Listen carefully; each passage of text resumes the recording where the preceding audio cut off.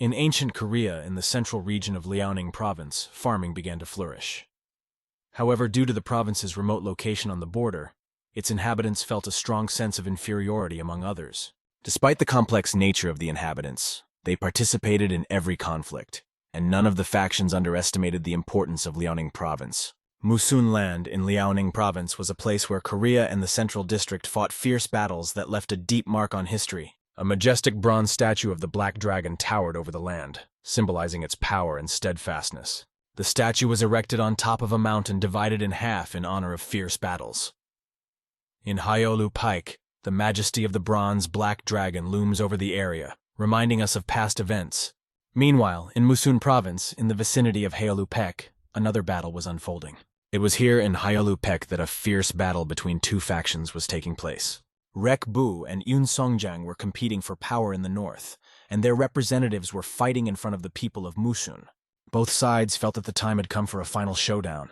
Moen opened the gates of Gabon more than 10 years ago, but the position of leader in Liaoning remained vacant for too long, triggering a new wave of conflict. This man was called the Sword of 10,000, and today he was confident that he would win over Liaoning province, using Derek as a tool to achieve his goal.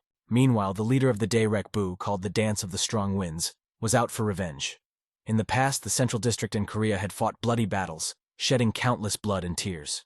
Now he sought to flood the lands of Yahello with the blood of the Sword of 10,000. The people were excited, eagerly waiting for the battle to begin. Cuckoo, this old man living a life of luxury and drinking sake, knew well that an important event was coming. He also knew that the leaders Dairak and Yeonsung were the strongest in the area. These two definitely live up to their reputation, and it's worth traveling 1,000 miles to see them in action. And so they began the battle. Master Mana's unmatched strength and Master Chal's dragon sword clashed in this battle. The elder, the Iron Man Hongmu-gyu, couldn't wait to see who would emerge victorious. Nothing was more exciting than watching others fight a battle. He walked closer to the dragon, where one man was already standing, ready for action. He was fascinated by how the battle was going, and he was still proud of himself as a strong and observant man. But at that moment, the elder began to feel very uneasy. Something was bothering him. The dragon sword was putting all its strength into this hot battle, leaving no chance for mercy. The power they both demonstrated with their weapons was incomparable. The ringing of metal echoed far and wide as the swords clashed with each other. Is this the true power of the Central District? The old man mused as he watched. He could have enjoyed this spectacle if it was happening under normal circumstances. But something compelled him to touch the dragon statue. And as soon as he did, his hand began to reflect powerful energy. Suddenly, a strong pain in his chest pierced him, forcing him to stop. However, he knew he only needed a little more time to realize what was happening. In his mind, he held nothing but thoughts of his little daughter, who was the only bright spot in his life. The old man felt a strange peacefulness watching this man. The tension of the peace was so palpable that it seemed as if this man had long since lost his essence, if he ever had one. When the man turned around, he spoke quietly to the old man, "My heir is yet to come." And as soon as these words left his mouth, he seemed to vanish into thin air, leaving behind only a trace of his energy. He rose into the air, leaving behind a thin line, like a current, which seemed to flow from him and crashed into the ground. The old man was left with a question. What air was he talking about? This disturbed his thoughts. Suddenly there was a cracking sound that made everyone around him alert. Blue energy animated a giant dragon that began to unfold before their eyes. Everything around them glowed with a blue glow, and the dragon's loud sounds made the atmosphere tense and unbearable. The old man saw the statue come to life with a touch of his hand. He could not believe that such a power could exist in the world. And what would happen if this power turned against people? Many questions remained after the words about the air that the man said in the end. Korea's Gaima Plateau, the Nangrim Mountains, is a place where nature has preserved its pristine beauty. On the edge of a cliff, there was a tree so large and spreading that it seemed as if it was about to fall down. This tree embodied all the beauty of this beautiful day, and a quiet, pleasant breeze gently blew over my body. A young man was lying on a branch of this tree, enjoying the peace and harmony of this day, which gave him only pleasant sensations. His name was Dan Su-yu, and his attention was suddenly distracted by someone approaching him. It was his Nuna, who had warned him about the danger of this place more than once, but saw him sitting on a tree branch again. The girl's name was Gong Mu-ye, but everyone called her Nuna Dan, often invited her to climb the tree with him. But she considered these places too dangerous and was sure that only Dan could climb to this height so easily. He was always telling her about the view of the sky that opened from the top of the tree, and he was sure that she would definitely like it. She asked him to come down because Yoksun was about to arrive, and invited him to go home with her because of it. She asked him to come down quickly because she wanted to go home with him. His beautiful turquoise eyes, which were in harmony with his hair color, looked at Nuna with a warm smile on his face. Then he pushed off the tree branch and jumped straight to the ground. The girl was always worried about him, asking if he was afraid of getting hurt by jumping so recklessly. But he didn't care, because he knew that she would take care of him anyway. They were approaching the village of Gun in the Nangrim mountains, talking about Sa being old enough to be called a man, even though it seemed like it was still a long way off. As they walked through the streets of the village, everyone was discussing why this boy from the Dan clan was here again. They considered him shameless, and did not understand why he was still living in their village if he was from the Dan clan. These people were something insignificant to him, and he wondered if they were tired of reproaching him every time he came here. However, Nuna apologized for them and said that they should go faster. And right after she said that, a man appeared in front of them and addressed Nuna, accusing her of going out with that Dan clan guy again. It was Gun Su Deok, who told her that she had already reached the age of marriage but hadn't found a husband yet, and he believed that it was all because she was still spending time with that guy. Asay asked Deok not to interfere in other people's affairs, noting that he couldn't even handle daily responsibilities until he was 8 years old. He asked if Deok shouldn't take care of himself more than others if he really wanted to get married. These words angered the man, and he grabbed the boy by the collar, trying to threaten him.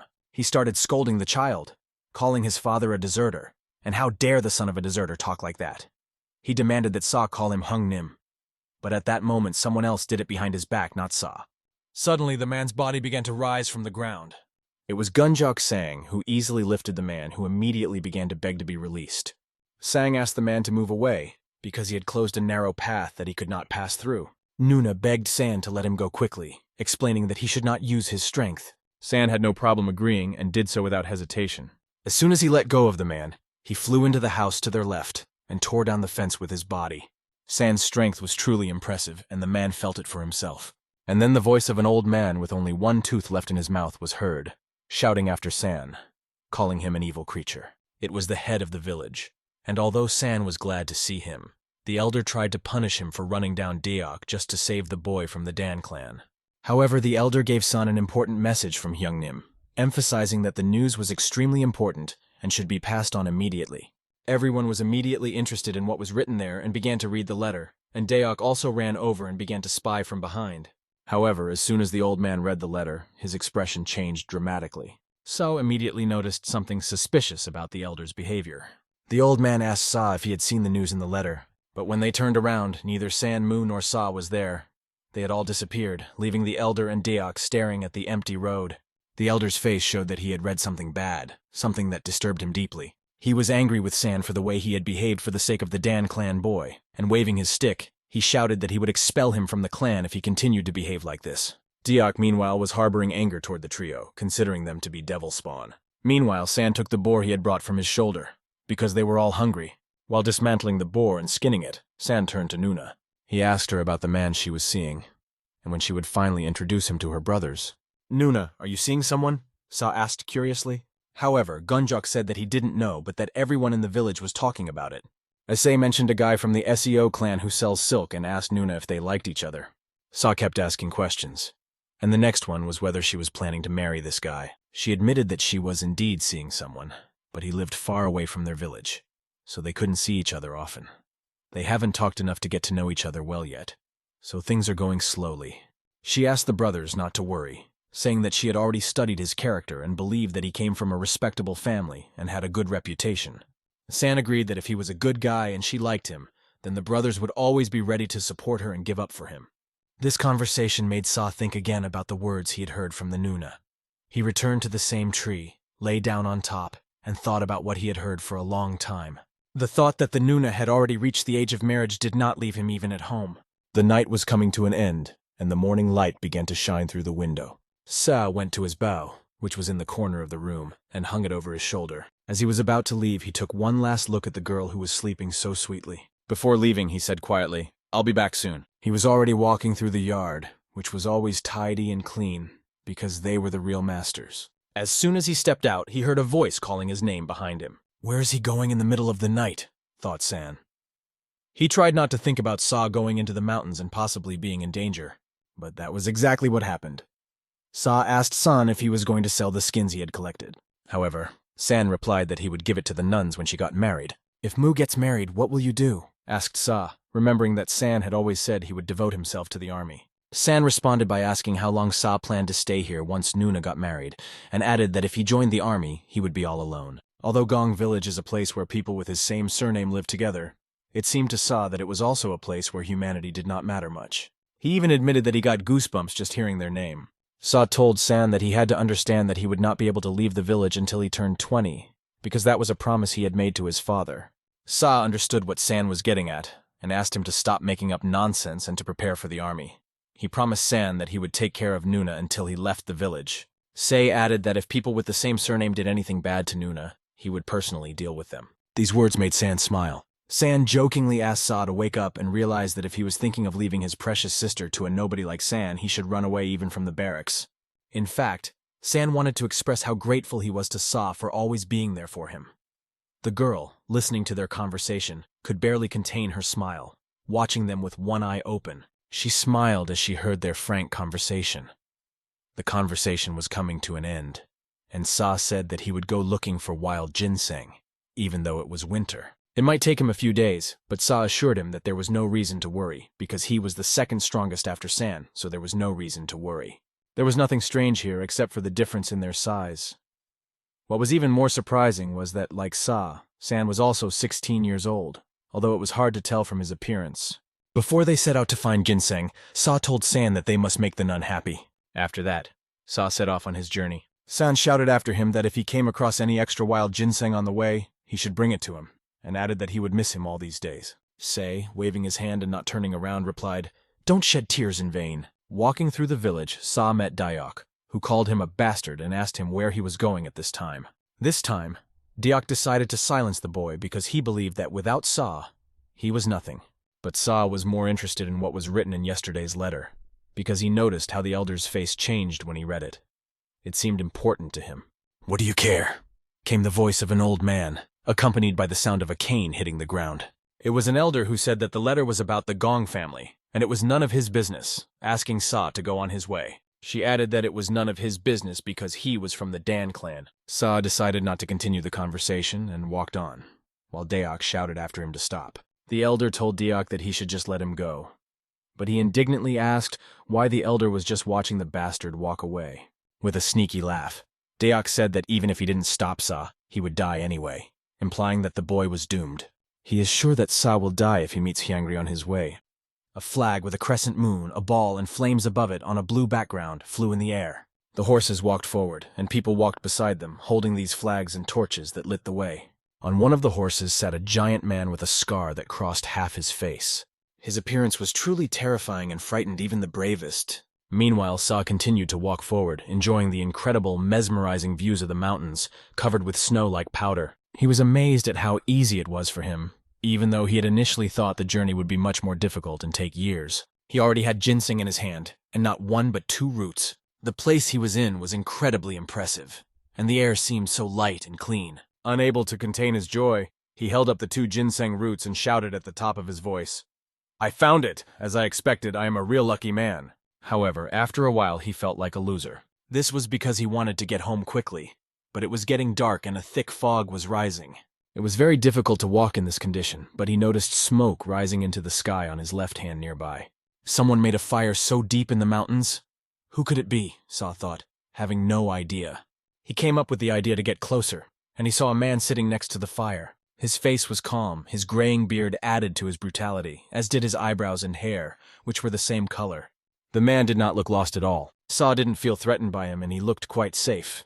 However, he felt something strange, as if the man could see him, but he was not really there. Sa decided to be cautious. Of course, at first it would be normal to be afraid of someone deep in the mountains. But when the old man's voice came, Sa froze in place. The old man said he was uncomfortable with someone sneaking up on him, even though he was unarmed. He asked if Sa wanted him to bring him here himself. The guy didn't even know what to say at that moment and started mumbling something incomprehensible. Then he raised his hands and explained that it was already dark and asked if he could stay here until dawn. After hearing no response from the old man for a few seconds, he asked again whether he could stay or not. Under the cover of the fog, a calm voice sounded, "Sit down." A moment later, the old man handed him skewers of mushrooms and offered to eat them. Sa took the skewers in his hands and looked at the mushrooms carefully. Then he carefully took a bite, piece by piece. As he chewed on the mushrooms, Sa watched the old man closely. But he did not notice any signs of hunger. The old man noticed the way he was looking at him and asked him not to look so strange. He explained that if you eat in a hurry, the food is not properly digested, and you need to chew it thoroughly. Proper nutrition, even in small amounts, can give you enough strength to control your body.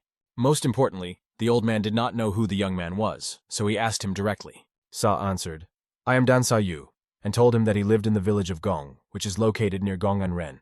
The old man had heard that only the Gong family could live there, so he wondered what Sa was doing in that place if he was from the Dan clan. "It's because of certain circumstances," Sa said with a smile. However, the old man thought that Sa was hiding his fear behind that smile. At that moment, Sa felt as if the old man was reading his mind, and he was even more frightened by the old man's bright blue eyes. The old man asked him where he was going, because this place was high in the mountains, and usually people could not reach it. The old man thought for a few seconds and did not answer immediately. After a short pause of silence, the old man said that he was going to kill someone. In a frightened voice, Sa apologized and said that even if life seems hard, you still need to live right. But these words seemed ridiculous to the old man. He assured him that he was not going to give up on life. Then he added, "No, I don't even deserve to kill myself." His plans were simply to complete his long journey, and these words raised many mysteries for the boy. The old man explained that at the end of his journey there should be only his own death. After this short story, the old man said that he had eaten well, and noted that he had not eaten anything so delicious for a long time. This conversation left many questions in Sa's mind. Even when he lay down to rest, the thought that something was wrong with this old man did not leave him. Sa still couldn't believe that the old man was talking about his death so easily. He kept looking at the old man, not understanding how he could be so calm. The old man was sitting under a tree, and the sadness did not leave his face. The night came to an end, and it was already dawn outside. The fire in the campfire had gone out. It was time to go home. Standing up and hanging his bag on his shoulder, Sa began to walk away from where they were sitting, step by step. As he walked, he looked back several times, glancing at the old man. The old man didn't even open his eyes to say goodbye because he was still sleeping.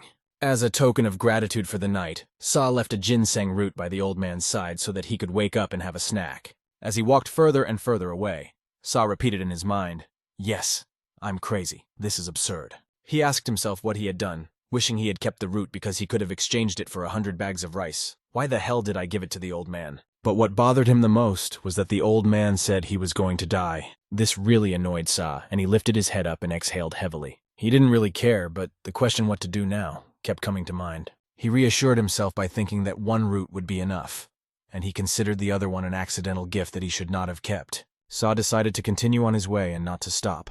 It was not far from the village, and as he approached, he realized more and more that he still regretted the route. Finally, his feet stepped into the village, and he saw houses to his left and right. But there was something strange. There was not a single person on the streets, and Sa began to wonder where everyone had gone. A loud noise came from behind him, and Sa did not understand what it was. A man's huge fist hit him sharply in the back of the head. The villain had sneaked up behind him and struck a powerful blow right on the boy's head. The blow was so strong that Sa fell down and hit his face on the ground.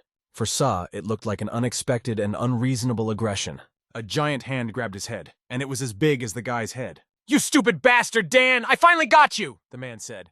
After that, everyone else appeared in front of Sa, including the elder, who stood right in front of him and said that this would not have happened if he had just left the village. The elder explained that these actions were for the good of the village and ordered his men to stop Sa from getting up and detain him. The blood was already running down the face of the boy, who was innocent and did not understand what they were talking about or how he could harm them. Deok told Sa not to be surprised. As Hyang Ri was already on his way to their village, the capital had sent him to keep an eye on the place. Because of this, Deok thought he was the new king, but Sa still didn't understand what that had to do with him. Deok went on to explain that Hyang was coming with an ambassador from Yuan, and that he was going to help the village head and villagers choose a princess to be sent to Yuan. But what Sa heard made him lose all emotion in an instant. He began to scream loudly when Deok said that they had decided to send his sister, Gongmu Yi. Sa grabbed Deok's finger, which was right next to his face, with his teeth. Deok immediately felt the pain of being bitten, but he didn't notice the fist that was coming toward his face. Say managed to fend off this scoundrel with a clear punch. However, his eyes began to run, and he wondered what to do next. A good idea came to Sa to grab his bow. Then he quickly pulled out an arrow. To keep Deok out of the way, Sa decided to hit him again. He called this technique 3-in-1. He grabbed the bow, pulled out an arrow, and kneed Deok. After that, he knocked the villain to the ground and held the arrow right next to his head. Sa thought that he could not change anything because everyone hated him for no reason. He believed it was because of his different last name. He endured when everyone called his father a coward and a deserter, because after all, he did run away from the battlefield. Sa put up with it all because they were taken in when they had nowhere else to go. The head of the village did not listen to these words for long and ordered everyone to quickly grab the snotty, "Stay back!" Sa's voice rang out and the arrow was already released from the bowstring. The head's breath froze for a few seconds. That's because the arrow had passed right by the head of the head and even knocked out the cane he was holding.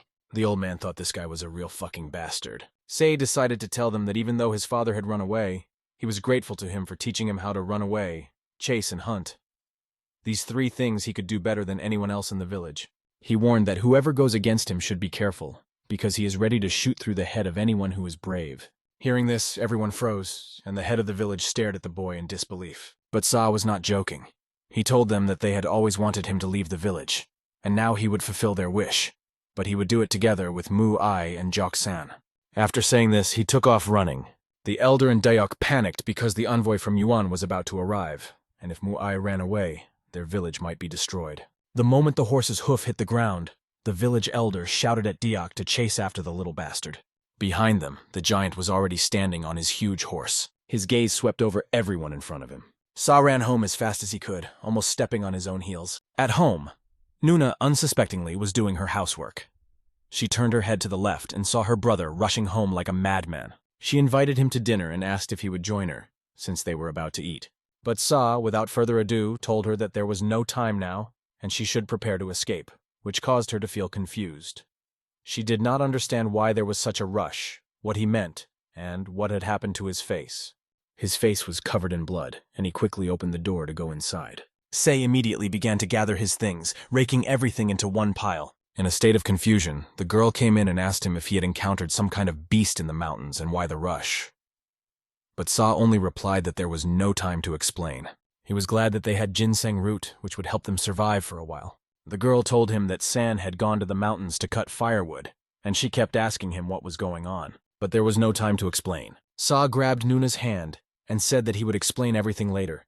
But now he had to run to San. The basket of fruits and vegetables she was holding flew in all directions as he pulled her away and started running. Out of all his emotions, he couldn't even say anything to her, only ran faster and faster. Meanwhile, those people had already completely entered the village. They were the freaks from Yuan that Dayok had mentioned earlier. As he ran away, Sa met his eyes with the leader among them. But he could not give them the Nuna. He had to do something. The man with the scar on his face spotted them between the trees. He ordered his army to capture the woman. As for the boy, the soldiers asked the chief what to do with him. The Yuan chief indifferently told his men that they could do whatever they wanted with the boy, even kill him. But he emphasized that the woman was extremely important to Yuan and had to be delivered without any harm. The order was clear, and they immediately rushed to fulfill it. The village head and Dayok were surprised at how quickly Yuan soldiers made decisions and acted. Pushing off the horses they were sitting on, they jumped so high that they flew several meters up. Their captain watched closely. After listening to Dayok's stories, the captain began to analyze the boy and came to the conclusion that Sa probably hadn't studied martial arts. But how skillfully he dealt with Dayok. At that moment, the captain had the idea to make Sa his bodyguard. Meanwhile, Sa kept running and kept looking back to see if anyone was following them. He was dragging the girl behind him who did not understand anything, but two soldiers were already catching up with them. Sa reached for the arrow that was behind his back. Despite his high speed, he quickly drew his bow and aimed at the enemy. The arrow sliced through the air and flew toward the enemies, who were several meters higher in the air than they were. However, their main weapons were swords. They instantly grabbed onto their swords, and their gazes pierced Sa, reading in their eyes. "I will kill you." Their sword skills were impressive, as was their agility, despite their large size. One of them made a few turns in the air and used his sword to cut through an arrow flying at high speed. Sa saw this when he turned to face the enemy and could not understand how it happened so quickly. Even more, he could not understand how the enemy's hand was already on his face. Sa also could not understand how it happened that he was already lying on the ground, rubbing his back against the ground, and the enemy was right on top of him. The girl was very worried about him, and when she saw him fall, she began to shout his name loudly. She didn't understand anything, but suddenly felt a man's hand cover her mouth, preventing her from breathing. Sa watched this and at that moment began to blame himself for not being able to save her. The enemy's sword was already near Sa's eye. From this disgusting man came the words, "I will kill you instantly." But it was not Sa's head that was hit by the giant fist, but by this scoundrel. My brother came to the rescue. It was San, who was looking for firewood in the forest. And with his strong fist, he showed how to hit. The second scoundrel held the nun, covering her mouth with his hand, and held a sword near her neck. At that moment, the enemy stepped back. Overwhelmed with emotion, Sa was waiting for his brother. San asked Sa who these bastards were, as he did not understand anything at all. Sa quickly explained to his brother that they were people from Yuan, but they were holding the girl hostage. He also realized and told San that the letter that Hyung-ri had brought was about a proposal to send the girl as a princess. At that moment, they decided that they had to get to John Ranbon Peak first, where it would be harder to track them. The bastards listened as the girl shouted at them that they were weak and one of them could not handle two guys. In response, they only rudely told her, "Shut up and nothing else." They considered these guys to be sissies who were trembling with fear. One of the enemies grabbed a sword and rushed at them, saying that they shouldn't even think about dying easily. It was very fast. But for San, it didn't matter how desperate these scum from the Gong village were. He could not understand how they dared to sell a member of their family to become a princess. San shouted at them not to even count on success, because he would never give Nuna to these barbarians. San had an axe hanging from his belt, which, compared to his giant body, did not look so big. But enraged, San entered berserker mode, and this axe, which was not really that small, seemed like a deadly weapon in his hands. His intentions were clear, and with his right hand he grabbed the firewood he was carrying on his back. With all his strength he threw them toward the enemy. With his foot, San found a footing on the ground and pushed forward. The enemy immediately noticed the indomitable spirit that was in this boy. They thought their swords were much better than San's axe. Attacking with his sword, the enemy said he had no time for both brothers and promised that they would both die. But when he swung his sword, something went wrong and a loud ringing sounded. San repelled this sword strike with his axe. The force with which San was pressing was much greater than the force of the enemy's sword strike. "Kill us both?" "Well, do it if you can," San said, looking at the enemy with a challenge. The enemy did not understand how the boy had so much strength.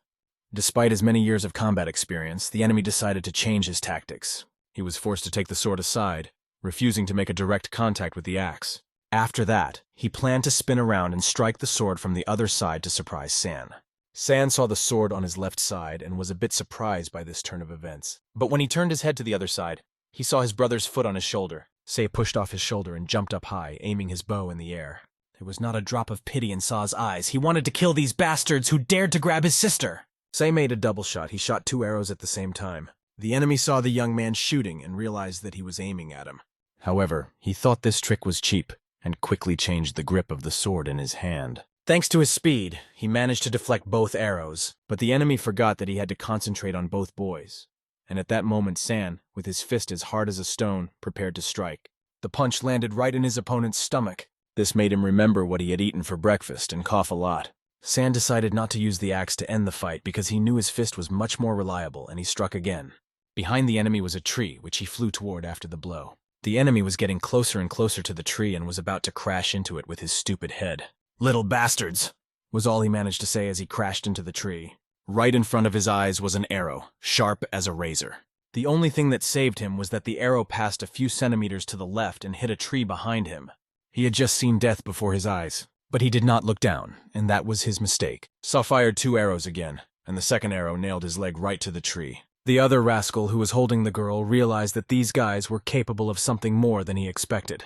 A foot stepped next to them, and a voice rang out. "You're a joker!" Your laughter could be heard all over the Gem Plateau. Step by step, the man came closer and closer. Sa told San that this was the same old ambassador from Yuan. He came closer to them and said that enough time had passed since he had ordered his men to bring the girl. But nothing had happened, and he couldn't believe that the elite from Yuan couldn't defeat the 2 boys from Goryeo. His coat was made from 10 killed wolves, and it was rumored that he ate those wolves only for breakfast, and then he had 2 wild boars as a snack. His people immediately apologized, but he wasn't going to tell them off now, deciding to leave it for later. This delay only increased their fear. He said that he was honestly very surprised. The incompetence of their soldiers was amazing. But what surprised him the most was that these guys had been able to hold out for so long with such primitive attacks. As he came closer, he smiled harshly, and the scar that stretched across his face stretched even further. He said with regret that he was sorry to call them useless boys from Koryo. As he approached, he emanated such powerful energy that the wind almost blew the boys away. What the hell is this strong energy? Sa wondered. San was also barely able to stand when he saw the man. At that moment, he started shouting loudly, saying that no one would take the nun away. San took on such a tough look that, At first glance, he could even compete with their fur coat owner if he wanted to take the Nuna away. He still had to try. The man came closer and put his hand on San's chest, or rather rested it on his chest. San looked down and began to stare at his chest, not knowing what was going to happen next. Sa stood back watching and had no idea what the enemy was up to either. It was almost impossible to find out what this wolf had in mind. The man's next words sounded mysterious. That's what we'll talk about, and no one understood what he meant. Meanwhile, he pressed his hand harder and harder against San's chest, and energy began to appear around his hand. Suddenly there was a cough, followed by blood gushing from San's mouth. Only the axe continued to spin in the air, and San was thrown back by the hand of the enemy, who had put a huge amount of his energy into this blow. Behind San was a tree, toward which he was flying rapidly, and this situation already resembled something familiar. Only this time, unlike one of the warriors who simply hit his back against the tree and fell down beside it, everything was different. San's body was much bigger than that warrior's, and he knocked the tree down, breaking it into 2 pieces. In addition, the enemy's punch was much stronger because it used energy, not just physical strength. After San had flown a few dozen meters, he began to touch the ground and rolled on it, making a rustling noise. However, he had to be careful, because a few meters away there was a cliff from which he could fall. Fortunately, a miracle saved him, and he stopped, lying face down right at the edge of the cliff. San! San! His brother shouted as he watched him almost fall off the cliff. But there was no time for distractions, because the enemy had already appeared next to him. "Oh shit!" Sa shouted, grabbed his bow, pulled an arrow, and aimed at the enemy. The arrow was already right next to his nose. All he had to do was let go of the bowstring and it would fly out. Sa let go of the string, and the arrow left its nest like a little swallow. In less than a second, the arrow flew through the enemy's body. But something strange happened. The arrow passed through him as if through some kind of energy, not a living person. Say opened his eyes wider and saw the same giant in front of him, who stretched out his hand to grab him. The boy could only watch, because physically he could not compete with this giant. It was not that foolish Diok. A mighty fist punch sent Sa's small body flying. The punch was made with a 180-degree spin of the fist around the giant's body. Now Sa was flying, spinning in the air, and then twisting several times on the ground, tasting it over and over again. What surprised the giant the most was that the boy was still alive after such a blow. Looking at him lying on the ground, barely breathing through clenched teeth, the giant realized that this boy was a clear example of wasted talent, because he could have taken him to his army. But now his goal was to take the woman to Yuan and kill the 2 brothers there. Although this seemed quite logical, the giant realized that the boy had no other choice. He was ready to give them only one choice, to decide which of them would die first. While the giant was dealing with Sa, San had already recovered. Before his eyes was a picture of the giant trying to kill his brother. Pain gripped his entire body, and shouting, "Stop!" he clutched the ground in his hands, ready to tear apart anything in sight. "Stop, you bastard!" he shouted, grabbing a whole tree that was lying next to him, the same one he had knocked down with his back earlier. Without hesitation, on the contrary, he wanted to do it badly. He threw the wood directly at his opponent. As the wood was flying toward him, he suddenly asked a strange question. He asked San whether he was asking him to let them kill each other. Then he clenched his fist. Swinging, he was ready to meet the wood. He punched it right into the trunk, so that it looked like his fist could break into 2 parts. But he was an extraordinary man, and he easily broke through the tree vertically. It was flying closer and closer, but he held on, and the wood flew to pieces as if it were in a sawmill. Now, according to the man with the scar, San was someone who knew how to make a man angry. He tore that tree into little pieces. He tore the tree into small pieces that flew around with the leaves. After that, he said that he had made a decision. He decided that San would die first. As he said this, he rushed forward and jumped towards Sanny. San was lying on the ground, and he could do nothing but watch. The thug's knee was already in front of San's nose, and he was looking at it like the ceiling you see when you wake up. The ceiling in the form of a knee hit him directly in the head with all its force. It is said that the sound of the blow was so loud that it could be heard even in the neighboring villages. After that, he kicked the boy several more times. With pain in his eyes, San watched and shouted, "Stop!" because of the pain he felt when his friend was being beaten. He could not just sit still, so he jumped up to help. After delivering several blows to San, the big man stood there wondering if he had made it clear enough that he would die first. He had expected to leave the smaller one to die by a more subtle method, and thought he was just biding his time. But he could not have foreseen this turn of events. San showed his speed by jumping into the air and kicking the big man right in the face. But this light kick only made him clench his fist harder. Then he punched the kid right in the head. The blow was so strong that energy flashed around. Everything shone. The pain from the blow was so intense that San even stopped feeling his hands. Meanwhile, one of the soldiers was holding Nun's mouth tighter and tighter. To be honest, this big guy liked people like these guys, and he let out a loud whistle. He told them about their fearlessness, noting that it was a prerequisite for them to be called real men. After that, he grabbed the kid's hand and told him that he liked him even more. He was about to say more, but he heard a rustling behind him. It was San, trying to get close to him from behind. Although he was exhausted, San continued to demand that the big man not touch the girl. While saying "don't touch," San tried to stop the big man's fist from hitting him in the cheek.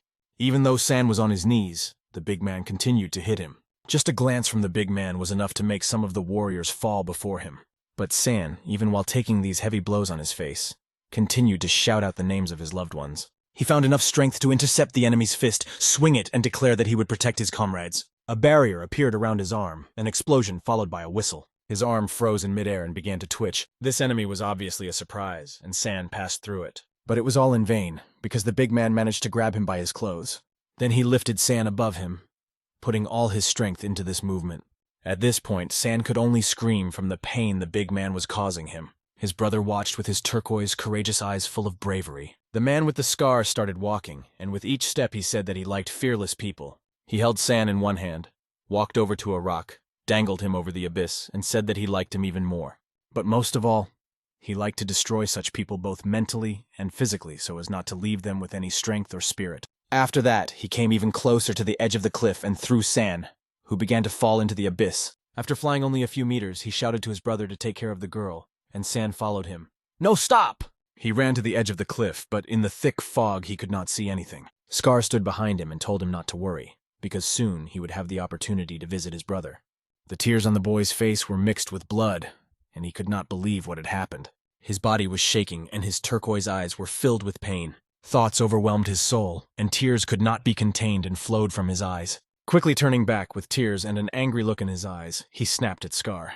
He hit him so fast and hard with his head that he saw all the boy's thoughts for a moment. Despite his giant body, Scar started to fly backwards. Spinning in the air like a boomerang, San decided to remind him of the existence of his legs. His heel hit the carotid artery with incredible speed. And once again, bam! He spun 360 degrees, kick after kick, intensifying the attack. Deciding that the big guy shouldn't forget about his hands, San decided to prove that even small hands can hit with incredible power. He slammed his fist right into the head, and this blow was as powerful as the previous one. The warriors watched as if it were a battle between two gladiators, although at this point the smaller one was beating the bigger one. Punch after punch, he pressed Scar's head into the ground. He did it with such passion that it was hard to put into words he wanted to avenge his brother. But at one point a giant hand grabbed his wrist. San was very surprised, although it was hard to see it on his face, which was covered in blood and earth. "Are you now driven by rage over the loss of your friend?" asked Scar. Scar opened his eye wider and asked the boy to look there. He got angry and, pulling San, told him that he could die without regret. He lifted him very high up, so that the tension between them became incredible because of the speed of the lift. He was holding San's hand only. Shram decided to perform a technique called clock. First he hit the guy on the ground on the right side, then on the left, and repeated it over and over again. After several such blows, he decided it was time for San to fly and threw him. With a loud thud, San fell to the ground, well beaten and exhausted. His sister couldn't help but scream and cry out his name, as if she felt the pain he was in. Scar walked closer to San's body, which was lying motionless on the ground, stood over him and began to think about what to do with him. Trembling and moans were coming from the boy's body, but it was difficult to think in such a situation, because his head felt as if it was being torn apart. Shram just thought that the guy hadn't studied martial arts. The blows he had delivered to San's face had left deep wounds next to the scars, and the pain was so intense that he had to wipe the blood away. Laughing, Scar said, "I think you can entertain me a little." With a ringing sound, he pulled out his weapon, a sickle tied to a chain. And the ringing from the chain echoed in the air, creating a terrifying sound. He told the boy that he would use all his strength against him, pulling out the other end of the chain, which also had a sickle on it. As the wolves howled, a giant red echo appeared in the sky. Why? San asked himself as his hand was caught by the sickle. The image of Choksan appeared in his mind's eye as he felt what was happening to his brother. It was San's spirit trying to save the boy by embracing him with his brotherly arms.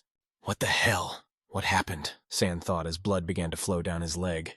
The girl watched what was happening to her brother with her kind eyes, but she could do nothing. His body was covered in blood, and his clothes were torn and hanging like broken threads. What's wrong with us? San's mind raced. Why do we have to go through this? Why did they come all the way to such a remote village and make Mu and Nuna become princesses? Numb. San asked himself these questions over and over again.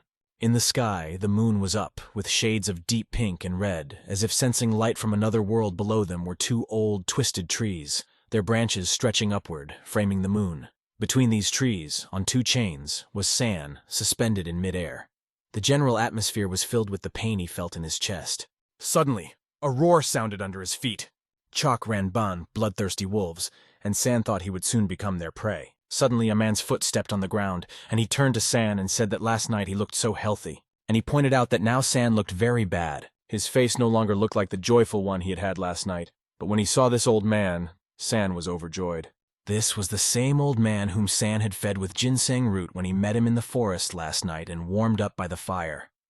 The old man asked him if he wanted to live. The wolves were coming closer and closer, and it seemed that they could reach him through the branches. Their mouths were huge, and they looked ruthless. Suddenly there was a jumping sound, and one of the wolves rushed forward. When it opened its mouth, it was impressive in its size, and one of the red wolves was almost upon Sanis. A flash enveloped the old man's hand, and a blue glow shone around it. After that, all he had to do was clench his hand into a fist. The wolf began to be pulled into the vacuum, and in a moment he disappeared in front of San. The boy had a lot of questions in his mind after what he had just seen. Meanwhile, the wolves headed straight for the old man, rustling through the grass. The old man raised both hands in different directions. His eyes met the hungry gazes of the wolves. The wolves opened their mouths right at him and began to growl. Then they rushed toward him, preparing to jump. There was another flash, and now his whole body was covered with this blue light. It was an incredible energy that he controlled. With his blue hand, he grabbed the wolf's nose and almost immediately broke it. So great was his strength. Throwing the wolf aside, he shattered its body. But this was not the only attacker. Another wolf ran up from the side and began to growl. With one skillful movement of his hand, the old man overcame this obstacle. Putting his hand to the wolf's body, the elder tore them to pieces. After that, they lost their color, and their red fur turned black. He left the wolves torn to pieces behind him. Walking a few meters forward, he stopped in front of a painting where San was hanging from two chains. Barely raising his head, San spoke. "Senior, do you want to live?" the elder asked him. "Do you want to live, even if you have to suffer more than in hell?" He continued his question. San asked if he had heard correctly. "Are you asking if I want to live even if it is worse than hell?" The older man explained that his dear friend was dead and that Nuna had been taken away by the barbarians. The boy smiled and said that he could do nothing but wait for his death, and asked, "Even if it is worse, can it be worse?" Noticing that even in agony the boy could still smile, the older man pointed his hand at him. The beam hit the chain directly and cut it. The shackles were broken, and now San was falling to the ground from a great height. The chains no longer held him, and he flew straight to the ground, feeling great pain. When he landed, he hit the body of the elder who had rescued him, and it seemed that San was very lucky, but nothing but his smile helped him survive. The elder asked him to never lose that smile. Laying him down on the ground, the elder examined San's body and noticed that 35 bones were broken and 70 muscles were damaged. Now, everything depended on his will, whether he would live, die, or regain his health. "Why did you save me?" the boy asked, barely able to speak. The older man replied that it was not he who saved him, but the very wild ginseng root that San had given him out of mercy. After that, he clenched his fist, and his hand was again covered with a blue glow. This energy began to drip from his fist, forming blue drops. Drop by drop, they fell into the boy's mouth. While doing this, the elder explained that the human body has 200 bones and 650 muscles. He added that as soon as San understood the role of each bone and muscle, he would be able to control them completely. The elder pointed 2 fingers filled with blue energy directly at the boy. He touched his body, and everything around him lit up. Explaining this, he said that now San is in a stable condition, but because his body cannot move, his nerves are literally screaming. You need to understand your situation. Feel every muscle and bone. The inability to move the arms and legs, the rapid pulse, all these are conditions for nerves to be distracted. His body is now in a state of anabiosis, and he begins to feel all of his 36 veins being cleared. Suddenly there was another crack and a flash. The length of the finger bones, how they intertwine with the muscles, the crunching of joints, a new flash and another crunch, the sounds of internal organs moving, breathing, and the way his blood flows. If he can hear all this, he will be able to understand not only the 36 main veins, but his entire body. When we understand how the bones work, we know which part needs to be manipulated to create a destructive effect. What energy should be injected into the blood vessels to destroy the body from the inside. And that's when it will happen to the boy's screams, the elder explained it to him. When he learns all this, he will be able to study martial arts of a higher level, and if he manages to get the ghostly eyes, he will be able to be reborn as a supreme artillery general. The mountain now turned into a swamp, symbolizing hopelessness. The elder had completely transformed and now looked completely different, like a wax figure. Mount Moyang was destroyed because of the nobles who sought power without caring about ordinary people, and the country could not be restored. This is why the appearance of a young warrior named Li became so important. Manson Cave, the old corrupted region of Goryeo, was abandoned, and the new nation that emerged was nothing more than a manifestation of the will of heaven. As expected of a divine swordsman from Haiduk, even the locals were impressed despite their worries. He was the one who asked him to come, but he was late himself. He said that he should not worry because he was glad that the sage had invited him. He was called the Immortal Swordsman of Haiduk. His name was Park Jungmo, and he asked if it was possible that he was invited here for the good of the new country, and whether he should make a decision about the young warrior Li. However, he explained that the country's ruler must change according to the will of heaven, and the three Ascended Ones also agreed with the Immortal Sword's opinion. However, the Guardian was concerned about one thing. When young warrior Li began to freely control his power, rumors spread that he was trying to pretend to be one of the three Ascended Ones. The Immortal Swordsman said he remembered them both, and was going to explain why he had invited him. The sage, the revered Master Dachun, was sure that they already knew that many innocent lives had been lost this year. Recently, 7 earthly deities and Chol Sangha from Menchilsobang had died. There are many different disciples in Goryeo, but few of them are worthy of being human. The 7 earthly deities earned their name through their incredible deeds. Based on what the only surviving disciple of the earthly deities saw, an old man and a young man came to meet them. They said that they had revealed the martial art of Huangyu. Huangyu is a martial art that is a combination of magic and martial arts, the only technique capable of killing earthly deities. But after a few days, the martial art of the earthly deities Goryeo, which took centuries to create, was destroyed. The protective days were counted, and another technique was revealed. It allows you to tear the human cardiovascular system to pieces. This is how the earthly deities of Goryeo died. Also Chol Sangha from Mount Chilbosan, whose power and miraculous strength were incredible. No one could break through his defense or escape his attack. Although he was mocked, no one knows the name of this old man. His power was so great that it could not be measured. There was no trace of Chol Sangha. If many innocent people have lost their lives in the last few hours because of an unknown old man, perhaps the situation is getting worse. The sage said that instead of founding a new country, this land's path to immortality could be cut short before it even begins. They were very outraged because some stranger in Goryeo had done this to so many innocent people. The Immortal Swordsman reminded them that this man's existence threatened everyone, and the royal family could find out about their plans. One of them began to recall how 10 years ago, 30 innocent people were taken away for a cowardly attack, and instead of killing the target, a third of them were killed on the spot. An evil spirit destroyed them all, leaving nothing behind, tearing them into small pieces. The Supreme Artillery General returned from hell, and he did not return alone but with his student, Heavenly Weapon Technique. Those who mastered this art were called true heavenly weapons. This is the 13th martial art that has been passed down from master to student for 1,000 years. The Heavenly Weapon Technique originated from an ancient martial art. You have to feel your body, muscles, and blood vessels to understand which part you can break and destroy at will. It all starts with understanding which vessel can be stimulated to destroy the human body from the inside out. Meanwhile, Sun trained tirelessly because the best training is in battle.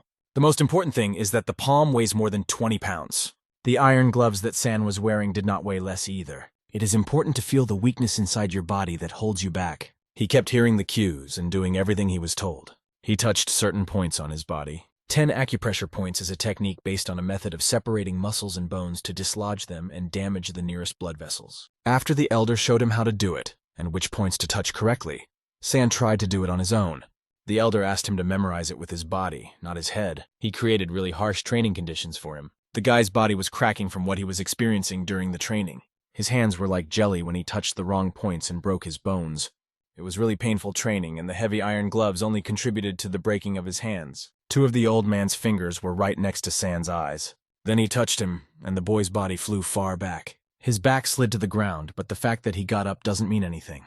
Moreover, it didn't mean that his opponent was tired. You have to keep moving until you die, which is what the older man reminded him. There is no single method of study for this art, only muscles and tendons torn to blood. But even though he is still a beginner, he is already doing well. The older man noticed that San had a good understanding of the basics. If so, he decided to take it to a whole new level. First, the lightning energy passed under San's feet and then began to reach his face. Like a ghost, the older man ran over and touched his solar plexus with his hand. As he attacked the boy, he explained that these lightning bolts were the roots of the 10 strike point technique, and all heavenly weapon techniques. When he struck the final blow, a crunching sound was heard. After that, a deafening blast wave spread around and the guy began to fly backwards. Every cell in his body was electrocuted, and it was incredibly hard to endure. His feet slipped on the stones under his feet, and he flew backwards. If the 10 striking points technique is the basis of the heavenly weapon technique, then the basis of these lightning bolts is control. At first, the elder wanted to awaken the energy in him slowly and carefully, but he doesn't have time. The boy has only one thing to do: survive. There is no other choice. Survive to get back everything that was taken from him. 6 months later, Mati. This place is the place of cultivation of a respected master. At the top of the stairs they were standing in front of, a voice rang out. "You, disciple of the evil spirit, stop killing people and get out of here." The elder realized that they were talking about Dachun Yu, but he did not understand how they dared to stand in his way. The chief commander of that army said that the master had given a clear order to keep people like him out, and that this also applied to his disciple. He threatened that if the older man disobeyed the master's order, they would not just stand by and watch. After that, he gave an order. Kill them! The whole army, like hungry rabid dogs, rushed at the elder and San, who were standing at the bottom of the stairs. Energy began to gather on San's iron gloves, and he could now be called the Supreme Artillery General. But suddenly, there was a crunch of metal, and his gauntlets flew into small pieces. He flew a few meters up and began to float in the air, his hands now free. His energy gathered around him. San closed his eyes and began to talk to himself. "San Yu, if you master the art of controlling these lightning bolts, you will gain ghostly eyes. And if you add the 10 striking points technique to these lightning bolts, you will become a true heavenly weapon." Shouting, "Stop them!" The whole horde rushed at the 2 brave soldiers. These were not just ordinary soldiers, they were facing an extremely powerful army endowed with incredible strength. The iron gauntlets that radiated threatening power appeared again on his hands. Thanks to the energy circulating in his body, he released energy balls that accurately hit each of these bald thugs. Each blow he delivered with these gauntlets was not just physical. He pierced his enemies with energy that left indelible marks. Blood vessels are the basis of human blood supply, stimulation of which leads to unbearable pain, causing muscles to convulse. During the battle, the elder explained this knowledge to the boy, but the entire enemy army focused their attention on him. They believed they had to finish him off and not let him meet their great master. Just like the blood vessels in the human body, nerve endings permeate everything around us. If you add lightning to the center of these nerves, you can probably destroy even a huge mountain. The elder did not hesitate and struck a blow that hit the rock next to him, leaving only fragments of it. The bald heads looked up and saw that only half of the rock remained. The other half had fallen down. The stones, like hail, began to fall directly on their heads, forcing them to retreat. Once again, they tried to stop them in front of the stairs, explaining that this was a sacred place where a great master honed his skills, and now they were threatening to kill the boy. They also explained that the Sand Master is the last descendant of the Bohai Kingdom, and his power is unsurpassed. At this time, the elder stood next to the boy, explaining that if he could forget everything, he would reach nirvana. But first he had to get rid of the rage that had been living in him for 10 years. The bald man again emphasized that if they were not going to leave, they would have to use their rage a second time. There was a loud stomping of feet, and they all rushed at the guys for the second time, ready to fight. Say remembered the lesson his teacher had taught him. No matter what the reason for killing, it is always a sin, a fact that cannot be changed. And yet, if he had to kill, he would not back down. It is inevitable, and no amount of effort will change his mind. His fate is already predetermined. He firmly decided that he would not hesitate and would act clearly and decisively, leaving the enemy no chance. The enemy could hardly contain his attacks, which fell on them as if the god of lightning himself had decided to punish them with his anger. Electric discharges pierced each of them, making them spin and fall upside down. The commander realized that the situation was critical, and that they were facing an extremely serious enemy. At that moment, he shouted to the older man, asking if he really intended to become their enemy. And at the same moment, he was washed away from the place where he was standing, as if he had never been there. He was already in the air, with a weapon in his hands, flying directly at the elder and the boy. However, Master Sa had already become the enemy of all the ancestors of this land, and the boy was well aware of this. The boy decided to deal with this big man on his own, avoiding his first attack, which was so powerful that the ground under his feet split. As he spun in the air, he told the bald man that as a student of his master, he could not be frightened by some mountain. A flash of lightning flashed right in front of the bald man's nose, as long as a train. With precise control of the energy, Sa threw a strike aimed directly at the target, but it missed and hit the ground. If it had hit, the bald man would have been in trouble. The bald man held the stick above his head, spinning it like a propeller, giving the impression that he was about to take off. Then he gripped the stick even tighter, ready to attack. From his appearance, one could understand that he was skillful with his weapon and was not going to retreat. The stick swiftly flew straight into the guy's chest, but the energy that was in him had already been collected, and he could control it. An electric current passed around his body, electrifying the air near his cheeks, and he could defend himself against any attack. By collecting more energy in one point, for example, like now in his hand, he could repel even such powerful blows of enemy weapons. It seemed to Baldy that this was simply impossible, but the reality was different. But the bald man kept squeezing the stick, twisting it like a spiral, putting all his strength into it. The extremely strong stick that had served this warrior all his life began to twist like a straw. It was twisting so much that even his iron grip could not hold it, and it broke out of his hands. His head could be compared to a bell as big and bald as a real bell. The bald man decided to strike with his foot, swinging and spinning a powerful spittoon, at the moment when the boy was holding the stick. But he did not avoid the attack, although he could have, and took the kick on his cheek. As soon as the foot touched his cheek, the guy's electrified hand grabbed it. The guy's voice was heard saying that these lightning bolts would make his leg look like a blender. The bald man screamed so loudly that it was louder than even the cries of 10 warriors, as if someone had put a gramophone to his mouth. Saw decided that enough was enough and threw him off the cliff, ending the battle. The bald man flew down, looking at the guy who had caused him such a defeat. At first he thought it was just a shadow.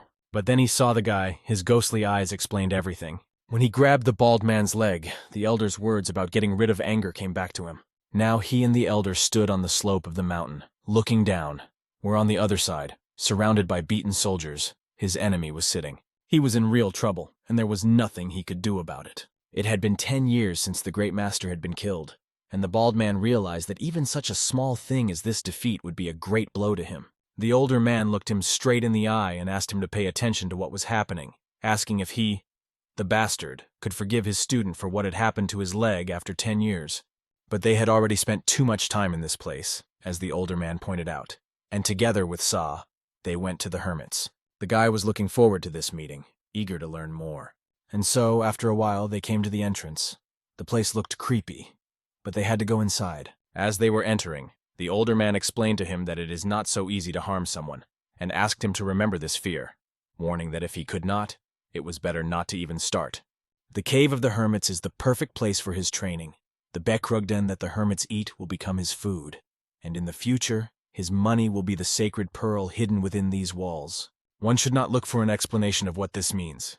Even in my heart, I do not know what it means. Suddenly, right in front of them, there was a loud noise, as if a whole rock was falling down. The older man thought it was funny, because he understood what was happening. They were trying to lock them inside. It was good, because he knew that if the boy could break this big rock, then he would become a real heavenly warrior. One after the other, they rushed down, running down the cliff slope. And there, right in front of them, sat the person they had been waiting for, and walking to for so long. It was a wise man who addressed the elder, calling him an evil spirit, and confessed that he had been waiting for this meeting for a very long time. After that, he became interested in who this young man was, noticing that he was well built, and asked if he was a disciple of the evil spirit. The older man knew that this place was called the Cave of the Hermits, and was a great place for training. That's why he brought the boy here, saying that after he killed everyone here, he would let him train. The guardian who was also sitting there said that because of the large metal block blocking the exit, no one would ever leave this cave. He asked the evil spirit what he meant when he said he would allow him to train, and added that because of his pride, his student would never see the sunlight again.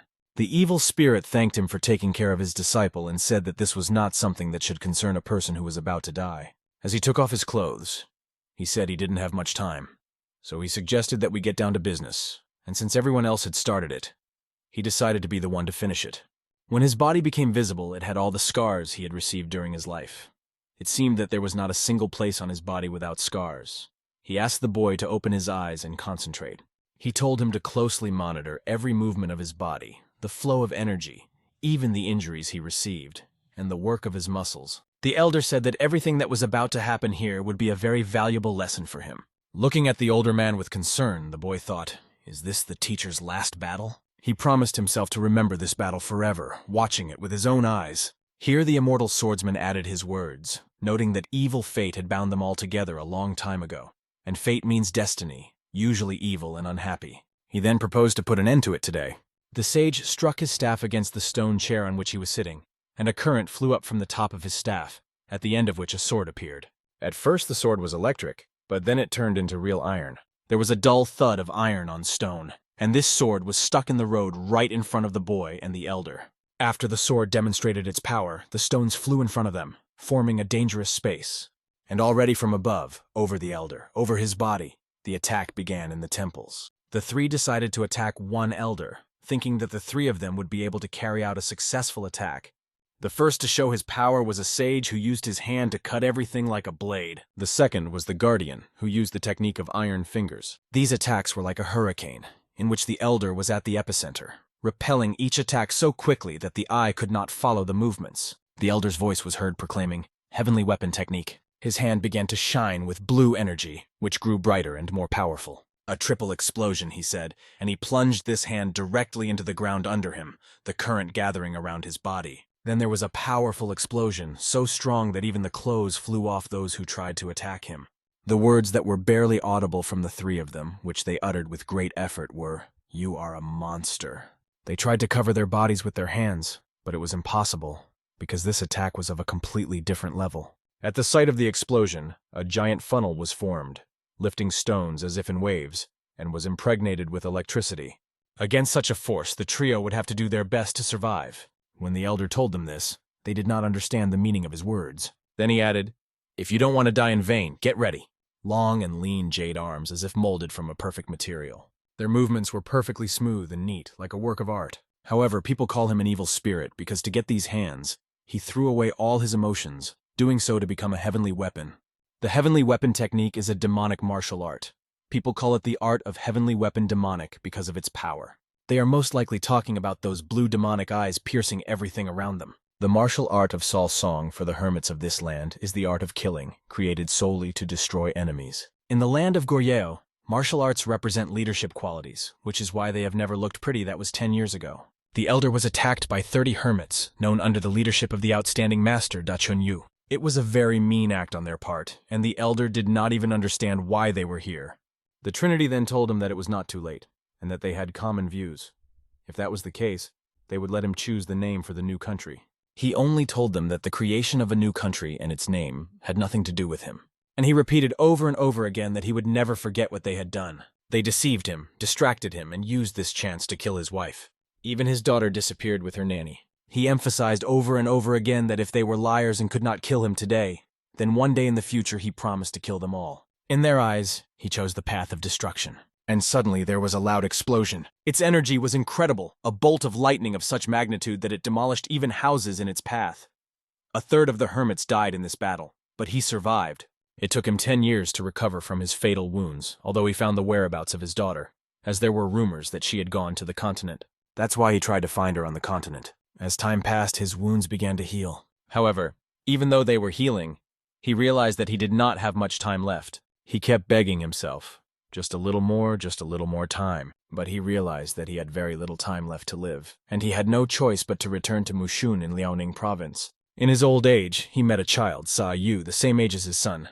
But now he can't even remember his daughter's face. His memories are becoming blurred. Either the trio will win, or the evil spirit this battle will be their last. However, they cannot guarantee their victory even against one evil spirit.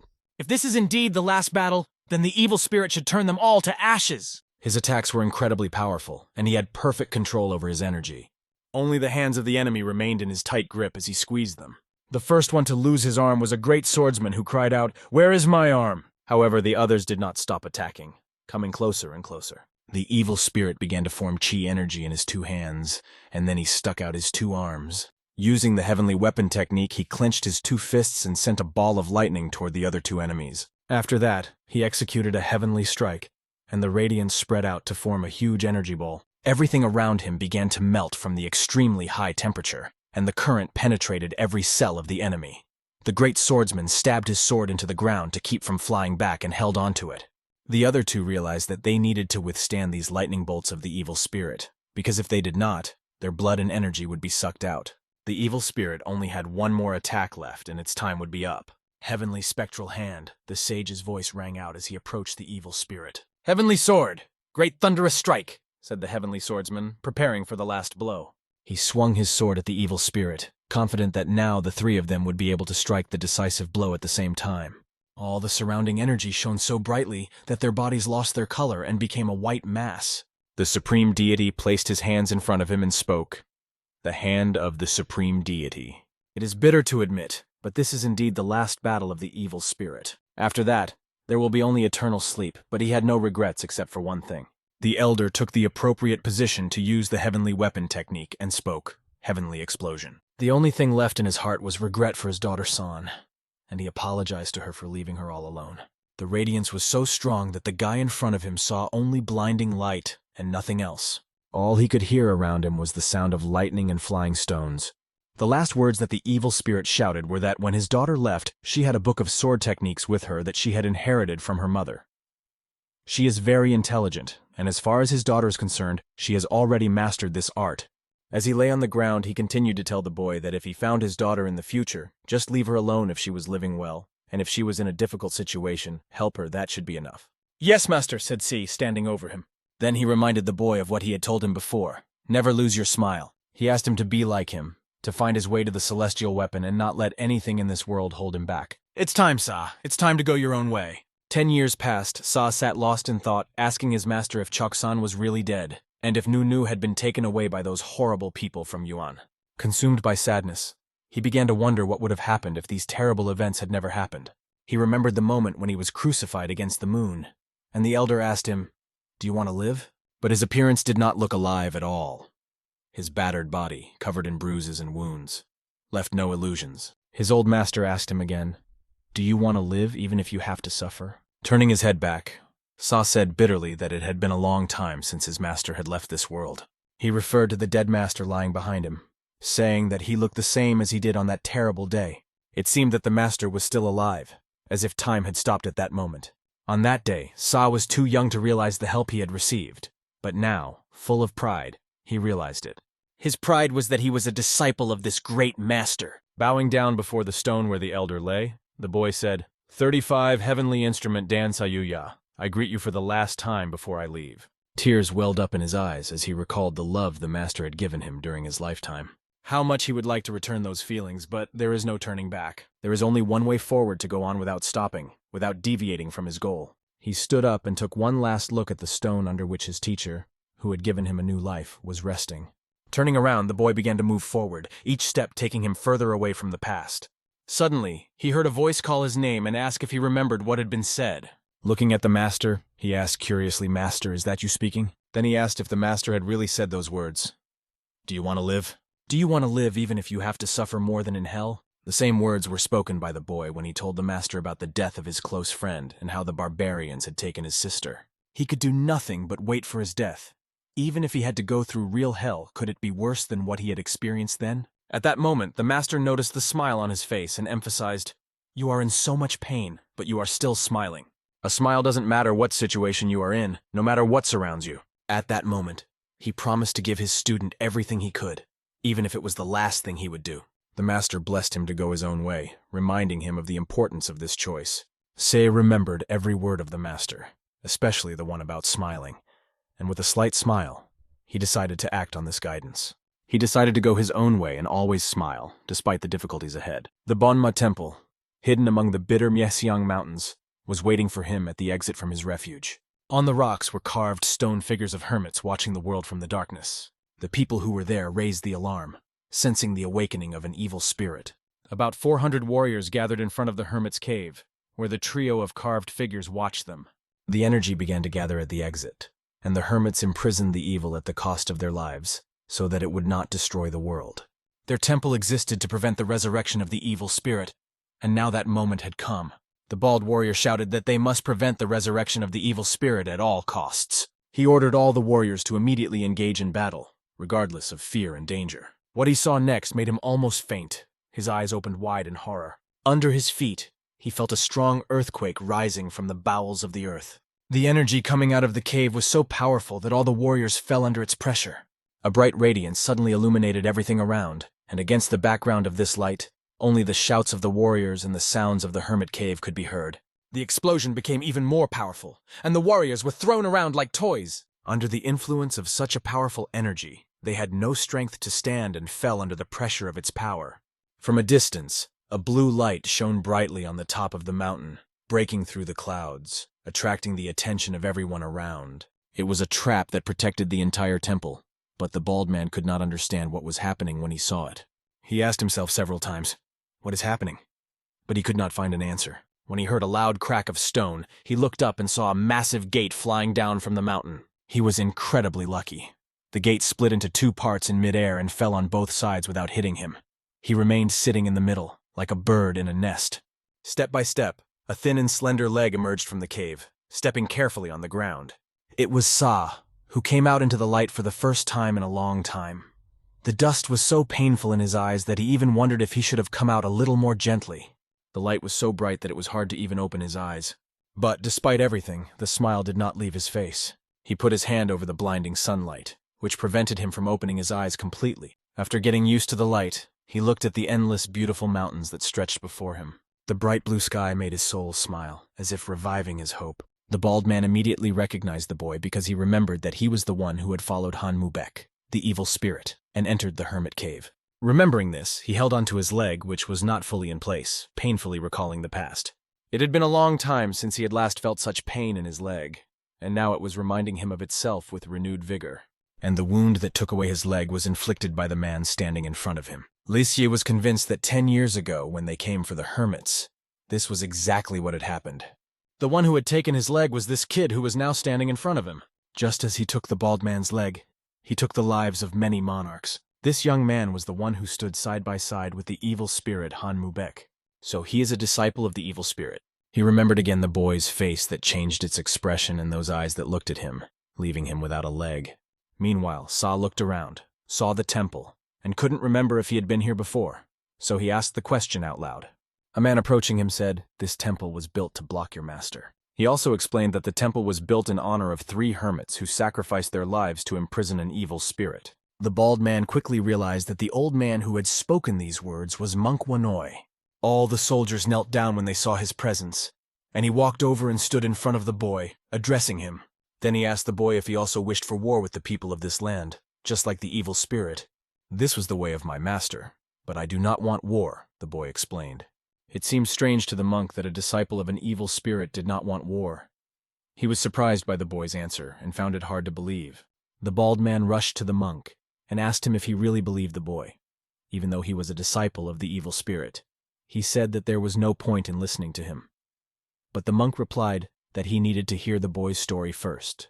But then the bald man suddenly shouted that after being defeated by the evil spirit, he devoted his entire life to Buddhism and martial arts. His calm face changed to an angry and highly irritated one, leaving no trace of his former calmness. He shouted that his target was the evil spirit's disciple, as he considered him to be the embodiment of the evil spirit itself. The boy had come here, and the bald man considered it his chance to finally get his revenge. Sa, remaining as calm as ever, realized the situation and decided that it was time to deal with them. Smiling, he asked only one thing, that Manhwa wait a few minutes. The bald man was also on alert, and he thought Sa was going to run away. But Sa turned around and stood in front of the 3 hermits carved into the rock, focusing his attention on them. "Are you serious? These are the statues erected in honor of the 3 hermits?" he said in amazement. He apologized, even though he realized that the statues didn't quite look like real hermits. But there was nothing he could do about it. Sa raised his head once more to take a closer look at these statues towering over him. He looked at the sage, and the moment when he had beaten his master came to mind. But it didn't matter now, because soon they might not be here. Sa began to stretch his hand forward, and it gradually turned blue. Yes, they will be gone soon, he realized, as his hand turned even more deep blue. He decided to try out what he had been practicing in solitude for so long. He walked closer and touched the rock with his hand. Heavenly weapon technique. "These lightning bolts," he said. An incredible energy began to gather around his hand. A hurricane of lightning swept across the earth, carrying with it the fury of a hero who had unleashed his power like a heavenly judgment. His figure began to disappear in a bright glow, as a huge whirlwind of lightning enveloped everything around him, turning every atom of air into destructive energy. Addressing his teacher, he said, "It is because of this bad student that you have not been able to find peace." A moment later, the entire mountain shattered into small pieces of stone that flew in all directions. The impact was so powerful that the statues of the hermits were shattered. Now his teacher could sleep peacefully, for Sa had become strong. The bald man, swallowing his saliva with fear, looked at this sight. The whole cave of hermits crumbled before his eyes. The monk also did not expect that the disciple of the evil spirit would be able to complete his training so perfectly. Returning back, Sa apologized to them for keeping him waiting and asked what he should do now. He also wondered whether they would attack him alone or together, but Sa did not care what they were going to do. He was ready for whatever they did, and it didn't matter to him anymore. As expected, they chose the easier way and altogether rushed to attack the boy. There were so many of them that their numbers could only be estimated from the top of the mountain. The monk, realizing the seriousness of the situation, asked the boy what he would do if they just let him go. "Well, if you just let me go, I'll have less trouble," Sa replied. He added that he would be grateful if they would just let him go without any fuss. "Hassle? And what is that to you?" the old man asked curiously, studying his answer. Then he thanked Sa for his generosity and said he could go. Standing in front of him, the monk said, 10 years. The very idea of sharpening a celestial instrument did not make any sense. Hearing this, Sa was surprised because he thought that much less time had passed than 10 years. Say realized that he needed to move on, and he began to move forward, paying no attention to either the bald man or the monk. He only said to the bald man, 10 years ago, your feet got in the way of my master, and what happened to you is the result of a fair fight.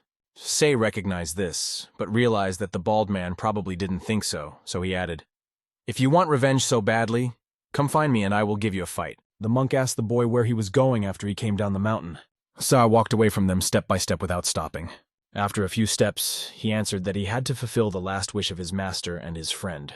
He looked into the endless distance, at the abyss in front of him, and at the long way ahead, intending to go to the mainland. The monk laughed and warned him, it seems that the mainland will soon be noisy. But in response, he saw only a sincere smile on the boy's face. A second later, Sa disappeared from their sight.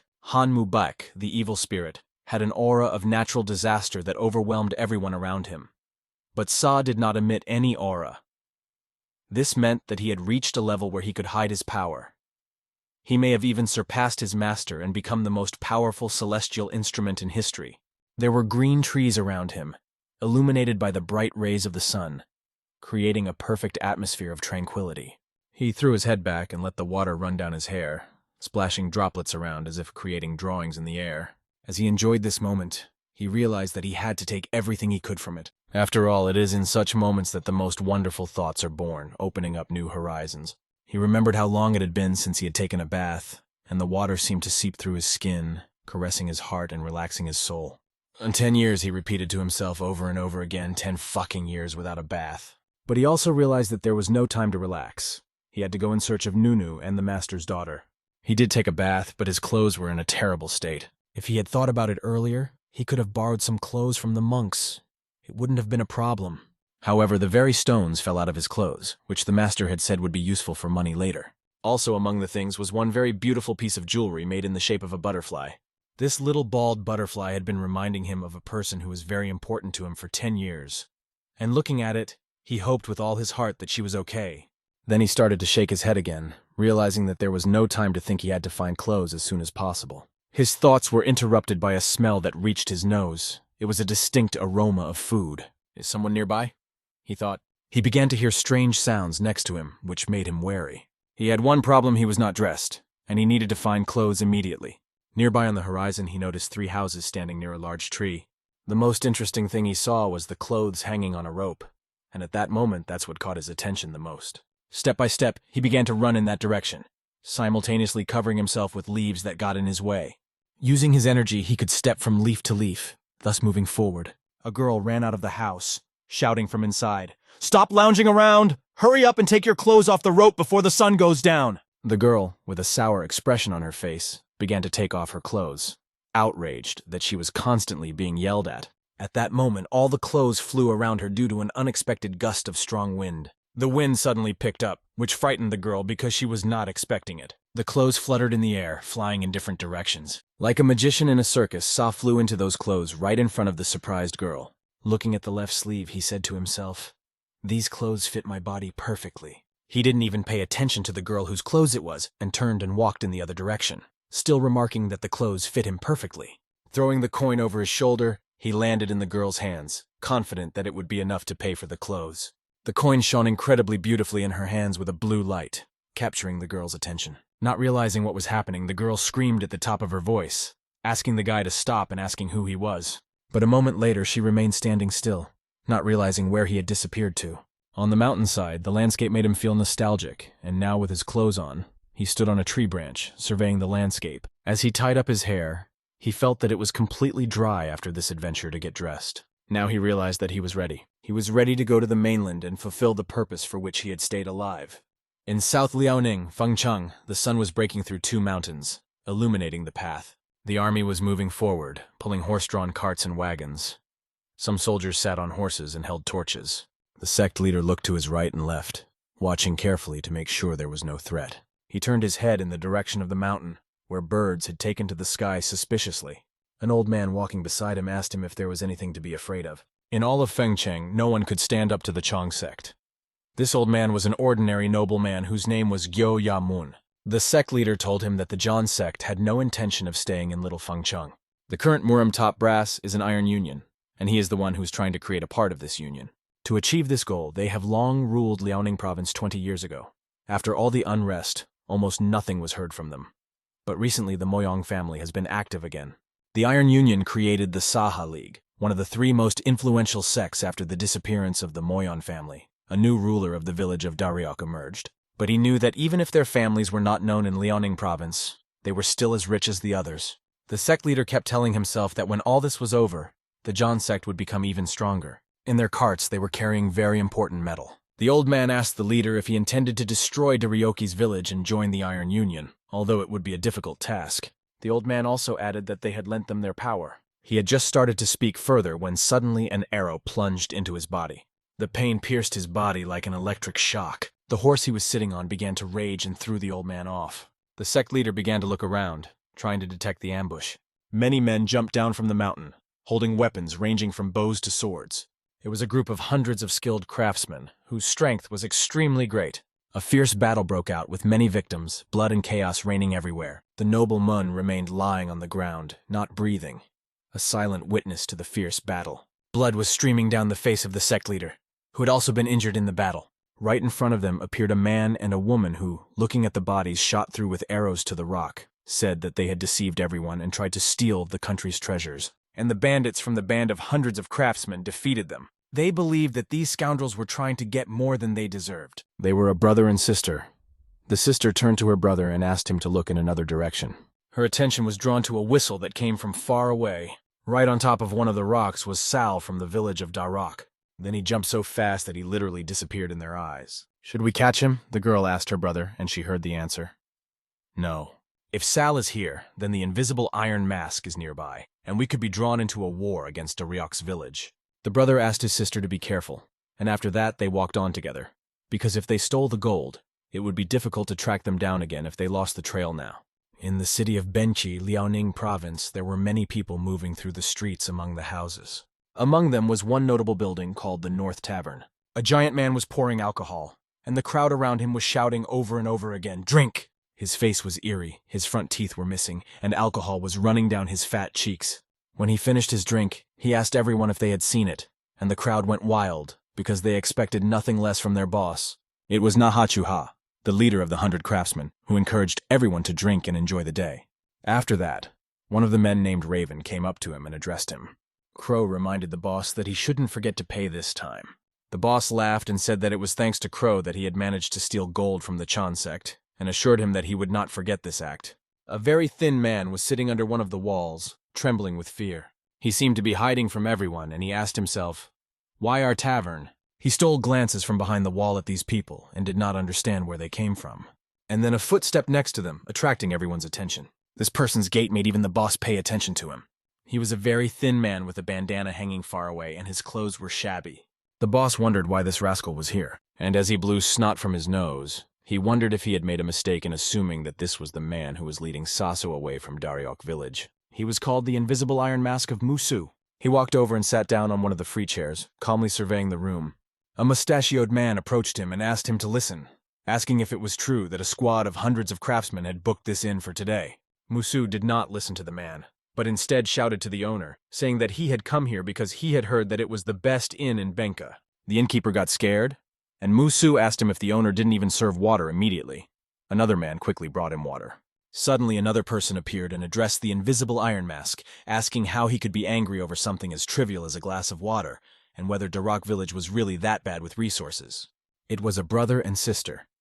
The sister remarked that she had expected more from the best inn in Benka, but instead it was dirty and small. The brother agreed with her and suggested that they finish their business here and leave. The girl's name was Hero Maiden Ji, and together they were called the two heroes of Kwangsung. Iron Mask recognized the two heroes and assumed that today the Moyeon family was involved in these events again. As expected. The head guessed that if they were the two heroes, it meant that they were twins, Moyeon Kwangsung and Moyeon Ji. It was not difficult for them to introduce themselves, and they said their names, after which they were greeted.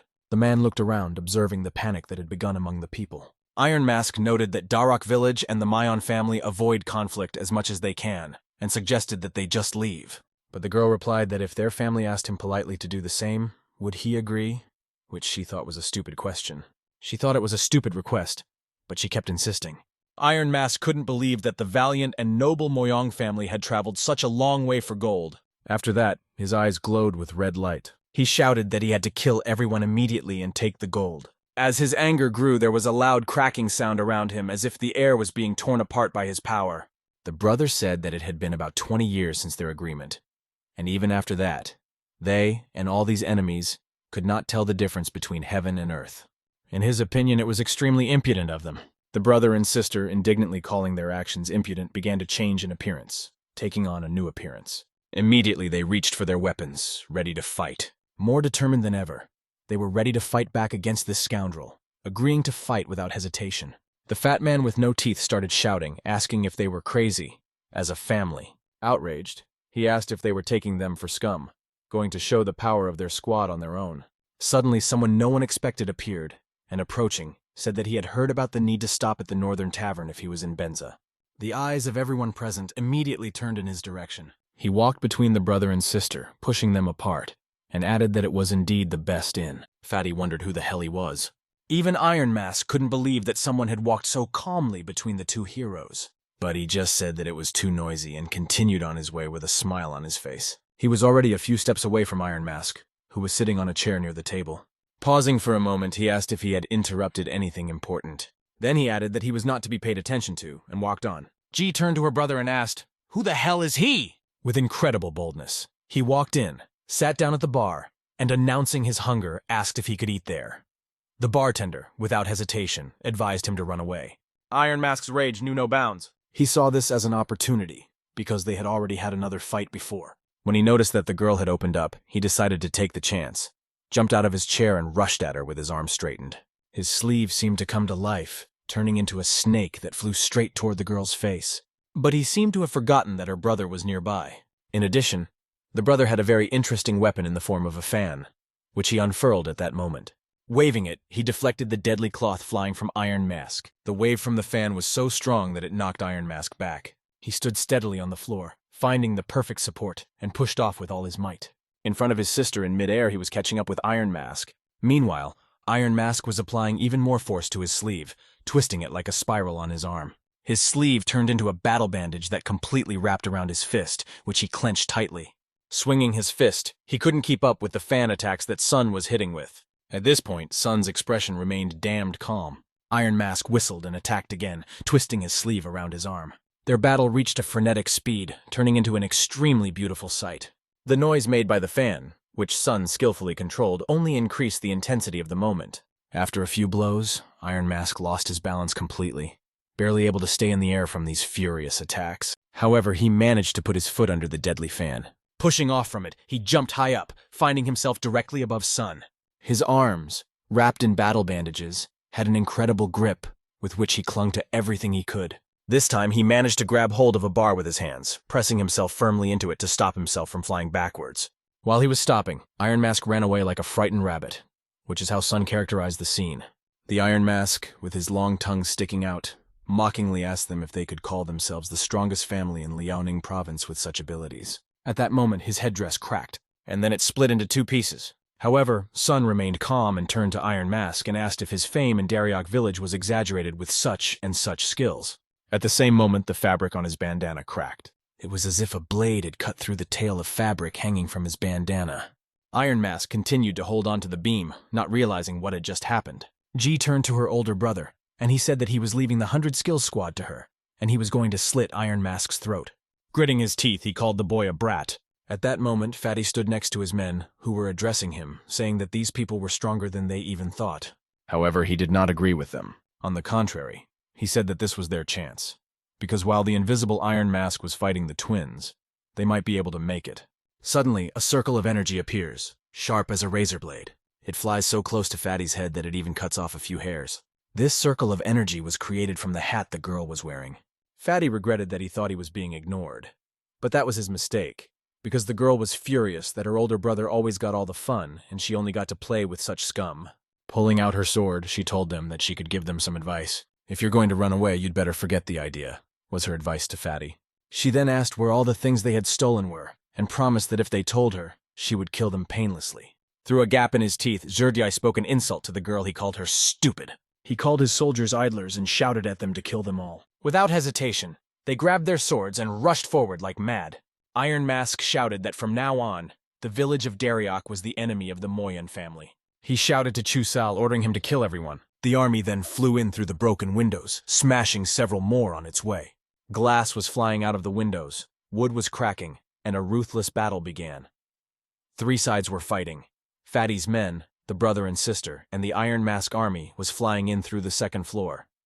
At that moment, Sa was sitting at the bar. He was listening to the screams with which everyone rushed into battle. The only thing he could hear was everyone shouting that the gold belonged to them. The noise was becoming unbearable, and this annoyed Sa the most. But it was the word gold that caught his attention, and he turned his head toward them. The food they served him smelled so good. It looked so appetizing that when he picked up the noodles with his chopsticks, he could taste the magical taste. The bartender, seeing the boy ordering the food, didn't see a problem with it. The problem was that Sa did not understand why he should not go to another restaurant. Sa explained that he hadn't eaten a decent meal in 10 years, because of grief. The bartender, sweating with fear, pointed to the chaos around him. Eating his noodles, Sa asked why they were fighting. The bartender explained that he wasn't sure, but he had heard that Dariok village and the Moyan family were fighting over gold that had been stolen by bandits from the 100 Skills group. Dariok village and the Moyan family? The master told the boy that they were fighting for power over the entire province. Judging by the way the battle was unfolding, they were doing it desperately. Sa turned his head to the left and noticed people flying around, hitting their backs against the trees. Jin, keeping calm in the midst of the battle, noticed Sa eating calmly in this situation. She wondered if he had been trained in martial arts. His pure and confident gaze was different from that of masters from respected families. Perhaps he had reached a level where he could openly demonstrate his strength. The girl thought about this as she watched him. Suddenly, one of the enemies appeared behind her, making a quick dash with a long spear in his hands. It was his fatal mistake that cost him his life. The girl, like lightning, demonstrated her mastery of the sword. She continued to watch Sa, who seemed too young, and did not believe that he could be a master at that age. Jin was sure that he was just learning some worthless martial arts and was now showing off. She decided to talk to him and told him that if he didn't want to die, he should leave this place, because it was getting more and more dangerous. He thanked her for her advice, but said that he hadn't finished eating yet and explained that he would leave as soon as he was done, and then asked her not to pay attention to him. The girl turned and said that he was brave, so he could do what he wanted. And then she jumped up and disappeared from his sight. Iron Mask was sitting right under the bar, having fainted for just a moment. Saya looked at him and noticed the surprise in his eyes when he saw him. Iron Mask formed energy on his hand, asked if he was also from the skill squad, and rushed at the guy. The attack was very fast, but Sa easily dodged it. He began to twirl the chopsticks in his hand, and they flashed with energy like lightning. Say pointed these chopsticks directly at Iron Mask's hand. After that, he formed a barrier that prevented the enemy from breaking through. But that wasn't the whole surprise for Iron Mask. By hitting his index finger, right in the phalanx, Sa caused a loud crunch that echoed throughout the room.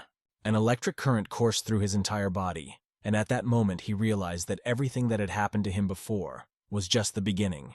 The strength of the current was so great that blood spurted from his nose. Now Sa decided to speak first. He called out the names of each of the troops and villages. The 100 Skills, the village of Dariok, and the Moyan family. Addressing them, he asked if they were the martial artists from the mainland that everyone was talking about. He looked at them with a smirk on his face. Then he added that he expected more from them. A loud whistle from the fan cut through the air. G decided to attack Iron Mask again with his weapon. Iron Mask asked why the Moyan family was collecting gold from everywhere, and what was the point of it. Sun told him that there was no special purpose, and then he waved his fan again and said that one way or another, their family would take all the gold. Fatty watched all this and recognized that these bastards were really very strong. He noticed how they fought and realized that if things continued like this, they would definitely be destroyed. A man came up to him and said that 8 of them had already been killed and asked what they should do next. At first, the fat man quietly said, "Damn," and then shouted the word at the top of his voice. The fat man became unbearably angry. He raised his arms up and started waving them like a small child, as if his favorite toy had been taken away from him. Then he slammed his hands on the ground with all his might. His mass concentrated in one point, and the floor of the building shattered, throwing the other fighters away. Iron Mask and Sun could barely keep their balance, balancing on the flying boards. G also paid attention to that scum, Fatty. A moment later, a strong wind blew across her face. These were the waves from Fatty's blows, as he repeatedly beat his hands on the floor. He was furious because he would never forget the humiliation of the invisible Iron Mask and the 2 heroes. Shouting that he would kill them all, he chased after them. Meanwhile, Sun ran out the door. Realizing his mistake, he was distracted like a fool. Iron Mask ordered his soldiers to chase Sun and catch him at any cost. The battle had already moved to the street, and they were running across the rooftops, skillfully jumping from one to the other. Incredibly, Fatty was doing it too, and was even faster than some of the others. Iron Mask was almost on Sun's heels, but he was still behind. He was not ready to lose Sun at any cost. Fatso's mustache could barely keep up with him, stumbling and asking his boss not to hurry so much. But at the same moment, G appeared behind him, whispering in his ear about the place he was going to. She waved her sword and said that this place was the afterlife. After she swept her sword across his throat, she stopped to enjoy the sound of a dead body falling to the ground. What annoyed her the most was the 100 Skills squad, especially Hachu, whom she was ready to kill at any cost. With a jerk, she pushed off the ground and rushed forward, but since he wasn't a monster with 3 heads and 6 arms, he was unlikely to be able to move just because of the gold. Sa had an interesting question. Why did they think that only their boss knew the location of the gold? As he walked across the rubble, he noticed Mustache, who was still breathing and begging for mercy. Unfortunately, the boy's martial art could only harm and kill, but it could not save. Releasing his energy, Sa brought his hand up to Mustache's neck and put 2 fingers to his neck. However, he could postpone his death and also reduce his pain. All the blood and energy in the man's body was mixed together. His eyes were almost falling out from the pain he felt in his body. He could not reduce the pain, but he would not die until Sa stopped. Sei promised to kill him if he told him where the gold was. The man confessed that there was a cave in the valley, hidden behind vines. Sa thanked him for this information and decided to follow through. More precisely, he decided to put an end to his suffering. Showing his tolerance, Sa apologized for making him suffer and told him to prepare for his last breath. His face was exhausted from what he had just experienced. Sa ran his hand over his eyes and closed them. Now it was clear to him where he should go. Dongmyeong Mountain, Umryongok in Bensi, where the inn near Baikuri is located. After a while, he was already there and looking at the tracks on the ground, realizing from the nature of the tracks that a wagon had passed through. Given the depth of the tracks, he realized that there was a lot of gold because the tracks were very deep. This meant that he was on the right track, and now there was a cave in front of him, hidden behind thick vines. As he got closer, he parted the vines and looked inside. Right in front of him was this precious golden metal shining. The gold was in boxes, and the figures were made in the form of small ships. A smile appeared on the boy's face when he saw it in front of him.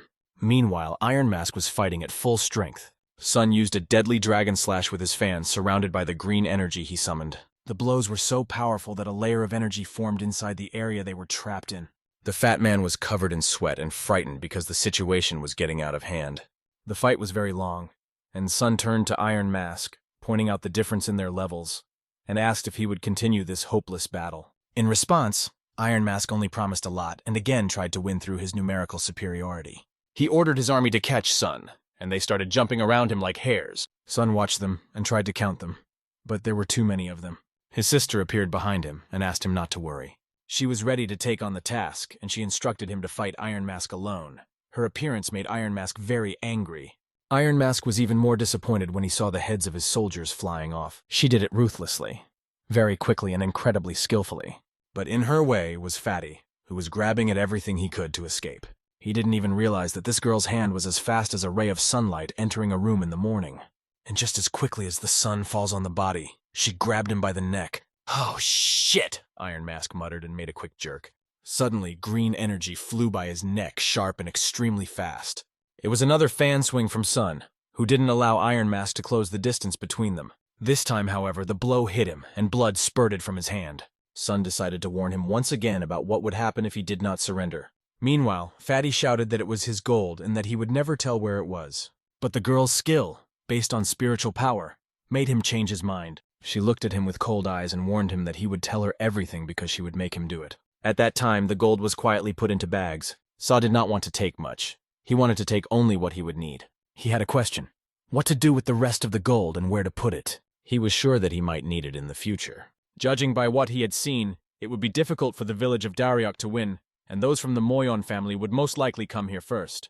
However, he himself cannot take all this gold, it is impossible. But he had a good idea. He began to concentrate chi energy on his hand. This idea appeared because he still needed to take the gold. He began to say that trees, stones, and everything that has a shape will collect these lightning bolts. After that, he spread his arms in different directions, and the lightning swept across the stones around him. The stones began to fly apart as he unleashed his justice through the power of nature, the lightning ripping through the earth and the stones, blurring the line between him and the storm god himself. After that, the whole rock shattered into pieces, flying far away in different directions. His foot landed on a twig. This twig was almost the only thing that had survived after the manifestation of his power. Looking around, he realized one thing. Whoever came here would be looking for gold for a very long time, just as he had planned. Looking into the distance, he thoughtfully asked himself, is this place really Shenyang, the most populous in the entire Liaoning province? The village of Daryok, the city of Fushun, the Moyong family from Shenyang. This is where his master went in search of his missing daughter 10 years ago. It is also the place where the envoy from Yuan took Nuna. Everyone is in Shenyang, and perhaps soon his worst suspicions will be confirmed. Perhaps it was time for him to go to Shenyang as well. Meanwhile, in the village of Daryok in Fushun, 7 people were lost in this battle, and all because of 2 heroes from the Moyong family. The leader stood over the bodies and looked closely at the traces of the brutal murders. It was Man Kwangwu, the leader of Daryok village, who considered the dead to be good people. Man Xionghyun, the leader of Daryok, said that there was no point in just standing there and watching. Man Hyoseong said that the murder of Chusal meant only one thing. They were ready to declare war. Iron Mask believed that he was responsible for their deaths and asked for punishment. But the wise leader said that there was no point in punishing him because he had done everything he could. The leader was more concerned that the Moyon family had broken a 12-year agreement just for the sake of gold. At this point, it was announced that the Moyon family was now considered their enemy. All the disciples were ordered to prepare for war against the Moyon family. The vast army bowed their heads as one and assured the master that they were ready to fulfill this order. Iron Mask asked the master a question. However, the master interrupted him, saying that if he was talking about failure, then the responsibility also lies with Chu Salso, who also made a mistake. The master asked Iron Mask if he thought that his death was because he was blinded by his greed for money.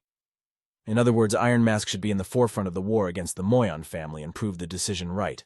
With a bow, Iron Mask replied, "Yes, master." However, there was one more question for Iron Mask. It concerned one of the bodies lying right in front of him. The master asked what happened to this body, but the others were not very interested in this question. Unlike the other bodies, this one had no sword marks on it, only a scar on its face that looked like a burn. His internal organs were fine, so his death could not have been the result of an internal attack. There was hope that he was still alive, and the head took his hand to check his pulse. But when he felt that his veins were severed, he realized that someone had damaged them terribly. He asked Iron Mask again if anyone else was there when he fought the 2 heroes. There was a young man in his 20s, he replied. He had good moves, but his chi was not as dangerous. The head could not believe that someone in his 20s could use such strong chi and asked if there was anyone else there. He turned to Seohyun and San, warning them that they would have to face the talents of the North Wind, another group fighting for power in Liaoning province. Destroying a system as complex as the circulatory system was such a difficult task that even Man realized he could not do it. Was there really such a warrior in the Moyong family, or was it someone else? The existence of this warrior could be a turning point in the upcoming war against the Moyong family. Night had already fallen outside. In Shenyang, behind the Moyong family estate, a giant mountain rises. Meanwhile, the 2 heroes walk through the corridors of the building. When they reached the right place, they were told that they were late. The older brother saw their faces and realized that they had failed in their mission. Sun apologized to him for disappointing him. Moyon Gunsong was the name of their elder brother. He denied the accusations, saying that he had not expected anything else from the beginning. He told them to stop talking idly, because their father was waiting for them. The door creaked open. The older brother walked in front, and they followed behind him. The older brother told his father that Kwangsung and Ji had returned. He stood by the window, enjoying the view, and slowly began to turn his head back. This old man was the leader of the Moyon family, and his name was Moyon Dongchong. When asked by the head if they really hadn't been able to find out where the gold was, Song apologized, saying it was only a minor mistake. He explained that he had gone to the mountain where the head of the 100 skill squad had left all the gold, but due to a landslide, the mountain was completely destroyed. Is it really a small mistake? The leader asked again. Sun explained that they were absolutely certain of the gold's location because they had used his soul control method, and said he would find it even if they had to turn the destroyed mountain upside down, if only they were given time. Pointing at the boy with his finger, the leader said his name. Then, with a snap of his fingers, he asked him to come closer, and light green energy began to form at his fingertips. Using this energy, he controlled the boy's inner strength and began to pull him toward him. Seeing this, his younger sister became worried. She saw her older brother's leg lift off the ground. He was screaming in pain, but his father was pulling him closer with his energy. When he pulled him closer, he grabbed him by the neck and asked him how he could trust him with such an important task if he was so careless. The girl tried to say something to her father, but her eldest brother raised his hand to stop her. He then asked her not to interfere. At this time, the father asked his son if he knew why the Moyan family had to close themselves off from the outside world for a long time. Of course, father, I know, the boy replied. To join the League of Five Dragons, the Iron Union. But that was the end of his knowledge, his father explained. The whole world considered them the second strongest in the League of Five Dragons. Some even believed that in the future they would be able to lead the entire league, but in reality they were only trying to contain the situation. That's why they formed the League of Five Dragons under the auspices of the Iron Union, which eventually expelled them. And it was because of this that something happened 20 years ago that changed their fate. The leader of the Moyang family got rid of those who interfered with his plans, even though they were elders of his own family, because they were waiting for their downfall. He wasn't doing this for the sake of the Five Dragon League. He only wanted the entire Iron Union to kneel before their family. He explained this to his son without restraining his emotions. Grabbing him by the head, he asked him what he saw. The son replied that he saw a cave in the northern mountain range. He was right. The father recognized. It was a cave in the northern mountain range, a legacy that could destroy the Five Dragon League. But the way to this inheritance is through gold, and it was this small mistake that disrupted the plans his father had been making for 20 years, for which Song apologized. The oldest brother came up to his father from behind and asked him to calm down, assuring him that Kwang Sung understood everything he had been told. He also asked him not to worry because he had a backup plan, and promised that in a few days, his father would get everything he needed through the Steel Horse Bureau. After that, the Northridge inheritance would be complete. It was only after these words spoken by the eldest brother that the father let the middle son go. After that, he gave an order. Kwang Sung and Ji are removed from this task and will now control the outskirts of their territory, as there are rumors that the North Wind Talents are up to something, which means that the Lions League might be planning something as well. The middle son, well punished by his father, promised to keep this in mind. He put his hand on the railing and said, "For 20 years now. For 20 years I have been waiting, and now there is only one step left," he added. With that, he clenched his fist so hard that the concrete shattered into small pieces. His plan was to bring the whole world to its knees, and only when they did it according to plan would everything come true. A red moon, just like that day. Walking forward and looking up, he saw Saya. This voice was sounding in his head. It was the voice of his brother San asking him to take care of his sister Nuna.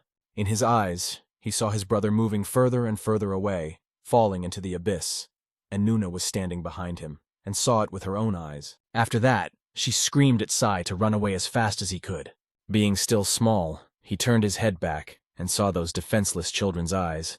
At that moment, a sickle with a chain stuck into his hand. Soon his other hand was tied. There were words from Scar who said that he liked people like him. And this giant red Luna, which was standing right behind him. Scar stood in front of him and looked at this little body. Then he added that he liked it even more. Most of all, he liked breaking the spirit and body of people with the same steadfastness as him, which was reflected in Scar's eyes. These memories permeated his body from head to toe. He was lying on the grass, and a fire was crackling to his right. Endless and endless stars twinkled above his head. He tried to fall asleep for a few minutes, but every time he woke up, he dreamed of his family again and again.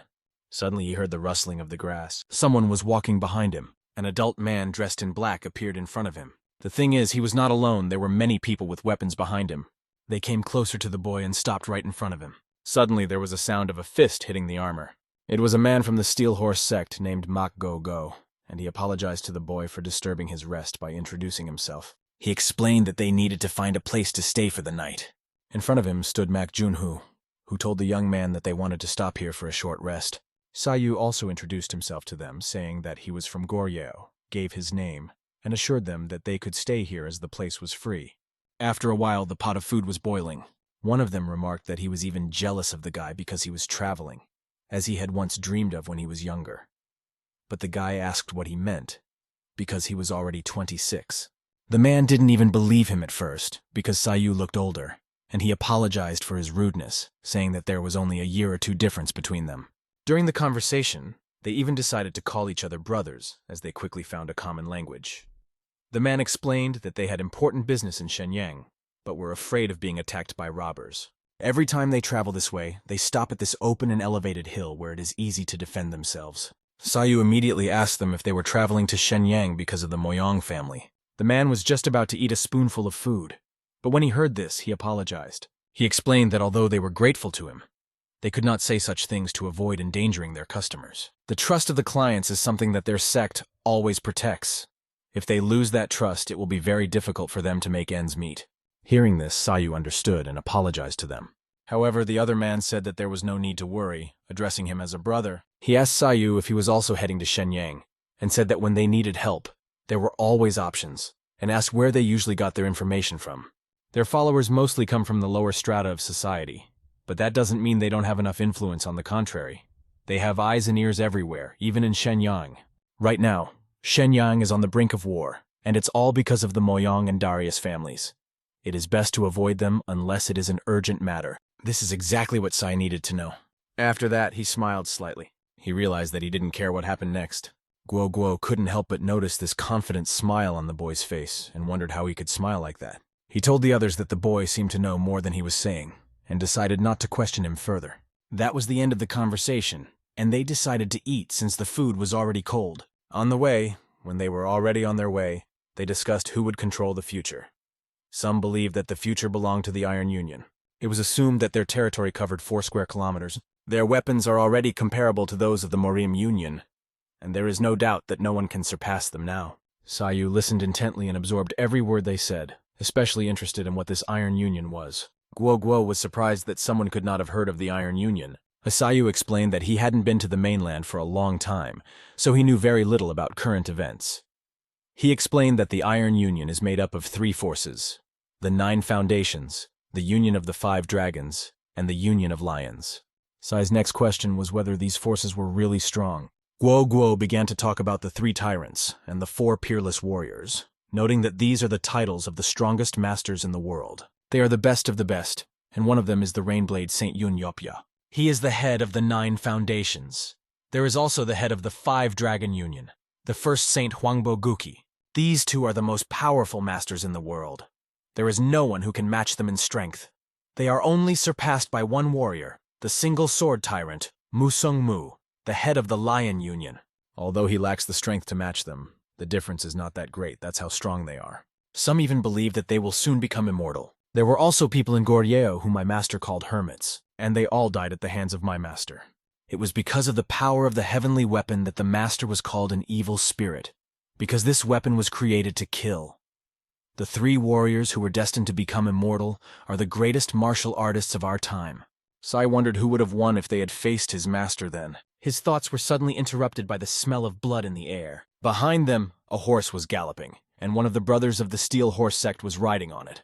As he rode closer, he said that he had found the bodies of the dead. Sayu heard it all with his own ears. Some of them were dressed in the uniforms of Moyon family warriors, while others wore clothes similar to those worn by the villagers of Dariok.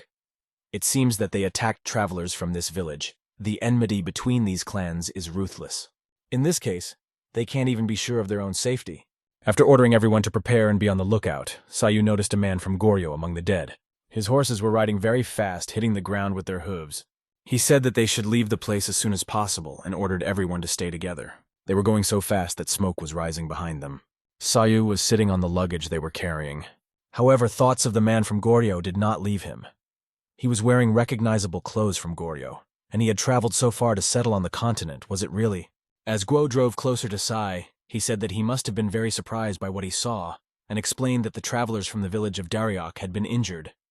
Perhaps they just didn't want to waste their soldiers on such a thing, but it was impossible to be sure that they didn't suspect the Moyong family's intentions. At that moment, Sayu realized that all these people were just expendable to them. But if there were people from Goryeo in the Shenyang area, he might be able to find out something about the master's daughter in Mu-A-Nun. Behind Guo, his brother ran and said he saw a bronze statue of the Black Dragon. Bronze statue of the Black Dragon. These words immediately stuck in Sayu's mind. He had heard stories from his brothers that a fierce battle between Goryeo and the central continent had taken place in this place. There are still traces of blood and tears shed by the fallen soldiers. That is why this place is called Hyeolupyeong. This statue was erected in memory of that battle. In fact, there were 2 black dragons. But 10 years ago, one of them was destroyed, and no one knows how it could have happened.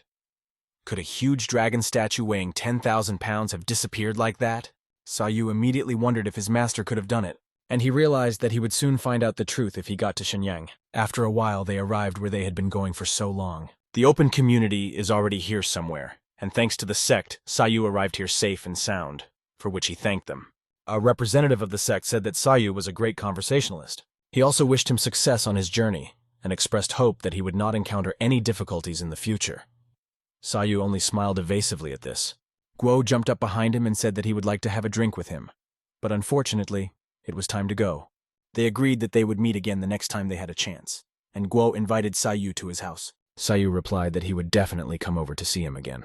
On this note, they parted ways and each began to plan their next steps. Sayu realized that standing still was not an option. It was time to move on, and Sayu turned around, taking a few steps. Then he pushed off the ground, leaving only a flash behind. He flew rapidly upward, jumping over the roofs of buildings. He looked around, noticing that everything looked pretty good. Thanks to his chi energy, it was easy for him to move quickly and over long distances. On one of the roofs, he saw a flag. Sayu grabbed the flag and started spinning on it, hovering in a horizontal position. Whenever he walked somewhere, he always tried to enjoy his way.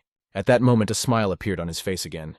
He had noticed something that the Moyon family needed. At the same time, he heard cries for help behind him. Someone was begging for rescue.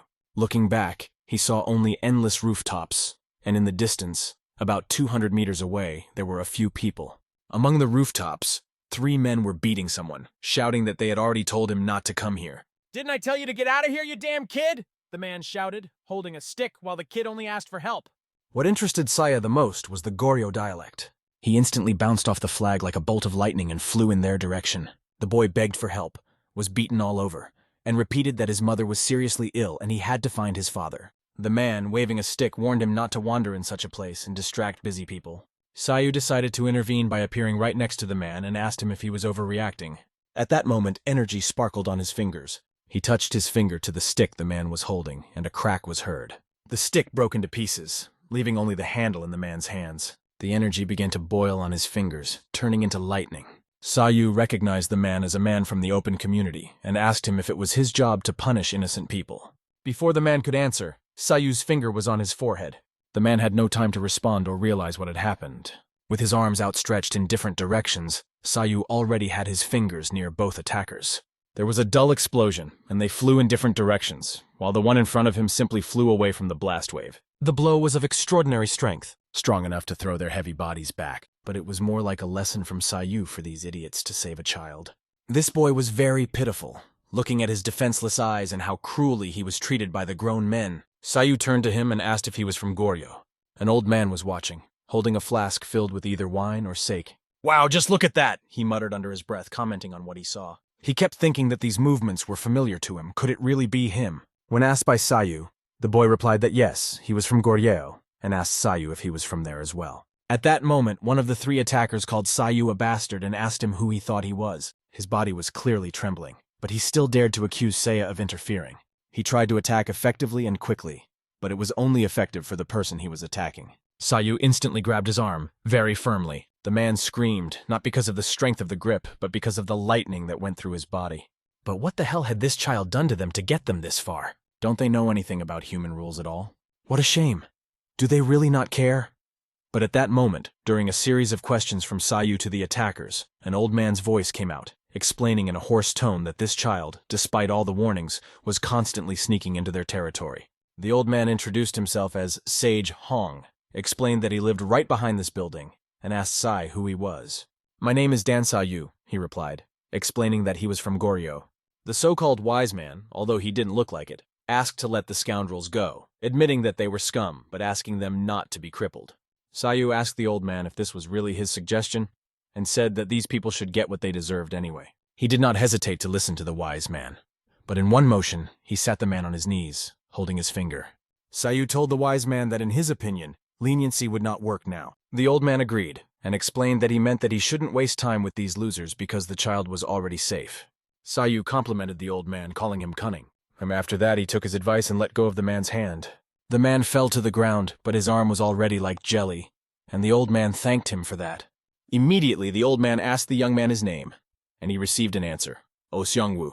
Sayu then went with the boy to see how his mother was doing, as the boy had said earlier that she was sick. The man asked the elder why he had let the boy go since he had interfered in their affairs. The elder asked him to be quiet and said that he did not realize that his life had just been saved. If the wise man had not intervened, the two pigeons would have been dead, and even more so, the entire Shenyang open community would have been in great danger. The elder asked them if they had seen his hands' long, thin, jade-glowing hands. They looked like the hands of a woman who had not yet taken action against them. When the wise man saw his hands, they radiated a light imbued with demonic power, and he remembered the moment when 10 years ago, an old man with the same hands stood near the bronze statue of the Black Dragon. He was silent. The old man remembered him and did not know how long he stood there without saying a word. The sage did not even know when he had arrived or that he was such a strong warrior. He also had long, thin arms that radiated a frightening light. Just by touching the Black Dragon statue, he made it tremble. 10 years had passed, but the sage could not forget the old man and his words. One day my descendant will appear. Meanwhile, the boys were walking and discussing how tired they were, even offering to have a drink when they got back to the Moyon clan. But another one reminded them that they were currently at war with Daryok. They didn't believe that Daryok was crazy enough to attack them right in Shenyang, but they couldn't let their guard down for a second. No sooner had he said that than his eyes suddenly rounded and a dull sound was heard. With a splash, he only managed to say that the Moyong wastes had no feelings at all. The person who killed him asked him if he didn't think it was normal to have a glass of liquor, especially before going to the next world. It was Kei Musu, whom he had not expected to see here. The Moyon army standing in front of him asked him how he dared to provoke Moyon, and accused him of having completely lost his mind. Iron Mask ordered Chu Saljo to destroy their 6 first. His army appeared behind him and, under orders, began beheading everyone indiscriminately. After a while, Gunsung stood at the spot where the warriors from their clan were killed. Everything was just as his father had said. The scoundrels from Daryok had bared their blades. He asked Sun how things were going. It was difficult to predict the future course of events, but there were many battles going on all over Shenyang, he explained to the elder. Hearing this, the elder admitted that they were not so stupid, and it seemed to him that the enemies were now trying to destroy their weakest units throughout the territory. At this point, Ji appeared and addressed the older brothers, bringing important information. She said that the valiant warrior North Wind from the Lion Union had appeared. The eldest immediately asked, "Is this accurate? Chul Mu-rin from the Lion Union? Are you sure he showed up?" he asked again. Ji assured him that it was, and she had no doubt about it. Sun realized that it seemed the Lions Union had decided to intervene. He said that they had to deal with it immediately because Chul Mu-rin was the person on Daryok's side who was running the Lion Union. The elder was also sure that he would be on their side, but he had a plan to attack him so that the entire Lion Union would become their enemy. He had to think it over first, but he decided that he needed to visit him himself. He ordered them to go to the Northern Ridge Cave and tell their father, and to be ready, because perhaps tonight everything would be decided. Sometime later in the same house, an old man's forefinger and middle finger touched the pulse of a woman's arm.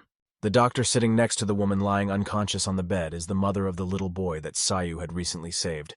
It was not an easy case. Her blood vessels were badly damaged, and she had lost a lot of strength and blood.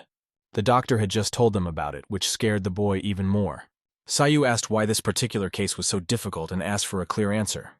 Could he cure her, or was it just a matter of money? The doctor was confident, and said that they would not find a better doctor. He added that he could cure her, but that he needed wild ginseng root and some very rare medicines. So it's all about money, said Sayu, taking out a piece of gold and putting it on the table. He ordered the doctor to cure her, no matter how much it costs or how long it takes. In any case, she had to get back on her feet, no matter what it took. A lump of saliva gathered in the doctor's mouth when he saw the gold. Looking at it with a trembling voice, the doctor said, "Of course, I will do everything in my power. After all, my reputation as a doctor is at stake. I will cure this woman." Then, scratching the back of his head, he added that he would prepare the medicine and return tomorrow. Tears appeared on the guy's cheeks, and he told Sai that he now owed him a favor. In response, Sayu only asked him his name. Then he said that if he was also from Goryeo, he should not cry so openly. Now and at any other time he should not cry. The day was gradually approaching evening. Sayu was sitting at his desk, looking thoughtfully at the mountain in front of him. His thoughts were filled with reflections on the Moyon family. A lot of events seemed to be connected to this clan, and perhaps it had nothing to do with the Yuan envoy taking Mu Noon away. But as for the master's daughter, Sayu thought otherwise, given Sun Wu's story. He said that his mother got into trouble when she was looking for her missing father. His father was a trader who worked in Goryeo and other countries. One day, people who were engaged in trade, like his father, began to disappear one by one, and eventually his friends from Goryeo disappeared as well. Then his father asked the Moyon family to help him find out what had happened, but they refused. That same night, his father disappeared. They say they were all dragged into the Moyon family's cave. This meant only one thing: there were a lot of people from Hori there. The cave, Sayu said in a quiet voice, lying on the table, his arms crossed. At this point he asked, "What do you think about this, elder?" But the old man did not even realize how he had realized his presence without even looking back. Sayu explained that there are no elders in the world who smell so strongly, hinting at a special odor. However, the sage was more interested in what exactly Sayu was thinking about so deeply. The answer was not what the old man expected. Sayu said he knew that he had overheard him talking to Su about the missing people from Goryeo. In fact, such events are not uncommon here, the old man began to explain. For 20 years now, this has been happening frequently in Shenyang and throughout Liaoning province. The Gaiban investigated, but failed to find out anything. However, there are suspicions that the Moyong family is somehow connected to these disappearances, but everything has quieted down since the Moyong family made their intentions known. The Union heard that the information from Gaiban was true, but it seems that it was a hoax. The old man added that 20 years have passed since then, and now there is more detailed information. For example, about the location of the cave that Sayu is looking for. But the old man said that this information unfortunately is not free, and until he pays a decent price, he will not receive any information. Sayu asked if he wanted to make a deal. "These are Gaiban principles," the old man replied. Suddenly, a man came in whom the wise man recognized immediately. His serious face spoke for itself. "How unexpected," the sage said. "Chul Mu Rin, the valiant warrior of the North Wind, one of the outstanding warriors with impressive strength. There are 2 saints, 3 tyrants, and 4 full warriors, and he is a rising star among them. The Iron Union is made up of 3 powerful associations." The sage began to explain the 9 foundations, the 5 Dragon Union, and the Lion Union. He did not expect that a young master would come here among them all. Now the old man realized how concerned he was about the conflict between the Moyon family and the village of Daryok. The title of Valiant Warrior of the North Wind interested Saya. But suddenly another person appeared and said, "It's been a long time, master." "Valiant Warrior of the North Wind, one of the 3 exceptional warriors. I am honored that you have visited us," he said. "It's been a long time, Gunsung," replied Chul. Gunsung wanted to discuss something with him and asked him to sit down and offered him a drink. He closed his eyes and replied that he had to refuse because of his partner. Then he clapped his hands and said, "My name is Hong Mu Yong. I am from the Lion Union. I am pleased to welcome you, Elder Hong Mu Yong of Gaiban." The sage asked him in surprise how he knew him. He replied that he had heard that he had settled in Shenyang 10 years ago. Gongsong did not expect that an elder known as the sage from Gaiban lived here. He was embarrassed because he had been living here for 10 years and he hadn't even realized it. Chul realized from Gunsung's sudden reaction that the Moyon family was not aware of this. He bowed in front of the elder, introduced himself, and said that he should have paid his respects right away. In Sayu's eyes, the elder immediately changed, because he lived in such a place and was called an elder. The old man laughed and told Sayu that now he knew how amazing he really was. Sayu listened as Gun addressed Chul, saying that since he had come with a companion, he needed to hear the question. "If a clash between the Moyon families and Daryok village is inevitable, what will the valiant warrior of the North Wind do?" asked Gong. He replied that the tyrant of the single blade hoped that there would be no disagreement between Moyong and Daryok. He was also concerned that everything that happened here was carefully planned by someone. "Does this mean you suspect us?" asked Gun. "How could you think that?" replied Chul.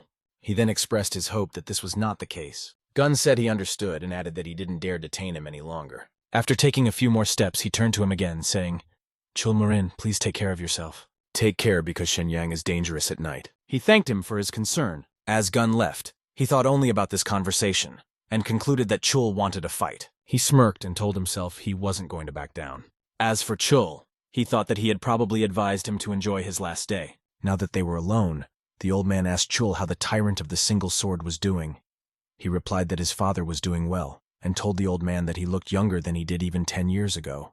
Sayu analyzed every word, and they matched what the elder from the Steel Horse Union had said. At this point, Chul turned to Sayu, saying that he was glad to meet him. Sayu also introduced himself and gave his name. Chul didn't understand why he didn't feel any energy from the guy. Could he really hide his energy? He also realized that if this young man was around the sage, he had to be careful with him. The sage turned to the valiant warrior of the North Wind and said that he noticed that he had business to attend to. Perhaps he wanted to know what the Moyon family was up to, or wondered if Gaibon would intervene in this conflict. After listing these options, he asked what exactly he was interested in. Chul was surprised at how knowledgeable the sage was. He began to tell him that his father was doing everything he could to stop this feud. The wise man realized that from the point of view of the Lion Union, the authorities of Dariok Village would face certain consequences. They also need to control relations with the Five Dragons Union. Now it is better to avoid any clashes at all, if that is what the tyrant wants, the sage said, and added that he understood everything and assured him that Gaibon would not be involved in this conflict. Well, at least until they have any complaints. In any case, it was time to go. Chul said goodbye to him and walked in the other direction. After that, he met with 3 people. He greeted the village leader, who asked him if he had figured out what the Moyong family's goal was. He replied that they had stopped doing business with the Moyon family and said they did not want to interfere in such matters.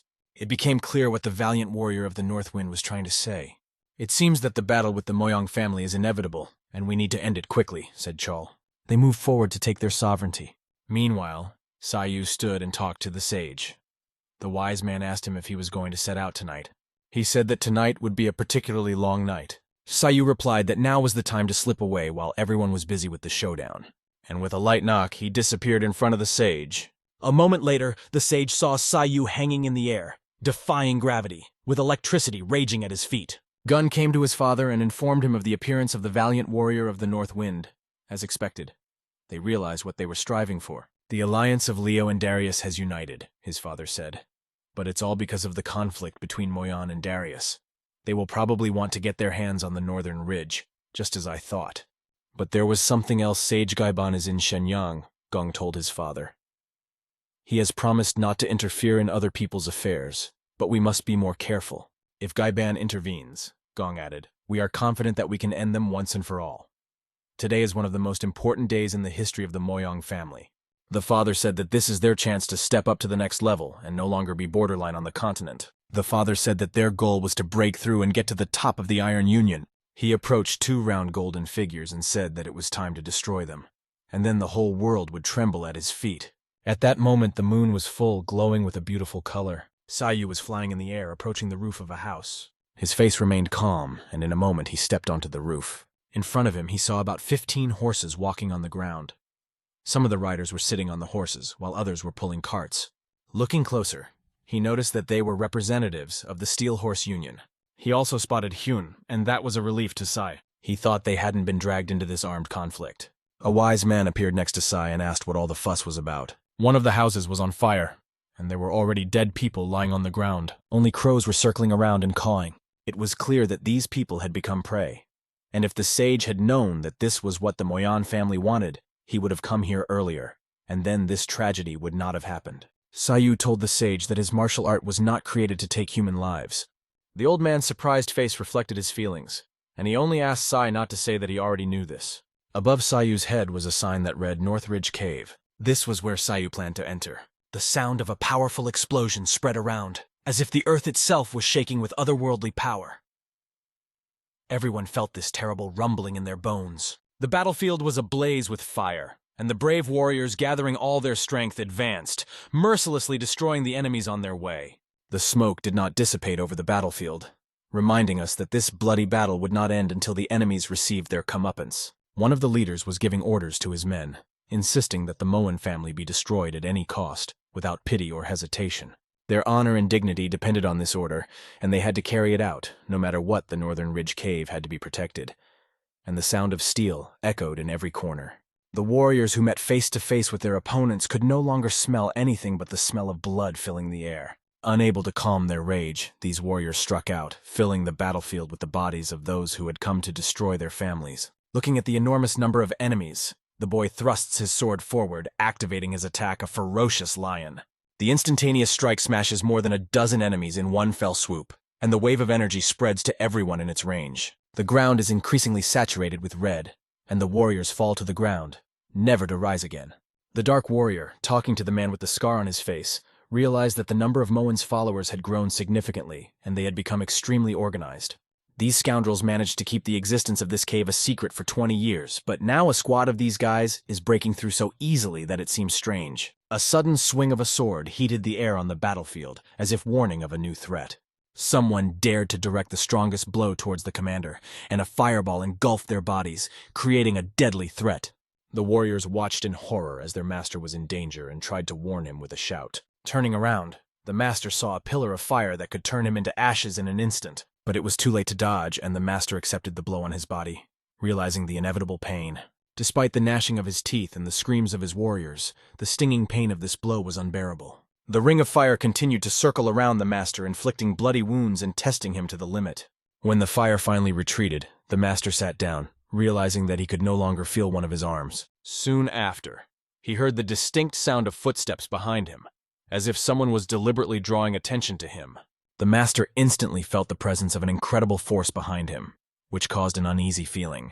The Dark Warriors were lined up in a deadly formation, each of them burning with an unbridled desire to fight, ready to meet any enemy. Their gazes were cold and ruthless, and each of them seemed almost identical, as if they were a reflection of the other. The master tensed at their presence, but could not help but admire their perseverance, for they had come a long way for those he considered scum.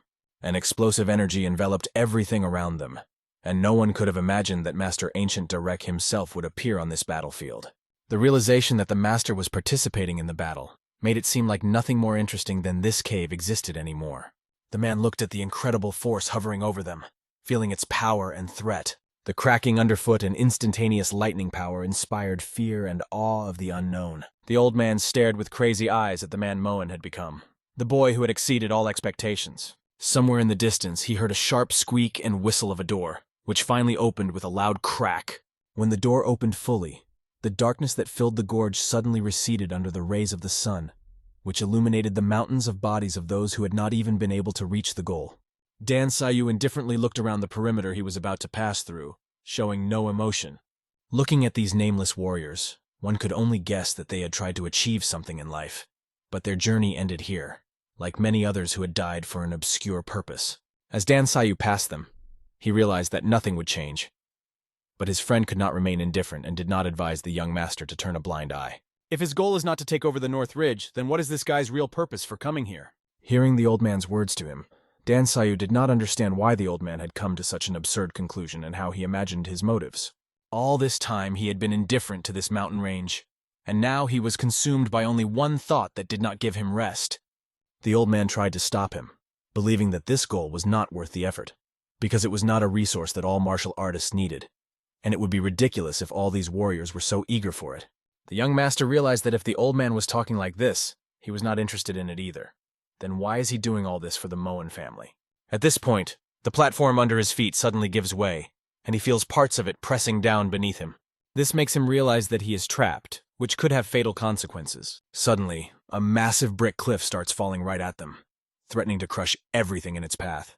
The old man, filled with energy and rage, covered his body with a powerful protective field. He prepared himself to deflect an extremely strong blow that could have destroyed anyone else. The pressure of this stone block was so powerful that it pushed the old man aside, but he pressed himself into the rock and still held on with all his strength. He realized that a little more and this support would be destroyed, and his position would become critical. Suddenly, a lightning flash rushed past him, revealing itself as the power of a heavenly weapon. As soon as this force touched the stone block, only its crunching could be heard, foreshadowing its inevitable destruction. The lightning struck the boulder, shattering it into small pieces that scattered all around. With unshakable self-confidence, Dan Sayu declared that no one had been able to overcome his heavenly weapon for 1,000 years. From that moment on, the old man had many questions for Dansan. If he was talking about a celestial weapon, then this radically changed the course of events. The magpie thought he knew a lot about this world, but he hadn't even guessed about this. This meant that the martial art in front of him was something completely different. When they found themselves in a spacious place, they could see that it was surrounded by warriors, and the only building stood in the very center. The old man saw a huge lake right in the middle of the cave, and this sight was breathtaking.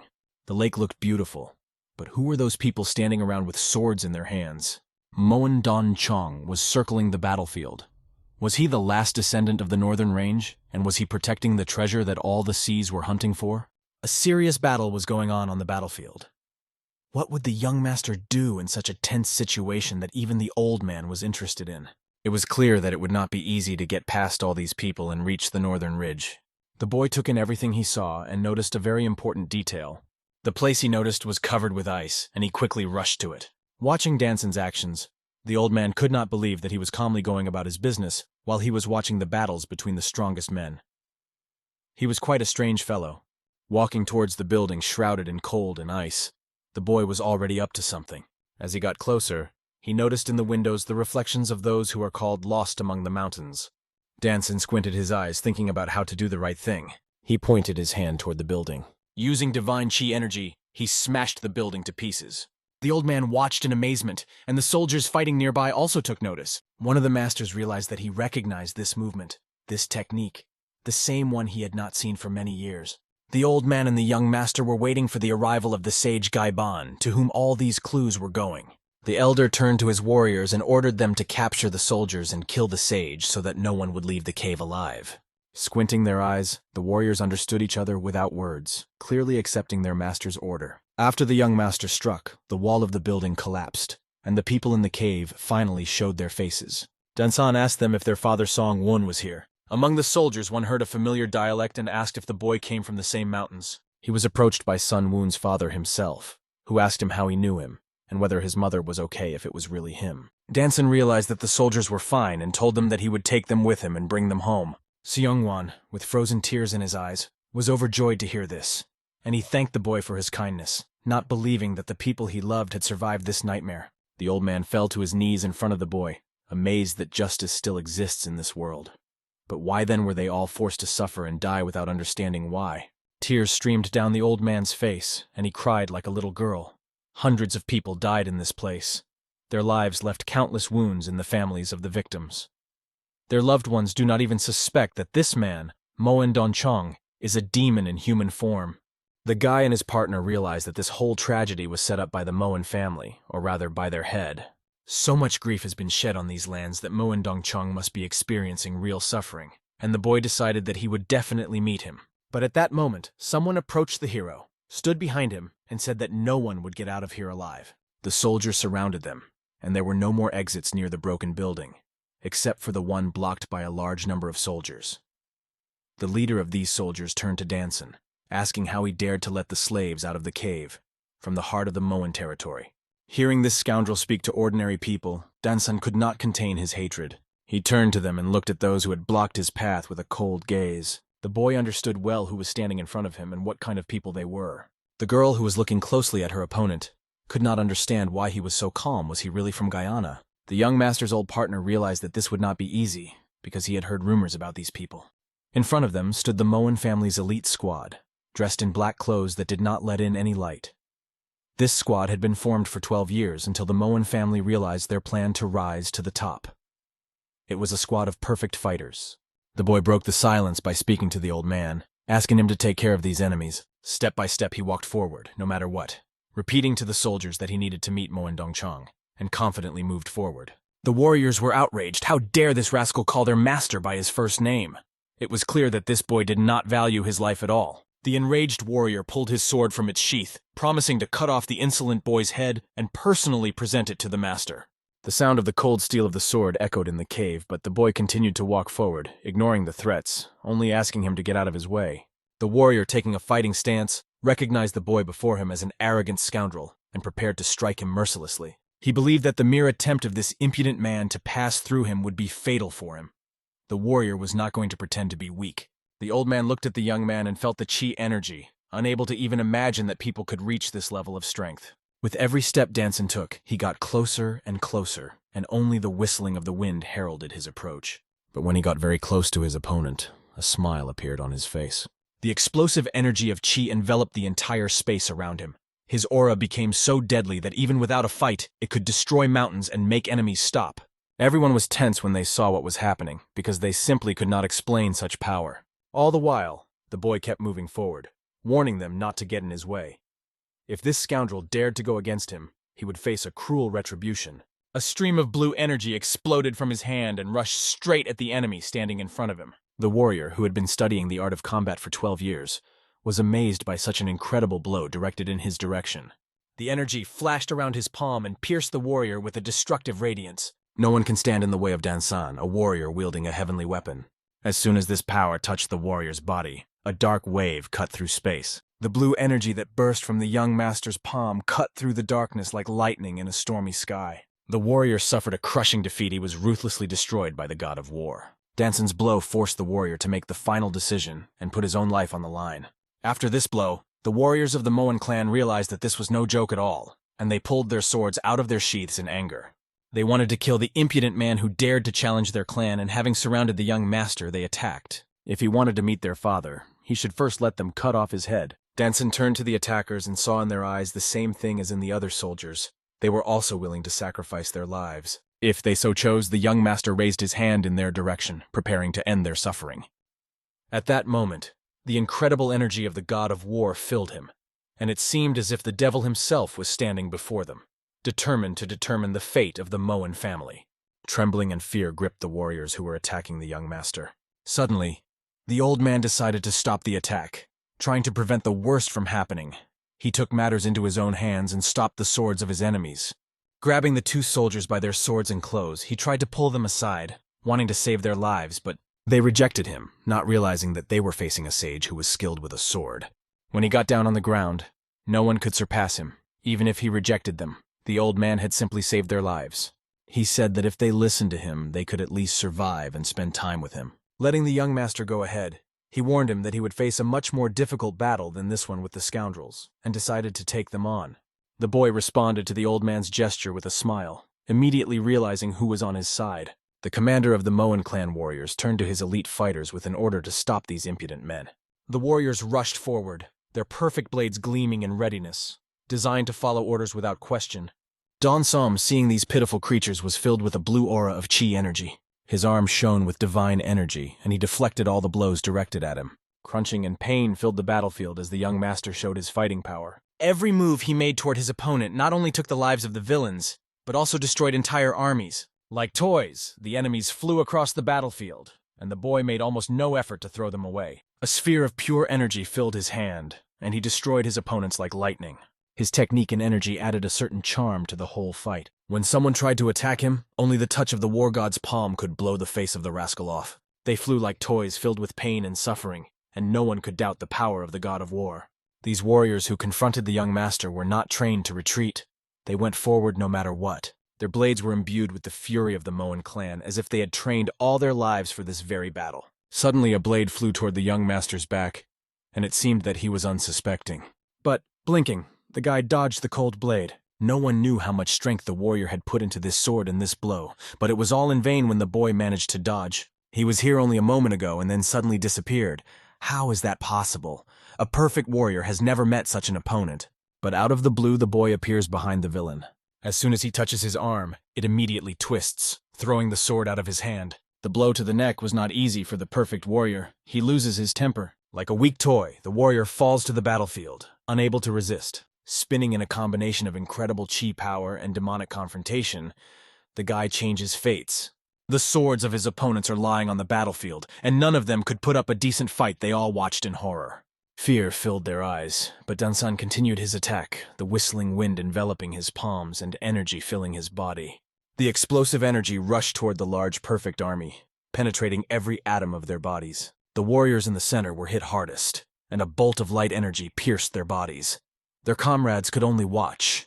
How is their army, which until that day had been considered invincible, being destroyed? The young boy was doing incredible things. The warriors watched in horror as the sword energy-filled lightning strike passed through their ranks, leaving only lifeless bodies falling on the stones. A chill ran through their bodies as they looked at their opponent. They did not know what to do, for his strength was not human. They only warned each other to be careful, but had no idea how to act. The boy, using a divine weapon with his bare hands, directed heavenly blows in their direction. This day was their first encounter with the real god of war, who changed fates and could stand up to anyone. The guy was filled with rage, deciding to leave an unforgettable moment in the memory of these perfect warriors. None of their resistance was effective. They could only watch him smash them like nuts. The light swept across the battlefield, destroying the warriors who stood in its path. Bones broke from the mere contact with this inhuman creature. It seemed that God himself had brought down his power on them. But it was not so. The heavenly machinery was doing something that humans could not even imagine. It was piercing their bodies and piercing them through. The whistling of the boy's techniques, which came like the wind, symbolized his rapid forward movement. The perfect warriors who never retreated were forced to do so today. The eyes of the Moan warriors, who were waving their swords in fear, showed the realization that he was defeating them all. One of the warriors swung his sword and almost hit the boy's head, but the boy stopped the sword in midair with a slight movement of 2 fingers. Everything froze at that moment, making it clear how strong this guy was. It was simply impossible. Cold ran through the warrior's skin. Goosebumps covered his body because what had happened seemed incredible. Danson steadily moved forward, unaware of any obstacles in his path. His eyes were focused only on the goal. He didn't even look at what his hands were doing with the sword, as if binding it like a light thread. In one movement, he twisted the warrior's arm, breaking it in all its joints. The warrior realized how cruel it was to face such an opponent, but today he was not destined to survive. Another goal on the young master's path was accomplished, and he continued to move forward. Scraps of swords and jewelry were lying on the ground like garbage, like the remains of defeated warriors. No matter how many soldiers tried to stop him, they failed. One group followed another, but the boy did not even bother to fight them. He just waited and watched them attack. With a single glance, he could direct his chi energy anywhere. The lightning energy surrounding his foot suddenly made the ground shake. It seemed as if the elements themselves stood up to protect him as the ground began to rise up. Chunks of earth were torn out from under his feet and floated upward as if he controlled them. Raising his hands, he surrounded them with plasma energy that twisted the stones. Like a conductor, the guy controlled these stones, and a giant wave of stones rose up. And as soon as he opened his fingers, a sphere of explosive energy spurted out of them. He directed all these stones that had burst out of the ground at his enemies. The whistling sound of flying boulders hitting and smashing the warriors pierced their ears, the ground shaking as they fell on it, dropping their swords. His furious energy embodied the god of war, and his eyes blazed with blue flames. The warriors just watched them lose. Their pain did not subside. They just screamed, remembering this battle forever. Huge boulders pierced through their troops, piercing everything in their path. They created giant holes, destroying the world around them and leaving only devastation behind. After a while, smoke enveloped the entire perimeter where the battle was taking place. A new batch of warriors replaced the previous one, which had already fallen, and these ones ran forward again. A huge number of warriors again surrounded the young master, but he stood firm. With his gaze focused and his lightning-fast movements controlling his every step, the boy kept everything under control. The eyes of the soldiers from the elite squad looked at this incredible opponent who did not even look human. They doubted that this guy was even human. No matter how hard they tried to surround him, the guy was much faster and more agile than they were. The whole army could not catch him, even though they were scattered all over the battlefield with incredible speed. The soldiers joined together in 10 to strike together. When they united, their strength was such that they could defeat the strongest warrior in the world. And when they spun in the air, you could feel the incredible tension. A hurricane of these warriors enveloped the young master, who stood still. They united in an effort to destroy him, directing all their strength to defeat one enemy. But when the incredibly strong group approached, the boy just gave them a light glance. The warriors, hoping for salvation, drew their swords, relying on the skills they had acquired under the constellation of the Big Dipper. Extremely cold and sharp swords surrounded Danson on all sides, and it seemed that he would not be able to escape. Even a second before the collision, he did nothing, just watched the swords fly straight toward his head. And when they came so close that they almost touched him, the guy continued to behave calmly, as if it didn't bother him at all. Suddenly, time almost stopped. Who dared to stand in his way? The unlimited verdict of war began the moment the young man touched the ground, and lightning began to scatter across the area. He smiled, knowing that no one would survive the strike. The technique he used was forbidden. It was a triple explosion. Energy flashed around his palm. It rushed him to the ground, cutting through space like a huge bomb explosion. The shockwave destroyed everything in its path, illuminating the warriors with this power and melting their swords with it. The entire mountain was engulfed and destroyed by this explosion. The earth shook, and the sky was filled with thick smoke. The master, who had been the strongest on this earth up to that point, was filled with fear. The heads and warriors of the Moan clan were incredibly surprised, because their army had turned to dust in a matter of minutes. Our hero, piercing the air, began to move forward, no matter what. After the explosion, the mountain began to collapse, and the only lake in the northern ridge cave began to collapse. The order was simple. A girl named Jia had to kill all the people in the mountains and go to her father. When she heard the order from the foreman, she decided to fulfill it incredibly quickly, and the boy took it upon himself to finish off the old man. But all his attacks did not work on the old man, because he was experienced and had seen such powerful techniques used on him many times. The old man skillfully dodged every blow of the Moan clan's furious energy. Watching his opponents, he saw them as a group of losers who could do nothing to him. The old man grabbed the rope he sought to strike. Twisting it in the air, he attacked the scoundrel, knowing that he could attack the old man as much as he wanted. But the ordinary people he ordered to be beaten were innocent. The rope's whiplash on the scoundrel's arm was met by his opponent's green aura, which was strong enough to deflect any blow. Drawing his sword, the Moan clan member continued to repel the old man's attacks. And when the old man did manage to repel the barrage of attacks, his lightning-fast movement was unsuccessful. But he didn't lose his sense of humor like a whipmaster. He twirled the whip around, showing his opponents that he was no ordinary master. And that day, he would let them see what the old sage was capable of. As soon as they feel the whip strike, his sly smile will light up the battlefield. A Moan clan master nearby on the battlefield dealt a crushing blow to one of his attackers. The precise strike to the enemy's head gave him the devastating force of the collision, and the rage exploded for a moment. The men who attacked their mountain were no longer in such good control of the situation, and one of them decided to save his master. He shouted that Don Chung was a scoundrel and that he would pay for his actions. But his demonic technique, called the Iron Crusher, fell upon the legendary Dong Chung. A stream of pure energy clashed with a black cold sword, and as if in an action movie, his hand was filled with fiery energy as their techniques clashed with each other. The man in black looked at the silver ring that opposed his sword and shuddered in fear. The valiant warrior of the North Wind had long sought to find out if he was worthy of the honor of being among the martial arts stars of the great warriors. They were approaching Dong Chung with the sole purpose of killing him. Their hatred was incredible. But all of these warriors were illuminated by the master's ray of fury, and their confidence in their own abilities disappeared suddenly. After all, while the rings are in the hands of the master, no one has the right to defeat him, and he punishes every enemy who stands in his way with his skills. Pointing his palm forward, the master made the ground shake, and fear enveloped his opponent. He felt all the tension above him as the hand quickly approached him. The master grabbed the scarred warrior by the head and began to squeeze his neck furiously. Lifting him up above the great abyss, the master whispered in his ear that soon the Moan family would rise above the heavenly continent, and he, the leader of Darek Manhwa village, had caused too many problems for his family. The master, seeing a bright future in front of him, knew that he had to deal with everyone who stood in his way. He had no desire to get involved with imposters from Darek who might interfere with his plans when he reached Liaoning Fortress. But cold fear ran through his soul as he sensed an incredible force standing in his way. A triple explosion shook all the mountains, and everything began to collapse, falling on people. The invincible army was trapped under the piles of stones or fell into the abyss, falling down and breaking. Master Moan could not understand what it was, and even his extremely powerful silver rings could not match this incredible power. As he looked at his elite swordsmen lying on the ground like trash, he realized the extent of the disaster. All these warriors had been training for 20 years, but unfortunately they were all destroyed. Master Moan became interested in the person who suddenly emerged from this chaos. He put an end to their fate, because anyone who stands in the way of the young master is doomed. No one can resist the heavenly weapon. When one looked at this man, it was clear that he had descended from the very underworld. The one who was called the Sage, Dan Sion, proved to be unsurpassed in this battle, surprising everyone around him.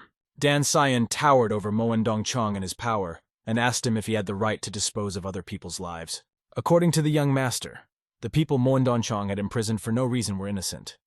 Was this rascal ready to take responsibility for their lives? Master Moan looked at this guy, not understanding what tricks he was using.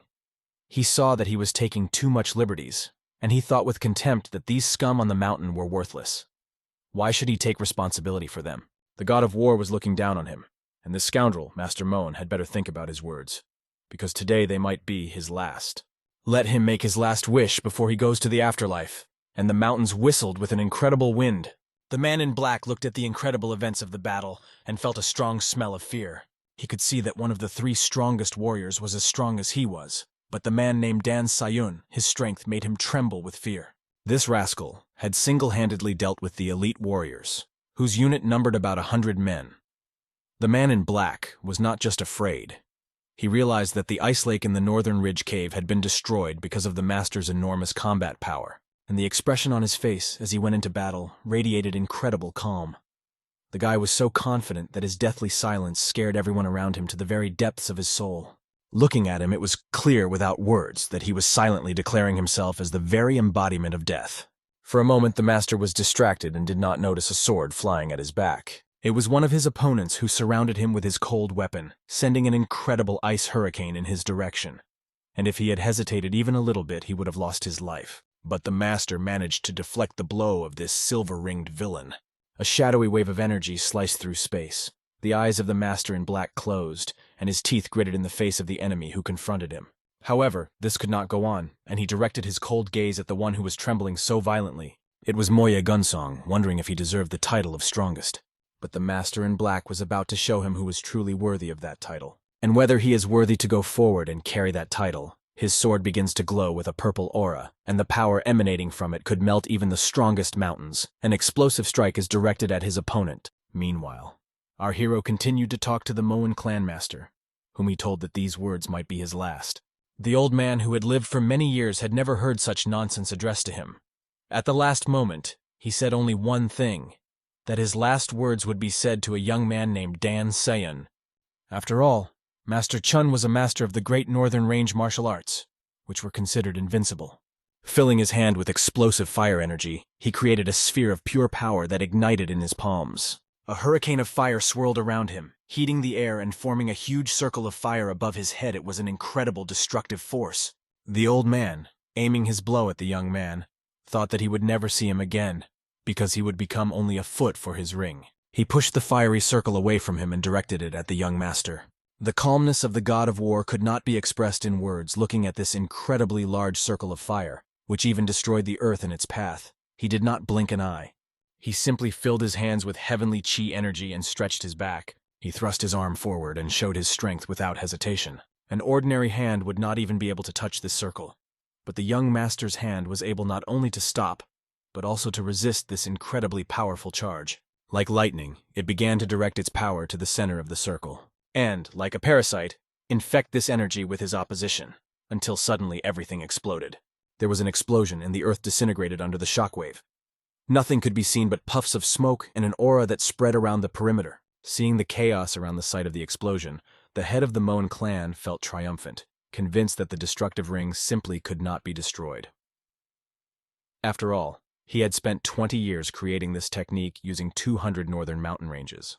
He was sure that no one would ever be able to cope with this technique. But suddenly, incredible sounds began to come from the place where the smoke cloud was raging. The young master stopped the golden ring with his hand, and not only did he stop it, he held it in his hands even as it was still accumulating energy. The old man shuddered in horror when he saw it. A real demon stood before him, stopping his golden ring and holding it in his hands. But that was not enough. He was going to take away the golden ring that old Moen still possessed.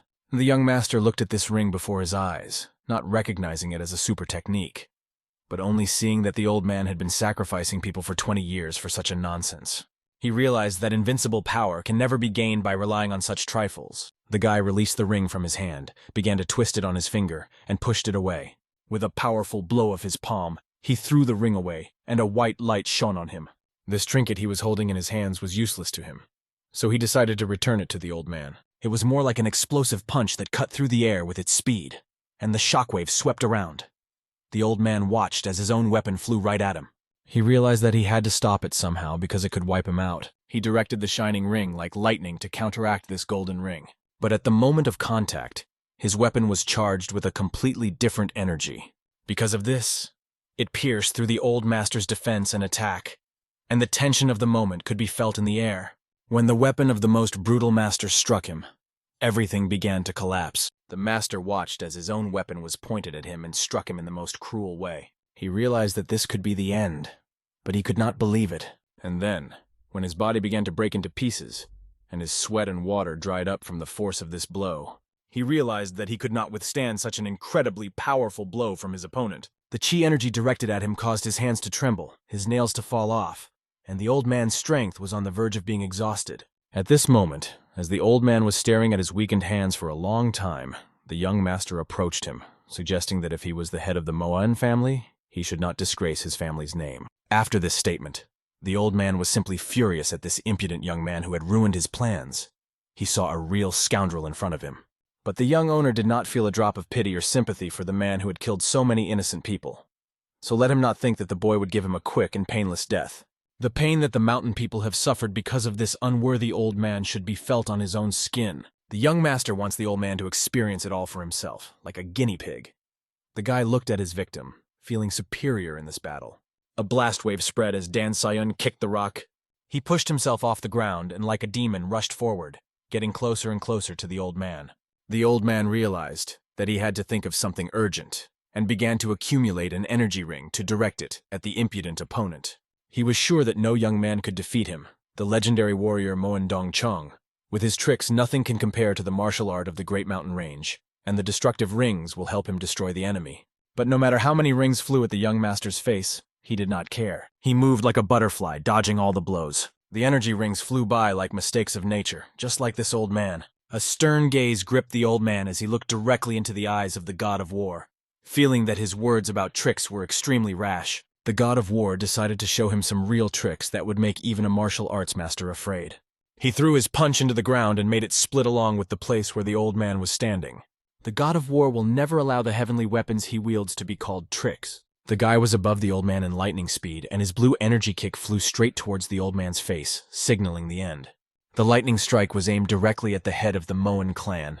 No matter how hard he tried to dodge, he had to take the hit. Holding the young warrior's leg, the clan leader considered this great impudence. How dare he attack the lord with such an unknown martial art? But despite all his efforts, the old man was unable to keep the kick. It broke through his defense. The blow flew right into his face, and the sky trembled with the sounds of battle. The head of the Moen clan fell like a loser under the young master's blow, and one could hear a bone crack in his body. Seeing the enemy falling, Master Sayun decided to finish him off and demonstrate his superiority. The glow of the celestial weapon, which the head of the Moen clan had called a sneaky trick, burst forth with dazzling energy from his hand. Like a brilliant eagle, he flashed with fierce power and directed it at the old rascal. No matter how many golden rings flew in Sayun's direction, it had no effect. All the blows aimed at him were skillfully deflected and deflected.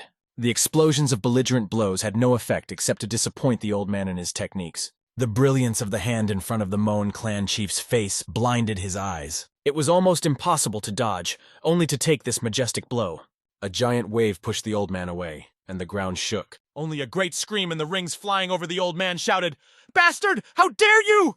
No matter how much he tried to turn around or direct his equipment at the young warrior, it was useless. Rising up, he exploded with incredible energy and trembled with hatred. He had never felt such disrespect, because how could a legendary warrior be defeated by a noob?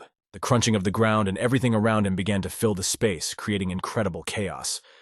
The old man, like a wild animal cornered, began to gnaw at everything around him and beat his equipment against the ground. The lightning-fast golden energy stretched out, directing its blows at the young master. The same golden circle burst out of the chaotic smokescreen. As if from a slingshot or catapult, these rings began to fly out of the old man. The god of war skillfully dodged them as if it were just a game or even a trick. Watching the equipment that once seemed invincible now looked like a toy, the old man began to doubt its power. In the hands of the young master, it was just fun up to a point, until the rings began to turn against him and come back at him. Eventually, they fell on the body of the god of war. They dealt him slashing blows to each finger. Watching the enemy's body being cut and torn into golden rings, the old man began to laugh. After all, he had finally defeated this fool who believed in his own strength. But he rejoiced too soon, because he saw the boy's body begin to turn to ashes. It was not a body, but only a residual aura left over from the guy's incredibly fast movement. In fact, his rings did not hit the boy. He was on top of him and was performing an incredible acrobatic trick. As soon as the old man looked up, he saw the young master's foot flying straight into his face. And when it hit him, despite the old man's defense, there was an incredible explosion. The old man had never seen such a monster in his entire life. And yet, when the god of war pushed back against him, it became clear who would win this battle. The young master landed on the ground and looked at the old man, not as a warrior, but as a miserable, trembling scoundrel. Despite this, a sphere of pure energy exploded in his palms, overflowing his hands. It burned all living things that came near, and even those that were just watching this technique. This was his trick up his sleeve. He had prepared this technique specifically for the old man, so that he would feel unbearable pain. What the guy had accumulated was called a heavenly weapon, and the technique was called the destructive palm. The destructive palm wielded by the young master was a technique that caused all living things to experience unbearable pain and suffering. When Sayun touched the old man's body, he decided that it was time to deal him the final blow. The aura that covered the boy's fingers began to eat away at the rascal's body. The rotating momentum of those palms gripped the old man's arm and began to twist it with incredible force. Like the most ruthless surgeon, the crunching of the old bastard's bones filled his life with suffering. Having experienced the incredible strength of the young master, the old man stopped doubting his power. Intending to strike the final blow, the boy, like a ferocious beast, rushed at the head of the Moan clan. He filled his energy with divine power and directed it at the old man with a whistle in the air. He touched the old man's arm and gave him the full force of this blow. The old man's wrapped arm suddenly began to spin at a frantic speed, causing him unbearable pain. The guy strained even harder and a flash of light burst from his palm, which turned into a shockwave. Together with the old man, the force pierced and destroyed everything behind him, including the mountains and the earth. The impact was so strong that bloody tears flowed from the old man's eyes. His pain was incredible. No one could even imagine such cruel maneuvers. A brilliance enveloped the old man's exhausted body, and his existence was coming to an end. The celestial weapon, like a lightning sphere of explosive power, flew forward, splitting and destroying the earth, and all of this was a gift for the old man. The young master shone with all his divine power, knowing that no one survives this technique. Smiling, Sayun was glad that the old man had paid for his sins. It was a merciless sentence. Returning to the battle of one of the dark representatives, the sound of swords striking scattered shards in all directions. The master's opponent was strong, but they were almost on the same level. The dark master turned to Gunson of the Moan clan, shocked that he was unable to accept his ruthless lion punch and still doubted his strength. Looking at his opponent, Chul Muri realized that he was facing the greatest scoundrel of his life. Their fight was to the death, and only one of them could survive. Both wanted only one thing: to take each other's head off. But when they felt the power of the heavenly weapon, their bodies trembled with fierce fear. Fear seized their minds, and they did not know what to do. They fought with each other, but they could not resist the demonic creature. The fierce blow that struck the master collapsed the cave, destroyed the earth's surface, scattered the stone blocks, and destroyed the legendary warrior forever. In the place of the funnel stood the young master Sayun, who had just destroyed the head of the Moen clan. The warriors turned their heads and stopped fighting because a terrifying force had swept past them. One of the warriors turned around and could not believe his eyes. His son saw his father defeated by a young man in the midst of the battle. The force of the blow was so great that his father's face and figure remained permanently disfigured. However, he was still standing, despite the incredible suffering he had endured. Looking out of the only eye that was still conscious, the old man did not understand what was happening. He saw the boundless chaos that enveloped everything around him, and he realized that the fear he felt had clouded his mind so much that, despite his disfigured arm, he could not understand how badly he was injured. But if he did not regain his energy, he would be finished. The young warrior Sayun stood over him and ordered the old man not to even try. When the old man saw Sayun, he trembled as if in front of a terrible creature. The young master warned him that if he wanted to live at least a little longer, he should stop. If the boy activated his power in this state, the old man would die instantly. The head of the Moen clan gritted his teeth in horror, growling like a mad dog as he looked at this arrogant rascal. He ordered Sayun not to speak, as if the old man had already surrendered, as if the battle was over. The old man was sure that this was only the beginning. He took his trembling hand, which no longer had any living space, and decided that if he died, he would at least try to activate his chi. The old man's flabby arm was filled with power, and blood flowed through his body again. The energy restored his arm, and the fierce power, like his last breath, gave him incredible strength, but took away the most important thing. And then we will see what happens on the battlefield.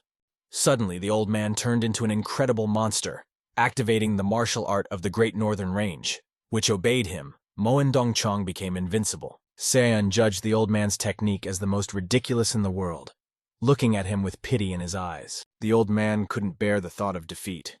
It didn't matter to him who wanted to compete with him. He shouldn't have any opponents in this world. But again, the boy fills his hand with heavenly energy. Twisting it, regardless of the form it takes, it still gives in. The old man's whole body is screaming for him to stop, but he has crossed the line. Feeling his pain, the old man realizes that his blood and energy are twisting inside him because of this guy. Golden energy fills the space, and the young master's hand rushes forward. The flow of internal energy that was supposed to stop at the touch of this boy was directed at the old man. Soon, a sudden blow stops the old man's internal energy, and he realizes in horror that his strength is leaving him. At the moment when his arm became immobile, and his strong body was blocked, he feels his strength leaving him. Suddenly, the old man begins to feel pain. Incredible suffering engulfs his body.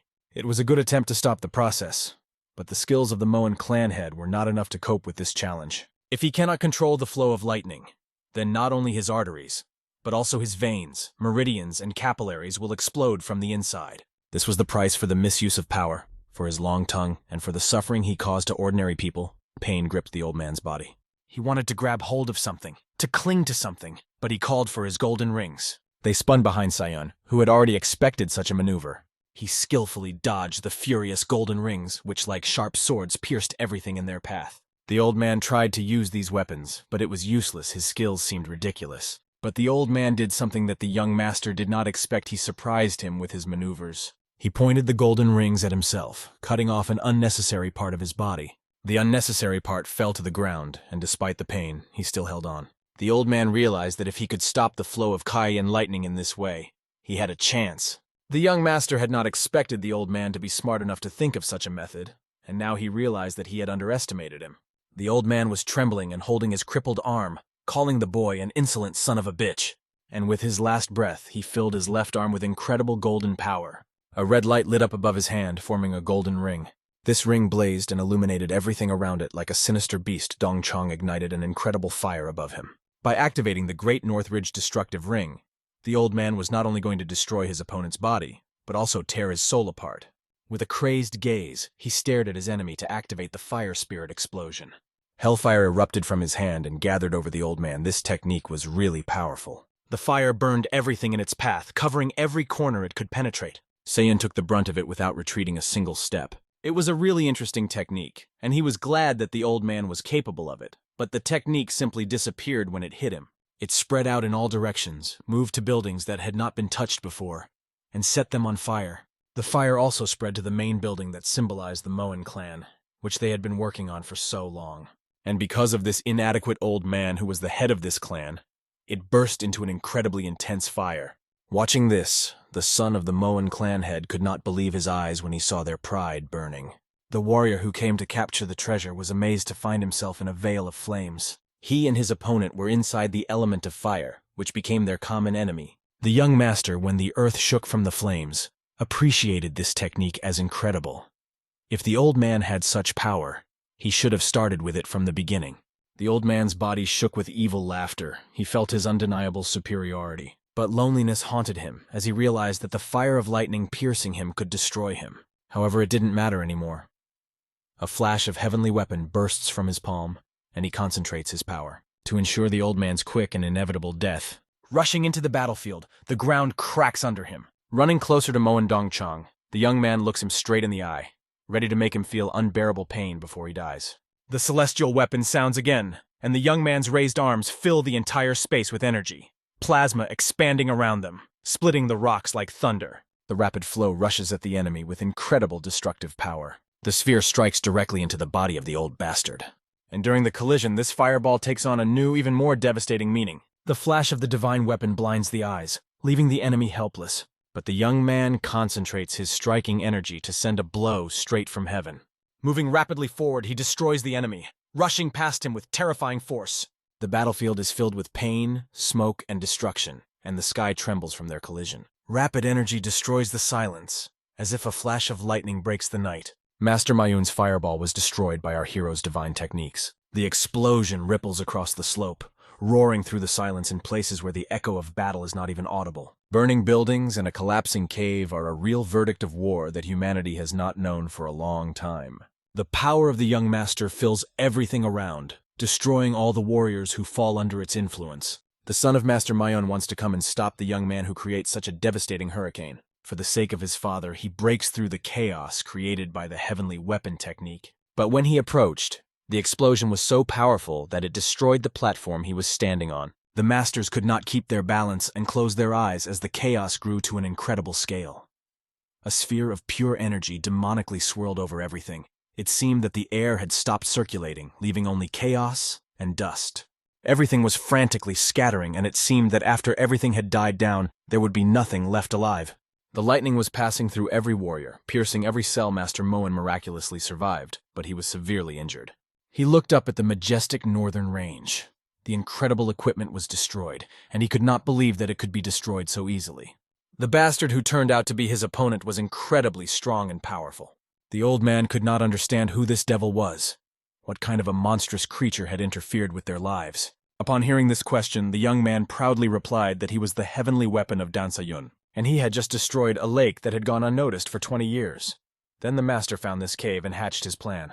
Dozens of times he checked every detail. Hundreds of times he prepared for any events and possible scenarios. He had gotten rid of the elders who were in his way, the incredibly strong warriors who stood in his way, and now some boy had destroyed everything he had built for so long. After that, the young man, imbued with his words, began to approach him. The old man begged him to stop, and with every step he took, fear gripped his soul more and more. He screamed as if he saw a demon in front of him and begged him to stop. All the old man wanted, being desperate and destroyed, was for the young man to stay away from him.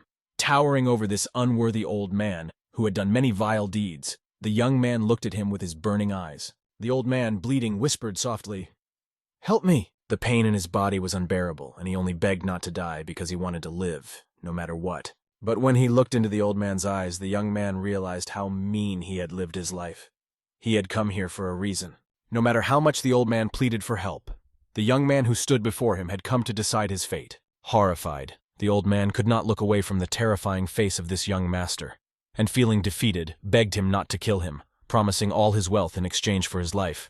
At this moment, the son of the Moan clan head accumulates a golden storm technique in his hand from a distance. He looks at his father, who is surrounded by this young man, and wants to help him. But he realizes that if he uses his technique, it could be dangerous for his father. However, the young man cannot simply forgive the man who destroyed all his father's efforts and destroyed everything. However, he lingered so long that he did not even notice the martial artist approaching him from behind, his eyes glowing with eager desire.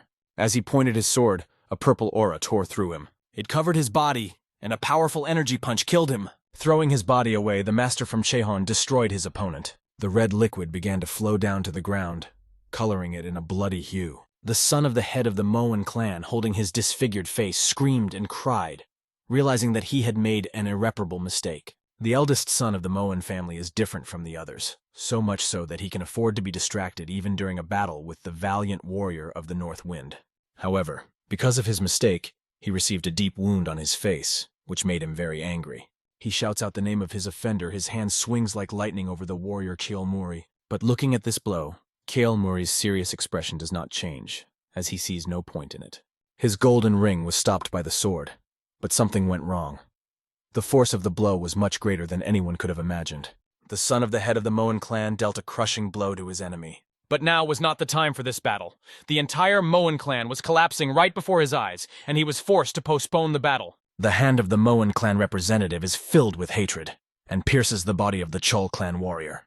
A powerful punch strikes Keel's lower pelvis, causing him significant damage. Chul feels unbearable pain and spits out blood on the ground. The warrior flew off to the side, barely holding his sword, and thus Moan's eldest son threw his enemy away. He pointed his hand forward and began to cut through the darkness with his golden ring. All this was done in order to save his father from an incredibly strong man who stood in their way. At that moment, Dan Sa-yu unsuspectingly saw an incredible force rushing in his direction. It was a cunning maneuver by Moan's eldest son to intervene in the battle. The young master, as always, was strictly watching everything that was happening around him. The ring was very close to his head, and it seemed that in a moment it would cut off his head. But everything that could not match his strength, he repelled with his hand, sending the ring into oblivion. Moan's eldest son quickly approached the young master and tried to save his father with a cunning maneuver. He called the young man a real monster and asked who he was. They can't even imagine why this bastard is interfering in the affairs of another family. But if he continues, let him remember, even if he goes to hell with the eldest son of the Moan clan, he will not allow his family to be destroyed. He takes his disfigured father away, promising that he will definitely take revenge on the bastard for everything. Dan Sa-yu watches what is happening with one thought in his head.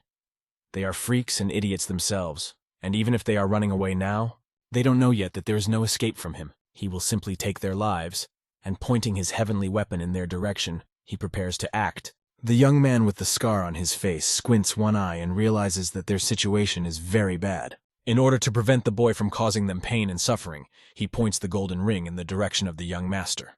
However, this technique has not worked on him for a long time, and even as a result of the power of the god of war, they could not seriously harm him. Dan Sa-yu looks at these incredibly stupid actions and laughs, considering them an absolute waste. When the eldest son looked back to see the result of his technique, he realized that it had not worked. He stretches out his palm, and a blinding energy bursts from his hand. The energy began to envelop the young master who had dodged the golden ring, but now it was directed at his back. Dan Sa-yu saw the ring begin to rotate around him, mesmerizing his eyes.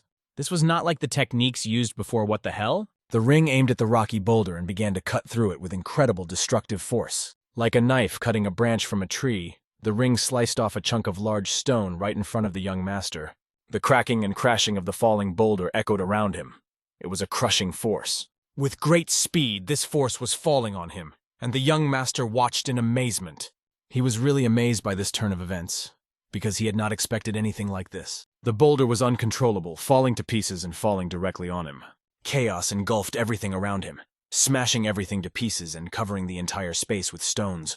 We returned to the old master, who had been fighting with a young opponent from the Moen clan all this time. They fought without being distracted by anything, and the young opponent struck one after another.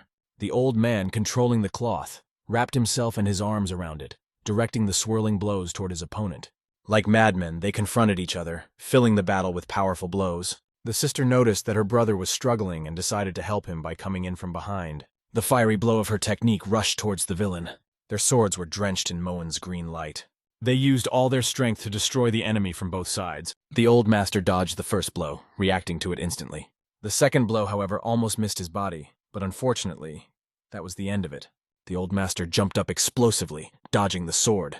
But the blows did not stop, and the old man did not have as much opportunity as his two opponents.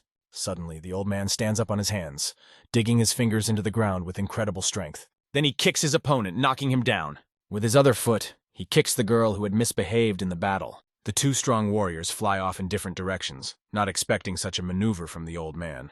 Like a true acrobat, he spins on his ropes and directs them towards his opponents. Soon one of them is trapped, and the old man tightens the ropes around him.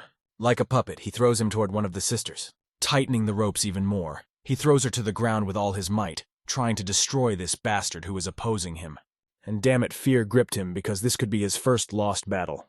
The ropes were tightening his body, making him gasp for breath. The old man spun them 300 degrees once more and threw them to the side.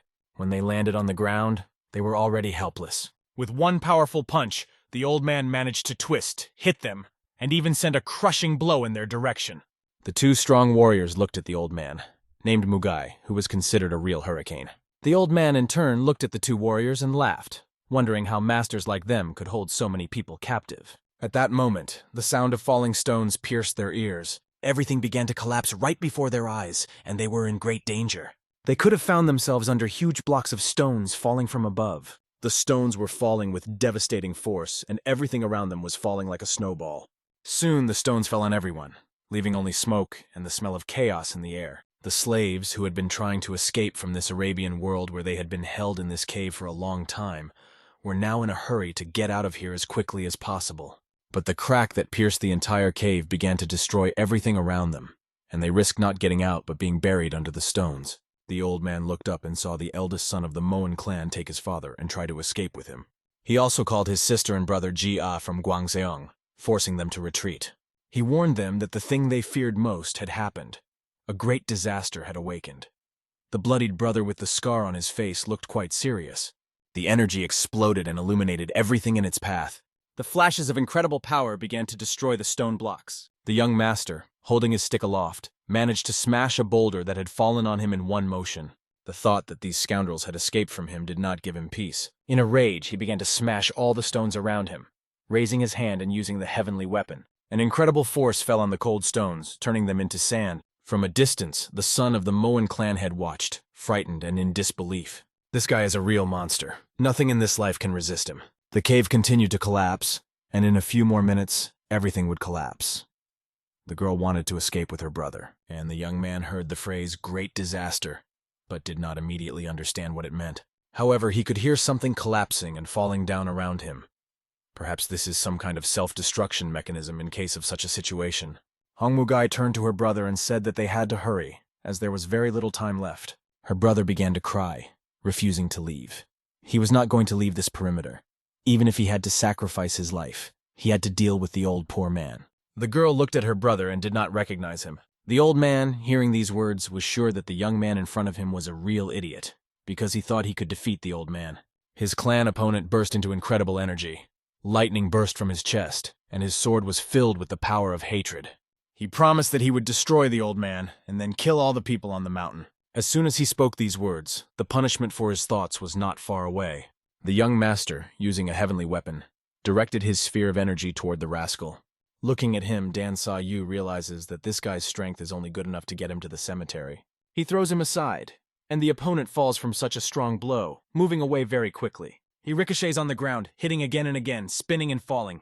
To keep him from relaxing, Dan Sa Yu throws another punch to wipe the smile off his face. The sister watches her brother being destroyed by some incredible force and cannot do anything. When her brother stood up on one leg, he was shaking and trembling as if he had a fever.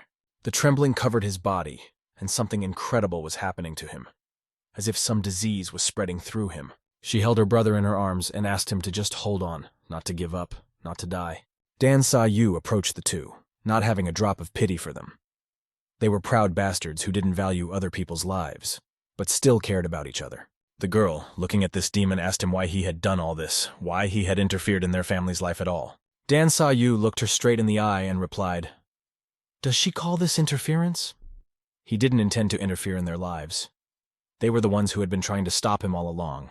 The words made the girl angry. It wasn't true. The young man hadn't even taken the money that had been their gift all along. What did he want anyway? Dan Sa Yu had been watching two caravans from the mountain all this time, heading for Shenyang and Moan. She was alarmed by these two caravans. One of them had a Yuan envoy in it. It was about 10 years ago, and this time period coincided with the realization of her family's plans. It may have something to do with Shenyang, although the Moan family has no connection to it. And the second caravan was about 20 years ago, when the Moan family seized a cave in the Great North Ridge and began abducting innocent people from the mountain. The young owner reminded her that they had kidnapped a young girl from the mountain, and he had been looking for her all this time. The old man, who was his partner, finally realized what was going on. He was standing behind and realized that the young man had finally found this child. A sudden shock made the ground tremble, and a great calamity began to break out from all sides, bursting into their cave. What is called the Great Calamity is coming down from the mountain toward them like a huge ball of fire. The girl realizes that they did not have time to do anything, did not even have time to escape, and they will not survive this great disaster. Cracking and noise resounded throughout the cave as it began to self-destruct. Stones flew in all directions, covering all living things.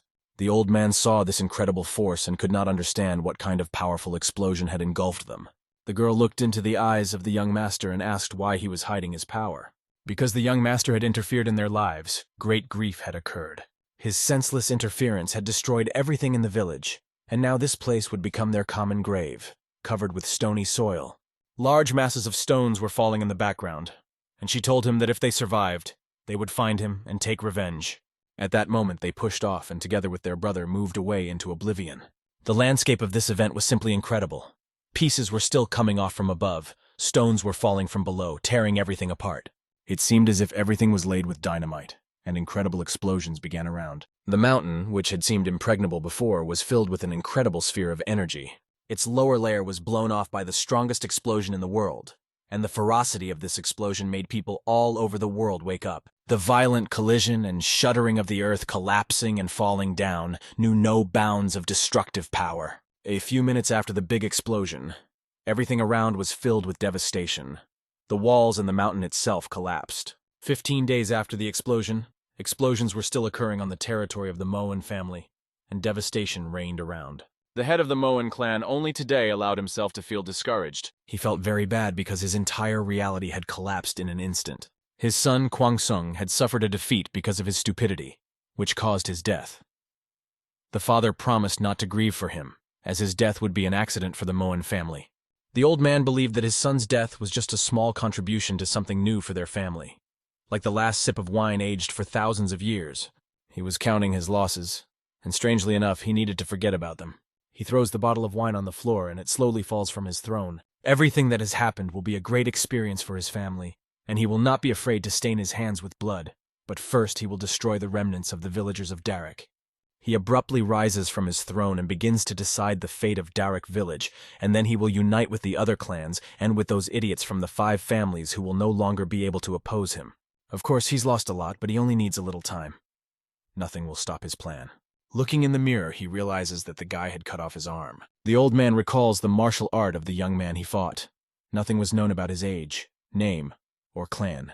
And he wonders if this young man was a student, because his martial art was unlike anything he had ever encountered. But he refuses to believe that he could have survived. It seemed utterly ridiculous. The great disaster that had engulfed the entire mountain and destroyed everyone who was there seemed to be the reason why no one could survive. And the cave had already collapsed. This was what stopped the old man's thoughts, convincing him that the rascal was dead. But when he closed his eyes to think about how many more life goals he had in front of him, when he opened his eyes, he saw this devilish figure standing before him. Fear gripped him as he looked at Dan Sayu, who was floating in the air, surrounded by divine energy. The young man reminded him of his promise to take his life, and he had no intention of breaking it. The boy was safe and sound. This was the final step needed to stop the clan leader. A sphere of pure energy filled the space and pierced the black stone block, which began to crack. A stream of divine technique burst out of it, creating a path for the young master. This cracking sounded everywhere, and the lightning-like movement caused the earth to part in different directions. The old man, watching all this, was amazed. The young man never ceased to amaze him, because when the great disaster arose, the old man had already said goodbye to his life, and could not believe that they were able to get out. And not only they survived, but also the inhabitants of the mountain, the warrior Cholmuri, and the Darik warriors, they all managed to escape. When they came out into the fresh air, they were happy to feel life again. After that, the old man remembered what the young man had said about the girl he was looking for, and asked if her name was Han. The young man turned to him and, looking intently at the old man, asked if he knew her. She was about 6 or maybe 7 years old at the time. The old man told him that he had been detained here in this rocky grave for 20 years when they held people of all ages, both men and women. However, the women and children could not cope with the work of the excavations and were sold into slavery. The money raised was spent on the excavation of the Northern Ridge Cave. A girl from the mountain with the surname Khan, like all the others, ended up here. If he's not mistaken, her name was Hansa, and she was very intelligent and calm, not at all like her age. But it doesn't matter, because although she was smart, she was still just a child. Soon she was sold to traders as a slave, and the records of slave sales are probably kept by the head of the Moan clan. If the young man finds these records, he will be able to find the girl. Once again, our hero realizes that he needs to go to Dongcheong. Perhaps in the end it will turn out that all these events are not just coincidences. The young master's hand sent chi energy into Dongcheong's body again and again.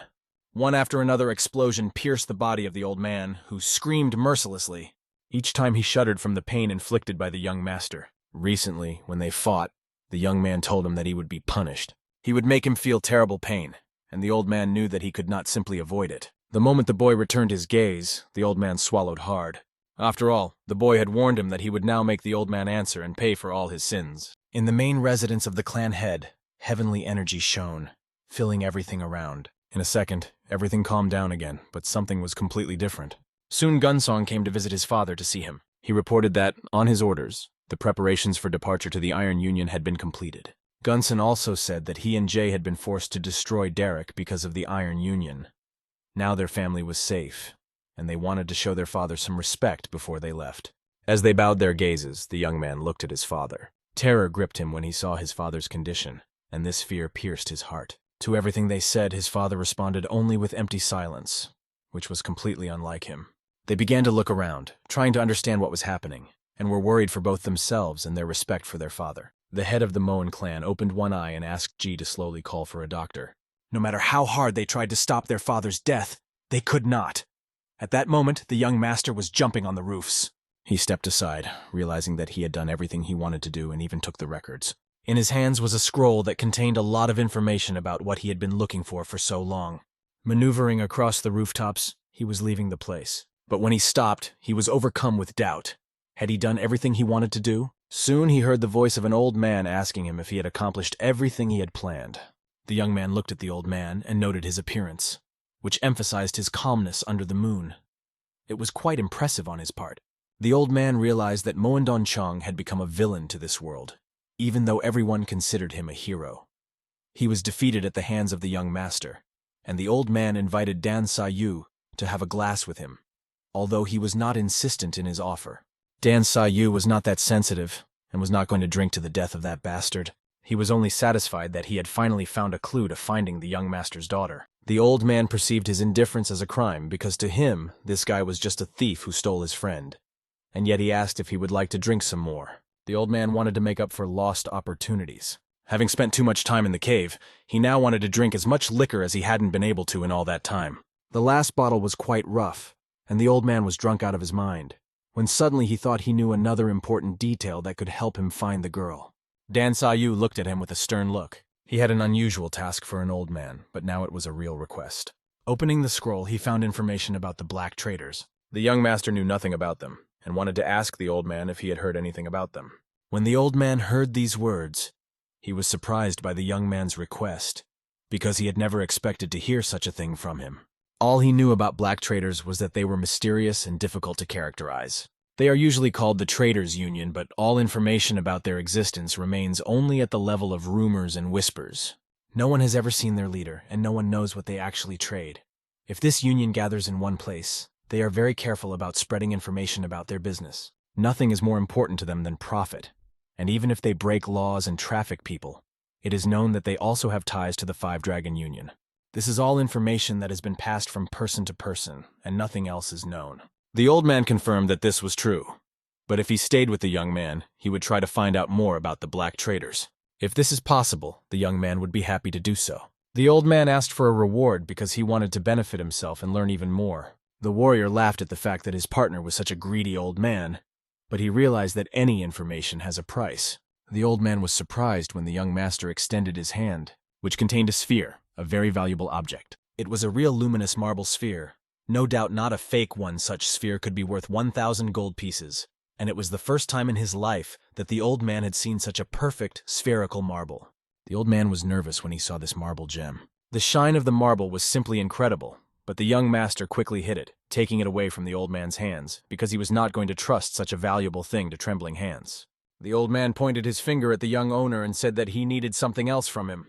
When asked why he was so worried, the old man replied that 10 years ago, he had seen a bronze dragon destroyed by an unknown martial art.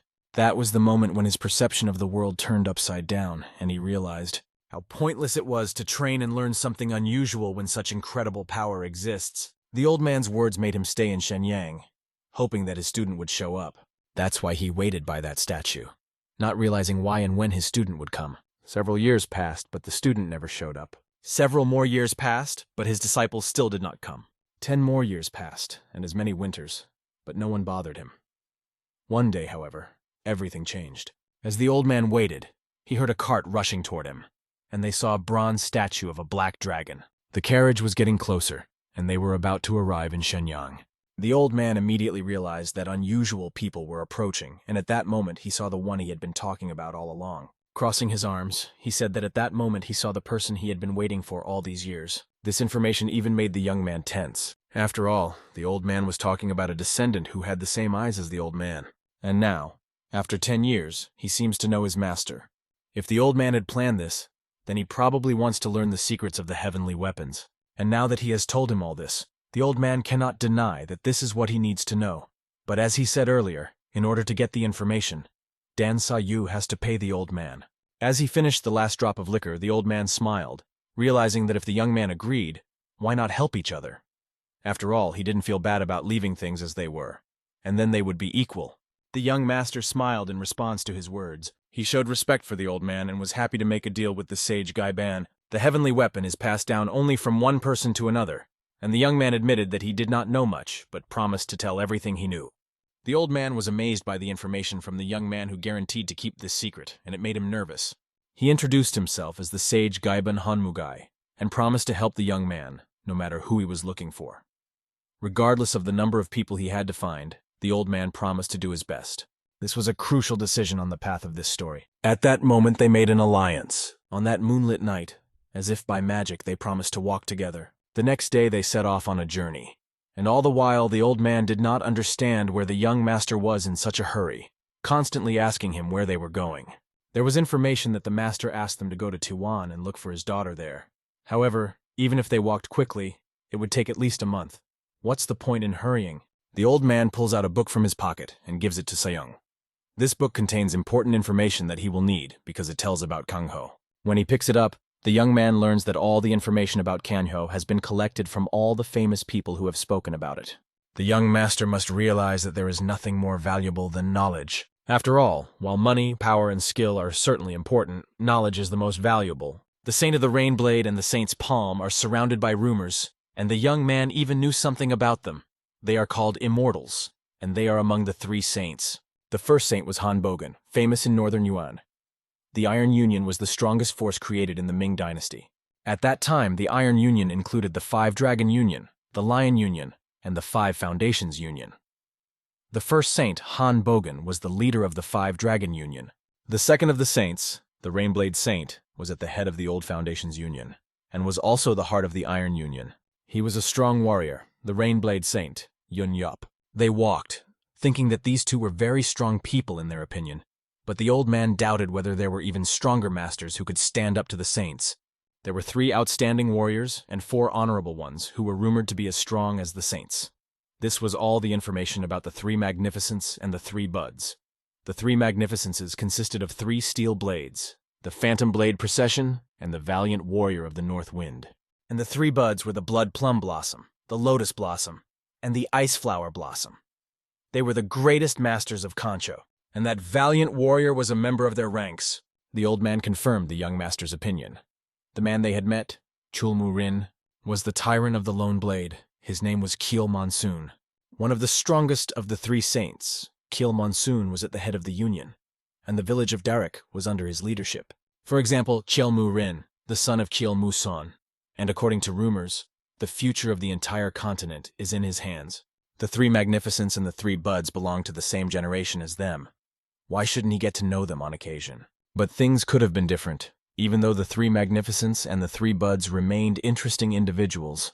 Soon day turned to night, and their modest company had to find a place to sleep. The old man kept drinking liquor, not even allowing himself to dry out. Sitting by the fire, the young owner was not bored, watching the drunken old man who adored the liquor. After opening the information the old man had given him, the young man read that the powers of the Bud were not that great.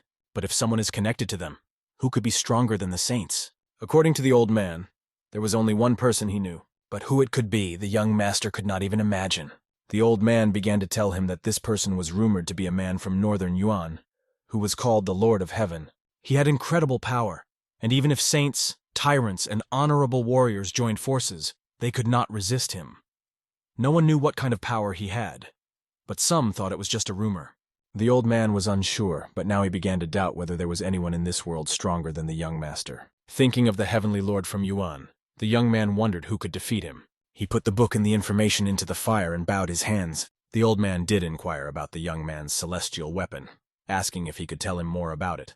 The young man was a little embarrassed, but the old man did not hide his excitement. He was so curious that he was almost going crazy trying to understand what kind of power it was. The young master stretched out his hand and said that it was difficult for him to explain. He admitted that he did not fully understand how it worked. His master said that this technique was created 1,000 years ago, and there was nothing special about it. He learned to look for weaknesses and attack, then he had to block and dodge. It didn't even need food, as certain foods could be harmful. If I understood correctly, the old man said that celestial weapons were practically the same as street fighting, but that was not an explanation of the process. The young man looked at the fire and said that to explain it in words, you need to carefully understand the structure of the human body, as well as learn some techniques, such as lightning and the phantom eye. Once you get the phantom eye, you can see the veins and points of your enemy. Impacting the veins can destroy the enemy's bones and muscles and dry their blood. His power also affects inanimate objects, and when he directs his hand, you can hear the cracking of these objects. When he directs this power, something like veins activates this energy. It rushes to the point where the cracking occurs, the explosion, and begins to burn or destroy what he wants. The old man watched his actions closely and was amazed, not understanding what the young man was trying to show. After all, the technique was incredibly strong, and the boy could make the stone crack without even touching it. But when he lowered his hand, the celestial weapon was filled with shocking power. Instantly, a sphere of incredible energy shattered the stone block. A huge sphere of pure energy gathered around them, threatening them with a great explosion. As a result of the explosion, the old man fell down and spilled his liquor, while the young master only demonstrated his abilities. Looking at him, the wise man could not believe his eyes. Even after seeing it with his own eyes, he said that the boy could apply his power to any object and any living being. The young man was a real invincible freak. But what was even more important for the old man was that after the explosion, his liquor started to spill. He attacked the young man with the accusation that he had deliberately made the bottle tip over. Sa Yu replied that it was not intentional and said that they needed to rest, as they had to hit the road tomorrow morning. However, the old man was very angry because of the spilled liquor and was indignant about what he would use to get drunk. We move to Fushin, to the village of Darek, to a huge palace. One of the leaders is told that Moen Donchong died of a heart attack, which is what everyone was told. This leader realizes that death from a heart attack even sounds ridiculous, because a valiant warrior of the North Wind cannot die like that. If they believe these rumors, then they have never seen this old man's fighting strength, and should not believe this absurdity. In fact, the young man saw that young man, Dan Sa-yu, do this to him. The leader of this clan heard Dan Sa-yu's name for the first time in his residence. The leader's son began to tell him that during the fight over the bank's gold, something happened between Dan Sa-yu and Chusa Jo. The boy attacked one of them, and when one of the bodies was examined, it was found that the circulatory system had been ruptured. The clan leader realized what incredible power this young man had, and they should have brought him into their company earlier. However, his son realizes that even if they had tried, it is most likely that the young man would have refused, because Dan Sa-yu himself said that Darek village does not deserve his favor. Dan Sa-yu fought with Moen after learning that he kept the mountain people in the cave, because he didn't want others to use him as a convenient weapon. If you look into his eyes for a long time, it becomes clear that he can't stand being used. Thanks to the deal he made with them, they stayed alive. And if he had wanted to, the village of Darek would have been destroyed along with the Moen estate. The young master, the son of the leader, was glad that Dan Sa-yu had no reason to join the Dragon Union. He raised his heavy sword and said that the Lion Union would not want to compete with such people, now that they no longer have the pesky Moen Dongchong in their way, who is already dead. The Darek estate should seize the opportunity and gain influence in Shanxi. As members of the Lion Union, they can only wait for good news. The leader hoped that the young man realized that they would not be able to escape far, and if all went well, they would need to visit the tyrant of the Lone Sword. The boy understood his master's order. Going to his residence on this moonlit night, he made a promise to himself that Dan Sa-yu would become his enemy and perhaps his ally. But Moen Dongchong's death brought an invisible influence on Guangwol and Darek, like an invisible steel mask. Two of the strongest warriors in Darek, the Songyong, were either mortally wounded, or their lives had ended in disgrace. He thought that maybe he could rely on at least a squad of swordsmen, but that was not the case, and he needed to meet with an important person. This warrior entered the establishment on the second floor because he had a very important meeting with a person who was very important to him. He approached his master and greeted him. The master stopped him from greeting him, saying that there would be an opportunity to do so later. Because there was something more important right now, it was one of the great heavenly trade unions, and the master of the traders, Zhang Du-su, was standing in front of him. He was looking at the Moen family heroes who were rumored to have confronted the intruders. Everyone in the bar fell silent to listen to these rumors, when a man sitting in the middle of the table identified himself as Elder Hanbin, the sage of Hongmugai. The man who was there could not survive this horror because the person who did this to him was the true embodiment of evil. Even the thought of this person made him tremble as soon as he thought of him. After all, the person he met had strength without any visible flaws, similar to that woman's. He had long, thin arms, but they were covered with incredibly strong lightning. However, his strength and hands were slightly different, because his hands were demonic. From these demonic hands could come a variety of techniques that could suddenly twist bones or explode blood vessels. Just one touch of his hand on a leg destroyed bones and blood vessels. This happened to a group of perfect fighters who were legendary. One of those people noticed that he spoke in the dialect of the Highlanders. At that moment he said that no one could stand in his way, and a chill pierced everyone who was there. The soldiers realized that the girl they were looking for came from the mountains, and the rumors continued to spread that as soon as this person touched the ground, his power manifested itself with all its ferocity. It was as if the world was in chaos, and a powerful explosion rang out across the estate. 3 huge explosions occurred, and the warrior who was present there lost consciousness. When he woke up and opened his eyes, he saw around him a large ice lake that had disappeared. He was lying on the ground, destroyed and bloody, realizing that something had gone wrong.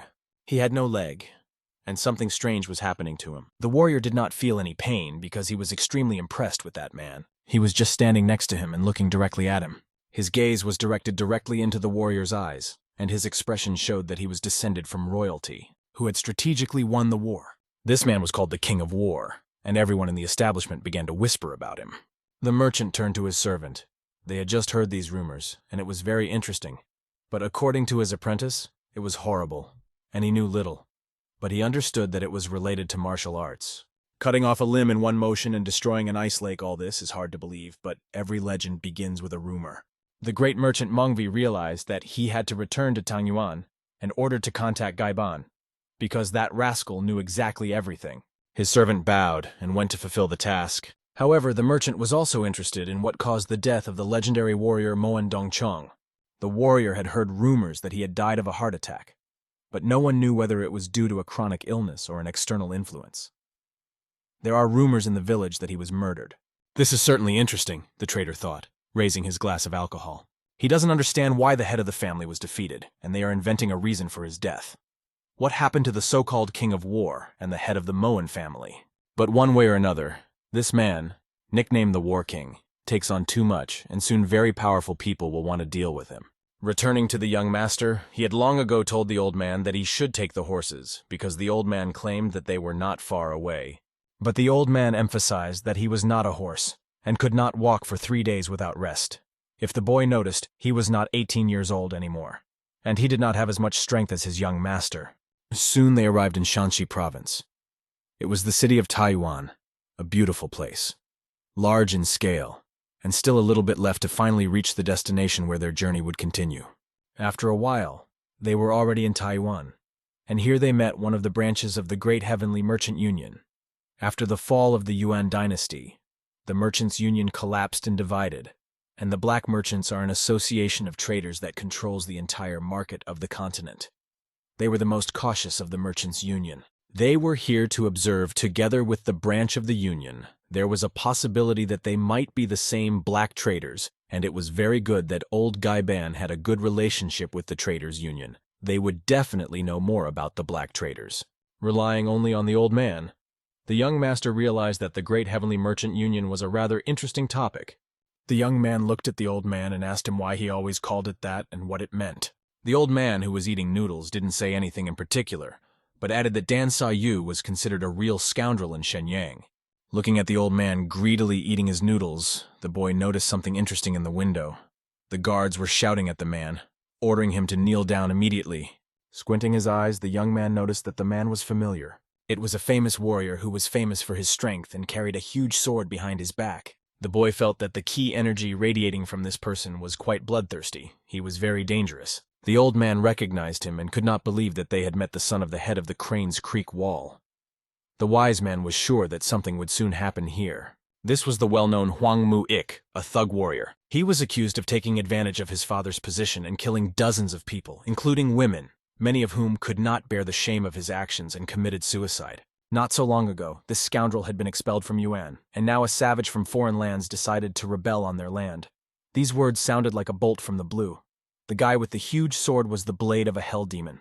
The soldiers were furious at these accusations. A healthy man appeared behind them and stopped them all. He stepped forward and asked how much this man needed to be paid to start working for this fat guy.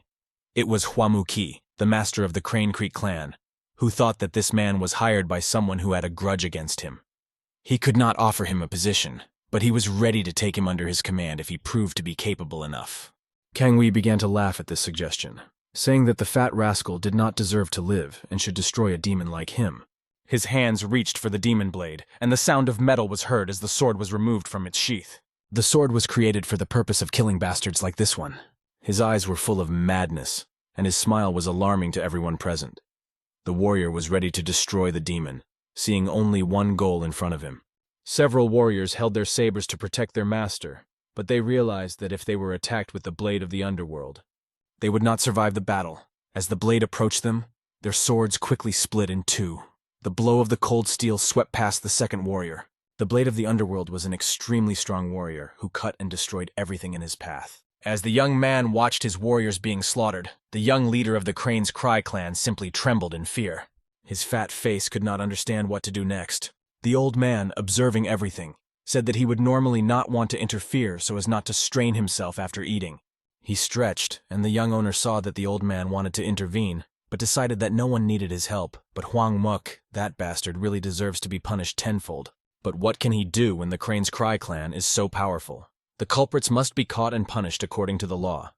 Together with the young master, they could act more effectively. The young man heard about the influence and thought about it, because scoundrels often judge other people for their own benefit. He decided not to interfere, as it was not his concern or interest. The blade of the underworld continued to move forward after he had dealt with the defense of one of Huang Muk's soldiers. He warned him not to let his guard down, because although he was weaker than Mon Dongchong, this young man killed with his technique. And perhaps he will corner him when the man's cold sword is headed for Huang Moik's head. Huang Moik opened his mouth wide, ready to say goodbye to his life. But the old man pushed off the balcony and intervened, even though he did not know exactly why the attacker was trying to kill the young owner of Crane's Cry. However, he realized that simply killing him would not solve the problem. By intervening, the old man had disrupted the man's plans, but he was no pushover.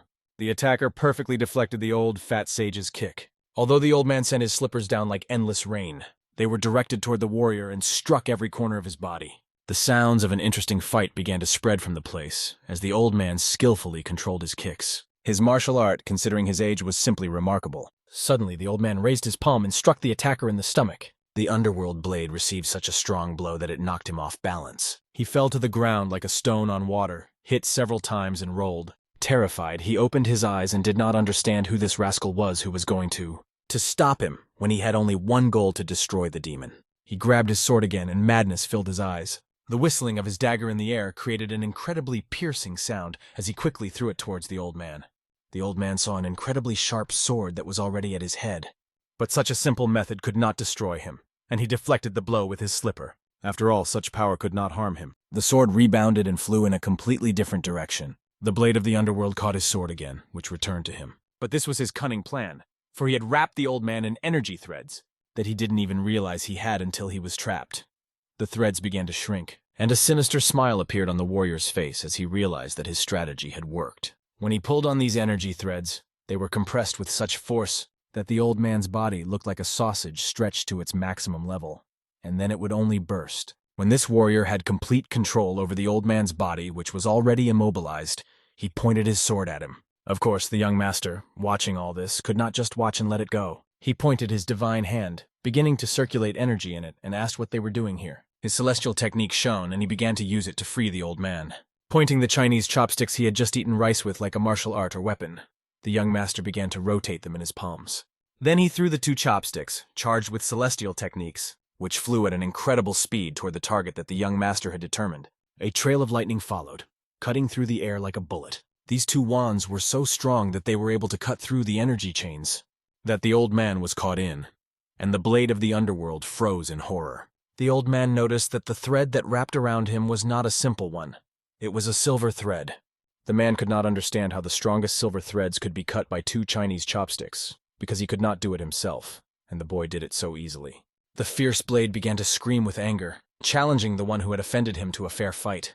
For a long time, he searched the young master with his eyes, but no one responded to his challenge.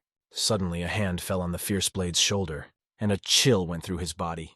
Shivers ran down his spine, because Sayu was already there. He said that if it was a fair fight, would he be able to act fairly if he used a sneaky weapon? If he wanted to fight the young master, he would have to put his life on the line and then fight. Feeling an incredible presence behind him, the warrior began to turn around. At the same time, he swung his sword and pointed it toward his opponent. The guy did not even blink, realizing that any attack on him would have very bad consequences for the enemy. Deciding to put his life on the line, the young master dodges his blow and throws his own kick, which was much stronger. The kick hits the villain in the face, knocking out all his teeth. The fierce blade flies to the side, feeling defeated. The young master was not going to play his games with him for long. He grabbed his arm and caused him such pain that he had never felt before, as if everything inside him began to break. Soon our hero stabbed him hard in the back. Having broken the enemy's arms, the young man de-energizes him as if he were just a toy, and his enemy screams in pain. But that was not the end he had to finish the job. The boy takes his other free hand and strikes at the pelvis, where the important organs of this scoundrel are located. After this blow, the enemy flies off to the side, and it becomes clear that he will not be happy after that. Like a butterfly, he hits the ground and suddenly stops moving. Despite the severe blows, he will have to get to his feet, as any lying on the ground will mean a quick death. The fierce blade looks at his opponent and cannot even imagine how to fight him. He is unable to predict his actions. A sword filled with celestial energy appears on the horizon in 1 second, and is right in front of the warrior's eyes. It was his own sword that the young master had thrown to him. Sayu kept his hand pointed at the fierce blade, and warned him that there was no point in trying to avoid these blows. The celestial weapon itself is unbeatable, and no one can resist it. He snapped his fingers and began to look ahead thoughtfully, planning something interesting. This guy's chi energy was incredible. It blazed with incredible power as he made the snap. The sword, which seemed to be charged with heavenly energy, exploded right next to this warrior. The shockwave filled the entire space and caused incredible damage to this man. He flew away from his sword, which exploded, and caught by the airwave, flew like a madman. He flew for a long time and did not even realize how to stop. He found himself in a situation from which he could not get out, and in the end, the fierce blade released its weapon. The old man looked at the silver thread in his hands for a long time. He noticed that it looked unusual, as if there was something wrong with it, and he could not control it so easily with his energy. But then he noticed that the thread was covered with diamond dust, which made it special. The realization that the thread was covered with diamond dust amazed the old man. As the fierce blade lay exhausted from the brutal blows, the young master looked at it intently. He looked him straight in the eye, not stopping for a moment. The fierce blade was about to run away, realizing that he could do nothing. But the young man, accumulating the blow in his hand, with his eyes filled with blue demonic energy, began to accumulate incredible chakra.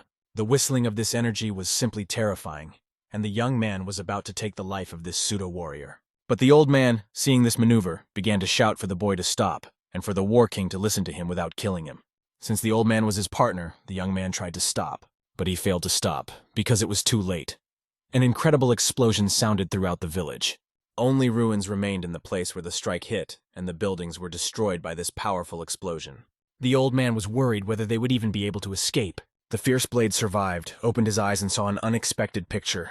The young master had directed his punch a little in a different direction, so the energy went in a different direction without killing the rascal. If the old man was right, they now need to get out of here and go to the local authorities to confess everything and sacrifice the fierce blade. Or perhaps the young master has noticed that the scoundrel's friends have been watching him all along, and if he wants to, he can ask them for help. He did not understand why this young man was so perceptive and knew everything to such detail. They went to the local authorities, where the blade of the underworld was accused of trying to kill a man in broad daylight, which is why he was defeated.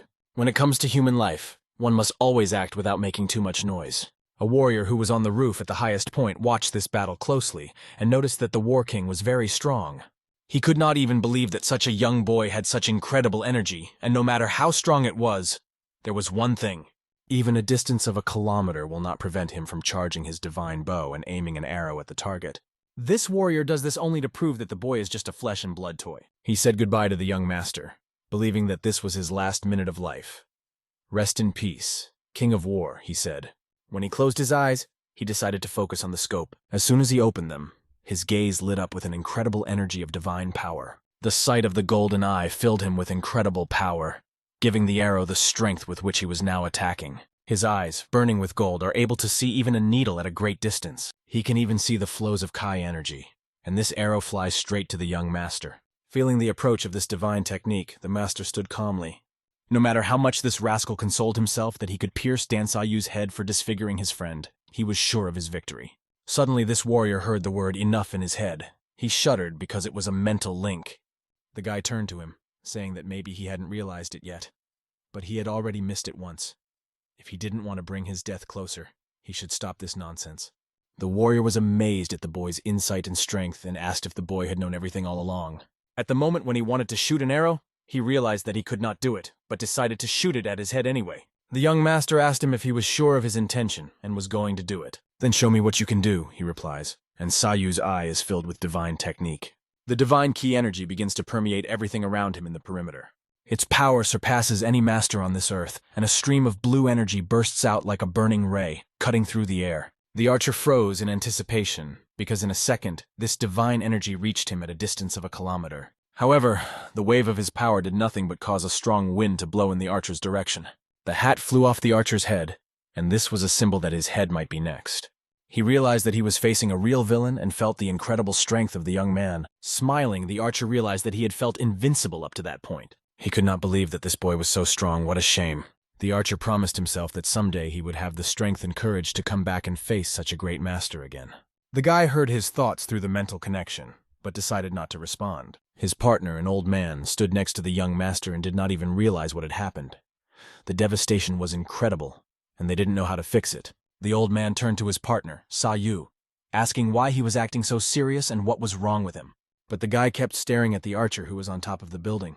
He noticed that this rascal had left the battlefield in disgrace. This meant that everything was fine and there would be no new devastation for a few more minutes. After they had destroyed part of the city, they needed to leave the place. The mountain overlooked Taiyuan, which was just beautiful. But they had no time for sightseeing. They had to make a quick stop and have a snack of sago soup, which the young master had never tried before, because sago soup is a secret recipe of the sage Gaiban. The young master was happy to taste this soup, but he had to eat quickly before the ants and other insects ate it first. After the meal, they walked through the forest for a long time, and the young master asked the old man why he asked him not to kill the boy. In fact, the old man saw that the enemy used an unusual silver thread. A silver thread with a diamond coating is a weapon often used by black marketeers. Of course, the wise man cannot say that they are from the Union, but it is clear that he is somehow connected to these people. They could make their lives easier if they watched them. Sayu was sure that this was not such a good idea, especially if the friend of that enemy could cause them serious problems. The sage was very surprised to find out that the guy was not alone. The young master had seen his friend watching the fight from the very beginning. He was a very strong master, and if he had interfered, they could have been in big trouble. But Sayu said that it didn't matter to the War King, because he could handle any danger. The old man smiled and said that even though the War King could handle the danger, he could not have saved the old man. Sayu asked him not to call him the War King anymore. The sage thought it sounded pretty cool, and he didn't understand what was wrong with it. In the young master's opinion, it was even better than being called a sage. The old man wondered what was wrong with the nickname Sage. In turn, Gaiban was proud of it, but it did not particularly impress the young man. Soon they came to one of the houses, and an important detail was visible. The sign was empty, which meant that the doors of the establishment were open to everyone. It was a rather strange place in the middle of the mountainous terrain, with a great road, a big fence, and a great location. The wise man had warned them that they would go to the Gaiban branch. But there was only an abandoned house in this area. However, he expected to see a luxurious restaurant. When they walked inside, the old man expected more since it was a Gaiban. The wise man asked to go in quickly and look around. As soon as he put his hand to one of the walls, the slab began to move under him. This gesture opened a secret door that appeared out of nowhere. The young owner was amazed by this sight, because he did not expect to see a secret room in an abandoned city. Once inside, they began to move forward and went to the other side of the house. The warriors who were in this secret room at the back of the building all lined up and paid their respects to the elder, Hong Mugai. They welcomed them and were happy that they had come to the Taipei branch of the Gaiban. The old man was smiling as if he had won the lottery, looking at these rascals he had missed. It was a very unexpected sight. No one could even imagine that behind this abandoned house was a whole settlement hidden in the mountains or forests. The young owner hardly expected to see this, because this branch collects information about everything that happens in Changwon. Then all the information is sent to the main branch for verification. For them, information is the most valuable asset of the Hainanese government, and it has to be handled very carefully. That is why they built such a place for easy management. Thanks to this, they will be able to find not only information about black traders, but also other information, including those scum from Yuan. Although it happened quite a while ago, they have already found everything they could and sent it to the main branch. We are sure that they need a little more time and information. And when they find the branch of the black marketers, they will know that this man, named Yom Sayak, has become the head of the branch because of his outstanding abilities. The man who told all this was the head of the Gaiban branch, John Soik.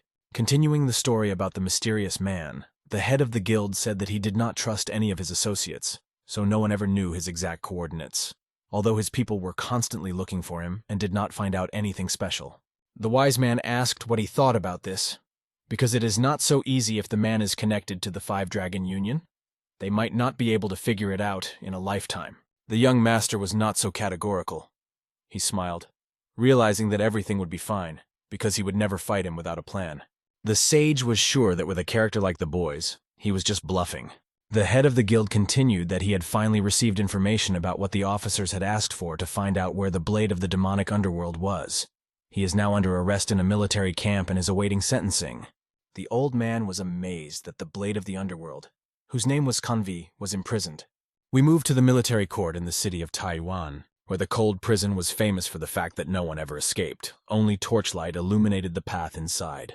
In one of the rooms of this prison, there was a strange man who was repeating a phrase. Destroy the demon. Destroy the demon. Destroy the demon. All this time he was dreaming of destroying the demon, because at this rate the whole world would soon be drowned in darkness. He was whistling incredibly and getting angry. He was just furious. He grabbed his hand and squeezed it with all his might, wanting to do something. Having regained incredible strength, he felt as if he could tear the cell itself apart like a beast. The guards did not understand what sounds were coming from that room and assumed that the madman was on the rampage again. But this man was furious. His body was filled with rage. He could not forgive the one who had killed the young master of the Crane Creek clan in broad daylight. He beat against the wall with his hands, constantly saying that no one dared to challenge the Crane's Cry clan in Murim, and that this rascal had taken the young master's life. It was clear that he would be sentenced to death. When the warriors decided to go quietly to see what was happening in the cell, a demonic force shrouded in diamond dust gripped the door, pressed it down, and knocked it out with an explosion. This warrior went free, realizing that the one who destroys evil becomes evil himself. He confronted the guards, fighting his way out, his body filled with incredible rage. The bloodlust that emanated from him was incredible. He looked at the guards, who were innocent of anything, and called them the lower demons gathered here. We returned to the young master, who asked who this man was. The sage said that this man was quite famous, known to everyone in Ganja, but there was something wrong. Apparently, Kanvi, the blade of the demonic underworld, had a very strong and stocky build. He was almost 2 meters tall, and used a bloodthirsty blade that was impressive in its size. The guards, of course, could not do anything to this demon and fled the place. He scattered them in all directions. Some ran away, and some remained lying like stumps. This incredibly strong man escaped from prison and walked as if he were the very embodiment of evil. He kept repeating one thing. He wanted to destroy the demon, and the blade of the underworld would do it. As one of the 5 warriors of the 5-Dragon Union defending the Iron Union, he is one of the strongest in the Union. Perhaps the one called his friend during the battle was also one of the 5 strongest warriors. The only problem was that he has a keen sense of justice, and he has his own views on it. This demonic creature only wanted to destroy the demon because he made decisions based on his own beliefs and opinions and then decided to act on his own. He decides what is good and what is evil for him and sets his own goals. The steel archer who appeared raised the question of what he was doing here at all. He had no choice. He came to see his dear friend, even if it would cost him his life. During this time, he had killed all the guards in this prison, and it was clear that he was very eager to meet this warrior. The archer threw him a sword and asked him to take it in his hands. The blade of the underworld grabbed the sword and was filled with hatred. The archer told him that this was an order from Yam Sa'ik himself. The steel archer never jokes, and this may have been a call to action. He said that this order concerned the union of the 5 dragons and the black traders, and as one of the 5 strongest, he could not refuse it. The giant warrior looked at the sword he was holding and realized that it was meant to be used to destroy the traces. He pulled his sword out of its sheath and pointed it at the moonlight. He asked the archer to tell him that the inedible blade would not move on to this task until he had completed one more unfinished task. We moved to the Crane Creek clan, where an angry son addresses his father, outraged that he wants to let that scoundrel get away with it. He is angry because he was almost killed, and his father does not pay attention to this. The son, being a young master who is going to inherit the title, almost died because of this bastard. And his father says that he will just sit and keep silent all this time while this man is putting their clan in danger. Besides, he's already in custody, and all he needs is for his father to say one word, "Kill the bastard." The father, in turn, accused his son of behaving inappropriately, and if he hadn't behaved that way, there would have been no problem. But the son still does not recognize his mistakes, and does not understand that he is the only problem in their family and clan. The son was angry at his father's words. Although he is guilty, how can he be guilty of almost getting killed? It was his fault too. He was just joking, and they killed themselves, and that was also the son's father's fault. Let him not blame his son for the fact that they all died that way. The father, hearing his irony, admitted that perhaps he had made a mistake in his life to raise such a scoundrel. His son shouted that he would not give up so easily, and would not rest until he had torn out the arms and legs of the rascal. He held up his sharp sword and ordered all the warriors of his clan, saying that as Huamuki, the heir of the great clan, they were followers of their teachings, and all these warriors were his brothers. If the heir has been harmed by that bastard, it means that they have all been harmed. He takes an army of warriors with him and on behalf of today's Crane clan, decides to restore the clan's honor and influence. They went to the military court, full of hatred, to decide the fate of that scoundrel. Opening a door that creaked with old age, they entered the court. When the young master opened the door, behind it stood the inedible blade, who had already swung his sword. He smiled, realizing that the mouse had fallen into his trap, and with an incredibly fast movement, the sword swept through the air, who did not even have time to realize how this could have happened. Before the warriors could even get to the spot, their leader was already killed. A powerful blow turned the air to dust, destroying him completely. The father, who was standing nearby, witnessed this incredible sight. But his son had already been destroyed, and anger seized his heart. He ran out of his residence and attacked the villain. How dare he do such an unimaginable atrocity to his son? But the inedible blade turned to the head of the Huandu clan, John, accusing him of having brought such a monster into the world, and he had long wanted to take action. The father could not see anything in front of him and rushed forward, despite the incredible losses. He kept his sword ready and was already in front of the huge inedible blade. The father only wanted to avenge his son, for he had been killed in such an unworthy way. But the inedible blade was not going to lose to anyone. It had great goals. They clashed with their swords, two strong masters. The blade saw only one goal in front of him: to destroy the demons. It was the only thing that mattered to him in life. He expected from the Crane clan that those who do evil do not deserve to live. And at that moment, the sound of a sword breaking pierces the space. The sword of the head of the Crane clan cracks and breaks into pieces. The father and head of the clan barely stopped this confrontation. He landed on the ground, realizing that although the blow was strong, the truth was still on the side of the Crane clan. "This is something that no one in Taiwan will argue with." My father was very angry. The ravenous blade believed that they were all trash, and there was some truth in that. Anger knew no bounds. The desire for revenge filled the head of the Crane clan, and he asked the inedible blade if he would ever succeed. There was no point in talking to him for more than a minute, because his fate had already been decided. The clan leader promised that he would deal with him right away, and the whistling of inedible sharp blades could be heard in the air.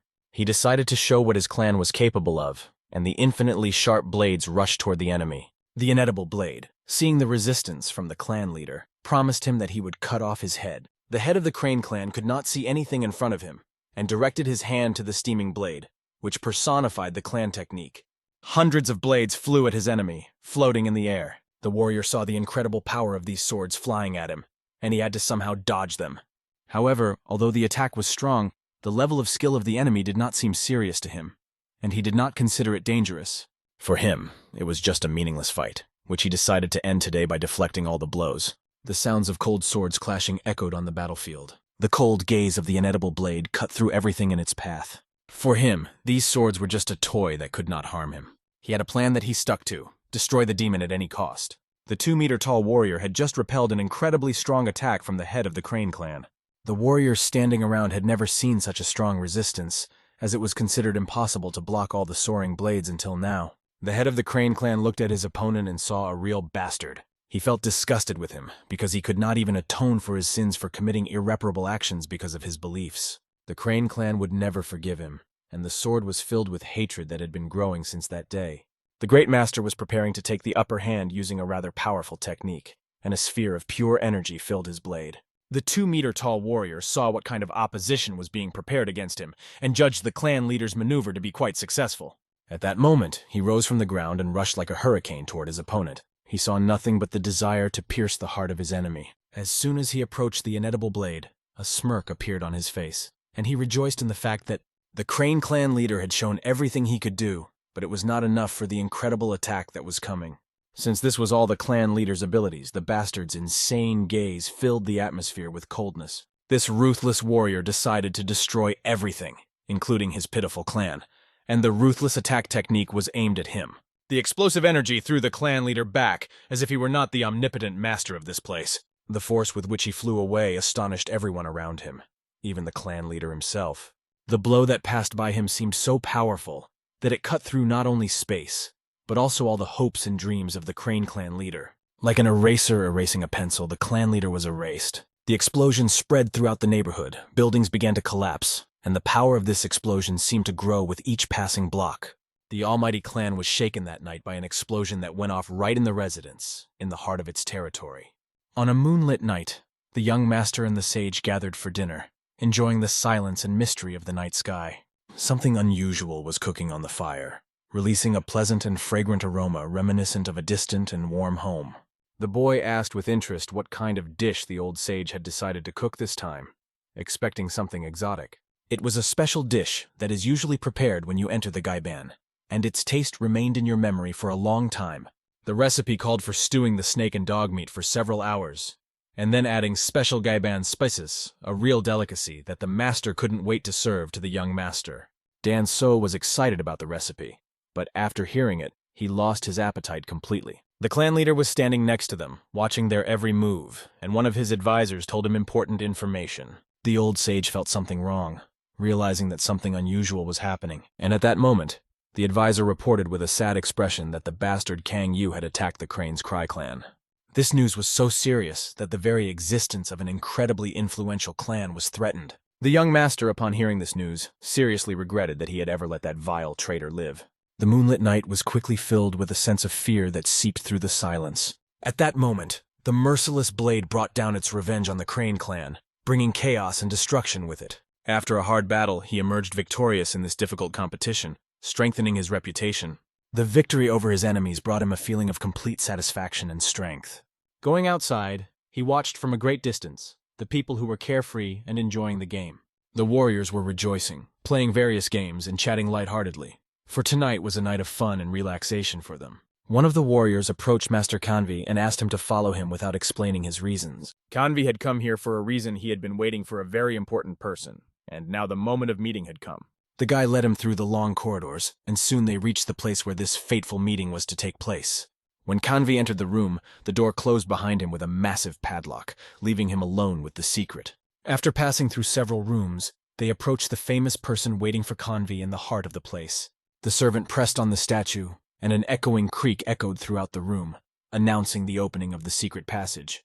The walls began to move apart, and a hidden room opened before them, which held many secrets. The servant was not allowed to go inside and even see the master, because it was a very secret place. He only told Kanvi that he could enter alone. When the master entered, his gaze immediately rested on the blade of the demon lord, who had personally decided to visit him. Great honor for anyone. Kanvi was amazed at how hidden this place was, chosen by his master for such an important meeting. The demon blade began his speech by noting that some might think he had come here to play a game, but it was hard to imagine that a place like this could have such a hidden room. However, Demon Blade was more interested in why he was called here, to this place. Before him stood the head of the Black Marketeers, Yom Sa-ik, who had asked the Demon Blade to help him with an important matter. It was not just a request, but perhaps an order from the Five Dragon Union, as Kanvi thought. However, it was a personal errand from the head of the Black Traders that would definitely benefit the Union. The slight smile on Kanvi's face showed his non-serious attitude and the excitement caused by this offer. He turned around, showing no interest, as he would never waste his time getting involved in any suspicious business. The head of the Dark Guild of Traders regretfully remarked that it was a pity that Kanvi did not accept his offer, especially considering that their territory had been invaded by a stranger with enormous wealth. Kanvi, hearing these words, stopped, feeling that they contained something significant. The words sounded familiar, but their deeper meaning remained unclear to him. Kanvi assumed that it was the Great Heavenly Merchant Union and smiled. The head of the Dark Merchants realized that, apparently, it was now about the head of the Union and his daughter, who had come here from the mountains 10 years ago. But how Kanvi, the inedible blade of the underworld, could behave like that was a mystery to him. The merchant noticed the excitement sparkling in Kanvi's eyes and decided to tell him the truth, as the situation in the Black Merchants Union was indeed critical. In Taiwan, there were 2 branches left under the control of the Black Traders, which were still afloat, but the main units were under considerable pressure from the Grand Traders Union. He even thought it was unfair that, although the Black Traders Union had cooperated with them for so many years, negotiations had begun, because the Grand Union's strength was quite impressive. But no matter what their profits were, they shouldn't have built relationships with outsiders, even if they were. Kanvi clenched his merciless blade with force, for his only goal was to destroy the demon. How dare they even set foot on their lands? A demonic smile stretched across his face. For Kanvi, everyone living outside the continent was the true evil, and he was ready to show that the power of Junwan was limitless. He walked out of the hidden room, full of determination. His goal was to make the Great Heavenly Merchant Union disappear from the face of the earth. The head of the Dark Merchants watched the spectacle with pleasure and felt Kanvi's mood. Another man came out of the other dark room, surprised at how the head of the Dark Merchants managed to influence Kanvi. In his opinion, this man really deserved the honor of being called the best among the dark traders. The head turned to the great archer, feeling that he was praising him a bit too much. There were rumors about Kanwu that his parents had died at the hands of the Yuan army, and that was what had given rise to his intense hatred. The archer only pushed him a little bit without putting too much effort into it.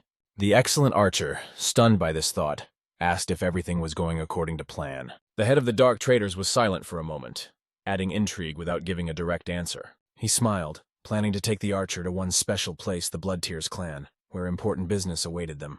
They needed to get there as soon as possible, without wasting time. The wonderful archer gladly agreed to go to that place, because it would be an exciting task. Meanwhile, in the hotel, under the moonlight, the young owner decided to have a drink, reflecting on the events of the night. He had a bottle of alcohol next to him, which only emphasized his pensive mood. He looked up at the beautiful moon as he poured himself a glass, feeling something special in this nighttime silence. For him, drinking liquor under the moonlight and watching the moon was an unforgettable experience that gave him a special peace of mind. Looking ahead, he realized that the blade of the venerable Convi had become a great obstacle in his path, and if he had killed it then, there would have been much less trouble. He recalled the moment he learned that this rascal had destroyed the Crane clan, leaving no chance of escape. Everyone who was with the clan was killed, and the head and young master of the clan were brutally hanged. For the wise man, this was completely unacceptable because this scoundrel had chosen such a cruel way of punishment. The guild asked the head of the Zhang clan to choose 3 or 4 fighters to follow Convi without missing a single detail. They decided to fulfill this order. Although Gaiban had promised to take care of it, he noted that there was a certain connection between the Black Merchant and the 5 Dragon Union.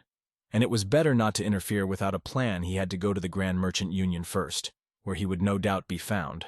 If the blade of the carnivorous demon lord was indeed connected to the dark merchants, the situation would change dramatically. The young master was sitting and drinking liquor for a reason. He was waiting for a very important woman surrounded by her bodyguards. She came to meet him.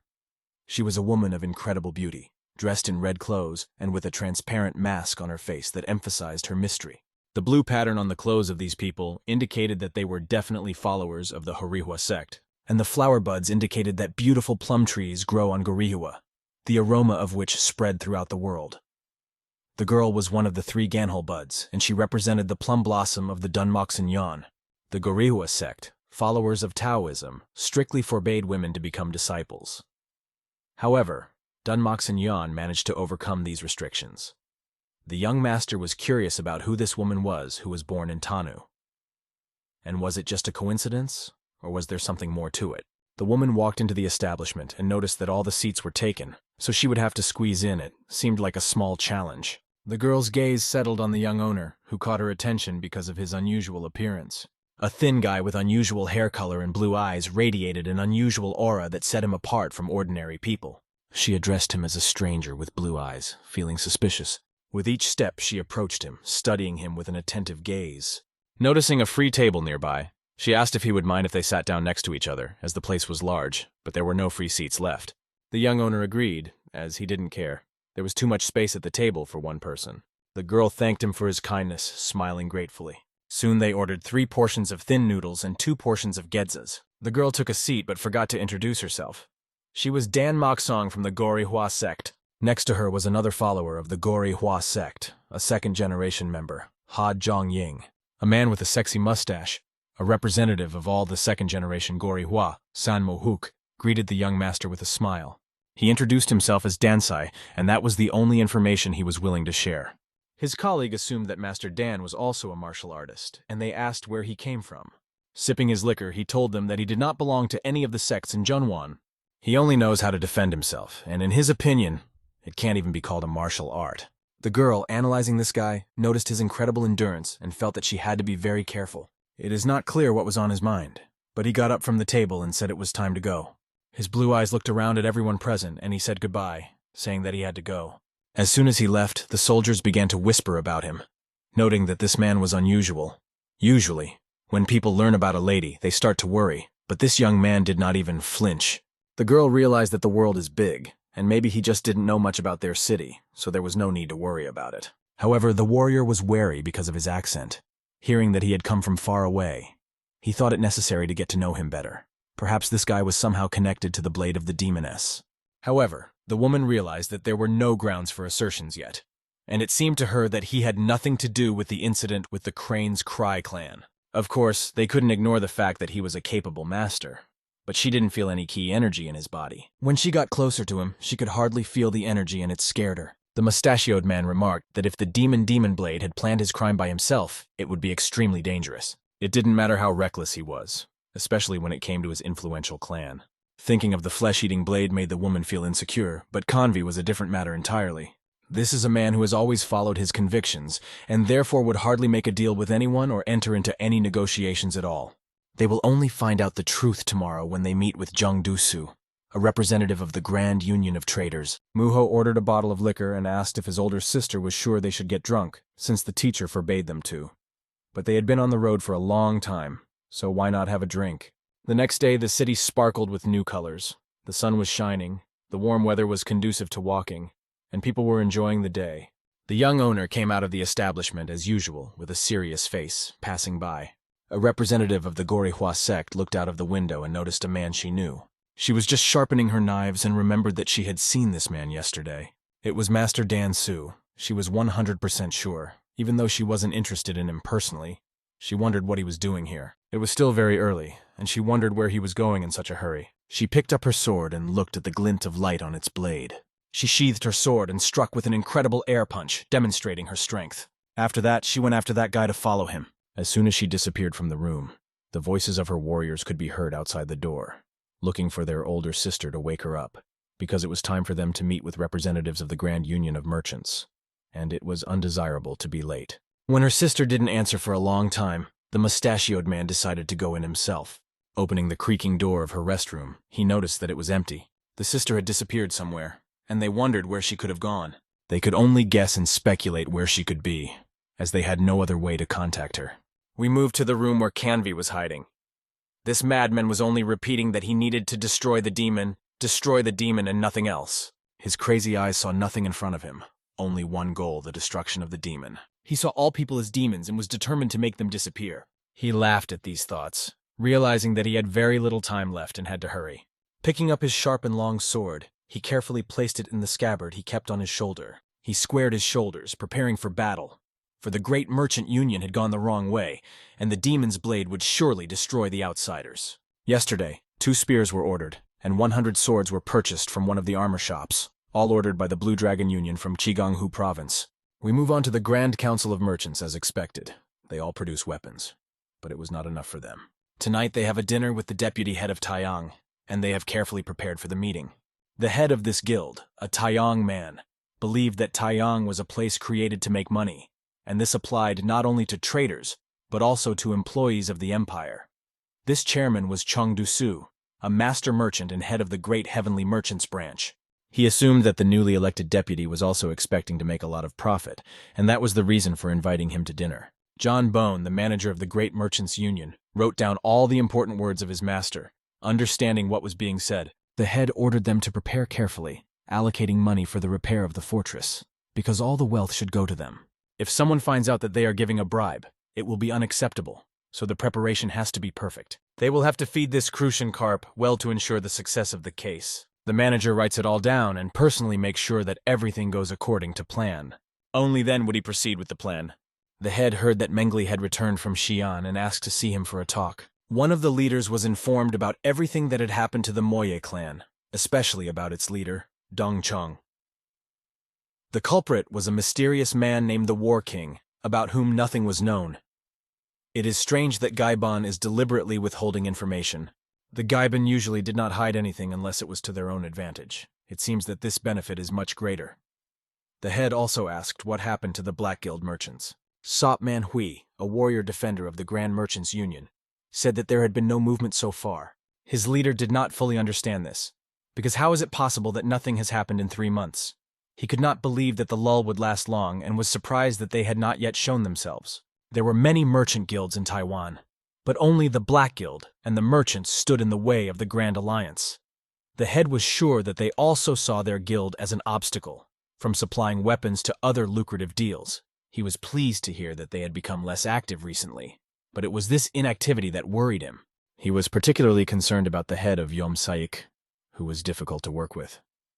It was hard to believe that he was just sitting back and doing nothing. And then someone connected to them, one of the strongest warriors in the Dragon Union, appeared in Taiwan. We had heard about him for a long time. He hadn't even arrived yet, and he had already done some damage. To begin with, he killed the young master of the Crane's Cry clan, Hua Mukin.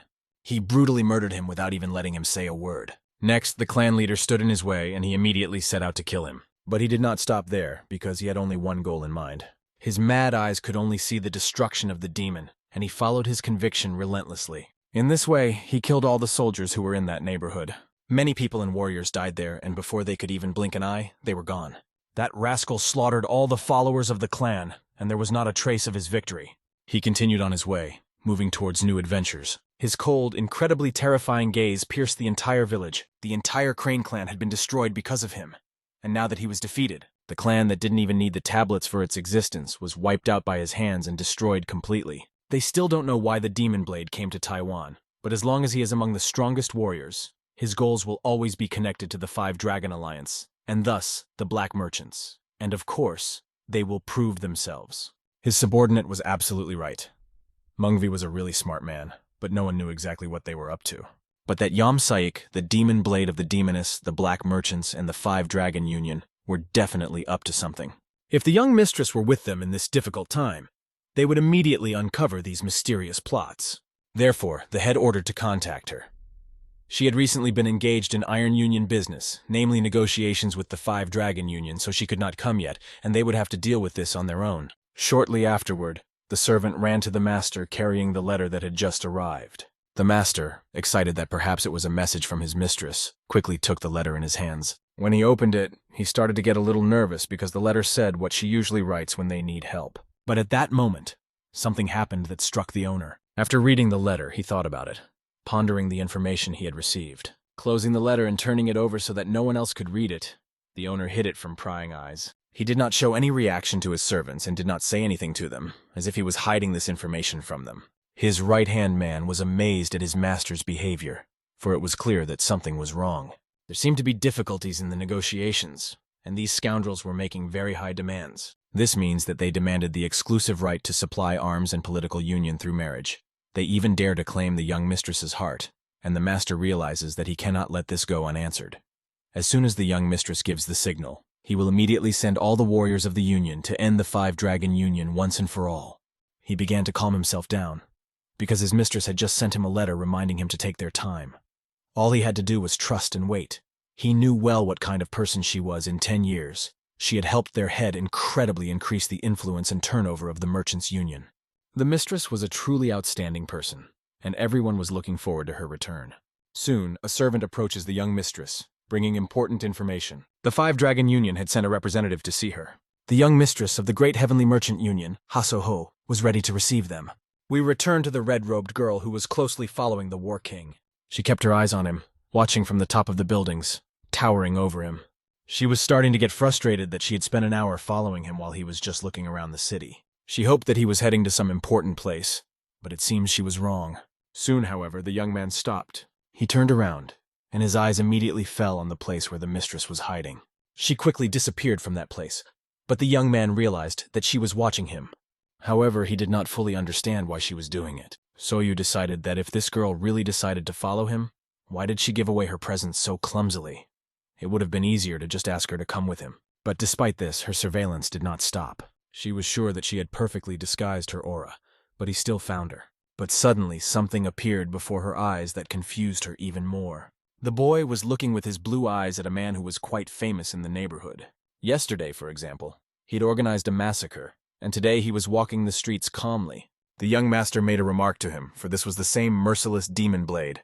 This big man looked at his old friend and could not believe that he would meet him again. The young master carefully examined the blade and asked him what was the purpose of Kanvi's visit. The man also looked at the young master, for he had come for a reason. They had unfinished business.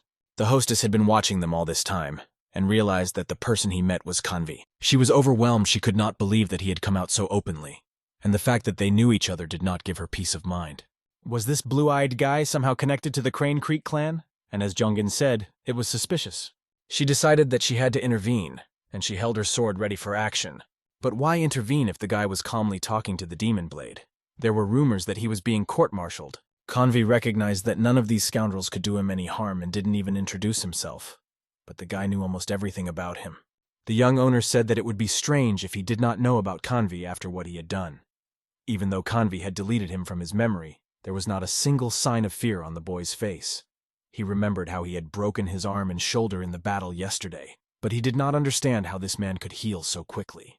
Kanvi realized that his accent and eye color set him apart from the others and assumed he was not a local. Thanks to his intervention, the Crane Creek clan was not punished. The boy was definitely unusual. Perhaps even a demon like them, Kanvi knew he couldn't defeat him now. But for him, it didn't matter how strong the opponent was. He would never kneel before a demon. A crazy smile appeared on his face since the morning his hands had been itching to meet it, as if he felt he would meet it. He pulled out his knife from its sheath, unable to bear the thought of the enemy of the Ming dynasty walking free. An incredible power enveloped everything around him. This man was about to destroy the demon. As he looked at his opponent, he realized that he deserved to die, and what could be more beautiful than destroying his enemy on a Thursday morning? A girl appeared out of nowhere, making a claim against the blade of the Lord. She couldn't believe that he was acting on his own, drawing conclusions based only on what he knew what foolishness was going through his head. Dan Soyu crossed his arms, looking indifferently at the girl who had reappeared beside him, although her greeting did not make much of an impression on him. She turned to young Master Dan Soyu, asking to discuss how he was related to the demon blade later. Sayu didn't understand what she meant by his connection to Kanvi, or why she was interfering in this battle at all. It was too strange, and this woman seemed completely incomprehensible to him. In turn, Mistress Danma greeted Petty Officer Melkin, noting that she hadn't seen him for a long time, especially in Taiwan. The Blade of the Underworld was not at all happy that the bloody plum blossom had appeared on his path. He never thought he would meet such a strong woman from the Hua sect here. But why did she appear in his path? Kanvi was sure that she was on an important mission for the Nine Foundations Union. But she had shown herself so easily, perhaps because of the presence of this master. Realizing that he could not defeat her, Master Danok merely explained his purpose, which was to explore the neighborhood. He also asked if the girl had come in for a bite to eat at this restaurant. All of this sounded very convincing, but an elder in these areas does not usually survey the landscape. Perhaps his presence means extermination of those who do not suit him, and because of this, the whole of Taiwan is on the alert. This 2-meter-tall man realized that she was talking about the Crane's Cry clan, and that she was calling the people he had exterminated innocent even though they had committed terrible sins and submitted to the demon. The girl realized that his words were entirely created out of his own madness. The Crane clan was a strong political player with an excellent management apparatus. However, the inedible blade could not stand the scoundrel who had killed tens of hundreds of people. A crazy smile appeared on the face of the inestimable blade. Did these victims mean nothing to them? He laughed out loud. The young master, who was supposed to be an example to his subjects, was wreaking havoc and making people suffer. Even his father, Wang Zhong, did nothing to stop his freak of a son. And those people who do not oppose evil become evil themselves. Perhaps she doesn't realize that disaster begins with a little bad weather. 6 shoots need to be cut off immediately before they infect other plants. It is for this reason that the blade did not spare that clan. After all, his main goal and the truth of his life was to destroy the demon. Even if he had to live with bloody hands and his entire body was covered with a layer of blood, he would not stop. None of these people will be able to stop him or break his faith. The inedible demon blade is not going to change. Although he has been told repeatedly that he is wrong, it does not matter to him. He grabs his blade and pulls it from its sheath. He looks at those who stand in his way, and if they want to confront him, it doesn't matter who they are, even if they are a master from the Iron Union. He doesn't care. The young master listened to all this nonsense, and although he was amazed at the man's madness, he was stronger than he thought, and now he was going to make a bloodbath of it. But there was one but: the Hua sect is subordinate to the Iron Union, and Elder Kang is subordinate to the Five Dragon Union. And if the young master did not intervene, this battle could spark a serious war. This was important to know, because this battle is not just a challenge for the girl, it jeopardizes the peace among the members of the Hua sect. She gets into a fighting stance, drawing her blade, ready to face this test, and has no intention of avoiding it. She will show this rascal the exceptional skills of the Hua sect. Of course, in such a situation, no one knows what exactly motivated Cao Yu to intervene. He only wanted to beat the scoundrel, but why the girl intervened remained a mystery. Dan Moksong Gayong, known as the Bloody Plum Blossom, was the first woman to become a prominent follower of the cult. And Kanwi, that madman, has no reason to back down at all. He's just obsessed. It will certainly be an interesting fight. Meanwhile, behind the young master, people began to make noise. They ran to the sound and were amazed at what was happening. They saw that it was Kanvi, the same one who had destroyed the whole clan yesterday. And now his opponent was the Bloody Plum Blossom. It was something incredible, and they all came to see it. Of course, it was interesting to watch, but the crowd of onlookers was so large that these people could be hurt unexpectedly. The hostess's representatives and advisors had been looking for her all morning. She had disappeared and said nothing, although she had been warned. As they walked through the streets, they noticed a crowd that was making a lot of noise. As they made their way through the crowd, they noticed someone standing in the very center. It was the mistress and the inedible demon blade. They could not believe their eyes. Was the young mistress going to fight, and beside this man Kanvi? It was unbelievable. The boys rushed to help her because this was not part of their plans at all. The fight didn't start until the mistress's servants intervened in the crowd. At that moment, Kanvi realized that it was time to attack. The mistress realized that the battle had begun when a whistle blew across their battlefield. Elder Kanvi's blade spun in the air, pointing directly at the mistress. Bloodbud also remained vigilant. her sword acting without delay. In a whirlwind of martial dance, they crossed their swords, and the battle seemed to be getting more and more intense. If the Bloodbuds' helpers intervene and help their mistress, the situation will get out of hand. The boy steps forward to stop them. He grabs the young mistress's hand where she holds the sword. He also puts his other hand on Convi's sword, stopping them both. With a slight movement of his hands, he skillfully controls their chakras and stops their powers without any effort. After this maneuver, everyone held their breath and shuddered because this rascal was able to stop such powerful attacks from two of the strongest masters with a slight movement. He didn't care what people thought. He turned to these two fighters, who had already bored everyone with their antics. One of them is called the strongest martial artist in the world, but he was so easily provoked, and the people who had gathered around to find out what was going on would probably get hurt if they started fighting. He also looked at one of the 5 strongest warriors. Sure, he was a tough guy, but he decided to fight the one who made the 9 foundations and 5 dragons fight. Do the 2 great alliances not have a mutual understanding? His point of view stunned Convi, who was standing in front of him. It was the first time in his life that this warrior had ever felt such an influential force. But in his mind, he was determined not to give up. He could never just give up. And like a furious man, he screamed at the top of his lungs. He channeled all his rage into his hand to make it move somehow. The young master looked at him, his blue eyes remaining calm until the rascal began to stand out. A surge of incredible energy was felt in the air, a force so powerful that even the strongest of men cringed inside. The young master turned to Convi in his mind. If he was ready to put his life on the line again, there was no question. The hard energy rushed towards the inedible blade, and he even heard the iron on his sword crack. After that glance, his strength began to fade, and his bones and muscles began to behave strangely. Ravenous Blade screamed like a madman in pain. He didn't even realize what had happened. He just felt as if his last hour had come. But all the young master did was put his hand on his weapon. Ravenblade was confident in his body and energy, but he had just learned what his death looked like. The moment Saoyu let go of his hand, he began to walk away. The elder thought he could release all his strength and attack sharply. Then he would have a chance. But he made a mistake and admitted it as he walked away from Master Saoyu with a very bad feeling in his heart. He realized that he would not be able to escape his fate, and no matter what technique he used, he would still die. The young master looks him in the eye. He still gave him a chance, and the warrior made the right decision, because he did not want to kill people for nothing. He turns to the young hostess, who is approached by her escorts. They are shocked to see how everything ended, and do not understand what happened here. Their mouths gaped open, and cold sweat ran down their backs, because they could not believe that young Master Dan had stopped these masters so easily. The young man put his hand on the hostess's shoulder and asked her again what she was doing. Because her opponent had just stopped, she needed to do the same. The girl was in such a severe shock that she did not even know what to do. The guy took her by the arm and simply pulled her away so she wouldn't cause any trouble. The ravenous blade walked away from the young master, but decided to ask him his name. The boy stopped, feeling his vibrations. He had told him his name once before, but decided to remind him that his name was Dan Saoyu. Everyone began to leave, and the inedible blade walked down the street, trembling with fear. The young mistress was also taken away. Inedible Blade was so scared that he almost lost control of himself. He knew that Dan Moksong-gyeong had received certain orders, and that things had changed since she left the Union.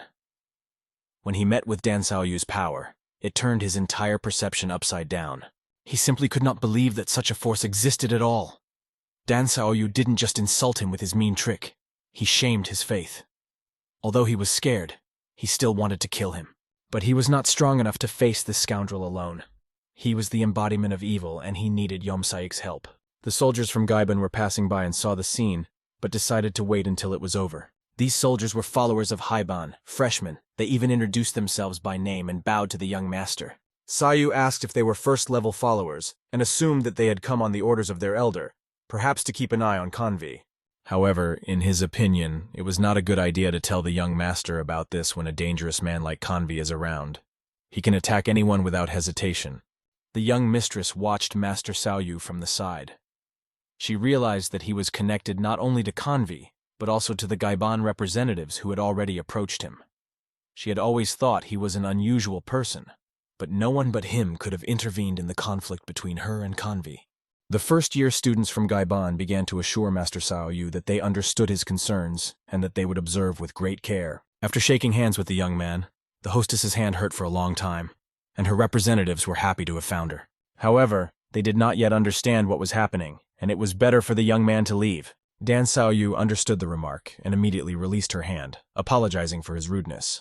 The two men turned to the hostess, saying that they were late and that they needed to go to the Great Heavenly Merchant Union immediately. The boy heard that they were going there and asked to go with them. This request caused them great surprise, because even though they were going there, what reason could they have for taking him along? At this point, Sang-young had a flashback to a conversation with the master, who was briefing her on the situation. She had an extremely difficult task, the fulfillment of which was important not only for the Union, but also for herself. She is so talented that she even calls herself the wisest in the Union. She knows exactly what to do and what not to do. She knows exactly who to stay away from and who to cooperate with because she has no equal in this regard.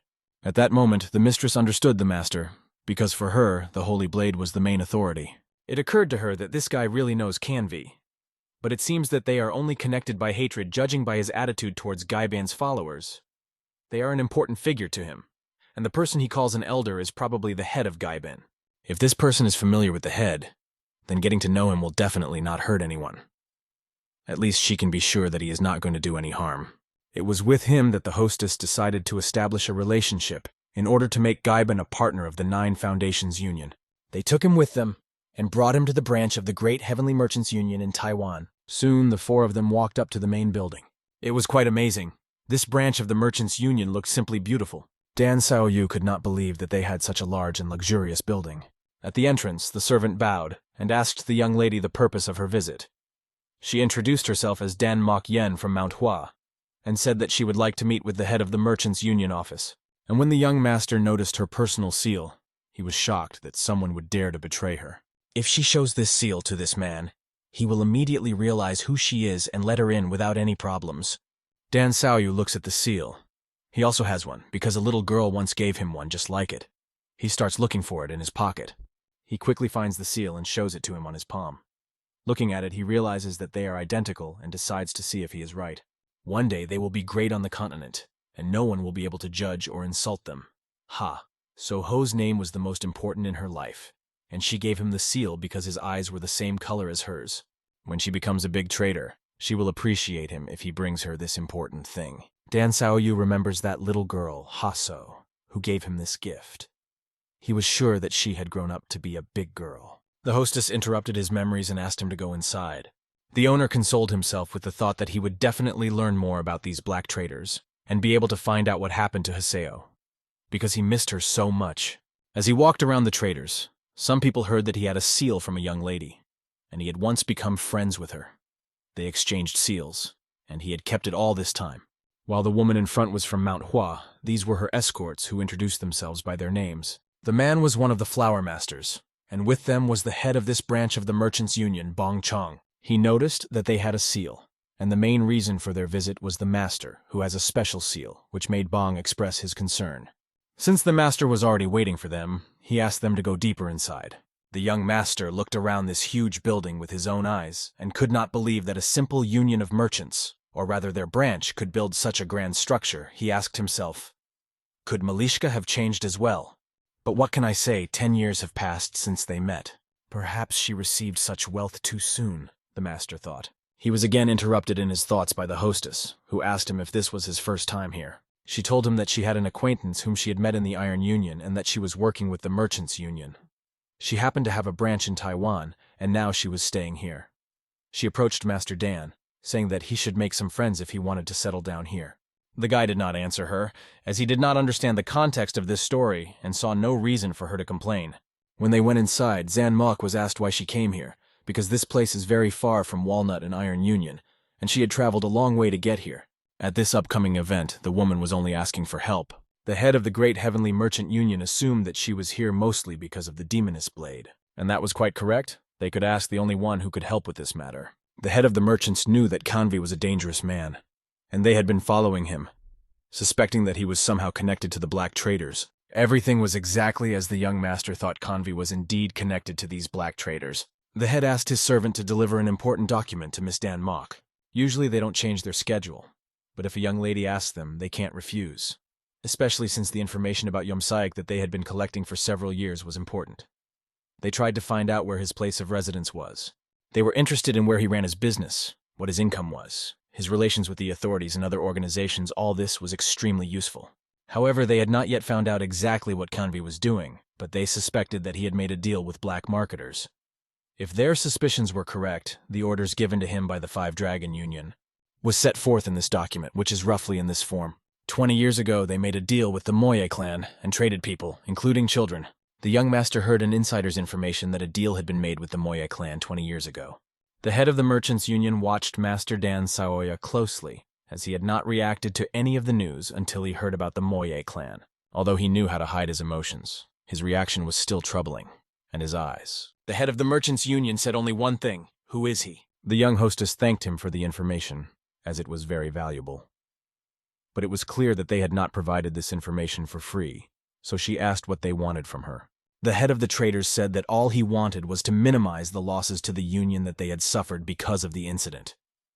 If an incident occurs because of what they are trying to do now, the Nine Foundations Union will deal with it. That's all it wants. The girl wanted to know why this was the main point of the conversation. For the head of the merchants, the issue of the destruction of the Crane clan had been quickly covered up, and she knew little about it. However, yesterday there was an incident at the military court when Convi got out, possibly alone or with his accomplice. The fact is that the clan could have been regarded as enemies or revenge seekers, but judging by the fact that the authorities are turning a blind eye to the killing of soldiers, it is possible that the deputy head of Taiwan has some connections with the Five Dragons Union. In that case, no one would be able to stop this scoundrel, Convi. That's why they needed to enlist the help of the Nine Foundations, but the girl didn't have that kind of authority. The head of the merchants understood that it would not be easy to involve the entire union. But if she couldn't send those in Taiwan, Dan Xiaoyu, listening to this dialogue, simply could not believe the way they were talking. What kind of discussion was this? The hostess pulled herself together and thought, if this is the price she has to pay to find out what the Five Dragon Union is up to, then it will not be a great loss to them. She would definitely pass on the request and try to mobilize the Iron Union branch in Taiwan. This was great, because when they arrived, they would be able to provide support. However, the head was interested when they appeared here with Dan Sao, but he did not pay much attention to him. The boy was just accompanying her, so there was no need to delve into it. The head of the merchants could afford such liberty, and asked if the boy was from Manhwa, and whether it would be important to hear such a discussion. But judging by the fact that he was allowed to stay, he was definitely not an ordinary chaperone in the trader's opinion. According to the young hostess, Xiaoyu stayed here only because she had a request for him. The boy did not know what kind of request she had for him. However, the girl suspects that this master is closely connected with Gaiban. Not long ago, after the death of Dong Chong, the head of the Moye clan in Liaonan province, Gaiban took personal control of all the information. Gaiban did not provide any answers to these questions, not only to the Nine Foundations, but also to the Great Iron Union. Of course, everyone understood that valuable information was worth a decent price, but the relationship between Gaiban and the Nine Foundations was no longer the same. However, if he helped them, they would guarantee the master a benefit. The young master finally realized why this girl had been following him so persistently. He decided to answer that his relationship with Gaiban was not as close as they thought. However, since they had organized this meeting, he would accept their request, but asked them not to expect much from him. When the guy activated his aura and energy, the room felt incredible tension. The warriors literally began to tremble. The head of the merchants, surrounded by his bodyguards, noticed that they were all afraid of him like the devil. Who was he really?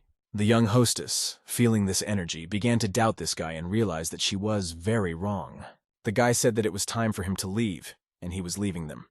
No one could stop him. He didn't listen to anyone. He just got up and left, ending the conversation. The girl realized that she needed to be more careful with him. She should not have trusted him blindly because he could quickly change his mind because of money or because of his appearance and connections to the Gaiban. She should have been more cautious and gradually gained his trust. The head of the merchants said that this guy seemed too gentle and left, but in his mind, he wondered who this guy was. Was Dan his surname? Was his accent like a mountain? Or was he looking for Yuan Lady? In any case, Ms. Dan Mok needed to discuss the details. He left the meeting feeling as if he had been insulted, but he had learned everything he needed to know. He had enough confirmation that the deal with Moye was made 20 years ago. Now he just had to figure out where he was. When he left the trader's building, a man with chaotic hair was waiting for him. He bowed and greeted Master Dan. It was a student from Gaiban whom the elder had asked to accompany the master to him. We moved somewhere beyond the Taiwan mountains, into the jungle, where a familiar man wandered. It was the Inedible Blade, who had been wandering this forest all along. He wasn't just out for a walk, he was on his way somewhere. Representatives of the Gaiban were following him all this time, not understanding where this man was going and why they needed to watch him. But they shouldn't have complained, just followed the order. No matter how far Convi would go, They had to be vigilant and keep their eyes wide open to avoid getting into trouble. But the trouble came from where it was not expected, when one of the vagrants' stomach began to growl loudly. He was suddenly so sick that he was running back and forth for the second time. His partner was already tired of the fool, because they had just missed Kanvi. The guy panicked, because it was all because of that idiot. And now the elder would kill them for sure where to look for Kanvi now? But when he returned, he realized that they had an even bigger problem. They had lost Kanvi, but not as much as they thought, because he was standing right behind them. Kanvi asked who these rats were that were chasing him. The guy fell to the ground, not knowing what to do because the real killer was standing in front of him. The diamond thread enveloped the vagrant, heading for his neck, wrapping around it perfectly. In a second, bloodstains flew all over the place, and in a moment the tramp was lying on the ground, no longer breathing. Kanvi's friends asked him why he had killed him, but the inestimable blade was not interested in what kind of scum from Gaiban were chasing him, and why they needed to. Are they really following him?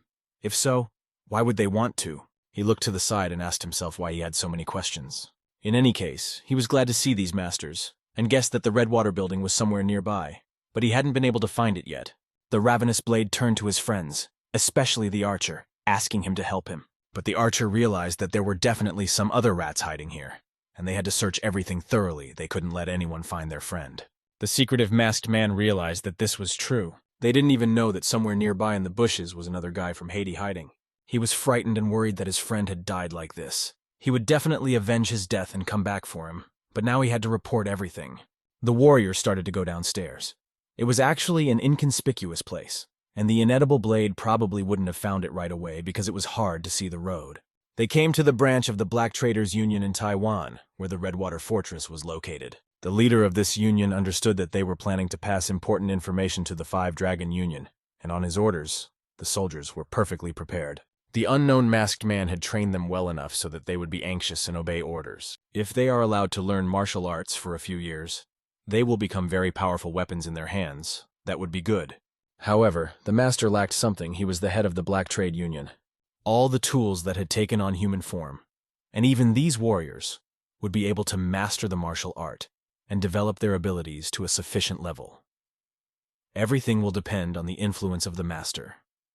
They will be able to wield the weapon independently, or become a secret weapon.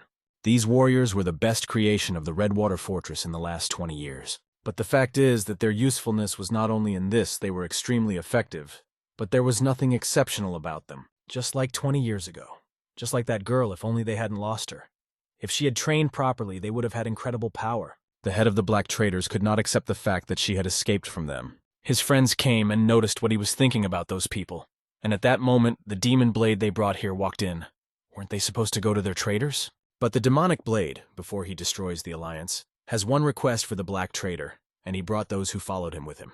What kind of scum are these? Asked the head of the Black Traders.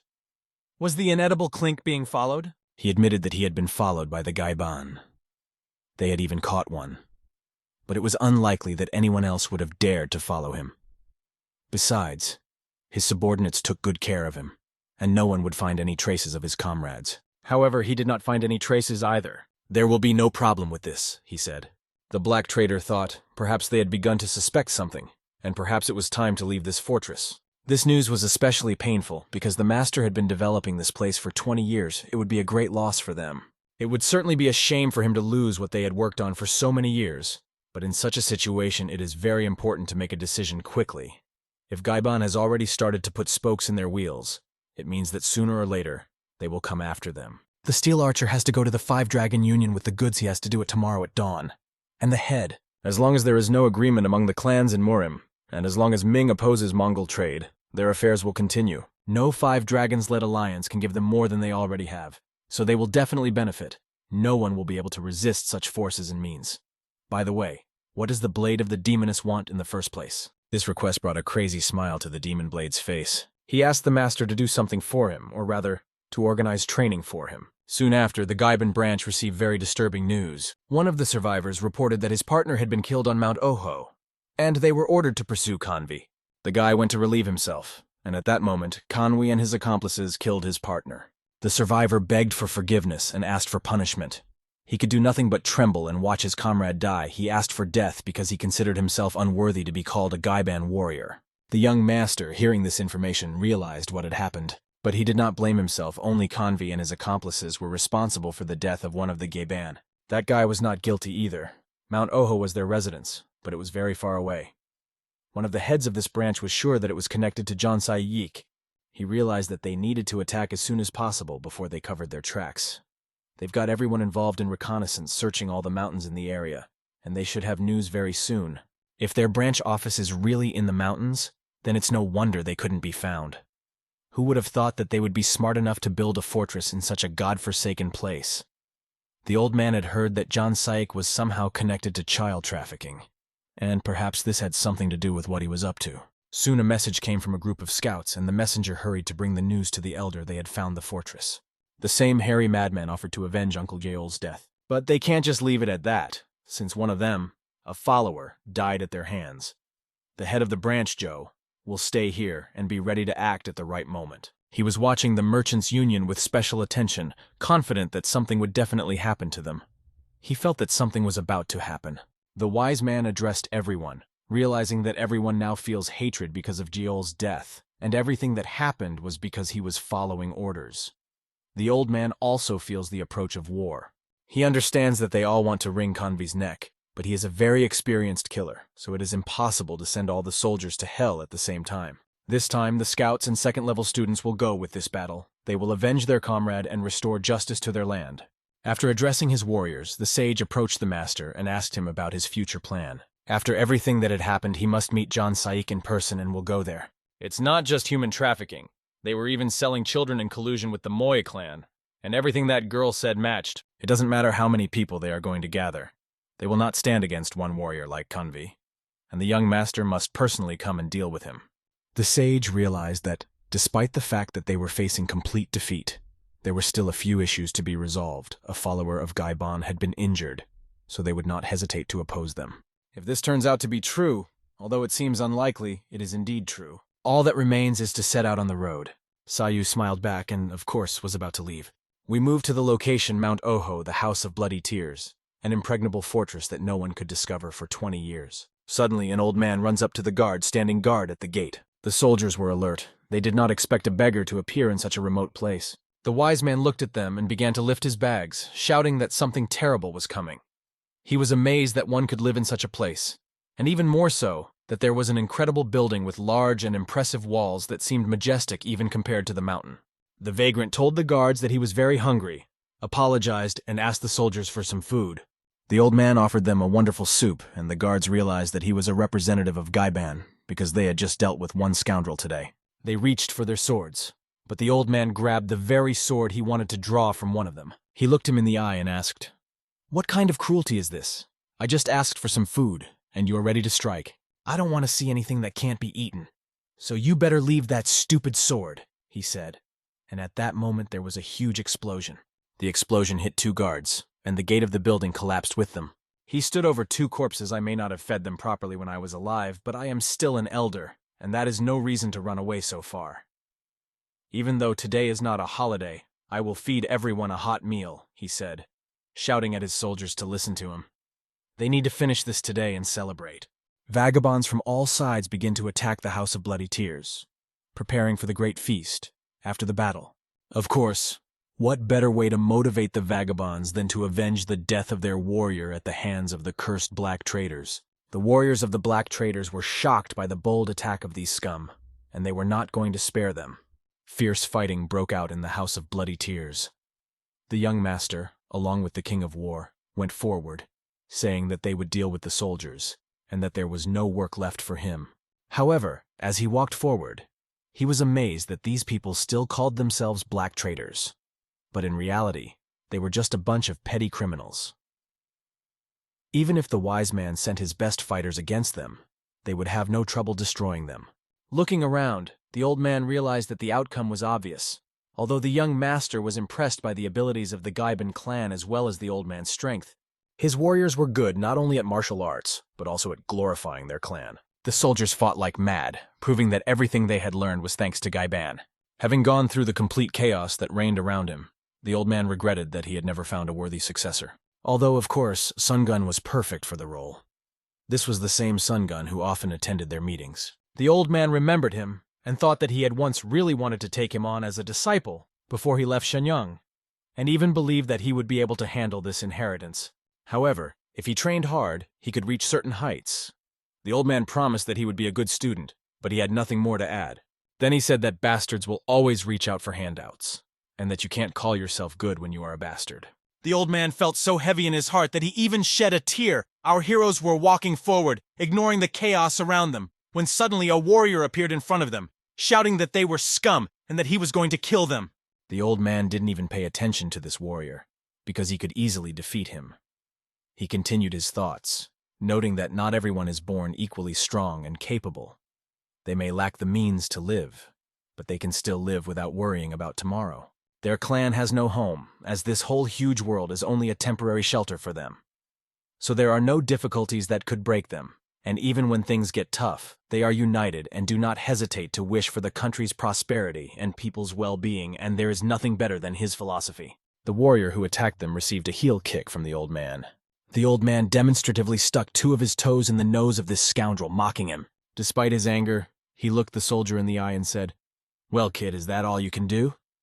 He was ashamed of him. He tossed the boy aside as if he hadn't had any adventure. Thinking about his heir, whom he wanted to make Sunwoon, the old man thought that a bastard would always be a bastard, and he could not be changed. The only thing he wanted, he said, was to provide for his mother such wise thoughts at such a young age, and the old man could not help but rely on him. The young master thought that such thoughts did not sound bad, and yet one could think that he was not a bad person. We moved to the main office of the black traders. Their lord is furious because the trouble came from a place they did not expect. They had a shipment of goods scheduled for the morning, and they couldn't afford to leave any traces. But these scoundrels attacked right when they were not ready. Anyway, the guy named Demon Blade disappeared somewhere, and Convy went to Taiwan with what he needed. He said that he would destroy the Union of Great Merchants by dawn. This, of course, was impressive, according to the chief black trader. But perhaps he wanted to sit tight while the devil knows what was happening on their lands. The Lord realized that if they were defeated, the Dragon Union would suffer serious losses. The archer was not even worried. He was calmly drinking alcohol, waiting for the right moment among these warriors. There was one person he wanted to test. Is he really as good as they say? You can't act against him without thinking it through. The archer believed that he needed to make him a little disappointed, and it was a pity that they had not foreseen this. In the archer's opinion, after all, this was an agreement between 2 alliances. And if this city was destroyed, or the head of the black traders died, the agreement between them would still not be broken. This guy may have spent 20 years consolidating his influence, but in the end, he's nothing more than a pawn on a chessboard. And if an archer thinks about it, then from that moment on, blood tears becomes only your problem. He turned to Master Yam, pointing out that no black trader and no 5 Dragon Union is involved in this. So, if it ends up as he planned, no one will be able to stop it. If so, it will primarily affect him and his power. Realizing all the consequences, he pulls himself together and decides that he will not allow himself to be betrayed so easily. He looks at the chaos taking place on his lands. Even at first glance, it becomes clear that all these people from the Gaiban clan are real scum. The Lord looks at them and thinks, if the followers of a miserable sect behave like this on someone else's territory, he will make them leave, and leave this place in disgrace. With these words, he addresses the old man. The wise man, in turn, emphasized that his subordinates had killed his disciple, the very same John Sayik. The young master realized that the one whom the elder wanted to appoint as his successor had been killed. He also saw this black trader and realized that he was the same person who had taken the master's daughter into slavery 20 years earlier. The head of the black traders was outraged by such accusations against him. Has Gaiban stooped to attacking a small trade union for no reason? Where is the evidence? The old man asked him not to dodge the question because they had witnesses. If he is so sure of his innocence, he should just let them search the place. The Lord turns to the old man, reminding him that he may not understand something. This is his land, and they will not dare to search his building. They exchange glances, and the old man warns him that they will use force. At this point, the trader holds an unknown thing on his tongue that looks like a whistle. He challenges them. If they succeed in using force against his clan, then please try it. The loud whistle spread around the perimeter, filling the warriors' ears. Suddenly, a huge number of warriors appeared behind them, whom no one had seen before. They were terrifying warriors dressed in black cloaks, their eyes shining with an incredible thirst for blood. When the Gaiban warriors saw their new enemies, they were amazed by their mannerisms and facial expressions, but they still stood their ground and attacked them. If they didn't want to see this vagabond defeat them, they'd better run away. And at the moment when one of the soldiers swung a stick at them, this miserable weapon brought him nothing but ridicule. The amazed tramp could not find words to react to what he saw. The warrior, demonstrating his strength, put his powerful arms out from under his cloak and grabbed the stick with both hands. But what struck everyone the most was that a child was hiding under the mask. The young master and the old man were almost speechless when they saw that among the soldiers were children in heavy armor who looked impressive in their strength.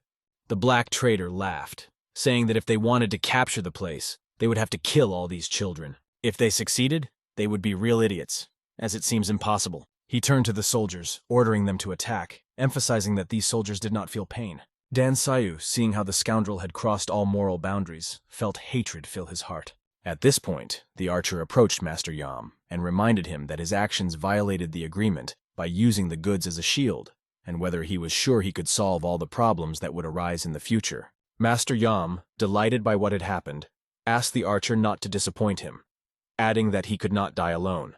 If the archer wants his goods to remain intact, he should come and show him what he can do. These words sounded rather rude. The black trader is setting up the archer. But how dare he do it? And yet, he calls his friend. The friend suddenly appears on the perimeter and stands on his leg as if he could fly. He asks his master why he was summoned, and the latter gives him a task to deal with these people. This white archer looked more like an inanimate, a real skeleton in the flesh, his eyes burning with bloodlust. Without hesitation, he accepts the order he has to fulfill. The white ghost instantly moved from the balcony to the roof. The soldiers below him created an incredible contrast, like shadow and light merged into one. The white ghost bared his sword, taking it out of its scabbard, and at that moment he seemed to be a demon himself, coming out into the light. As he charged into battle, the warriors heard a sharp whistling in their ears, as if they were facing a white threat that was inevitably approaching. The young master looked up and saw 12 enemies hovering over him like deadly hawks. The leader of the white ghosts ordered his warriors to thrust their blades forward. Their goal was clear: to destroy all the vagrants without mercy, so that everyone would feel the power of punishment. At that moment, the Haban soldiers felt the full brutality of the white ghosts, and one of them became the first victim. After this cruel gesture, everyone around them fell silent. The Haban warriors looked at the bloodied sword of the ghost with fear. They could not believe their eyes, for before them stood a warrior from the Union of the Five Dragons, the White Swordsman himself. He had filled the entire battlefield with terror, causing his soldiers to leave no living soul behind. Like an avalanche of snow, these warriors fell upon the poor vagrants, and only the whistle of their swords sounded in the air like a deadly symphony. The vagabonds were powerless against such highly skilled warriors, their efforts crashing against the unbreakable wall of skill. The young master watched with admiration what was happening on the battlefield. He was mesmerized when he saw the mask fly off one of the warriors. Their unusually long arms and legs indicated that they were still very young, but their bodies were stretched to the limit that it seemed incredible how they could even stand. Their limbs were brought to the perfect proportions to master martial arts, and their skeletons were adjusted to the necessary conditions, which changed them beyond recognition in a short time. In addition, these warriors were completely subdued. They felt no pain, had no thoughts or desires of their own. Even if their bodies were trembling with fear, they could not stop until they received an order. These warriors would never find themselves or regain their own identity. They would rather die than live to be 20 years old. This wretch had turned these children into death machines and intended to do the same to his master's daughter. The elder stopped the war king, asking him not to rush, for his intervention could only make the situation worse. After all, these swordsmen, the elite unit of the Dragon Union, were not afraid of death, believing that they would die for the good of their union. If they were here, it meant that they would carry out any order, killing hundreds of people without hesitation, and not even blinking. Don Su asked the Habanese leader if he would stand by and watch the situation escalate. He realizes that it will not be easy at first, but he is confident that they will manage. After all, Gaben and the Five Dragon Union have never been allies, but they have tried not to destroy the peace between them, always taking advantage of others. The city of Ganjo, where everyone talks about justice, actually hides many secrets, but all these promises of justice are repeated over and over again only for their own benefit and profit. However, the War King was different, not like the rest of them. He was not subject to the current unspoken laws, and as soon as he intervened, he could become a target for the Five Dragon Alliance, or even the person who would be forced to take responsibility for what happened today. The elder may not have heard what just happened, but the young master heard the children crying. He doesn't know if they are afraid of Gaben or perhaps something else, but they definitely don't want to be here. The Five-Dragon Union could call him whatever they wanted, but he didn't care as long as they turned a blind eye to the pain and suffering of others. Even if they did, the War King would not go against the call of his heart. The old man only said, "Oh no." The wise man understood what the young master had just said. He was not going to go against the call of his heart, and this was certainly the right path for everyone to follow. Undoubtedly, the boy was right. The children's fear was hidden and suppressed by the will, just like this old man who had been hiding for so many years, used to not noticing the fuss. He asked himself why he was still allowing himself to think about profit while his children were risking their lives for him. It was a lesson from this young man that made him think. The old man pulls out his whip, preparing for battle. If the boy said that he needed to meet Gion Psycho in person, then he would have to go there himself, and the old man would take care of the white swordsman. At this point, he decisively bursts into the battle, not hesitating to point his whip at the nearest vagrant. In an impulse, he spins around the perimeter of the battle, flying straight at the enemy. One of the white swordsmen had just taken a swing at his warrior, but a strong rope caught his arm.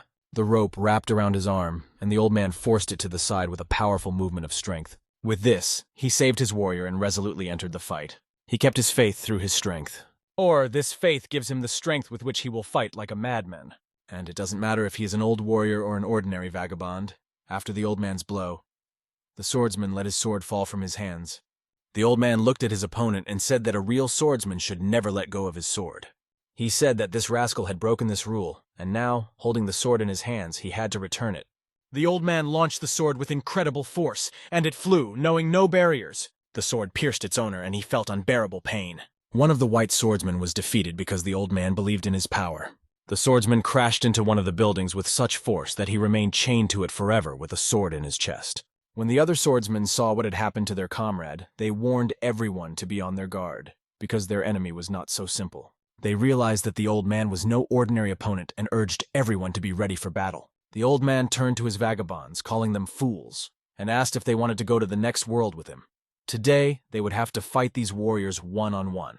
From today on, he will show them what a real Haban is, and it is not just a bunch of inferior warriors. The rejects must behave like rejects, and they will never fight alone. He orders his warriors to attack the swordsmen together to give them no chance to counterattack. Haban's warriors surrounded the white swordsmen from all sides, and the old man kept the whole course of the battle under control.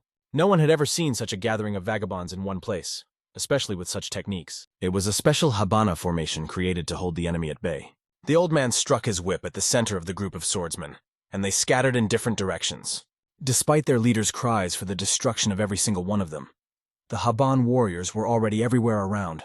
They struck with lightning speed, not with swords, but with ordinary sticks. The blows hit their enemies exactly where they hurt, leaving them with no chance of resistance. They made the elite swordsmen tremble at the strength demonstrated by these vagabonds. One of Gaibin's warriors pierced a swordsman with his staff, dealing him a merciless blow.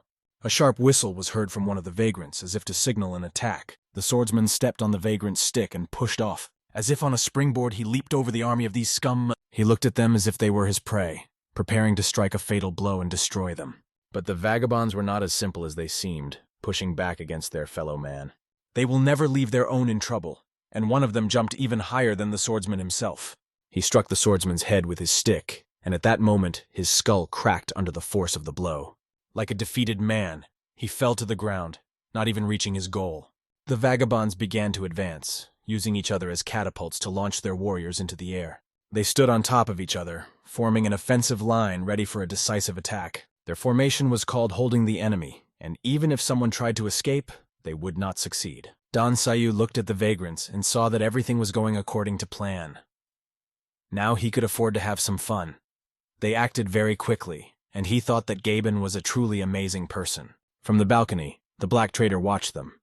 He was amazed at the resistance and saw his elite army melting like ice under the sun.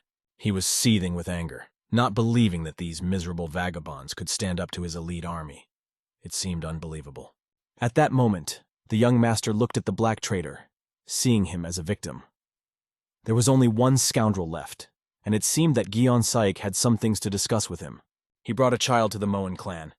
The archer, armed with many arrows, thought that this boy was only helping an old tramp from Gaiban. The archer did not even suspect that the boy would join the battle so quickly. He loaded the arrow and pulled the string of his bow. Releasing the arrow, it flew from his beautiful bow straight into the young master's head. From that moment on, the archer entered the battle, ready to defend what was rightfully his. Pushing off the ground, the boy jumped to the roof of the building. He has a target in front of him, the head of the black traders, who is furiously shouting at his incompetent soldiers who cannot resist the weaker ones. And like a bolt of lightning, he flies at this scoundrel. At the moment when the boy was already near him, the black merchant, if he had known that this would happen, would have long since fled. He looked up and saw a huge danger in front of him. The incredible energy embodied in the form of the young master, Lady Sayo, was already sitting on the balcony next to him, staring intently into his eyes. The black trader screamed, asking who he was, and trembled at his power. The guy stretched out his palm to him, wanting to make the scoundrel answer a few questions. He reminded him of Hansen and asked if the trader remembered bringing a child to the Moen clan 12 years ago. But the boy didn't have time to continue his question, because one of the scoundrels he hadn't been able to kill earlier intervened in the fight. The archer said that they had met before, and he could not imagine that it would happen under such circumstances. In any case, he was glad to meet Lady Sayo. Pulling the string of his bow, he filled the arrow with divine energy. A huge and incredibly powerful arrow flew straight at the young master with incredible speed. The boy could only hear the crackle of the air cut by the arrow and caught its incredible speed. The arrow hit the boy, who was not expecting anything, and flew past his body, leaving a trail of deadly energy. The boy flies out of the balcony of this house, hit by the arrow, and flies to the side with a hard jolt. He doesn't understand how this could happen, because no arrow has ever passed so close to his body and caused so much pain. He holds onto the arrow, which is stuck in his body, trying to pull it out. The guy realized that he should have killed the villain earlier, but what happened could not be changed. Feeling superior in strength, the archer decided to continue shooting at the young master. The black trader was delighted with such a grand show and praised the old archer, calling him one of the best in the world who fully justified his reputation. The archer could not see or hear anything anymore, except to watch with satisfaction the result of his wonderful work. His arrow is capable of piercing even a diamond and a strong Kinergy shield, but the boy managed to catch it and pull it out of his body. The young master held the arrow in his hands and carefully examined its tip. He realized without a doubt that this arrow was quite fast and almost hit him right in the heart. The boy throws the arrow to the ground, angry at the archer who had been waiting for the right moment to attack. He admits that the attempt was not bad, but it was a sad irony because it was the archer's first and last chance to kill the young master. The moment the archer watched his opponent with his eagle's eye, he was seized with anxiety. A shiver went through his body and he began to tremble. He knew that the guy's energy was incredibly strong, but he hadn't even realized it was that strong. This pressure made him feel the same fear that the 4 valiant warriors would have felt. If this guy survives, even the 4 strongest warriors will not be able to stand up to him personally. He has a huge responsibility. He has to pull himself together, even though it's hard for him. At any moment, the archers could be killed. But in any case, he knew that this would definitely be his last battle, and this thought haunted him. He launches an attack, pushing off the balcony of the building. He leaps over the young master, charging an arrow into his bow. And as promised, he will show him his best techniques. Unexpectedly, when the arrow hit the ground, it began to collapse beneath him, which was a real surprise. The boy stood and looked at the archer. Most people would have tried to keep their distance, but the archer, on the contrary, was shortening it. The archer followed his own rule. Everyone has their own technique, and his technique was unsurpassed. For him, the best distance is the one he chooses. Everything he sees will be to his advantage, and this rascal will not escape his divine golden eyes. The guy looked at him like a fool because he was not going to run away. Although the archer asked him not to let him go, the boy was not going to listen to his words. The archer, maniacally unwilling to let go of the boy, shot 10 arrows in his direction. A huge storm of arrows came from his bow, aimed directly at the enemy. Each arrow was released in turn, flying like an explosive bullet. When an arrow hit its target, it could pierce even the strongest wall. The young master dodged the attacks as the archer's incredible arrows pierced the air past him, hitting the wall. This was an exceptional archer, and apparently it only takes him a moment to ignite his arrows with fire, and he can fire a dozen of these fiery arrows in a row. His strength is superior to that of any other archer. He is as powerful as a demon link and is unrivaled in the 5-dragon union. Because of this, he fired his arrow first, realizing that it might mean sacrificing his own life. The black trader in the building watched the battle and felt that he would stay in this place forever. The young master grabbed a stick and pushed off, preparing for the next move. He did not mind accepting the archer's challenge, but he had a trick of his own that promised to be even more interesting. He quickly turned around the stick, and he changed the trajectory of his movement, making the exchange of blows even more exciting. It was a real pleasure. At the moment when the boy was already close to his opponent, he suddenly dodged.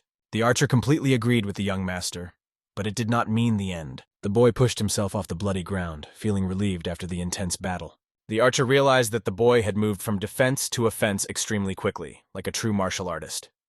It was impressive. However, he had no intention of letting himself be destroyed so easily, even by a young master. At the same instant, many arrows charged at the same time shot straight at the young master. If he thought he could escape from the archer's arrows, he was mistaken. The boy skillfully dodged each blow. He did not care about the arrows of the enemy. He ran through the rain of arrows and reached the defense of the villain. The boy hit the archer with such force that he flew out of the building. But the young master did not stop, continuing to run after him without slowing down. In order to change the course of events and delay his death, the archer pulls a diamond thread from his sleeve. As he flies through the building, he wraps it around all the key structures, holding the blocks of the building. In fact, its foundation, firmly in the diamond thread trap. At this point, the young master runs into the place when the trap is ready. The young master notices these silvery threads entangling all the space in the building. And at that moment, the archer pulls on the threads, trying to catch his enemy at any cost. Everything explodes in that moment, as if it were the last move in a game of life. Seeing the silver threads in front of him, the guy started to slow down. The archer felt his advantage, because he finally managed to catch the villain. The moment the silver threads closed, they only slightly cut the young master's hair. This was not surprising because the distance had shortened and the boy dodged in time. From the very beginning, the archer had planned to keep his distance, letting the boy chase him. All this was done to lure him here. To do this, he had to let him get closer. The archer stood in the darkness, using this tactic to have some fun. In other words, the demon blade with its silver threads was just a kindergarten trick that the archer had already tried before. But now that his intentions were revealed, the game was no longer so much fun. The young master realized that it was all just a game to him. He reaches out to the silver thread, emphasizing that the children they kidnapped and sold are just a game to them. They are forced to live in adult bodies because they have been changed, but their faces are still so young they are only 14 years old. In his opinion, every person should live their own life, and at that moment the threads began to be filled with divine energy. They are charged with this energy, and everything in the building begins to collapse. The guy keeps repeating that the eyes of these children are filled with hostility. Perhaps their feelings were directed against the whole of humanity, because they had lost the ability to trust anyone in this life, living in such terrible conditions. This situation was terrible, and it could not be allowed to happen, but the archer, on the contrary, enjoyed it. At that moment, everything was over. The archer could not believe that a diamond-coated string could be cut so easily with his bare hands. And what happened during the battle with Convi happened again. The guy was only able to do this because of hard training and dedication, because Ki energy alone is not enough. One is a crazed killer. The other sells children like cattle. And for the archer, it seems to have become entertainment. After these words, the guy was filled with hatred for them, and it became even uninteresting to fight them. After that, all the jokes were over, and the young master's techniques became much more powerful. Even if the archer had shot his strongest arrows, they still would not have been able to strike a significant blow. He simply ran away from the young master, trying to keep his distance. The boy was running after the archer, not realizing where he was going to run to. The young master was much stronger and faster than him. The archer reminded him that it was all planned, and it was better not to get hit by his arrows. However, the boy was not going to run away from them. With his incredibly strong hand, he grabbed hold of one of the main beams of the building. To channel his energy, he summoned an incredible divine power, and everything began to crunch and shake as if struck by lightning. An extremely strong explosion shook the building and filled all the rooms. With one blow, the young master was able to destroy the entire building.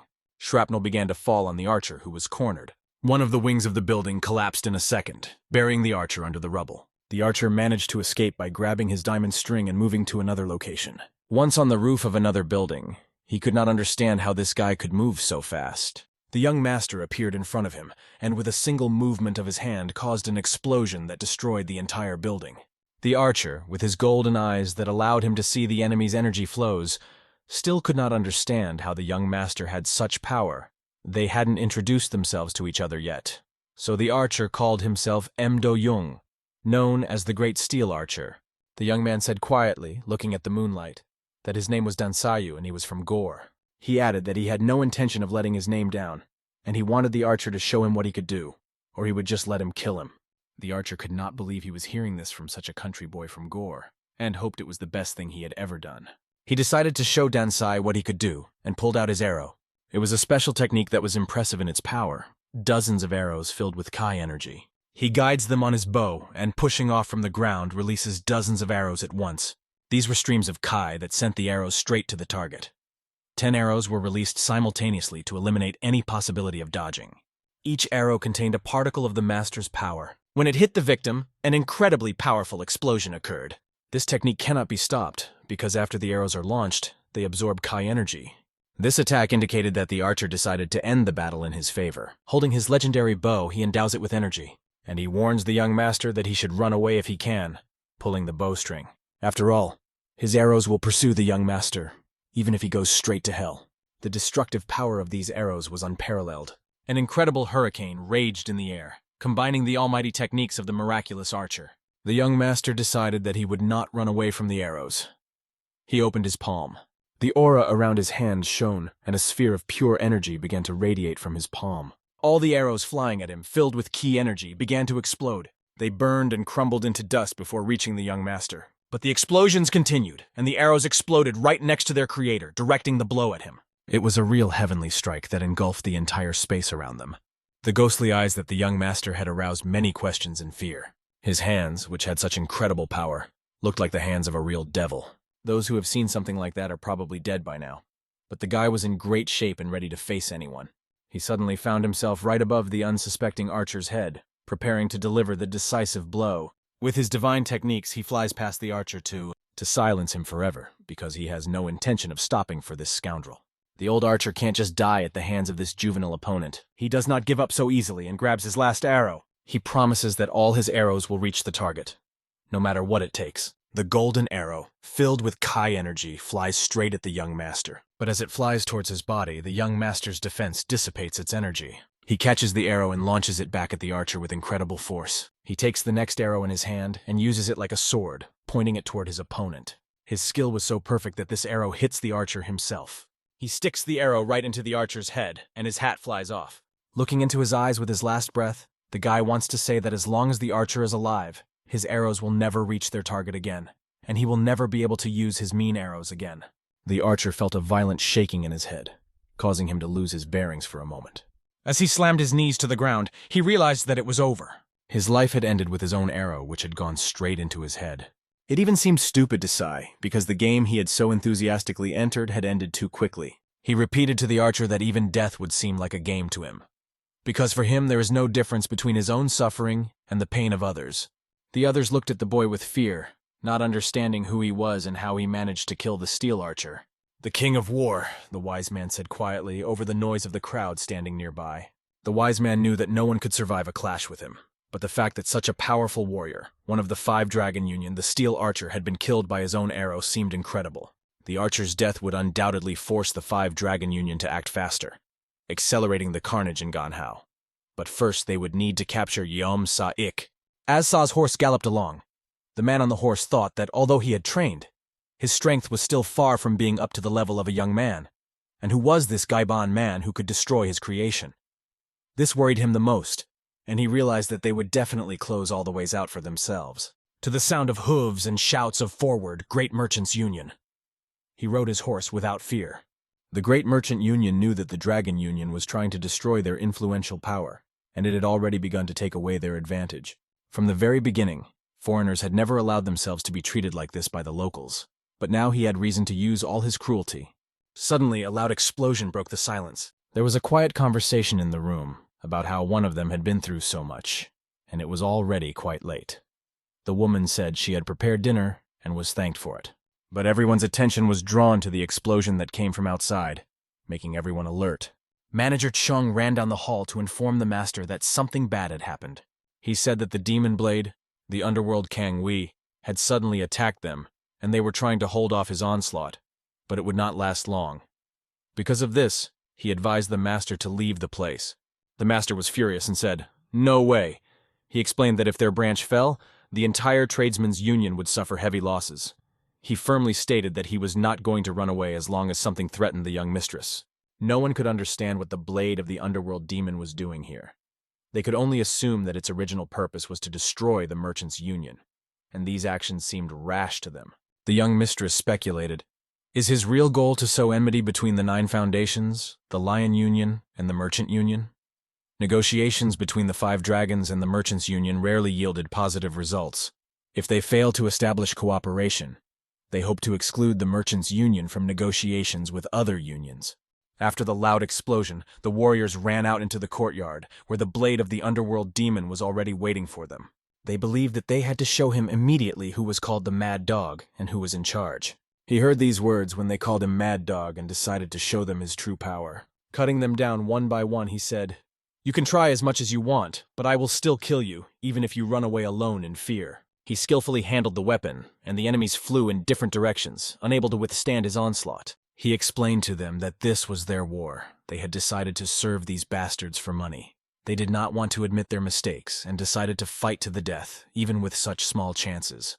They begged him to stop, saying that if he continued, there would be no forgiveness for him. But he only asked what they meant and explained that this was only the beginning. After that, he gripped the hilt of his sword even tighter, preparing for another blow. The sword pierced through the bodies of the soldiers, leaving them no chance of escape. He could not stand it when the weak tried to appear stronger than they really were. Suddenly, 2 more appeared in front of him, jumping down from the mountain. He frantically dealt with them, and managed to tell them that they would not have to go to hell alone, because he would kill everyone from the trade union. The representatives of the trade union could barely withstand this terrible onslaught, which seemed to have no end. Yet one by one he continued to slaughter them, leaving no chance of escape. The 2 swords he held in his hands were about 2 meters long. It was not difficult for him to hit them accurately, cutting his enemies to pieces. Against the backdrop of the moon, their bodies flew apart, creating an eerie silhouette. "Damn bastard!" one of the men shouted at the sight of this cruelty. But he just smiled, recognizing that he was indeed a demon, but a demon that absorbs evil. They tried to silence him, telling him to stop, and reminding him of the influential group of traitors they represented. However, he claimed that he was the one destined to do it, and it would only happen when he destroyed them all. One of the men confronted him, promising to cut his throat. A moment later they fought in a duel, deflecting each other's swords. His opponent was Sop Manhwa, the best warrior in the trade union. But for Kang, his words meant nothing, because he considered him just a pawn in a big game. Their battle continued, and the loud ringing of swords echoed in the air. They shouted at each other to use all their strength and asked if that was all he could do. In response, Kang would only say that this was just the beginning. But then, he added that it was actually the end. His speed increased dramatically, leaving his opponent without a chance. It was easy for him to determine the level of the enemy, watching him get caught up in the battle despite his skills. "Once your mind is clouded, your life as a fighter is over," Khan said. But for his opponent, these words seemed like just an empty lie. Suddenly, unbearable pain pierced his body, paralyzing his movements. It happened too fast for him to realize what was happening. Khan's sword, like a blade, quickly and ruthlessly passed through the warrior's body. "Sop!" The other representatives of the trade union exclaimed in alarm when they saw what had happened. Trembling, Sop could not believe what he was seeing, as if it were a nightmare from which he could not escape. Sop was lying on the ground, looking directly at Kang. His eyes were genuinely confused, and Kang just smiled ominously back at him and said that he was going to suffer. He didn't think that a man on the verge of death should think about that. As he killed him, Khan said that it was too early for him to die, hinting that everything was just beginning. Jumping back, he announced that he would think about it later, once he had destroyed Jongdusu and destroyed the Merchants' Union. The master of the Merchants' Union couldn't contain his emotions as he watched Kang kill his dearest person. Looking the master straight in the eye, Kang offered to give him his life in exchange for a promise not to torture his other subordinates. At the same moment, Kang rushed at Jongdusu, intending to kill him. The sword stopped right above his head, as if hovering in the air. Suddenly, Kang's sword was knocked back with such force that he trembled. They shouted at him, asking him what he was doing and whether the ManHwa sect was really in cahoots with the dirty foreigners. They simply could not agree with Kang's actions, because they found his actions unacceptable. The warrior stepped on Kang's sword blade and said, "Even if you are right, I cannot agree with you." The position of this warrior was that no one can stand by while someone allows himself to kill innocents. Kang's sword continued to hold back, sparks of metal flying in different directions, creating tension. The loud scraping of metal echoed around him, reverberating in the air. The young mistress remarked that if the Five Dragon Union had provoked all these killings, then her goal was to destroy the Nine Foundation Union. To Kang, these words seemed arrogant, but the sword was already at his neck. Red energy was emanating from the sword, but Kang managed to put his sword up in time to protect himself. The metal continued to grind, and they fended off each other's attacks, each trying to find the other's weakness.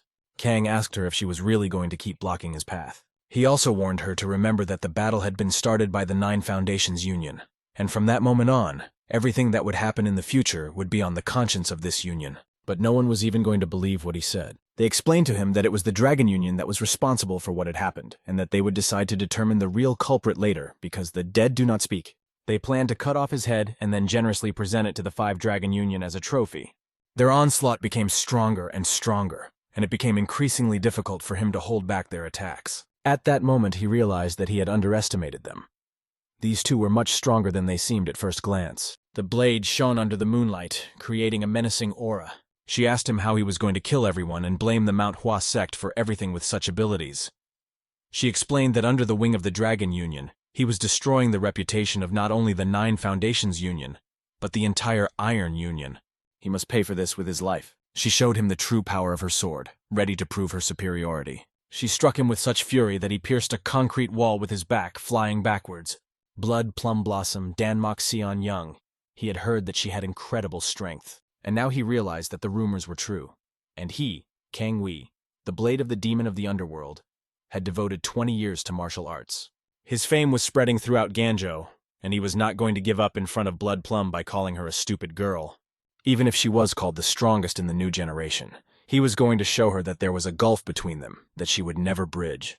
The others saw his hands begin to take on a completely different appearance. The girl trembled when she noticed these changes in his body. Kang brought his sword to his chest, and a bright light began to shine around his body, radiating powerful energy. It seemed that the very air around him was vibrating with this power, and the ground under his feet began to crack from the tension. The girl jumped from stone to stone like a light bird, rising higher and higher into the air. Her movements were graceful and smooth as if she were dancing in the heavens, preparing for a decisive strike. To execute her powerful attack, she made a final leap upward, began to spin rapidly around her axis, and said in a quiet but confident voice, "Light wind of fragrance." A wave of energy spread out from her body, filling the air with the delicate scent of flowers, but at the same time carrying a destructive force. Kang had hoped that only his strength would increase in this battle, but the girl also decided to demonstrate the full power of her abilities. He watched in amazement as her attack gained momentum, realizing that his opponent was much stronger than he had anticipated. At this point, the other trade union soldiers were thrown back by the powerful wave of energy generated by the collision of Kang and the girl's forces. They barely had time to defend themselves, trying to stay on their feet during this epic confrontation. As they flew back, they heard the loud and ominous laughter of Khan, who had now completely changed his form. His body took on demonic features, and his eyes glowed with red flames, striking fear into the hearts of those who dared to confront him. "Is this your famous light wind of fragrances?" Kang asked mockingly as he repelled the girl's attack. "I've heard of this technique of the MANHWA sect. I always thought it was as exquisite as it was useless." The other warriors knew about the existence of techniques that could change the user's body, but this was the first time they had seen it with their own eyes. Kang's altered body radiated incredible power and terror, leaving them dazed and confused. Blood Plum asked Kang in disbelief, "Is this your real account?" Her voice was a mixture of surprise and disgust, as she was looking at a real demon who had previously been hiding under a human guise. Kang smiled dismissively and answered, "This is just a trifle. If you're so shocked by such a small change, then you will definitely faint when you learn of the Dragon Union's true plans." His words caused a wave of curiosity and anxiety among the audience. They immediately began to ask questions. "What plans are you talking about? What is the Dragon Union up to?" But Kang only smiled mysteriously, emphasizing his superiority. "Something extraordinary is going to happen on the continent soon," Kang began to explain. "But for now, that's all I can tell you. If you find out more, the saint himself will come here to kill me. So perhaps I will reveal the whole truth to you when I stand over your graves." Khan's words made the master think. He began to connect what he had said with the possible intervention of the 5 dragons, and suggested, "Is the first saint the head of the 5 dragons union, Huangbo Ganaka? What are they planning, and how will it affect our world?" In any case, if what Kang said turned out to be true, this plan would become a huge problem for everyone. The master realized that he had to act immediately to prevent a catastrophe that could destroy the balance of power on the continent. Summoning all his courage and determination, the master shouted, "We will not allow your dark plans to come true. Even if we have to give our lives, we will stop you here and now." The warriors of the trade union supported him with shouts, preparing for the final battle against Khan. "We must prepare for this as soon as possible!" the master shouted, giving orders to his men. Meanwhile, Kang looked at the girl carefully. realizing that she was much stronger than he had expected. But he also realized that he shouldn't underestimate the two standing next to her. He realized that he needed more time than he had originally planned, and this was irritating him greatly. Enraged, he decided to grab for his weapon. Now the sword, which had seemed gigantic before, did not look so big against his new body. Bloody Plum tried to figure out what to do in this situation, when a giant was standing in front of her, ready to kill her with one blow. Her eyes reflected determination, but also fear, because she knew that it would be extremely difficult to stop this giant. "What can I do against this giant?" she thought as she saw it rapidly approaching, threatening her life. Meanwhile, outside Taiwan on Mount Anzhou, events unfolded that could change the course of the battle. In the heart of the Black Merchant sect, in Taiwan, in the House of Bloody Tears, a fierce battle was taking place. 8 warriors had already fallen, and only a few remained to break their formation. Their target was an old man. The elder they were pursuing was a sage who thought they were cruel bastards. They created this formation together, putting all their strength and soul into it. But he was not going to let them overcome them so easily. His weapon, a long rope, was wrapped around the neck of his enemies, tightening the noose with every movement. All he had to do was pull, and the enemy's life was over. But this time, everything did not go according to plan. As soon as he pulled the rope, his body suddenly flew in the opposite direction. He felt an invisible force pulling him off his seat, forcing him to fly toward the enemies who were looking at him with cold determination.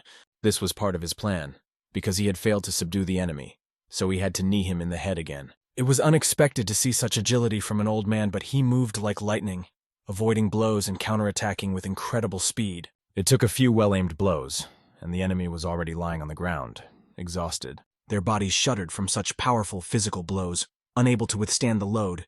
The old man decided to further humiliate the enemy by wiping his soul on the head of one of the idiots, trying to show his superiority. All this was because their enemies had forced them into battle, and were now trying to defeat them with their outbursts of anger. However, the sage thought that this was enough. A moment later, the king of war appeared behind him and asked if he had been able to talk to Yomsa-ik. However, the king was unable to do so. The reason was that Yomsa had escaped while the king was fighting with the archer, and now he had to catch up with him. The sage asked if the people who remained here were not enough to get answers. All of these white swordsmen have undergone hard training, so they can withstand any onslaught and won't give anything away, the sage said. Sayu decided to interrogate them himself, ready to use any method to find out the truth. They approached the white warriors, ready to learn the truth. The white swordsmen, 26 of whom were killed, fainted, leaving only a few who could barely stand. From that moment on, they faced a new task: to interrogate the survivors, learn about what happened in Gaiban, and try to win over the defeated swordsmen to their side. The wise man was most concerned about the children in this situation. First, they had to catch Yomsa-ik. That was the only way things could happen, and only then would they be able to negotiate with the 5-Dragon Union. If these children can say something, they will become important evidence against the black traders. But in their condition, we can hardly be sure that they will be able to adequately assess the situation. The 5-Dragon Union will undoubtedly argue that the black traders have nothing to do with the poor children. The sage then extended his hand, ready to help. He stretched his open palm right up to the child's eye, saying soothing words. "Do not worry. We will protect you. No matter who goes next, Gaiban will protect you all and try to heal you," the sage added, trying to inspire hope. Suddenly a sword came out of its sheath, and a sharp sound of metal slicing through the air was heard. Just as the wise man was about to help the boy, he suddenly drew his sword and attacked him. The sage did not expect this turn of events, and the sword blade was right next to his eye. He could hardly dodge such quick attacks because the boy was incredibly agile. One by one they rose up, and their eyes began to glow with a dangerous brilliance. Did their defense mechanism activate? The sage thought, trying to understand what was happening. They seemed to take the sage's gesture as a signal to attack. Sayu asked to leave it to him, as he was ready to take responsibility and take care of the situation. The sage asked him to wait, emphasizing that they were only children, and urged him not to use his powers against them. But Saya assured the sage that he need not worry. He said he would not kill anyone, and suddenly a blue light appeared around his feet. Using electricity, he lifted a huge slab that was lying nearby. He began to use the heavenly weapon, and chi energy appeared on his hand. As soon as he approached and touched the slab, it was like, in a moment, the slab shattered into small pieces that scattered around. This allowed him to control every single pebble that was formed after the slab broke apart. He realized how difficult it is for these children, because they have to act against their will. They have no choice. They are forced to do something they don't want to do. Sayu decided to throw these stones at them to stop them and prevent further attacks. He thought that if he hadn't been treated the same way back then, he would never have met the master, and it's hard to even imagine what could have happened to him. The master gave him a second chance, but these children had completely lost their sense of freedom. He launched the stones with extraordinary accuracy, and they all fell in front of him, stopped by his actions. Unbelievable! He killed 100 people at the same time, was the question that arose in the minds of everyone who watched this spectacle. Sayu didn't have enough strength to save them earlier, but now he was serious about making sure that no one else would suffer at the hands of Yom-sa-ik. The children, who now looked very terrified, resembled only shadows of themselves. There was not a single glimmer of life in their eyes, only emptiness. Hugging one of them, Sayu said quietly, "Smile when you are happy, cry when you are hurt, and run away when you are scared." He asked him to do whatever he wanted, because now no one would stop him, and from now on he could live the way he wanted. No one would stand in his way anymore. And after hearing these words, the boy finally came to his senses and cried. At last he saw the real world before his eyes, free from fear. The wise man watching said that he thought Sayu would kill them, and did not even expect that his powers would help calm the children. If it wasn't for him, no one would have been able to do it, the sage added with gratitude in his voice. After that, they turned their attention to the white swordsman. Sayu approached them and told them that they should tell him the place where Yam had gone. But in response, he heard only an insult from one of the swordsmen, who called him an idiot. The swordsman added that he would not answer any of his questions, and it did not matter what Sayu did with them. Sayu's next question was, "You won't tell me even on pain of death?" Sayu stretched out his fingers to touch the swordsman, carefully feeling his energy. He felt a few points in his body and added some energy to them, after which the swordsman's arms began to move on their own, as if they did not belong to him. Sayu then laid the swordsman on the ground, and his hands picked up the sword, the same one they had forced the innocent children to hold to help them tell the truth. The sword was right above him, but the swordsman didn't even realize what kind of power this guy was using because he couldn't control his body. Even when the sword was at his neck, he kept repeating that it was useless. White swordsmen would not betray their comrades even in the face of death. Sayu calmly explained to him that he didn't know about Kanvi, but Yom-si didn't exactly understand what comrades were. Would true comrades so evil? He added. In any case, Sayu now realized that this swordsman valued the lives of his comrades more than his own snapping 2 fingers. He offered, "How about this?" At that moment, the white swordsman's body began to move by itself again, obeying an unknown force. The white swordsman raised his sword and pointed it at his companion, causing everyone around him to flinch in surprise. The comrade begged him to stop, clutching his hand, and could not believe that they had recently fought side by side. And now this. Despite the requests, the swordsman kept asking what he was doing and begging him to stop. But he could not stop his movements, explaining that it was not him, but his hands acting on their own. A moment later, the tip of the sword cut into the skin of the other swordsman, causing a wave of pain. His body shuddered, and he begged Saya to stop, asking for mercy. He cried out, "Wait! I said I can't kill my friend!" Sayu smiled and said, "It doesn't matter if you kill him or not, because there are still a few of your living partners here. If you still don't want to talk, then don't even hope to save any of your comrades. You will kill them all with your own hands, even if you don't want to," Sayu said coldly. It was cruel, but a white swordsman from the Dragon Union. After going through even more brutal training, they were practically unyielding. It was almost impossible to force them to betray their comrades. Such people will never commit treason. They will not do it with their own hands, but now it still scares them a lot. It's cruel, but it will definitely work, the wise man realized, observing the situation. Meanwhile, the swordsman was tormented by the thought of not saying a word, even though he was indifferent to his own life. But he could not be indifferent to the lives of his comrades, and at that moment he finally broke down and spoke. "I will tell you everything. Master Yam is going to the Great Union of Merchants." "The Great Union of Merchants? But why?" asked Sayu in surprise. "The underworld demon blade Kang Wei is there now, and Master Yam has asked him for something. It seems he was supposed to destroy the Merchant Union Master. Kang agreed to attack, and the Heavenly Merchant Union, the Great Steel Archer, and the White Swordsman had to choose a good time to transport the goods to Taiwan." The sage began to explain. In the end, Yom-sa-ik's plan failed thanks to Sai and Gaiban, and now that he has lost everything, he has decided to rely on Kang Wei to try to get out of Taiyuan. If Kang destroys the trade union, he will wreak real havoc there this morning. The followers of MANHUA were there, but Sayu doubted they were still there. Even if they were still in the union, their strength would definitely not be enough to defeat Kang Wei. He decides to immediately go in search of Yom-sa-ik before it's too late, and asks the sage to take care of the rest. The sage didn't even have time to ask him about his intentions, as he had already disappeared from sight. There was a powerful explosion as he pushed off the ground with extraordinary force. The echo of the explosion spread around, hitting all the surrounding hills. Sayu was already in a hurry to do what only he thought was necessary. Thanks to his techniques, he moved much faster than anyone else. Using energy, he could freely step on the leaves of the trees, moving on them as if they were the ground. This greatly increased his speed. After he had done so, the leaves only flickered in the air. Sayu was getting closer and closer to the point where he was going. The life of one of the characters depended on the actions of Dan Moxiongyan and his followers from Manhwa. In the Great Merchants Union, there was a whole mechanism consisting of interdependent gears. If one of the gears broke, the whole mechanism collapsed, and the master did not care whether he survived, but for the young mistress it would mean a difficult ordeal. And although the master was advised to run away as soon as possible, he could not just give up. His thoughts were completely different.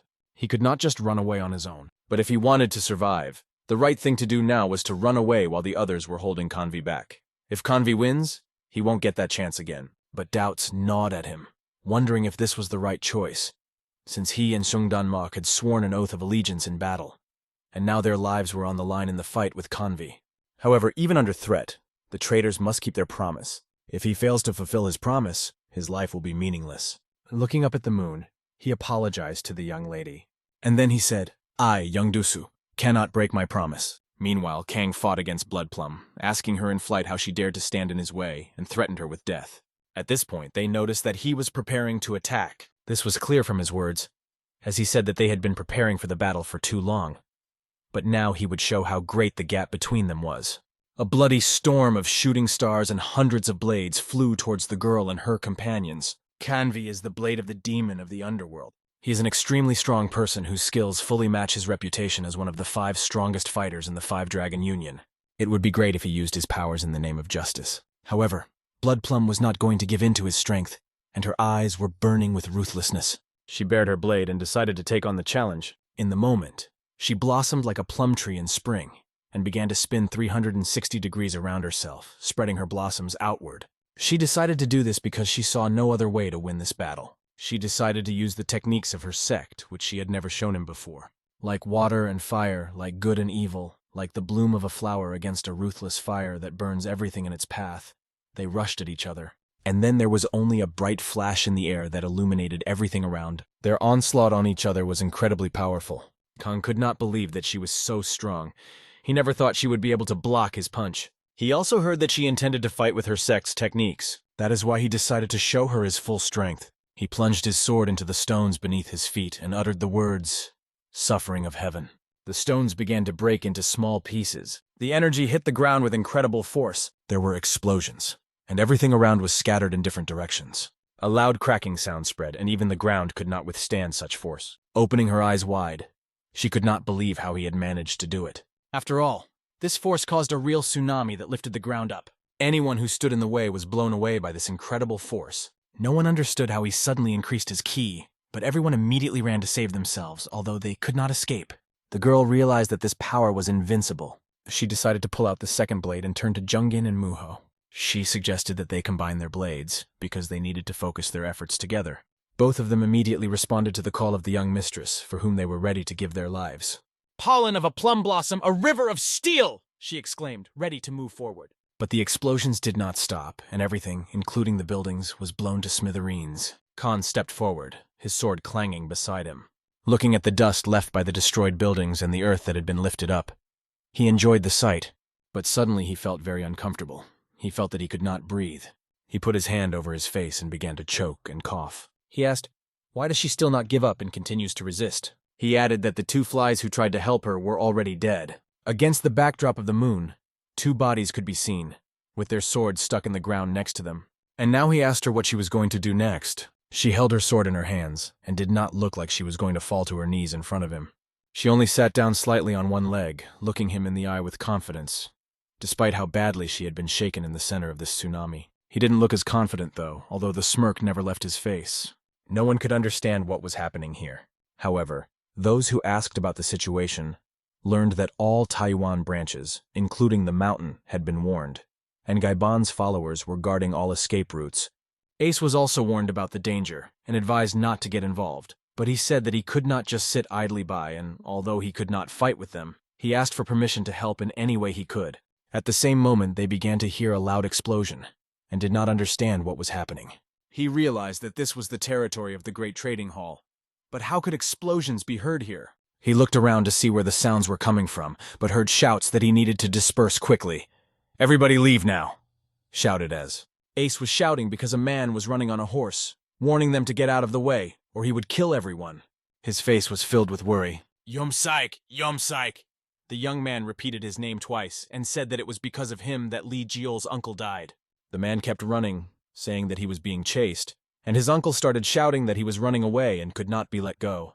He told everyone that they needed to catch him as soon as possible, but behind him, they could only hear the sound of hooves on the ground. And at the battlefield, everything was unfolding in a horrifying picture. Dust from the destroyed walls was everywhere. Master Zhang Dosu was asked what he would do, since those who had defended him were long dead. The master only answered by mentioning the name Manhwa.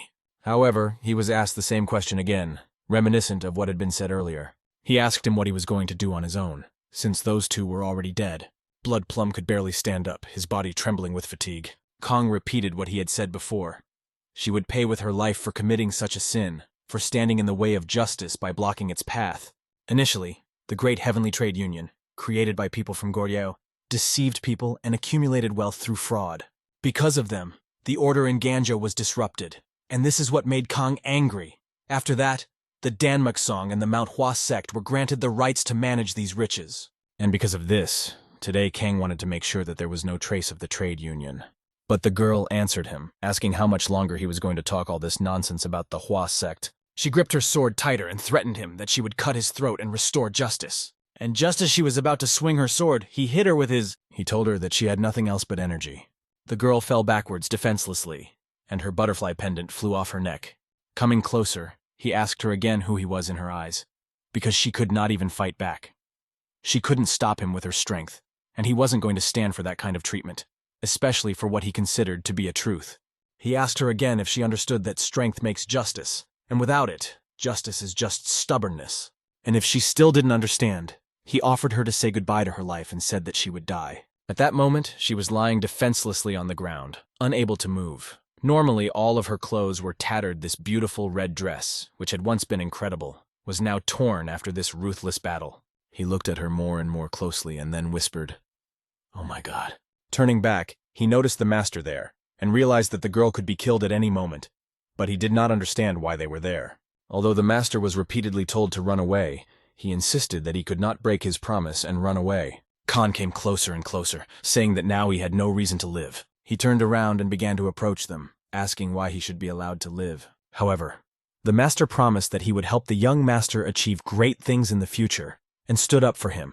Turning to Kong, and saying that he would not be able to touch the master, Zhangbong showed his courage. Even though the master asked him to leave, he said that he could not, because if the master could not break his promise, he would give his life for him.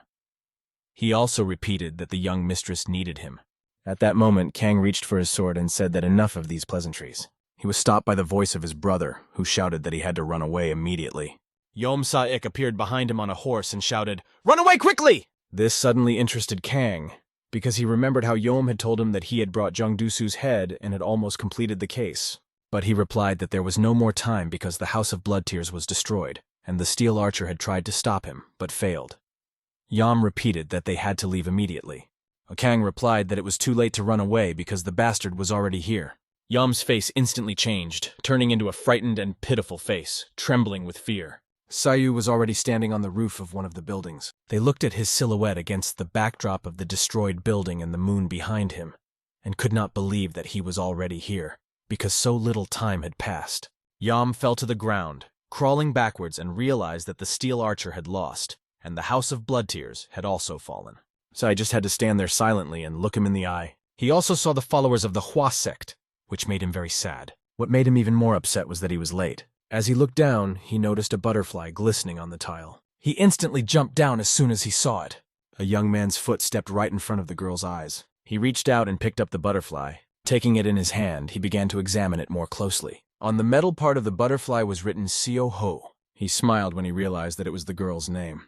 Turning to her, he held out the butterfly, placing it directly in her hands, and asked if it was hers. Then he threw the clothes over her shoulders and said that she must have already realized that Kang Wei was much stronger than her, calling her reckless. She asked him not to say that to someone who had put everything on the line, and he replied, "Thank you." He thanked her for keeping her promise to the owner of the talisman, and looked her straight in the eye. He asked her to rest, started to get up, and said he would take care of everything. She also asked him if he could handle everything on his own. He replied that Kang Wei had to pay for everything he had done. Within a short time, Sai learned what Kang was using, namely that he had increased his body size and was using the blood sword. Kang also told Sai that because of his girlfriend, who was not even from Cheongwan, she was only standing in the way of cooperation with the Five Dragon Union.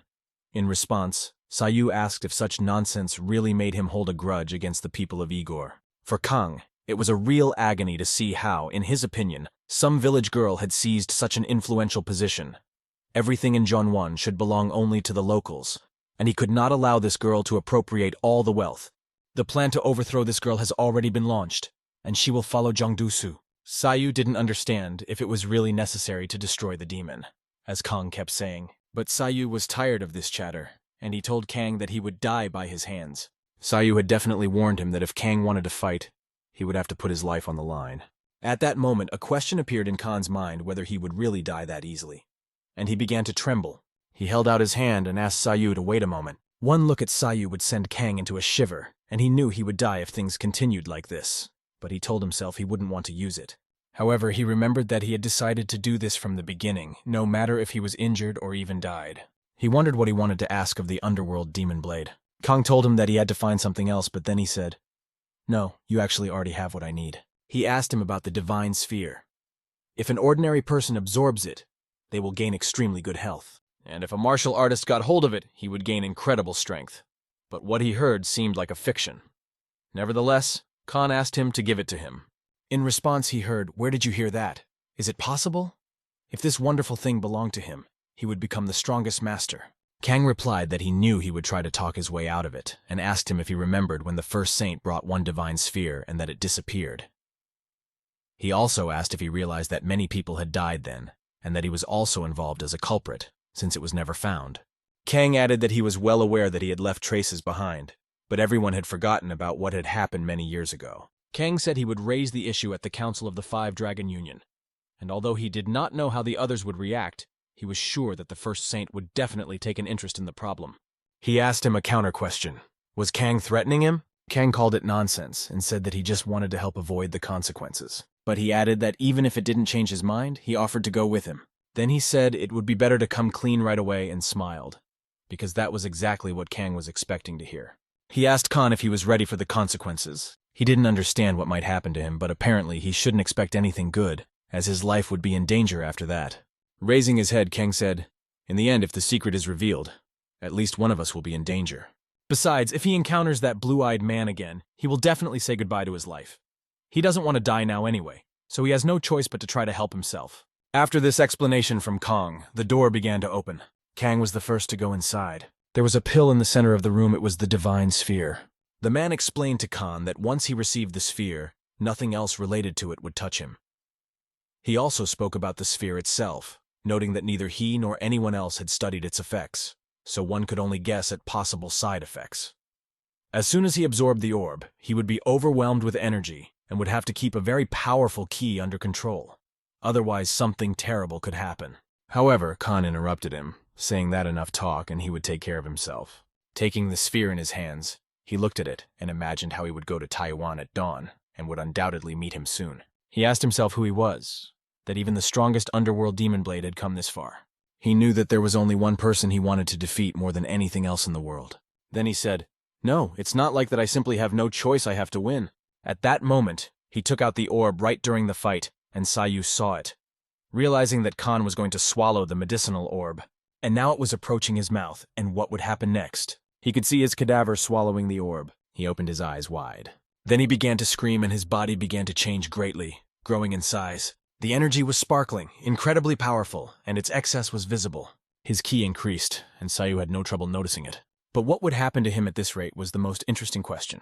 All that was coming from him was explosions. The Master and Bloodplum watched from the side, and their astonishment knew no bounds. He just swung his sword and this happened. Kang recovered a bit and asked Sayu if he had to be that strong to defeat him. Sayu replied that they were both ready to fight, and it was time to start. This was exactly what Kang had dreamed of. This was the justice he had been talking about. He could no longer stand by, and declared that he would no longer wander aimlessly around Jeonwon while waving his sword. He shouted that he had to destroy the demon, and swung his sword again and again. The strokes were too fast. He cut everything in his path that came in contact with his sword, and the ground in front of Sayu was split into two. He wanted to pass through Seiya and destroy the girl, so that her blood and flesh would be scattered all over the continent. The girl was scared, and she saw it before her eyes.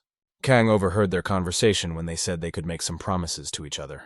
Sayu told Kang that he would die at his hands today on this spot, and he grabbed this sword quick as light with his hand, releasing a huge amount of his ki energy. After that, he touched Kang's hand with his palm.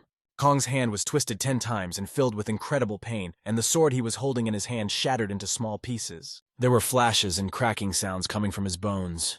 Then he was spun around as if into a black hole. Sayu added spice to the fight by saying that he would destroy him, and there would be no more trace of his existence on this continent. At the very beginning of this battle, Kang felt the full force of Sayu's power. He was thrown from side to side, and at that moment lightning pierced his entire body.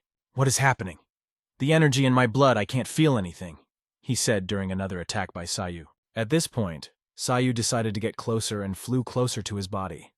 His eyes were blue, and the energy of the current that was driving Sayu in this battle was radiating from them. He decided not to hold back and show everything he could do.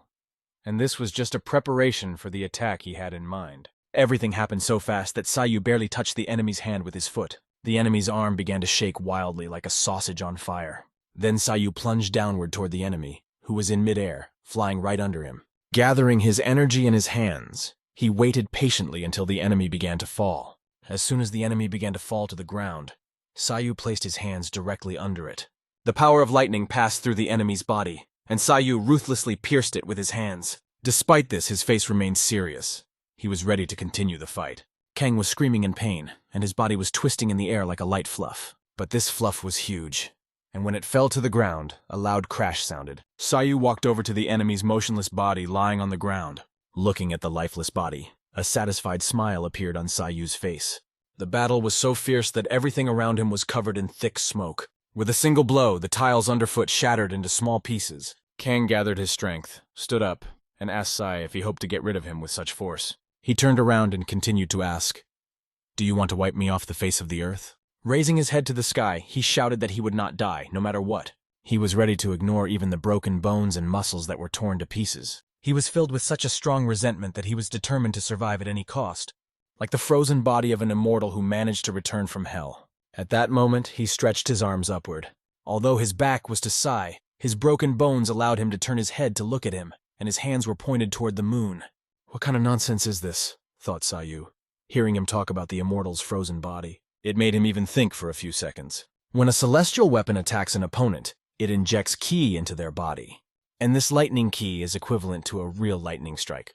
Lightning shatters bones, tears muscles, and destroys blood vessels, and all organs explode, regardless of how horrible the deeds were committed. His body should be buried with dignity. But he kept talking about the immortal's frozen body, and Seiyu didn't know if he should worry about it anymore. There was a loud scream, and lightning covered Kang's entire body. It was a truly terrifying sight, and everyone watching from the outside couldn't believe the reality of what was happening. Seiyu told him that even if he went to hell after death, it would be meaningless without his body. At that moment, he put even more energy into his attack.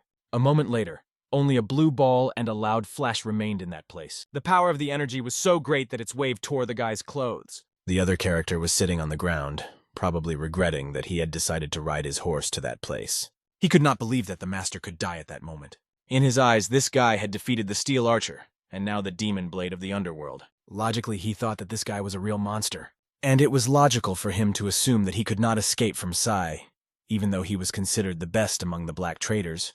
But like a cockroach, he kept saying to himself, "I'm not going to die. I have to find a way out. I have to get out of here." At this point, Sayu addressed him, calling him by his name, Yom-sa-ik, and expressed his long anticipation to finally talk. He wanted to discuss many things with him and was sure that they were in no hurry, so he suggested that they discuss everything calmly, without rushing. Sayu wasn't the only one who wanted to talk to Yom-sa-ik. Another group of people was already preparing to catch him. One of them, a young boy, was trying his best to catch him to avenge Uncle Lee Jiol. In a moment, they were right on the battlefield. Meanwhile, there was talk in the building that significant losses had been incurred. 2 residences and the main gate had been destroyed. 2 warehouses had been destroyed, and everything stored inside had also been lost. It will be very difficult to rebuild. However, the man said that financial losses were not important to him. He was much more interested in whether there were other victims, because he would have to inform their families about the circumstances of their deaths. Manhwa said that they should compensate the families of the victims and organize a decent funeral, and then asked about the condition of Dan Mo Song of the Hua sect. He was told that she had not eaten anything for 2 days and had not left her room, probably grieving for her faithful comrades. Mu Ho died protecting others at the cost of his life. Jong-in also proudly laid down his life on the altar of struggle. The girl standing next to their bodies put down 2 glasses and started pouring juice, thinking about how they used to love to drink together sometimes. If she had known they were going to die, she would have let them drink as much as they wanted. She asked them to forgive her for not being able to protect them. The last drop of juice dripped out and she said, "May you rest in peace." The traitors were in debt to the Union of the 9 Foundations, and now the Union could demand that they fulfill any request. Of course, the Union of the 5 Dragons had stirred up the conflict, and this situation did not favor the Great Trade Union. He was sad to admit it, especially considering the losses of the followers of Manhwa, but he said that it might be better if they did not help them. He even thought that it would have been better if he had died there himself, because now the negotiations would be very long, and he did not know how he would be able to look the young mistress in the eye. However, with a sigh, he asked where Master Dan was now. Master Dan took Yeom Saik downstairs and forbade anyone to approach them from then on.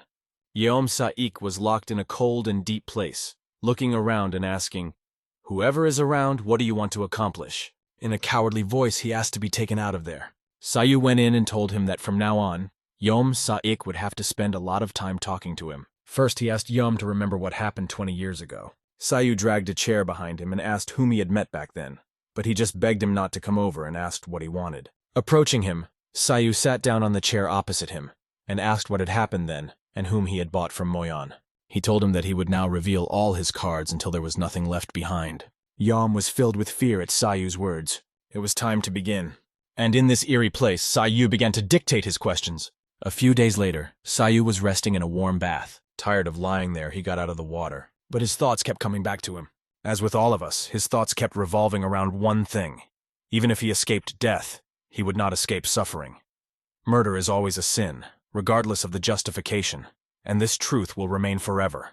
But if you have to kill, you cannot doubt. Doubt will only make you regret your actions. After getting dressed, Sayu turned his head and asked, "Shall we go?" As they left, he was asked if he had heard that a body had recently been found in Kanwa, and that it had been killed by the War King, probably by Gaiban henchmen. There were also rumors that the War King had caught and interrogated Yeom Saik from the black market.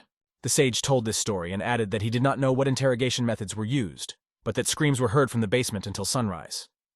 However, in response, Sayu said, "Stop talking. If you want to live, don't say a word about the King of War." The man laughed and said that rumors breed rumors, and it seems impossible to stop them once people start talking about it.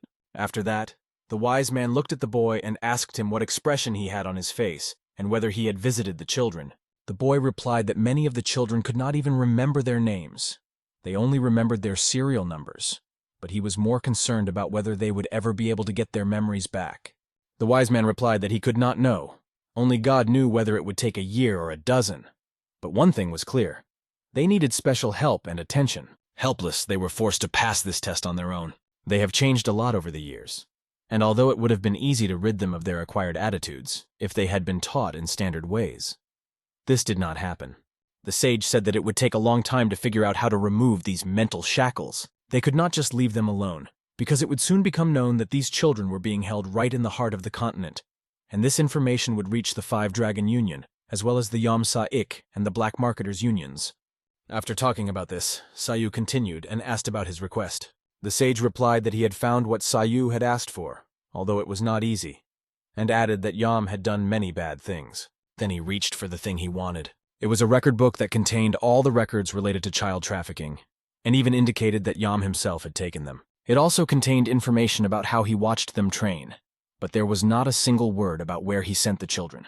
"It's not that important, though," Sayu replied, adding that it could be found out through the 5 Dragon Union, and thanked the sage for his help. The sage laughed again and asked him not to make him laugh, for he was sure that Sayu would have done the same in his place. His laughter gradually became quieter and quieter. They looked into each other's eyes without looking away. Sayu's serious face spoke for itself. He had problems. And even if it was the 5 Dragon Union, if the opportunity arose, he would not hesitate to fight, guided by his heart. After that, The sage remained with a serious expression on his face, thinking that as long as they got along, everything would be fine. It seemed that they had learned all they could. Sayu said that it was time to move on and leave these children in the care of the main man. The sage was not sure if Dusu could be trusted. Sure, the Great Trade Union seemed more reliable, but could it really be trusted? Sayu replied that he didn't know if he could either, but he trusted Seo-ho. Seo-ho, the wise man asked again and added, Unbelievable, you mean Ha-So-ho? Do you really know her? In any case, these children needed time to get back to normal, and Sayu thought they would be fine there. No pressure or imposition is the most important thing they need. These children need to start living their own lives. Sayu considered leaving the children in Haiban, but he doubted that in their condition it would be beneficial. However, the old man asked what exactly he meant and why they could not look after them themselves. Sayu replied that if they left them in Gaiban, they would have to fight against their will in the future. The boy trusted the wise man but said that the duties of an elder were a different matter. As the sage had said, everyone in the world wants to have them. The wise man asked the boy where they were going, because he only said that it was time to go, but did not specify where exactly. They were heading to Anhui province, and Sayu asked the sage if it was close to the Iron Union. The sage immediately thought about it because the province was also close to the Five Dragon Union and the Nam Gong clan, which gave him a bad feeling. Sayu was on his way there because he was told that his master's daughter was there. The sage immediately realized that the situation was becoming more and more dangerous, and that the rumors about Sayu could no longer be contained. Gaiban needs to take control of the situation. We cannot stop the warriors under General Chokru, the Great Trade Union and the Dragon Union, who no doubt already know about this. Going to Anhui province is like going to certain death. We will be attacked. The god of war is ready to face such a conflict. Looking at the situation, he thought, shouldn't we be the ones who are afraid? Although I'm still worried, if the Anhui clan falls, he will definitely appear the Star Hand. And the name of this terrible man is Hwangbo Gun Ake. The sage would like to know more. He wanted to understand why this young man, the god of war, was so reckless. The sage wanted to see how far Dan Sayu would go. Murima suddenly became interested in the mysterious power of celestial weapons. He was also interested in what would happen to this country now that the Iron Union was in power in Murim. How far will Dan Sayu go with his enormous power? The Gaiban have always tried to stay neutral and not take sides, which meant they never pretended. But now the wise man is helping the god of war. By doing so, he has drawn his people into a conflict with the Five Dragon Union. If you look at it from the outside, it's time for them to part ways and go their separate ways, because Murim is a place where chaos reigns. When they finally reached the heavenly merchants, Sai was thanked for having escaped from the black merchants, expressing his gratitude once again. The leader replied that if they wanted to repay him, they should take care of the children. He said he would do his best. But the expression on the leader's face spoke for itself. After that, Sayu turned to him and told him, rather than asked him, that they had something to talk about and asked him to speak. Young Master Dan, you said that it was because of your ties to Gaiban. After saying that, the leader asked the young man if he was from Goryeo. The young mistress gathered all the representatives of the Heavenly Trade Union and announced her orders. She asked everyone to come to the meeting because she had a request for them. The young lady said that she wanted them to find one person, a young man from Goryeo, who had her talisman. She asked them to support him and to remember to send a smoke signal to alert her. She was the head of the Great Heavenly Trade Union, and this request was on behalf of her father. This order was now of supreme authority and overrode any laws of the continent. The master turned to Sai at this point and asked if he was really from Goryeo. As far as he knew, the young lady had given the talisman to 3 chosen ones upon her arrival on the continent, but there were no men among them. When he picked up the talisman from the ground, his eyes gave him away, and the master realized that the boy did not suspect how valuable this thing was in his hands. If that's true, then you must know the young lady, right? The master asked. Sayu merely asked how she was doing. He confirmed that he knew her and asked to see the talisman. He went on to say that the young lady was looking for him, and if he had her talisman, it was very important. He added that if Sayu really had the talisman, then he could be sure and not be afraid to show it. Sayu reached into his inside pocket. Then he pulled out a blue butterfly and asked if it was the one he was talking about. Yes, that's the one the lady was talking about. This is the first talisman, at last. Immediately, the owner grabbed the boy's hands and said, "At last we have found you." He emphasized that Sayu had no idea how much the lady was looking forward to meeting him. The joyful young man, as if he were 16 years old again, told Sayu that she would be incredibly happy. He urged him to go to her right away and assured him that he would be very happy to see her. She is now in the Iron Union and will be so happy. But then the owner admitted that she had a hard time. Sayu asked him what had happened to her. The man took a deep breath and got ready to tell him. He explained that many people were trying to seize power in their union. The Iron Union, especially the Five Dragon Union, is constantly trying to interfere in their affairs and trying to impose a political marriage. The Five Dragon Union wants to subjugate them. They attacked the residents of the Great Trade Union, trying to set traps from all sides. But thanks to Sai, they managed to resolve the situation, although it is not known what else they will come up with to put spokes in the wheels. Despite this, the young lady will be incredibly happy to know that she will soon be able to see Sayu. Upon hearing this, Sayu asked the master to tell the girl that he would be visiting her very soon. He added that she was very dear to him, but that he had some things to do that needed to be finished, so she would have to wait a little longer. Well, if that's the case, the owner said, understanding the boy. He assured him that he would pass everything on to the young lady and asked Sayu where he was going. Sayu replied that he was leaving for Anhui province tomorrow, and as soon as he was done there, he would go to Soho. He thanked his master for agreeing to take care of the children. Master Dan. He was the one the young mistress had been waiting for 10 long years, the master added. He was special. His power was so great that perhaps there was no one else with such power. However, the owner thought about it and assumed that if Master Dan of Goryeo had really come here, he must have passed through Liaoning province. And if you think about it, then the time of his arrival coincides with the appearance of the unknown god of war in Liaoning province, and he is accompanied by an elder from Gaiban. If this incident is connected to Moyong and Gaiban, it is understandable why Gaiban is doing everything possible to keep rumors from spreading. The god of war is a man who easily resolved the conflict between Moyon and Daryok. This person has such a terrible background that his very appearance left everyone speechless. Finally, the master got it all together. You can't underestimate him, he said to himself. It's as if he's brought a storm to the whole continent. After that, he wondered what they should do next and decided that they should tell the young mistress. Out of sheer nervous tension, he clenched his clothes tightly in his fist and said, Master Dan is actually the god of war. There are 5 great lakes on the continent. Poyang, Dongting, Hongji, So, and Tai. It was rumored that the latter was the most beautiful of all. The lake was dotted with islands and mountain peaks. For a man standing on a boat, there was nothing better than this view. This landscape was in perfect harmony with the atmosphere on the continent. After a while, he reached Seoli Island, one of the smallest islands in Lake Tai.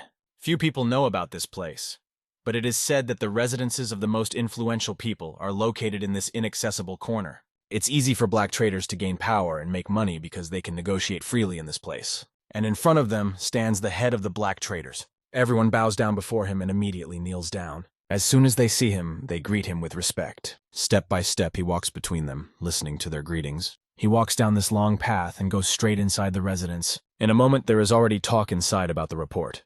The income has increased by 30%. He noted that this may not seem like a great result, but given all the difficulties, it means that the best result has been achieved. However, there is a clear stagnation now, so more effort is needed, he added, and asked, What does Master Chom think about this? He replied that this was the case for their branch, and noted that their revenue had increased by 40%. If it hadn't been for the events related to the Great Trade Union, the profit could have been even higher, but they could only accept the results they achieved. The Big Trade Union has always been an obstacle for them. It has significant funding and is rapidly expanding its influence in territories that originally belonged to black traders. That is why they are losing ground. The head of the black traders agreed, and added that something had to be done about it. He asked the master what exactly he meant. The answer was that not only the Great Trade Union could harm them. Of course, all the existing trade unions that have to face competition are standing in their way. Therefore, they need support from outside to cope with this. The head went on to say that he had heard that his people had taken some action against the Big Trade Union, and so far there had been no results. But as soon as they get through the crisis, they will be able to reap good rewards from these actions. After that, he asked if anyone in the audience had heard of a man called the God of War. The head began to tell them that an incident had recently occurred. The entire Moyong clan had been wiped out. A few days ago, he also received a message from Shanxi province that Yom Sa-ik had escaped. Upon hearing this, those present could not believe it, because it seemed that he was supposed to be appointed leader. Had he really disappeared? However, the head heard that both of these incidents were related to the man who was nicknamed the God of War. Apparently, it was this God of War who defeated Yom Sa-ik. Not only him, but also the blade of the underworld demon and the great archer all fell at his hands. The head said that he didn't care who he had dealt with. What worried him the most was that the goods for the Five Dragon Union had disappeared without a trace. This is what is really worrying and could damage their reputation. He was told that they understood his concern and promised to look into it, taking responsibility for getting rid of this war god. Since Shanxi province is not far from their branch, they assured him that they would make sure to investigate thoroughly. He also said that he could not believe that someone dared to cross both the Black Traders and the Five Dragon Union at the same time, and promised to make him pay. Who is this person? Where is he from? And what are his weaknesses? He promised to find out, looking at the head. The head said that he always lived up to his expectations and asked to know about his past, who he was, what he needed, and what he planned to do next. If he turns out to be useful, he should team up with him, and if, on the contrary, he turns out to be useless, he should get rid of him on the spot. This concludes the discussion of the god of war. Mansangro was the right place. Sayu was there, and the elder told him to look around, although he had never done this before and, to be honest, had never even been to such a place. Suddenly, right in front of him, he heard shouts that something was hot. 2 people were having lunch and said that they knew the noodles would taste good, and another said that he was the one to thank for everyone enjoying his food. A poster hung nearby with the words, "Handmade noodles are the best in the world." Sayu was really hungry, and he was already twisting inside because he hadn't eaten since the morning. In a moment, he ordered a portion of noodles. A few minutes later, the noodles were on his table. He picked up the chopsticks and reached for his mouth. His attention was drawn to the man next to him. The man was short, had a white bandage on his head, and a mustache under his nose. He was sitting on a chair. "The soup and noodles are perfectly cooked. Very tasty." These words made him look up, because he was a cook. Sayu decided to strike up a conversation and told the man that he had heard that the most delicious food after sagu's soup was noodle soup, and he was right. Because of him, he was finally able to try it. The man replied that he was glad he liked it and wished him a good meal. The chef was pleased that his dish was highly appreciated by the guest, who was able to appreciate the quality of his food, especially the last portion. "The last portion? Are you closing down?" asked Sai, noting that his noodles were undoubtedly very popular. The man replied that the landlord had doubled the rent, and no matter how much people loved his noodles, that love would never cover his expenses. He told his story that he had been doing his business all his life, because it brought him incredible happiness when people were happy to try his food. But he could not continue this activity anymore, because almost everything in Mansangro belongs to Yom Sa'ik, and no one dares to oppose him. Sayu said that he could continue trading because he had heard that Yom had left Taiwan. But the cook replied that maybe he would return, because even though he had left, his property was still here. Suddenly, a woman's foot stepped next to them, and the woman said that she could arrange everything as Master Dan had said, because the MANHWA sect would guarantee that Yom would no longer bother him. Sayu turned his head and saw the girl. She ordered 1 serving of noodles, adding a polite please. At that moment, the cook smiled when he heard that she had mentioned the MANHWA sect and said that now he could definitely continue working. He invited the girl to sit down and said that her order would be ready soon. She sat down next to the guy and thanked him for what he had done, because he had helped her through the difficulties. But he replied that he was the one who should be thanking her, because thanks to her and the followers of the MANHWA sect, they were able to save the Great Trade Union. She drew attention to his blue butterfly talisman. She then remarked that he seemed to know the owner of the talisman. She pointed out that the young lady only trusts people close to her, so how does he know her? And as far as she knows, even in the Iron Union, there are only 3 people she has confided in, and only a few people know about these talismans. "If you mean Xiao-ho, then yes, we know each other," the guy said, adding that they had known each other since childhood. "That's what I thought," the girl replied. "But it's been more than 10 years, the guy continued, adding that he didn't even think she remembered him. However, the girl assured him that she was sure Sio still remembered him. She also said that the chapter reminds her that she remembers him as well, and that their friendship is very important to her. In any case, she did fulfill her promise to establish the largest trade union in Cheongwan. Sayu said that now it was time for him to fulfill his promise made many years ago in Goryeo. Back then, in the mountains, Sayu had said that when they climbed to the top, they would reach the abode of the wise and honored man, one of the 3 deities. Since they know he is coming, the others will definitely be waiting for him. Each of them has special abilities. No matter how outstanding their skills are, no one can match the local martial artists. There is only one difference. The martial arts of the continent are aimed at spreading the influence and power of alliances, while the martial arts of these lands are focused on personal interests. This is because it is difficult for the government to subjugate provincial areas, and the locals are only subject to themselves. Goryeo, on the other hand, is so small that there simply cannot be areas that have escaped the influence of the center. From a national point of view, having powerful weapons to defend oneself in difficult times is essential, but in times of peace, it is detrimental. At the end of his speech, the master said that it was better to rest today and continue the journey tomorrow. He asked the boy to get ready. Sayu sat across from her and said he understood. At that moment, a little girl ran up to them, shouting that it was true. Slamming her hand on the table, she turned to her older brother. Then she said that she had heard that there were people with different eye colors in the West and insisted that it was true. She called the boy's eyes very beautiful. Seiyu was surprised to see her and asked who she was, but she continued to bombard him with questions, asking if he was from Goryeo, where he was from, and why his eyes were a different color. Since they were both from Goryeo, she also asked if the people in his village had the same colored eyes. The master turned to the girl and asked her if she needed anything, calling her little girl. She turned to him and also asked about his eye color, calling them beautiful. Then she remembered why she was here and said that she had come to eat and relax with her grandfather. But since there were no seats left, she asked if they would mind if she sat next to them. With a little surprise, the boy turned to the master. He replied that there was still plenty of room for two on this bench, and suggested that she do as she pleased. Immediately, the girl turned to her father and asked him to come over here, repeating, "I told you they wouldn't mind." They thanked the master and the boy for their kindness. At that moment, the girl hit her feet with her fist and said, "My feet!" She explained that her feet hurt a lot because she walked a lot. Seiyu was surprised by her enthusiasm and asked her how old she was and where she was from. "I'm not a baby," the girl continued, adding that she was a full 12 years old and that it was rude to ask a woman her age. "What's your name?" she asked the boy again. "Dan Seiyu," he replied, smiling back at her. "That's a nice name," the girl said. "It's so cute, but it sounds kind of lonely," she said, and then added, "My name is Ha So-ho," and offered to be his friend.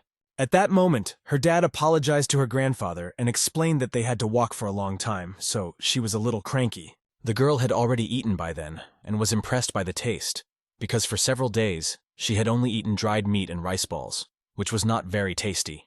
Her father also apologized to her for that, but she asked him not to apologize, because she realized that it was not his fault.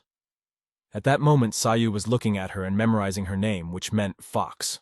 The girl blamed Uncle Seo for everything, and her father explained that he couldn't do anything either, because he couldn't ignore the pressure from the center. She turned out to be smarter than she looked, as she began to tell her father that even if he did, he was already his friend, and friends should overcome all difficulties together. She added that her friend had deceived him, and that's why her mom got sick. "I am angry with him," she said. At this point, the master turned to them and said that he seemed to have something else he wanted to tell. The man began to tell them that his name was Ha Manbo, and he used to have a business in Gandong, but due to insecurity it failed, so they took a trip to China, packing up and setting out. The master asked him, "Isn't it the Yuan dynasty that rules now? Besides, China was in a turbulent time, and it would be difficult for a foreigner to settle in." Ha Manbo had heard that there was a war raging in the country, and that Zhu Yuanzhang was at the head of it. He, who has nothing behind him, who has neither influence nor support, has started a brutal war against the Yuan dynasty, uniting with people close to him in spirit. He successfully advanced and pushed the Yuan to the north. Impressed by the story, Seiyu asked how he managed to do it. The girl sat and listened attentively, and Ha Manbo explained that it was because of this that ordinary traders like them would now have a little easier time. And immediately Seiyu thought, if the Yuan dynasty was pushed out, what happened to Muye Nuna? The girl immediately noticed Seiyu's sad face and asked him not to worry.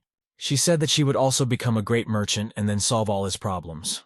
These words brought a smile to his face. He gently patted her head with his iron glove. At that moment, he said that he would believe her. Then calling her Lysenko, he asked her to take care of him. Her little cheeks turned red and she was ashamed. Suddenly, she became unexpectedly violent and asked him not to do that anymore.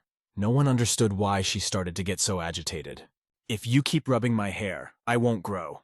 I need to grow up quickly to help my dad. And how will you sing if no one will marry me because of my short stature?" Was the reason for her excitement? Seiyu was confused at this point and did not know what to say to her. But she quickly forgave him and said that she was only doing it because he was very handsome. Suddenly the master sighed softly, but it sounded more like a light laugh. Seiyu and the girl looked at him. He just smiled and told them that they were funny kids. After that, they went to rest. Seiyu sat under the wall and fell asleep right there. Lysenya noticed that her grandfather and big brother, as she had started to call him, were sleeping sitting up. She looked at his face and said quietly to herself, "Big brother is handsome." Her dad saw her looking at him and jokingly told her that she would soon drill a hole in him with her gaze. It was better to look while he was sleeping. She started to get angry again, throwing herself at her father and saying that he was a pest, and if he saw that his only daughter was happy, he shouldn't interfere with her. The master woke up, and so did Seiyu. He said, "Boys, it is time to go." The girl noticed and asked, "Where are you going so late?" The boy replied that he had already slept well, and that maybe it was time for her to get on the road as well. Then he said goodbye to her. She asked him anxiously, "Is it so early?" And she added, with worry in her eyes, asking, "Are we really going to part so soon?" Then she turned to him saying, "Brother Seiyu?" He turned around, not understanding what she wanted. He asked her what had happened, and she said that when they met again, she would be a great merchant in all of China. She asked him to promise to find her. He told her that he didn't know when that would happen, but he promised that one day he would definitely find her. Then she gave him a talisman and told him that it was the same color as his eyes. She also promised that the talisman would definitely help him. Even then, she seemed much smarter and older than a 12-year-old girl. Although the girl liked these people very much and found them very kind, her father said that he found this old man very frightening. She thought differently. Although she didn't know why, she felt that her older brother was special, and she was sure that he would become a great person someday. That is why she gave him this talisman. She called it her first investment. As Sayu was walking with the master, he said that the girl was very funny. Her eyes shine with determination. She is very smart. She will be lucky with money because her forehead is always lit up with light, and she can be relied on because her full lips are always closed. One day she will become great, and from that moment on, her fate and Sai's fate are linked. At this point, the master said that it was safe to assume that something very important had happened today. As the master said this, Sayu looked at the butterfly in his iron glove. And now he is looking at the same butterfly. Looking at it, he told himself, calling its name, and asked it to wait, that they would meet soon. Meanwhile, in the Iron Union, someone told the young lady that the negotiations with the Five Dragon Union could not be concluded without a fight. The man told her that he understood that their conditions were impossible to fulfill, but he also didn't think that simply giving up would be wise enough, and asked her to tell him if she knew of any way out. But she walks forward in silence. Without answering his question, she asked Sungyang not to let anyone in. She also added that she wanted to rest. After the door closed, she was left alone, talking to herself. She just wanted to go exercise, but she was forbidden to do anything. She didn't think it would be so difficult to gain influence in Murima. If only she had more strength, she could make her move. She asked Song Yan, who had come to see her, if she had heard from her uncle. In response, she heard that there was no news today. Taiwan would have sent a messenger, and the young lady had no doubt about it. She was also told that there was no reason to worry, as Dan Mok could be relied upon. Suddenly, a voice came from outside the door, announcing the arrival of young Master Huangbo and Master Namgung from the Five Dragon Union. The girl sighed, realizing that no one would leave her alone even for a second, and asked to be escorted to the outbuilding. They greeted the young mistress of the Great Trade Union, and she apologized for the delay. They stood side by side and expressed their joy at meeting. Yun Chong told her that she was getting more and more beautiful every time. Her beauty was simply dazzling. She knew exactly who he was. Jiang is from a line of rapists. Now he is a clan leader from the Five Dragon Union, the second son of the Huangbo Holy family. She told him that it was extremely rude of her to stay late and asked him how she could deal with his father's anger. He just laughed and replied that she needn't worry, because his father would not get angry over such a nonsense. He added that even if he became blind, he would not regret it, because her beauty was blinding. But in response, he heard the young lady say that he should not compare her to such things, otherwise she would decide that it would be better to leave him, and asked, "You want to send me away from the Union, right?" "Of course not," he replied, adding that he wanted her to stay here forever, and it would be great if she accepted his offer. The Shining Lotus Bud, Seo Ren, pointed out that the young lady must be upset because their visit was so unexpected. But the young mistress didn't mind, for she knew that there was not a single corner in the Iron Union where the door was closed to Mistress Namgung, and she expressed her interest in knowing why they had come. She replied, "Can't we visit you without a reason? You're upsetting me." The young lady realized that there was no need to waste time on pleasantries, and asked again why they had come. She replied that it was simple. She would like to borrow 10,000 gold pieces from the Great Trade Union, which was the amount she needed. The young lady asked why she needed such a large sum of money, and said that, at the very least, for the sake of propriety, she should tell her business partner. She replied that the money was needed to open a branch of the new organization inside the Iron Union, but all she could say was what she had just said. Then she asked, "Don't we have too much of a difference in status to call us partners?" "It doesn't matter how strong your alliance is, young lady. It's no match for the Iron Alliance." She also asked if that was why the young lady could not leave this place. She tried to make it clear that even a refusal to grant the loan would not affect them in any way. Nevertheless, she was giving this opportunity because she liked the young lady. In her words, she hinted that this was a great opportunity for the Merchants' Union and pointed out the situation they were in. After hearing this, the young lady thanked her for the offer and said that she now understood their situation. She replied that unfortunately she could not fulfill their request this time because it was a big deal, and she should not make a decision until she had met with representatives of the Ninefold Union and discussed it with her father, who was the head of the union, as Ms. Namgung said. She should discuss everything before dealing with an alliance of this level, because it is not just the Five Dragon Union. She said it would take some time, but Ren couldn't hide her disappointment. The man in front of her just sighed when he heard all this. He wondered if this was why she was called a fox in the Five Dragon Union. Her ingenuity is simply amazing. But there is another, called a fox, who is not only amazing in her ingenuity, but also has the largest fortune in the world. Regardless of the reason and the result, he enjoyed watching these two. Fantasizing to himself, he thought that this was all arranged for one of them to win his heart, and he wondered what he should do when so many women wanted his heart. They seemed to have concluded their conversation, and asked if it was time to wrap things up, as the young lady had another appointment. Ren said that she had already taken up too much of her time. She reiterated that this opportunity would only come around once, and told the young lady that she hoped she would not miss this chance. Looking at her with cold eyes, she just said, "Of course." To say goodbye, Zhang took her hand and asked her why fate was so cruel. He then expressed his hope that next time they could spend a little more time discussing their future. She replied that she hoped things would get better and said goodbye to him. As he was leaving, he hummed softly and asked the lady if she didn't think it was a beautiful day. He asked her not to be angry, although she had not expected such a response. He added that he thought everything would go as she had planned. Then he said that both girls were so beautiful and intelligent that his heart fluttered at the sight of them. Finally, she spoke to him, but only asked him to be quiet for a second. She began to think about the girl, about how cunning and brave she was, talking to her about the union of the 9 foundations and the union of the lion. She was annoyed that the girl seemed to see right through her. Chong couldn't believe that Sao could lose her cool because of some girl, and now he liked Fox even more. The young mistress knew in advance how she would treat her and expected it. She also realized that they probably thought they could get rid of her in one fell swoop whenever they wanted, even though their main advantage is money. But money is no match for their military power. The Iron Alliance holds a force that no one dares to oppose, but their full potential can only be realized if all 3 alliances join forces. Right now, each alliance wants to take control of the Great Celestial Trade Union, and that's why they need to buy time and use this power. That's why Mistress mentioned the union of the lion and the 9 foundations in the conversation. The young lady realized that the mistress was deliberately letting her know that the 9 foundations and lion unions would not stand by if the 5 dragon union tried to suppress the trade union. She did not expect anything else from the young mistress. But still, the mistress was angry to hear Namgongxiu Ren called a fox and her a foxy, which was extremely offensive to her. Although she was called a tiger, she liked that nickname. But it would probably be better if she was called a fierce tiger, or at least an adult fox. The lady began to think of her brother and asked him to take care of her. She remembered how he had stroked her head and called her a fox. At that moment, she was even a little embarrassed when she remembered it. They in Taiwan realized that they had wasted a lot of time and decided that it was time to leave. They thanked us and said it was time for them to go. Elder Hong and Master Dan wished them luck. Sayu turned around and took a few steps forward. The head told Chong to send word to all the branches of the Merchants' Union that Master Dan should receive help wherever he asks for it, but not to bother him unless he asks for it. And to keep it all in the strictest confidence meanwhile. The girl followed Master Dan with her eyes. She would like to be his assistant on the path of trials, but it would not work, although she would not be a burden to him, and they could help each other in any situation.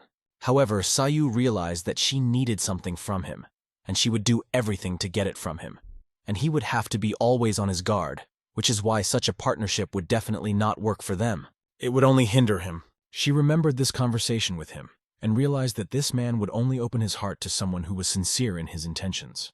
She should not have suspected him from the beginning. Meanwhile, the boy and the sage had already set out on their journey, and the sage asked him if he had said that they were going to Anhui. But where exactly, Sayu replied. Since the boy had already made up his mind, the old man had nothing to say, although he warned him that it was very dangerous there. Not to mention the 5 Dragon Union, this whole area can be said to be the backyard of the Namgong clan. But the boy needed to know the truth, and he was not going to get into a fight, however. The wise man told him that it made no difference. If he was the only one who could stand firmly on his feet, then no one would stand. They had a very long journey ahead of them, and Sayu decided not to talk but to hurry. After a while, night fell, and the sage was unhappy that they were having dried meat for dinner again. He said that it would be better to find an eatery or an inn. By the way, neither the moon nor the stars were visible at this place. It was just tiny darkness, and Sayu realized that they could be attacked in such darkness. The sage told him that he had always acted according to his conscience and did not want to think about a sudden attack. But with him, it was different, because he turned life on the continent upside down again. The Moyan, the Five Dragon Union, and even the Black Trader Show. Can events involving such people not be associated with Sai? So it seemed like there would be a fight. Moreover, Sayu could feel the energy of the people watching them. Immediately, one of them pushed off the branch. In a moment, he was no longer on it. And at the very moment when Sayu said that it was very easy to attack them here, those who were watching them were getting closer and closer. When a man stepped on one of the branches, a crunch was heard. The sage immediately heard this crunch. It was at that moment that he said that he had always acted according to his conscience and did not want to think about a sudden attack, although he already understood everything. He hinted to Sai that he had turned everything upside down and that he should pay the most attention to the black traders who were now sitting on the branches. Sayu realized that a fight was unavoidable and said that there were 18 of them, and each of them had a sword. The wise man, given how stealthily they moved, did not think they were ordinary passers-by. They raised their voices so that these people could hear their conversation, and it was all done on purpose. One of them jumped to the ground and stood right in front of them. Without thinking about the right strategy, he just rushed at them with his sword, thinking it would work. But one punch from the guy, a bent sword and a little added energy did the trick. The enthusiasm with which the man ran at Saya disappeared from his eyes, and when the sword in his hands began to behave on its own, he did not understand what was happening. The man was even more surprised at the boy's strength when his body began to fly up and spin. Then he quickly flew down to the ground to communicate with the worms. The wise man watched what was happening and realized that he shouldn't have expected them to give up so easily. It looks like there will be no rest tonight. Sayu sighed, agreeing with the wise man, but nothing could be done. Drinking his juice, the old man addressed his enemies, urging them not to hide and not to be cowards. After that, he filled his cheeks with the drink and spat so that yellow balls flew out of his mouth. He wanted them to show themselves, but he hit each of them so that their bodies were inside these layers. Using his power, the sage made these balls acidic, and they ate the bodies of his enemies apart. Sayu also wanted to show his power. Each of the burning sticks flew like arrows toward the enemy. The burned limbs were as sharp as a spear. They easily pierced the bodies of the enemies and even set their clothes on fire. The guy was so skilled at it that he nailed their bodies to trees. One of the enemies survived, looked around and could not believe that they were defeated so quickly. But that was not all. He shouted to the others that it would not be possible to capture Sayu alive. He had to be killed. By the look on Sayu's face, it was clear that he was already tired of it. He looked in front of him and saw the ground begin to bulge. In an instant, a sword flew out of this bulge. Sayu stopped it with his hand, adding the power of lightning. The bald enemy did not expect this development, for he thought he was about to pierce Sayu's body with his sword. Sayu asked him, "Did you really think that you could kill me with such a miserable skill?" The lightning passed through the iron, bending the sword blade into an accordion, but the energy did not stop and passed into the hilt, capturing the enemy's hand. His ass was on fire at that moment, and he flew out of the ground where he was hiding. The others flew out just like him. The guys stood there, just touching the ground with their hands as they flew out. But for some reason, they kept shouting, "King of War, die!" Sayu didn't even hit them with his fists. He just touched his palm to their faces, which immediately became electrified. This energy was terrifying. It created a vortex in which the bodies of the enemies were sucked in. And then, as if they had lost gravity, they began to fly in the air. Only a few enemies were left alive, and they realized that they had to get this information to their master as soon as possible. But they had one serious problem. Sayu was not going to let them go just like that. Having formed an energy ball, he shot it directly into the back of one of them. As if on cue, and according to the guy's plan, this ball began to shock the man. Then, controlling it with lightning, Sayu began to spin the enemy's body on the ground like a wheel, so that he clung to the ground with his body, raising dust around him.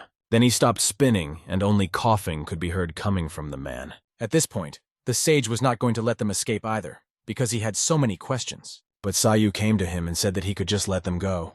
The reason for this was that he realized that he would not know anything even if he captured them.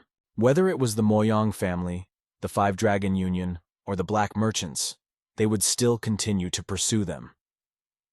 If they have already prepared, they will show themselves sooner or later.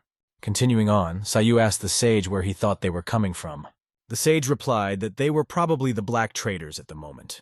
The Moyong family's financial situation leaves much to be desired, so they cannot afford such a luxury.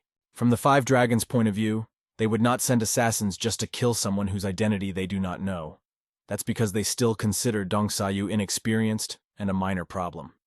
If the black merchants are behind this, the fact that they called him the War King and attacked him without any doubt means a lot. This all suggests that the top of the black traders have found out about all these rumors about him. But all their assumptions end up being just that, assumptions. They won't find anything that can confirm their identity, even if they turn everything upside down. The survivors had already drunk the poison to kill themselves. During this conversation, they did not notice that they had reached a place that seemed to be the gateway from Shanxi province to Hanam compared to Taiyuan. This place was small, but because of its proximity to the Yellow River, maritime trade flourished here. Zhizhuang is a heavenly place. When they went there together, Sayu didn't understand where the elder had gone, who kept repeating that Dukang wine was the best here. After that, the elder disappeared, leaving Sayu sitting alone. At that moment, however, Sayu saw a man and 2 others behind him, who came right up to him. The man introduced himself as Chung Wu Ik Wu, the head of the Hong Yob Security Bureau, and asked if Sayu would mind if he sat down. Without any hesitation, Sayu allowed him to sit down. The people who were with him also greeted him. Sayu realized that the situation could be dangerous if he was not careful, so he also introduced himself and said he was glad to meet them. One of them suddenly felt an electric shock in his chest. The other asked him if he was okay. The answer was, "I'm fine, but I didn't understand what it was and why it suddenly hurt so much." Then they started talking about who was from where. They discussed their origins, as one of them thought that Sayu had an accent from Shanxi. Sayu noticed that the 3 were talking quite close and asked them if it was common to see subordinates sitting next to a leader. Smiling, Chung Wu Ikwu replied that they were like brothers to each other and said, "Guys, stop drinking this cheap wine," and then invited them to try the real wine he personally brought with him. Others also said it had a special taste and could guarantee it. But Sayu pointed out that although it was cheap, it tasted quite good, and agreed to try their wine. These people seemed rather suspicious. After smelling the wine, Sayu said with certainty that nothing could compare to this aroma. So he turned the glass over and took a few sips. A sly smile appeared on the man's face under his mustache. The guy said that the wine was really great, not only strong, but also with a completely different flavor. Meanwhile, outside, on the roof of the building they were in, there were already many people with guns. Sayu turned to the man and asked him to explain something now. He then told them that he had allowed them to sit where they asked, and had also drunk the Dukang wine that they had offered him. He had allowed them to create the situation they had been longing for, and now asked them to tell him what they really needed. The man immediately noticed his cleverness, but noted, "He's smart, but not very smart." Se asked him to say not only what he understood, but also what both of them would understand. The man said that he had drunk Cholpasan, a mountain poison, with Sayu's wine, and he will find out about it when he tries to use his power, because then his internal energy will not be collected at all. When the poison enters the stomach, it spreads through the bloodstream, and since it will absorb his kai, he will not be able to use it for the whole day. Suddenly, Sayu grabbed his chest. Then he asked the man if it was possible that he had poisoned the masked men who had attacked them earlier. The man replied that in this world there is no goodness without a cause, just as there is no evil without a cause. If Sayu had not killed all their men yesterday, he would not have given him the poison. Then he told Sayu that he had 2 choices. Either he answers all his questions and keeps him alive. That was the first choice, or he just dies here. At that moment, Sayu asked him if they were all from the 5-Dragon Union. But the man said that he was the one asking the question, and Sayu could only answer. Taking the boy by the shoulder, he said that based on the whole situation, he could only assume that Sayu was the War King. He blamed him for the conflict between the Moyong and Daryok families in Liaoning province, as well as for the murder of the underworld demon blade and the steel archer in Shanxi province. Because of these accusations, Sayu assumed that the man was a member of the Black Traders. Pulling out his sword, the man repeated that Sayu could only answer, not ask questions.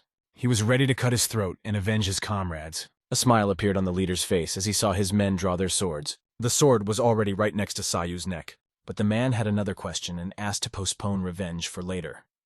He asked Sayu where he had hidden the children he had taken and said that, depending on the answer, he would have to endure pain similar to his body being torn to pieces. Sayu smiled and said, "Torn to pieces? Is that what you're talking about?" The man warned him again that he had to answer the questions obediently. Suddenly, there was a crack of lightning in the room. Even the man's hat flew off as the psi energy was released. The other man watched as his friend could not contain such intense pain and screamed loudly. Sayu decided to explain to them what was happening. Thanks to the Ki lightning he himself had placed in the man's body, he now knew that they were yesterday's killers who belonged to the same faction. But he was still wondering whether they were from the 5-Dragon Union or the Black Merchants. Now that it's been revealed that they are Black Traders, there's no point in continuing this theater. Fatty's emotions changed drastically, because he was sure that Sayu would not be able to use her power because of the poison. He immediately ordered his men to kill the War King immediately. At that moment, they jumped right off the roof and burst into the room. It happened very quickly. There is nothing to say. But just as quickly Sayu dealt with them, touching each of them with his palm. They flew in different directions, and even the walls were affected by the hurricane created from their bodies. And the one who shouted the most that they were close as brothers was the first to run away. Right to the screams of his comrades, he took to his heels. But Sayu didn't want to joke with them. He decided to deal with it quickly. The fact that he was able to deal with them with one blow was impressive even to the enemy, and he was getting a little annoyed, so he grabbed them right by the mouth. And then he would gently nail their heads to a pillar, which would even fly apart afterwards. Now Sayu asked one of them about Jungwoo Ik, and now Jungwoo Ik had to tell him everything about the black traders. The guy started to squeak and say that he was just a runner and didn't know anything. But the guy was sure of the opposite. He would force him to tell him. The reason for this was that the human body remembers much more than he could have imagined. A terrible cold had already passed through Chan's body. Sayu had no problem explaining to him that people have different nerves that are sensitive to cold and heat, and he was now stimulating some of them. Because the human brain is so complex and incomprehensible, if it decides that the body is cold, the body will start to feel it. If this continues, he will simply die of frostbite. "Who is the leader of the black traders?" came the question from Sayu. But Chan repeated that he did not know, and added that he did not hold any position in the organization. However, when the pain intensified, he could not stand it and confessed, "Seo Hyun is the real leader of the security bureau, and I'm just a puppet." How sly, thought Sayu. It seems he has put his subordinate in the place of the leader. Meanwhile, elsewhere, the master could not find a place to sit. He was constantly being asked what they should do if they launched a full-scale attack. Master Zhang could still be saved, but they also couldn't lose their fighting power just to save a pitiful man like Chong. And even if he was attacked by hundreds of their men, they would not be able to defeat the god of war. However, the master ordered everyone to go forward, or rather to retreat, because this time they decided to retreat. He decided to retreat so that he could plan his next steps. Wonpan Hall, Hongyob Security Bureau. Sayu had already come here, and was wondering if the attack last night was part of their plan. He had a sage with him, and he told him that according to what the merchants had told them a few hours ago, there should still be people inside and outside. However, now their training room is empty, and all the people have disappeared. They didn't think things would change so quickly. But now that things are like this, they should head to Anhui Pavilion. And they decided to discuss everything on the way. The wise man said that they would not be able to continue their journey peacefully, and he had heard that there was a horse fair nearby, so they had to hurry. He added that he had gone to the local Gaebon branch in the morning because he needed to destroy something, and then he mentioned that he had great news for Sayu and asked him to guess what it was. Sayu asked him to stop the riddles and just tell him what it was. The wise man began to tell him. 10 years ago, a messenger from Yuan came to Goryeo.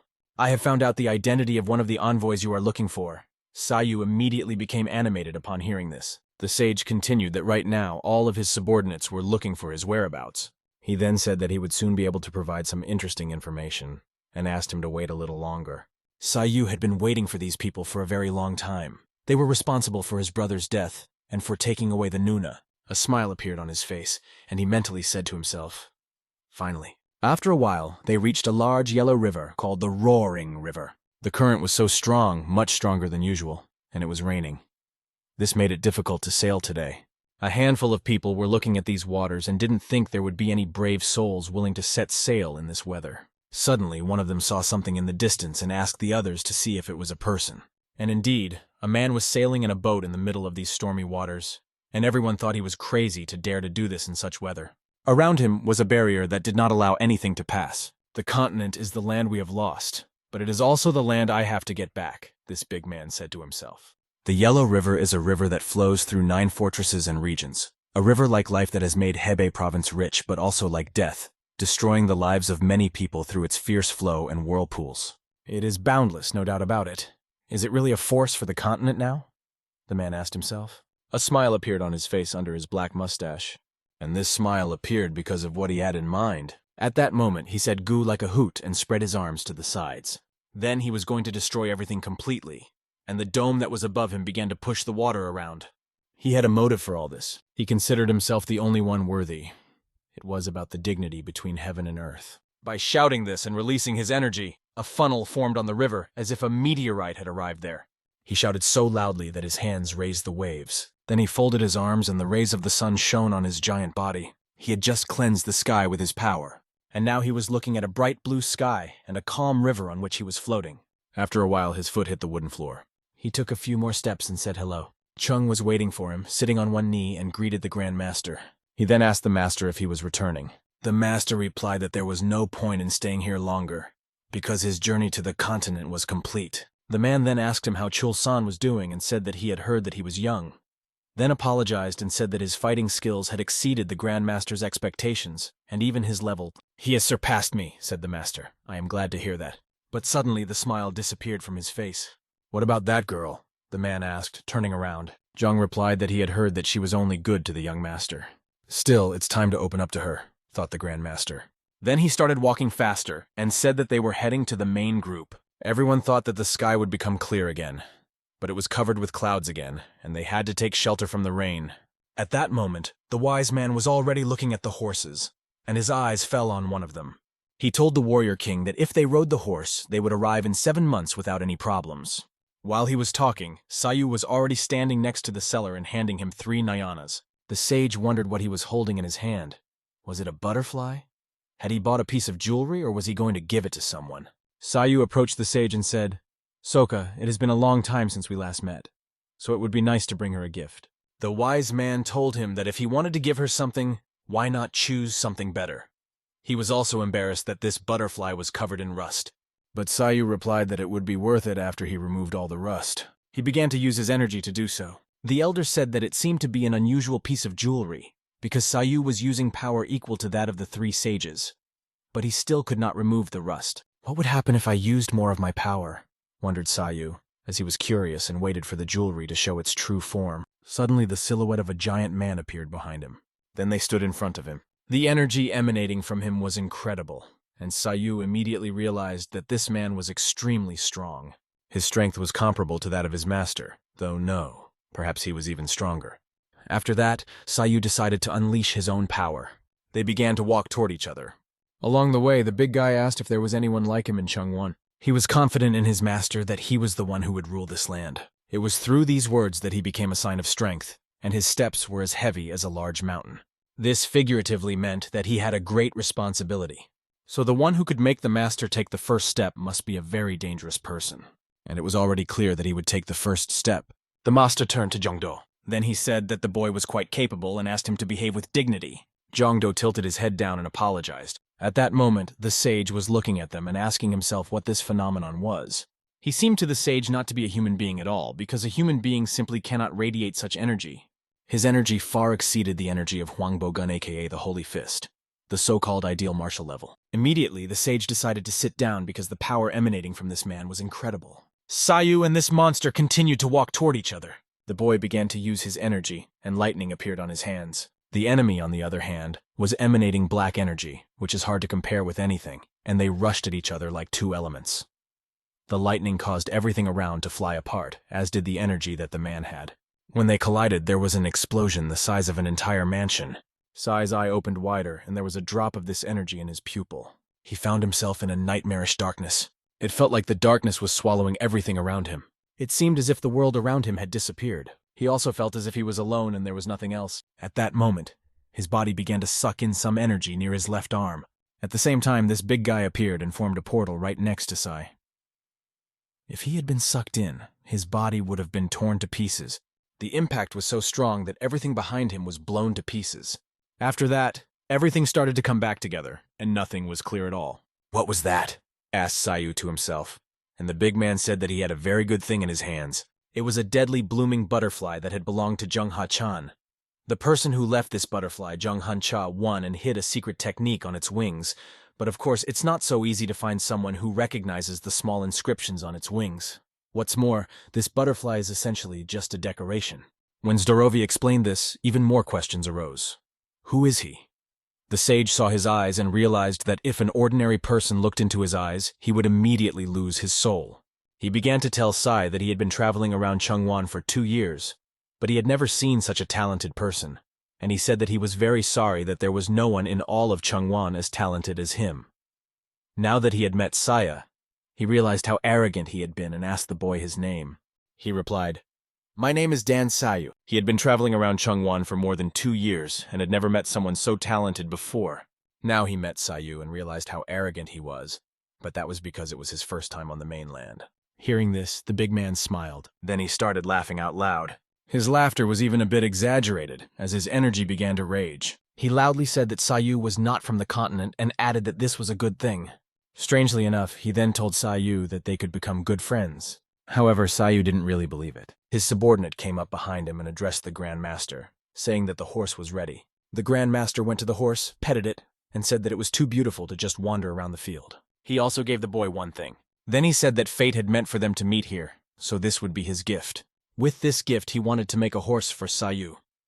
But he looked at it and judged that the horse was too big for him. Sayu appreciated the gesture of kindness, but refused the gift. The big man replied that unfortunately he didn't have time, and although he would have loved to talk more, he had to leave. He was heading north, where Sayu was also going to go soon. The big man believed that if they were lucky, they would meet, and he added that if Sayu went north, he should come to the city of Black Blood, where he would be waiting for him. The name seemed frightening to the boy, but in response, the big man said that he had always believed that blue blood flows in our veins, and when the blue blood binds, it turns black, which is why we called it the city of Black Blood. He also added that if Sayu came there, he would receive him as a special guest. A moment later, the horse roared and rushed forward. Along the way, the man's mind kept thinking about this boy, that he was a dangerous person, and if he was allowed to leave now, he would become a great threat in the future. He told Jongdo not to even think about touching him, because he didn't want to lose this opportunity. The Blood Devil Ma asked Jongdo if he was really that dangerous. The big man replied that from the moment he saw the boy, he realized that he was the only person in the world who could be his equal. He realized this when he saw the strength in the boy's eyes. Then when their attacks collided, the energy from the guy was insane. But the big guy also said that he realized that this was his biggest mistake. His light is too bright to be overshadowed by his darkness. If there are obstacles to conquering the mainland in the future, the name of that obstacle will be Dan Sayu. The big man clearly recognized his power and understood what to expect from Sayu. After explaining this to Jongdo, he moved on. He would look forward to their next meeting in the future. At that time, the sage could not even imagine that someone like him could exist in this world. Even warriors like the 3 tyrants and the 4 available, who deserved their fame, were not as powerful as him. The sage continued to talk about how he could not believe that this big guy made the great Hongmu Yu look so pitiful. He asked the War King if he was okay because he didn't look very good. But at that moment, Sayu was looking at the butterfly in his hand. He clenched his hand, squeezing the butterfly in it, and thought. He thought about the fact that Guyang Daguk was the first person to make him nervous, since he had mastered the art of the Supreme Artillery General 10 years ago. These reflections left him in a certain reverie, but the sage reminded him that it was time to go as the weather was getting worse. At that moment, the Iron Union, the great heavenly union of traders inside the building, was discussing that the black traders had started to harass them after all. They might be able to survive this year, but if this continued, they would have no choice but to start losing ground. The solution was simple. They needed more means to stay afloat, and it was worth looking into this issue more closely. Meanwhile, the man was on his way to the young lady. When he arrived, she was not expecting him at that moment.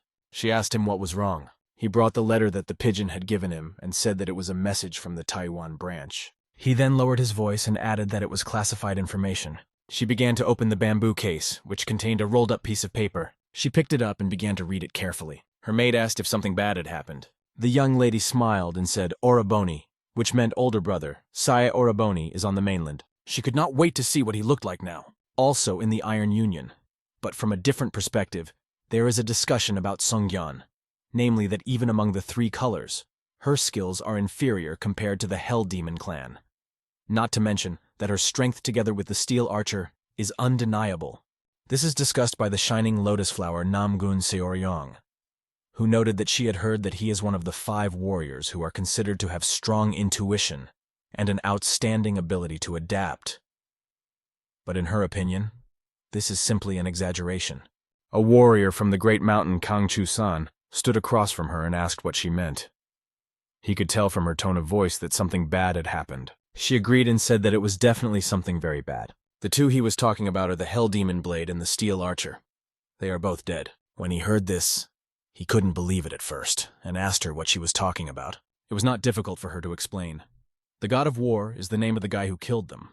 Moreover, no one can take away the body of the Hell Demon Blade. It seems that there is a martial arts master who could not be recognized in Taiwan. She's sure he and Dan Mok are friends, and even if they don't know each other, it's impossible for the 9 greats to keep quiet after recruiting such an outstanding martial artist. Perhaps he doesn't belong to any of the groups. In any case, she is sure that it is a great loss for the 5 warriors, the loss of 2, as well as the people who went as their allies. Yam Sayak of the Taiwanese Dark Trade Division, and 100 test subjects who were also supposed to be headed here, but disappeared. This is also a great loss for them. God of War. God of War. She repeated these words to herself twice and said that she had never heard of anyone with that name in Kengo before. She instructed him to find him, which he took as an easy task, but he knew that he would not be able to deal with him, because he had enough skills to kill 2 of the 5 great warriors. She asked him to ask the Im family of throwers for help, saying, "Please ask them for help." Indeed, if they received help from this family, they would feel much more secure than in the company of any other warrior. She asked him to keep in mind that at this moment the 5-Dragon Union needs strong people. Therefore, he should try to recruit one first, but he also had in mind that if that failed, they would have to get rid of him. But it wasn't just that he had heard that Master So of the black marketers was pursuing someone who was probably involved in the recent incident in Taiwan.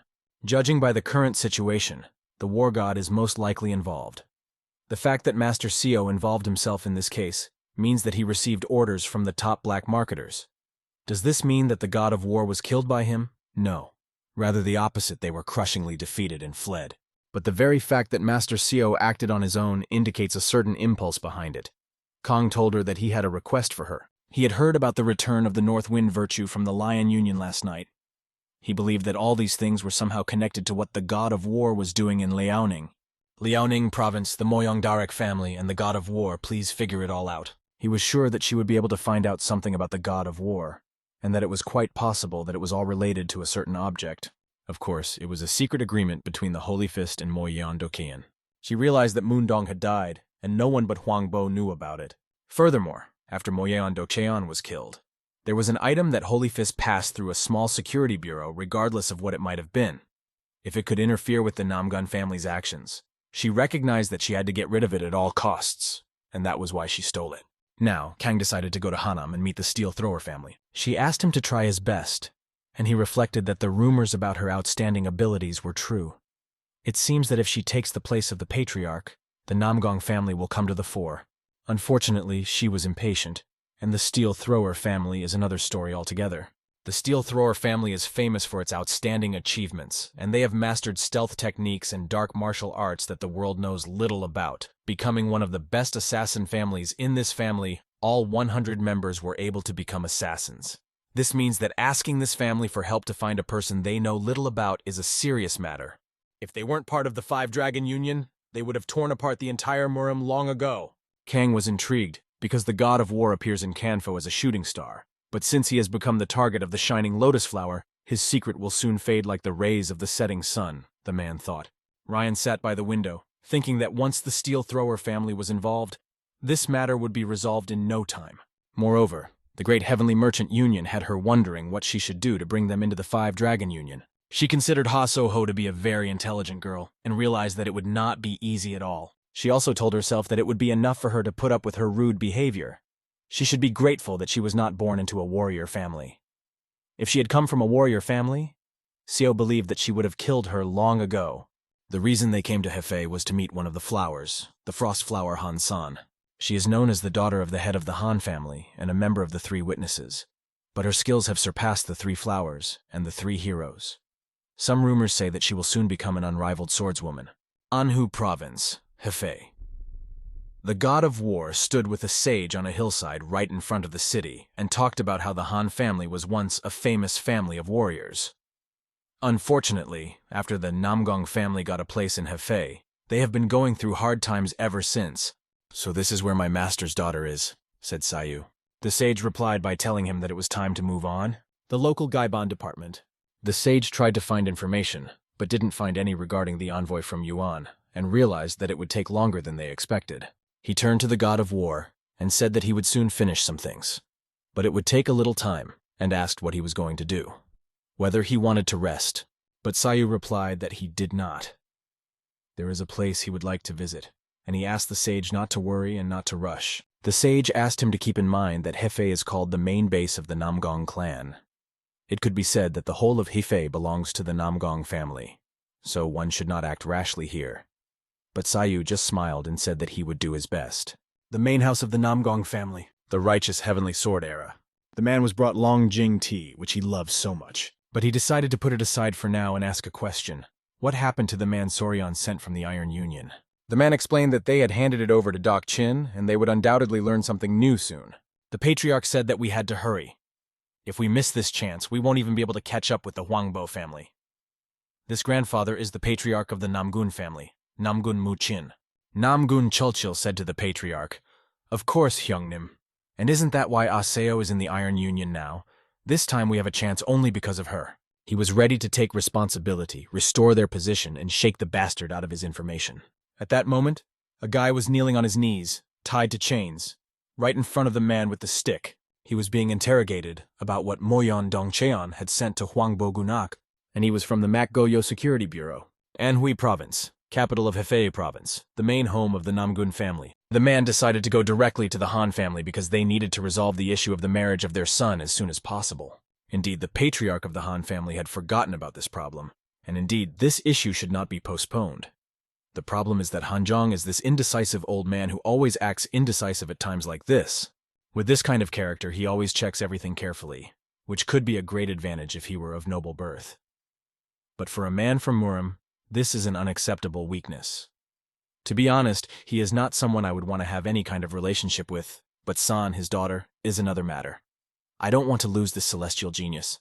I don't understand how a man as indecisive as Hanjong could have such an outstanding daughter. However, the interlocutor said that he should not worry, because all this time they had refrained from taking action because of Han Sung's status and her authority within the Iron Union. But soon Hanjong will be on his knees before the Namgun family, and today he must receive a final answer. Sayu stands on the roof of one of the buildings and says to himself, "This place belongs to the Han family." He had heard that they are a small sect, but they have more disciples than he expected. However, when he sees what they are doing in front of the entrance, he asks himself if they might be from another sect. Something was definitely wrong, and he decided that moving silently was the best choice. He decided to move very quickly so that no one would notice him. He jumped from rooftop to rooftop, doing so quickly and silently. When he jumped to one of the roofs, he grabbed the tiles with his hand and lifted them slightly. After that, he formed energy on his hand and was ready to stick his finger in. In the same house, there was a conversation. A man was telling the patriarch that he did not have to think about it for so long. The Namgun family was the first to reach out, and it would be very beneficial to the Han family. On the other hand, if you want to support our family, it will be beneficial to your family's development. Even so, she has her own opinion, although her father should not decide her marriage so lightly. These words were coming from inside, and Sayu was watching. Sayu had made a hole in the roof through which he could watch and eavesdrop on their conversation. The man asked the patriarch to just think about it, even though his family was older than the Namgun family. He asked the patriarch what achievements he had made, and if all his efforts were not aimed at keeping his family alive, that is why their family offered support, and he noted that this was a unique opportunity for him. He then asked if the patriarch thought that the eldest son of the Namgun family, San, was unworthy. The patriarch replied that, of course not. He is from the Namgun family, and he is the eldest son, and he is undoubtedly the son-in-law that every father would want. But the patriarch also said that their family was too weak to accept the eldest son of the Namgun family. Additionally, he said that San is currently in the Iron Union, and so the Han family patriarch does not know what she thinks about all of this. As a father, he is worried that such a marriage will be based on his selfish motives, without considering his daughter's will. In his thoughts, the man talking to the patriarch thought, "Damned old man. He thinks and speaks, striving for such wisdom without any merit. But how long can a vulnerable man like you hold out? It is not that difficult for us to break your willpower." He decided to tell him directly, "If you don't make a decision, it will be seen as an insult to the Namgun family." After that, the man said that since it was late, he was leaving them. The patriarch ran after him, asking how he could leave after the decision was made unilaterally.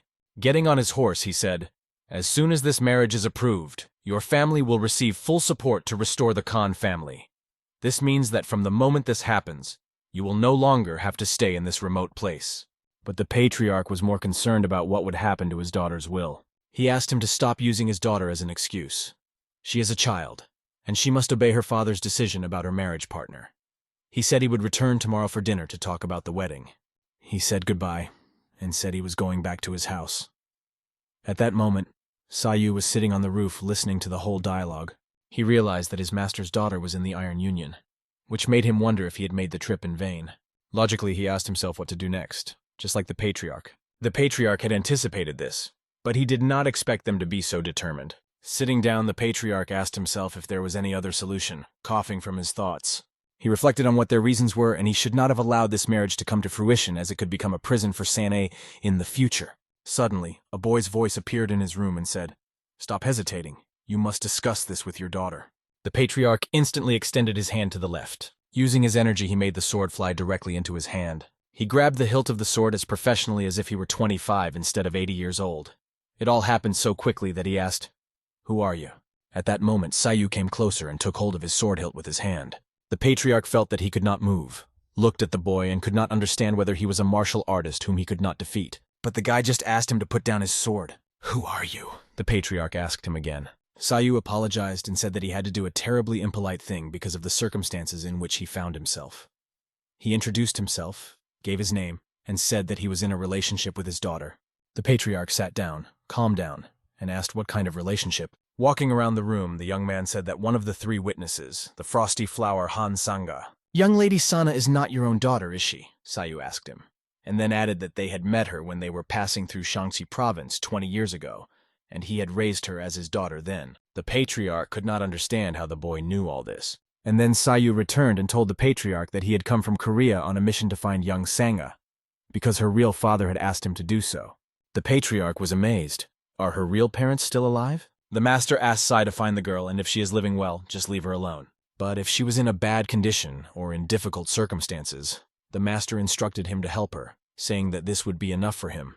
Sayu told the patriarch that her father was his master, and it was his last wish to watch over his missing daughter and help her if she was in a bad condition. Sayu expressed his hope that the patriarch would tell her about what she would face. Meanwhile, in another part, it was discussed that the Namgong family was going to speed up the wedding process with young Lady Han, and the patriarch agreed that it was not in her best interest. Sayu told him that this is not for the benefit of the two young people, but for the benefit of the Namgun family. It's for Sanga's benefit, and they want to make sure that this marriage happens, even if they have to take coercive measures. However, the Han family has neither the excuse nor the power to refuse.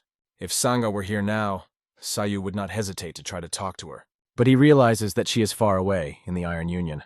As they said, this problem cannot be solved in one day, so the guy decided to put it off until later. He decided to kidnap one of the enemies. He took him to the roof to talk to him later. Sana was just a child when she was kidnapped by the Mayan family. She was then sold to a slave trader from Shaanxi province, where she was raised as a killing tool. She was an unfortunate child, and so the patriarch searched for her parents everywhere. However, due to severe trials and training, she lost the memory of her past. Because of this, the patriarch made her his daughter. And if Sana is really the daughter of Master Sayu, he asked her to help him find freedom. Sayu asked the already kidnapped man a question.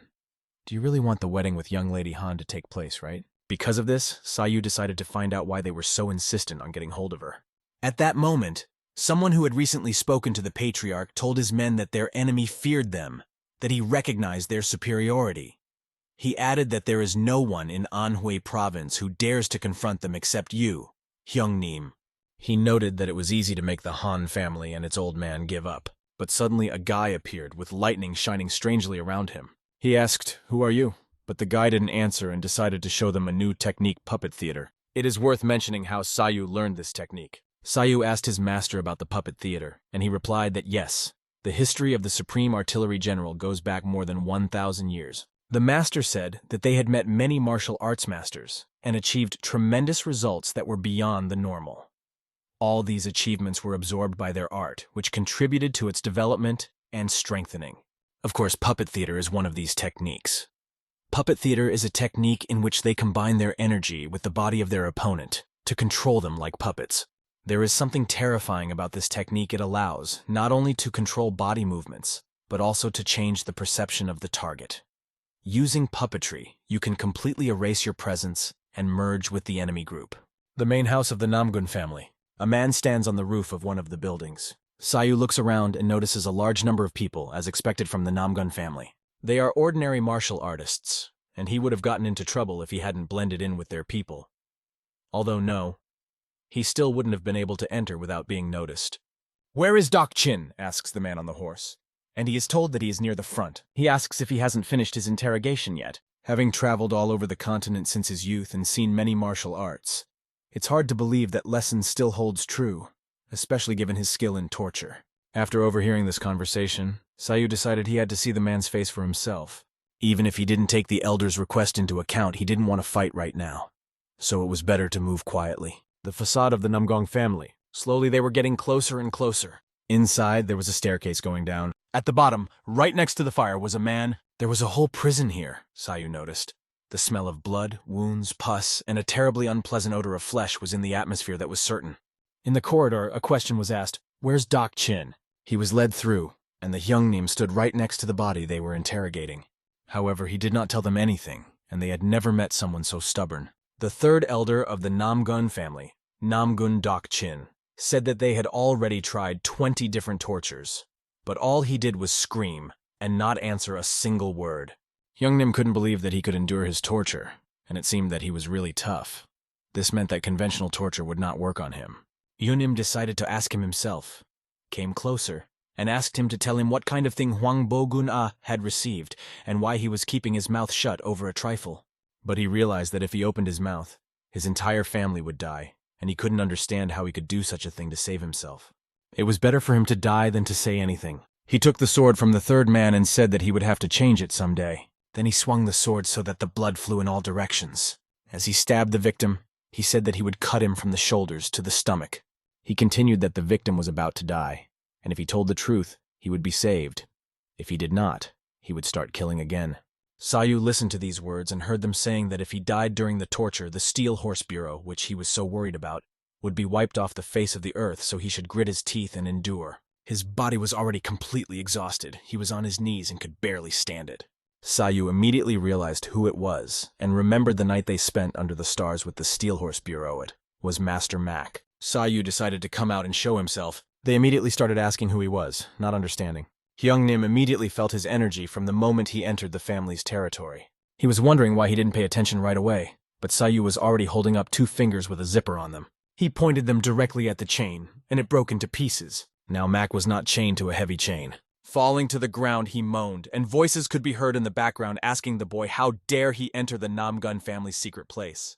And he told them that he did not know what information they wanted to get from Mac. But he had been tortured severely, and it would not be surprising if he died now. Holding Mac in his arms, Sayu said he needed help, and added that they had 2 options. Either call a doctor or get out of his way. Doc Chin pointed his sword in the boy's direction, and warned him that this was the last time he would ask who he was. He threatened that Sayu had better answer, or he would cut his throat. Sayu had no desire to talk to them. If they weren't going to call a doctor, he simply asked them to get out of the way. But then he decided to help them do so with the help of lightning, which began to shine, illuminating their faces and piercing them to the bone. News had already spread about the god of war, that the Moyeon family and the black traders had been defeated by him. But the patriarch of the Namgun family did not think it was important. He thought that Dongchang, who had once been the strongest martial artist in the entire Liaoning province, had now become a helpless old man. But the fact that he could be defeated so easily by a young man caused the patriarch to worry. What worried him more was that the letter said that the young man had left Tang and was heading south. Going to the window, he ordered to find him immediately, but suddenly heard some sounds. A battle was taking place against the moonlight, and Sayu couldn't help but look over and see it. He also couldn't resist restraining his power. He considered these idiots to be scoundrels who stood in his way. Those 2 knew a lot of martial arts, but this was the first time they had seen something like this, and now they wondered how they could even fight against him. They kept asking him to introduce himself. "My name is Dan Sayu from Goryeo, but that probably doesn't mean anything to you, right?" said Sayu. "I don't like the nickname given to me by people from the mainland, but it's great for refreshing your memory. You will have to remember this day and my existence as the god of war," said Sayu. Immediately, Doc guessed who this guy might be. Hyungnim also realized that they were facing the god of war who had destroyed the Moyeon family, and now they were facing a very interesting picture, namely a threat to their lives. At that moment, the patriarch realized that a special guest had arrived and decided to meet him with dignity. He looked at this guy who was holding a hostage on his shoulders and realized what was about to happen. The facade of their family is a very important place, a part of their history that they have been proud of for over 100 years. The patriarch ordered the servant to get ready to receive the guests. Sayu had already entered and asked them if this was the heavenly age of the righteous sword. "That's right. The heavenly age of the righteous sword," the patriarch replied, adding that they follow the righteousness of the sword and the immutability of the path even for thousands of years. And he considered these words suitable to describe his merits. "You are the god of war," I have heard of you, the patriarch said, noting that it was he who destroyed the Moyong family, then went to Taiwan and wiped out all traces of black traders there. And then he asked the boy what had happened to bring such a prominent star into their Namgun family. Sayu only said that Master Mac needed help, and that he had to be rescued first. Drawing his sword, the patriarch repeated, "Rescue?" and asked him if he understood the situation he was in. He said that he didn't care whether this guy was alive or not, and added that he didn't care who invaded, but that whoever did it deserved nothing less than death. Of course, Mac is important to them, but only because of the information he has. If he dies, all they have to do is capture another person from the Steel Horse Bureau and interrogate him. He took the great royal sword in his hand. He is Namgong Muqing, the patriarch who has represented the Namgong family generation after generation, the one who is called the Man of Eternity. With this sword, he has taken many lives, and although he is still alive, his only goal was to turn it into an act of righteousness. This time, too, he doesn't care if it's right. If Mac gets out of here alive and spreads the word about what the Namgun family did to him, it will be a problem for them. Because of this, he said that both of them should die. He then ordered his men to kill them, and about 20 men appeared out of nowhere. The situation began to change when the color blue appeared on their faces. Sayu decided to show them what they were worth, which was nothing. Now he realized who they really were, those who wanted to look up to the heavens. If he had to expose their sins, he would do it harshly, ruthlessly, and impressively. Now he decided to act concretely. Time was running out, and he had to save his friend who was on his shoulders. The others realized that the guards would not be able to defeat him, so the third family elder and Hyungnim decided to intervene as well. Suddenly, divine voices were heard. It was a voice transmission using these. It was already clear why the patriarch was willing to sacrifice so many people, the god of war, the one who had destroyed the entire Moyon family. In the past, the Moyon family was the strongest in the province of Liaonin, but they were all defeated by the god of war. This means only one thing. Either he possesses a strength that surpasses Moyong Dongchang's, or his martial arts are so unpredictable that they are difficult to predict judging by his age. He is probably the heir to someone very powerful. After drawing these conclusions, the patriarch realized that they would have to fight their opponent at full strength. They must also realize that he has a strength that is unknown to them. He must definitely have a weakness, unless he is a ghost. He ordered all his soldiers not to miss any opportunity to find that weakness. Sayu noticed their concentration and realized that they were most likely looking for his weakness. In the moment, he jumped high, dodging their sharp swords. He was ready to give them everything they expected from him. The attack came. 3 absolute explosions formed a giant blue ball. A moment later, waves appeared behind this ball, scattering the enemies in different directions. Several such waves passed, and everyone flew in different directions. The fact that the guy had caused 3 giant explosions with a single hand movement made it clear what kind of trouble they were in. They had traveled all over Kanhyo and seen many masters, but they had never even heard of anything like this. They couldn't even believe that people could do this. But the patriarch looked at the guy and thought that if he was in the air, he was defenseless, so he couldn't understand why it didn't work. He decided that this was a great opportunity for him and decided to act. Sword Art of the Boundless Sky. Sword Art of Unrivaled Thunder. 2 attacks that flew straight at the guy. On the one hand, the patriarch, and on the other, Sayu's hand, which had gathered energy. The sword passed by his body and plunged into the other warrior. The patriarch killed his own subordinate by piercing him in the chest with his sword. Sayu did not even expect such a result, thinking that the sword would just pass by. After that, he decided to repeat it with another enemy, because he already controlled the energy of the sword and the enemy's hand. Why not pierce them all? By touching the enemy's hand with 2 fingers, Sayu made his hand move on its own, and the sword flew in the direction of the patriarch. They formed a triangle around Sayu, 3 enemies piercing each other with swords. How could this have happened? The patriarch could barely say. Another warrior also could not understand what was happening. They were wheezing and could not believe what had happened.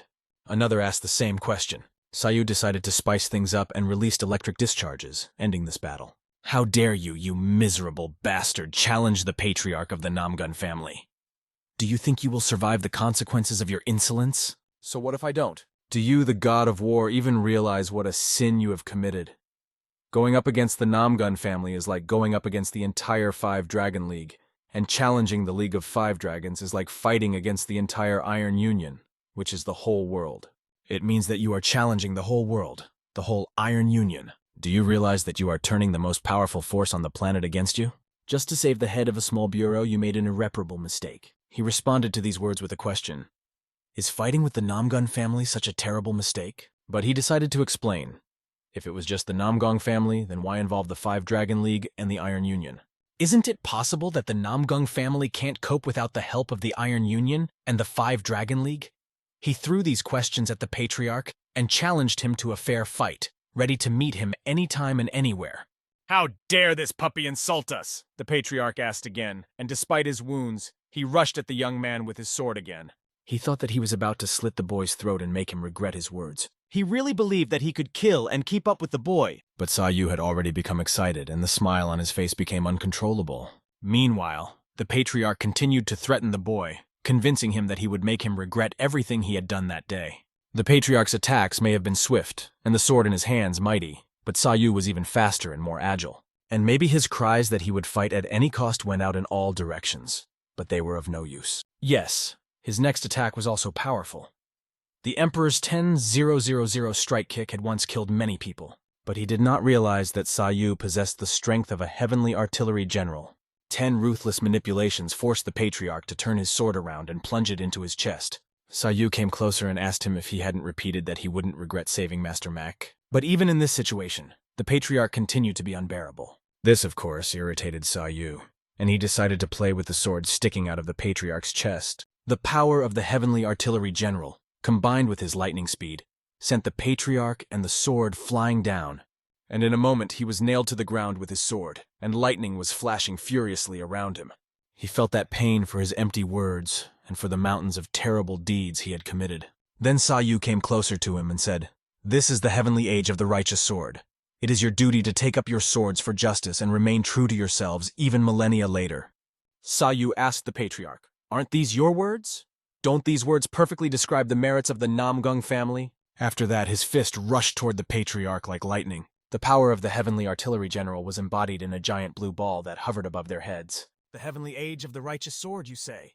the boy asked again, approaching menacingly.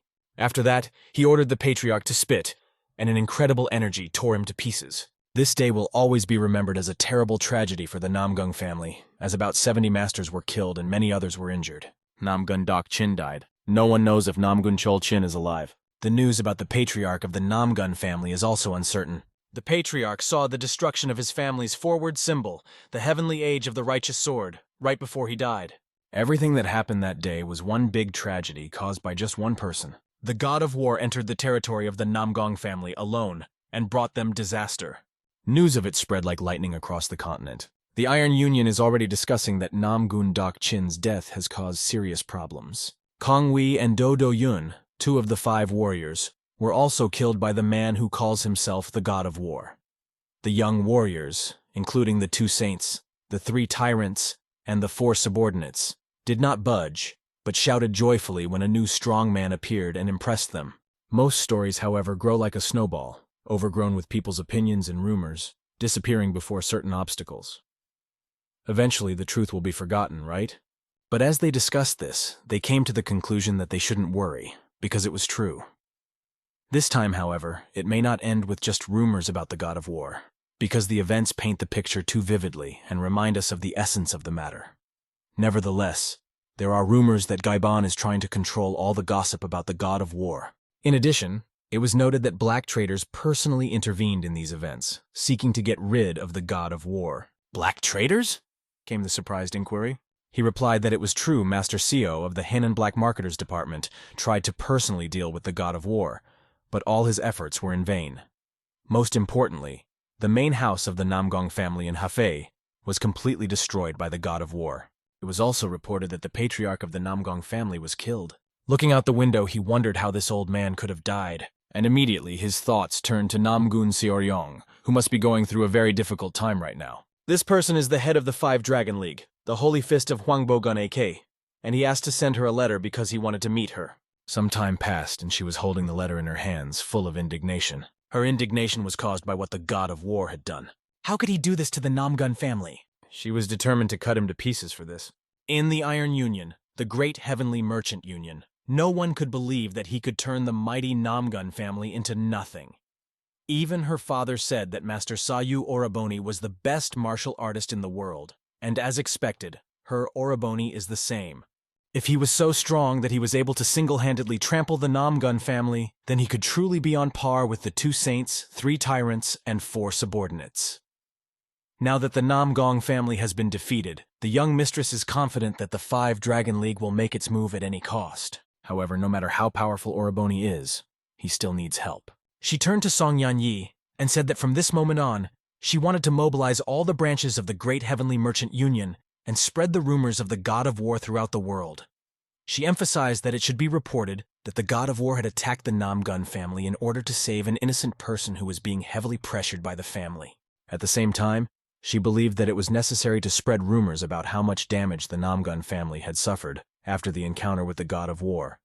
It should also be conveyed that the defeat of the Namgung family was justified. In this way, it will be possible to instill fear in other groups before the God of War, so that they do not rush to take rash steps. She also asked for a message to be sent to the Central Nine and the Lion Group that she would secretly like to meet with them, despite the fact that they are on the same side as the Iron Union. The fact remains that they do not trust each other, and she is sure that the appearance of the God of War has shaken their history. The girl turned to her mistress with excitement, concerned about the situation, but she explained to her that such an opportunity did not come along often, and so they could not miss it. She also asked to appoint someone to keep an eye on Namgun Seoryong. As the lady had said earlier, she suspected that Namgun Seoryong was definitely up to something to get rid of Sayong. She realized that they had no time to waste. They had to get ahead of her because the Great Heavenly Merchant Union would only survive if Sayu survived. The conditions had changed. The God of War has turned against the Five Dragon League, so it can be said that it will not be possible to lure them to their side. In addition, it can be assumed that the Steel Thrower family will not be able to face the God of War. Therefore, Kang contacted the Blue Death Group, one of the most dangerous groups from Chonin County. In their letter to Kang, they said that first, they had to kill Mak Goyo, a man who had been saved by the God of War. Not only did he know all the dirty deeds of Hwangbo-gun AK, but he also knew all the sins of the Namgun family. If rumors spread that the head of a large organization like the Five Dragon League was holding the head of a small bureau captive, it could cause discontent and critical comments in public. So if it becomes known that it was the Namgung family that captured Mak Goyo and the God of War rescued him, it's clear that he'll see them as enemies, so they need to kill Mak before Hwanbo has time to notice. If the God of War saved Mak for his own interests, then the next place they can go is the Iron Union. If the God of War arrives in the Iron Union to rescue the members of the Steel Horse Bureau, he will not be able to avoid a conflict with Hwangbo-gun, leading to his inevitable death. Kang reads the letter from Namgun Seoryong and is impressed by how calmly she is thinking after her father's death. However, it will be difficult for the proud family of Steel Throwers, as he calls them, to accept this choice. They don't usually enter into contracts like this, but this time is different. The God of War, who literally wiped out the Moyong family, destroyed 2 branches of the Black Traders, killed Namgun Mu, and slaughtered the elite fighters of the Namgun family, did it all by himself. No matter how great their desire for revenge is, they shouldn't risk their safety just for the sake of honor. Suddenly, the man by the fire was surprised. He tried to pull out his sword, but he didn't have time to do anything. Chul Yun, a member of the Steel Thrower family, was extremely surprised by the appearance of the master. They had lost 15 days because of the God of War, who, contrary to their assumptions, did not stay in Henan province, but went to Anhui province without stopping to rest. He had really impressed them, the girl said, and added that if they rashly tried to get rid of him, they would only get into even more trouble. She was one of the Steel Throwers, named Gaius, and she was well aware that they knew almost nothing about the God of War, except that he was extremely strong. Simply put, it would be difficult, if not impossible, for the M family to accomplish this task alone. Even if they are joined by the Blue Death Group, they will still suffer significant losses, and to be honest, this case could be a big loss if their target is Mak Goyo and not the God of War. The bloody assassin was willing to take the risk even if it would result in losses. The God of War had created such a huge problem in such a short period of time in his absence that even he could not solve it, despite being asked not to. In the end, he wiped out the Namgun family. The sage realized that the Steel Horse Bureau had received a request from the Moyong family to deliver a certain 5 Dragon League item to find out its purpose. But Namgun Seo kidnapped the head of the Steel Horse Bureau and brought him to the family's main house, where she began to interrogate him. To hide the truth, the head of the Hwangbo family kept the people from the bureau captive. But the God of War did not listen to him. He was busy with other things. He tried his best to heal Maka. Returning back to the chariot, the sage, driving it, asked if he was okay. Sa Yu did everything he could. The rest depended on him.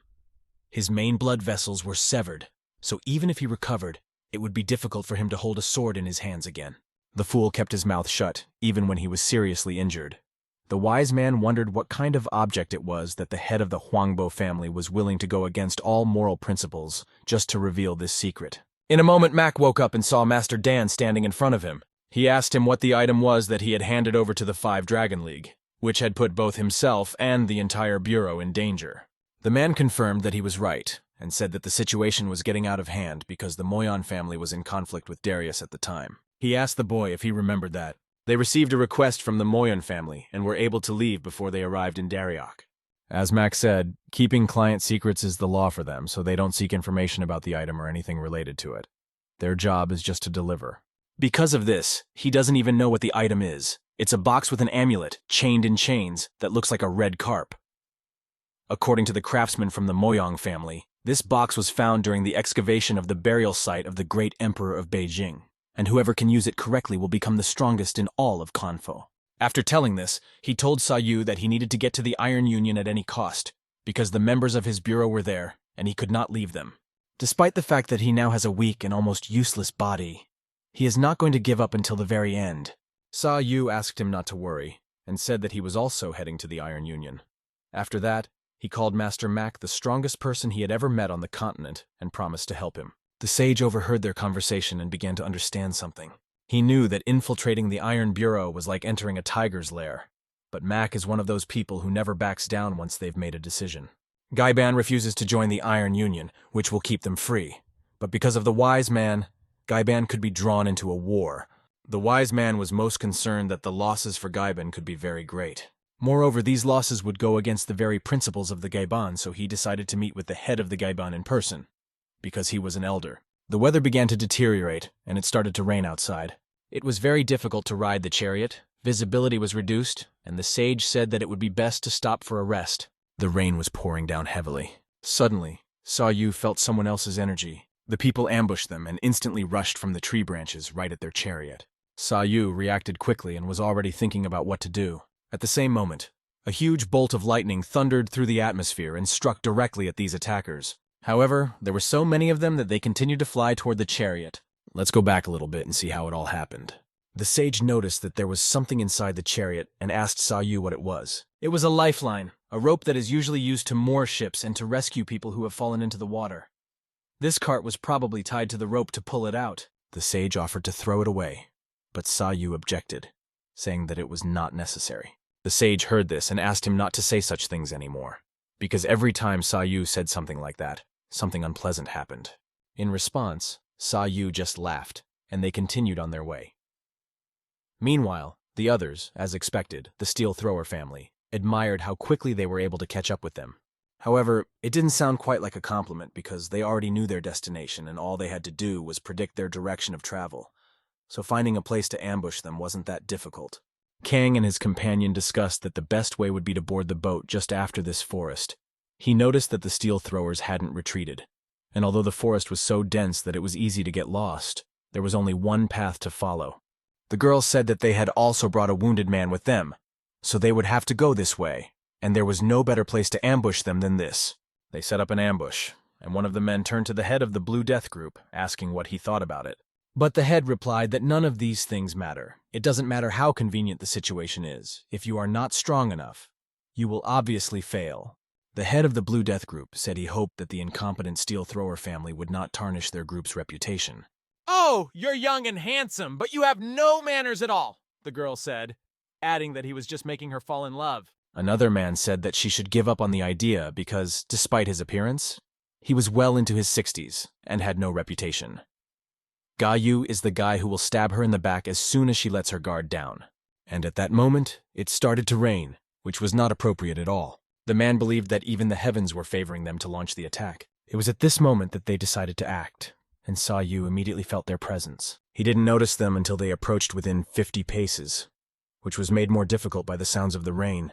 He also felt that they were martial artists. Here, the foot of one of them had already touched the cart. He was approaching the sage with great speed, but a purple shoe surrounded by lightning crashed into the face of this attacker.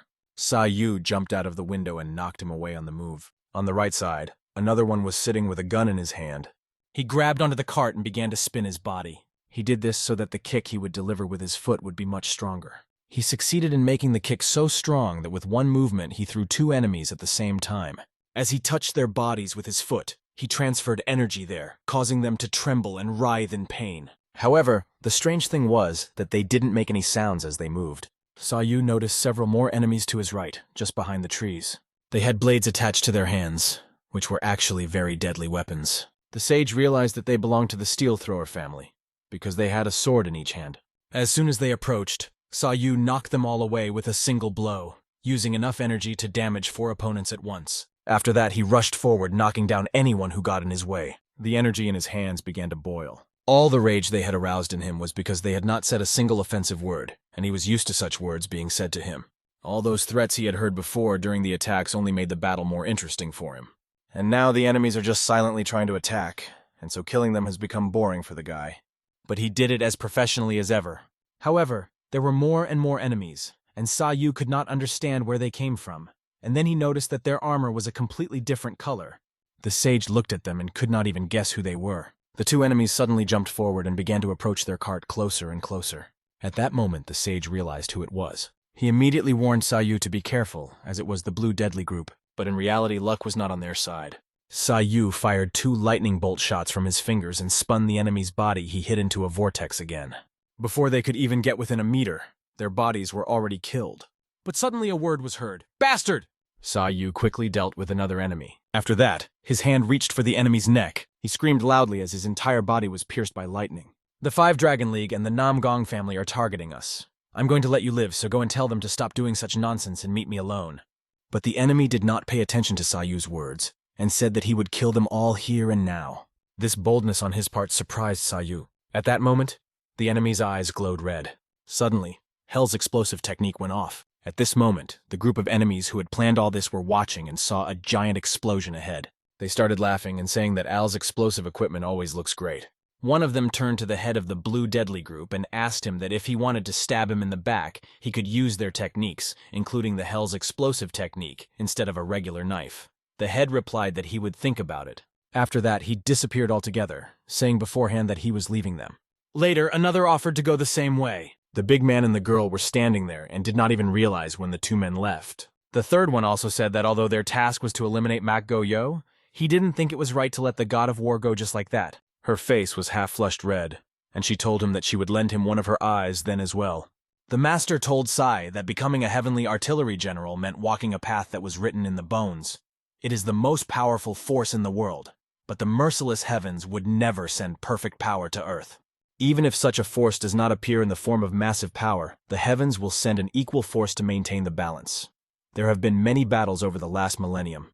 The bloody path is a road paved with thousands of lives. Whether voluntarily or not, the holder of the title of Heavenly Artillery General will always stand on this bloody path. One way or another, this is our destiny. However, Sai wondered how the Master had coped with this horror all these years, if this was their common destiny. The Master only smiled and said that he hid his fear behind a smile. He advised his apprentice not to avoid it, nor to laugh at himself. At that moment, the forbidden technique of self-destruction appeared before him, which is considered terrifying even among the sinister. To master this technique, from an early age, a person absorbs explosives, and at this time, the core of the explosive technique of Hell gradually destroys his bone marrow. Those who have had explosives in their bodies for decades, and those who have honed the technique to a certain level become like living bombs. Having removed this technique, they become soulless puppets, devoting their entire lives to their master. And in the end, they face an inevitable ending. When the explosive finally went off, it scattered everyone around in a wave. The explosion was so strong that even the cart was blown to pieces, and the horse was now pulling only half of it. The wise man immediately recognized the technique of self-detonation. No doubt that this was it. He was amazed that all the assassins of the Deadly Blue group had mastered this technique. Sai had a stick lodged in his shoulder, right next to his shoulder, piercing him through and through. It was obvious that the enemy was willing to sacrifice his own life to destroy them. Sayu realized that they would continue to blow themselves up, so there was no need to worry about the integrity of their bodies. He reached for his stick and pulled it out of the wound on his shoulder. After that, he prepared to attack them, just the way these scoundrels like it. One by one, the enemies began to fall under his blows. The blue rope he was using ignored their attempts at self-destruction. The woman and the man watching from the side saw their men attacking, but even their best techniques were not working. Behind the trees, they saw only a mountain of fire. They didn't care who their enemies were, even though they had believed all their lives that nothing would frighten them. But here they came face to face with the god of war. His technique was incredible. The blue long cable made from his lightning was an impressive weapon. It was much stronger than any ordinary rope and would never melt, even in the heat of the volcano. The enemies realized that the only name that fit this man who stood before them like an invincible wall was the God of War.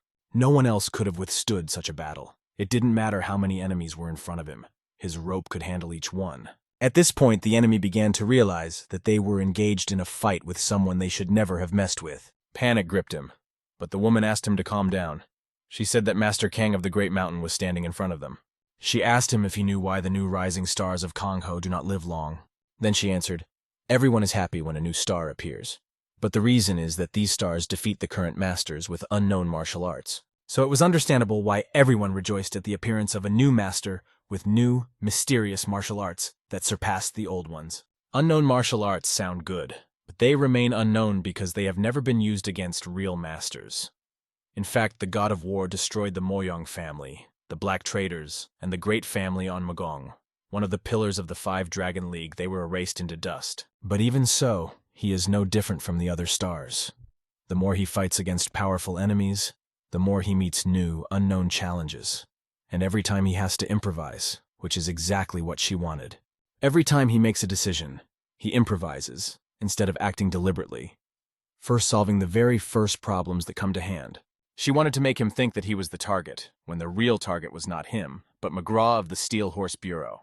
Her plan was to distract him, and that was what was to lead to his fatal weakness. All of this is thanks to the scooping breathing technique, which helps to stop the heart, breathing, and lower the body temperature. A distinctive feature of the Steel Thrower family's breathing technique was not only stopping breathing and heartbeat, but also the ability to share vision through one eye. Thanks to this eye, she could convey all the movements of the God of War that she saw. And then, the eye of her slave glowed red. Heaven had already given the order. Kill the one who is ready to accept the contract to die. The horse rushed forward quickly, releasing puffs of steam from its nostrils. Loud explosions were heard behind him. The sage, sitting on the horse, begged it to endure a little longer, realizing how difficult it was for it. Meanwhile, behind him, Sayu continued to fight, scattering enemies with his rope. Fire engulfed their path, setting fire to trees and everything in their way. The enemies did not end, and the sage only looked back, asking the God of War if he was all right. His body was covered in blood, his clothes were torn, and his rope was already showing deep scratches, yet his breathing remained as calm as ever. The wise man noticed that the situation was getting more and more difficult. Even the horse was having trouble pulling the cart in the rain. The God of War had already defeated more than 200 murderers, and perhaps even more than 300. At this pace, no matter how strong he is, fatigue can take its toll. The horse, however, continued to keep the same speed, not slowing down. The wise man begged both the God of War and the horse to hold on a little longer, for they had almost reached the exit of the forest, where it would be harder for their enemies to find them. But instead of the exit, the horse suddenly reached a cliff, and there was only the sea in front of them. The wise man quickly pulled on the reins to bring the horse back. The wheels of the wooden cart, which had almost completely collapsed, scraped against the ground as the horse turned sharply. The wise man pulled on the reins with all his might, trying to keep the horse in check. The sound of stones under the wheels raised the alarm that the cart was about to fall off the cliff. Sayu realized that he had to act immediately. The sound of lightning enveloped the space around him as he sprang into action. The rope flew straight to the nearest tree and began to quickly wrap around it. The tension was so strong that the tree almost pulled itself up by the roots. But Sayu pulled the rope, trying to keep the cart from falling. Even the enemies who were chasing them could not react so quickly and turn back. Only a few of them managed to do so. However, the energy concentrated in the rope was incredibly powerful. It was so strong that even the tree could not withstand it and was uprooted. The enemies saw with their own eyes the power that was inherent in the rope. They also felt the power of the tree, which literally destroyed them. Loud explosions were heard on the edge of the cliff, adding to the chaos around them. Sayu was breathing heavily, but he did not stop concentrating. The sage began to assume that perhaps no one was chasing them anymore and they were finally able to get away. However, Sayu felt someone's intrusive gaze on him. In the distance, on a giant tree, he could feel the presence of someone hiding there. Meanwhile, a new insidious plan was already brewing. The woman confidently thought that with her eyes she could influence the course of events. She told herself that this was not the end. Sayu shared her opinion. He also felt that the danger was not over. The sage asked him to look back. The figure of a man appeared in front of them, but it was still just a shadow. When he got closer, the figure of a giant man appeared. Was it Chol Yan from the family of steel throwers? Chol had only one mission: to kill the God of War. He immediately struck the horse that approached him. The wise man was amazed at his strength as he watched him strike, but the sage himself had to defend himself and dodge the attack. At that moment, Mac could barely feel his body as he had not yet recovered from the torture. Chol struck the cart with all his might, and it shattered into pieces. Seeing this, Sayu smiled broadly, despite the blood running down his face. He was high in the air, and the big guy Chul jumped right behind him, deciding to continue the battle in the air. On his way to Sayu, Chul gathered energy on his fist, preparing to deliver a powerful punch. Sayu did not stand aside. He also gathered the maximum lightning energy on his fist, wasting no time. At the same time, even while in the air, he kept Mac on top of him. The fact that Sayu was a new rising star only increased Chul's interest in his unpredictable martial arts. Chul began to mock Sayu for carrying a dead weight, asking why he was carrying someone on his back in the first place. At that moment, another enemy appeared, watching from a tree with the woman. He stopped his breathing and forced his heart to beat as slowly as possible. Even if he closes his eyes, ears, and mouth, he can still see the battlefield perfectly. Thanks to his general eye, he can track Sai's every move. This has become his hidden trump card in this battle. Now the battle is 2 against 1. The big guy Chul relies on his incredible physical strength. The other one believes that his celestial technique is a kill order, capable of killing even the god of war. His ugly face stretches into a sinister smile. They are sure that the god of war will meet his death here. Sayu was only dodging the numerous attacks that came at him from all sides. What was strange was that, even with a technique that could shake the heavens, Sai still had difficulty moving freely in the air, while these two attacked so easily as if it were a joke. This posed a huge problem for Sai. They were very strong, not so much because they were hard to see, but because of the incredible energy contained in their swords, which surpassed the energy of everyone Sayu had fought before. He covered his hands with lightning energy, turning them into deadly weapons. Sayu was extremely cautious and tried to avoid direct contact with their swords. This means that he had begun to understand Sayu's technique to a certain level. Did he really manage to recognize Sayu's technique in such a short time? In any case, Sayu would not have been able to solve this issue by conventional methods, and the sage was sitting on the ground near the broken cart at that moment. He watched and thought that no matter how strong the head of the steel-throwing family was, he could never believe that he was so skilled in fighting against the god of war. This was the first time the sage had seen someone attack the god of war himself. Up until that point, the god of war had only heard offers of surrender, but he told them that before they tried to take his life, they should take care of their own. Suddenly, he felt the touch of a thin thread that tied itself around his arm. Then the silver thread began to wrap around his entire body. After tying it, the head of the steel-throwing family said to himself, "A typical beginner's mistake." He only thought he was strong because the world thought so because of his martial arts, calling him a rising star. But once they faced an unpredictable enemy, the situation changed. The head thought that this makes their reactions slower, and they cannot predict the next attack. And when they can't predict, they don't know what to do, and they die. Since the head was in a good mood, he decided to kill Saya in a special way. He was going to destroy him using a technique that only the head of a family of steel throwers could perform. Everything had to happen in an instant. 9 lightning swords had to attack the god of war simultaneously. 9 heartbreaking swords was the name of the technique that launched 9 swords at the enemy simultaneously.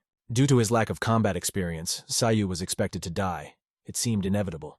But the power of the heavenly artillery general was heavenly lightning. Suddenly, everything around him became incredibly bright. The energy swirled in a blue vortex, the crack of lightning sounded, and loud thunder followed. It was a completely unexpected turn of events for the head of the steel throwers. A blue dragon appeared in front of him, radiating incredible power. The dragon's energy was rapidly approaching, and was already a few centimeters away from the leader's face. The only thing he could think of at that moment was, "This is incredible," Chul shouted at the top of his voice as he saw his boss become overcome with fear. It's not clear how, but Chul dared to attack Saya. However, his attack was instantly absorbed by the blue dragon, and even all his strength did not help. The blue vortex did not touch only the sage sitting on the ground, while both opponents began to tear apart in midair. It was an attack that did not give the opponents a single chance to have a last word before death. In this situation, the head of the steel-throwing family was reckless and inexperienced. He was not at the level to judge whether the god of war had real combat experience or not. He was an absolute martial arts master, on par with the 2 greatest luminaries. His foot stepped on a thread composed of lightning energy. Sayu touched the remains of the head's body with his hand, and said that the power of the heavenly artillery general was a martial art that had been passed down for thousands of years. The masters not only passed down their techniques, but also the experience of their ancestors. He asked the head, "Do you really think you can win by simply tying my hands with your pitiful silver threads?" Then he added, "No one has ever been able to defeat the power of the heavenly artillery general." But suddenly Sayu felt a sharp pain in his chest. An unknown person appeared behind the leader of the steel throwers, and a sword pierced his body, touching the tip of Sayu's chest. Standing behind the leader of the steel throwers was the leader of the Blue Deadly group. He was a man who was always ready to stab even his allies in the back whenever he had the chance. He couldn't miss the opportunity to kill the head of the steel throwers and the god of war, Makaguo, with a single blow. Worried about the god of war, the sage began to call out his name loudly. The attacker tried to twist his sword even harder to deliver a bigger blow. But something went wrong. The sword seemed to refuse to move on. Did the boy's muscles push the sword back? And he saw that the sword had not left a single scratch on his body at all. Meanwhile, the leader of the steel throwers continued to curse the enemy, even in the face of death. Sayu decided to laugh at them himself. He smiled, looking directly into the eyes of his attacker. He quickly realized that this smile was for a reason. Suddenly, they were under attack by Sayu, and felt their bodies begin to heat up. Pieces of clothing flew in different directions from the force of the blow. The head of the steel thrower family was now definitely dead. His body flew down into the abyss. Flying a little closer to the ground, Sayu turned to the sage. He asked the sage to take Mac into his arms, and when asked if he was all right, he replied, "Completely." Sayu added that there was still something left to complete. His eyes opened wide as he prepared to act, and the sage's eyes widened in surprise. Sayu immediately rushed forward. His speed was incredible, lightning fast. By some miracle, this idiot enemy was not dead. Sayu was approaching them, ignoring the traps they had set. But his energy destroyed everything in its path. Soon he was in front of the two sitting in the tree. Now there was a panic on the woman's face that had not been there before. They were both smiling broadly as they planned a sneak attack on the boy. Now they had only to run away from Sayu's inexorable hand, which he was about to strike. With his hand on their bodies, Sayu had no intention of letting go. In the next moment, their bodies were torn into small pieces. However, only the woman was hit while the man managed to escape. As he ran away, he was haunted by the thought that this guy was like a monster, that even the best Gango assassins could not handle. The only way to survive after meeting this monster is to make him follow him into Mga. He thought there was a 50% chance that the boy would run after him. But suddenly his leg felt a faint current. Then he realized that Sayu was right behind him. He was chasing after him, and the man realized that what he didn't want to do was die. The sound of Sayu's footsteps became louder and louder, and the man realized that the boy was about to catch up with him. He also realized that he could not defeat this young man in a fight. He had to immediately think of a way to escape from Sai. Suddenly, he thought of an idea that had been born in his cowardly mind. The Phantom King's sand is a rare substance that can only be found in the most dangerous places in the desert, where large amounts of heat energy accumulate. This unusual sand contains such powerful energy that it is able to absorb all the moisture from any living creature, instantly turning it into a mummy. It is the real sand of death. He was convinced that with the Phantom King's sand, he could easily kill the god of war, especially since he was already 5 steps behind him. There was only 1 step left, and the man was already beginning to feel the joy of his victory. He pulled out the bottle of sand. Then he stopped, expecting Sai to be right behind him. However, when he stopped, he realized that there was no one near him.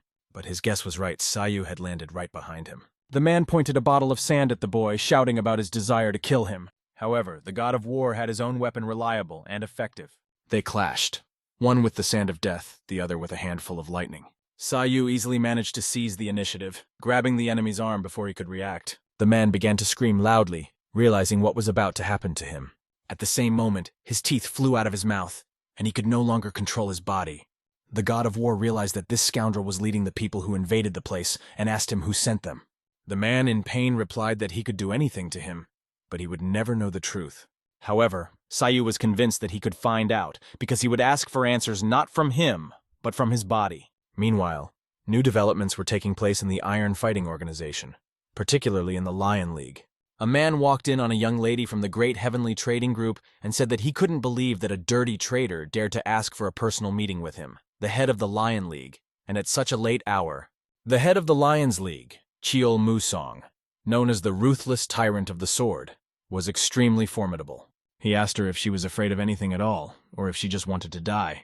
He could not believe that a miserable trader dared to express such a desire and was amazed that she asked that the Lion League intervene and sanction the 5 Dragon League. He emphasized that the slightest mistake could lead to a war, meaning that the trade group she holds so dear could suddenly disappear without a trace. "Is it really all because of that young man, the god of war, or whatever his name is?" he asked ironically. "Isn't it an exaggeration that you want to protect him so badly that you took such a risk?" he added. He couldn't believe he was being called the god of war. But she reminded him that the name was not an exaggeration. She didn't think it would hurt him to interact with the god of war because, despite what everyone else said, he was the epicenter of the storm that was unfolding in Marima. "This is insane," he added. He said that she was only offering to engage with him because he was able to destroy the Moyon and Namgun families. "Who do you think I am?" he asked. "I'm an incomparable tyrant of the sword. There is no one in Gango stronger than me. Do you understand that?" he asked her while drinking tea, considering the god of war a novice. She emphasized that this would not be a problem for him and the Lion League. But he didn't think so, and asked her to consider that the Iron Fighting Organization might lose confidence in them. And how could she claim that the Lion League would not suffer losses? But she stood her ground, arguing that cooperation with the god of war was not a threat, but rather a great advantage. Even those who know nothing about martial arts know about his power. She added that she knows about his power, and despite his age, which has already exceeded 70 years, it is different with the god of war. He is only about 20, and his strength continues to grow while they continue to age. Her frank words made him angry. He said, "It seems like you're not really afraid of anything." He told her that he should have cut her throat for what she said. She was uncomfortable listening to him repeat this angrily, emphasizing his name. However, when she looked into his eyes, a strange warmth spread through her heart. He was the best fighter in all of Marima, who could conquer the entire world with a single sword initially. The small group of Leo had grown to its current size thanks to him. Now, this group has grown into a huge alliance known as the Lion League, proving that he is the Lion League itself. Mentioning this, she bowed to him and explained that she was only talking about the reasonable option and asked how she could have deliberately offended him. She reiterated that the power of the god of war had been proven throughout the Gango and should not be underestimated. Whether you like it or not, an agreement between the three great powers, the Lion League, the 9 Centers, and the 5 Dragon League, will be difficult to avoid, she added. If you have the support of a young and reliable fighter like the god of war, when the day of battle comes, he will be very useful to the Lion League. If you decide to help him, our trading group will also support the Lions League. Her words made him smile and think about how valuable this guy is. Then he asked the girl how valuable he really is. His smile this time was caused by the fact that he knew that the girl always carefully calculates everything, even the smallest transactions. But now she was making an incredible offer that made him wonder if the god of war was really worth it. "I am a trader. I wouldn't offer this if he wasn't worth it. The god of war is a very valuable person." The man realized how important this young man was to her. However, he noted that it would be difficult to sanction the League of 5 Dragons for this reason alone, because as long as their actions did not harm the Lion League, any intervention by him would be considered a violation of the agreement. But he added that he had the right not to interfere, and no matter what the god of war did to them, it would already be a great help to the girl in achieving her goal. She then thanked him for his time. She expressed her appreciation for his valuable time. But as she was leaving, he asked her if she was married. He offered to introduce her to his son if she was not married, but she refused, saying that she had no plans to get married. Especially if it was an arranged marriage, she had to refuse. On this note, their conversation ended. Left alone, he said it was a pity that she thought so. Then he turned to Murin and asked, "Isn't that right?" Kiel Murin, the good man of the North Wind, thanked his father for listening to his request. But the father still would not have intervened, even if his son had not asked for it. He understood that the girl had not come to demand sanctions against the 5 Dragon League, but to prevent an even more difficult situation that could have happened if the Lion League had decided to intervene. It got what it wanted, and the old man decided to just watch what happened next. This meant that he knew everything and consciously accepted her offer. At first, he explained to his son that she disgusted him, but after he got to know her better, she seemed quite nice. She has the courage to treat him like an old man, even without knowing anything about martial arts, and she understands everything well. Regardless of how fierce the battle between the God of War and the 5 Dragon League is, the Lion League will have no reason to interfere. After all, the fiercer the battle, the better for the Lion League. They only need to observe it, and they will receive full support from the Great Heavenly Trade Group. Head Dae Ryok Bo, a storm dancer who was previously associated with the God of War, sent them a message that if he was allowed, he would like to share his experience of meeting the God of War. He wrote that if the Lions League confronts the God of War, they must be prepared to suffer serious losses. The Lions League, which is in a perfect balance of power, cannot be allowed to become an enemy of the God of War, because he can destroy it. The boy thought the same as everyone else, that the God of War could destroy the Lion League. They were also worried about Elder Hong, or the Sage, who had lived alone in Shanyan for 20 years, waiting for a powerful man to appear. And now he was definitely on the side of the God of War. Because of his strength, the man who was struck by the God of War was a sage who was on a par with the incomparable tyrant of the sword. This was extremely interesting. Meanwhile, elsewhere, So Ryong-so was asked if she knew the name of this flower. She replied that her knowledge was not yet sufficient. He himself told her that this flower is called Adonis, which is grown by women in southern Manchuria when they are waiting for their husbands to go hunting. The flower has this name because when men on the hunt change their hearts or break their vows, they use the poison of this flower as punishment. The worst thing about this flower is that its poison does not kill instantly. The venom of this flower affects every nerve in the body, leaving a person in agony for 3 days, and only then does he or she die. That is why people in southern Manchuria would rather be beheaded than poisoned by Adonis. Gong's son didn't even know that his father could talk so much, and it seemed to him that he was now in a rage. He realized that even one wrong word could cost him his life, even though he was his son. Although he wanted to improve his relationship with his sister, his own life was more important to him. The master blamed her for taking away Makago, using the Adonis flower as an analogy. She asked the master for forgiveness and repented, admitting that she had committed a great sin. Her eyes were tearful, and she apologized again for taking away the important prisoner, Makaguo. "Is there anything else I can forgive you for?" he asked her again. The girl looked up, apologized, and asked what he was talking about. "Didn't your father pay for this sin with his life?" he asked her. "If you are asking me to forgive a sin that has already been paid for, doesn't that mean you have another sin?" he continued. No one had determined that she had a second sin. She realized what it meant. If her family had not been destroyed by the god of war, he would have destroyed it himself. That is what he had just said in reality. Then he began to tell her the following: that he could kill her at any moment, even now.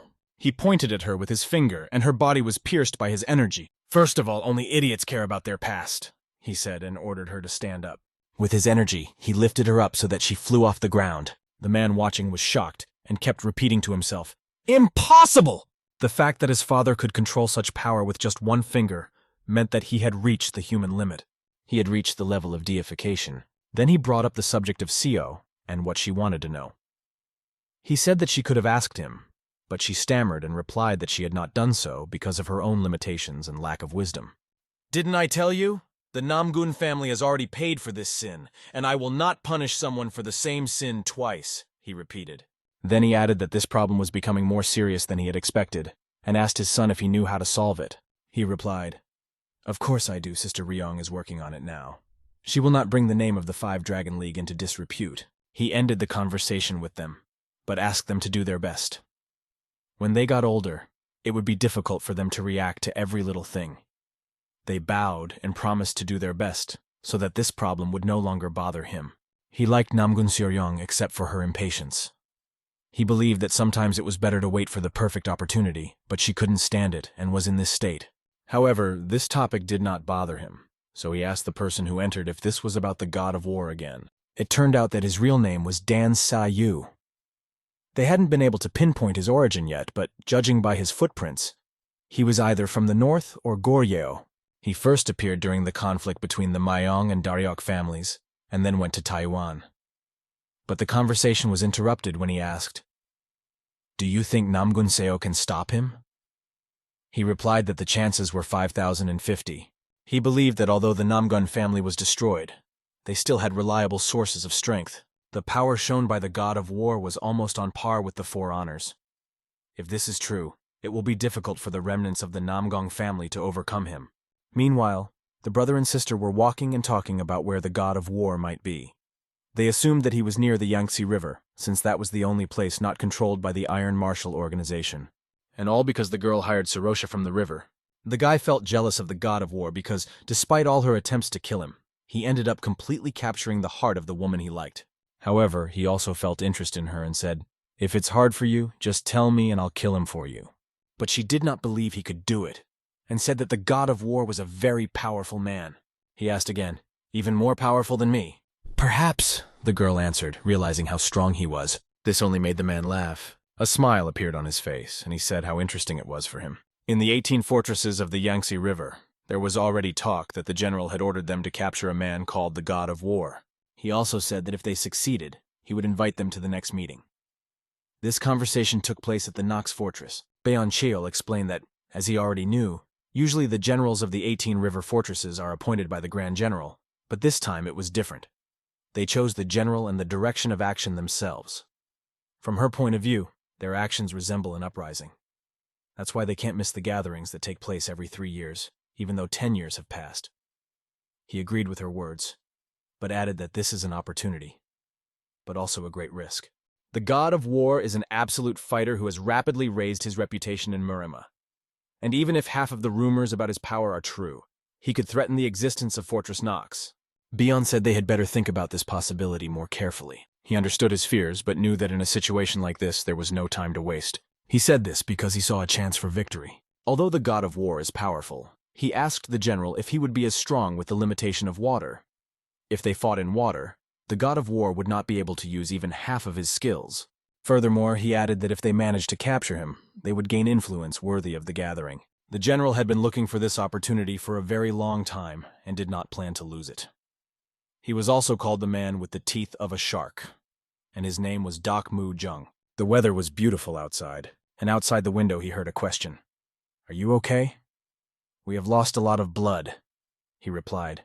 "It's not my blood, it's the blood of the enemy. I was not seriously wounded." They asked him how he was feeling, and he replied that it was still difficult to walk, but he was doing better.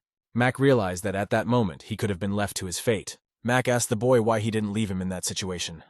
"Why didn't you leave me?" "If you had left me, a man who can't move, you and old man Hong wouldn't have wasted so much extra effort." Mac continued. Sayu answered briefly, "Because you didn't give up." He added, "You can never abandon your people and friends, period." Mac thanked him for these words, smiling and looking him in the eye. But Mac needed to rest. Sayu decided to leave him alone and go outside. He watched the boats floating on the endless waters of the rivers. It seemed that the Yangtze River had no end, as if it hugged the entire planet like the equator. Looking at it, Sayu thought, "It is indeed a wide river, the largest of all." He reasoned that the river was so wide because of its snakes, and the mountains were so high he couldn't understand why the people living here didn't enjoy their lives. Were they too stupid or too greedy? Suddenly something caught his attention. He noticed a man sitting on the floor, leaning on the railing. He was sitting there as if nothing was bothering him at all. He looked very young, with a strange look on his face, as if he had a bowl on his head. This man immediately aroused Saya's curiosity. She had not yet realized that she had a second sin, and this came as a surprise to her. Realizing that if her family had not been destroyed, she would have been destroyed by the god of war himself. She shuddered at the thought. This is exactly what he had just said, hiding the truth behind sharp words. After that, he began to tell her about what lay ahead. He warned her that her death could come at any moment, even now. Pointing his finger at her, he transferred his energy into her body, piercing her from the inside. "Only fools cling to the past," he told her, and ordered her to rise. His energy lifted her into the air, and she literally flew off the ground. The man watched this and could not believe his eyes, saying quietly that this was impossible. The realization that his father was able to control the power with just one finger shocked him. "Oh, divinity!" he exclaimed, realizing that his father had reached a level close to the gods. After that, he turned to her, raising a topic that she had long wanted to know about. She stammered and admitted that she had not asked because of her own limitations. "Didn't I say that our family has already paid for this sin? I will not punish you for the same thing twice," he repeated with seriousness. He then added that the problem was becoming more serious than he expected and asked his son if he knew how to solve it. He replied, "Of course I do. Sister Ryong is already working on it and will not disgrace the name of the Five Dragon League." He concluded the conversation and asked them to do their best while they were still strong, as it would be difficult to meet every challenge in their old age. They bowed and assured him that they would do their best so that he would no longer be bothered by this problem. Namgun Seoryong liked almost everything about her, except her impatience. She couldn't wait for the perfect opportunity to come along, whereas he always waited for the best moment. However, he was not interested in this topic. He asked his guest if he was talking about the god of war again. It turned out that the god of war's real name is Dan Sayu. They were unable to find out his origin, but they assumed that he is either from the north or Korea. He first appeared during the conflict between the Moyon and Daryok clans. After that, he went to Taiwan, but was asked if Namgun Seo could stop him. The answer was 5050. He believed that even after the destruction of the Namgun family, they still had reliable sources of power. The power of the god of war is almost on par with the Four Honors. If this was true, it would be difficult for the Namgon clan to defeat him. Meanwhile, the brother and sister walked along discussing where the god of war might be now. They speculated that he might be near the Yangtze River, because this place is not monitored by the Iron Marshal Organization. The reason for this was that the girl had hired Sorosha from the river. The boy envied the god of war because he not only survived, but also completely captured the heart of the woman he liked. He felt sympathy for her and said, "Whenever it gets hard for you, just tell me and I will kill him for you." She did not believe he could do it, and said that the god of war was very powerful. He asked in surprise, Is he stronger than me? Maybe, She replied, realizing his power. This only brought a smile to his face. A smile appeared on his face when he said how much he was interested in watching all this. They were discussing the capture of a man called the God of War, and 18 Yangtze fortresses had already received an order from the general. The general promised that if they successfully completed the task, he would invite them to the next meeting. This conversation took place in the Naksu fortress. Cheol explained that usually the generals of the 18 Yangtze River fortresses are appointed by the Grand General, but this time they chose their own commander. It's like an uprising, so they can't ignore attending the meeting, which takes place every 3 years, even though it's been 10 years. He agreed, but noted that it was a huge risk. The God of War is an unrivaled fighter who has rapidly raised his reputation in Murim. Even if half of the rumors about his strength are true, he could pose a threat to the existence of the Nox fortress. Bion advised us to think more carefully about this possibility. He understood his interlocutor's fears, but he knew that in such situations, there was no time to lose. His words were based on the fact that he still had a chance to win. Although the God of War is extremely powerful, the general asked if he could maintain his power if the battle took place on water. In that case, the god would not be able to use even half of his abilities. The general added that if they could capture him, their influence would be greatly increased, making it worthwhile to attend the meeting. The general had been looking for this opportunity for many years and did not intend to lose it. He was called the Man with the Shark's Teeth, and his name was Dok Mujong. Meanwhile, the weather was beautiful outside, which created a contrast to the tension inside. A question came from outside the window. "Are you okay? We lost a lot of blood." In response, he said, "It's not my blood. It's the blood of the enemy. I was not seriously wounded." He was asked how he was feeling and replied that it was still difficult to walk, but that he was gradually improving. Mac realized that at that moment he could have been abandoned. He told the guy that he could have left him at any time, but he didn't. If he had left him, so immobile, he would not have had to expend so much effort with Petty Officer Hong. Sa Yu answered briefly, "Because you didn't give up." And then he added, "You cannot abandon your men and friends, period." Mac smiled, thanked him, and looked into his eyes and felt supported. But Mac needed to rest, and Sa Yu understood that, so he left him alone and went outside himself. Outside, Sa Yu watched the boats sailing along the endless rivers. The Yangtze River seemed to be endless, hugging the entire planet like the equator. Looking at the immense breadth of the river, he thought, "This is the largest river I have ever seen." The width of the river is due to the large number of snakes, and the mountains here are high. Sa Yu did not understand how people did not enjoy living in such a place. Are they too stupid or too greedy? He asked himself. Suddenly, something unusual caught his attention.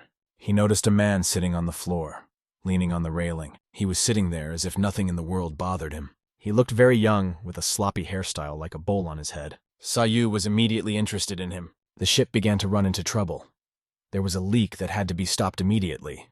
Otherwise, the ship could sink. Panic gripped everyone on board. Even the captain didn't know if the ship was okay, because there were no rocks on the way. The wise man explained that it was not rocks that caused the damage, but a chain stretched underwater that caught the ship and caused a leak. The captain knew that this method was only used by the robbers from Fortress Naksu, but he was convinced that they had stopped piracy when they became intermediaries many years ago. The wise man guessed that Naksu Fortress was one of the 18 fortresses on the Yangtze River, and their old truce with the Namgong clan now became clear. He instantly ran to the surface of the ship and ordered the captain to stop the water to prevent flooding, promising to keep the robbers off the deck himself. The sage also realized that if all 18 fortresses were united against them, they would face thousands of enemies. No matter how strong the God of War is, it will be difficult for him to fight so many opponents, especially on the water. Running out on deck, the wise man began to shout, asking the God of War if he was all right. 3 ships appeared before his eyes. While this may have seemed like a relief, it was clear that not all 18 fortresses were mobilized. The sage quickly jumped closer to Sa Yu, with Hansu standing next to him. Once he was next to the boys, he explained that these people were from Fortress Naksu, sea pirates who continue to plunder even after 10 years. The general of Naksu Fortress, Dok Mujong, was quite stern. He explained that these scoundrels from the 18 fortresses along the Yangtze River had ties to the 5 Dragon League. Sa Yu had expected this and calmly stated that he would not feel pity for them, because now he knew for sure that they were his enemies. He didn't care if he met the 5 Dragon League or any other powerful enemy. Watching this, Hansu couldn't help but ask himself a question. Who is this guy who just claimed to be able to defeat even the 5 Dragon League? At this moment, the enemy was approaching, and Dan had given a clear order to defeat anyone who stood in their way. Sa Yu took his hand to the side and began to gather energy on it, warning his opponents. He told them that if they tried to interfere with the general of the heavenly artillery, they would have to take a risk, and the risk was their own lives. One by one, bodies fell, pierced by energy strikes from which they could not escape. "Who is this man?" others asked, seeing how people were dying with a single movement of his hand. Hansu also wondered, how can the god of war, who shed so much blood, be so cruel? A sage standing nearby noticed that Hansu was not only shocked, but began to tremble. This made him realize that this was the first time Hansu had ever experienced such cruelty. It had only been 2 months since Sayu had left Gangzhou. His hand acted without hesitation, and his fighting skills were amazing in their accuracy and speed. Only 2 months he is still young, not even 30 years old. But Sayu never hesitated when it came to protecting those he cared about. He was ready to face the world for them. The wise man said this to Hansu because he saw in him a resemblance to Sayu, although this conclusion was premature. Hansu's body and skills had not yet reached the level of Sayu. The sage went on to say that Hansu had not realized his talent, and that was a great loss. Hansu took his sword, which he had received after becoming Chen Nam's disciple. Hansu vowed to use this sword to protect the world. The sage asked him, "Do you have anything of value in your life? If not, then consider yourself the most valuable and keep the sword for your own sake." These words struck the young man to the core to pick up a sword not for the sake of peace, but for the sake of his own life. Time and again he recalled the words of his teacher. Suddenly he heard loud screams next to him. It was a general shouting. He was holding a spear, and its power seemed incredible. Fire arrows flew in the air, heating it with their flames. The general believed that in this way he was giving the god of war 2 choices, either to die in the flames or to be drowned. The arrows caused great damage, hitting the ship and killing the people on board. The wise man was shocked. First the enemy tried to drown them, and now he was trying to burn them alive. Hansu began to dodge arrows, trying to avoid defeat. The god of war, however, was sure that this would not happen. His eyes shone with an even brighter blue gleam, and it seemed that his confidence could not be broken. "The power of the general of heavenly artillery," he said, preparing his hand to strike, gathering lightning on it. Suddenly there was a flash that blinded everything around him. This flash caused a storm that began instantly. All the arrows began to go out and fall to the ground, causing no more damage. However, part of the ship continued to burn. Huge waves rose, almost overturning everything in their path. People flew off the ships, unable to withstand the force of the gigantic storm. Even the wise man asked himself over and over again who this guy was, the god of war. He did not understand why he was trying to put out the fire, because everyone could have died and been washed away by the waves before the flames went out. At that moment, the god of war asked the elder for help. He grabbed a rope and asked to be sent to the ship of Fort Knox. The elder began to swing the rope, putting his energy into it. The god of war promised to quickly sort it out and come back. The wise man said that he should return after showing all the robbers what would happen to them if they dared to attack. The elder swung the rope so hard that he lifted the human body into the air. The god of war was already flying toward the ship of Fort Knox. Autumn glistened halfway to the horizon under the light of the moon. His goal was only to show them where their home was, or maybe it didn't exist at all. On the boat, everyone prepared for battle, for they saw the god of war steadily approaching. As soon as he made his move, the whole crew scattered in different directions, flying away. They thought it would be over, but the god of war did not think so. The power of the heavenly artillery general began to work, and everything around them turned a bluish tint. The storm was so powerful that even on the other side of the river, fish floated upside down. A huge blue ball began to engulf their boat. The first ship was destroyed instantly.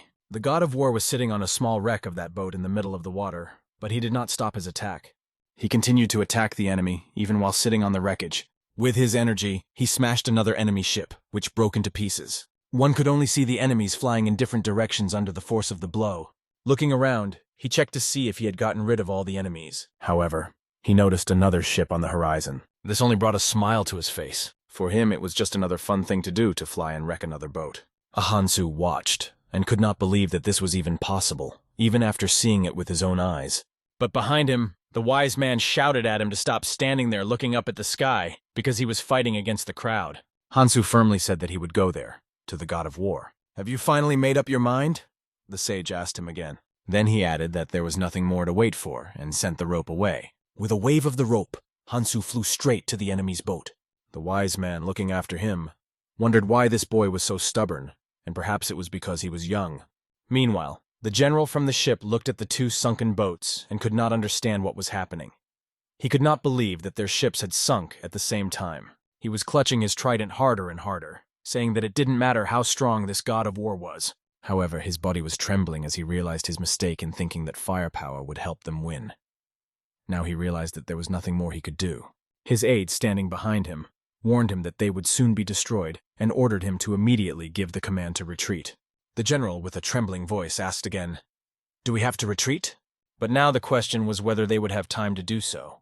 The god of war noticed that Hansu was flying beside him and realized that he seemed to have finally decided to act. The man with the shark's teeth was trembling like a little child. He saw the god of war approaching on the horizon and realized that an attack was imminent. Grabbing his trident, he found the spark to start shouting, "God of war! How dare you attack 18 fortresses on the Yangtze River! How dare you underestimate my fortress of Naksu!" However, he was informed that another danger was approaching another dish, who was already on top. Who is he? The general could not understand, so he ordered to shoot arrows at him. At the same time, the god of war was pleased that Hansu had finally decided to fight, but he would not let his enemies stop him. As he flew closer to the ship, the god of war used the power of the general of heavenly artillery to launch a heavenly attack right at the stern of the ship. The general had a hard time fighting, as the wooden deck of the ship began to break apart under his feet. Chiel turned to the general, asking him to deal with the god of war while he took on the swordsman Hansu.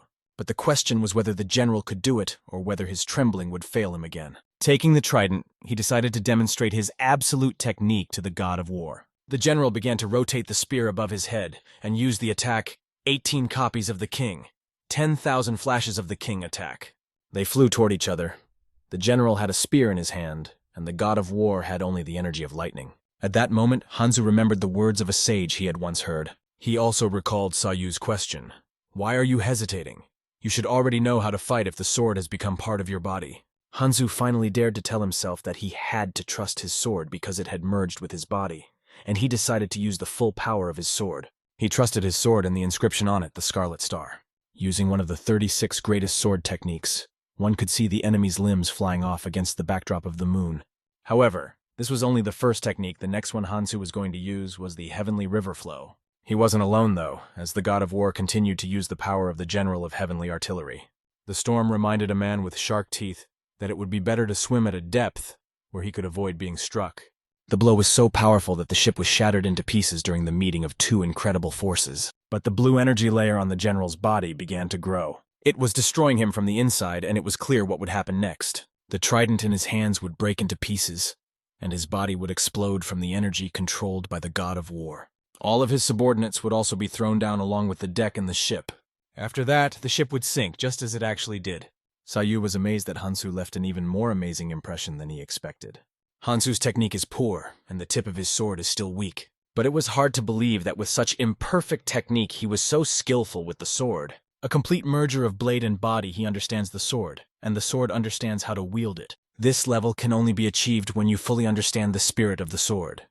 Although it lasted only a moment, the merging of blade and body was always impressive. At that moment, Hansu found himself right in front of the enemy. But the enemy was not going to give up, and declared that this was not the end.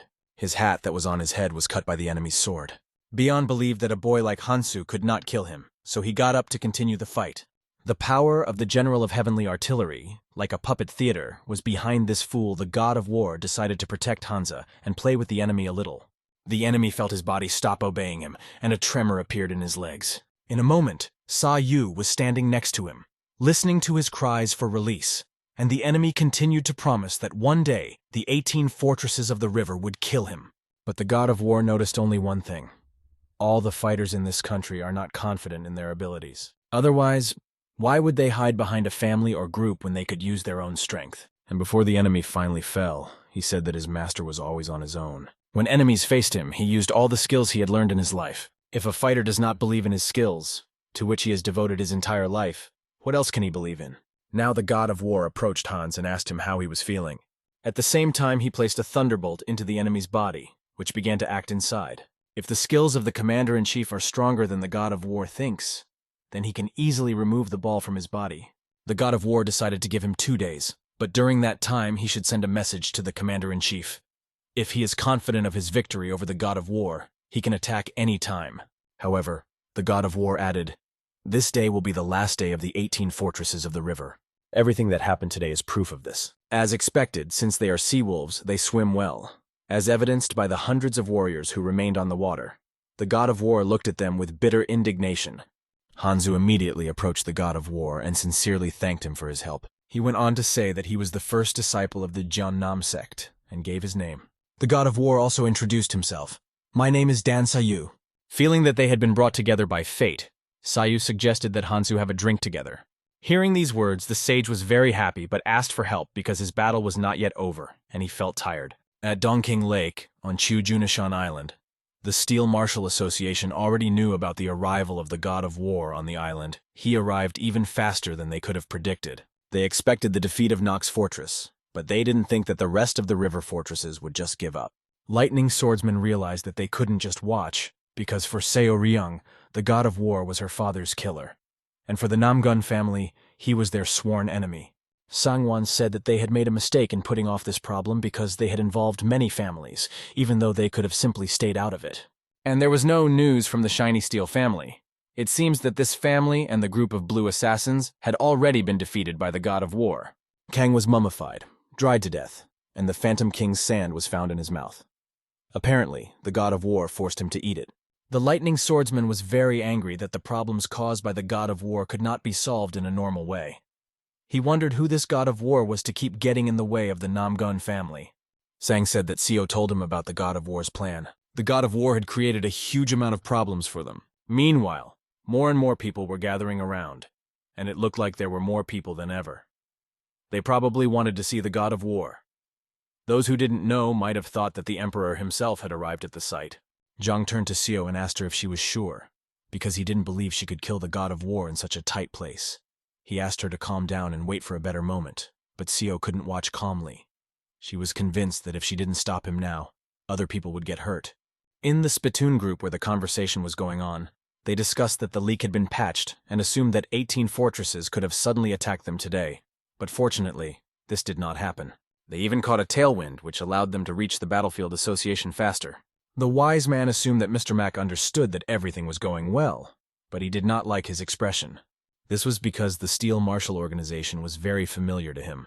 Although the Five Dragon League wasn't the type to ignore people who didn't recognize their authority, they might have laid low due to their poor reputation among the people. But when they return, they will definitely want to be the first to attack. The sage tried to calm him down by assuring him that if the League of Five Dragons tried to do anything to him or the god of war, he would personally bring 100,000 beggars to their walls. It was just an attempt to make Max laugh, but he didn't seem to find it funny. Mac owed a lot to his master Dan Sayu, which is why he had to confront the League of Five Dragons to protect him and his family. The sage agreed with these words, but brought up the topic of the Moyong family and the incident with the black traders. Even if it weren't because of him, the god of war would still be fighting the Five Dragon League. This guy always does what he thinks is right, even if it means standing up to the Five Dragon League. The sage told me not to worry about him. At this point, Hansu was approaching the god of war. He did not know how to start the conversation. All he could see in his eyes were memories of how the god of war had fought. The one who had destroyed the Moyong family, fought the Black Marketeers, and killed the patriarch of the Namgun family, who was in the Five Dragon League, to save the head of the Security Bureau, Chom. A man who fights for his faith. Hansu wanted to fight alongside him, wanted to have a relationship where they could have each other's backs in battle. The god of war spoke first and said, "If this is your first combat experience, I can see why it is so difficult for you to contain your excitement. No one has died at your hands, and I'm sure you're excited to use your power against someone." Hansu admitted that it was difficult for him to contain his excitement because he had seen and done with his own hands and eyes what his older brother had done. Repeating his technique called the god of war, the words about his older brother made Sayu turn around. Hansu stood with his head down and asked Sayu to become his big brother. Even the sage and Mac were shocked to hear Hansu call the god of war his elder brother. Hansu begged Sayu to speak to him as an older brother speaks to a younger brother. Sayu, smiling, replied that he could do whatever he wanted. The wise man laughed out loud because he did not expect the world's most powerful god of war to agree to such a request so easily. Mac just smiled too, seeing the potential he could see in Hans. The flag of the Steel Fighting Association could already be seen on the horizon, which meant that they would soon be there. On the ship, they announced that everyone needed to prepare to go ashore. Meanwhile, elsewhere, they were discussing flower care. They needed to trim the extra stems and cut off unnecessary petals to make the flowers more beautiful. When flowers get sick, their roots can die and they will never bloom again. However, if they are allowed to grow naturally, they can be reborn again. But according to the giant, that's not the problem. The problem is that they will lose their value. This flower can be 5 different colors, and they all grow from the same root. Their uniqueness lies in the fact that they are together, which makes them valuable. He didn't know what to do, because if he removed the sick flower, their existence would be useless. But if you leave it, they will die anyway. The head of the League of Five Dragons decided the fate of thousands of people, and it was hard to believe that it was so difficult for him to decide the fate of one flower. He decided to take a walk, feeling that he needed some fresh air.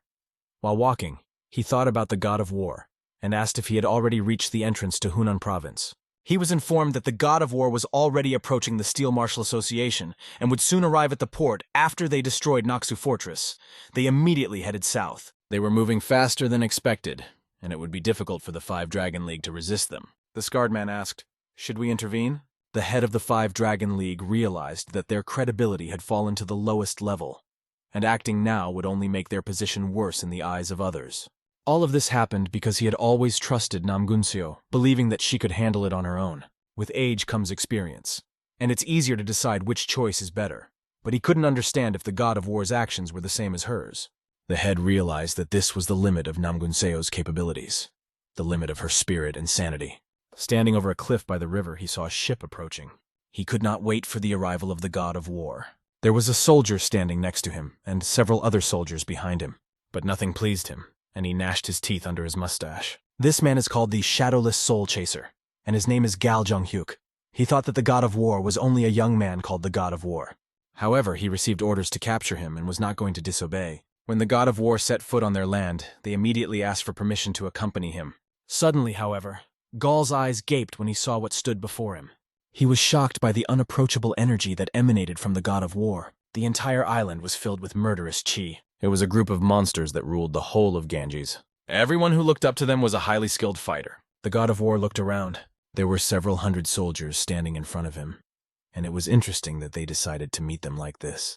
Hansu didn't understand when the Steel Martial Association was filled with so many assassins, and the sage, who hadn't been here for a long time, was equally surprised. The god of war asked them to ignore it. There was only one person who really surprised him. He was the one who was watching them from above, the man who controlled everything with a single word. It was the head of the League of Five Dragons, Hwang Bogunak. Only this person aroused the interest of the god of war. And Gun was also interested in who this god of war was. The boy looked at the god of war and thought that he didn't look as scary as he had imagined. Namgunseo was of the same opinion. Yoon turned to the martial phantom behind him and asked his opinion on the matter. The martial phantom Hangu Yu, observing the war god's behavior, only asked, "Is he definitely an absolute level fighter?" The phantom then turned to Seo and said that he didn't know what she was up to, but he was sure that this guy couldn't be gotten rid of with just a couple of assassins. He added that even if all the warriors of this harbor attacked him, they still wouldn't be able to defeat him. Yoon asked Seo to heed the phantom's words and be careful. The god of war has gained a laudable reputation in Gango. Gal Jonghyuk, an assistant at the Steel Martial Association, was honored to meet all the military men who stood before him, and even more so to meet the god of war. The god of war was also happy to meet Master Hal. He introduced himself and admitted that he thought the meeting would be tougher, but was pleasantly surprised by the warm greeting. Gal replied that he had no reason to be harsh, and that whatever the god of war had done was only between him and the Five Dragon League, and had nothing to do with the Steel Martial Association. It sounded like everything was fine, but Sayu added that he understood they would be watching his behavior. Gal explained that, in addition to their association, other organizations are divided into 3 territories.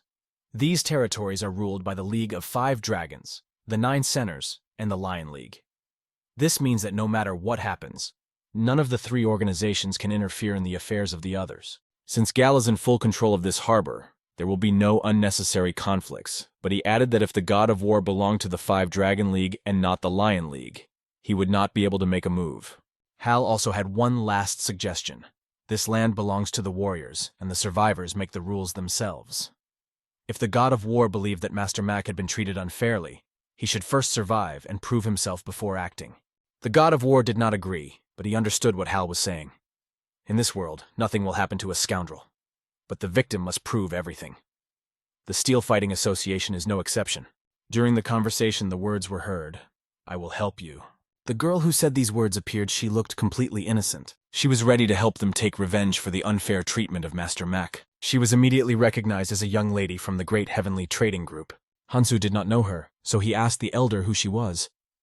The elder explained who she was. As Sayu approached her, he was warned to keep his distance from her because he didn't even know who she was. However, Sayu's eyes were already shining as he approached her with a sincere smile and said, It's been a long time, little fox. Her eyes shone just as brightly, and she was overcome with memories as she looked into Sayu's eyes.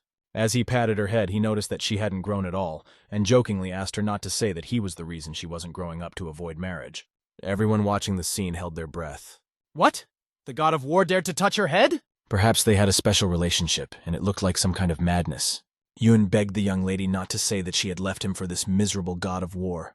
He thought his sister was up to something, and thought it was a great plan to neutralize the god of war. Seo told him not to worry because she planned to lure the most valuable thing from the god of war. At that moment, 3 people stood on the balcony, watching what was happening. Namgun Seo was watching every movement. She paid attention to the young lady's eyes, which were filled with sincerity. Suddenly, the young lady began to get indignant and yell at Sayu that he was a rude older brother who made her unable to marry and not grow up. This was the first time the sage had seen the god of war so polite, which showed their mutual trust. This meeting between the strongest fighter and one of the richest men in the world must have been a source of concern for the Steel Martial Association. It was very disturbing for Seo because she had sent a signal. Right in the middle of the crowd, an armed man jumped down and began to approach the god of war, and those who accompanied him. He relied on his speed, and he relied even more on the sharp sword in his hands. He was already a few meters away from the god of war and the young lady. Suddenly, the guy shouted, addressing the young lady. No one expected such a quick turn of events. Yoon, standing on the balcony, asked himself questions. Why a young lady? The sword was already right next to her innocent face. Under the attacker's hat, the words were heard, "Die!"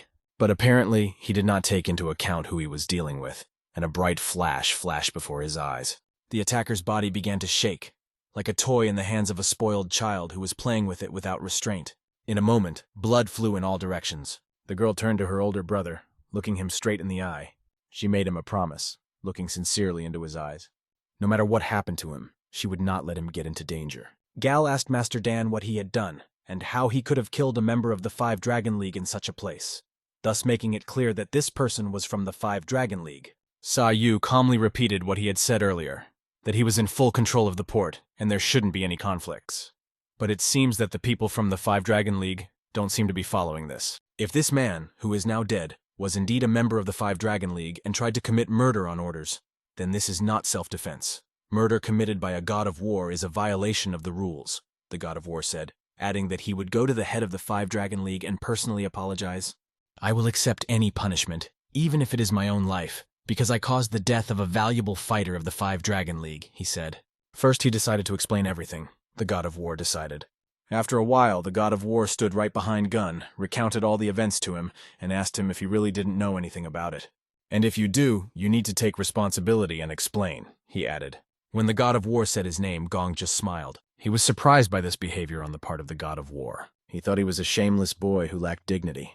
The others who heard that the god of war had gone to the head of the 5 Dragon League could not believe it. Master Mac froze in anticipation of what was to come. Isn't this the same as declaring war on the 5 Dragon League? He pondered. Although the head was indeed guilty, the sage thought that he would not have taken this step so easily. Gong will never admit his mistakes, because it would not only damage the morale of the 5 Dragon League, but also destabilize his position as leader. If he doesn't admit his mistakes, he will have to admit that he is just a puppet. No matter what he chooses, his honor will be tarnished, and he will definitely want to take revenge on the god of war. Yoon continued to ask himself questions as he stared in front of him. How dare that rascal take a swing at her? Or rather, at his favorite young lady. He grabbed his sister by the neck and pointed out that she had tried to kill the young lady, even though she knew how he felt. She explained that only killing this girl could impress the god of war and cause him maximum suffering, which is what she wanted. But he did not agree, because when he spoke of suffering, he meant his own feelings. Suddenly, the hand of the battle ghost appeared on his arm and asked them to calm down. He pointed out that they were not thinking rationally. Then the ghost turned the conversation to the god of war. One word from him has shaken the entire League of 5 Dragons. If this continues, it will be revealed that everything happened because of the head of the League, and he will be responsible for the consequences it could backfire on the League in the future. In the end, Yoon told Namgun Seo that he would remember this incident for a long time. Yoon turned around and asked Battle Ghost a question. Do you know a way out of this situation? Martial Phantom replied, This situation rests on the words of the god of war. We must make this his personal business! With that, he jumped off the balcony and flew straight toward the god of war. A moment later, he landed right in front of him. He first said that he was honored to meet the famous god of war and introduced himself. My name is Hangu Yu. but people call me the Battle Phantom. Hal immediately addressed him with a warning. If you interfere, the situation will only become more complicated, especially if the 5 Dragon League continues to interfere. But the Martial Phantom interrupted him and asked, "Is there any proof that it was the 5 Dragon League that interfered?" He asked everyone to think about it. Until there is solid evidence of 5 Dragon League interference, we should not jump to conclusions. It could just be a personal grudge against the Great Heavenly Trade Group. He stated that his intention to fight the God of War was a personal matter, and the 5 Dragon League had nothing to do with it. The God of War asked him, "Are you sure this is a personal matter?" "Of course," he replied, adding that he had a strong desire to fight him. "If all the rumors about the God of War are true, I am ready to use all my strength." For him, the opportunity to fight such an enemy was a most exciting event, and he was sure that it was for the God of War as well. He argued that a true fighter shows his strength through skills, not words, and asked the God of War to give his best. Seo-ho, standing behind him, approached him, but the War Phantom asked her to move away and not to get closer, as it could be very dangerous. "A fighter shows his strength with his skills, and so it is," the God of War said as he took a fighting stance in front of the Battle Ghost. They both stood opposite each other, ready to fight. The God of War asked the Battle Ghost to start the battle first. As he prepared himself, the Battle Ghost said that he hadn't had a decent fight in the last few years. He had to be an obedient dog, taking care of Huangbo and Chung, and he didn't like it at all. But today he finally had the opportunity to become a real Battle Ghost again, and to fight against such a worthy enemy as the God of War, who is legendary. He instantly threw an elbow that was so fast that it hit the God of War right in the chest. After that, the Phantom began to move so fast that it was hard to follow him. He was really extremely fast. But the hand that was heading for the body of the God of War, he grabbed and parried the blow.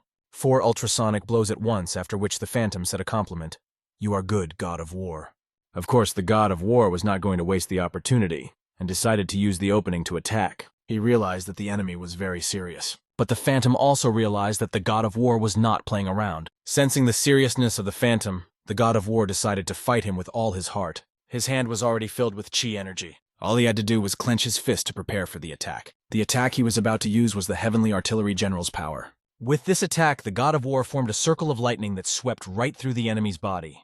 The blow knocked the Battle Ghost far back, and it was much more powerful than the Ghost's previous attack. He barely managed to gather his strength and stop. He began to wonder if this was the true power of the God of War. He finally realized that the reputation of the God of War was true. The battle was over, and the Battle Phantom recognized that the God of War had fought seriously as he had asked. The God of War also warned him that if he continued to fight, he would simply die, and asked him to stop. "Seriously? That's all you got? It's even funny," said the Battle Phantom. After that, he held his arms out to the side and began to shout loudly. He asked the God of War, "What do you take me for?" And he proclaimed his name again. "I am the Battle Phantom." He asked them to stop joking and fight him seriously, as if a spark had ignited in his chest. The same spark appeared on the face of the God of War, causing him to smile. The Martial Phantom could not believe that someone dared to challenge the righteous Great Fistgong AKU so loudly. Is the God of War not afraid of anything? Or is he just a madman? Thought the Phantom during the hot battle. This confirmed that the rumors about the God of War were not just words. At that very moment, Song Yun was talking about the God of War. She said that he came from Goryeo. Her interlocutor had heard about this place and visited it 10 years ago. Back then, there were rumors about a man who could split the heavens in two and destroy a large mountain. He told the girl that during the war against the Yuan, complete chaos reigned there, and it was difficult to follow the events. Perhaps this man was somehow connected to the God of War. This made him think about Dan Sa-yu, whom the girl had described to him. This man is known as the Righteous Man of the Rain Sword, Un-Aupja. He then asked if people also called him the God of War. Isn't it interesting to watch him fight the Battle Ghost? He added. But unfortunately, the God of War was not fighting to his fullest potential, and that was disappointing. It was a recommendation that a girl from the Great Heavenly Trade Group had made at the risk of her life. Considering that his opponent was a martial phantom, Un had high expectations for the outcome. Afterwards, he asked, "Can a God of War lose?" The man with the scar on his face replied that he couldn't say for sure, but after watching a few techniques in the first rounds, it was clear that the War Phantom should not be underestimated. Another participant in the conversation added, "I've only heard of Martial Phantom. I knew about his power, but I haven't heard anything about him in the last few years. 5 years ago, the War Phantom appeared like a comet and wreaked havoc in Gango. He started traveling, meeting with different fighters, risking his life in battles. He became famous for his battles, in particular with the legendary Blue Sea swordsman Yuk Chiji Jeom. He was also known in Shandong for his battle with the Man of Steel, Dongchan, whose strength was considered absolute. No one expected them to lose to the Battle Phantom, but Yuk Jiom died as the Phantom cut him in two. After that, the Phantom won victory after victory, wreaking havoc in Gango, but 2 years ago he disappeared without a trace. People asked where the one responsible for this chaos had disappeared to, but there was no trace. Now, no one could have thought that the Battle Phantom, the man of those legendary rumors, would become Huangbo's son's babysitter. Gongak looked down on everyone because everyone considered him the righteous Saint Fist. He thought that his subordinates could handle themselves, and he watched from a distance. Therefore, the Phantom explained that Gunak would not be able to manage even a teenager like Namgun Seo. In his opinion, this was unfair. At that moment, Gunak was listening to the idea that if things went on like this, the problem would only get worse. But he ordered silence, saying that nothing would change, and any action now would be futile, only deepening the problem of the 5 Dragon League. He also realized that people from the Lion League were watching them, and those from the 9 centers were also watching, but it was probably out of curiosity, as they were interested in learning more about the God of War and the public reaction to him. Because of this, Gong said that it was necessary to deal with the Chom Security Bureau immediately and ordered his man to do it without anyone seeing him. The man immediately jumped and seemed to vanish into thin air. The red-haired man was left alone wondering what to do with Namgun Seo. At that moment, the Battle Phantom continued to fight, but a powerful energy tension could already be felt in the air. Explosions were heard one after another on the battlefield. Because of this, thick smoke enveloped everything around, making it difficult to see anything. The ghost flew back, leaving red sparks on the asphalt. The God of War did not retreat, leaving behind him blue traces of chi energy. At this point, the sage standing behind him asked about the condition of the God of War. "Are you all right? Is the opponent stronger than it seems at first glance?" The God of War did not know what to say. He was more surprised by why he felt weak, because despite the strength of his armor, he was still human and should not have been able to withstand such a strong blow from the Chai Storm. At this point, Hansu interjected and said that he had heard from his master that the Martial Phantom was a disciple of the heavenly master Wang Mu Wei Mu, one of the 4 honors. However, the Phantom's power does not lie only in his being a disciple of the 4 honors. The teacher explained that the Martial Phantom is so strong because of his martial skills, but also because he is not afraid of death. He is not afraid of his body being destroyed. That's why no higher-level fighter can escape death by fighting him. You cannot fight the Phantom until you have mastered the 36 best sword techniques in the world. His fearlessness in the face of death alone does not explain his power, but the sage was sure that Sayu knew what to do. The God of War was confident in his abilities and asked only to enjoy the spectacle. The Battle Phantom decided to make the fight more interesting and took out chains. His attack was called Devil's Bones, but it was easy enough for Sayu to dodge the chains. However, a problem arose. If the God of War turned away from the chains now, Seoho would receive a fatal wound, so he decided to take the hit himself.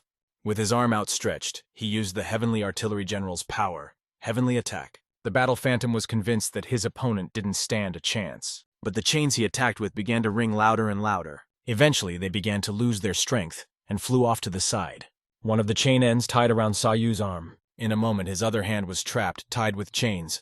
The chains began to squeeze his body harder and harder. The Martial Phantom began to pull the chains even harder, making it difficult for the God of War to stand on his feet.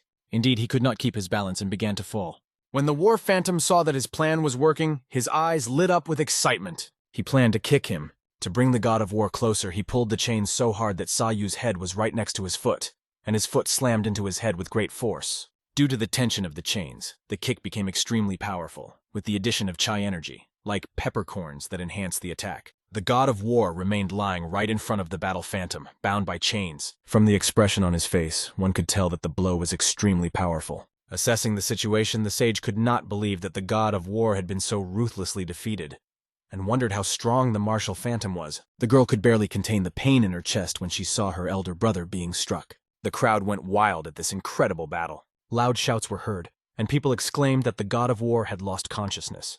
The Battle Phantom began to talk about himself and his teacher, the Preceptor of Heavenly Heaven. He recalled how Gun had once saved his life, and how grateful he was when he ordered him to become an obedient dog to protect Gun's son. Ghost didn't mind this role, but he felt that only in a fierce battle did he find real tension. That's why he was happy to enter the battle with the God of War, convinced that he had already won. But at that moment, the God of War began to rise up and said that it was no fun to be a stranger's dog against your own will. The god of war sensed that the battle ghost was breathing death, perhaps because he had the blood of many children on him.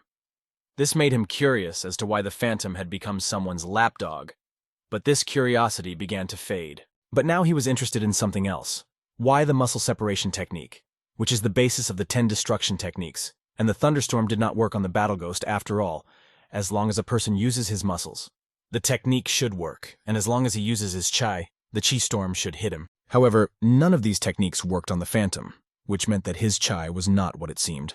The god of war came up with a new plan, sticking 2 fingers out towards the enemy. He gathered even more energy to strike him. This attack completely pierced the enemy's body. It seemed that every fiber in his body was torn, and when his clothes flew off, it became clear. Before, one might have thought that this was strange, because regardless of the strength of the armor, the thunderstorm must still pass through it. But if the armor is made of age-old iron, it's a different story, and his entire body was wrapped in chains. The god of war had figured out his opponent from the very beginning, when he used chains called devil's bones, which were actually devil's teeth. He knew perfectly well that the chains smelled like ancient iron, which is considered one of the strongest forces in this world. The martial phantom had wrapped his body tightly with these chains, and that was why the 10 destruction techniques and the thunderstorm key did not harm him.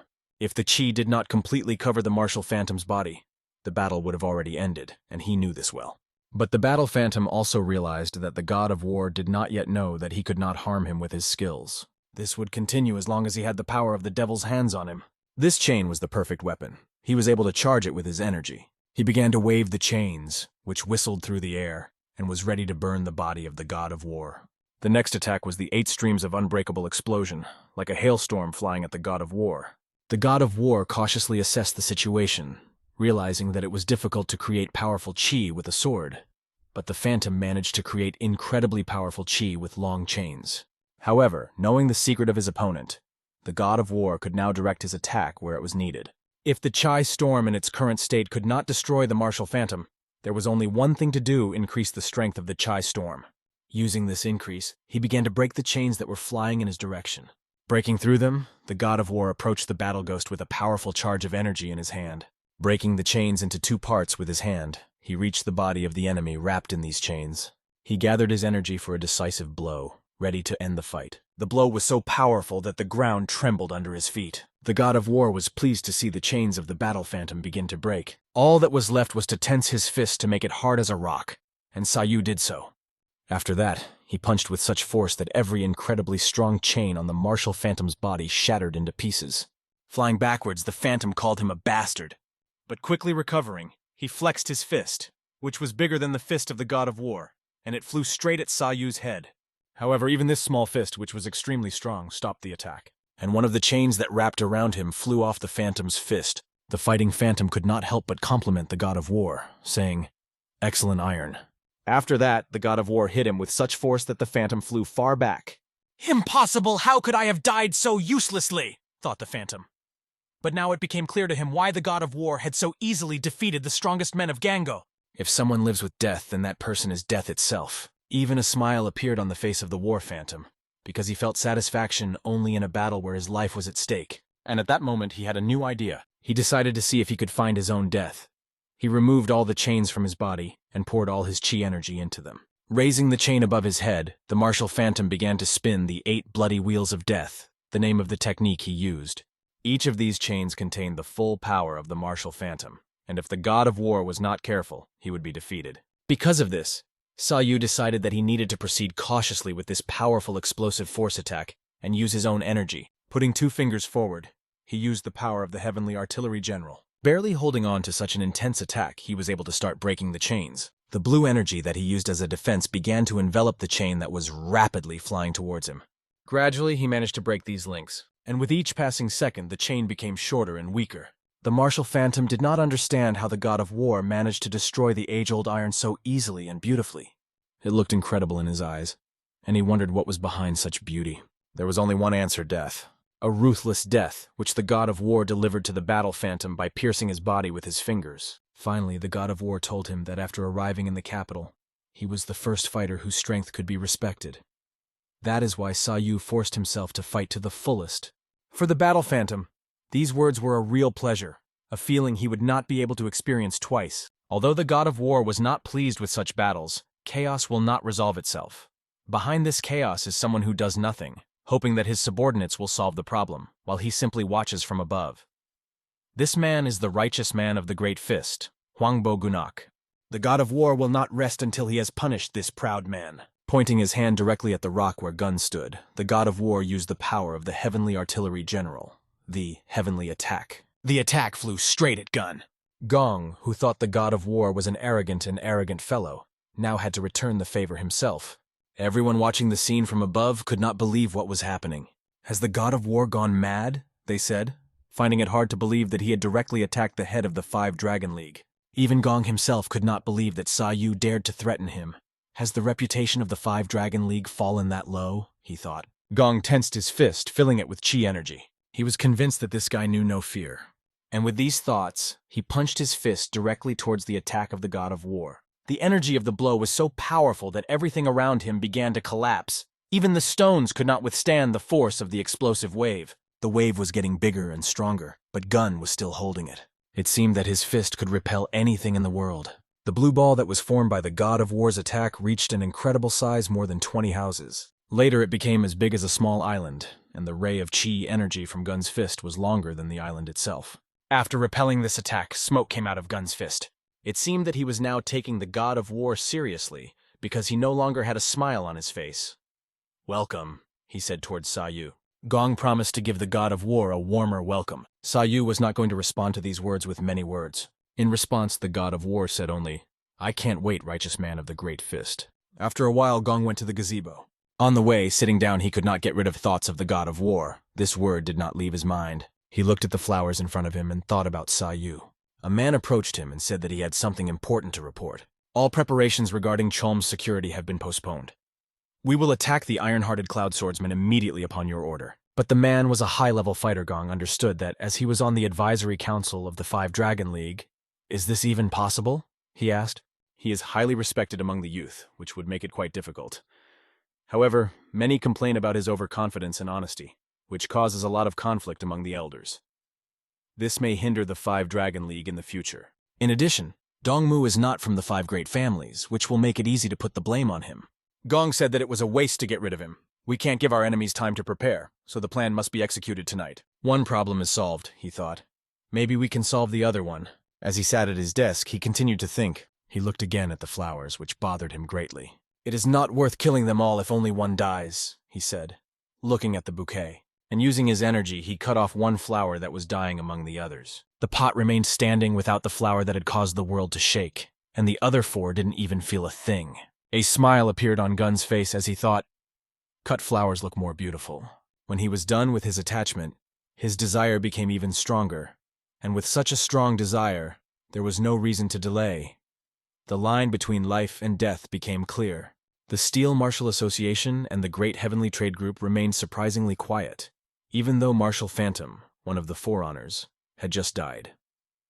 Despite his teacher's reputation, the significance of the Phantom's existence in Gango could not be underestimated. Hansu also understood that the Phantom was the bodyguard of the son of the head of the Five Dragon League. If the League had followed their own rules, they would have had to try his killer according to their laws, but the wise man said they were being as cautious as rats, especially after seeing the god of war strike the head of the Five Dragon League himself. They realized that it would be difficult to resist him. Hwangbo Wuncheng only caused a stir, but backed down after talking to the Martial Phantom, testing public opinion. He then went down and told the war god that killing members of the Martial Association for no reason was forbidden, and he would simply be imprisoned. Regardless of his strength, the Five Dragon League promised that all the best fighters would come out against him, and he would not be able to get away with killing a member of the Steel Martial Association. At that moment, the Martial Phantom asked him to shut up. He told him to leave the pathetic Steel Martial Association out of this important battle. It was a battle that put the lives of many on the line. Martial Phantom started this battle and proved that the Five Dragon League did not interfere in any way, did everything he could. And this is the result. The audience loudly supported this, saying that outsiders cannot interfere in a fair fight between two fighters. All the local fighters supported the integrity of this battle. Every one of them demanded that Hwangbo Unchen disappear. He realized that the situation was critical, but he was not going to surrender in front of the crowd. The god of war did not say goodbye to the battle phantom because he considered him a true fighter. Before he died, the battle ghost asked the god of war to be careful and mentioned the name of his teacher. He will try to take revenge on you when he finds out that I died in your arms. My teacher, he's proud of me, were the last words of the battle ghost. No, he added. He is incredibly strong. I wish I could see this fight with my own eyes. Although everything had been resolved, it was strange that the Five Dragon League was not responding, and it was worrying that Gong had retreated so easily. Hansu and the sage hadn't realized that Sa Yu and the young lady were worried and talking at length, but it was logical because they met after 10 years.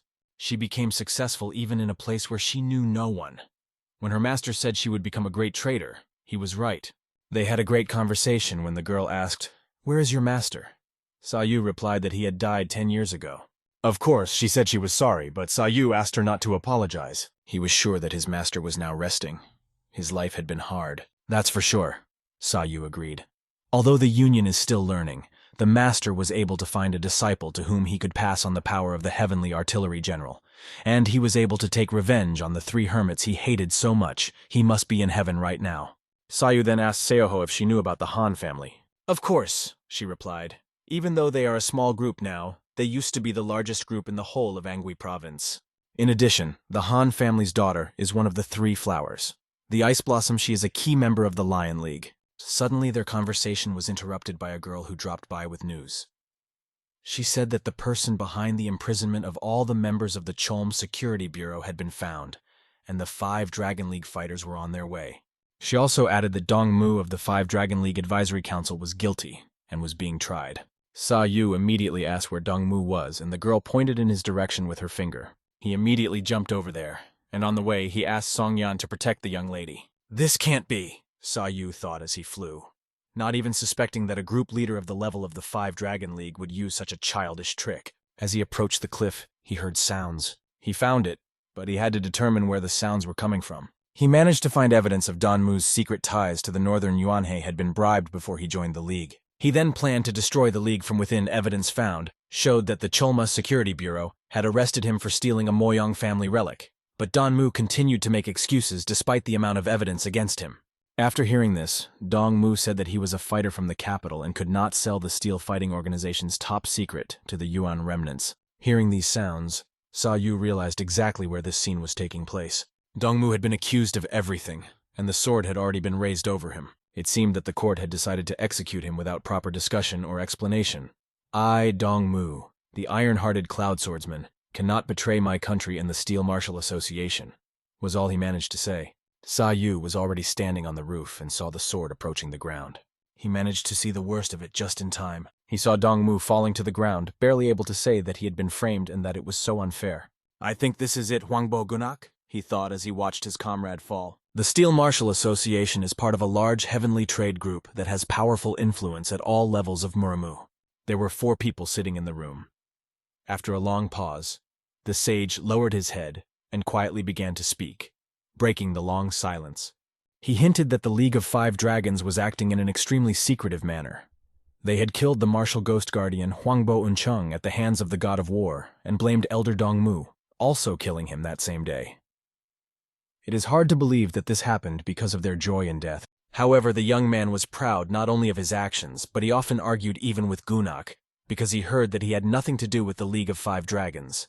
The sage continued, adding that they not only manipulated security, but also secretly communicated with Yuan. No one, not even the young lady, could understand how this was possible. Sa Yu asked the young lady to tell him more about what was going on. She replied that this battle was not about the process, but about the result. When you run a large organization like the 5 Dragons League, you will face situations where you have to endure any kind of humiliation. Even if it doesn't bring positive results, people don't want to suspect an organization as trustworthy as the 5 Dragon League in their eyes. Perhaps tomorrow Dong Mu will be recognized as an eternal sinner, and people will pay attention. At this time, Hanzu was training, improving his sword skills. Perhaps in a few days, no one will remember that the 5 Dragon League was responsible for the incident with the Cholma Security Bureau, and Dong Mu will remain an eternal sinner who will only be noticed temporarily.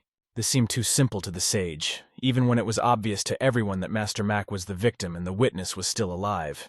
He was ready to tell the people of Gango everything that the League of 5 Dragons had done to him and his family, and he was ready to do anything to save them.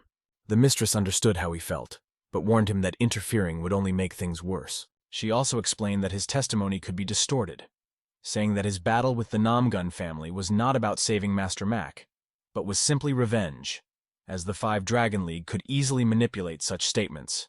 This meant that there was only the testimony of Master Mac himself, but no evidence to back it up.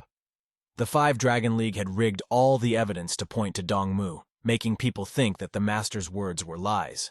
Mac asked the mistress if her words meant that they should just stand back and do nothing. She firmly objected.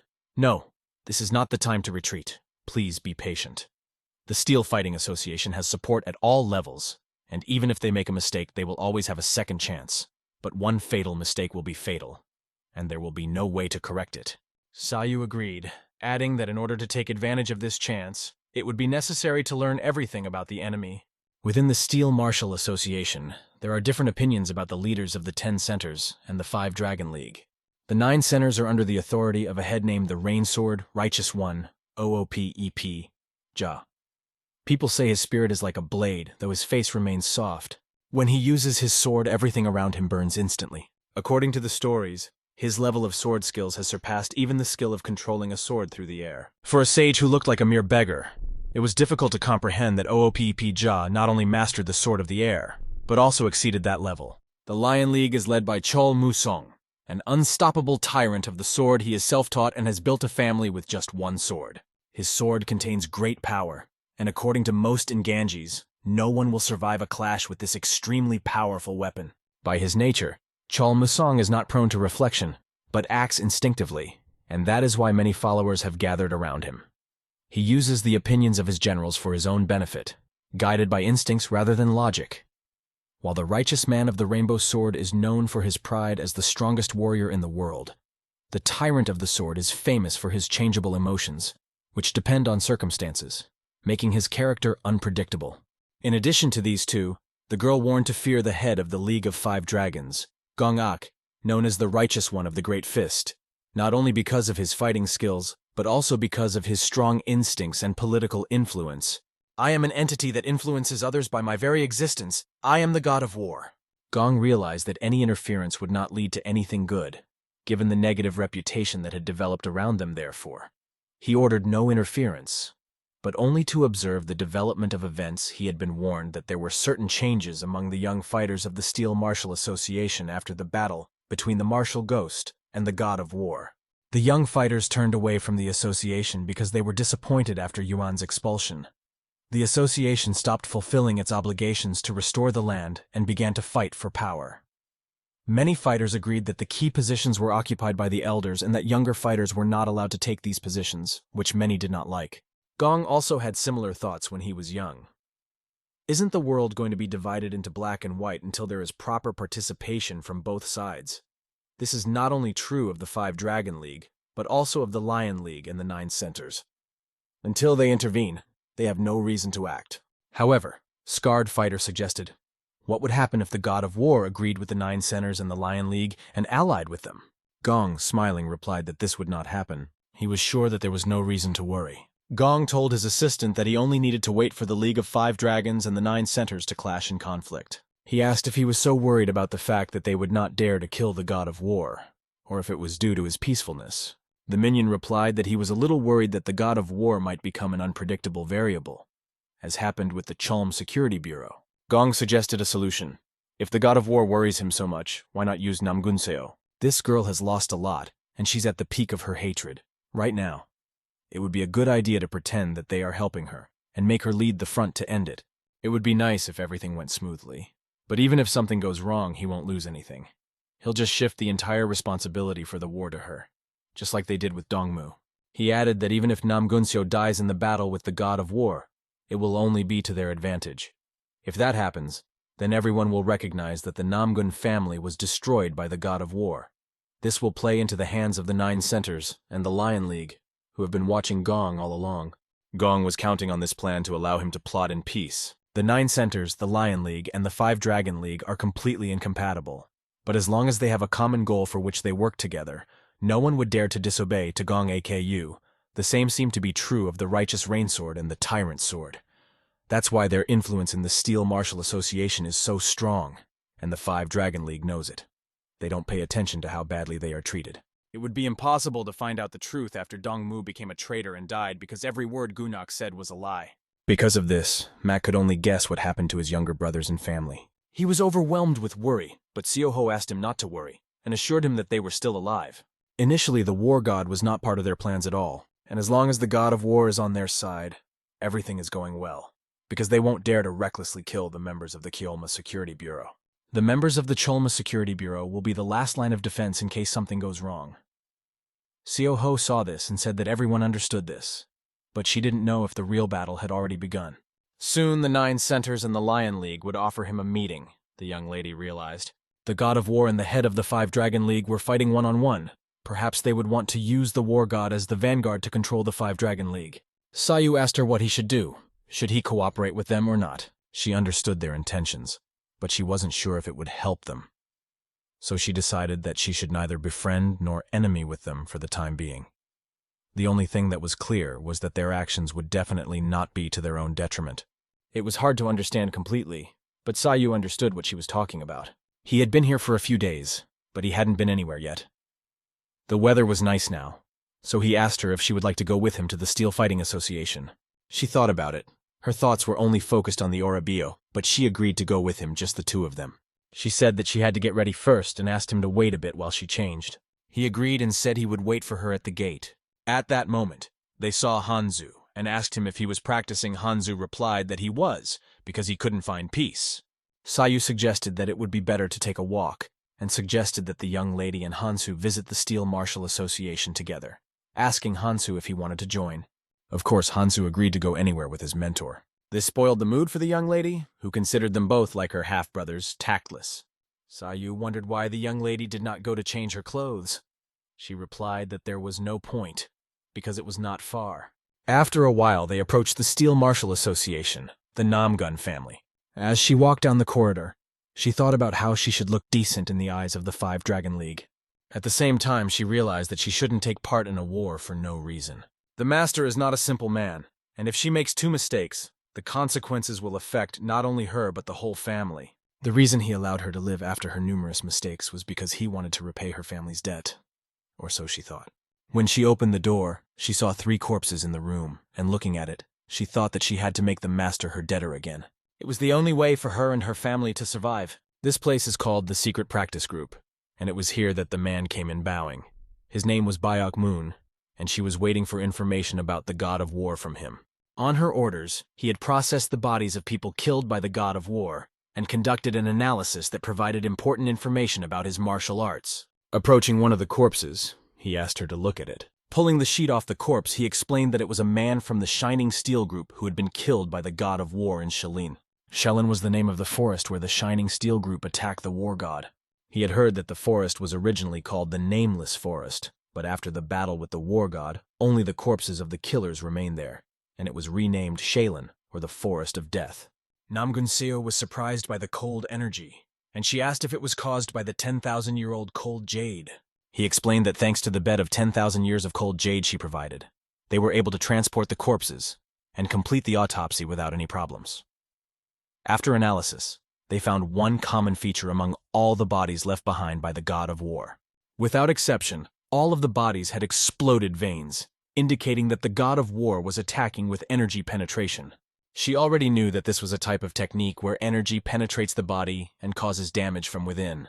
Because of this, they realized that the god of war destroys everything he touches. This meant that in battles with him, they could not even contact him directly. Immediately afterwards, they went to the chapter to give him this information. The head was amazed to learn about an incredible fighting technique that uses a living organism as an energy transmitter and destroys it from the inside like an infectious disease. None of them had ever heard of this technique before. But it was the Secret Practice Group who confirmed it. She then went on to explain all the rules to be followed during the battle, but then admitted that she wasn't sure if it was even possible.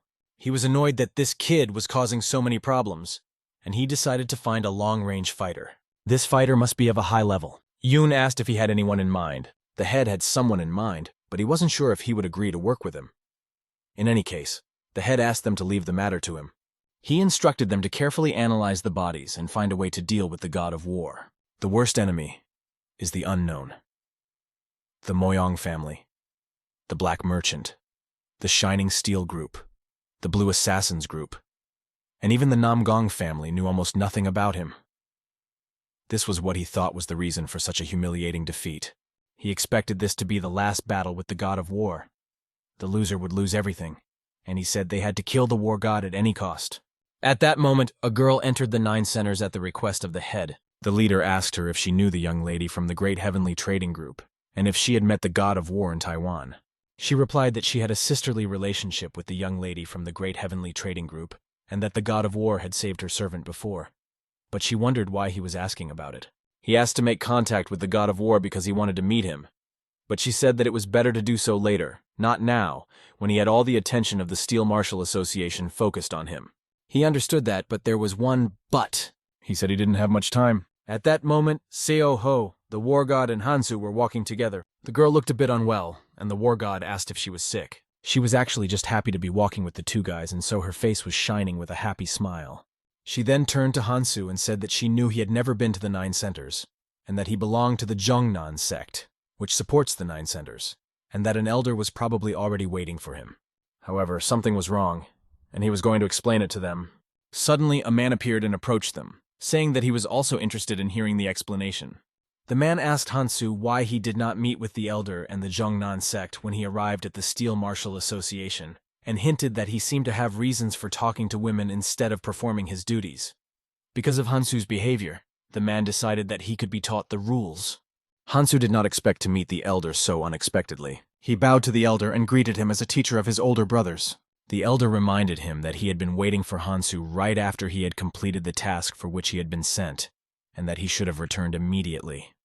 Instead, Hansu was now talking to a girl. The god of war noticed the strange behavior of these people and realized why Hansu did not want to go to the 9 centers, probably because of situations like this.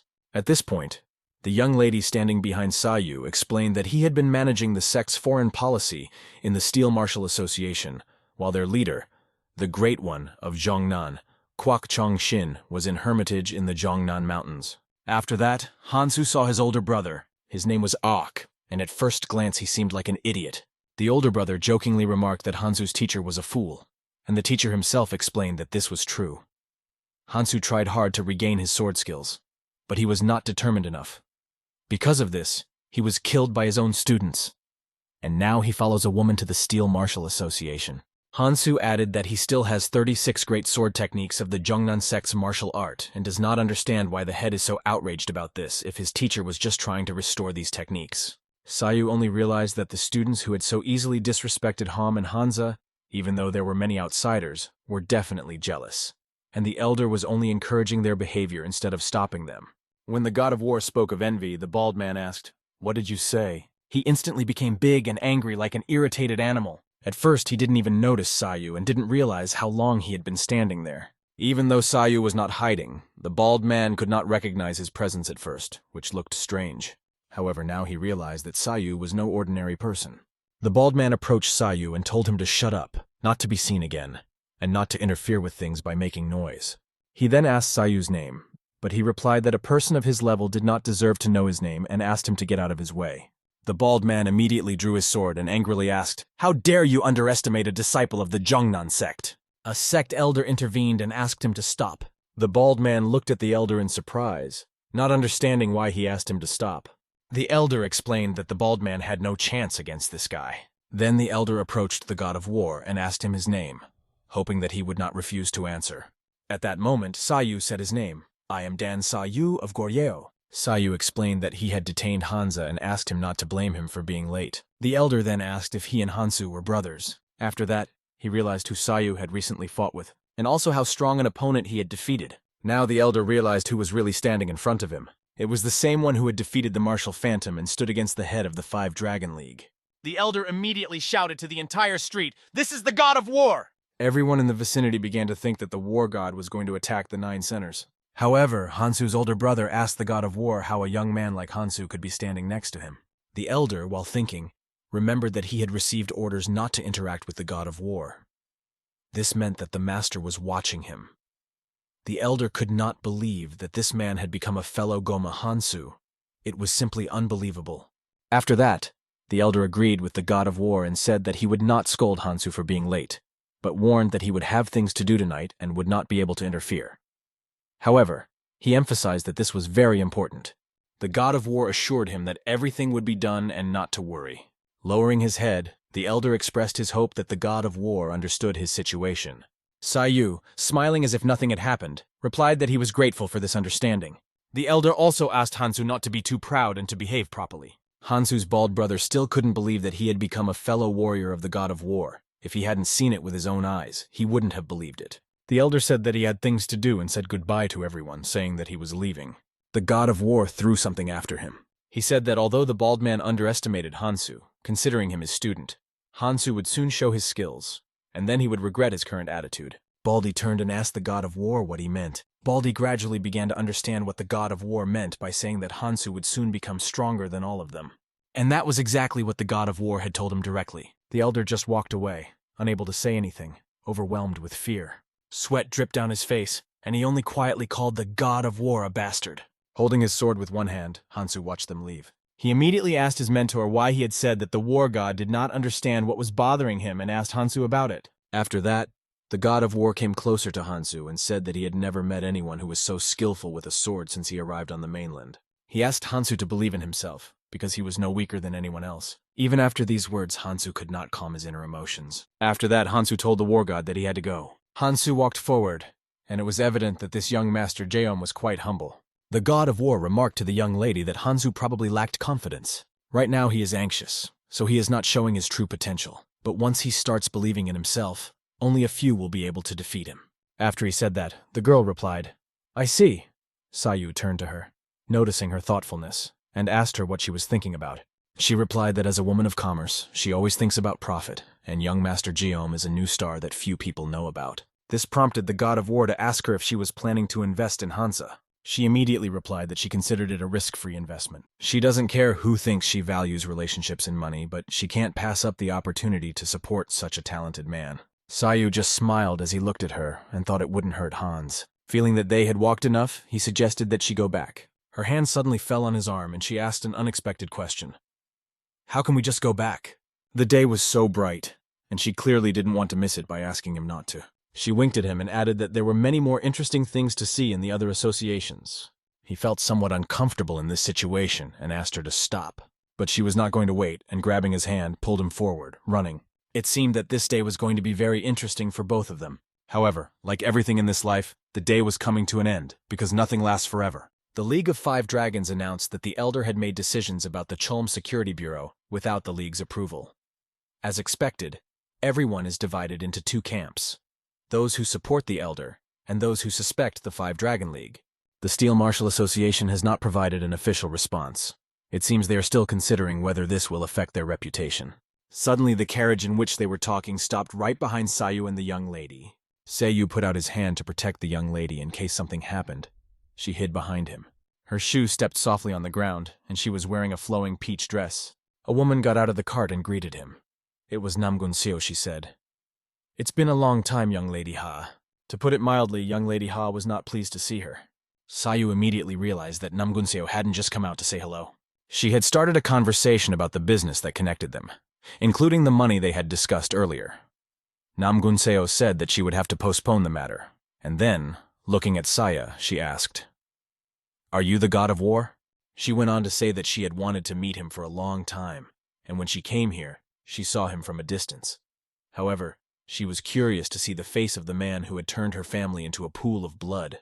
In response, Sayu just smiled pleasantly and said that he wanted to see her face himself. He wondered how brave the person was who had secretly dared to take Master Mac away from the League of Five Dragons. Namgunseo merely asked him to watch his behavior and said that the Five Dragon League was unstoppable. At this point, she threatened Sai, saying that she could slit his throat and no one would know, and warned him to be careful. She added that she would not want to see such a beautiful neck covered in blood. Namgunseo asked me to remember her words. She mentioned that the god of war can destroy everything he touches. This meant that in battle, you could not make body contact with him. At this point, Sayu asked her not to do anything rash. He urged her not to hurt Seoho like before and not to do anything bad to Master Mac, because up until that point, he had only been defending himself. But now he was not going to stay on the defensive. If she does decide to act on his words, the whole world will know about her death. After finishing his speech, the god of war turned to Seoho, who was standing behind him, and said that it was time for them to leave. He didn't even pay attention to whether Namgunseo had anything to say and just walked away. This angered the girl even more, and she was filled with a desire to send him to hell at any cost. In the Steel Fighting Association, the Lion League, the invincible sword ram approached Mu Rin and said that he wanted to meet the god of war, asking what he should do. He had one idea and asked him to trust him with everything. All this conversation made the god of war realize that relations between the Great Heavenly Trading Group and the Namgong family had become strained, and it seemed that the black traders were the cause of it. In any case, they shouldn't have paid attention to it since the black merchants are their rivals. Moreover, the god of war must be aware of his value, because he is the core of the storm that has engulfed the entire world. Everyone believes that he is equal in power to 2 righteous men and 3 tyrants, even though he does not belong to any of the groups. They think that the group that can attract him to its ranks will become a political leader. The god of war also realized that he would have to leave the planning to Seo Ho, because he simply would not be able to think through a strategy even if he died and was reborn 100 times. But when it comes to a life-and-death battle, he is absolutely sure of his victory. He then asked the girl if she wanted anything, and it turned out that she meant Namgunseo. She realized that it was her problem, but she immediately thanked him for his good intentions. Her request made him assume that it was about money, but she replied that money would not solve the problem, especially on such busy days, and said that their group definitely had a surplus of money. This meant that the matter was serious, and the god of war asked her if 1 cartload of gold would be enough, estimating the amount at about 10,000 naira. Hearing this, she immediately shone with joy. She asked him how he had so much gold. Was he really richer than her? But he only asked if it would be enough or not. Almost immediately after he left Goryeo, a conflict arose between the Moyong and Daryok families over gold, and the god of war found the hidden gold. After that, he hid it in a town on Mount Mai, far away from Benzi, and told the girl that she could take as much as she needed. He even suggested that she ask the former rector in Taiwan for help. She thanked him for that, because it would really help their cause, and promised to return the money. But it didn't matter to him, he was just glad he could help her. At that moment, her smile reminded him of the smile of a little girl named Seo Ho. Although he probably called her a little girl in vain, time was passing too quickly, and it was time for them to return. At that moment, Sung Young appeared and said he was looking for her. Master Dan Seoho was told by Dan that the talents from the Lion League, known as the North Wind Gentlemen, were inviting him to a meeting. Could it be young Master Kiol Marin? A short time later, Sayu was standing in front of him. He greeted him and started the conversation by saying that he should call Sayu by his first name instead of Master, as he had been gathering news all along, and had learned that Sayu had had an incredible journey. However, Sai was more interested in what brought him here so late at night. He replied that Elder Hong and Master Dan had rescued him in Shenyang, and they were now in the Steel Martial Association. He asked how he could visit them. Sayu thought that the Lion League was waiting for their next move, but they were moving faster than he had expected. Sayu thanked the man for visiting and for not forgetting them, and then asked how the master was doing. The man replied that the head of Dayrek wanted to meet the god of war and would always be grateful to him for his help in the conflict with the Moyong family. The wise man immediately realized that this was a hint of an offer to join the Jade Flower Group. The Jade Flower Group is a group of geniuses from small groups operating under the banner of the Lion League. This is the organization where they train and improve themselves. The fighters who are part of this group have strength beyond the capabilities of people their age, the man explained. It turns out that these young men from small groups are under the protection of the Lions League. The wise man then noted that everything falls into place if the head of Dayrek decided to turn to the god of war, because it was thanks to his help that they managed to avoid complete destruction. The sage was pleased that the 10 most important people of the Lion League were grateful to Sai. Wasn't it a relief because he had been worried that the Lion League might do something to them because of the Battle Ghost's involvement? He thought that the situation could turn into a swamp trap in which even the smallest fish would drown. The wise man said that he understood why this happened. If someone as important as the head of Dayrek was involved in the events 10 years ago during the war for Liaoning province, he still remembers it. He has become even more unusual now. But even then he was considered one of the top 100 fighters on the mainland. The sage still remembers how his knees trembled when he saw his incredible sword. He was approaching a dragon statue with a man standing in front of it, but his knees were shaking until he met the war god master. The man went on to explain that they had agreed to be loyal to the young lady, but their relationship with the League of 5 Dragons was not very good. Because of this, they concluded that unforeseen circumstances could occur. Sayu then asked, since he realized that the Jade Flower Group was made up of people from small groups of the Lion League, if the Han family also belonged to it. Seo Ho listened carefully and analyzed the conversation. Without waiting for an answer, Sayu immediately asked the next question. So, is the frost blossom from the Han family there as well? This question put Song in an awkward position. He thought it was strange that the god of war was interested, as he had never been interested in such matters before. However, this was to Song's advantage, as he thought it would make it easier to win him over to his side. He went on to answer the question. Yes, the young lady Han of the Han family is also a member of the Jade Flower Group, and she is very important to them. There is a meeting of the entire Jade Flower Group planned in a few days, and Song said that if the war god comes, he will personally organize the meeting. Sayu immediately agreed and said, "See you that day." At this time, another girl approached the young lady. She leaned over and whispered in her ear that someone was on his way. The young lady asked to be taken to a separate room and said she would be back in a few minutes. Song, overhearing the conversation, realized that perhaps the MANHWA sect had also come, and decided that it was better that they did not see each other. So he began to politely apologize, saying that he was uncomfortable staying here for a long time. Say could only say goodbye and say, "See you later." After he left, he thought about what they had been talking about, and wondered if he could take advantage of their interest to confuse them about his intentions. This meant that he knew for sure that the entire Steel Martial Association, especially the Five Dragon League, was watching the Great Heavenly Trade Group and the God of War.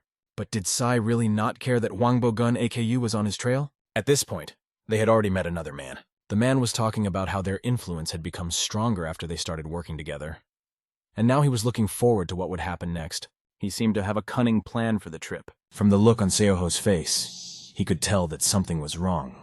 Sayu noticed that she looked like she had a lot to tell him, and asked her to just say what she was thinking. She couldn't understand why he had rejected Danmok's offer, but accepted young Master Jail's without hesitation. She also didn't understand why he refused to meet with the righteous swordmaster of the Nine Centers. Sayu had no problem explaining that he did not accept the offer because it was the Lion League, and he did not refuse because it was the Nine Centers. Regarding the Lion League, the war god agreed to meet with the young fighters from the Jade Flower Group rather than the head of the league. On the other hand, young Lady Dunmok invited him to a personal meeting with the head of the Nine Centers, so he declined. He realized that he would have to meet the Rain Sword Righteous and the Peerless Sword Tyrant sooner or later, but it was not yet time.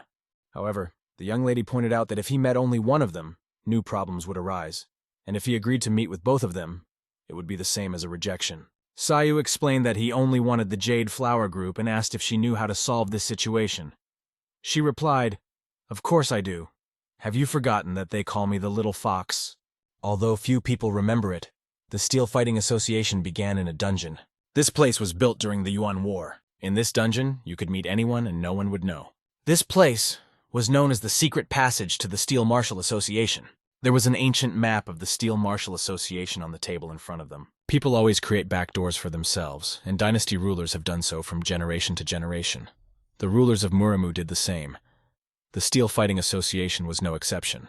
This map shows the secret passages in the association that have remained since ancient times. The lines indicate underground passages, and the circles indicate secret rooms. The Steel Martial Association created this passage to prepare in case the Yuan could conquer it. But after the victory over the Yuan, everyone forgot about these passages, and it was confirmed that the last guards were removed from their posts. In any case, there is a place created by nature where there are no observers and no one knows about it. There you can meet the Righteous Sword, and no one will know about it. However, there was another problem that the girl mentioned. A huge stone blocked the way to this place. Perhaps this was done on purpose when the guards were removed from their posts. Looking ahead, Sayu could not find even a small gap. Even the slightest mistake in destroying the stone could cause the entire path to collapse. Sayu realized that this would be a problem for him, but he put his hand to it and decided to try. He began to use the power of the Heavenly Artillery General. He did not expect to feel something strange when he touched the stone. A strong tension was felt in his body, and he did not understand what was happening. But suddenly he remembered something very interesting. He felt the same tension when he and the Master entered the cave of the three hermits. However, it was not like an ordinary echo. It was an echo of the power of the Righteous Sword. In other words, the presence of a person with extraordinary power was purifying the most. It seemed to him that this person was testing him, as if he was asking, "Am I worthy of meeting the Righteous of the Sword?" But this only fueled his interest to go inside. Sayu believed that he was the one who should be asking this question. "Righteous of the Sword, am I worthy to meet the General of Heavenly Artillery?" was what he wanted to ask. Sayu couldn't believe how spacious it was underground. When he went in, everything became quiet, and the flow of energy seemed to stop. He felt like he was drowning in a silent lake. Suddenly, sakura petals appeared around him and began to dance in the air. Above his head, he noticed a sword descending toward him. He knew it was the Sword of the Heart. Its beauty and color were mesmerizing, but most importantly, this sword did the will of its wielder alone. Nothing could withstand the blow of this sword. And as expected, it was the elder of the MANHWA sect, the strongest fighter among the 9 sects, the righteous rain sword. Nowadays, he no longer carries a sword because there is no one else to compete with.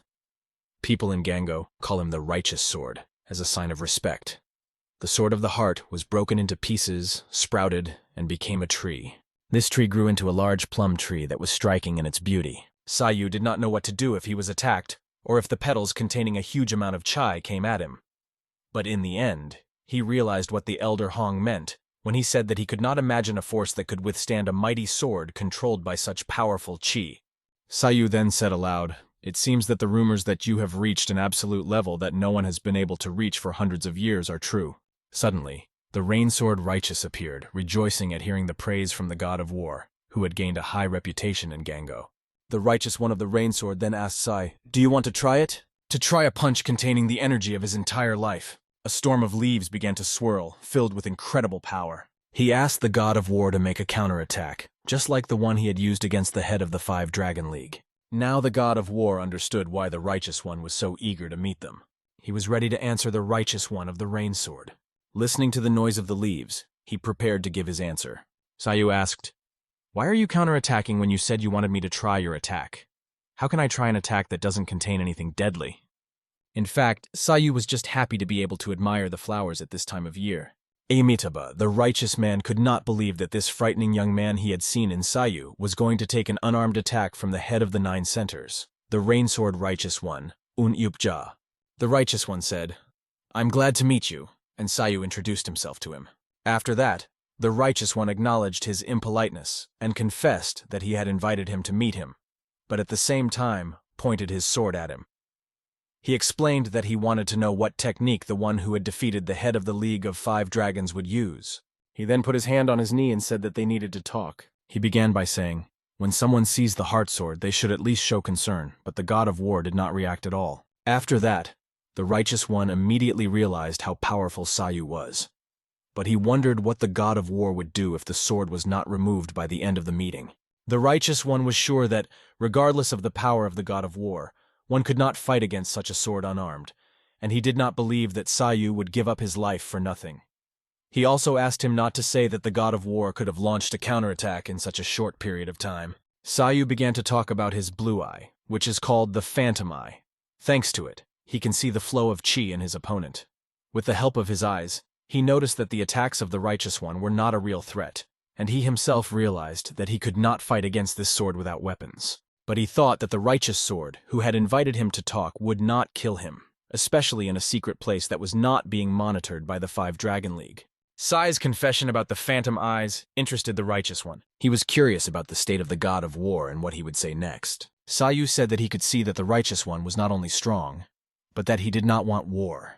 Although his desire for peace is powerful, it resembles a great river with a rough and violent flow of chai hidden in it. Most of all, it resembles a storm raging in his heart. Sai Baba was also disturbed by what he was feeling, and the faint and unusual flow of chi in the pulse of the Righteous One. Although he realized that he could be mistaken, Sayu asked the Righteous One if he was addicted to anything. He bowed his head and exhaled deeply as if in agreement with something. Meanwhile, all was quiet at the trade union, as Elder Hong had gone about his business, and young Master Jiom Hansu had gone to the 9 centers and never returned. They did not know how the meeting between Master Dan and the Righteous Sword Master went. They also wondered why the Righteous One wanted to meet. Because Master Dan, like the god of war, agreed to talk under very strange circumstances. The young mistress also wondered why Saya wanted to meet with the young lady from the Han family, and why he only agreed to meet with the Jade Flower group from the Lion League because of her. They suggested that perhaps Master Dan was just interested in her. The Han family is so small that it is known for not having strong fighters. But Frosty Blossom, the young Han lady, is not only known for her knowledge of martial arts, but also for her possession of rare skills. Isn't he just curious about her abilities? She is known for her aloofness and cold attitude towards others. However, she could not solve the mystery of why Sayu went to Hefei. She assumed it was because of the Frost Blossom and asked Song Yang to contact their people in Anhui province to find out what Sayu was doing in Hefei and to look into all the details. She was sure that everything had already been told about Master Dan, and decided that perhaps she should ask him herself. Suddenly, she was overwhelmed by a wave of emotion, and she said indignantly, "What if he really said he wanted to see Lady Han?" At that moment, Songyang noticed that this was strange. She was angry and said that Sai shouldn't think that she really cared. However, in any case, she ordered to find any trace of Sai Yu in Shenyang, Yuan, and Hefei anywhere. At that point, Sai Yu continued to talk to the righteous man and told him that he could feel a faint and unusual flow of qi in his pulse, and wanted to know if the righteous man was addicted to something. The righteous one asked Sai Yu if he had heard of the poisonous parasite Ice Soul. Sai Yu had no idea about it, but wanted to know more. The righteous man explained that he had not known about this parasite until he read about it in ancient documents. The poisonous parasite of the Ice Soul is as small as a seed and sleeps at low temperatures. Then it enters the body of the organism as a parasite.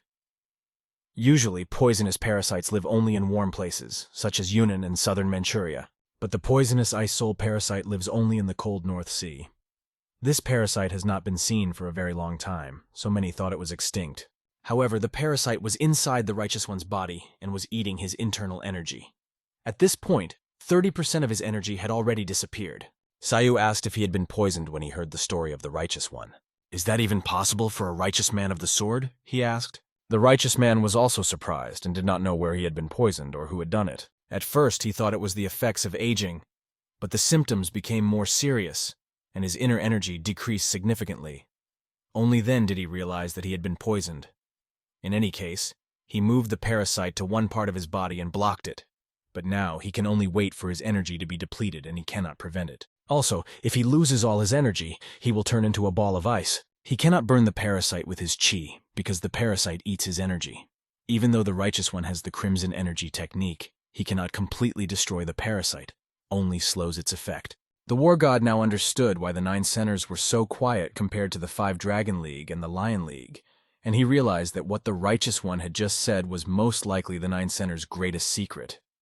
He wondered why the righteous one had revealed this information to him. The righteous one asked, "What do you think of the Steel Fighting Association as an outsider?" Sai Yu answered briefly, "I think it's chaos right now." The righteous man explained that there is a whole world on a small island in Dongding Lake, so it would be strange if everything was calm there. In addition, there had recently been a serious conflict, which someone seemed to have provoked. In the midst of this chaos, 10 fighters disappeared who were promising, and could have been the future of the Steel Fighting Association. There is a possibility that whoever poisoned Righteous with the parasite was close to him, and therefore everyone in the 9 centers should be suspected. The Righteous One admitted that he could not trust anyone, so he decided to trust the god of war as an outsider who would not benefit from this incident. He asked if Sai would help him investigate what was going on in the Steel Martial Association. In fact, he was asking for help because he wants to save Murim culture, even though it is not always obvious Murim is going through a serious crisis, and fighters as young and strong as the war god must intervene. His skills are superior to others in his age group. "Isn't it an honor for a man to dedicate himself to saving the Murim culture?" asked the Righteous One. Sai Yu, although he thanked the righteous man for his trust, said he refused. This was unexpected to the righteous man, so he asked why Sai Yu was refusing. Sai Yu explained that, firstly, he did not have that much time to devote to the wishes of his ancestors. Secondly, he does not believe that he can solve the problem on his own, because the 9 centers were created as a result of the agreement of 9 large groups. Therefore, it seems to him that their ties are so strong that they have turned into attachment. He also did not believe that the 9 centers would not be able to solve a problem that was caused by only a few people.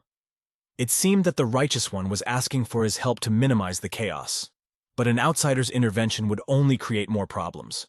That is why Sai Yu has no plans to interfere in the conflict that is brewing not only in the 9 centers, but in the entire Steel Fighting Association. However, the Righteous One said that he would have been better off if he had enlisted Sai Yu's support. This would be more important to him than 1,000 soldiers or 10,000 horses. He offered a compromise. Sai would not have to be on the front lines, but if the conflict in the Steel Martial Association began to escalate, he would help the 9 centers. The Righteous One asked hopefully if Sai Yu would be able to do this. Sai Yu replied that if it was necessary and would promote justice, he would have no problem agreeing. But he emphasized once again that he had no plans to interfere in any conflicts.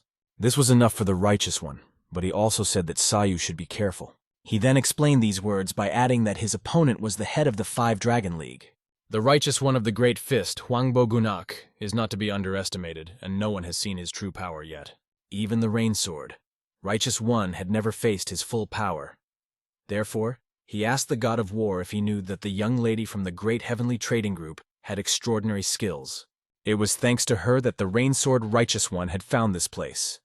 And it was thanks to her that this meeting had taken place jumping up high, pushing off the plum petals. He asked the god of war to convey his gratitude to her. How could I not be happy to have met the hidden dragon Gango? He added. Sai was especially curious about the fact that the righteous sword was poisoned. Kill or be killed seems to be a rule that applies even here, and this place is no different. Saya was also impressed by the technique with which the righteous one pushed off the petals. This technique belongs to the MANHWA sect, and he decided to try to repeat it, but nothing worked. He realized that he needed to practice. Meanwhile, the 4th-level students from Dongku's class were asking why they were sent to this place. They couldn't believe it was Elder Hong's order. They only knew about him from legends where he suddenly appeared and disappeared, and had never seen him in person.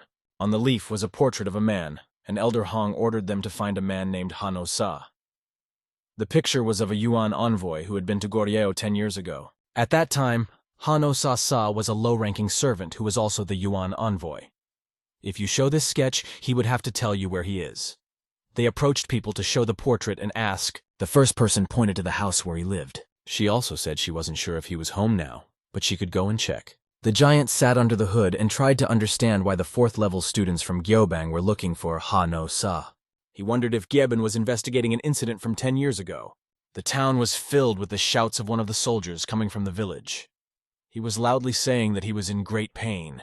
The Habana organization brought one of the villains, Ahim, to their leader by force. They threw him in the alley in front of the leader. It was a really good decision on the part of the Donka leader, and Ahim was thrown at the feet of the leader. Jang-o, the head of the Donka branch, confirmed that it sounded good, and that they were treating him as the leader because he was the only leader in Donka. The old man said that he didn't have time to listen to these excuses and that they should get going. He explained that it might start to rain soon, so they had to hurry. What were they looking for? Maybe it was Hanosa. If they knew anything about him, they had heard that he was once the face of the Yuan. The old man who came here 8 years ago now lives in a house on the hill and runs the academy. He calls it an academy, but it's actually a small room with a few students, and they are lucky it exists at all. When the old man approached them, they asked him why he was here and if he was part of the Namjan family. The boy remembered the old man's story about how he had fought on the mountain. These people from Haban want to hear it too. So the old man brought them here to talk about the events that happened 10 years ago. 10 years ago, a mysterious event happened on Mount Hannibal, but why is it happening now? The boy asked. The old man did not beat around the bush. I want to know the whereabouts of the woman my messengers were looking for 10 years ago. Hearing these words, the old man began to get nervous. Recalling the events of 10 years ago, the conversation turned to what they had been hiding for so many years. The old man admitted that he had personally met with the person who was looking for her and told them everything he knew. He asked everyone to wait because he was going to raise money for the trip. But looking at his behavior, it was clear that he was just trying to escape. Someone even mentioned that he was a traitor who had once worked for the UN. But the old man was no ordinary man. His nickname was the Dog. But he was actually not a bad person. The boy, knowing the story, realized that the old man was trying to support the people of Haban. But the conversation was interrupted by a strange man who looked quite unusual. He said to the boy, "No matter how beautifully you describe his actions, he is still a traitor. He has already betrayed once, and a traitor twice is even easier," the man added. The people of Haban turned to him and asked, "Who are you?" The man had a strange aura about him. He explained that 10 years ago, the old man had betrayed the Han dynasty, and now, 10 years later, he had decided to betray the UN. The man with the scar on his face had come here for a reason. He intended to end the old man's life right now. When the head of Haban saw the scars on his face, he immediately realized who it was. This was the man who had been hunted for a long time, and a large reward had been placed on his head. He was extremely dangerous and had to be treated with great care. The old man picked up his stick and began to twirl it, taking a fighting stance, ordering his men to surround this rascal, for they needed him alive. But this man had not come for nothing. He was one of those who were difficult to defeat. When the soldiers began to surround him, the man remained calm. An incredible purple aura enveloped everything around him, creating a magical circle around him. He clenched his fists, and huge veins could be seen on his arms, demonstrating his incredible strength. Turning back to the old man, who had retreated to the building to think about the situation, he realized that the day had come when the past had returned. and someone had remembered him, along with the secret of that girl. And perhaps now the relatives of that girl had come forward, although the old man was never ashamed of what he had done. Despite the opinions of other people, he could not forget that night, which everyone called the Scarlet Moonlight Night. Their flag was flying in the wind that blew it around the rocky terrain. Their caravan was traveling on cold roads, and this incident occurred in the last year of his service to the Yuan. The mountains still seemed like a heavy burden on their shoulders tomorrow. That girl cried for a long time, and the Yuan representatives presented her as a gift. She was locked in a cart, and no one paid attention to her, and they tried to break her. That night, her tears flowed even after they crossed the border. The old man could not forget it even after 10 years. When he went outside, he asked people if they were waiting for him. His eyes opened wide when he saw that it was likely to rain soon. He asked if they were still walking and saw a terrible picture. One of the boys from Haban flew past him after being hit by a man. That man was throwing all the soldiers who tried to surround him around, demonstrating his incredible strength. His huge scar on his face had witnessed many bloody battles. Looking at the old man, he emphasized, "Are you really going to deal with the Haban again after you betrayed them?" Gaben's soldiers were scattered all over the circle, and they were unable to do him any harm. The giant slowly walked toward the old man, saying that he wanted him to continue his life, but in the end he made the wrong choice. The old man did not understand how this scoundrel, being a wanted man, could be here in this place. The scarred face looked down on the old man, recalling the rule of black blood, the supreme law that cannot be violated. "As the man representing the black blood, I must kill you, old man," he said with a grim expression. As the giant's fist flew straight into the old man's face, his entire life flashed before him. Meanwhile, the Steel Fighting Association reported to the leader of the Habana that Ohanosa had been killed. The fourth-level disciples had died with him, but no one knew who was really behind their deaths. There were 5 UN envoys there, and if it was the old man who killed them, they would never know what really happened. It was a really difficult situation, which meant that there was someone who did not want to leave any traces behind, someone who could not be found for 10 years. The sage realized that whoever killed Ohanos after their contact had been following him for the past 10 years. He decided that this incident needed to be discussed with the god of war. We returned to the Namgun family. The location is the leader's room, where he was discussing the current situation. The leader asked where the boy was now. The woman who was looking for a representative received a report that this guy was living in an empty room of the Great Heavenly Trading Group as a special guest. This woman had been following the god of war for a reason. He had humiliated the 5-Dragon League in the eyes of the people, and he had also received the best service, which made her envious and angry. Her servant also shared this opinion, but she couldn't understand why he was being treated this way. She didn't know what Hanbong was thinking, so she decided to act on her own. The woman hiding behind the mask lifted it slightly, relieved that her colleague wanted to intervene. Although she had prepared a new cover and home for herself, a better place from where she could watch his every move, she knew full well that if she left a trace anywhere, the god of war would not hesitate to kill her. Moreover, she would die immediately after the mission was completed anyway.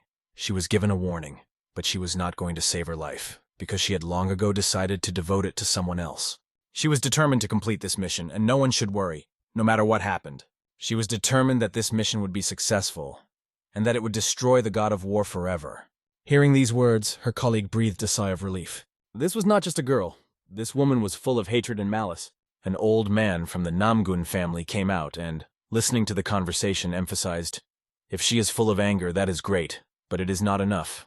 If she wants to fight the god of war, she will have to do her best," he added. He thought she would be afraid of a direct confrontation with the god of war and run away, but she was convinced otherwise.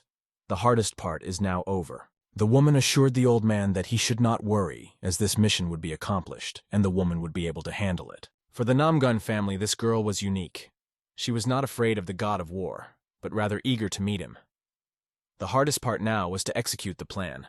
The girl assured everyone that they should not worry, the woman would cope with the mission. And now it was her uncle's turn. It was not easy for the uncle to involve the man in this showdown, as everything had to be carefully planned.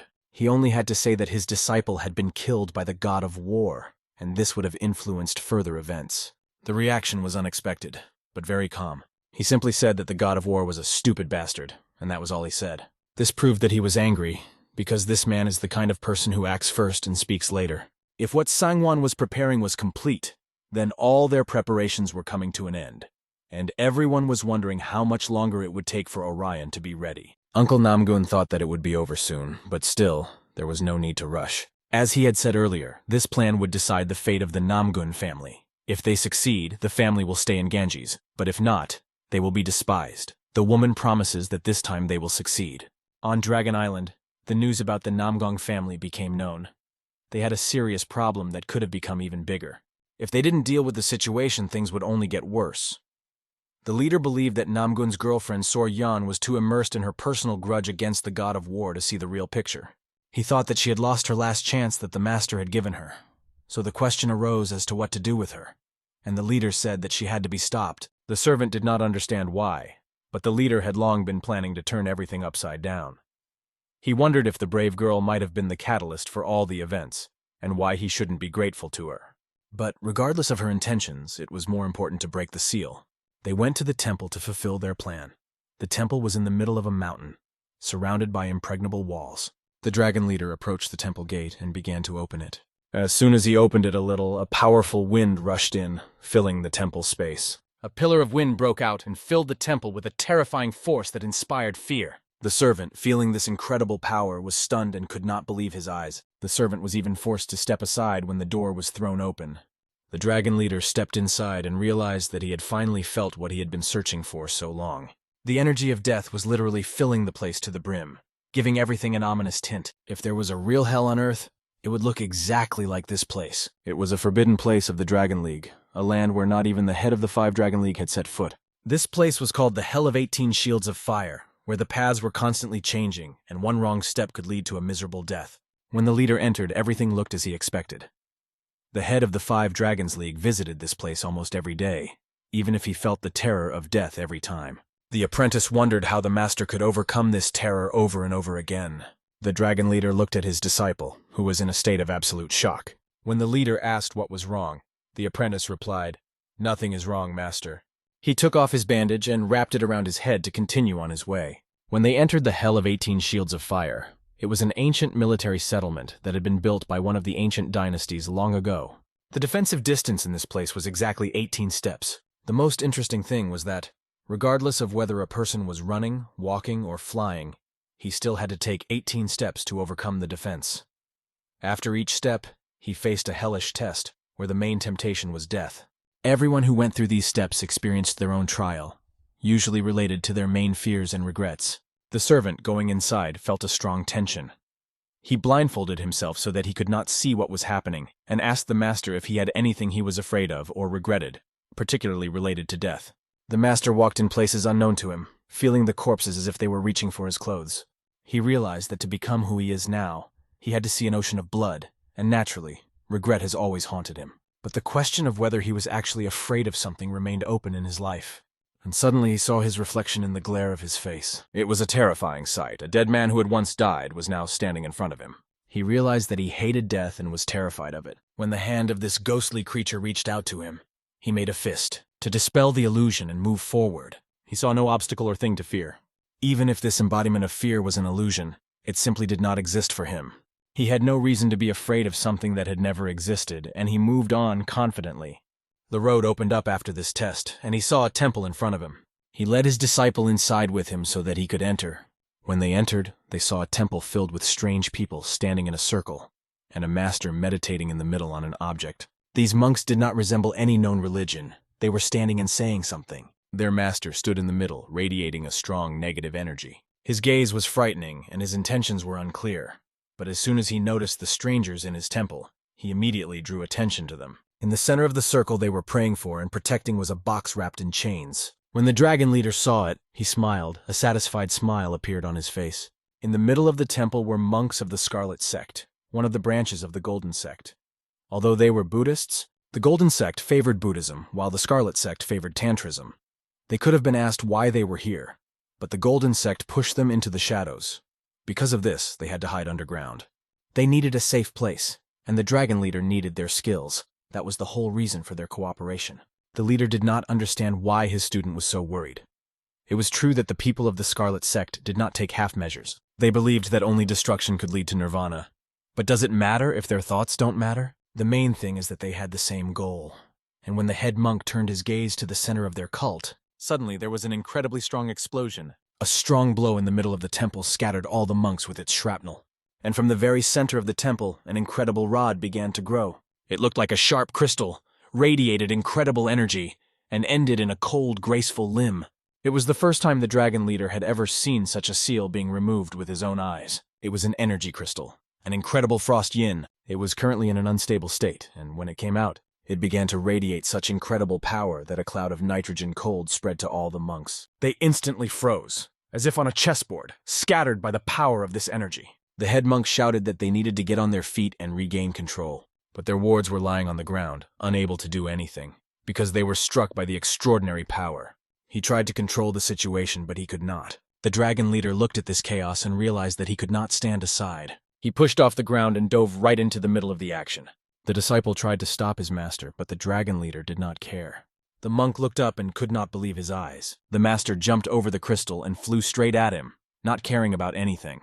The monk shouted that the crystal's yin energy was incredible and deadly. Although the leader could not control the crystal, he did not stop, despite the danger of the evil spirit that was hiding in it. When he reached out to the crystal, an incredible energy began to destroy it from within. It was not just impressive, but terrifying, as the cold energy made even his heart and soul freeze. It filled his hand, making it tremble with an uncontrollable force. The leader tried to suppress this energy, putting all his strength into taming the crystal. He squeezed the crystal in his hand, and the nitrogen cold began to spread through his body. His hand became covered in ice, and the cold spread throughout his body, burning his skin from the inside out. The crystal burned the leader's hand along with the flesh, but when he opened his palm, there was a perfectly formed stone inside. It was the crystal of incredible frost yin, the fifth in his collection. After this incident, the master's wound had to be treated immediately, but he repeatedly said that it was not worth making a fuss about it. His followers, however, insisted on treatment because the wound caused by the crystal's energy was different from ordinary ones. If left untreated, it could become more complicated. The monk apologized to the leader, admitting his guilt for not being able to control the process of opening the seal. He was ready to accept any punishment. However, the monk noticed that the ruler was in a hurry and reminded him of an important fact. The lake in the northern caves was created by an energy crystal that had gone out of control. 500 years ago, even the great ruler of the northern range, who defeated 7 of the 10 greatest fighters of the time, was unable to destroy the small box that contained the energy. The energy of the frost yin became uncontrollable, and the entire cave turned into an ice lake. The monk noticed that the master, wanting to fulfill his dream, could not restrain himself. The master's dream was to conquer the whole of Murim, not just half of it, like the Steel Martial Association. The monk recognized that the master had been in a hurry. Now the master would be more careful and go to the person he was currently interested in. This place resembled a cold dungeon with only one jailer. The Moyeng family sent 7 chests. 4 of them were opened, and the 5th went to Sireo thanks to carefully thought-out plans. Monk didn't understand what the Overlord was talking about, as they had done their best, and their association would never forget the kindness of the Overlord who had given them shelter after the fall of the great government of the Northern Range 500 years ago. There was an unusual prisoner under guard, a cold-blooded warrior who looked neither alive nor dead, with a scar on his face. The Lord was amazed to see that he was still alive, but the guy just laughed when he heard the master's words. He asked if his life really mattered to anyone else, because he looked rather dead. This warrior only wanted to avenge his father. He was ready to do whatever they asked of him, but he asked what they did for him in return. They kept him imprisoned, and he no longer trusted the Lord. His hands were shackled and chained, and he immediately asked to be released from this curse, promising to cut off the head of the god of war with his own hands. The Lord explained to him that the chains he could not break were made of extremely strong steel. The problem was that the god of war, whom he hated so much, was able to break those chains. These chains are made of eternal steel, and although they seem invincible, when the energy crystal of the incredible frost yin fully merges with his body, he will become as indestructible as a resurrected corpse, and will not die even in water. He only said that one day he would come for the god of war Dansai to take his revenge. When they came out of the prison, everyone was amazed to see the prisoner. They were worried that the guy was in an unstable condition, and it was scary to imagine what might happen to him. Although the guy was unstable, he would soon get better. They will keep a close eye on him, because the training must be at the highest level. As the master was leaving, the monk stopped him to say something else. The monk asked for a few days of rest before breaking the next seal. His disciples were exhausted and needed a break. The main thing was to ensure that the procedure for breaking the seal was carried out safely, so the master gave them permission to rest. The monk thanked him for his kindness, but he had one more request. He asked for permission to go to the surface for a few days, as he needed to complete several important tasks. The Lord asked the reason for this request. The monk explained that he wants to find someone to be the last invincible resurrected corpse, and for that he needs to find the perfect body. There are many people in the Steel Martial Association who fit this description, and the Lord could immediately find a suitable person if he wanted to, as he himself is well aware. Even if the monk wants to intervene directly, the master realizes that he has a plan. However, for the master, one person is not a great threat, so he allows the monk to carry out his plan, believing that nothing terrible will happen. The monk reacts joyfully to his master's kindness and begins to prepare to go to the surface. When they were leaving the altar, the disciple was uneasy. He did not believe that the monk using the energy of the crystal had good intentions. It was obvious to him that these people only wanted to destroy the Golden Sect and elevate the Scarlet Sect, and they were reviving these corpses generation after generation to achieve their goal. The Lord assured him that he would allow them to do the latter for the Scarlet Sect. After they created the 7 indestructible resurrected corpses of Adu, the question arose whether everything would be successful, because the consequences of their activities had already changed much of the world. However, according to the Lord, there is no point in thinking about what might not work.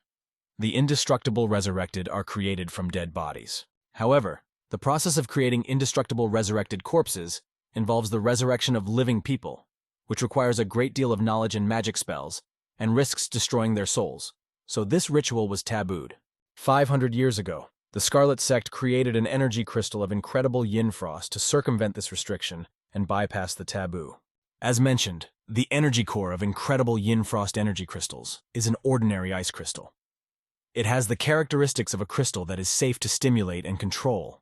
Energy crystals are incredible because they allow you to lock the soul using knowledge and strengthen the body, making people indestructible resurrected corpses that retain not only memory, but also ordinary human life. Their bodies become so strong that their strength is no longer comparable to human strength. They can easily lift mountains, and their strong bodies and incredible strength make them virtually invincible. Although these creatures have self-awareness, they have completely lost their humanity, and because of this, they can kill even their own family without hesitation.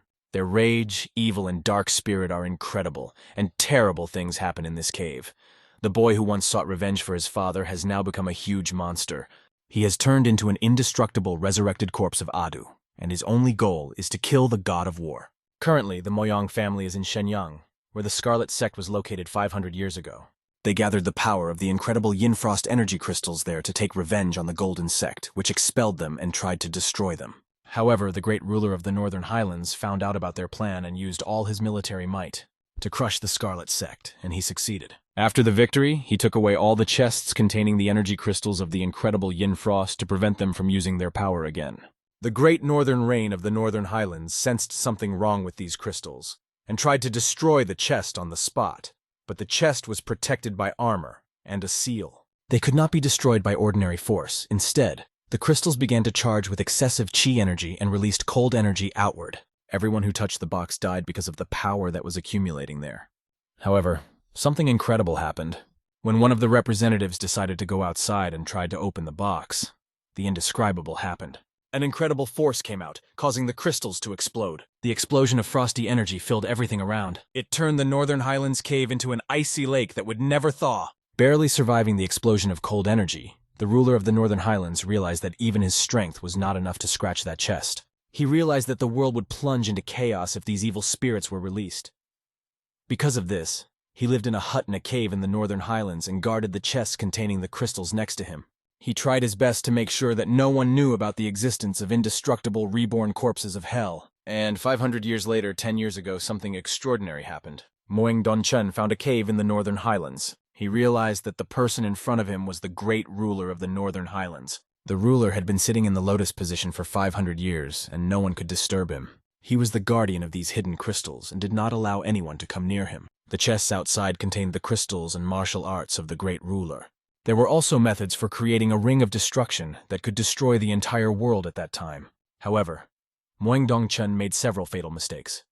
First, he was not only interested in the chests, which he could not even open, but also in the martial art of the Northern Highlands, great ruler, and the methods for creating the ring of destruction. Moeng Dongchen knew that he was interested in the great ruler, so he sent an envoy to him, telling him to give up the chests and ask the Dragon Lord to join the Moeng family and the 5 Dragon League in exchange for 10,000 yang. He could not believe that someone would ask so much for one corpse and a few chests. People might have thought that he was happy to accept such an incredible offer. But the true value of these chests was much more important.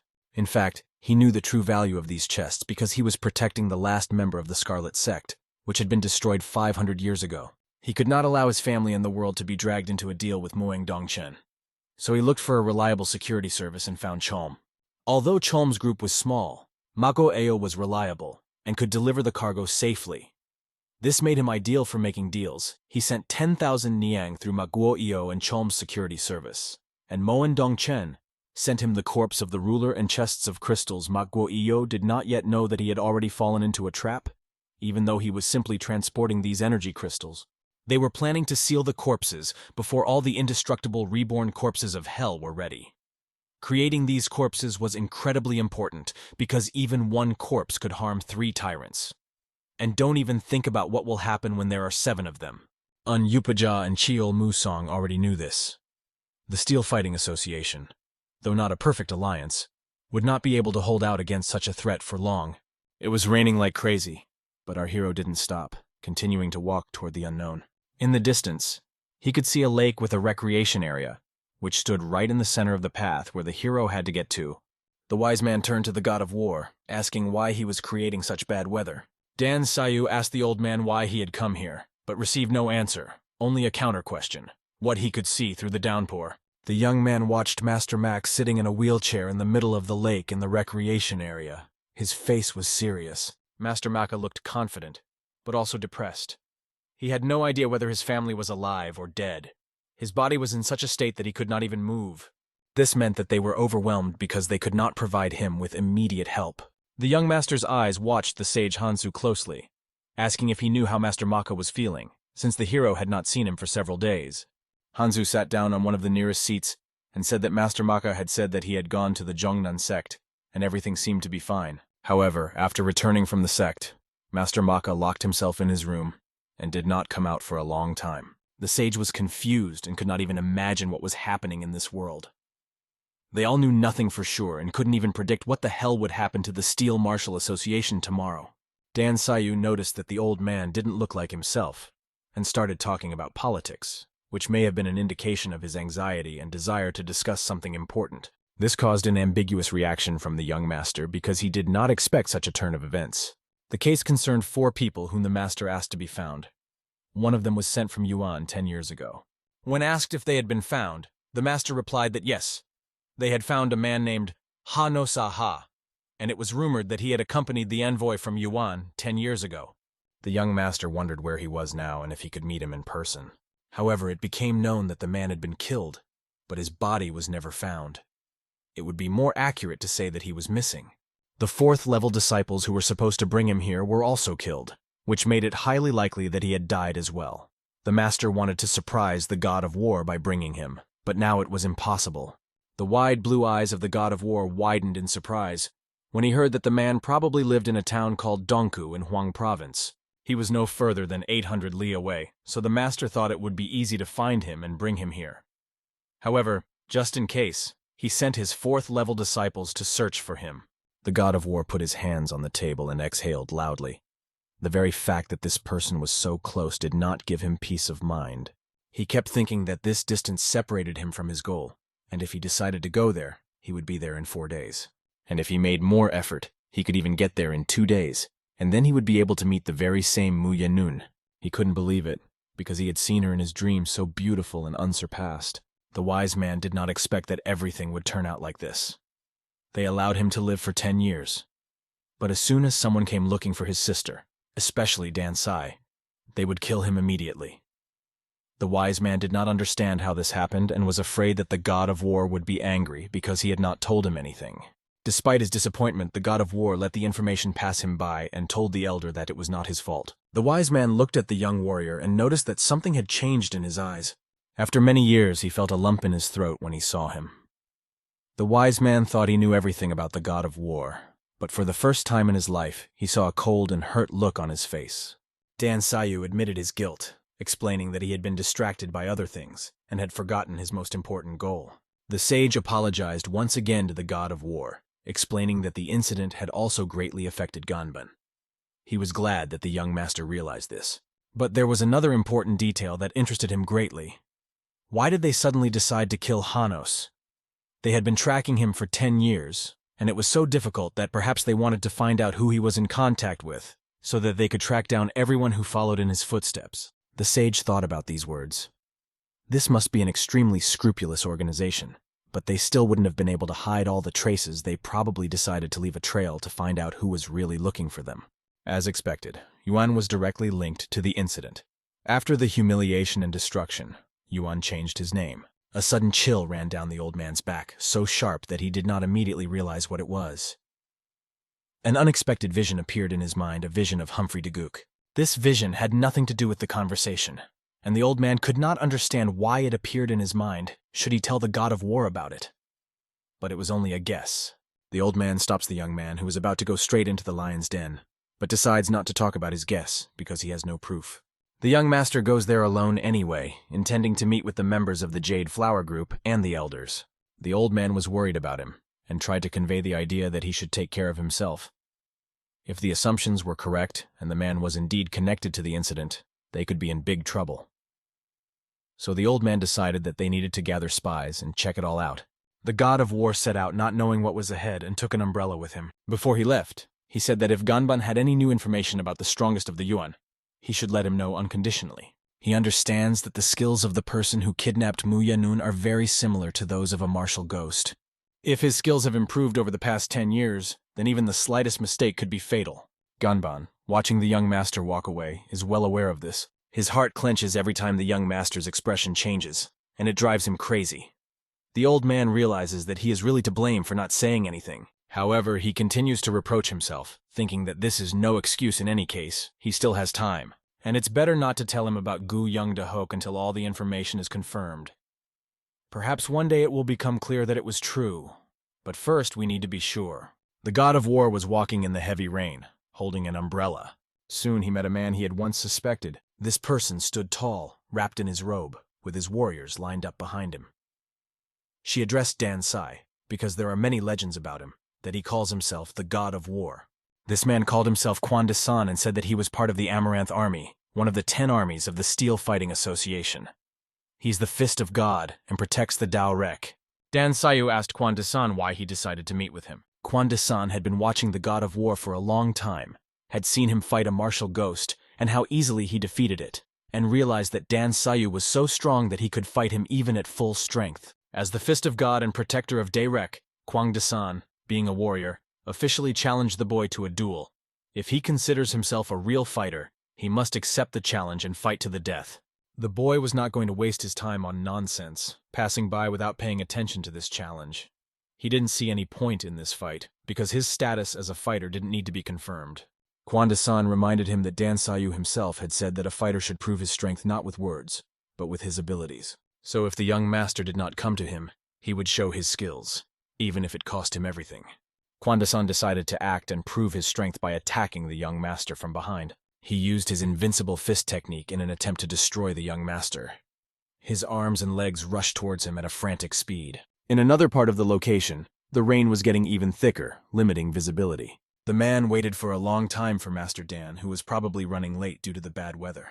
Soon, Dan Sayu appeared on the horizon, whom the man had been waiting for so impatiently. He walked with an invincibly calm stride, ignoring the bad weather. When he approached the man, he apologized for being late, explaining that he had been waiting for a long time as a master. The owner, seeing his guest, noticed that the young master's umbrella was damaged, but Dan Sayu explained that he had encountered some difficulties on the way. Despite this, everything was fine, and the master was invited inside. An elder from the Jade Flower Group was already waiting for him. When they went inside, the atmosphere was tense, and the warriors were lined up in a row. The god of war entered and immediately noticed a very familiar person whom he had long wanted to meet. There was a girl standing in front of him, and he took one look at her. The blonde girl, dressed in a white outfit with a red thread, instantly caught his attention. She fixed her gaze firmly on the eyes of the god of war, and did not look away. The boy immediately realized who she was when they made their first eye contact. The building they came to was simply impressive, though not too big. It was guarded very carefully, despite the fact that there was only one resident. The elder explained that he was one of the 10 most important people in the Lions League, and that he was a youth coach, which is why he had separated from the league and moved into this residence. Soon, Dan Sai was introduced to the members of the Jade Flower Group, who he had already been told about. They welcomed Master Keel. The warriors began to talk among themselves, discussing that this was a genius from a small group within the Lion League. These warriors can be called the most talented people of their age without exaggeration. The warriors who stood in the ranks had mastered not only the skills of their main Lions League schools, but had also read all the military books, even those that were forbidden. The Lion League had invested all its hopes for the future in them. The Jade Flower Group was not perfect, but this guy who brought our hero was their leader. The young master's gaze was fixed on the girl who was the master's daughter for a long time. Her real name was Frosty Blossom. It was her nickname finally. The god of war met her. Her name sounded like Hansanga, and she was exactly the girl the young master had been looking for so long. The hero mentally turned to the master, asking if he could see his daughter, whom he had been worrying about so much until his last breath. She was standing in front of him, alive and unharmed. The master, dying, told the boy who was next to him, if he ever finds his daughter, let him leave her alone if she is fine. But if her fate was in danger and things got bad enough, the master asked him to help her. This was the master's last wish for our young master. And now, knowing that his daughter is a respected craftsman and that she is fine, he can rest in peace. And the young master, when all the issues are resolved, has to go on searching. The god of war was watching her, and as expected, she looked unusual. Master Dan was interested in Frost Blossom. Soon he was allowed to meet her, certain that Master Dan had heard much about her accomplishments. After all, Frosty Blossom has an excellent reputation in Gango and is the vice chairman of the Jade Blossom League. She is the only daughter in the Han family and one of the 3 most beautiful people in Gango, known as Young Lady Han. The girl looked at the god of war and introduced herself as Han Sana. Her name is Frost Blossom, and despite her humble skills, she is honored to meet the great warrior, a man of outstanding reputation. The god of war was amazed to be spoken of with such respect, given his past deeds. Nevertheless, he was glad to meet this girl. Soon someone loudly interrupted their conversation, pacing the floor, and asked who this person was who was considered the strongest, despite her young age. The god of war turned around to see who had dared to interfere with their conversation. Before him stood a huge man, pot-bellied and massive, with eyes that shone with joy. He rejoiced that the god of war had arrived in the Jade Flower Group. He had a completely different energy, as if his bones were made of stone. This gigantic man approached Dan Sai and asked him if he was really the legendary god of war.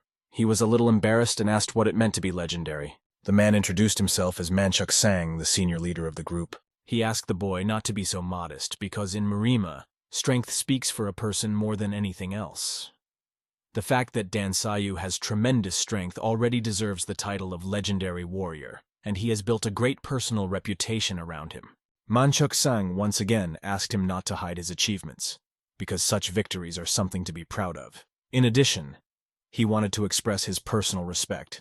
The man lifted Dan Sai into his arms, squeezing him tightly as if he were his own son. The boy's legs were hanging in the air in the arms of this big man. The master watching the elder was a little surprised by his behavior. Dan Sayu did not understand why the elder was so grateful to him, but apparently it was enough. Head Derek was incredibly happy to see him, and wanted to meet him as soon as possible. Even couldn't sleep at night because of his excitement. There were rumors that Dan Sayu had saved their group from a terrible defeat, and he was extremely grateful to him for that. However, the young man himself thought it was just a coincidence, and asked to be released because he felt embarrassed. However, Head Derek insisted that he had never felt so grateful to a special guest in his life as to the god of war. If not for Dan Sayu, they would have been destroyed long ago.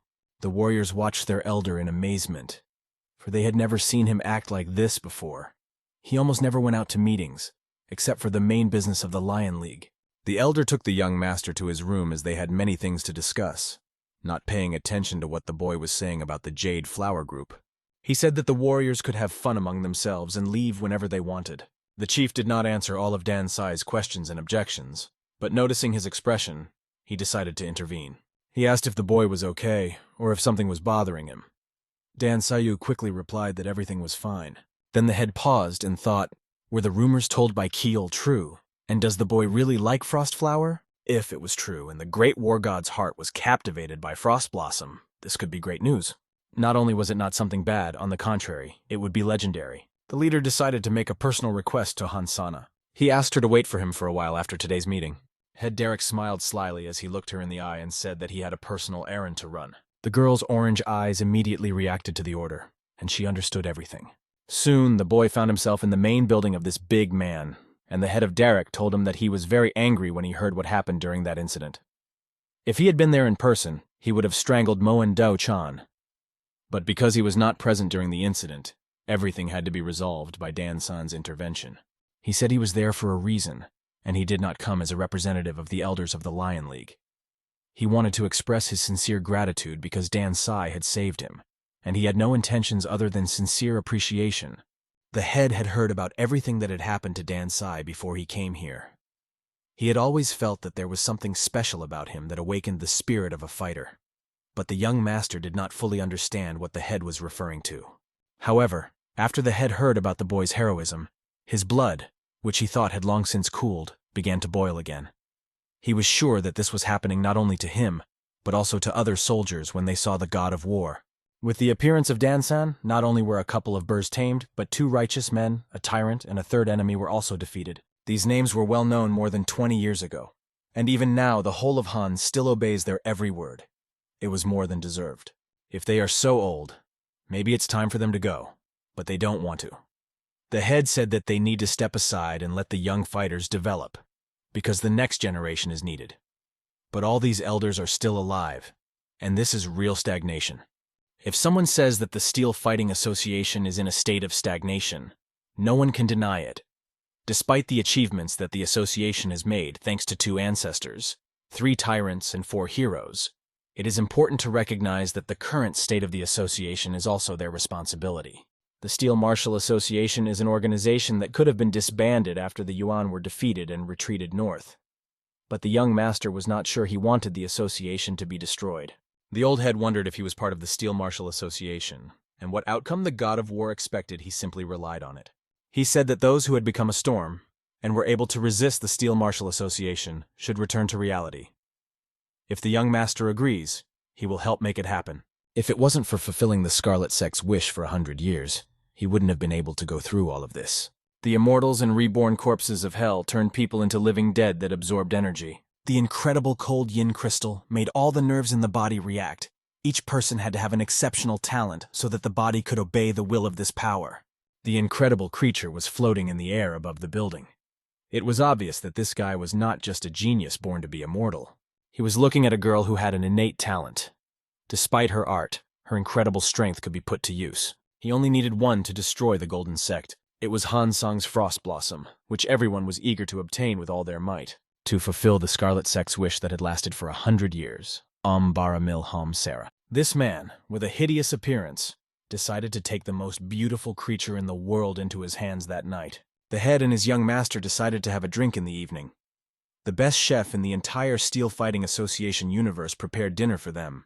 The alicorn that poured a glass of Young's liqueur was specially prepared for this event. Its name means magic dragon, but this liquor is not made from dragon enzymes. The liquor is made from a rare mushroom called dragon stone mushroom that grows high in the mountains. It is aged for at least 20 years to become a liqueur. It was an exceptional liqueur that the young owner had to taste as soon as possible. He immediately felt the delicate flavor of the drink. Some even say that the taste of this liqueur reaches the level of heaven. During the feast, the head decided to ask the god of war what he thought of the deputy, alluding to Hansana. Perhaps he liked her. The young master replied that he did not like her, and it was the first time he had seen her today. He doesn't know her well enough to fall in love at first sight. The owner realized that the boy was bluffing, because his eyes were telling him otherwise. To be honest, he hadn't even realized she was so extraordinary. She had excellent fighting skills and an attractive appearance, albeit a bit stern. Her only drawback was her harsh temper, but it depends on the person. If God does not want war, then the head can easily bring them together. The guy, having drunk the liquor, smiled, realizing that the high-ranking man was going too far in his hints. The head laughed back and said that he had always dreamed of seeing beautiful men and women together, and that's why he was trying. He was curious because they really fit together, and the atmosphere between them was getting more and more tense. The head felt a little awkward and offered to have another drink. In one of the rooms, the girl Haekyung refused to carry out his tasks, or rather, his orders, at the request of her commander. She abruptly left and said goodbye, and the young commander looked at the panoramic window, thinking that the meeting between the elder and Master Dan had been going on for a very long time. He even began to clench his fist in anger, feeling that perhaps something important was being hidden from him.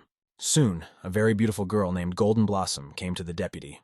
She came to him because she had an important matter. He received a message from the head of the league, who was looking for him. It was a message from his father. and he regretted that he couldn't meet Master Dan in person while he was discussing matters with the elder. But it looks like they'll have to talk first, so they go with him, and he takes Deputy Han with him. They walk through the rainy streets and corridors of the neighborhood. When they arrive at the elder's house, everyone is amazed at his appearance. The elder had drunk too much and fell asleep on the spot. Usually the elder doesn't get drunk, so this was an unusual sight for everyone. It seemed that he liked Master Dan since he drank so much. Dan-san realized that the elder could easily sober up with his energy if he wanted to. He said that he only needed to drink liquor to get drunk. Seeing the heir, Master Dan-san invited him to drink with him. Of course he would like to do so, but he would have to wait and save the fun for later. He needs to move immediately and leave the Lion League department, so he can't stay.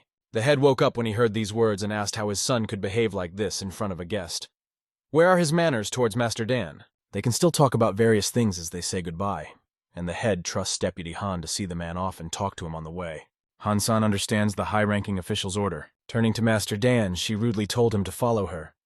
The young master did not understand her harsh tone at first. The elder, as they walked together, suggested that they were very well suited to each other. But if someone wants to arrange their marriage out of calculation, it is better not to do so, as it is dangerous. Since Deputy Han is a member of the Murim Lion League, she can only marry out of calculation, especially since her family belongs to a small group like the Han family. If Master Dan even slightly likes Deputy Han, it would be a good choice for them to unite. If they can arrange this marriage, not only Deputy Han, but also the Jade Flower Group will gain an important position in the territory. Even if they refused, the elder didn't think anything terrible would happen. As he said, Han-san is a woman with incredible skills. She is called the Queen of the Sword, and she deserves to lead the Jade Flower Group. Judging by her current achievements, the guy wouldn't be surprised if she surpassed him soon. Although she only holds the position of deputy because she belongs to a small group of the Han family, none of the members of the Jade Blossom Group are as low as her. But if she marries the God of War, then her situation will change, because the God of War is one of those personalities who can be compared to advisors. Although his reputation does not compare to this girl. The God of War was only in Gango for 2 months, maybe even 3, but he chose a bloody path that no one else had ever been able to follow. Starting with the Moang family in Shenyang, he continued his journey, confronting the strongest. The Black Trader and Yuan, who had not been touched all this time, were not left out either. He did not forget about the Namgong family, which rules Angui province. Even the Shining Steel family and their hired killers could not resist him. He destroyed everyone in his path, and no one could resist him. Not even Nox's group that ruled the Yangtze River and his disciple, the Heavenly Heavens mentor, the Battle Ghost. All of them were great and strong warriors with unbreakable reputations in the Ganges, but all lost to the God of War. So what would it take to defeat someone like the God of War if this chapter were in a similar situation? But he can only guess he needs to follow the path of his father, although perhaps he would have chosen a different path. His father has very big ambitions, and although he hasn't done anything yet, he won't be inactive forever. His father is looking for opportunities, and he is not the only one. Now the League is doing the same. The League of 5 Dragons is moving toward the center, and the League of the Lion holds the 9 centers along with the League of 5 Dragons. All these organizations are opposed to each other like poison dividing them. Their goal is to win the favor of the God of War, and whoever succeeds will gain a great reputation. Other organizations will unite and oppose the one that supports the God of War last night. And today, friends are moving in this direction in Gango, and my father thinks so too. That's why no one is trying to keep the God of War, because that guy is not easy to lure and even harder to leave. What to do with the God of War remains a mystery. He seems to be a man who has fallen on them straight from heaven, and this question of how to deal with him has not yet been answered. The God of War, and the girl Han-san walked through the rainy streets of the city, where other people also passed by, living their lives in this world. Han-san, the frosty blossom, was cold, almost like a piece of ice, but she had a warm heart and soul. One side of her reminded the young master of the master, so he asked her if young Lady Han was like her father. The girl was a little confused by this question. How did the young man know her father? He replied that he had once met her father in the province, and that was when he first heard about her editor's note. The guy is talking about her adoptive father. The girl thought that something didn't add up, but how was her father doing? Perhaps he's very strong and will not be surprised to learn that she has joined the Lions League. The young master replied that her father was fine, but he was very worried about her. The girl noticed Dan-san's expression, and judging by his look, he did not fully know the answer to his own question. She replied that she didn't look like her father because he was her adopted father. Even so, he gave her more love than her biological father Dan-san, hearing this. Noted that he had heard something similar about his father, and wanted to ask another question about it.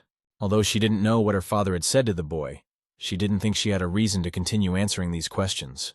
In the meantime, the rain had gotten heavier and they needed to find shelter. The guy was wary after this answer, realizing that the girl liked meaningless conversations. She was a real stubborn person. Her gait was very similar to her biological father's. It was striking. She was like two peas in a pod. Now her parents are in Junyu, and she has always been surrounded by love in the family. The young man wondered whether he should tell her the master's story, especially considering how much she had already achieved and was living in prosperity. The young master was interested in this question, and he even considered leaving her to live the same life she was living now. Perhaps that would have been the right choice. But suddenly his pupils dilated. He saw balls of blue color radiating red energy. It was hard for him to understand what it was, because the whole space around him was enveloped in this strange feeling. He felt as if time had stopped, and he saw an incredible beauty in a girl's face. It seemed as if it was enveloped in an icy radiance, and all the people around were fascinated by its beauty, unable to take their eyes off it. The ghost was above them, but he was sure that no one could see her true talent. She was hiding it behind her beauty. However, this ghost saw it. This girl's talent aroused greed in him, as if she were a valuable material that could be used to create something great, not just the destruction and revival of the corpses of hell. To destroy the Golden Sect, he would have to make sacrifices. The ghost held the key to the Golden Sect in his hands. If he could destroy the Golden Sect, he would finally put to rest the resentment of the Scarlet Sect that had existed for hundreds of years. The incredible Yinfrost energy crystals that were lost 500 years ago traveled the world and finally returned to him. Now he can destroy the Golden Sect. The heavens sent him this girl as a sign. The bloody ghost surrounded them like smoke, shouting the Ambarahamsara spell, and flew straight for her. As if stopping time, his hand almost touched her head, ready to imprison her soul in his body. For him, the Frost Blossom was a gift. At this moment, Dan Sayu turned to the ghost, who stopped in shock. The ghost couldn't understand who could even resist his technique and see him now. Our hero tried to remain unnoticed and calmly asked, "Who are you? And why are you doing this? What are you trying to do to this girl?" The ghost even got upset because it was impossible. He didn't use his technique, so why could this guy move? But the hatred in the eyes of the young god of war filled everything around him. He asked again what the phantom was going to do with this girl. If the ghost did not answer, he would face very serious consequences. The energy balls that surrounded the space around them began to burst under the pressure of the god of war's power. He wasn't going to be pampered with this rascal for long and considered him his enemy. With the hand of the god of war, he struck the ghost with a powerful blow. However, the disgusting mass managed to dodge the god of war's attack. It realized that this guy, although unknown to it, was extremely dangerous. The ghost decided to attack first, because if he did not kill him now, the boy would become very dangerous in the future. The god of war realized that it was necessary to confront this rascal, but the ghost's speed was simply incredible. Suddenly, the ghost tore through space with his hand and almost reached the young master. But something went wrong under the influence of the energy of the god of war. The ghost began to dissolve, as if it had been neutralized. It died in agony from the boy's power, calling the god of war a bastard in agony. The boy destroyed his equipment and tore the spatial continuum with his hand. He also tore a piece of paper that resembled gold, dealing a crushing blow to the bastard. Blood began to drain from his face, materializing, and he began to slowly retreat upwards. Holding the umbrella in the air, the young master could see the ghost high above and didn't understand why he tried to use his technique on the girl. If he saw him again, or if he tried to do it again, he would not just let him go, he would kill that ghost. The demonic creature hovering in space couldn't figure out who the hell this guy was. It was able to sense his invisibility and even block it. The ghost's eye tensed. Could this guy be a natural enemy of the Scarlet Sect? Ghost didn't know what to say. He did not understand who this guy was, but he was convinced that he would never leave this woman alone. The ghost had no choice but to vanish into thin air to save his life. It was as if time started moving again, and the umbrella of this monster fell to the ground. The girl didn't feel anything at all, and just asked Han what happened. She enveloped the young man with a warm gaze, not noticing any particular reaction on his face. Our hero, firmly assuring her that everything was fine and that she shouldn't pay attention, said that he had just stumbled a little. He did not tell her the truth. Everything that happened seemed rather strange. The young man's umbrella had somehow burned to ashes. The girl had a feeling that he was hiding something. The guy looked at her and realized that Han-san hadn't felt anything during the events. However, he knew that if he hadn't seen this battle between the master and the three main leaders, the magic of that shaman could have struck him as well. It was a technique called divinity killing, the power of a heavenly artillery general. According to the master, all the martial techniques that existed on the mountaintop were based on ancestral techniques. The power of a heavenly artillery general also belonged to the same.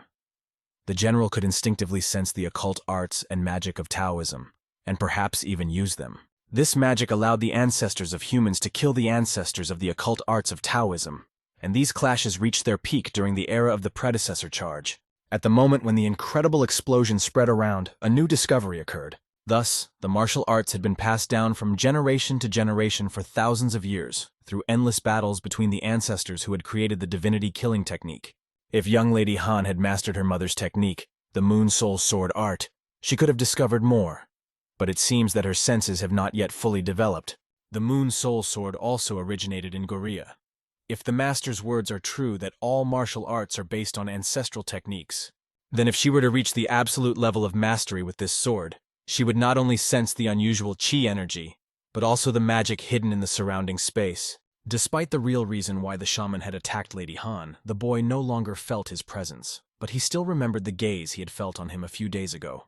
This person had attacked them when he saw an opportunity, but judging by the fact that he hadn't acted before, he may have been watching them all along. The guy turned around and said that everything was fine. He stood there, soaking wet from the rain, and asked the girl to go on. But still, she felt that something had happened. The guy was trying to pretend that everything was fine, and nothing had happened. When he abruptly came up to her and walked under an umbrella, he explained that it was raining and his umbrella was broken. Han Sang looked at the boy with curiosity, although her face did not express any emotion. He was in high spirits and did not expect that she would soon go to buy him an umbrella. She approached one of the vendors and said hello. However, our hero took her by the hand and stopped her, saying that the distance to the heavenly big shopping group was quite short. So he suggested they just walk together and promised to carry the umbrella himself. He took the umbrella from the girl and looked at her the way her father used to look at her when she was a baby. The girl's eyes shone with an incredible light, and on a subconscious level she felt something familiar. Dan San did not understand what had happened to her. Had he done something wrong? She turned away, saying that everything was fine, but his smile reminded her of someone from her past. Although she did not know this person personally, she didn't even know his face, but he sometimes appeared in her dreams. That man was very scary in her mind, but sometimes he smiled at her warmly and kindly. In general, she cannot remember anything that happened to her before she was 8 years old. She remembers only her name, Han San, and the moment when she cried a lot. It happened when she was kidnapped by black traders who looked at her as a commodity. She was very scared. Those people were incredibly cruel and abused her all the time. The place they took her to seemed like hell. But that's all she remembers. She can't remember anything else. Perhaps because she was injured as a child, she damaged her brain and forgot everything else. She does not know why she is telling all this to the god of war, because she has never shared these memories with anyone before. It even makes her feel embarrassed, looking at the young master who is now present in her life. Perhaps it's because of his bright blue eyes that remind her of that man.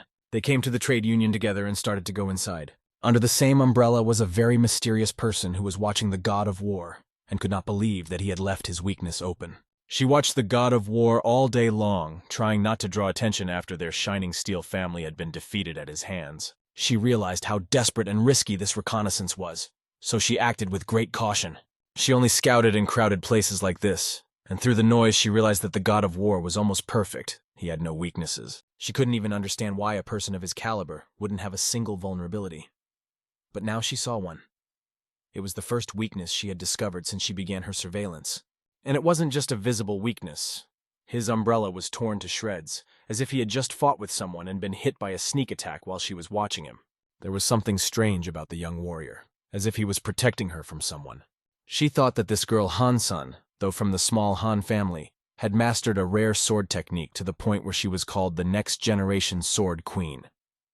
No one knows the reason, but the god of war is showing his weakness, and this could be a great opportunity for her clan. A woman in a pink outfit approached M-Guy from the Shining Steel family.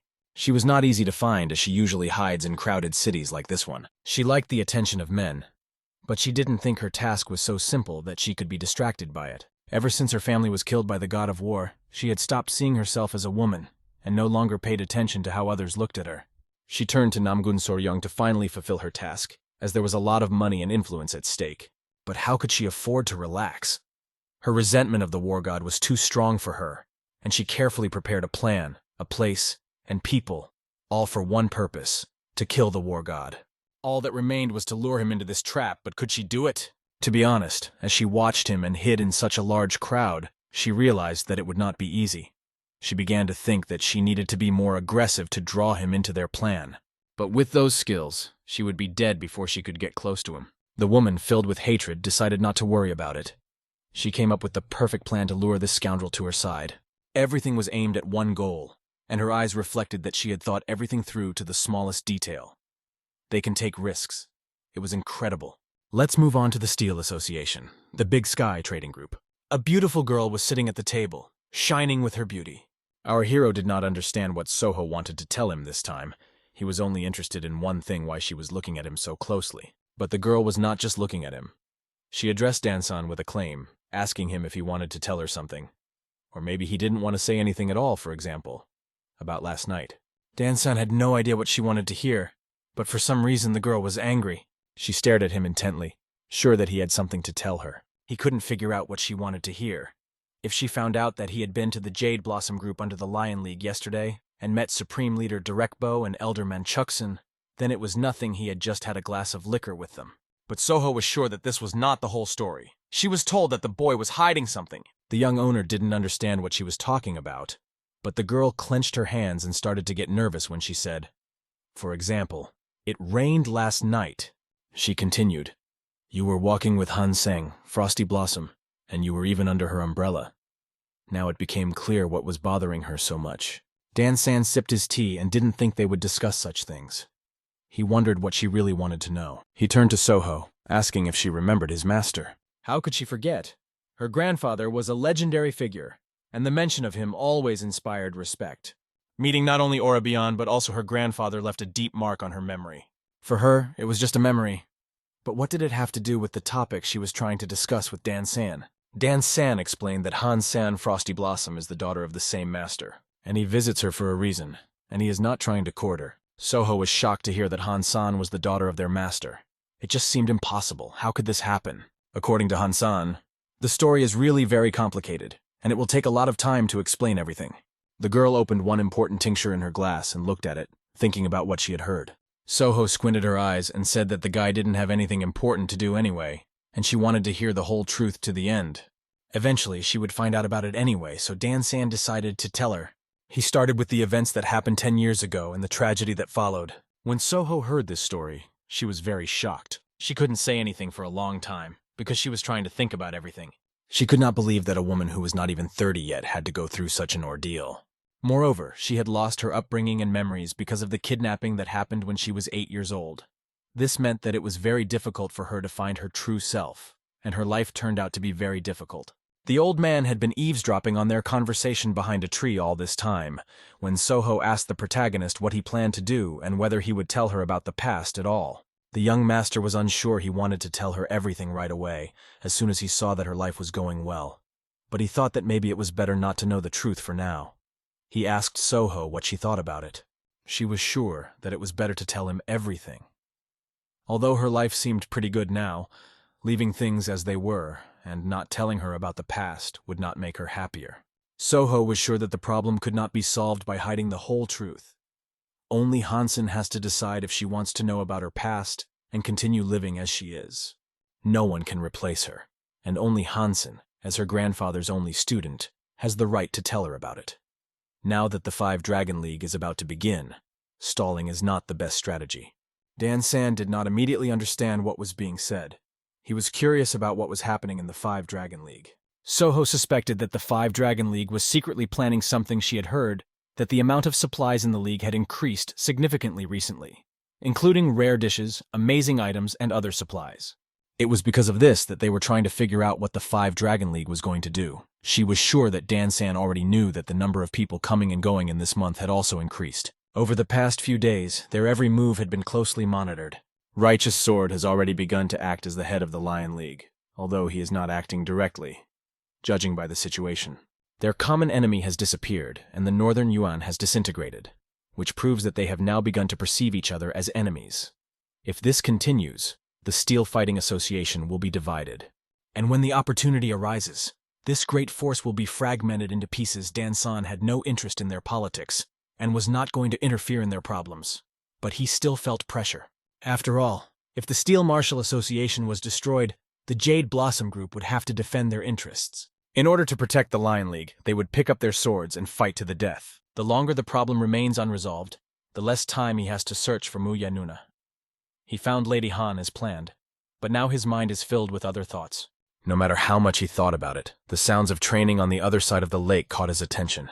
It was a young master practicing on the other side of the lake. He had been practicing with a sword all morning, trying to achieve mastery of the weapon. Sweat was pouring down his face, and he looked tired from his exhausting training. When the young master saw him, his face became warmer. He felt some softness in his heart. We returned to a beautiful city by the sea, where someone was shouting loudly. It was our old friend Kata-san, who was speaking in favor of his existence with his skills.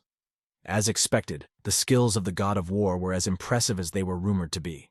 The god of war provoked many battles that were crucial to their future fate. Most likely, he was the one who used his best skills. Because of this, Kata-san counterattacked him with his best skills, which are hard to compare to any others. Regardless of whether he could destroy him, he considered himself a true warrior. Kata-san took the strongest blow of the god of war with his whole body, which caused his arm to be broken. He told us about it in a bar, sitting with his arm bandaged.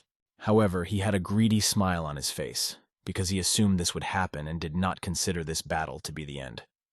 He would only become stronger after this battle.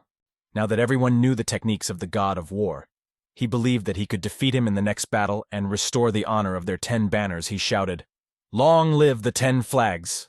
He also addressed the soldiers in the bar, saying that everyone would drink at his expense tonight. In the darkness, a representative of the blue flag, Manhwa, sat off to the side. He knew Kata-san's skills well and was surprised that he had survived the battle with the god of war and remained alive. This proved that the god of war's skills were not as invincible as rumored.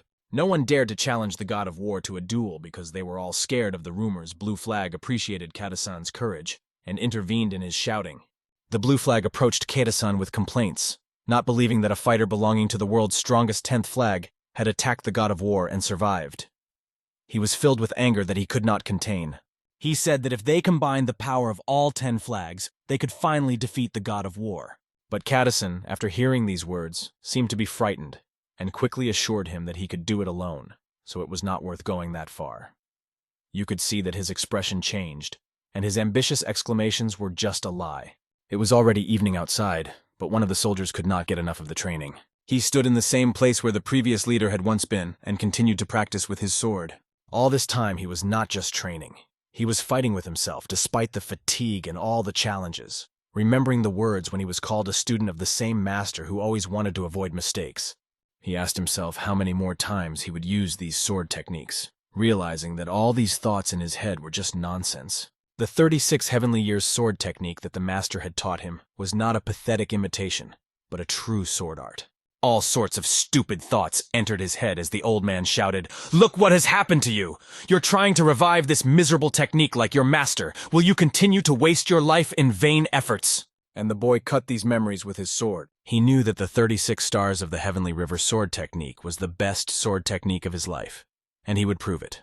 His master had spent decades reviving this technique because it had been lost.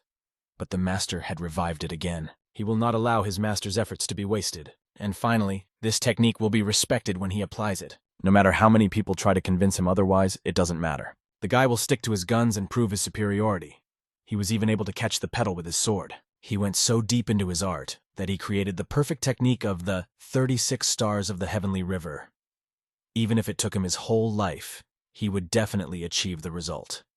He focused his vision and directed his aura to the right point. His skillful movement was able to accomplish what seemed impossible point destruction. After that, he exhaled, feeling heavy in his soul. Finally, holding his sword, he turned to his master, realizing that he had managed to complete the first half and middle part of the technique. The second half was only in theory, and he had to complete it. But for him, this sword is the best in the world, and he perfectly understands the heart of the young warrior holding it. Completing the sword technique is his goal. After a few days of being forbidden to leave the room, he did not stop practicing with the sword. He noticed that his sword had become even sharper than before. The young master, coming from the other side, said that something had really changed in this boy. The god of war approached his disciple, who for a moment doubted whether he was doing the right thing. Dan-san stopped the boy's doubts with his gaze, showing that everything was fine. But after he saw the student's technique, or rather the dance of his sword, he wanted to move himself. He moved the sword from one side to the other in his hand to feel it in his hands. He began to maneuver and spin, repeating the movements that the student had done before. The god of war decided to try it by striking a pose and said that he would now play with it. The disciple, seeing his master in action, was amazed at his mastery of the sword. However, the god of war jokingly remarked that at least he knew how to wield a kitchen knife. When they stood opposite each other, there was some tension in the air. The apprentice looked at the master carefully and was ready to demonstrate all his abilities. He wanted to show the master that he had not been practicing in vain and had acquired the skills he now had. As the leaf fell smoothly on the student, a special atmosphere was created around him. The master was watching his student, and for him it was an interesting game full of learning moments. Suddenly everything began to electrify, and the energy began to flow in different directions. The guy didn't even realize when it happened. At one moment, the master was still in front of him, and the next he was on the other side, flying with a sharp sword in his hand. He was in full control of the situation and knew exactly how to act to avoid hitting his student. Nevertheless, the master could have hit him in the head, and the student felt the tension, tensed up, preparing for a possible blow. He jumped sharply to the side and almost fell from this tension. It was hard for him to fight the master, even if he was just playing. The master's strength was incredible. Looking at the master, sweat began to drip off the student's face, because he felt all the power and strength of his mentor. The two energies merged into one. The blue aura came from the god of war, and the red aura from the boy. When their swords clashed, the student felt no resistance, as if he were cutting through air. But the force he felt through the sword was incredible, as if he were fighting a stone. If this stroke had been inaccurate even once, he could have lost his sword. The guy's mentor was amazing. He was trying to teach him how to fight, while at the same time protecting his all-star from damage. In this situation, the student decided to take a chance and change his fighting style. He decided to use the 36 Heavenly Years technique, and it was a breathtaking sight to behold. Dan-san, seeing this technique, was pleasantly surprised and happy for his student. His technique struck the master like a lightning strike, although he managed to deflect the attack. The ground beneath them shook with the force of this blow. The student maneuvered in the air, spinning like a spinning top. After they fell to the ground, the powerful aura of the two warriors could be felt around them. The student could not believe that he had finally done it. He had masterfully used the technique and impressed with his ball lightning of the 36-year sword technique. He even felt a little sad, but at the same time he realized that he had reached a new level. He was glad that all this training had finally paid off and he had achieved something important. Although he felt broken and unable to move forward, thanks to his mentor, he had finally found his way. However, Dan-san also wanted to get some fresh air after the fight. Thanks to his student, he saw a great sword technique that he hadn't seen in a long time. They decided to continue training, and all the while the old sage watched them. Looking at this technique, the sage realized that Han-Su would soon see that his efforts were in vain, and the god of war would be able to appease his anger. But suddenly the old man heard shouts. "Wait! I'm not ready to continue!" It was Kwak De-san, who was being forced to fight the god of war. He made the excuse that the god of war had not yet recovered from yesterday's battle, and thought it would be impossible to fight so quickly. The old man even wondered who the scum were, but it was a whole army of scoundrels who were looking for the god of war to challenge him to a duel. Because all 10 flags had come to fight him, Kwak De-san suddenly began to shout that his arm was sore, and he could not fight today. Offering to postpone the fight until tomorrow, however, they still held him.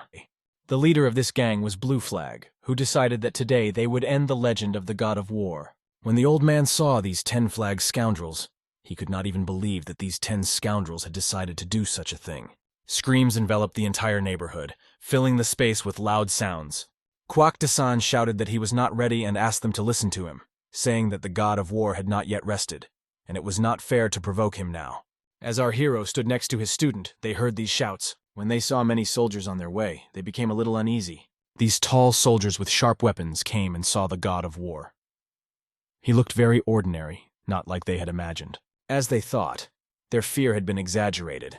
The rumors about the god of war were overrated. Since they had already come here, the god of war stood before them calm and serious. They were shouting for him to come out because the 10 flags had come to fight him, and their determination was incredible. They were coming to kill the god of war. They wanted to end his legend once and for all. The flags flew high, creating an impressive atmosphere that emphasized their determination. They did not come with claims against the god of war for nothing. They wanted to fight him, claiming that he had wreaked havoc on the Ganges, and now he had to pay for it. The old man was there. He approached the young master and told him that these people were representatives of the 10 flags, the exemplary military group of the Steel Fighting Association. The 10 flags are made up of 10 groups, each associated with a specific color, such as gold, silver, copper, black, and so on. They are known for their steadfastness and strength, but also for their stubbornness. They don't care what other people think. Simply put, they are a bunch of scoundrels who cannot be led by any elder of the Steel Association. The disciple of the God of War asked them not to make a mess, saying that representatives of the Steel Association should not be so arrogant. But they could not restrain themselves. One of their fighters, Master Kwandasan, with his entire Amaranth army, was defeated in a battle with the God of War yesterday. Although it was not a bloody battle, but rather a failure of Kwandasan, the Ganji soldiers could not bear to see their comrade injured by the God of War. If he provoked the 10 flags, they would have to fight him. When the God of War heard the description of yesterday's bloody battle, he felt uneasy because the situation had gone too far, even though Gwandiosen tried to talk them out of it. Kwandasan gritted his teeth trying to stop the fight, as he hadn't originally intended for things to escalate like this. His minor injury was not even a fracture. He suggested that his comrades disperse and not cause any problems. The God of War remembered what happened during that battle when it was raining and Gwandiosen attacked him. The rain was extremely heavy and fell so hard that it was hard to see anything around. The God of War remembered that Gwandiosen was the guy who broke his umbrella, and he became afraid because of that small moment. One of the group's leaders said that it doesn't matter if the God of War is a real master, or if he is just an appearance. The most important thing is that the person who brought chaos to the world might turn out to be a liar, and that could turn the whole world upside down. If one ever hears rumors about the God of War, they will say that he was as frightened as the 5 Dragons family. He had heard that these prestigious groups had been destroyed by the hands of the God of War, and that could be a reason for him to be afraid for them. It was not a justified reason to be afraid. Gangban and the Great Heavenly Trade Group all knew about this, but they couldn't say it out loud. When he heard the story of Master Quack coming back alive from the battle, he began to doubt the power of the God of War. Why would Gangban and the Great Heavenly Trading Group have such information? Perhaps they were simply exaggerating the power of the God of War. The battle with the ghost had impressed him, but could he leave his skills intact after such a thing? To the leader of this group, this was complete nonsense. They decided to destroy the God of War for his lies and fake strength. If his power is at the level of a ghost, then let him fight them. If he defeats their organization, it will be proof they have one privilege: no old man has the right to punish them until they return to their group. They were given this privilege, and they have a great responsibility. The 10 Banners have a duty to help the Steel Fighting Association return to the righteous path when it has strayed from it. They pointed their swords at the God of War like dragons and decided that his death would raise morale, stop future conflicts, and bring peace. They needed to set the rumors straight and stop the chaos. The God of War listened to all these rumors with a smile, which sounded quite funny to him. He snapped his fingers and asked the leader if he was willing to sacrifice his life. However, he had a philosophical thought. They would all die sooner or later, so there was no point in being afraid of death. It was time to start fighting. The leader replied that if the God of War was willing to put his life on the line, that was fine, because they would gladly fight him. The God of War activated his power, and energy began to radiate from his legs and arms.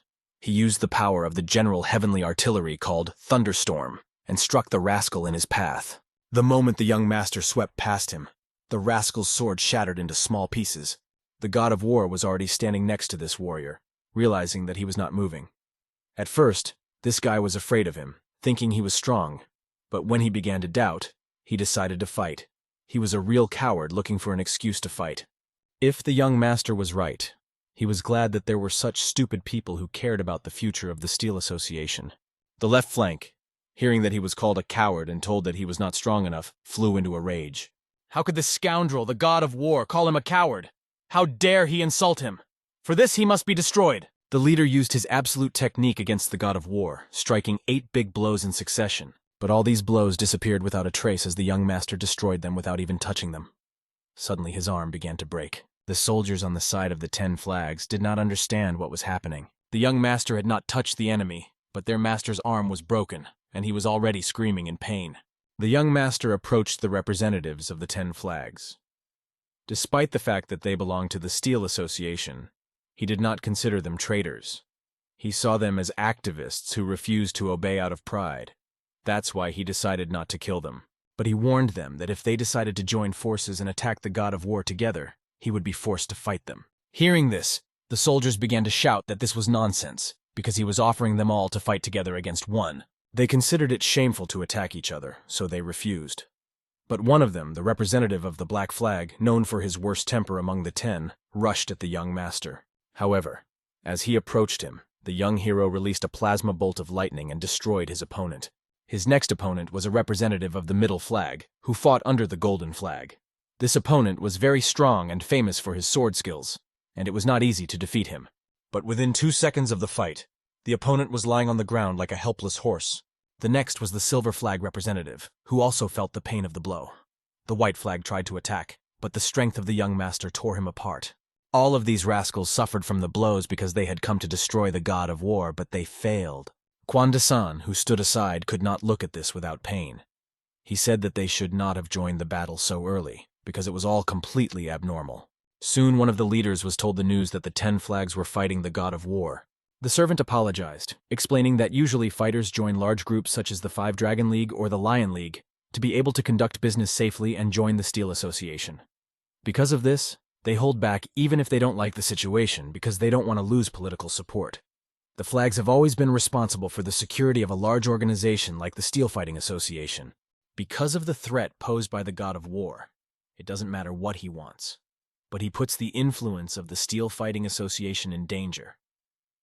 They have to keep the balance because this is a common form of behavior among fighters. The more people agree to the war god's terms, the stronger he becomes, which could mean the beginning of the end of the Steel Association's power. Leaders must consider this risk. Their approach to the god of war has been too soft. But now, the god of war has risen high enough, and it's time to push this dangerous adversary off the cliff. The battle between the god of war and the 10 flags was a real detonator, causing a heavy atmosphere in the Steel Martial Association. After that, the fighters began to challenge the god of war to fights en masse. His fight with 10 flags was fair, and he announced that the next battles would be the same. This only made the situation in the Steel Fighting Association worse, and it became even more difficult for the fighters in charge of enforcing the law, especially those who wanted to arrest the god of war. All of these events spread quickly, and interest in the god of war grew. Even though he was recognized as the head of the 5 Dragon League and other organizations, the people believed that even those fighters with high positions were not superior to his fighting abilities. People did not accept their skills as well as those of the god of war. It was different with the god of war. Anyone could challenge him, and he would accept any challenge. This was their chance to achieve enlightenment, but the influence of the god of war was only growing, which the 5 Dragon League understood and could not ignore. Perhaps not even the head of the 5 Dragon League had expected the god of war to rise so quickly. He should have been out of the Steel Martial Association long ago. But the situation had become so chaotic that no one could have predicted how one person could shake such a large organization. Meanwhile, we return to the location of the Great Heavenly Trading Group. The god of war was already tired of the endless fools trying to destroy him. But for the young master, this was just a training session, as the strength of these people was not enough to even touch him. One of the warriors attacked him sharply, and the boy, without even using his hands, destroyed him with a movement of his foot. The god of war looked at his opponent and realized that he was brave, but too slow to even touch his hair. All of these warriors scattered on the battlefield at the sight of one master. The warriors watching the fight were in awe of the incredible power that was unfolding right before their eyes. The martial brotherhood had just lost its strongest men, who had literally scattered in all directions. Gwanda-san, who had started this conflict, looked at the god of war and could not understand how he had dared to challenge him at all. The young master spoke softly. "Attack next." He said that with their skills, they would not be able to stand up to him. He tried to convey this to them, but the men of the 10 flags did not want to listen. He had already warned them 10 times that they should not continue, but they did not listen to him. Now the master himself did not understand how he had come to the conclusion that the god of war's skills were on the level of a martial ghost. The 10 Banner organization thought they could defeat him by joining forces, which was so reckless that even the god of war was irritated by the thought. They believed that by joining forces they could become stronger. But never before had the 10 flags joined forces for someone else. The blue flag started shouting at Gwanda-san that he had lied when he said that he had fought the god of war in a bloody battle and survived. And now he was standing there muttering under his breath. Gwanda-san was humiliated by these words, but his rage did not change anything. He realized that it was too late. Those who didn't know what was happening might have thought it was just a simple fighting competition, but in a few days a bunch of people gathered there, not only from their groups, but from other groups as well. Word quickly spread that anyone could fight the god of war whenever they wanted. This quickly spread throughout the association, and now everyone was waiting for their turn. They believed that if they could defeat him, their names would instantly become known around the world. If they lost, they would only have the upside, because they would be able to learn from watching the fight. And if this swordsman is standing next to the god of war, it may mean that they are close, and the swordsman can only be envied. One of the warriors heard that he is a member of the Junin sect, and perhaps he has a half-brother. They are the same age, but the god of war is older. If this is true, then the difference in strength between the older and younger brother could hurt his honor. No one knows for sure how old the god of war is, but one of them heard that he is about 25 or 26. So the guy is older, and he should be respectful to him. And if he is the god of war's half-brother, he must be an important person. During the conversation, the warriors were informally discussing this, and one of the girls was listening. The soldiers could not understand how a guy with such a body and abilities could be stronger than them. They turned their attention to the girl standing behind them. Why did she even start talking to them if she was judging them by their appearance alone? It seemed impolite. But she didn't want to say it, she was just surprised, and so she apologized. The soldiers quickly forgave her, but asked her not to repeat this mistake because judging a person by their face can easily hurt them. The girl, however, had another question. Why are the people of the 10 Flags trying to fight the god of war? The boys, eating delicious pastries, did not understand what she was getting at. She repeated the question again. They attack and attack, knowing that with their skills they can't even touch his clothes.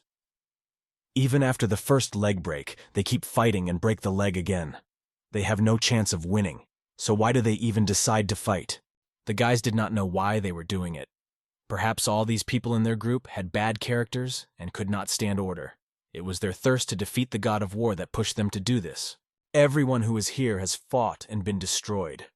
They all lost to the god of war at the same time, and this even brought them closer together. The woman, hearing this, was shocked by the word brought them closer, because going against such a monster is complete madness.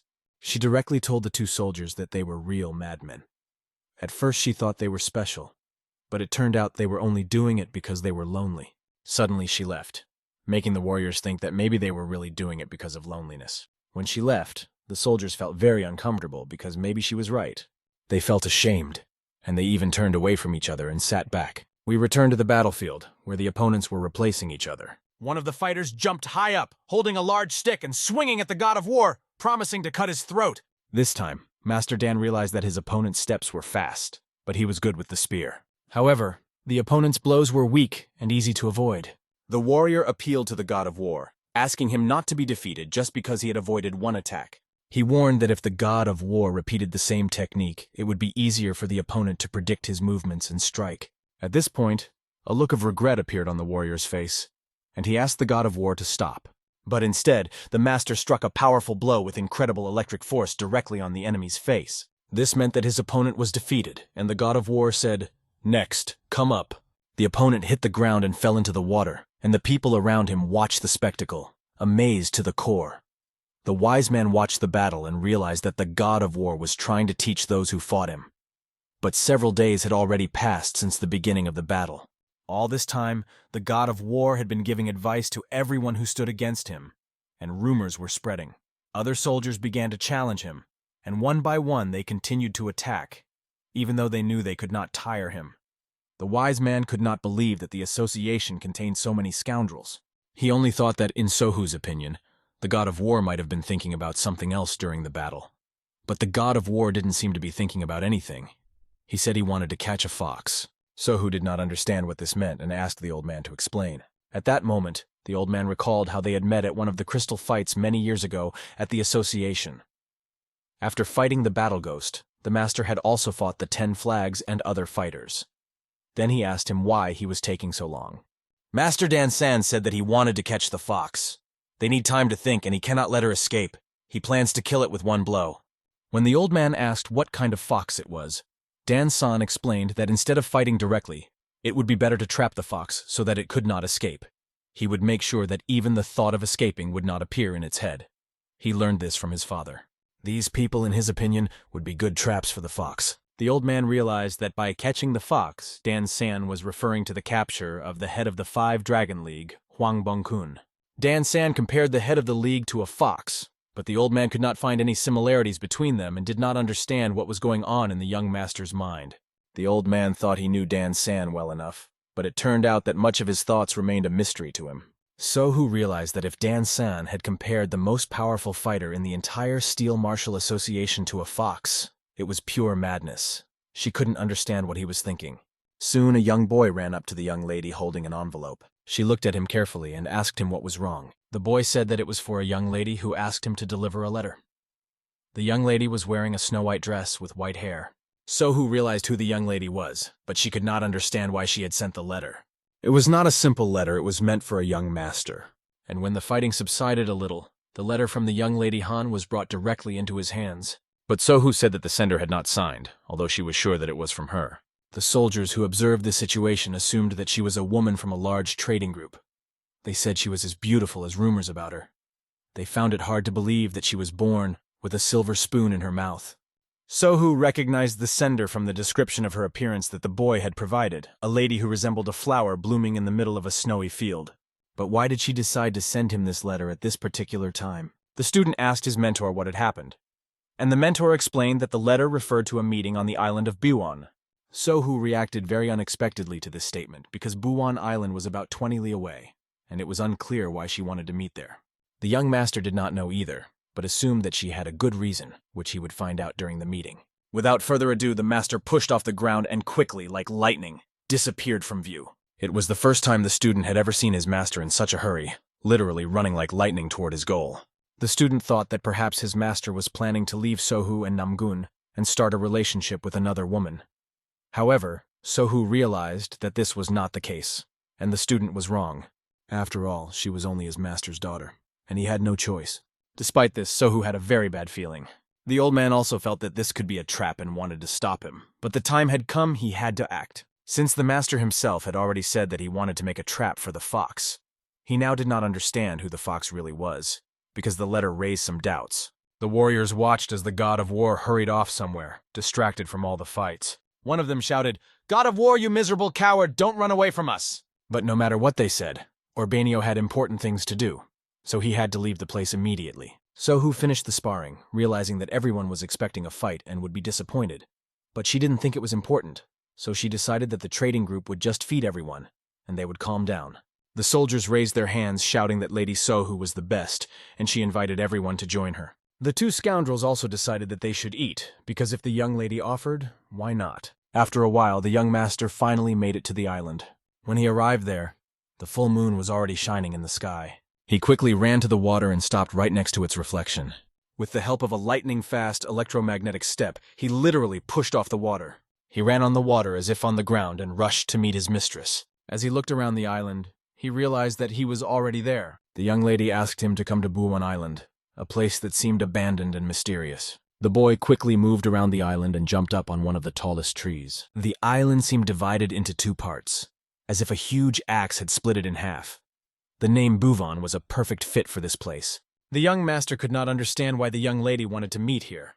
What could have made her invite him here? Master Dan began to realize that if he was attacked here, he could anticipate it because the cabin below was uninhabited.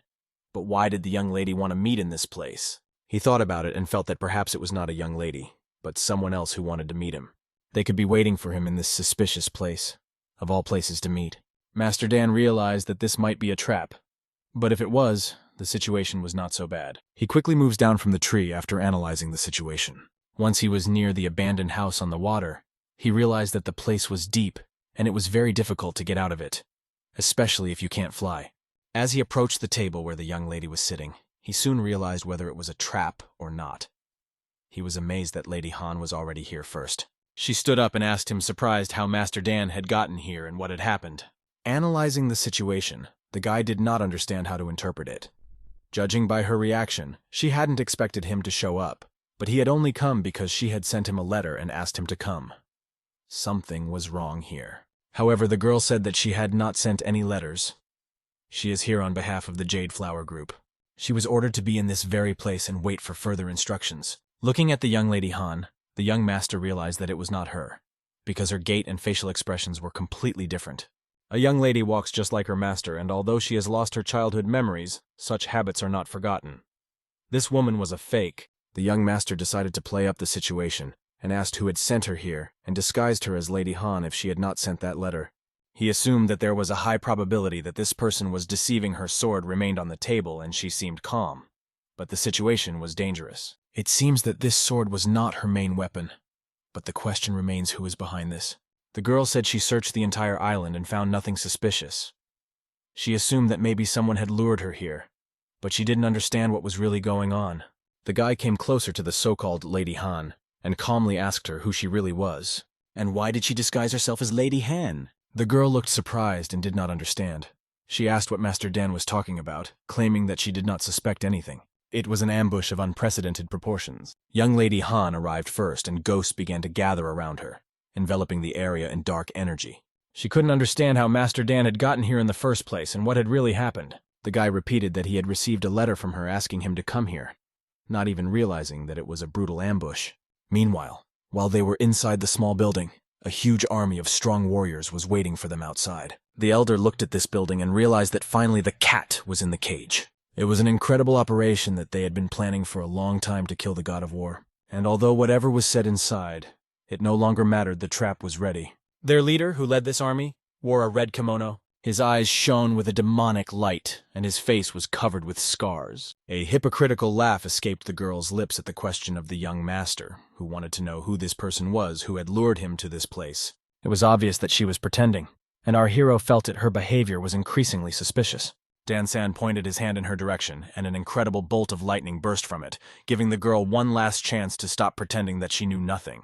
The girl's expression of surprise knew no bounds as Dan-san's strike hit her with stunning force.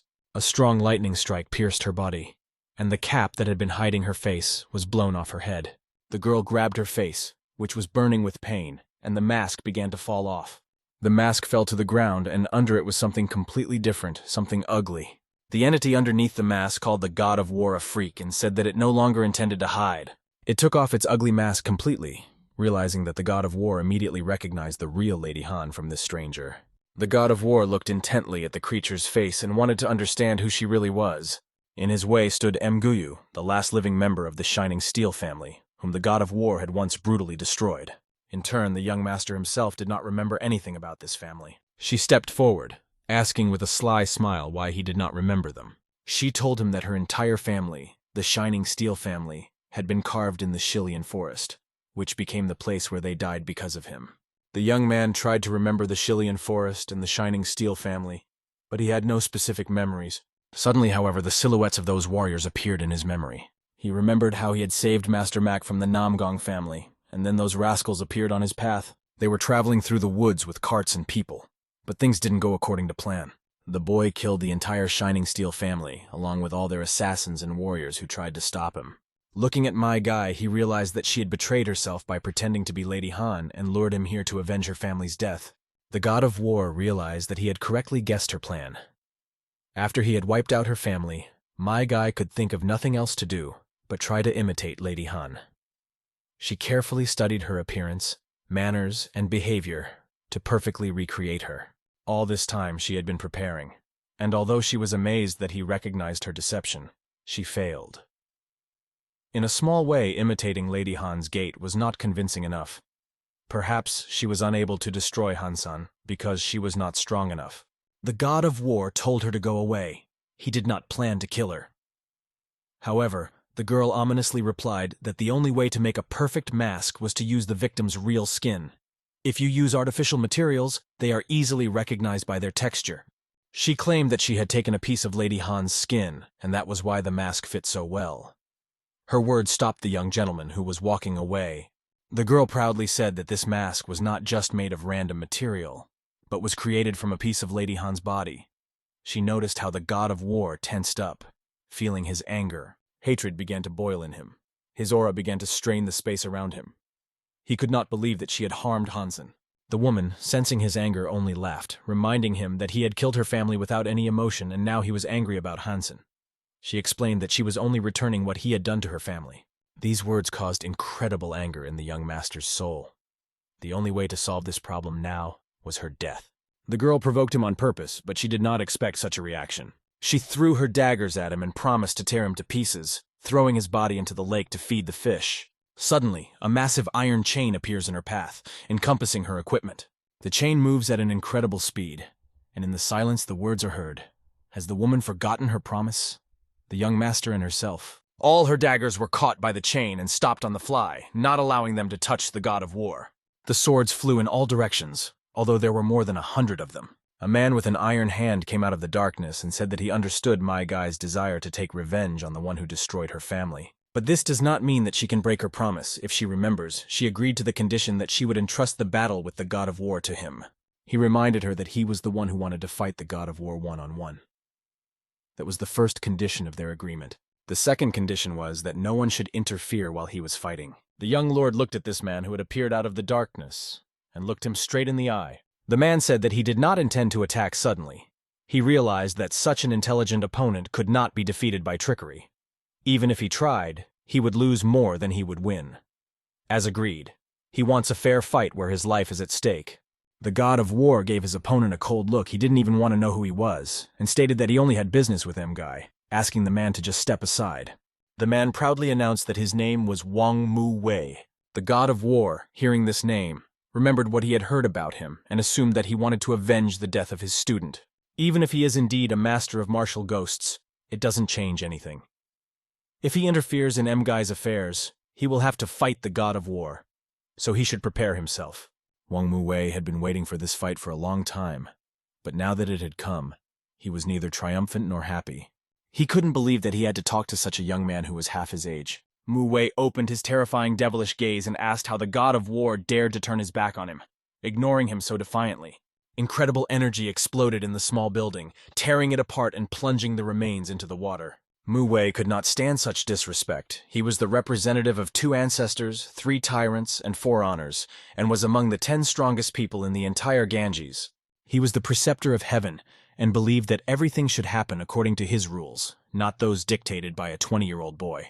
The explosion was so powerful that the debris flew in all directions, as if the world had shattered into thousands of pieces. It seemed that no one could emerge victorious after such a crushing blow, and even the hope of success was fading. But the god of war stopped the blow with his own hands. His strength was really impressive, and the guy recognized that people do not consider him one of the 10 strongest warriors in the world for nothing. Before the fight, the young man decided to ask a few questions. What made such a powerful man become a debtor to the head of the League of 5 Dragons?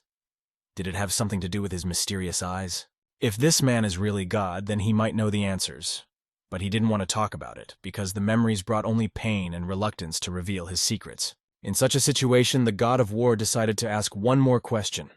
Was what was happening in the hall of the 5 Dragon League connected to their guild? The Heavenly Heavens Master confirmed. Han Guiyu was impatient and cruel, but what could he do? No matter what kind of person Guiyu was, he was still his student, and the reason for the mentor's intervention was to avenge the death of his student. The god of war took these words as a challenge. If a mentor seeks revenge, he is always ready to meet him in battle. Standing in the battle stance of the Heavenly Artillery General, the young man demonstrated his incredible strength and power. Seeing this power, the Heavenly Heavens mentor realized that no one but this boy could use it. Now the tutor had to decide whether to fight Guiyu or arrange another solution. When the young man took a step, his thunderstorm of energy grew to an incredible scale, almost filling the entire space. He was also eager to find out how incredible the strength of this man, who was called the strongest in the world, was, and he was ready to prove it with his own body. When the fight began, the young master's energy filled the entire room, began to rise even from the ground and spread throughout his body. The young man felt his internal organs begin to collapse from this incredible power. He had never experienced anything like this and had never even heard of such an attack. It was something extraordinary, indescribably destructive.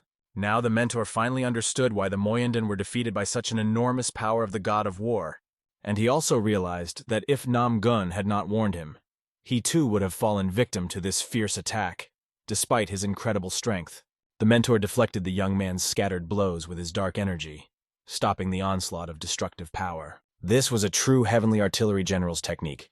If this was all the young master could do, then he was finished. The god of war looked at his opponent and realized that he was able to withstand.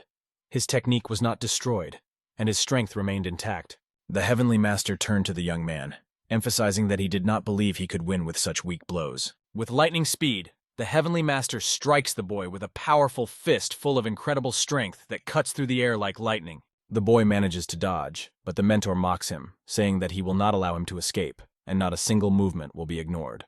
Like a predator, he grabs the boy's leg and squeezes it tightly, giving him no chance to escape. However, at the moment his fingers were squeezing the leg, the boy turned around and hit his mentor with a bolt of energy. The god of war was puzzled. The blow, which was supposed to hit the body and tear it apart from the inside, did not work. He realized that his opponent had no weaknesses, and now he had to look for another approach. But the heir didn't pay attention to the guy's analysis of each punch, acting like a relentless machine. At the same time, he is not surprised because he knows that the battle has just begun, and his goal is to destroy the young master at any cost.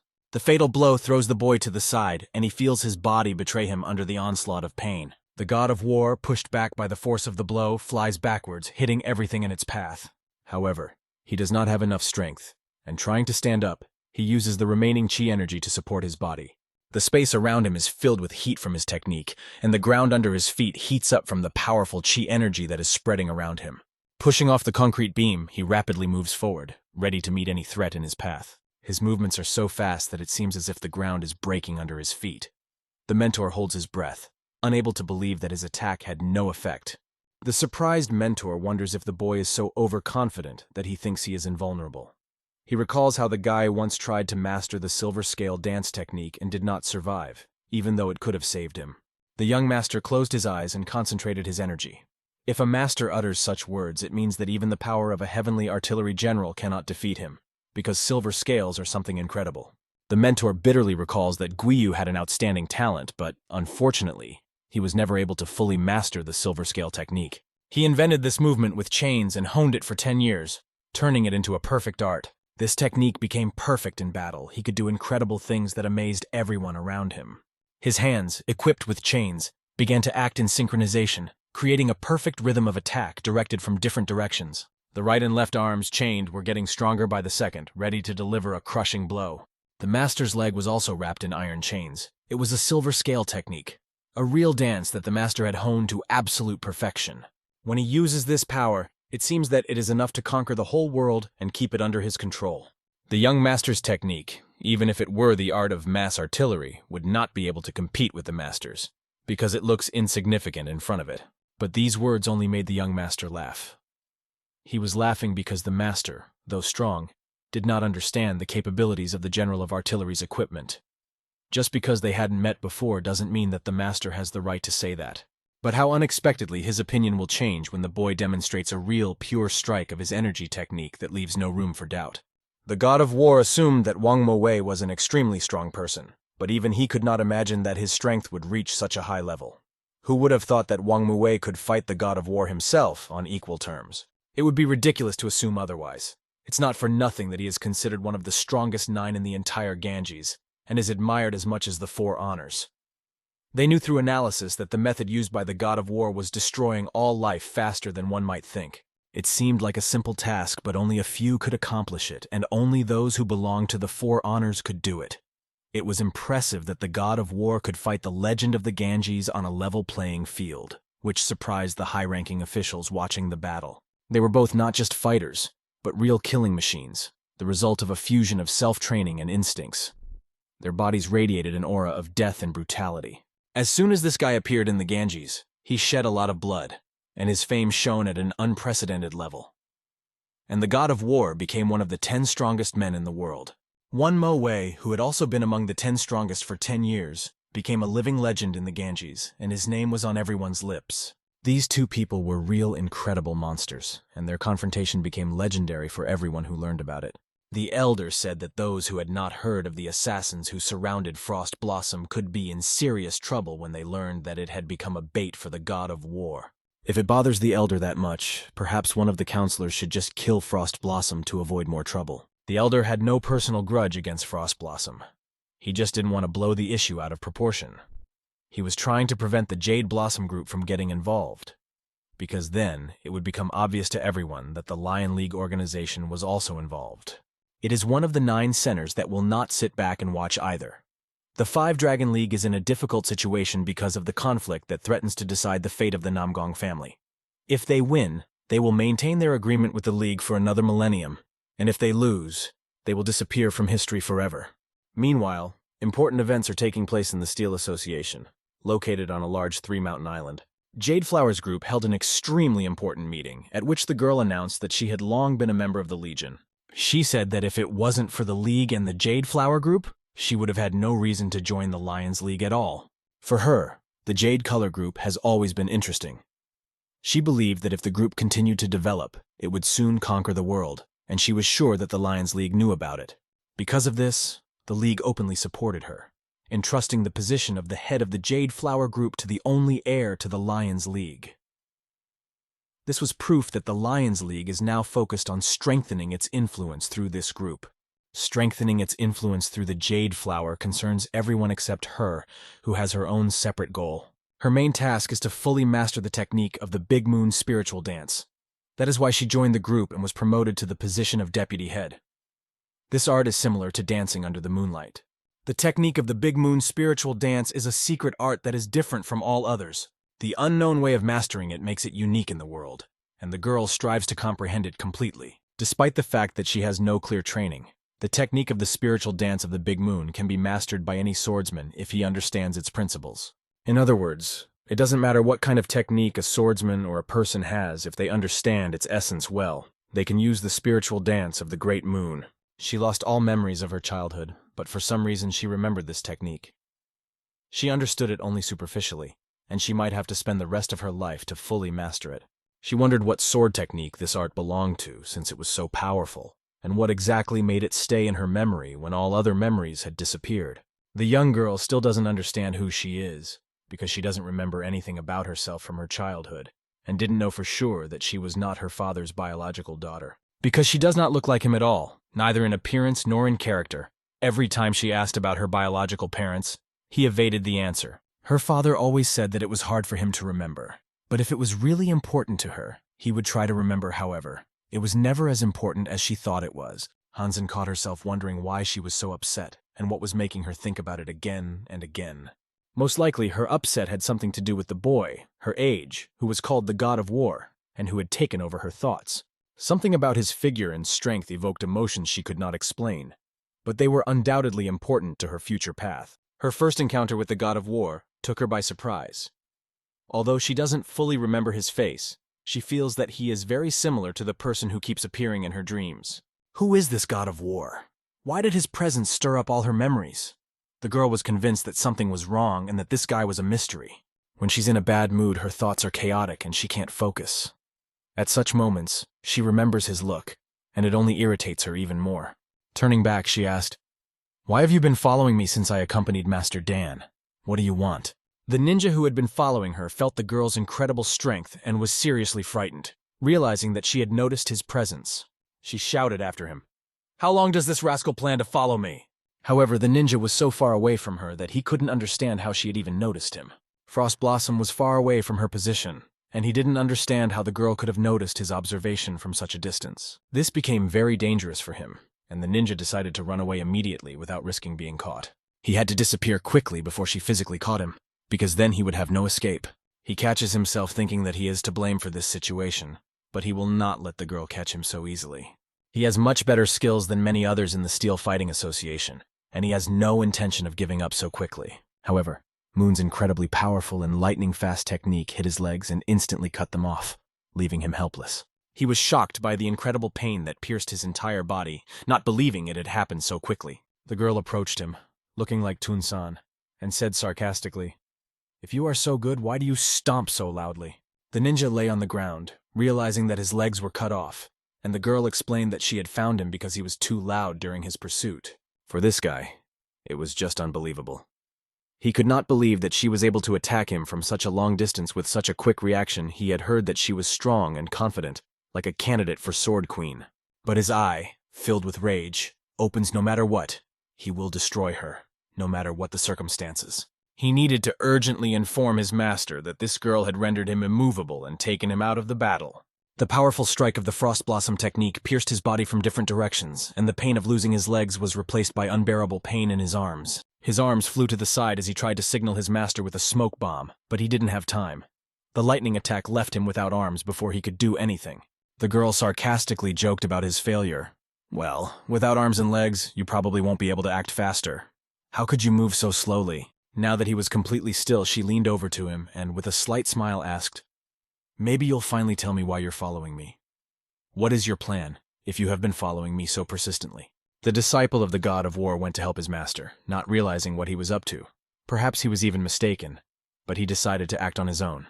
However, when he saw the speed with which his mentor set off, and after he read the letter from Frosty Blossom, he began to wonder if this girl had captured his heart. Of course, he had no right to comment on other people's relationships or personal lives after all. He had Seoho Nunim, and he doubted that his mentor was having an affair. Although the student did not believe that his mentor could have such a relationship, he decided to check it out just in case. If the master said that he was going to Bon Island, then the disciple was going to check this direction personally. The old man was taking him to the island on a homemade boat, and the boy asked, "Don't you think the boat is going too slowly? Maybe we should spread the sails, because we have to hurry." The old man agreed, but added that if he raised the sails now, the boat would stop in place because of the unusual wind. The wind was blowing steadily toward him, and the old man assured him not to worry because they were almost there, as the island was already visible ahead. The island was much larger than the disciple had expected.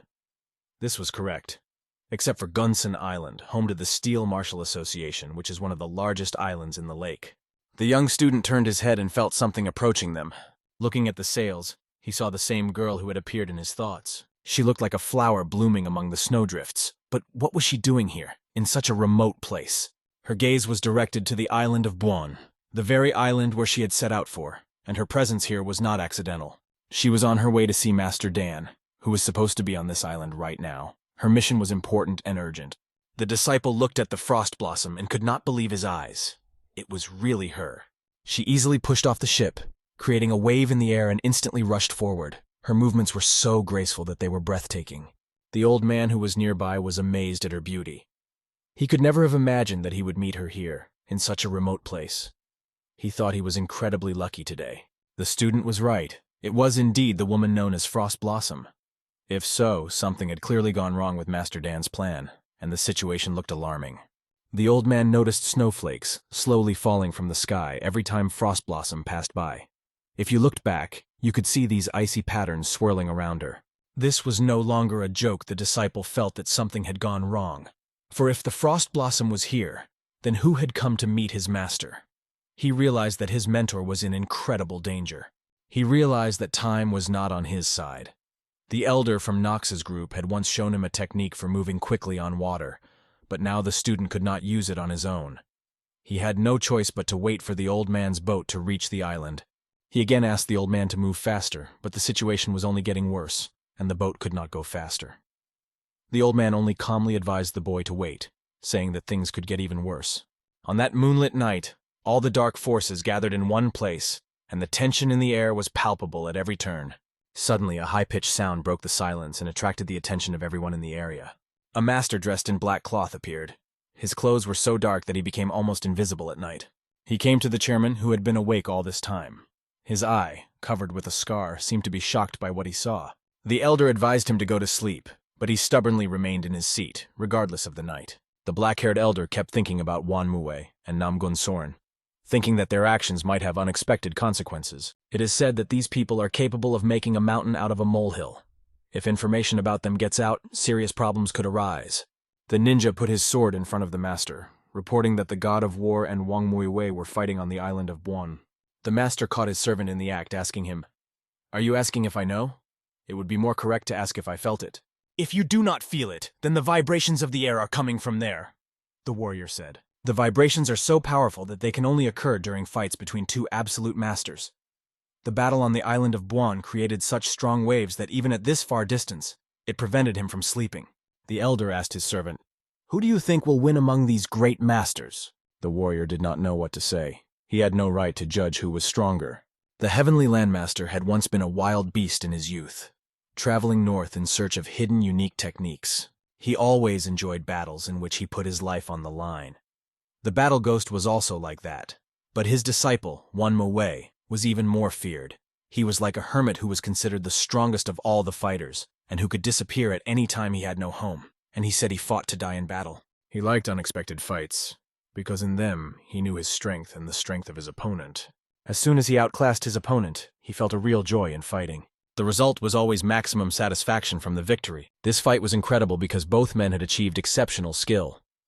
The young master skillfully and accurately dodged every blow, which made his opponent even more dangerous. Wang Mowei was ominously hunting Master Dan the whole time, leaving him no chance of escape.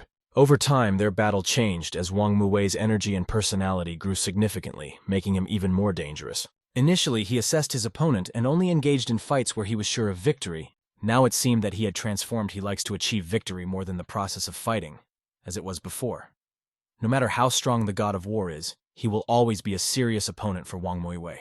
Wang Mowei is truly terrifying because his fighting skills are on a completely different level that is difficult to understand. He is able to create new opportunities for attack by analyzing his opponent's weaknesses and using them to his advantage. His main feature is that he never misses an opportunity to strike. The moment Master Mowei's chain began to wrap around the young God of War's neck, the situation escalated. Mowei pulled on the chain, trying to tighten it around the young master's neck, planning to deliver a fatal blow. However, at that moment, he fell into a trap himself, unable to free the chain no matter how hard he tried, and eventually found himself in the shackles of his own making. Master Wang Mowei held the chain tightly, all the while trying to catch his victim like a mouse, and now he finally held the young master on the brink of death.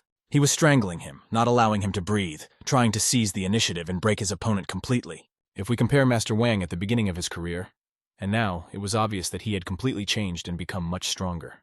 Meanwhile, the master, speaking to his servant, expressed his belief that the God of War would definitely lose to Wang Mowei, and he was absolutely convinced of this. He believed that this was possible because the battle was not unfolding as expected, and the victory was on the side of Mowei.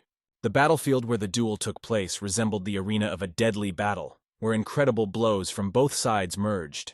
And these blows were so powerful that everything around seemed to tremble under their force. But the greatest fear of the master was caused by the moment when they saw that this was not the real movement of the God of War. It was not his full power. This battle was becoming a real ambitious battle between two legendary masters whose abilities went beyond the ordinary. Only time could decide who would emerge victorious and whose will would prevail. The master of the celestial region could either absorb the God of War or fall victim to him. This competition was so exciting that, regardless of the outcome, the master felt an unquenchable thirst for victory and longed to see the end of this battle. At this moment, Mrs. Frostblossom rushes to Bon Island, feeling that she is approaching the site of a great battle. She easily overcomes all the obstacles in her path, feeling the incredible gust of wind that comes from the powerful blows on the battlefield. Two true masters were definitely fighting in this duel, and there was no doubt that one of them was Master Dan. But who was his opponent? She felt that this opponent was strong enough to fight on the same level as Master Dan. As she got closer, she noticed people watching this impressive spectacle. Taking a closer look, she recognized one of the people present. It was Namgong Chi, and she couldn't be mistaken. Standing next to him was Namgong Elder and owner of the fierce lightning sword, Namgong Jin, the biological brother of Namgong Rei and Namgong Sanwan. Her hunch was confirmed. The Namgong family was behind all of this, and perhaps even the Five Dragon League was involved. But when she saw one of the figures, she was shocked. This person gave her an overwhelming feeling of fear. She couldn't understand why there was a person there, who emanated a harsh, cold energy that permeated everything around him. The appearance of this person was as if a demon himself had escaped from hell and appeared in their world, causing terror in everyone who looked at him. His red eyes watched the battle, and the girl recognized that look. She had seen creatures like this before. When his eyes turned in her direction, Hansen realized that he was one of the 5 warriors known as the Demon Abyss Blade. He noticed her presence extremely quickly, which only increased her fear. As his demonic gaze swept over everything around her, she realized that the only way out was to run. She quickly disappeared from this place, so that no one could even try to catch her. However, Demon Blade saw the snowflakes flying after her disappearance and realized who she really was. He liked the idea that they couldn't stop the Frost Blossom. Even in such bad weather, it sounded quite good to a demon. Hansen hid behind the gorge, feeling his energy. The Demon Blade was overflowing with such harsh power that its level was much higher than Convi's. She realized that this person definitely did not belong to the Namgong family fighters, and she had only one question left. Was he a new 5 Dragon League warrior? If that was true, then the League was connected to whoever was behind all this chaos, and their involvement could make the conflict much more serious. The girl was frightened when she suddenly heard Master Dan's voice coming through the noise of the battle. She saw the ruins of the buildings on the water all around her, clouded with steam rising from the incredible clash between the two powerful forces. Finally, the master caught the arrogant God of War in his chains, trapping him. Lifting him above the ground, he strangled the boy with all his might, trying to finally destroy the enemy.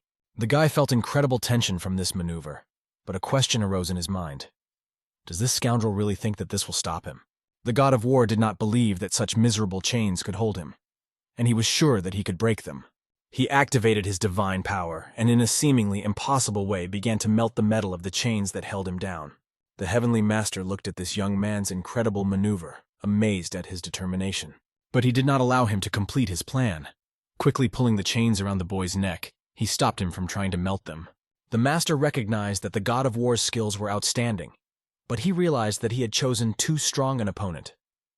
Although he could have freed himself in battle with others, these chains filled with Mu Wei's chi energy were insurmountable for the god of war. Wang Mo had always prided himself on his invincibility over amateurs and weak opponents, but now he realized that he had underestimated this opponent. He would always remember this powerful punch, and perhaps even regret his outstanding abilities in heaven. The guy was broken and pinned to the ground, his face smashed against the stones, and blood began to flow from his wounds. For a moment he realized that he was in real danger. His eyes gradually closed, his consciousness weakened, and his body and strength lost their power. His brain was empty, and he had only one question. Is this really the end? The thought that he was dying and that this was how it would end filled the young master with a bright rage that ignited inside him. Wang Mo did not understand why his opponent had suddenly revived the guy should have fainted. But where did this new power come from? The god of war shouted that he had had enough and threw Master Wang off his back with incredible strength. His divine power was so powerful that the energy literally melted the metal of the chains that bound him. When the god of war activated the divine chi thunderstorm, Master Wang was thrown aside with tremendous force. The master's body felt a brutal blow, and he realized that he had encountered the incredible power of his opponent. Instantly, like a bolt of lightning, the god of war nailed Master Wang to a rock, leaving him completely helpless. The young man activates his hand, which begins to form a powerful chi energy that is ready to break free. He forcefully drives his hand right into the enemy's body, and as the icing on the cake, his hand is filled with the power of the heavenly artillery general. A thunderstorm of chi makes his punch extremely powerful, and with just a glance at his opponent, he feels his power completely engulf the enemy. A second later, the tide of battle changed dramatically, and Master Wang Mo felt the full force of this blow. He was thrown to the side, and chaos enveloped everything around him as the ground literally melted under the force of their battle. His legs, so heavy that they could barely move, began to slow his flight, trying to keep him on the battlefield. His arms, wrapped in chains, were able to perfectly take the young master's punch and block it, and his legs stopped his body, preventing him from flying away from the battlefield.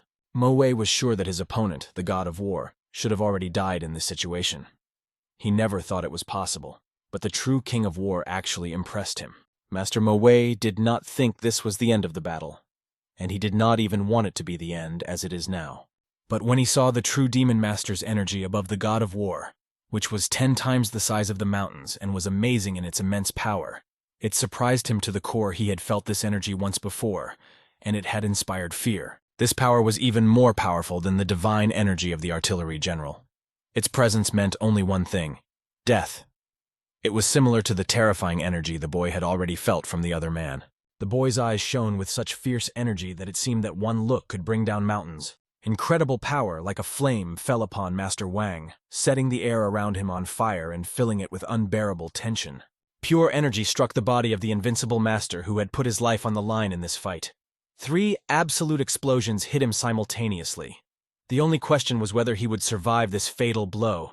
Master Mo could smell this power that literally permeated everything around him. Long ago, he had already encountered a similar energy that brought death with it. And this power belonged to only one person. He had seen this person once in his youth, when he was traveling in the north, facing the most dangerous enemies. He was an incredible gray-haired master who walked toward the sunset, with no obstacles in his path. Seeing him, one was afraid to even breathe, because this man possessed incredible strength that radiated enormous power. He looked like a simple man dressed in ordinary clothes, but something was wrong. His strength was felt in every movement. That man possessed an unrivaled technique that Mo had never seen before.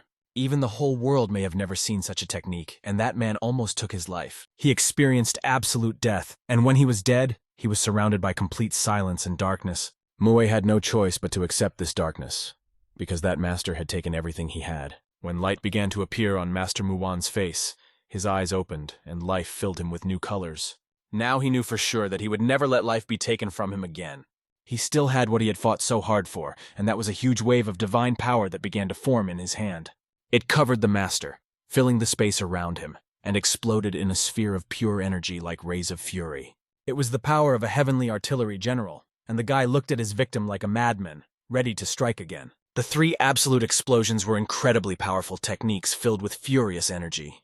When this mega explosion occurred, the water burst its banks and the mountain began to collapse from the powerful pressure. The place where this incredible explosion occurred turned into a deep crater that stretched down into the ground. The 3 absolute explosions, like blows that came down from heaven in unbridled fury, were like a huge lightning striking the ground. This was the power that the god of war released to destroy the enemy's attack with a single blow and end it instantly. This power was so powerful that it could tear a soul apart, bringing out the doubts, anger, and confusion that he had been accumulating for decades. Master Muon thought he would never experience such feelings again, but now they have returned with renewed vigor. After the explosions had passed, Muon was still standing. The young master recognized his strength because he had just used 3 absolute explosions and was sure that this would be the end of it. The steel shield of the boy's body was news to him. He didn't know that Muon could do that, and he didn't realize that such an attack could be blocked at all. Muon used his steel body shield to escape the attack. If not for this shield, he would have died for sure, and the god of war would have even been able to create his own true power, thanks to Muon's onslaught. The battle between the 2 masters did not stop. They continued to clash with incredible force. Master Muon attacked the boy with a chaotic stream of wind, realizing that his steel shield and defense were becoming a barrier. Having created a tornado, he took his time and tried to break through the young master's defense, waiting for the right moment. One movement and the chains began to tie around the hero, trapping him. Muon's chains clung not only to his arms and legs, but also flew in different directions, restricting his freedom from all sides. Muon tried to tie his victim in chains, as if he knew exactly where the young master would turn. The steel shield surrounding him, filled with chi energy, moved as if it were alive. Master Wang understood that this was the perfect technique among all martial arts, which only the best could master. The rumors were true in a battle with the god of war. One should keep a safe distance from this dangerous opponent. One wrong step could turn him into a corpse, so he tried to get as far away from the scoundrel as possible. Muon saw that his opponent was constantly dodging and trying to escape. He thought that the god of war was hoping to avoid the attack of the silver scale technique. But Muon wasn't going to let him just keep his distance. That was impossible. He would definitely catch him, despite all the obstacles. The chains kept catching the god of war, trying to surround him from all sides, but he kept beating them off, avoiding capture. Even though the chains were charged with chi energy, they did not stop their attack, constantly striving to catch the enemy. Each time an attack was launched, the god of war successfully repelled it, marking his superiority. Every time the chains returned to the battlefield, they were also repelled, but the battle was not coming to an end. Master Muon's red aura was simply incredible, radiating a power that seemed capable of destroying everything around it. On the horizon, devastation was taking place. The mountain that had once stood majestic was crumbling with every blow of these mighty fighters. The god of war saw an opportunity and realized that it was time to act. He stretched out his palm toward the mountain and began to accumulate his power, directing it toward that place. After a while, a huge sphere of energy appeared that could be used as a weapon. It was a huge piece of pure energy, like a hammer, ready to strike. The boy picked up this glassy piece of earth and pointed it directly at Master Muon. He left only a hole in the air from his blow so that he could enter through it. But as soon as Muon decided to evade this maneuver, the god of war realized that it was time for decisive action. At the moment Muon got out of the hole, a specially prepared object was already flying at him. As soon as this object appeared on the horizon, the guy, reinforcing the attack with his foot, sent a piece of stone at an incredible speed straight towards Muon. It was a real challenge for Muon. He tried to stop the boulder with his own hands, but it was not enough, so he tied it with iron chains and started crushing it. The huge boulder was cut into 2 parts by the master, and it seemed that it was the end. But it was only a trap planned by the god of war to make the rascal feel real pain. Master Muon screamed in pain as he realized that he was turning his chains against himself. When a huge chunk of stone started falling on him, he tried to throw it away, but that was the icing on the cake, because the guy had prepared a super incredible move to finish it off. The power of the heavenly artillery general focused on the 2 rocks that had been smashed by Master Muon, splitting them into 2 parts.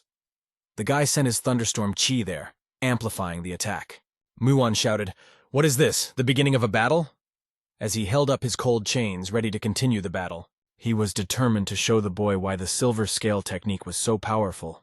But the young master was not interested in his words. He was ready for any maneuver Muon might make. The boy distracted him with a kick, deflecting Muon's attack, and hit him right in the face.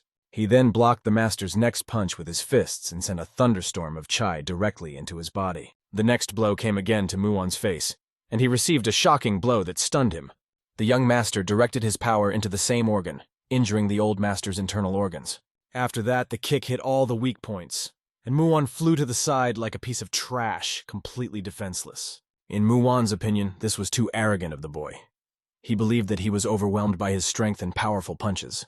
Muon did not expect that chains would suddenly appear on the horizon and wrap around the young master's arm, hindering his movements. He began to think about what strategy he should choose in this situation. As he fell, Muon grabbed onto him, shouting, "I will tear you to pieces, God of War!" He declared that the God of War would never have the opportunity to fight him again, because he would not survive the fight. For the boy, all these words were just an empty sound. He did not pay attention to them, because his rage only increased. The fight resembled a gambling dance that would end tragically for someone. The guy was not going to give up in front of this scoundrel, fighting no matter what. His punches became faster and stronger, and a thunderstorm of chi hit his opponent with incredible force. When their fists collided in a fierce clash, it seemed as if the world itself had stopped for a moment. They looked into each other's eyes, feeling all the tension of the moment, as if the fate of the entire world was being decided. The fight reached an incredible scale, and the strength of Muon's fist was so great that it could only be compared to the blows of the most powerful warriors. But the young master was able to push Muon away and disrupt his attack, disrupting the enemy's entire plan. Moreover, in the encounter, the boy not only resisted but defeated Muon, which came as a surprise to the old master. Muon fell to the side, trying to catch onto the chains, but he failed. As he flew, he asked himself the question, how did this fight seem equal a few moments ago? And now everything has changed. Both opponents were of equal strength, and now, Muon's heart was beating insanely fast, 3 or even 5 times faster than usual. This could only mean that the situation had changed dramatically, not in his favor. How long has it been since he last fought so hard? What happened? Was he seriously injured just because the guy pushed him away once? A few moments ago, he had easily deflected the young master's blows, but now he began to pierce his defense so deeply that it seemed unbelievable the guy was sure of his victory. The God of War. No one could deny his absolute power. He always believed that the young man could never win, because he had much more experience. He fought thousands of warriors. But the further they advanced in the battle, the more experienced this guy became. And now, when he showed his true strength, his opponent was felt to be on the level of an inner monster, not just a rival. Muwei realized that he needed to end this battle quickly, because at this rate, he could lose. He had no choice. It was time to use his secret weapon, the ace in the hole he had been hiding, to finish off the God of War. The last time he used this ace, it was during a battle with the strongest man in the world. He had created this secret weapon precisely to defeat him in case he had to face such an opponent again. And now, before the God of War became even stronger, he had to kill him. A huge ball of fire rose up over the mountains. The temperature became incredible, and Mo Wei burned in this flame like a demon. The God of War looked at this sight in amazement, not believing that Muwei had covered his body with chains soaked in fire qi. At first it looked like Muwei was going to burn himself, but when he did, the God of War was stunned. Mo Wei gained tremendous power, and the chains around him burned with incredible force, radiating unbridled energy. Mu Wei remembered that once upon a time, during that battle on that terrible night, his technique was weak, focusing only on attacking without any defense. Because of this, he created a secret technique that either killed his opponent or doomed him to certain death. It was a combination of a silver scale swing and a majestic guiding thread. The absolute technique of the greatest fighter. He existed because of the powerful chi of his ancestors that flowed through his veins, and because of this he was invincible. Mo Wei was going to bring down the majestic guiding thread on his opponent to destroy him once and for all. He showed the young master the power he possessed that night when he became much stronger. Like a laser, Mo Wei directed this destructive force directly at the boy, preparing the final blow. The fiery explosion was simply incredible. Everything around him shook, as if collapsing under the pressure of the flames, which had become an impenetrable wall. The Heavenly Landmaster had long been ready to use all his techniques in battle. The God of War wondered who would have thought that the one who fought his mentor would turn out to be the Heavenly Landmaster, one of the 4 strongest warriors in all of Marima. The boy was sure that the next attack would be something even more devastating, despite all the power of the previous attacks. The Great Guiding Thread was a famous technique, so powerful that any fighter could pierce or destroy everything in his path by pointing his finger at the target. This was the power of the ancients. No matter how strong a mentor is, he will not be able to survive the attack of a Heavenly Landmaster. The disciple understood this, and to help his master, he was willing to do anything. He drew his sword, intending to help his master at all costs. But suddenly Hansen appeared and put her hand on his sword, asking him not to do anything rash. Hansen was sure that Master Dan did not want his student to interfere. When he saw the frost blossom, he could not believe his eyes. Instead of helping his master, he could only hinder him. Therefore, he should not interfere. But the apprentice could not understand why things were so bad. He didn't want to just watch his mentor get hurt badly. Hansen turned to him, telling him that if he intervened, he would only get in the way. She also thought about how quickly this guy had developed a friendship with Master Dan, and how much he appreciated him. It was very interesting, and from a bird's eye view, the Namgong elders watched the fight, studying every move. Elder Namgun became even more interested in the battle as he watched the situation deteriorate. He felt that he needed to intervene. Chairman Namgun asked his uncle to stop, but the elder replied that the last attack would soon be coming, and they had to be ready. His uncle is not just a fighter, he is known as the Blade of Fierce Lightning, Namgun Jai Jin. All this time, he has been defending his family's honor with his martial arts skills, sacrificing everything for his family, even joining the Steel Martial Association for him. Family is the most important thing in the world. He has always passed this lesson on to his great-grandson, emphasizing that what they do today will be harshly criticized around the world. But they must be prepared to accept this humiliation for the sake of their family. He ordered them not to forget that everything that will be done today is for the sake of Namgun. This seemed ridiculous to the demonic representative, who thought that if they had brought archers with them, it would have been easier for them. In his opinion, it would have been easier to just join down on my way. Then they wouldn't have to watch this extremely boring battle.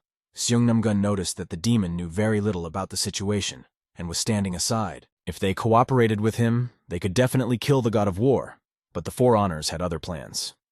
They only wanted to fight the god of war, honoring his wishes, while a guy named Huangbo Muenju only watched.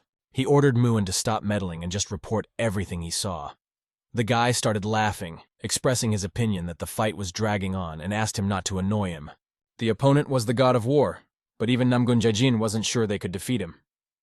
After all, he only needed to buy some time. He could intervene if the battle became too boring, but he was sure that the only person capable of defeating the god of war was himself, and he knew it well. A sphere of fireball suddenly appeared out of nowhere, filling the entire space where Master Muwei was standing. The young master couldn't understand what it was, and he couldn't believe that Muwei could just cover himself like that. He even wondered if Muwei was going to set himself on fire. But Muwei shouted to the god of war that if he could feel the enormous energy concentrated in his finger, he would realize that this was his last moment. Muwei developed this technique specifically to defeat the strongest fighter in the world. He channeled all his strength and power into that finger, creating a sky-exploding finger. The chains on his hands shattered like toys without any effort as his strength reached its peak. All the protective barriers began to burn under the influence of this technique, and it seemed that God himself had paved the way for this moment. The guy's hand was literally on fire. Rising high above the god of war, he was preparing for an attack that would destroy everything around him, rotating the chains around him as if he were a heavenly weapon for the final blow. Everything around him began to collapse as if from a hurricane the mountains rose into the air. It seemed that the earth itself was on the verge of destruction. They hovered over the young master and crumbled into stones.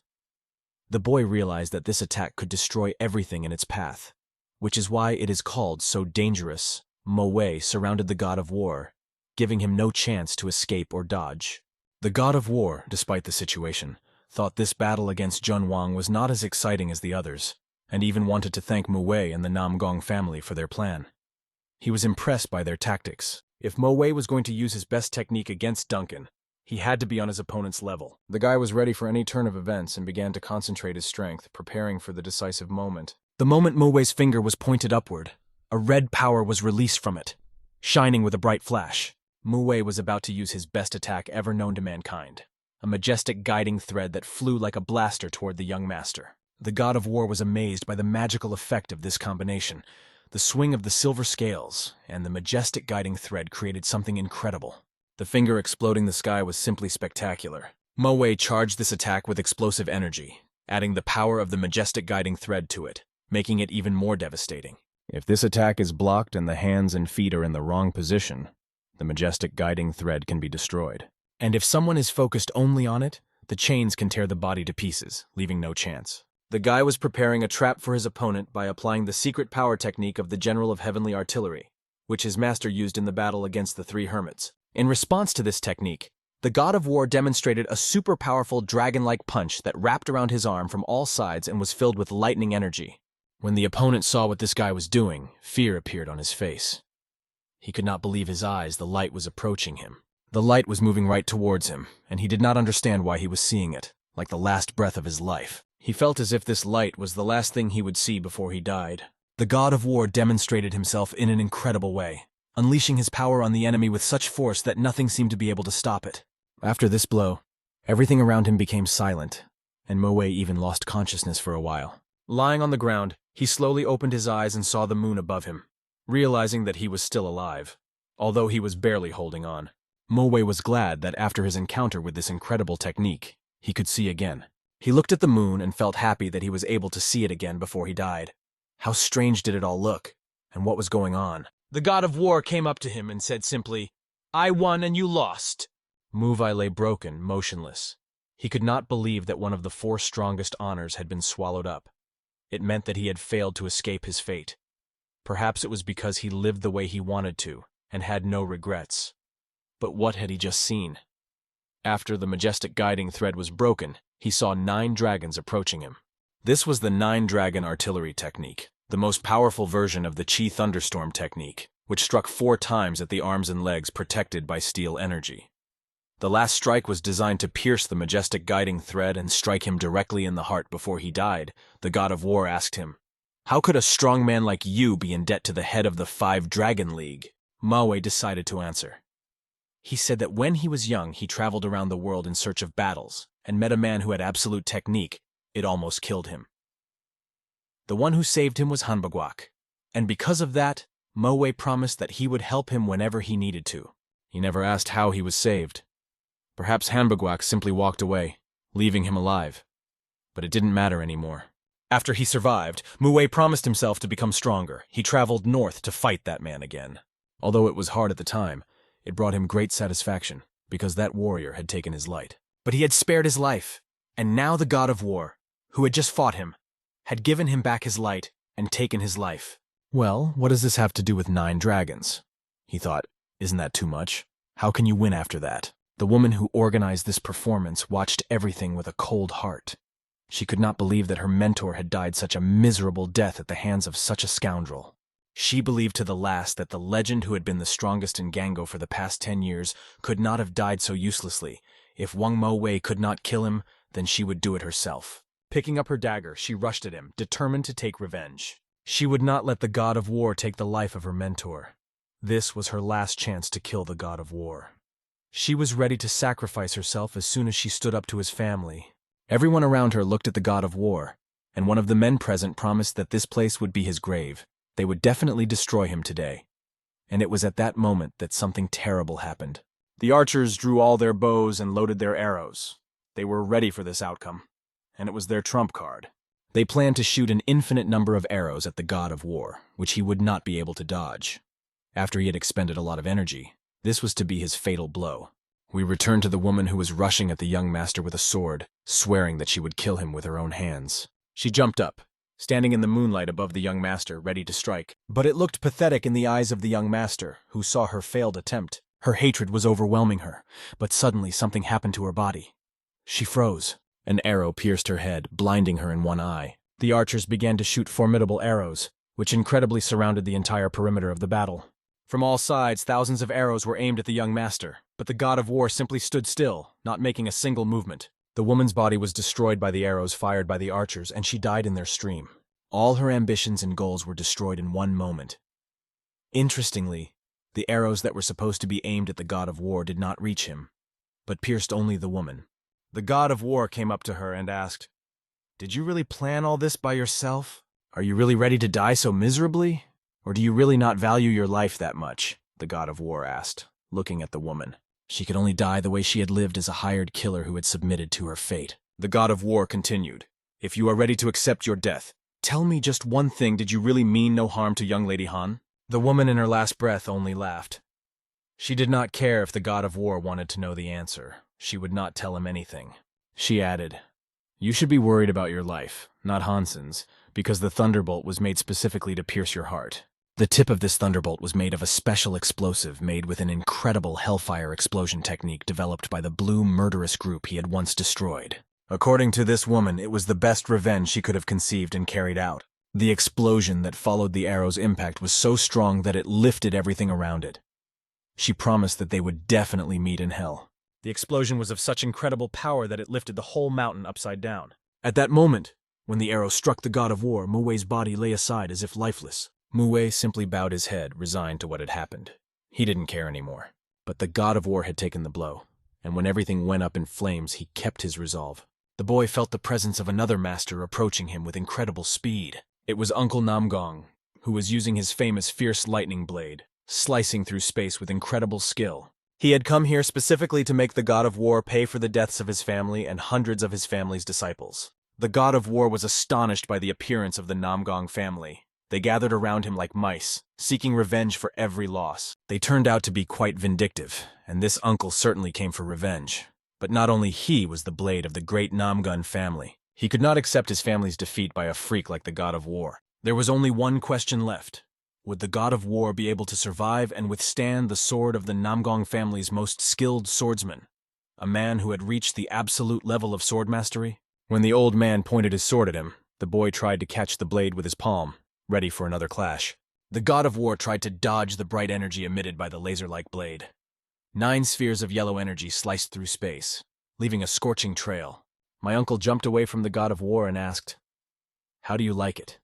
This is the level of supreme skill my blade is one with me. It's a whole new level of swordplay, the fierce lightning sword. If I can control the sword like this, even God will not be able to defeat me," he continued confidently. Dan San looked at his bleeding hand and asked the old man, "Is this the best you can do?" The god of war gave him a stern look and added, "If you are confident in your skills, then this is your last attempt. You've used your family, the Shining Steel, Master Wang, and even your Ghost Marshal's sons." The old man behaved like a child seeking attention. My uncle replied, "There is nothing childish here. You just don't understand why I'm doing this. If you don't know the basic rules of Gangos, you won't understand how things work here." He explained that to achieve his goal, he would not only use the 4 honors, but also involve the 5 Dragons Major League. The god of war again emphasized that his uncle was acting childishly by following his foolish thoughts. The god of war hit the old man with a plasma punch that spread its power across the entire mountainous area, leaving a trail of destruction in its wake. The old man used his bright energy to cut through all the blows that flew in his direction, easily defending himself. Like a well-oiled clockwork, he smashed into pieces every stone that came at him, acting with incredible precision. Having deflected the blow of the god of war, the old man recognized him as a real monster. He thought that the guy should be at least a little exhausted after fighting the 4 honors and Muwei, but surprisingly he still had strength left. It seemed radical and incredible. This guy was truly an incredibly strong man. But the old man realized that soon the god of war would become even stronger, even surpassing the righteous, and no human strength would be able to withstand his lightning bolts any longer. The old man decided to sacrifice himself, ready to use all his power. He concentrated his lightning strike, directing it from heaven to execute his justice. Looking directly into the eyes of the god of war, he vowed that he would finish him off quickly, even if it meant his own death. But suddenly the old man was interrupted by an unexpected blow from one of the demons, forcing him to change his focus. The old man found himself pinned to the ground. The demonic creature simply wiped him out, and for a second everything froze. Then there was an incredible tectonic explosion. The earth began to collapse right below them, and the old man was finally crushed in deep cracks. After everything was quiet, the god of war asked, "What did you want to show, you rascal? And who are you anyway? To barge in the middle of a battle?" The old man was left with only a pool of blood, and the god of war caught him in the act, adding disdainfully, "You call this a battle? It's not even a battle, it's a disgrace." He pulled his fist out of the old man's lifeless body. The demon boy, watching this battle, began to get bored. Nothing else seemed interesting in this fight. He wondered why the god of war didn't want to fight a warrior of his level. "I'll do something more interesting and fun," he thought, longing for bloodshed. His face looked dead, as if the devil himself had descended from hell to do battle with the god of war, preparing a new level of fear for anyone who dared to confront him. Now let's go back a few minutes, before the demonic rascal decided to destroy the old man. At that time, the archers loaded their arrows, preparing to attack. The demon guy turned to Namgun and asked him if he was impressed that his uncle, Namgun Jaijin, the family's majestic swordsman who has the most influence among people his age, had decided to fight to the end. He's willing to fight even if it costs him his life. Do you understand what that means? The demon continued. He wants to accept all the humiliation. And when the time comes, you must join in and kill the god of war. Your task is to shoot a thunderbolt straight at the god of war. And it doesn't matter if your uncle survives or not. It's a pity that the only goal of the fierce lightning blade Namgong is to die with his enemy. The demonic rascal reminded him that all this was only to ensure that the god of war would die for sure. In any case, if you're going to fire the thunderbolt, do it now while he's vulnerable, he prodded. He repeated again. Shoot right now. We need to end this battle brightly. Shoot immediately to kill the god of war for sure. Namgun Sa just stood there in silence, watching the battle. He couldn't do anything and didn't want to say anything. The demonic rascal said in irritation, Are you really that stupid? Are you going to shoot or not? The archers, who were ready to attack, watched their master suffer, but had not yet received the order to act. The demon reminded him, Why are you hesitating? If you miss this opportunity now, you will never be able to kill the god of war again in your life. Namgun-san shouted at the rascal. I already know this very well. Shut up! My uncle is fighting the god of war right now, and I'm looking for a way to keep him alive. He tried to stick to the plan, but the demon thought that the boy was always procrastinating, and that was why his family always suffered. The demon could not believe that the boy would not use the chance to corner the god of war and defeat him. And because of this, the Namgun family will be wiped out completely, and you, Namgun-san, will be the last one left, he added with a threat. The boy replied, Just shut your mouth. Everything is going according to plan, and I will decide when to act. But the demonic rascal was enraged, and he attacked the boy, screaming, You know nothing! You don't even realize that in a second you are going to die! And the demon's hand fell on the body of the young master. The warriors who stood by the side and supported the Namgun family held their breath as they watched their leader killed before their eyes. The demon turned to them. You have a choice. What will you choose? Will you be like Namgun-san, who missed a perfect opportunity? The demon continued. You can try to save your uncle and die with this guy, or you can help me kill the god of war. The choice is yours. If you choose the former, you will die. But if you choose the latter, you will become the greatest men of the 5 Dragon League with me, he added, leaving the warriors with a choice. The warriors began to whisper, remembering how their master had always been kind to them. One of them exploded in anger, saying, I was born a member of the Namgong family. My life and death will always belong to this family. The 5 Dragon Demon appreciated this honest choice and said ominously, Well then, you will die with honor. He didn't even touch them, but the explosive wave of red dragon energy spread throughout the battlefield. The archers, even those who were quite strong, were torn to pieces, scattering their bodies around. The demon laughed at their futile devotion. Foolish idiots! In the end, Namgun will only help them meet the god of war. Today's incident will leave no witnesses, and no witnesses will survive, he went downstairs, confident of his victory.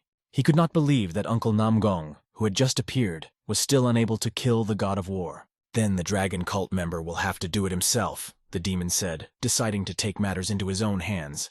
He thrust his huge fist, preparing to get rid of any ballast. At that moment, his fist comes down on Uncle Namgun, dealing him a fatal blow. There is an incredible explosion that shakes the ground. The demon pulls out his fist, sprinkled with blood, and laughs, wondering if he should have been distracted in the middle of the battle. The old man was trying to win everyone's attention, but in the demon's opinion, this battle was boring.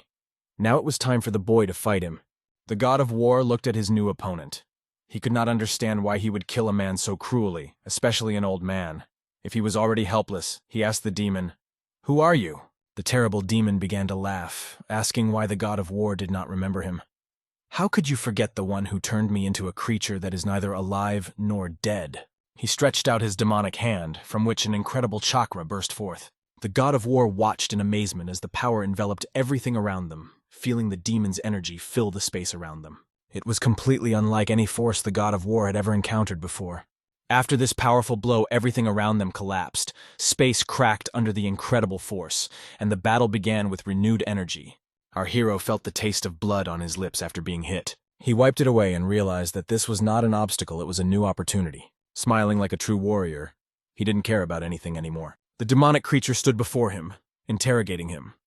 Do you remember me, god of war? In response, our hero exploded with incredible energy, and the red mask flew off the demon's head, revealing his face. The demon started laughing as he watched the guy still have a lot of strength left, even after fighting with the 4 honors and the blade of fierce lightning. But the boy was completely indifferent to who was standing in front of him. If it was the enemy, he would not hold back, for it was the will of the heavenly artillery general. Looking at the sunset, the dragon leader felt that something had gone wrong as he had planned. The sounds changed, and the atmosphere at the battlefield became different, as if nature itself was experiencing a change. The servant asked his master, "What do you feel, master?" The master replied that he could no longer hear the sound of the fierce lightning blade, and what struck him most was that his warrior must have been defeated.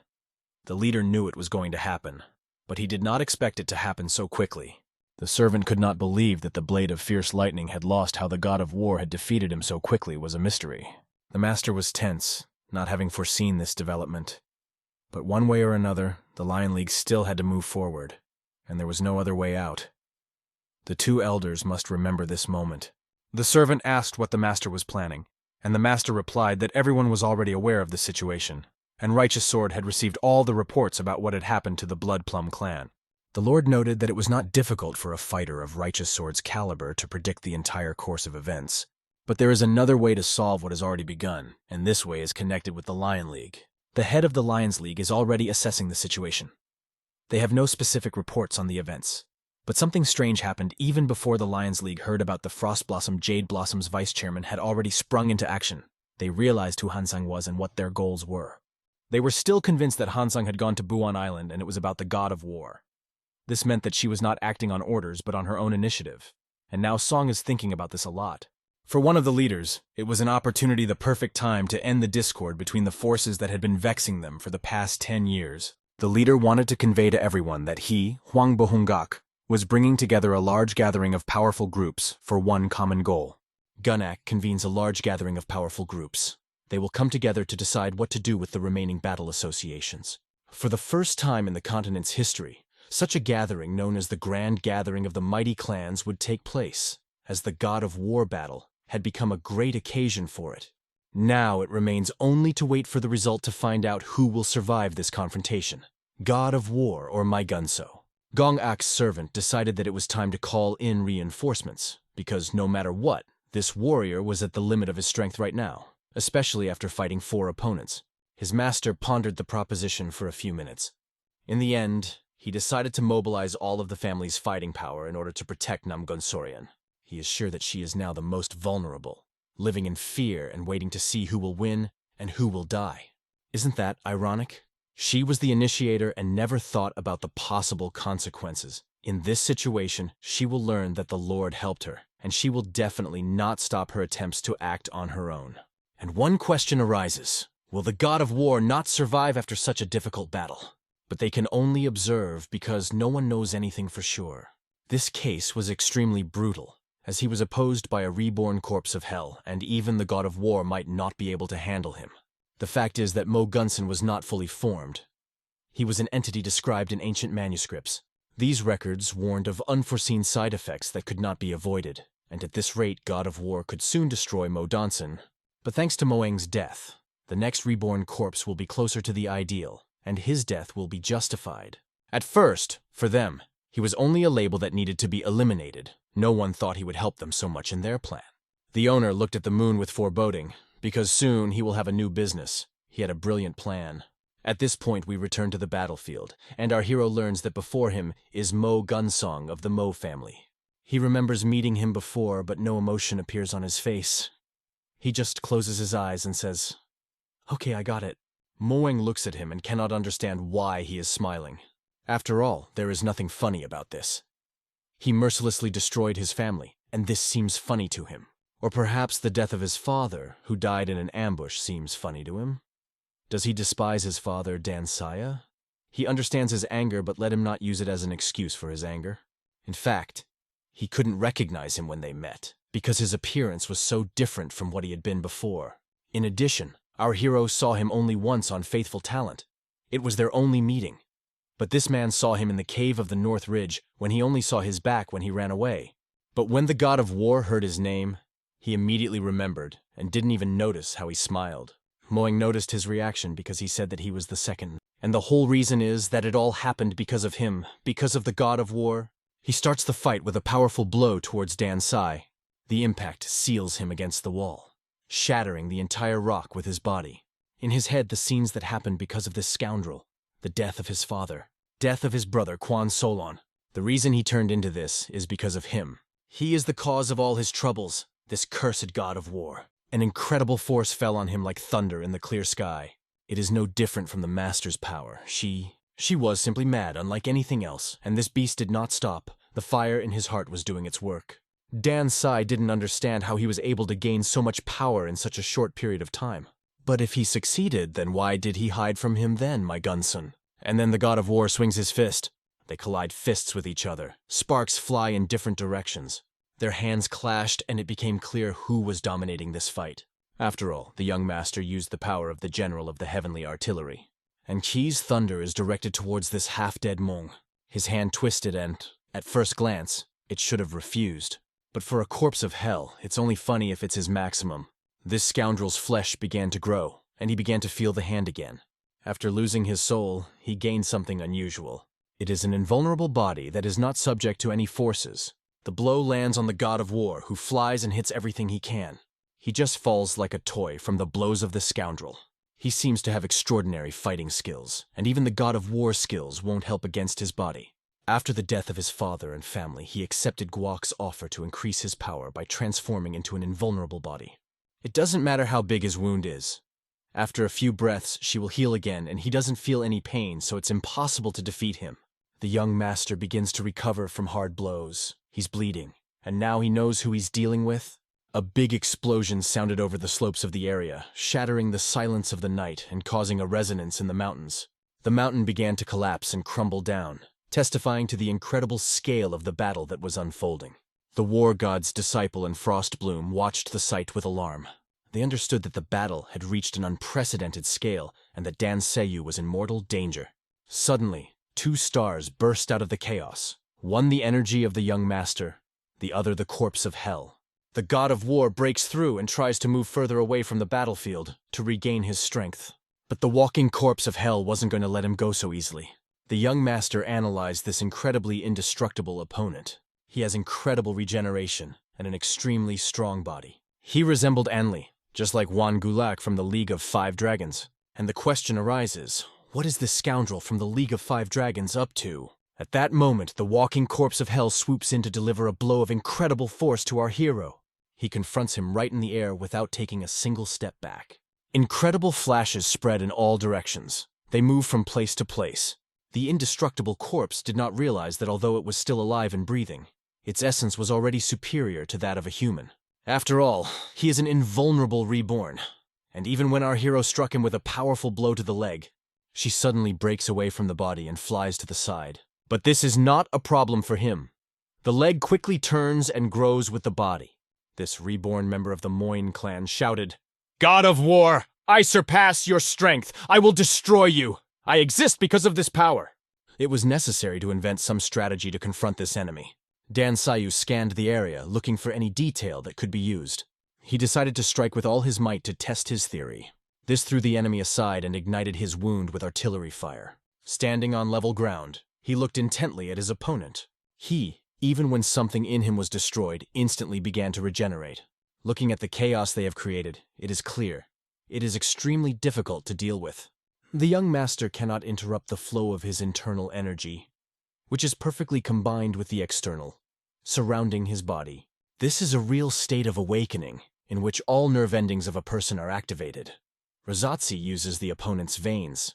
As long as the opponent does not understand how rosacea works, it is very difficult for even an experienced fighter to stop him. But thanks to his almost invulnerable body, this scoundrel absorbs the energy of our hero. In such a situation, a normal chi thunderstorm will not be enough, because it will only cause him minor damage and will not be able to stop him. Swinging another blow, the palm of the young master lit up with a bright light. They collided with their forces. Sparks fly in different directions. Between them, thanks to their auras, an incredible scale of chaos is created. The god of war could not even imagine that he could not stop him because the opponent has an indestructible body. In his thoughts, the reanimated corpse was surprised that he was being rejected again and again by some force. He understands that under no circumstances will he accept defeat, directs all his strength to counterattack, trying to counter the god of war. A powerful explosion occurs between them, equal in strength to a huge bomb. The god of war looks into his eyes and sees an invulnerable essence. An important life lesson pops into his head. One moonlit night he had a heart-to-heart with the master. Then the boy asked, "There are rumors that the power of the Heavenly Artillery General is capable of killing even an immortal?" He was sure that the long-lifers were the same invulnerables he thought of. Could the power of the Heavenly Artillery General overcome such entities? The Master, recalling the old legends, confirmed that for ordinary people these chances really seem invulnerable. Long ago, even the king of the continent wished for eternal youth. Among the sages are 3 hermits who, after years of training and growth, were able to live to be 100 years old. They truly deserve the title of invulnerable, especially Master Daejun-yu, the last and heir to the throne of Boha Kingdom. No one knows exactly how much time has passed, but this old man has lived for a very long time. However, the disciple considered them to be truly invulnerable entities, although the master did not think so. Entities close to invulnerability can be classified differently, but this only postpones their inevitable fate. Every life ends at some point, and for the general of the Heavenly Artillery, there are no invulnerable entities. Having understood the words of the master, the boy was sure that the assertion of this corpse of hell about his invulnerability was complete nonsense. A bright flash of heavenly power ignites in his eyes. He is convinced that invulnerability does not exist. His hand is filled with incredible energy that burns everything in its path. He uses the power of the Thunder Sky Artillery General, a strike of 1,000 lightnings that fills this opponent's body. The enemy's body is torn apart in every part of its existence, and the Hell Corpse screams from the incredible changes in its organism. There is nothing truly indestructible in this world, especially in front of the force of the General of the Heavenly Artillery. The thunderbolt of the General of the Heavenly Artillery pierced through this wretched creature. The walking corpse of hell flies to the side, struck by this lightning. He tries to somehow stop the blow, resting his feet on the ground. The blow itself severely tore his central part of the body, and he even began to lose consciousness. When the young master approached this scoundrel, he said, "How can you scream like that from an ordinary attack? If you call yourself invulnerable, then you are not so invincible." But he knows that his body died only once, and he who has died once cannot die a second time. Does his adversary not see that, despite his wounds, he is still whole and unharmed? These attacks should have killed him, but he is in great shape. The god of war emphasized, he is sure that he has already said this before to the general of the Heavenly Artillery. There is no such thing as invulnerability, and let him not think that he is still alive in this world. The resurrected Moang replied, "This god of war is a high-minded scoundrel. His pride is over the top. It is incredible that he chose to speak in such a tone to the invincible. Rage fills his eyes. He will make the god of war take back his words and regret it." But looking down, he sees that the Heavenly Artillery General's lightning is still glowing. And after a short moment, there is an explosion in his stomach. Now, he begins to feel pain. His eyes were bloodshot, and blood began to flow from his mouth. He should understand that this is perhaps only a small wound. If he is invulnerable, then he should not pay attention to it. But the wound does not heal quickly, and a scream begins to escape from his chest. The young master looks at the opponent and says, "You will never recover from a thunderbolt. Now you will feel it on your own body, and soon you will understand." The resurrected Hell Corpse had always thought he would never feel pain again, but an incredible pain came over him. He had never felt anything like this even when he was human. It's dangerous, and he decides to end this fight and kill the god of war with a swing of his hand. But, like a mirror, the young master intercepts his palm, activating the protective hand. He directs an incredibly powerful blow back in his direction. Looking into his eyes, he explains, "The protective hand is a technique that collects thunderous chi in the palm of the hand, creating a stronger body defense. But the invulnerable animated corpse felt it all over its body. This was due to the concentration of chi in a small point, so the force of the impact increased. A huge burst of energy occurs at this point, and the shockwave flies towards the person who sent it. Our hero stays put, and this scoundrel flies off to the side. He doesn't know what to do. He has already tried everything. How can you deal with such a scoundrel? How can such an incredible power and martial art, the power of the general of the Heavenly Artillery, exist?" He catches himself thinking that he needs to calm down, heal himself first, and then continue the fight after recovery. But he realizes that he cannot heal. Something has happened. And at the moment when he was distracted, a bolt of energy strikes him in the back. An incredible pain pierces his heart. The body of this invulnerable looks quite vulnerable, he asks. What has this rascal done to my body? The god of war explains. Thunderstrike is an enhanced form of thunder chi. The normal form would not help penetrate the internal organs and explode, and Thunderstrike is a method of multiple concentration that penetrated your body. I concentrated the power of the strike and it increased, but it drains my stamina quickly, so I rarely use it. Now the young master finds himself thinking that he started unconsciously talking to him about this in an informal way because he is annoyed. He has fought with many people, but no one has ever annoyed him like this. I don't know why, but Huang Bohua turned you into an invulnerable, reanimated corpse of hell. But I promise you that whatever it took for you to get in touch with me, especially using the young lady Han, I'll make you regret it. Fear is reflected in the ghost's eyes. He doesn't understand how this boy, with blue eyes, has reached such a level that he will never be able to defeat him, and the body of the invulnerable turns into a pile of garbage. His incredible power, which he wanted to take advantage of, and the ability to regenerate, disappears. The young master, looking at his opponent, says, "Now don't say that you can escape from the general." At this moment, his enemy begins to flee. The hand of our hero is directed towards this scoundrel. Even if the invulnerable hell corpse returns to power, his body will no longer exist. Terrified, this invulnerable man begins to run away, realizing what consequences await him. He draws attention to the mountain where the corpses of those he killed were lying. Those archers had Namgung thunder arrows. He directs his red energy at them, wanting this bastard to die like he did on Buwal Island. An incredible explosion shakes the space. The mountain collapses and begins to fall on the god of war.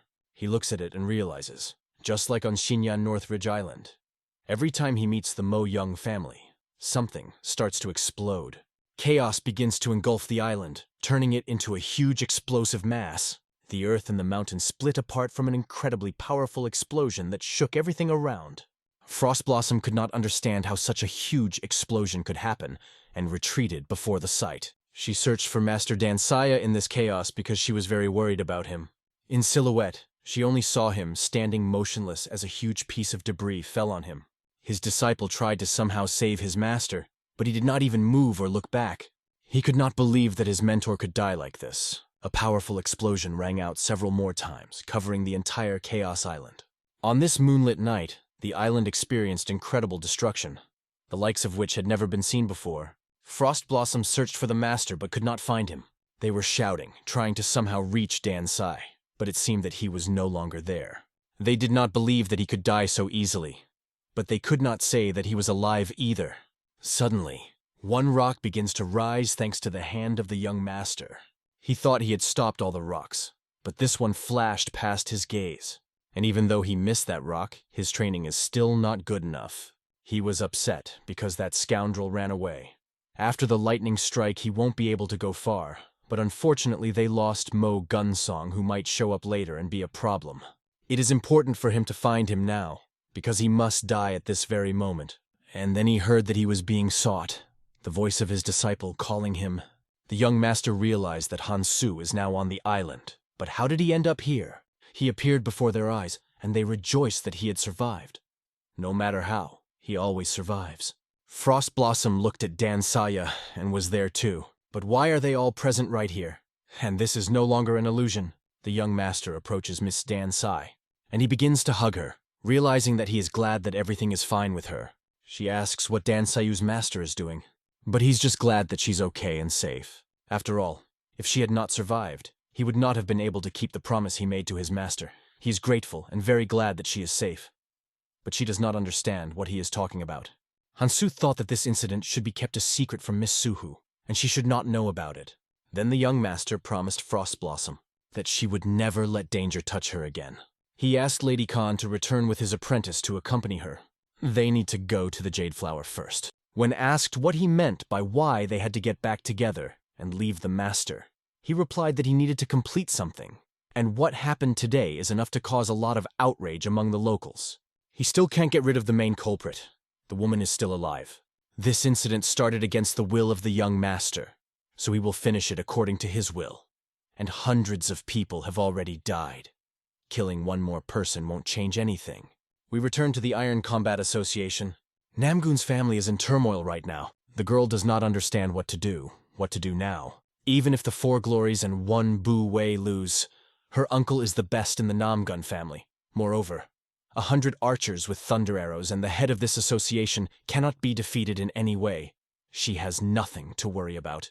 She wondered if they had received any news from Bull Island, but was assured that they would soon, and there was no need to worry too much. After all, even if the god of war wins, he will not be able to enter here immediately. If he attacks the Namgun family, he will become an enemy not only to the Five Dragon League, but also to the entire Steel Association. Even if he has lost his mind, there are 100 elite family soldiers here, so let him just relax. And shortly after these words, screams began on the street. An uninvited guest had invaded their rooms. The girl understood that most likely it was the god of war, and he came. One of the guards drew his sword. It's unbelievable that this scoundrel came to kill everyone. He's a real psycho. The man asked the young lady to stay away as he would deal with him. But before he had time to open the door, the power of the general of the heavenly artillery pierced through it. She cut the door in half. Thunderbolt Chi destroyed this scoundrel, who planned to somehow put an end to the god of war. At this moment, there was only one member of the Namgun family left in the main hall. She looked at this man and did not understand how he had passed through 100 elite soldiers. All the pride of the family simply disappeared before her eyes. He approached her and asked, "Did you think you could stop me with 100 men? You need at least 1,000 to stop the Sky Artillery General. He once warned her not to do anything." The girl laughed. "What are you even talking about? Who promised it?" But suddenly the memories came flooding back. She remembered how the god of war had told her to just do nothing. After all, he's just defending himself from everything they've done since yesterday. But from now on, he will do it no more. She tries to do something even after he warns her. "I will see to it that the whole world, even the birds and mice, know the news of your death," he said. And she realizes in horror. Is he really that strong? She was sure that he wouldn't be able to kill her. Because how would he touch her? How he touched the Five Dragon League? Does he want to become their enemy? But he doesn't care, even if the entire Iron League and the Steel Association have already become his enemies, and today, she will die. Suddenly, someone appears on the horizon in front of the god of war, whose words sound like an arrow. He says that the god of war has lived many lives, and should he stop, because if he causes this conflict, then he will be punished according to the laws of the P-League Dragons. The god of war can't believe he's been caught. Now he looks down on him, realizing that he belongs to the Wine family or is an emissary of Huang Bonak. The man in black continues, "It's a shame it has come to this, but the Namgun family is a full member of the Five Dragon League. If she is really guilty, then you should formally file a statement and complaint with the League. If proven guilty, she will be officially punished." The woman, seeing the deadly Soul Reaper, rejoiced. She was waiting for him, knowing that the League of Five Dragons would not leave her to her own devices. But he didn't come for nothing. He brought words from the League of Five Dragons. This is the League's general manager, Soul Collector Yombek B, who stated that the Namgun family has been through a lot because of the god of war. If any misfortune happens to any of them, the League will not sit idly by. He held his sword and warned our hero, asking him not to escalate the conflict any more and better to give way. After all, hundreds of martial arts masters are present here, who ensure law and order in the League of Five Dragons. They are extremely strong, and the god of war had better stop. Our hero mentions a law enforcement bureau where everyone was involved in covering up the kidnapping of Kyo Lim's Security Bureau employees. With forged evidence, they convicted the master Mu Huyun as a criminal. "Is this the law enforcement bureau?" asked the god of war. The Soul Reaper even got nervous because they found evidence of this deed. "This is absurd. If you continue to behave like this, the League will not tolerate it anymore." The girl rejoiced, thinking that the god of war would not win, because he was on the losing side. "You should know that you can't kill me now. Even if you threaten, you won't make it even if you try." However, she was ecstatic, praising him for having the courage to come after killing 100 of her family's martial artists and try to kill someone who held an official position in the Vaughn League of a completely different level. She warned him that he should be afraid of her and better back off. The god of war had not expected her to be so talkative. He activates Chi's lightning power and directs it at her. The Soul Reaper watches all this and warns the lady that she had better avoid him. A lightning force flies in her direction. She bursts in, exploding near her chair and back. He asks, "Have you calmed down, young lady?" Then the Soul Reaper warns him that he's crossing the line and there will be consequences. Better listen to common sense. But the god of war always mentioned common sense. If he asked about it then, he will ask the question now. Imprisonment of Ko Liam's Security Bureau staff. Do you think it is common sense? And making fake medicine to kill the host is also common sense. If all this is considered normal, then what can we believe? How can we trust you? I will do as I see fit too, and keep that in mind. The Soul Reaper notes that the God of War is indeed fighting against the entire Iron Battle Association. He doesn't know what to do now. Should he stop him? He remembers the words of his leader. Could God of War survive? I don't know, but I can say with certainty that if he survives and sets out to destroy the family, you, as his servant, must come and deliver my words, stop him at all costs. But the War King doesn't look like someone who can be easily stopped with mere words. We'll have to kill him. When the God of War looked into his eyes, he felt his heart burn with the piercing gaze and knew that he could only be injured by his eyes. But he remembered the leader's words. Even if we can kill the God of War, the Namgoon family does not deserve to die in vain. If he doesn't back down after these words, it's best not to touch him until the great gathering of the power groups takes place. When Namgoon Ryeon dies, she will make a good sacrifice. And right now it can happen, and it really happened. The ghost was even injured by this energy, but understood that good was coming. They will notify the Law Enforcement Bureau, and they will not get involved in this case. But because of this stupidity, he crossed the border of the Five Dragon League with no chance of returning. He should keep in mind that all the disasters that happened today are his responsibility. But the God of War knows perfectly well that they will not take responsibility as they did before. Let them do what they want. The Wraith then orders all the soldiers to retreat. Lady watches as the deadly Soul Reaper abandons her. He abandons her, the very person who should have been in the highest honor. Is this what Gunnak wanted? Then the God of War approaches her and asks, "Did you think that these scoundrels will really protect you to the end? They used your steel and your family to kill the God of War. They also made a plan with the Four Glory and Master One. Isn't that a problem? But I cannot forgive the fact that you involved my mistress in this matter, young Lady Han. You will have to pay for all this with your death." He ignores her words to wait and requests to save his life. In the territory of the Namgoon family, only a scream can be heard. The young master never forgives anyone, no matter who or what. If she deserved it, she got what she deserved. This news reaches the dragon leader. He was amazed that the God of War had killed everyone. Even he, possessing the power of the League of Five Dragons, lived and hid his desires. The God of War chose a completely different path. Does he think he can handle everyone? He really shook the entire Iron Battle Association, even more than expected, and it was just beautiful. He was grateful to him. Gongak was surprised that there was such a place under the Iron Martial Association at all. Is this really a secret meeting? He doesn't understand. Then he hears a voice. "I'm glad you liked it." Standing before him was a high-ranking official who had learned of this place from a trusted friend. Gunnak did not know this person, but he must thank him. Thanks to him, they will get to know each other better in an unusual place. He sees this man walking through the air, a person who can breathe and move his body freely, having reached the highest level of Qi. Stopping the blood flow in the soles of his feet, he channeled the Qi energy to support the body. This is the best in his field, the one who founded the 9 greatest groups. As expected from his old enemy, Holy Sword. It had been a long time since they had seen Master Uno. And indeed, it's been a long time since we've seen Master Huangbo. It's been years since they spoke in person. He really surprised him. He could barely feel his presence. This level was unbelievable. His power was simply amazing. Gunnak did not come empty-handed. He brought liquor, and there were 2 glasses. It was clear that 2 would be enough. They wanted to sit down and drink, but suddenly some energy knocked over the glass and took their liquor. The Holy Sword and Gunnak paid attention. Who had come to visit them? This person drew the liquor to himself. Taking it in her hand, she declared that they upset her. "Even though I'm late, this happens. And you're going to drink liquor together?" And drinks this drink. That was quite a bold and decisive act. Is this person as rude as before? How can anyone like him?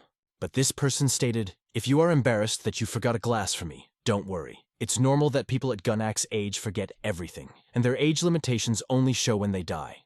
You haven't changed after all these years, and enough of us saying hello. We need to get to the reason the Master brought us all together." Gunnak turned his attention to everyone present. One of them was sure that it was because they didn't know what was going on. Was he really going to disband the Iron Battle Association? Gunnak addressed them. "If you know of the gathering where the heroes fought against the huge factions, These 72 people across the continent formed an association called the Iron Battle Association. All the organizations and the grand gathering of influence groups to disband this association would be right.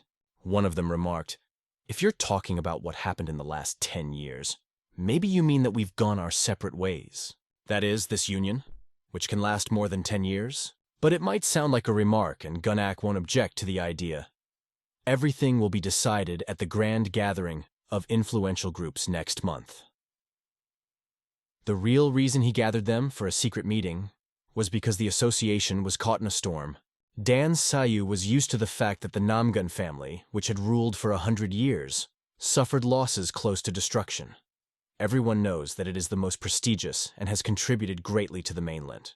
We cannot sit idly by when this prestigious family was destroyed by a foreign master. A huge number of masters were killed, and the god of war has a truly terrible and cruel nature. His crimes have reached such a level that it cannot be ignored. As the leader of the 5 Dragon League, I cannot allow the god of war to escape punishment. The young master was already chained up. It was funny to him that Gunnak only wanted this, and he was also locked in a dungeon. We head back north to Daunton Lake, where the majestic Tianjin Mountain can be seen on the horizon. One of the top men couldn't believe he had been made to come all this way against all the odds. He did not understand who planned all this and for what purpose. He intended to kill their disciple, and couldn't see how they could let it happen. The person who did this must be extremely cruel, and it was obvious that all these fights took place just to mourn this neediness. An old man appears on the horizon, swinging his spear and yelling at Yvain that he should watch his tongue, as these may be his last words. However, Yvain came to punish the scoundrel who was harassing his student. But is he sure that it makes sense to punish a person for touching an insignificant woman? After all, the student he killed was valuable and was at the last stage of his studies. Regardless of the reason, he had become their disciple's enemy, and they would not let it go unanswered. It turns out that chasing other people is a trivial matter for this man. However, his enemy would not listen to Juwain. He was ready to cut his throat. Using the Fiery Storm Spear technique, he rushed at the opponent. Legends mention 2 heavenly monsters known for their bad character. Power radiates from his hands, but people do not recognize those who possess unparalleled fighting skills, and these scoundrels indulge in unseemly speech. Yvain was convinced that men pursuing women was a rare occurrence, but this was what caused his student's head to break. He not only pursued a woman, but violated the very foundation of humanity. That's why he ended up like that. It sounded like nonsense to his enemies, and they weren't here to listen to excuses. This is not simply a matter of the relationship between a man and a woman. He was their disciple, the man they idolized. He harmed others to satisfy his own worthless ambitions, and that's why he died. However, the opponents tried to silence Yvain. It doesn't matter to them what reasons their disciple is dead, and his words are just denials.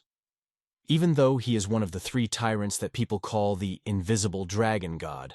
They called him an absolute strongman, but today would be his last day. Yvain realized that the talk was no longer meaningful. "If you want it, let's end it once and for all," he said. They charged, heedless of the cost of his life. It didn't matter to them. Ivan's hands filled with energy, and the enemies sought to test the Iron Tyrant. "Let him be a master of martial arts who passed the path of blood and iron." That's how his nickname sounded. He activated the embodying confidence technique. He needs no weapon to fight them, for his weapon is his own body. Watching him, his enemies thought he was a mad scoundrel, but decided to ease the pain of losing a student by taking his life. They concentrated all their power in one powerful blow. Now they will see if he can stop it with his incredible body. Their spear unfolded in all its glory. The roar of an ocean storm echoes through the gorge. 2 warriors surrounded Yvain as he prepared to fight them unarmed. He saw in them soulless, worthless men like their disciple. Such usually die ingloriously. Yvain casts Iron Bloodclaw and his enemies are sent flying in different directions. After that, he finds himself on a high hill. Both opponents began to fall under the weight of his blows. His power penetrates one of them so much that it splits in half. Being invincible and proud of it, he overcame them instantly, the same 2 who were famous for their invulnerability. Their bodies fall into the abyss, where they will remain forever. He could not believe that these scoundrels were also inhabitants of the continent like himself. How annoying they are. He called another one to come out because he was tired of his surreptitious observations. The young man stepped out of the shadows and greeted the master, the Iron Tyrant. He had come to deliver a message from the Lion League. His name is Chael Musong. Yvain addressed the gifted good of the north wind. "Are you the son of monsoon?" "That's right," replied Cheol Musung. He was shocked to learn of the destruction of the Namgun family and heard the whole story. Moreover, he heard that even one of the 4 honorable masters, Heavenly Mentor, was shocked. Considering his close ties to the League Leo, does he want to take on another case? Then Yvain uttered one phrase that meant the refusal of this young man's request. Cheol Musong did not understand his words at first, but the old man continued. "Until now, we respected each other and did not ask for help. You are asking me for help, and I might accept, but I know you are not one to praise others unconditionally. So I believe you have not conveyed the full meaning of your message to me." Cheol Musung replied that, in any case, the question didn't matter because he didn't have time for empty talk. "You already got the blood jade, so what else do you need?" Yvain asked. Cheol Musung replied, "So you found the jade? If old Muvin wishes to help them, he will become the owner of the blood jade." Muvin was interested and asked if this is not a lie. Monsoon assured him that he had heard it directly from the master. Muen would indeed be able to become the owner of the blood jade. After hearing these conditions, Muen agreed to act according to their will. After learning about the god of war, he was surprised by his intelligence. He was ordered to catch Monson and make a deal with him. And even Gun Ak-O, is the god of war really that powerful? He was looking forward to meeting him because she would be the legendary Iron Tyrant Yvain. Yun Do was preparing for the big event. We returned to Dongtung Hu Lake, where the leaders have already begun to converge on the Steel Association, and they did not expect to see it on such a scale. One of them didn't even imagine that they would gather through one person of the god of war, and that the Steel Association would cause such fear as if everyone feared God himself. We returned to the Steel Battle Association, where there are almost no people in the city. Drama turned into reality. Master Ivan, the Iron Tyrant, soon receives a greeting from one of the young masters who thanks him for his arrival. However, the head of the Lion League ordered one of his soul hunters, Gal Jung Hyuk, to follow him respectfully and first of all lead him to the city. He needs some rest to recover from fatigue, and in the afternoon everyone will have dinner and this man should come to him as an escort. Uvan resented being given a room and offered dinner. In fact, his purpose here is work. This old man needs neither room nor dinner. The main goal is work, and he will do it. He even asked not to be accompanied, saying that he would deal with everything himself, and it would not be useful for him to be accompanied. Discussions are going on in the Great Celestial Trade Group about what everyone knows. The Steel Battle Association has entry and exit restrictions for personal reasons. In addition, hundreds of eyes are glued to the hall and the guest area, and everyone will be watching the sales group. This means that the Iron Association is suppressing the Grand Celestial Trade Group, or rather, Master Dan Sai, and it is reasonable to tell them to prepare for the worst, even though War's role has risen to the top 10 in Gangle's ranking. Now, after the death of the Heavenly Mentor, he entered the top 9, and as expected, the center is not friendly either. The death of the Namgun family, which has always shown hostility to the god of war, and the death of Wanbu Wei is generally a shock caused by the death of one of the honorable masters. It seems that rumors of him being stronger than the 3 righteous ones are spreading throughout Wang. And besides, after Namgun Soren's death, it is widely believed in society that the god of war is capable of killing even a weak woman. He is no longer respected, but feared. Because of this, they came to the conclusion that it was necessary to punish the god of war. After all, there is a high probability that other forces will do something against him, and it will not be surprising if one day all the forces that are part of the Steel Association will turn into enemies in their eyes, and the god of war is just a stranger. The young hostess listened to her Uncle Khan's story and forbade him to chatter without stopping, immediately getting down to business. They were faced with a choice. They must choose one of 2 sides, or they cut ties with the god of war. One of them was indignant, not seeing the sense in this, if it means severing the old ties they've built for so long. But Khan argued that they were businessmen and had to think about profit first, and no one would be happy if they chose both sides. Suddenly, tapping a finger on the table, someone reminded them that if they were businessmen, they should not forget how Dan saved the great commercial group. They have been helping the god of war all this time, and if their agreement with the association is broken, who will be responsible for the damages, and will they be compensated? And, according to Uncle Khan, as businessmen they should not refuse. Sioho hoped they would understand her position. Uncle's opinion is also worth considering. They should be profit-oriented, And if this is the result of disloyalty, then they are no different from a number of sellers. Therefore, as of today, her order as the young lady in charge of all this cannot be denied. They stay with the god of war, as she trusts that he will soon deal with everything. Everyone was divided into two camps. Some trusted her, and some disagreed.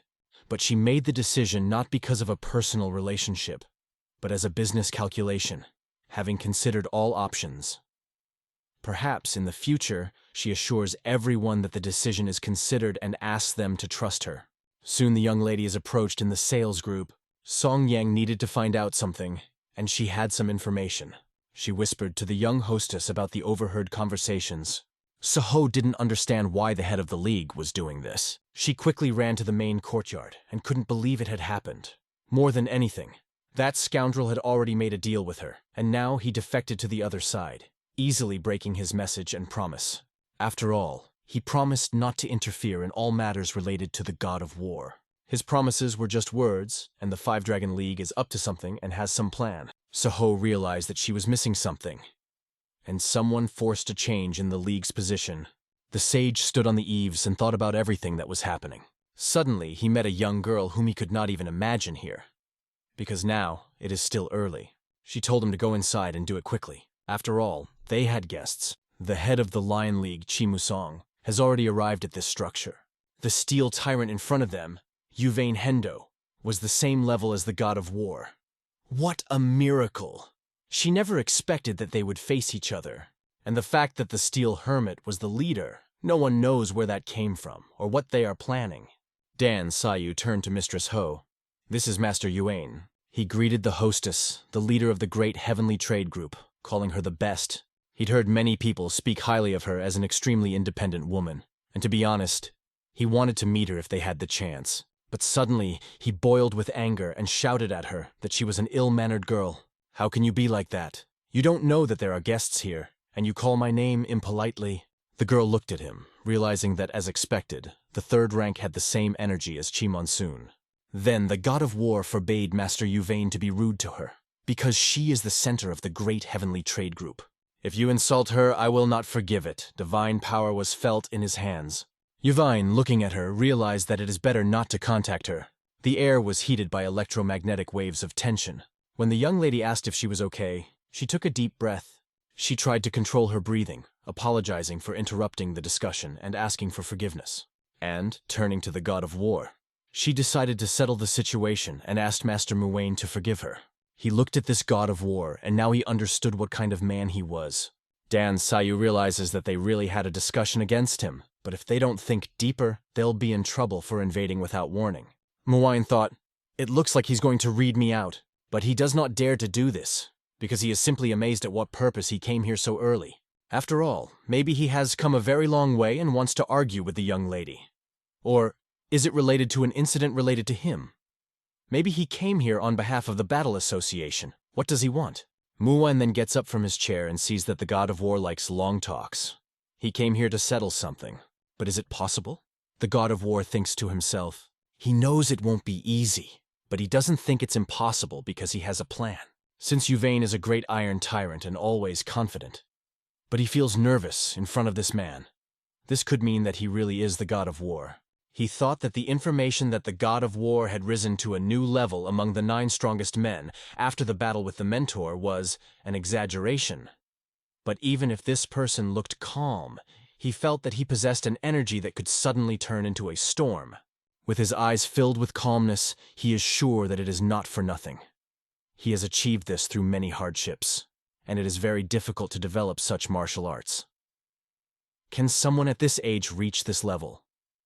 If he and the god of war fought at full strength, then the victory would be decided in a second, he is sure. Yuvain will be honest.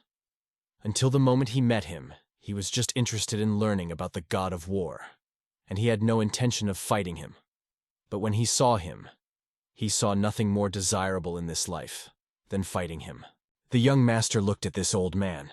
If you want to fight, and he, in turn, needs his fingers. He wants to, but unfortunately, he doesn't have time. If you turn yourself in, I'll be grateful. But it seems you won't, and now Yuvain needs to think. Of course, this is a difficult request for the god of war. Hasayu decided to say a few words. She apologizes for her behavior once again, regardless of the circumstances, but she knows who holds the seniority in the entire Grand Gang. Moreover, she knows that Yvain refuses to concern himself with external affairs, which makes it very difficult to accept the fact that he has decided to intervene in this murky fight. Yvain replied that there are many unexplainable things in this world, and his participation this time would be an exception. Hasayu knows that this fight is the result of the 5 Dragon League's foolish actions, but he continues to interfere anyway. She is sure that it is all because of his grandson. After all, his grandson suffers from a very rare disease, from which it is very difficult to cure. The name of the disease of the 8 soulful great veins? It is a disease in which the 8 main veins are not supplied with internal energy. To make such a person move, a valuable thing is needed. Maybe these people are promising him blood jade if he can handle the god of war, because that's the only thing that can help with this disease. In fact, it most likely is. As he said before, he could be wrong. Yvain was waiting for what the girl would actually tell him. Hasayu sees that he is acting under pressure from the Mito clan. He is being used by the 5 Dragon League, but they, as the great heavenly trade group, will do anything to cure his grandson of his illness. So she suggests that he reconsider her offer and the offer he was asked. But Tyrant saw no way to accept what the girl was offering when his goal was right in front of him, and the blood jade was in his sights. And as long as he is willing to save him, he will go to any lengths. Understanding his position, the god of war decided to make a deal so that there would be no casualties on either side. But Yvain was convinced that there was no such way. Then the young master suggested that if he lost to Yvain, he would be sent to an underground dungeon. This place is not being used at all, and he will be imprisoned in an underground prison, holding the great meeting. It all sounds like he's already surrendered to the god of war and has untied his hands, so let him tame him. Hearing these words, the sage intervened in the dialogue, trying to understand the god of war. Does he even understand what he is talking about? There's no way those bastards from the League of 5 Dragons are going to treat him fairly. He can calm down only after hearing this, because what he wants, he will not deny. Killing is killing even if he had reasons for it. That means he has to accept their judgment. Apparently, he doesn't trust the 5 Dragon League either, but he trusts Master Yvain, and then he asks this old man to trust him as he trusts Master Yvain. Yvain, in turn, saw that the thinking was over and began to accumulate strength in his hand. Still, everything he said was good, but things are not as simple as he thinks. His forbidden Asura fingers that he has used and will use to tame him are a mix of 2 techniques designed to control opponents. No one can take them down but him. If he tries to do it without knowing the basics, he will get seriously injured. If he is found innocent at the assembly of powerful groups, he will take them down himself, so don't try to take them down by force. But the god of war only has one request for the master. Please let him stay here at the Great Heavenly Trade Group while he is in prison, as he will need a place to stay until the assembly takes place. And he can stay in this guest hall. Did Yvain get it wrong? It's like this. The moment I enter the prison, my people will be attacked by the remnants of the Namgun family and the assassins of the 5 Dragon League. I ask you to stay and protect them. Yvain then promises that he will do anything for a fair trial. And if it has come this far, he starts now. He uses Asura's forbidden fingers and attacks the god of war. Soon, strange sounds of chains are heard in the underground prison of the Steel Battle Association. Chains knock against each other, creating otherworldly sounds. This prison is at a level below the floor. Given that the Steel Battle Association is located on the island, they are currently below its surface. In the 10 years since the establishment of the Steel Association, the number of prisoners left here can be counted on the fingers. Technically, this place is already closed, so the god of war thought that no one would be imprisoned here. And the one who deserves this prison has finally come here. Now that they think about it, they only see him from afar. This is the first time that Guok has spoken to him in person like this. He is usually described as a person with blue eyes and with a wild look in his eyes. But maybe due to being tamed by the steel tyrant, he now looks like a human with normal eyes. Either way, maybe their first meeting with him will be very memorable. So he has high expectations of him without even knowing it. Ak Chong did not know that in such a pitiable state, the god of war could conjure up something. Then the god of war addresses this scoundrel, Gu Ak. What are you going to do? How will you act? He asks. Ak Young doesn't understand what he means. Aren't you the one using the steel tyrant to imprison me in this place? But the god of war looks at this scoundrel and explains to him that all that is happening right now is that Akjung wants to see how he feels. He doesn't know what misunderstandings he has about him. But in general, he notices that he doesn't take his word for it, which is absolutely not the situation he wanted, explains Akjung. What he wants is to see his head smashed in front of the great gathering of powerful groups. Well, and at Master Chiel's suggestion, he can't do that, which made his life last another month. So he'd better thank the master. Anyway, sure, there's no way to get out of this place on his own. Even if one can imagine how to get out of here. Even if he destroys this whole prison. He'll drown right there, so him better not to do stupid things. And soon, the great gathering of the power groups will take place in a month. But he will come to it before then. The prison was really incredible and was remote from the ground, hanging on chains. He understood that there was practically no security in this place. But the owner of this prison stands at the only exit from it. He heard that he did not like to leave the prison door open. Akjung tells that the owner of this prison is a very bad person. He has a bad character. And since the god of war was conquered by Asura's forbidden fingers, he better not bother him and manage everything. With these words, he leaves the god of war to rot in the dungeon. The young master is kneeling in chains. There is a month left until the great gathering of powerful groups. But, in principle, this will be enough for him. He has some interesting plan. The great heavenly trade group began to discuss what had happened in the morning. The god of war did the unthinkable.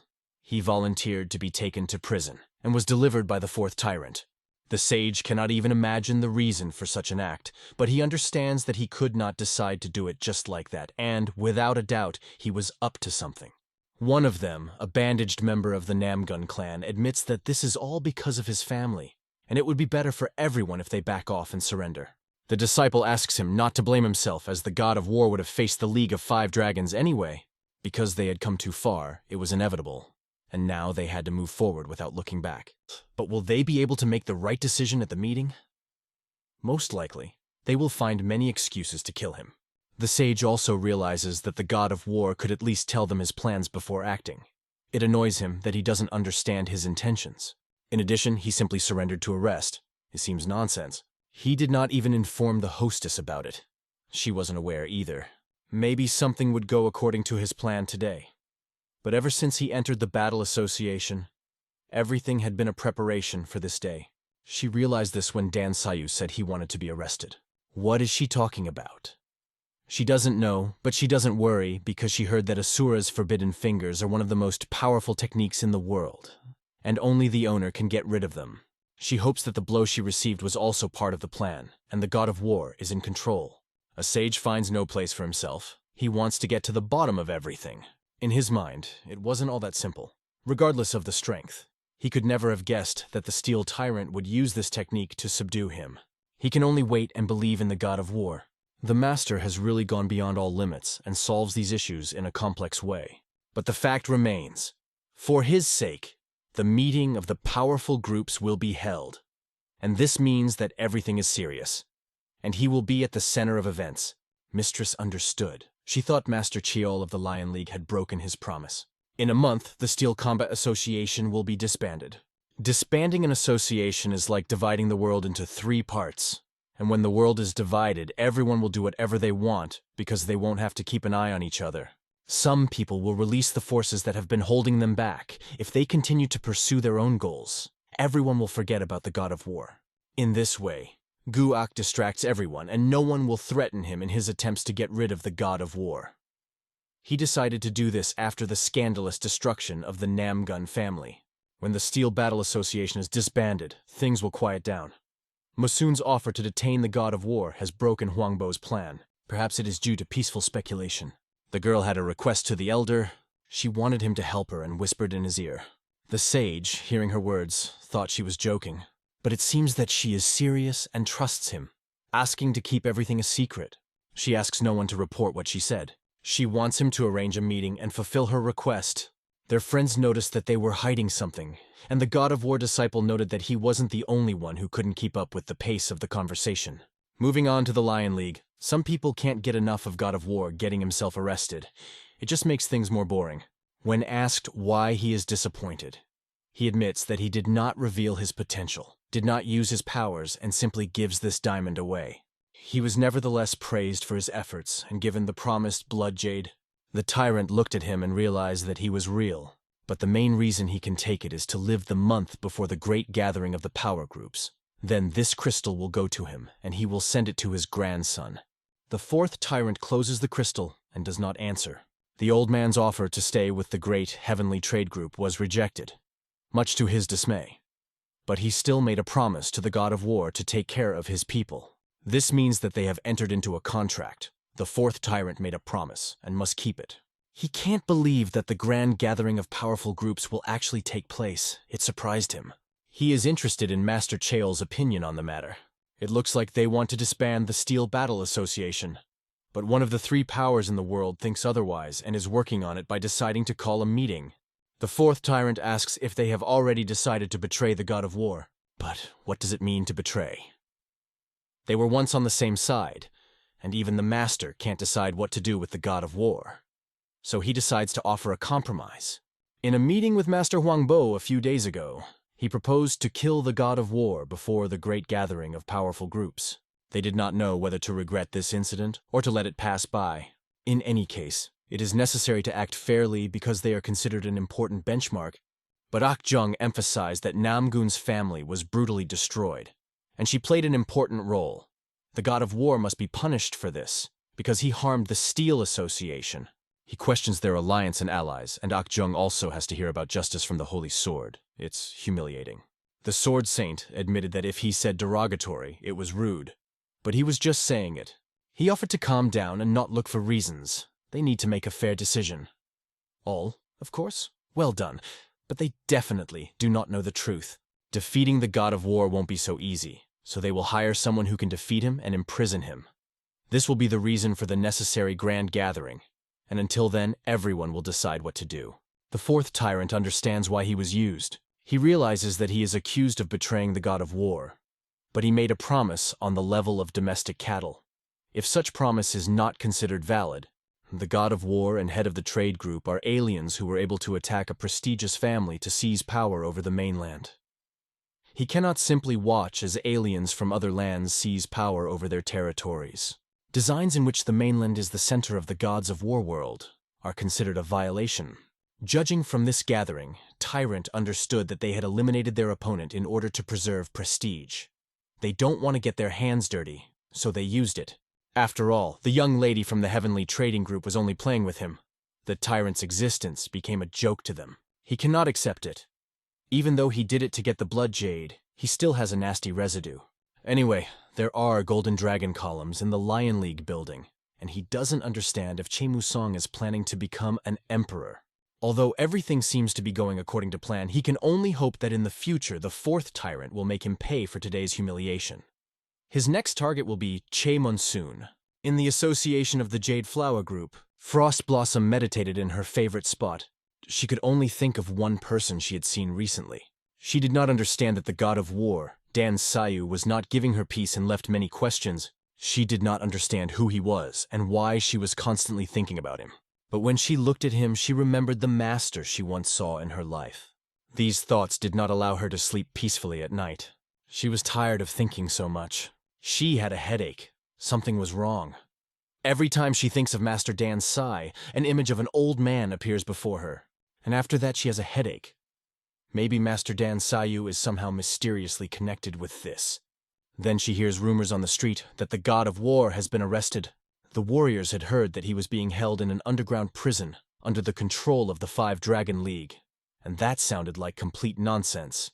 But the fact is that this prison has been out of action for a long time. And anyway, who could defeat the god of war without the help of two righteous? Then they remembered that he had been defeated by Muayin, and the mistress was very worried about him. The warriors could not understand how they fought at all, because they are on the same level. Be that as it may, the god of war was imprisoned, and all these rumors were dispelled by one of the masters. He ordered the soldiers to better channel their energy into training. Frostbloom then approached Master Khan. She asked to give her a moment of time. Master couldn't believe that Frostbloom was interested in why the god of war had been arrested. In general, he is not very surprised, but he never thought that Concubine Han would worry about him. He looked at her intently. Maybe she had a reason, but she didn't answer anything, and since she is the deputy head of the Jade Flower Group, she should understand the situation. A few days ago, in a secret room that no one knows about, her father, Master Un of the 9 Centers, and Master Huangbo of the 5 Dragon League met. At this meeting, they decided to hold a great gathering of the powerful groups and discussed what to do with the god of war. Her father's decision surprised him and her, as he had always stayed away from matters related to the god of war. But now, he decided to change his stance. Her son doesn't understand what happened, but it doesn't matter. Thus, the Lion League, and we with it, turned away from the god of war. This was what their master had decided, and they had no choice but to obey. In addition, perhaps the Iron Tyrant will also become their enemy. He walked through the streets of the city, looking around, although this man acted for the sake of his son. But the girl looked at him. Her gaze was deeper than other girls her age. Ivan had heard about her and couldn't believe that the new generation was able to reach the level of a Blade Queen. This girl, one of the 3 lights, Frostbloom, was noticed by the tyrant. Judging by the way she radiates her energy, she can sense him, and it looks like she'll be able to break through the barrier soon. The tyrant had heard that it would soon be the case. There are many talented people in the Steel Battle Association, and he is counting on them, but only this girl was able to live up to his expectations. Then the veteran approached the gate of one of the cities and heard the shouts of people who were shouting, "Filthy people of Gordia! Never appear in the Battle Association." The soldiers forced people to leave immediately. The 4th tyrant noticed that it was noisy as usual, and judging by the clothes these bastards were wearing, they were from the League of 5 Dragons. They came to the Great Heavenly Trade Group and demanded that they leave immediately. They wanted them to pay for believing in the god of war. They decided that if they were not opened, they would break down the gate. They want revenge for Namgoon's big family. After all, this is a great opportunity to turn the Heavenly Trade Group into a bloodbath and let them come out and beat everyone. The 4th tyrant watched this circus from the side. They are really strong in words. The hideous beasts are gone. Now they bark outside his yard. Stinking maggots. He can't stand the howling of these bastards and shuts them up. The scoundrels fly in different directions from one of his blows. They start looking around and don't understand what happened. After all, the blow that went through the earth melted even the earth. The tyrant understood that the god of war surrendered because he trusted the 4th tyrant, and because of that they had no right to hold him. This is about the Great Heavenly Trade Group, and the old man means that the offense of the trade group is the same as the offense of himself. Then the warriors asked, "Why is the old man trying to protect the pitiful god of war? If you really defend him, then you are wrong, because he is the enemy." Then everything is filled with his energy, and he addresses the warriors. His name is Muayin. "If any of you cross the line I have drawn, I will deal with you personally." The warriors realize that this is the same Yvain, the Iron Tyrant, and it seems incredible that one of the 3 tyrants is protecting the god of war. After all, the Iron Tyrant personally arrested the god of war. No one understands what is happening here. The warriors asked how the Iron Tyrant could protect the god of war and the trade association. In their opinion, this is treason. The old man replied that their concept of treason was narrow-minded. There is no point in answering him. Let them just get away. The old man walks into the trade group and clearly states his position. He is soon greeted by Haso, who is happy to see the man. But the old man does not believe that they will be happy with the man who arrested the god of war. But the hostess was waiting for him to ask something. She had heard that he had a deep relationship with the 3 leaders of the Steel Battle Association. He answered that it happened of its own accord, as he had been a long time on the Ganges. It's not called a deep relationship, but why would she know that? Then the girl asked about Master Huangbo. Does he know him? If you mean Huangbo Gun Ak, there is probably no one who doesn't know him. No one in the world keeps as many secrets as this man. The 4th tyrant remarked that he had no particular knowledge of him. Still, why is the young lady interested in this matter? Enough walking around, get to the point. What exactly do you want to know about him? Then the hostess fell silent and dared to ask. She wants to know about Master Huangbo's youth. It sounded confusing to the 4th tyrant, but he decided to answer her question. In the dungeon of the 5 Dragon League, where the Crimson Sect is located, a new era engulfed in chaos has already begun. No one will be able to stop her flow. Soon, everyone will see why she chose him. After the end of the gathering of the mighty groups, the storm started by the god of war will become no more than a storm in a teacup. After his death, He will personally reward that person, and this person will disappear unnoticed, and eventually everyone will forget about him. Although there will be a heavy price to pay for all his efforts and for destroying the Namgun family, their league will become stronger from now on. Also, don't let Mo be upset, because his family will take the vacated place. Gong Sung Mo can't accept that the promise made by the leader to give him invincible power is not being fulfilled. He asks, "What about my body? Did I get the treatment I needed?" But Gun Song insists that he was promised strength. He was told that they would make him invincible. Akyung told him to remember that he survived the battle with the god of war, and that says a lot. The fact that the battle with the god of war ended this way means that he can still be defeated. But Gun Sung can't accept that he was promised the power to conquer the world, and now evades answers. Akyung understands why he is unhappy, but in the future he will be grateful to him. Regardless of what others say, the main thing is that he will get a powerful body and become invincible. If he joins forces with those like him, then killing the god of war will not be a difficult task. Once the leader uses the god of war as a sacrifice at the grand gathering and the grand climax begins, everything will go according to plan. Gun Sung needs to calm down. Soon his power will be greatly needed, but is it true that they are leaving the god of war until the gathering itself? Akyung then tells him that he will take him to one place now, and of course he'll keep it alive with the outstanding "Don't Worry" finale. The god of war will lose all his powers before the great gathering begins, and there is nothing they can do to stop it. We move to the underground prison. The god of war was visited by the warden of this dungeon, who heard that this man had made a lot of noise. In the outside world, many know him, but in this place his reputation is worthless. This man says to him, "Welcome to hell." His name is Jung Wei, and now the life of the god of war is in his hands. While he is here, he owns an underground prison. The god of war asks him, "What is hell?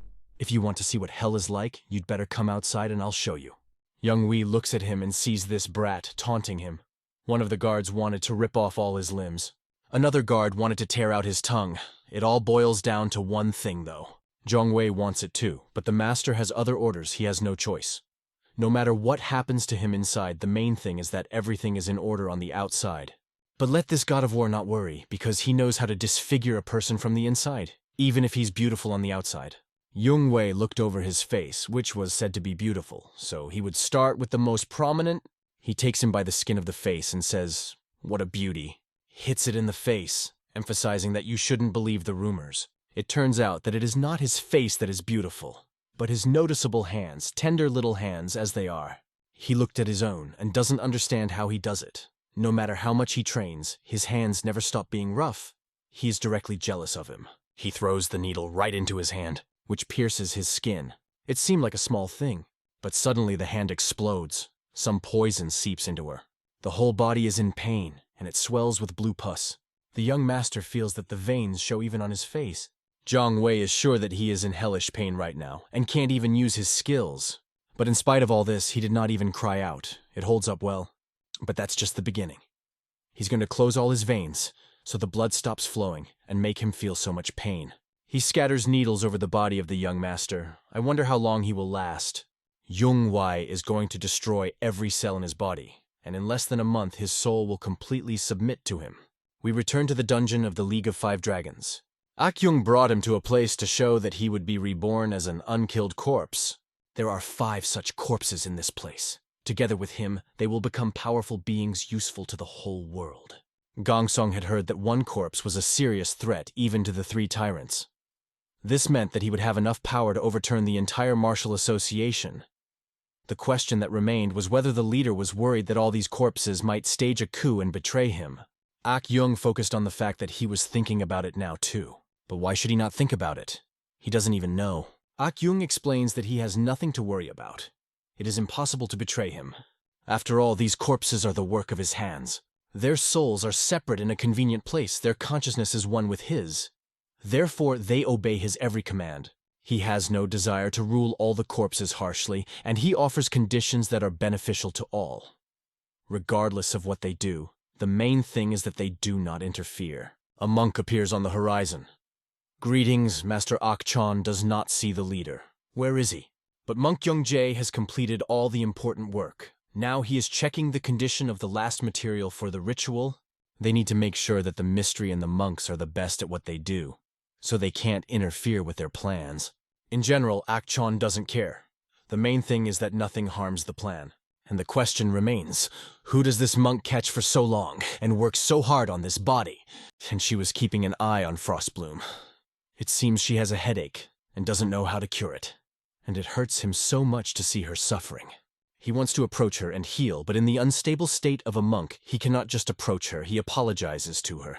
The only one who can feel his presence is the god of war, and even the thought of him frightens the monk. If he hadn't interfered, she would have been the most beautiful creature in the world. And when the god of war was near, he did not dare to take her and thought that he would surrender. But now the situation is different. The god of war is gone, and he has never been so grateful to the heavens. He cannot believe that heaven sent him a person with a perfect body and soul. He'll give her a better body, so let her give him her perfect time in the perfect place. Finally make her perfect. 15 days later, at the great gathering of powerful sects, the god of war became the first person to endure torture for more than 15 days. It was just amazing. This testified to his unshakable willpower. The only question left was how much longer he could hold out. If the god of war holds on a little longer, nothing will change. After all, in the remaining days, they would force him into submission. One of the guards commented that he even liked that he lasted so long. The more pain he endures, the more interesting. And if he gives up so easily, it will be hard to find someone as entertaining in this prison. The god of war's body was mutilated. Blood flowed from his nose and mouth. It dripped onto the ground, causing him to suffer even more. His whole body was stitched with needles. It was swollen and swollen. The god of war, looking at this scoundrel, remembered his name, Chong Wei. He will never forget him. Young Wei, for his part, had never once heard his moans or voice, and now he finally spoke to him. Could the god of war take it no more? But as he said before, he is not allowed to talk to him. He is only allowed to scream. He throws a needle at him. The needle hits him in the head and sinks into it. At this moment, his forehead begins to swell. Unbelievable pain spreads throughout the body. As if the eyes begin to close and the pupils dim, he falls with his head down, and the guards call him a dog bastard. At this moment, they see the god of war unconscious. What to do now? Take him back? But Yung Wei finally waited for at least some kind of reaction. You can't miss a chance like this. You need to bring him to his senses and finish everything today. After some time, the master arrived. It seems that the master has come to check on this scoundrel, but they are not ready for that. The guard thinks this person needs to be taken care of if they torture him more than necessary. The master won't like it. Let them finish today and continue after the meeting with the master. Zhong Wei orders the jackal to be taken back to the cell and to wipe the blood from his face, as the master will not like this. They are going to force him to his knees at any cost. The dungeon was truly terrifying. Akyung sees the god of war and realizes that he is in a complete mess, even though he asked to be gentle with him. He knows for sure that these guys obey his orders. He asks the god of war to open his eyes. At this moment, the young master opens his eyes and asks, "Whose voice is this?" Akyung was even indignant. Does he still not recognize who he is? That's right, it's him. They haven't seen each other for a long time. Then the god of war turns to him. Maybe Akyung has been somewhere and now wants to personally check how beat up he is. Even failed to subdue me after such a long time of torture? It is simply impressive. The leader recognizes his power. But the reason he personally came is because he is a little unsure. Even if Master Yuvein's strength is incredible, he is sure that this is not enough. That is why he is here. He came to put an end to it in person. If I combine Master Yuvein's Finger of Asura and my subjugation technique, Akyung delivers a fatal blow to break the god of war's power forever. The leader of the 5 Dragon League didn't know why he had supposedly voluntarily submitted to Master Yuvein, but if he added his technique, his hopes would be shattered. So wait obediently for death in this place. You will become a fee for me to ascend to heaven. 2 of his fingers touch the forehead of the god of war. A crescent moon later, at the great gathering of the strongest sects, the young master will take Akyung's place and bear the wrath of all the strongest sects. This incredible blow pierced the entire dungeon. The energy from the camera was so powerful that everything around trembled and began to crumble. Chaos engulfed the place, and there was little hope that the god of war would survive. Akyung then ordered the overseer not to touch that scoundrel for 15 days. The fact is that he needs to rest for half a month. There is no need to feed him, and no one should approach him. If, of course, on the last day he does not submit even after blocking all the acupuncture points, then simply cut out his tongue. And before that, he forbids torture even if he asks for submission. Young knew that they used the forbidden finger technique and didn't just block the internal energy. Maybe they destroyed his 8 special meridians, and in such a situation, he can't even channel the internal energy. So all their torture will just kill the god of war, and then they will have problems. But Zhong Wei laughed, saying, "Don't worry about it. He knows a lot of torture that won't let him die. His reputation will fall if he doesn't conquer the god of war." Young, hearing the word reputation, flew into a rage. He resented that he was trying to spoil his plans just to maintain his reputation. He yelled at Yonghui, "Who did you think you were? Just because you own this prison, you think you're special in my eyes?" Unbelievable energy hung over Yonghui. He fell to his knees and began to beg for forgiveness. He wouldn't dare to say that again. He said it rashly, and it would be the last time. From that moment on, Jung forbids him from entering the cell and not bothering him about little things. Yonghui remembers it and swears that it won't happen again. Yonghui realizes in his mind that it was very dangerous to stutter, and he almost lost his life. In a cold dungeon resides the god of war. He understands that he is badly injured. He didn't expect Gunnak to use his skills, did not foresee this at all. Most of his meridians were damaged, as were his internal organs. It will be very difficult for the god of war to avoid death, but he can't just sit back and wait for it. As expected, like a lantern without oil, he doesn't feel any energy in his body at all. It's not clear, because the master's technique has impressed him, but he can't give up. At least a drop is needed. If he can feel his chi energy a bit. At this moment, the spark in his eyes flares up. And these scoundrels who said no one would come here for 15 days, that was a great gift.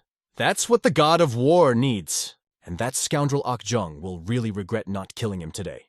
After some introspection, the god of war still found a spark of chi energy in his meridians and smiled. 13 days ago, the great gathering of strong sects took place. Soon everyone would finally gather, and one of the members looked at the Steel Association. He understood that the grand gathering of powerful sects was quite an interesting event. A man came up to him and remarked that he looked worried, that he didn't look like him. What's bothering him? But this is rather not anxiety. He cannot understand with common sense, because that person is very intelligent, and he sees things that others do not notice. Regardless, he turns to Gun Ak. He's made a deliberate decision to believe, even though he can't believe that the scoundrel plans to disband the Steel Battle Association. The only question that remains is whether he can do it, and they will find out in 2 weeks. As they approached the island, they saw the Steel Battle Association, and their ship was preparing to dock. They arrived at the port as expected. Many people came here. This shows how important this issue is. Officially, there must be a lot of guests. Most of them have probably already arrived. One of the porters asks his friend why these people have arrived so early. This is the 7th, strongest person with whom the agreement was made. Even though they have no real power from the association, even 2 forefathers and 2 tyrants can't ignore their opinion. His colleague wonders how important it is for such authoritative people to arrive early, or if they just showed up in their superior manner. One of the escorts asked the old man his name. He said his name was Hengmu Geng. The person responsible for the escort will refer him to the 10 centers. Someone from the audience heard the name Hengmu Geng and realized that they had heard him somewhere. In his memory, he tried to remember where he had heard this name. He then stated that they would recognize him if he showed his immortal sword. He even began to worry. It might be the same Zhongan Flying Dragon sect. He apologizes for his rudeness and asks them to wait a few minutes. They will immediately contact the sect and ask them to escort the guests. But the old man asks not to force busy people to overcome such a path. He feels good and can get there on his own. They were missed. The warriors even became nervous, meeting such people, and broke into a cold sweat. If the master finds out about this, he will go crazy. But the warriors have nothing to worry about because no one but crazy people will dare to impersonate Muniki. After all, the flying dragon of Zhongnan, Seo Munik, joined the sect at the age of 5, and at 6 he was already recognized as a genius. After that, he was considered the best student candidate. At the age of 12, he surpassed the skills of the best and became Hengmu Gen's best disciple. He is a living legend without exaggeration, a reputation so high that it surpasses the 3 prominent and the 3 flowers. Even if he wasn't that strong, he was still no match for the immortal sword Heng Mujin. He was the senior mentor of the sect's best disciple, one of the most powerful people in it. No one has seen Heng wield his sword, but no one doubts his greatness. He is the best swordsman in the sect, and one of the 72 heroes who have the right to participate in the grand gathering of the strongest sects. Rumor has it that his skills surpass even the holy sword. Heng was walking with his disciple, and noticed that these scoundrels felt as confident as if they were standing next to the holy sword. They talked about the need to work hard so that the future of the Zhonggan sect would only flourish. Suddenly, Hyun notices a very important detail at the gathering. He sees a person he has never met before. That girl attracted all his attention. When she turned around, Frostbloom didn't realize who was approaching her. However, she decided to go further. Her eyes were flawless, and she radiated incredible energy. The old man had heard that all the heroes were gathering at the Steel Battle Association, and he met one of them immediately after arriving. She has a really outstanding talent. Even after achieving great results, the old man saw great potential in her. Mu Wen then realizes that he has seen her before. She is one of the 3 flowers. If he is not mistaken, she is the young Mistress San who now belongs to the Lion League. The old man remembers her and says that she's been like this since childhood. Suddenly he feels the incredible energy of the monk from the Scarlet Sect who tried to take the Frost Blossom. The old man feels this energy and does not understand what kind of dark power it is. He turns his head and does not understand why he feels such energy from this girl. He remembers that he once felt something similar, just like then. How could he feel the same energy as the person he once met? It seemed impossible, and he finds himself thinking that that monk from the Scarlet Sect is already dead. He hopes it's just his imagination. No one can deceive his eyes or ears. Soon they went on, and the old man told his disciple that he was getting tired. Returning to the Steel Martial Association located in the 9 centers in the Junan sect, no one can decipher the old records. These records are written in the old language of the Ming dynasty, and no one understands anything. Of course they can handle it, and maybe one day they will decipher them, especially the flies, because the master is sure that he can be trusted. The foreman asks the master how much more he has to pay. He has been kneeling for about half an hour. It was Jujukek. Sect Elder Siok Moon asks him to shut up, as he's now in front of a very important person. How can he complain? In front of him is the best swordsman of the sect, one of the 72 heroes. But the elder asks not to kill his head. He hardly knows him, and let him not slander him. Although it is not easy to work with the Steel Battle Association, he does a good job. But the old man does not see their people. Where did they share? Answer: they went to the 9 centers to prepare for the great gathering of the strongest sects. Hansu also went there. They say that this is the best student. He sent him a letter. If they are talking about disciple Yuk, then he is the elder's only disciple. Then the old man feels sorry for him. Too bad they lost Jack. It would be difficult to find someone this stubborn and persistent in all of Junan if he is still alive. The swordsman was confident that he would best restore the 36 swordsmanship skills. If Ham Hansu is his student, then he is definitely an unusual child, and he wants to meet him. Where is he now? Then one of them rises and realizes that this child is valuable. He will go to the guest hall and bring him. The apprentice swordsman did not understand. What kind of guest hall? This is the residence of the sect. Why is the disciple of the sect in the guest hall? But there was a reason. Because he wanted to. They don't know why he wants to stay here after the god of war is imprisoned, but he is still in the great heavenly trade group. His supremacy caused this chaos. What does supremacy mean? Did you just say supremacy? The fact is that Hansu inherited Master Sa's personality. He was a kind and gentle man, and he says that someone like Hans is superior. Actually, they are hiding something. What did they do with him? The answers do not match. It was obvious that this man was very worried and under a lot of pressure because Seo Moon Ek was always strong. His aura was incredible. No matter how outstanding that guy is as a Junan sect elder, the old man can't give in. He asks his student what he is doing now. How could he even suspect a sect elder? He does not want to witness these suspicions. The answer was just a smile. He would never suspect the elder, and judging by his words, Hans is the one with the problem. Then the student promises the master that he will meet him personally, and gets permission.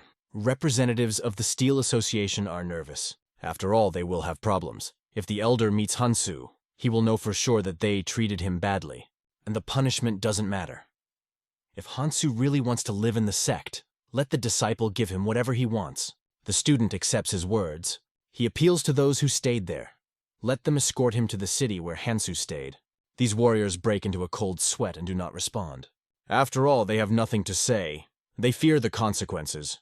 The master's apprentice is going to solve this problem. He was accompanied by a person who would take him to the right place. We return to the great heavenly trading group.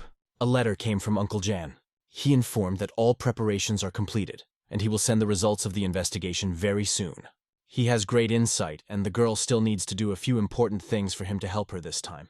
It seems that some who sent an official invitation to participate in the Great Sect gathering have already arrived at the Steel Association, and there is still a long time before it begins. Even from the Junan sect, sword masters had arrived. If they encountered them in the future, they should not violate etiquette. Looking at Master Hem, one can see that he is tired. He trains daily with the men of the 10 Banners. He seems to get along well with them because they grew up in different environments. Their fights are simply amazing, and they raise each other's level. They were surprised that this child's skills had grown, and the Blue Flags continued to fight for training, and all this leads to a certain result. One of them was watching him intently from the window. He noticed that this child was afraid to take up his sword, because he was always intimidated by others. Because of his kind-heartedness, the environment has a strong influence on him. After his master's death, he couldn't make up his mind, so he went to the Steel Martial Association. Before that happened, he mastered the great martial art of 36 swordsmanship skills, and after that, he revealed his potential.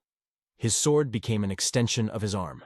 The warrior looked at the boy Hem Hansa and did not understand where he got such skills. But the master's student sincerely congratulated him on such achievements. After all, Hansu was reborn, one might say, in a new image of a warrior. He achieved such results. He was even able to use the heavenly arrow technique. He used it once during training, and pushed his opponent several meters away. It was a really good fight, and he shook hands with his opponent after it. His opponent had always thought that he was just an idiot from Junan, but now he found out that he can behave with dignity. And yet he will not be a laughingstock if they become friends. He simply takes him by the hand and throws him into the water. Hansu flops around in the water like a fish. It was a joke from one of the flags when asked what he was doing. He replied that in such moments they usually laugh together. Ha ha. But Hansu did not understand what he was talking about. And for the first time in his life he heard the word friends, and it sounds fun. Looking at him from the side, these people managed to open his heart. But why was the Junan sect unable to do so? What a shame for them. No matter what situation and place he finds himself in, this person remains a disciple of the Junan sect and hopes that he will never forget it. They return to the residence. He orders all the people he sent to the 9 centers back, and they don't understand why so suddenly. But once everyone returns, this boy will check their growth and achievements, see if they can bully the younger ones. He wants to see it with his own eyes. At this moment, the escort understands that it is over. It's 11 days until the great gathering of the strongest sects. The warden can't find a place because they can't touch that bastard god of war. They come up with different schemes. Maybe kill him and say that he committed suicide, or somehow come up with a way. But the master gave an order. The slightest mistake will lead to big consequences. This man is just mad at the god of war, and they are told to just stand and wait, which tears him apart in anger. But one of them starts to comfort him, saying that, at worst, they will lose their lives. He couldn't accept that the god of war had almost given up. They didn't understand why the master kept that bastard alive. But what difference did it make when he died? They will not understand the intentions of the Grand Master. Suddenly they were attracted by the sound of slabs falling off somewhere in the prison. They saw the god of war calmly levitating in the air. How he did it, they don't understand. What about his eyes? Had his fighting skills recovered? This does not give them peace. However, the boy uses the power of the heavenly artillery general and silences them. Lightning strikes one of the prison guards. He dies instantly, knocked back by the blow. Together with his partner, they become under the control of the god of war. He took away from them what they were so afraid of. The young master understood that this was all a puppet show, an ancient technique that consists in capturing the enemy's blood vessels and controlling them like puppets. His Kui energy becomes a thread that runs through the bloodstream and captures the brain. From that moment, they belong to the god of war. The god of war wonders where the jailer Zhonghui is. He is informed that he is in his room, as the master has forbidden him to leave until the great gathering of the strongest sects begins. He asks where his room is, and the guard quickly replies that it's up the road. In the same room, The god of war breaks out of prison and wants to show that he was imprisoned in a place where his fighting skills were destroyed. He could only wait for death. Everything was going according to Huangbo Gun Ok's plan. He was practically dead, so they had no reason or need to keep an eye on him. All they had to do was wait here quietly for the grand gathering of the strongest sects to begin. Then, when he snapped his fingers, these two guards come out of the trance of the electromagnetic effect on their brains. It was as if they had woken up from a deep sleep. They did not understand how this rascal god of war had done it. They were in that condition. When they looked back, they saw that the cage was open, but they were under an illusion and did not notice it. They did not believe that he could escape from this prison, because they did not see it and did not want to make an unnecessary noise, because the one they saw was already a corpse in their eyes. The god of war breaks down the prison master's door. He bursts in and sees that the master is not there. At first, he'd like to kill him, but it's more important to find the members of Chom's security. He knows roughly where they are, but a pointless search isn't a good idea. In this room, he finds a map of the prison. Its location is marked on it. 3 underground floors and tunnels leading down. This building is more like a maze with some additions here and there. The map was created recently and will help the young master to understand the structure of this place. Although he used the puppet show technique on these two, if Jung Wei or anyone else checks on them, they could reveal it at any moment. Therefore, it is better for him to watch his actions. He undermines the ground under him. Activating the artillery general's thunder power, he punches down several floors. The god of war then descends into this dungeon. Looking around, he notices that there is a person here. She's surprised that someone came to her after all, because, wrapped in chains, he has not seen people for a long time. When asked by the god of war, he replies that few people can get here, especially those who come through the ceiling like him. This is the first time this person sees someone like the god of war. If he breaks through the floor in this room, something bad can happen, because these floors are man-made, and from this level on, everything rests on the outer walls of the rock. The slightest mistake and the whole place will collapse. At that moment, the god of war understood his words and now knew who he was. This person asks to hear his story. He has special crafting skills and can enter a secret workshop where only a direct descendant of the Dan family can enter. No one can match his skills. The god of war examines him and sees that he wrote it in blood. If it's about the writing on the walls, then it's like this. No one enters this prison, but he's sure that one day someone just like him will come here. The god of war understands that the Dan family is a group in the 5 Dragon League, if it is true. The writings on the walls are his ancestral legacy, left to whoever finds them in the future. And that person is him. It was obvious that this man had bitten off his fingers to write this. His anger is probably so great that he went to such extremes. In front of him is Dan Chongyi, who wonders if the god of war has guessed his name.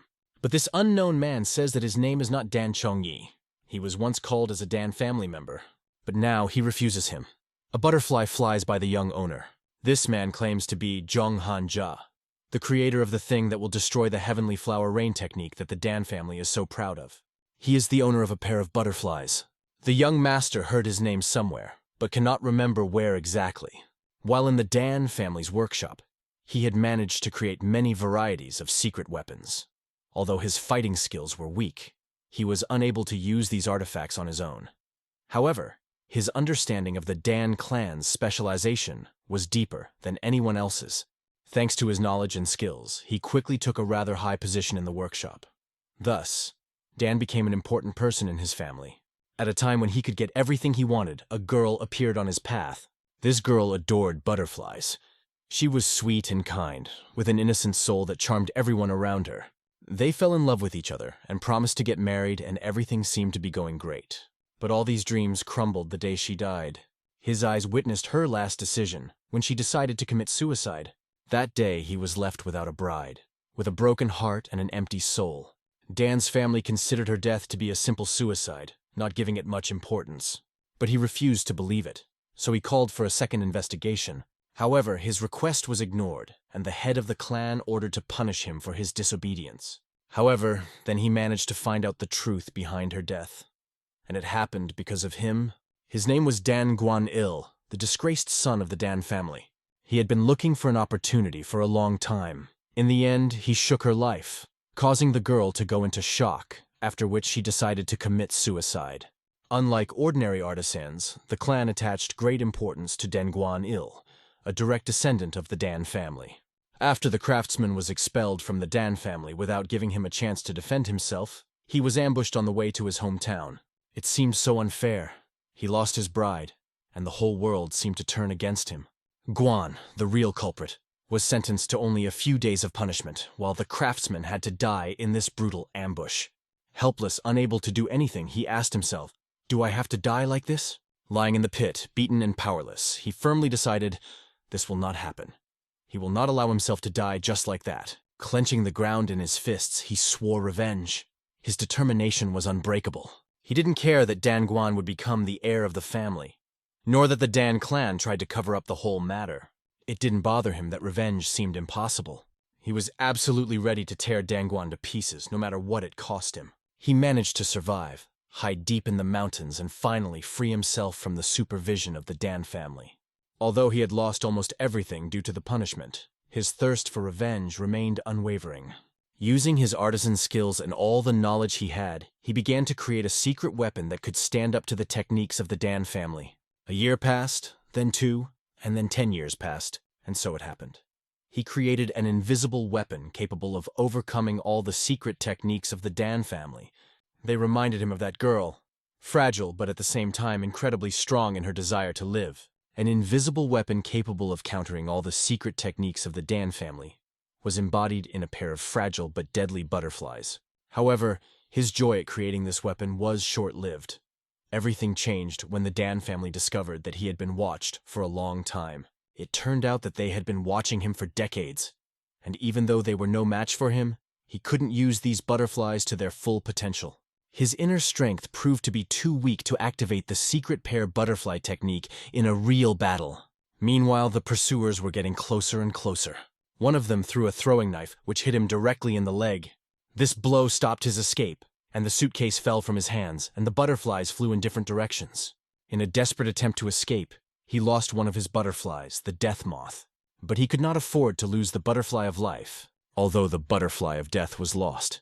He managed to hide the butterfly of life in his own body. However, the pursuers caught him and threw him into a dark prison. Despite being captured, he was not going to give up his revenge, because he was sure that Guan would personally come to see his suffering. He heard that he was locked in this dungeon, and he was sure that he would be able to use the butterfly of life when he met this scoundrel. That's when his revenge would be complete. Even in captivity, he was gathering his strength so that one day, when he met Dan Guanil, he would activate the butterfly of life. He did not know how much time had passed, but he was sure that the preparations for revenge were complete. But no one ever came. Only Seiyu listened to his whole story. He added that the blows he received from those scoundrels made it increasingly difficult for him to even breathe. Foreseeing his end, he left the writings on the walls until it was too late. He failed to take revenge, and he was only getting closer to his death. He wasn't afraid of it, but he was filled with bitterness because he couldn't take revenge for that girl. At that moment, he said that his end had come. After listening to the story, the God of War realized that the Dan family was part of the 5 Dragon League, and if it was possible, he would carry out his revenge. The Dan family will be completely destroyed as soon as the butterflies of life and death flap their wings and fly away. The craftsman said that if God had a score with the Dan family, he would trust him with his death, even after losing the death butterfly. However, having only one butterfly of life still gave him the ability to control the world. His last words were "thank you" as he dissolved into thin air. His body disintegrated into small particles like dust in the wind. Only on the torn clothes that remained from him on the ground, something shone. The God of War did not pick up this thing. It was exactly that butterfly. Seeing it, he remembered something. He remembered an item he had bought at an antique shop in Jian. It was Zhonghan Jia's dead blooming butterfly. This weapon would render all of the secret techniques of the Dan family useless. 9 days before the great gathering of the strongest sects, the Steel Battle Association was preparing for decisive events. This impressive battlefield was watched by Gunak, talking to Dan Guanil, whom they had not seen for many years. A whole 20 years had passed, and Gunak asked him about his training. Il replied that there was no reason to worry. There should not be even the slightest mistake, Gunak emphasized. Since he had given orders to avoid any mistakes, Il decided to ask the question, "What if we got rid of him before the grand gathering of the strongest sects?" Il asked. This question was quite clear to Huangbo. However, he said that he has his own plans, and so there is no reason to worry. Suddenly, Huangbo's gaze rested on Il's back. He asked, "What is this?" Rosary beads hung behind Ilya's back. "Have you decided to become a Buddhist?" Huangbo asked him sarcastically. Il replied that even if he found a way to atone for his wars, nothing would change, and his anger would not subside. Besides, how can a dead man help with forgiveness? He was not interested in weak men who could not protect their women. Such views were shared by the invincible Dan Guan-il, known as the Bloody Hand. Meanwhile, in the underground prison of the League of Five Dragons, there were voices heard by the God of War. It seemed to him that these voices were somewhere nearby. But after searching the entire floor, he did not find any traces of people. From Huangbo's point of view, keeping people in an underground prison was a waste of resources. Since their fighting skills were very low, there was almost no chance of escaping, especially with the unknown location of the prison. The God of War decided to hurry and find them. However, at that moment, he noticed something ahead of him that caught his interest. He looked down and saw people standing at the giant gate. One man stood directly in front of the guards and seemed to be preparing to open the gate. The God of War heard a fragment of their conversation. They said that it was time for dinner. They also mentioned that this man was going to die soon anyway. This aroused the curiosity of the God of War. Who is this prisoner that he is so guarded and fed? He could not contain his curiosity and decided to check for himself. Without developing any plan, he just went straight at them. The guards heard a noise from above and raised their heads, but it was too late. The God of War's leg had already hit the neck of one of the guards, pushing him back with such force that he flew back. The blow was so powerful that the food he was holding flew into the air. The food was about to fall, but the God of War caught it in midair. Food is too precious to throw away, he thought, and picked it up on the fly. "Who are you?" asked the guards, because his appearance was so magical. Ignoring their questions, he decided to try this food since he hadn't eaten in a long time. It tasted terrible, and he did not even guess that the food for the prisoner was not prepared by the chef, but it was generally tasteless and almost inedible. The guards immediately decided to capture him, because they considered him a criminal. One of them, brandishing a spear, shouted, "Who are you, scoundrel?" "I need nothing," the God of War replied, easily dodging the blow. "I only care about who is imprisoned in this place." At that moment, one of the guards knocked the food out of the God of War's hands with his spear. Although it tasted terrible, it was his first meal in a long time and he felt irritated by it. The expression on his face clearly showed that he was not going to forgive them for this insolence. The guards were especially annoyed by his calm and relaxed attitude towards them. But he wasn't as relaxed as he seemed. With one perfectly honed movement, he pushed away from the guard's spear and flew high above his head. Extending his leg with all his strength, he delivered a blow directly to the opponent's head. He was not relaxed. This situation was simply too simple for him. The other guards realized that this man was no ordinary enemy. They immediately decided to attack all together to give him no chance. Since they were all attacking, he decided not to just defend himself, but began to gather his energy on his arm, preparing a strike. A battle was inevitable. But his fighting skills had recently recovered, so he knew that it would be difficult for him to control his power. Because of this, he warned the guards, "Be careful, because dying can be too painful." The guards had heard that Master Huangbo had personally used the subjugation technique against the God of War. But something went wrong. The God of War was most interested in who was behind this door. He asked one of the guards who was kneeling in front of him, but he only replied that he did not know anything. "The door to the forbidden cave can only be opened with a key and the strength of 4 people, the guard added. In addition, it is made of black iron, which cannot be broken. But God of War didn't need 4 people. He also didn't need a key if this great power black iron would be enough, and this power was already present in his hands. He concentrated his power, and there was a crunch of metal. The power of the heavenly artillery general began to act. Then thunder filled the space, and his body was trapped in a vacuum that seemed impossible to escape from. Just as the God of War thought, this door was too big to break down with a single blow. He decided to apply more force, grabbing the door on both sides and squeezing it even harder. The huge door turned into a crumpled sheet of metal. The guard couldn't believe what was happening before his eyes. It was black iron. In addition, the God of War crumpled this door, created according to a special structure like a sheet of paper. At this moment, the guard was in complete shock. His hands were shaking from what he saw. He could not realize that such a person was capable of such a thing. However, one of the guards, looking at the God of War from behind, believed that he was in an advantageous position to attack. One of the guards thought that approaching the God of War from behind would make him defenseless. But as expected, the God of War did not go unnoticed. he heard a rustling behind him. "It's a failure," the god of war spoke, and at the same moment a light flashed around. The glare was his response, a lesson to anyone who dared attack from behind, showing that such actions were not condoned. The guard was trapped by the crumpled door, turned into a metal layer. Instead of running away, the guard tried to use all his strength to kill the god of war, but was ultimately unable to dodge his attack. However, now the god of war was much more interested in finding out what was behind this door. He took the first step outside the giant gate, wondering if he should test how strong the person imprisoned in a place called the Forbidden Demon Cave was. Step by step, he crossed the border of the gate. A chillingly cold energy filled the entire passageway like bone-chilling ice. He would not have managed to take a single step if he had not gathered his inner energy. Beyond that cold energy, he felt a huge legacy, similar to what he had once felt when meeting Saint Swordno. Even more, he is stronger than 2 saints or 3 tyrants, the god of war thought, not understanding how such a high-ranking martial artist ended up imprisoned in this place. It is not for nothing that this place is called the Forbidden Cave of Demons. "You need to keep your mouth shut here." When he got closer, he saw a person who would be better called a monster. She was hanging on chains. Her aura radiated incredible power. His face looked terrible. The red color of his skin radiated rage and hatred. In a cold, raspy voice he asked, "Mok, is that you?" "You finally came," he said, with a note of perverse pleasure in his voice. Suddenly, a strong wind began to rise, almost sweeping the god of war off his feet. It was difficult to stay in place and find some support under my feet. The immense power emanating from the prisoner was pulling him forward, and it was becoming incredibly difficult to stay here. It grew stronger with each passing moment, and the god of war's body seemed to be trapped in the vacuum of this corridor. He warned that he was not going to stand still and allow himself to be attacked.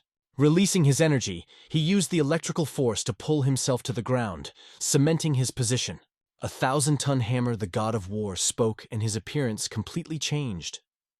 Now he was ready for a battle where no one could stop him. Only with such power could the god of war turn to the prisoner and ask, "Who are you, and how dare you attack me?" But he only answered, "Do you think you can deceive me by changing your voice?" The god of war asked him to look into his face and understand that he was not the person he thought he was. The prisoner replied that he had lost everything when he believed him, and addressed the god of war, calling him Muak. He added sarcastically that he could look at him with his pierced eyes. The god of war repeated once more, "I am not Muak." "Aren't you Muak?" asked the prisoner in surprise, suspecting that this was another attempt at deception. He said that this time he wouldn't believe it, and he wouldn't let him do what happened before, and started screaming loudly. His scream was so powerful that the shockwave knocked everything around. The god of war recognized this technique as the lion's roar, an ancient sonic attack technique. He needed to defend himself immediately as the force of that scream nearly knocked him off his feet again. But after some time, making every effort to protect, the main character could not stand it, and flew with his back into a concrete wall. The lion's roar was so powerful that the force of the blow caused blood to flow from the mouth of the god of war. Then he began to fall down to the ground.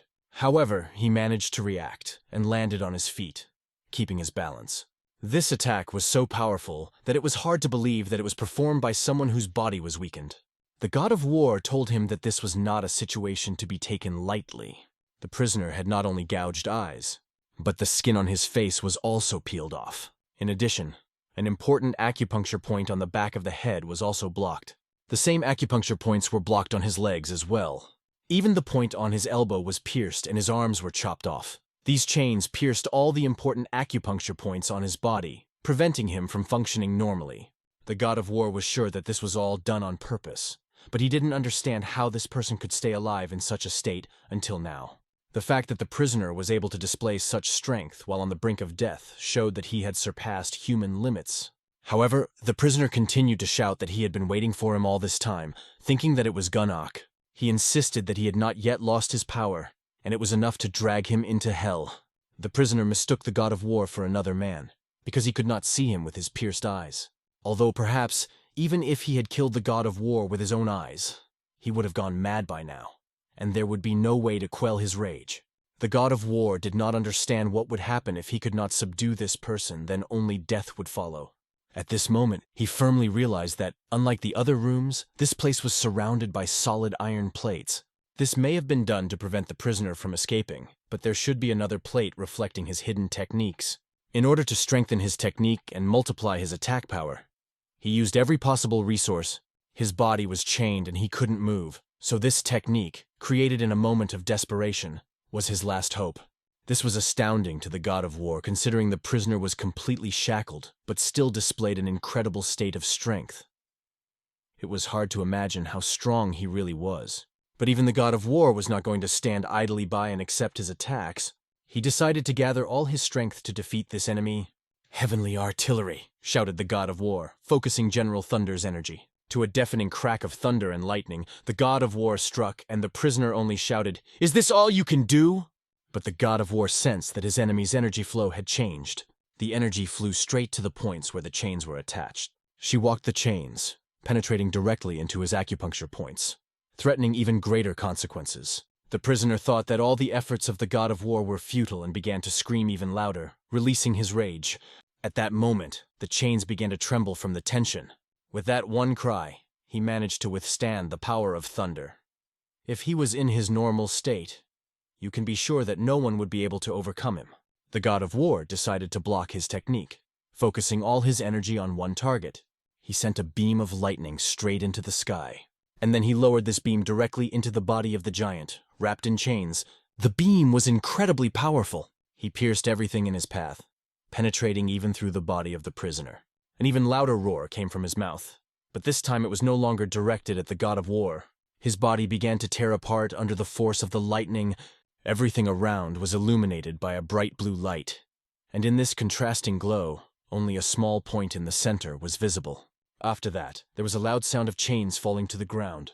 The prisoner was incredibly angry because he knew he would die like this without taking revenge on Muak. The god of war approached him and reiterated that he was not Muak, and asked who this man was that he was using such incredible techniques. The dying man's last words were only one thing: "Muak is a dog." He didn't have time to say his name. It was at this moment that the prisoner died, not even having time to say his name. To look at him, he really looked like Muak. The god of war couldn't understand why this man ended his journey in this way. It was not what he expected.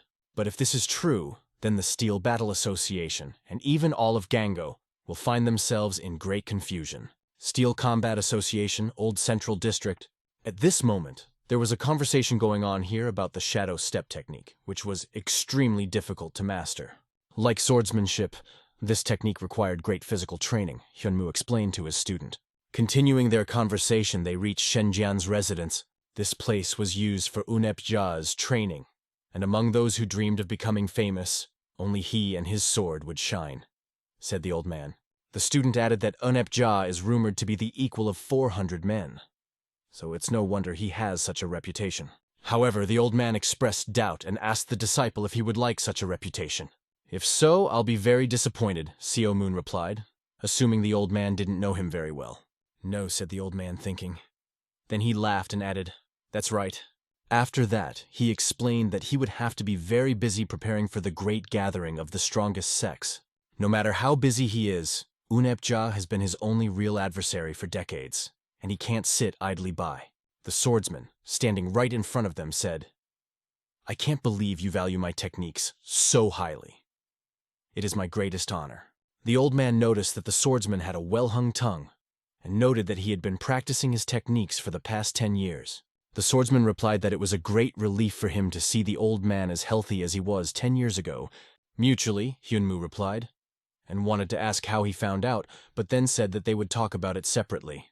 The disciple behind the holy sword asked to introduce himself, and he called himself Suo Moon, a great disciple of the Chujunan sect. He added that it was a great honor for him to meet the holy sword, Saint Sword, a person who defeated a shaman and once became a great swordsman. Although he is not like the 4 great warriors, his aura resembles them. This person lives in the mountains to hone his swordsmanship skills. He was ranked 2nd in the senior schools and was said to be reaching the pinnacle of swordsmanship, becoming one with his blade. Seo Moon admitted that he couldn't even imagine which of them was better in terms of skill. At this moment, the Sword Saint wondered if Seo Moon was the same genius that was rumored, as he was believed to be very skilled. The old man brought up the cult, noting that Shenjiang had a place where many skilled warriors practiced, and asked the Sword Saint about the gentleman next to him. "This is my disciple. Hushan Wen is one of the top 3 warriors and practices the Iron Sword Steps technique," the Sword Saint replied. It was completely in line with his reputation, and he introduced himself as Volcanic Cloud, a master of the Iron Sword Steps technique. Iron Sword Steps is a technique in which the wielder kills an enemy while holding an iron sword before the enemy takes 3 steps. Undoubtedly, his skills live up to his reputation. However, his arrogance and self-confidence, developed among strong people since childhood, became widely known. This boy was no exception. Perhaps that was why the Holy Sword was keeping a close eye on him, thought Hyun, and asked the students to talk among themselves, while he and the Holy Sword left to talk. They withdrew to speak in private. Volcanic Cloud turned to Seo Moon, noting that he had heard of his teacher a long time ago. He had also heard of Seo Moon himself as the one who inherited everything from Kim Sung. Volcanic Cloud admitted that he had long wanted to meet him in person. Meanwhile, their teachers arrived at the site and started a dialogue about the possible dissolution of the Steel Battle Association, noting that it would be a big problem. Hyun opined that if Baek-won finds a way to gather all the warriors and target the enemies, he will be unstoppable. He added that this is only his personal opinion. Then he turned to the Holy Sword, asking what he thought about it, because he was the one to ask if there was an idea. "Yes, there is," replied the Holy Sword, adding that he had some hidden plans. Since Hyun knew his pulse well, he could tell that the Holy Sword was feeling lonely inside. It's the loneliness of a person in a difficult situation, and that guy is probably Hwangbo Gunok. He was often called the little monkey, and no one could have imagined that he would go this far. He was a child looked down upon, but now everything has changed. He has become a dangerous warrior capable of destruction and murder.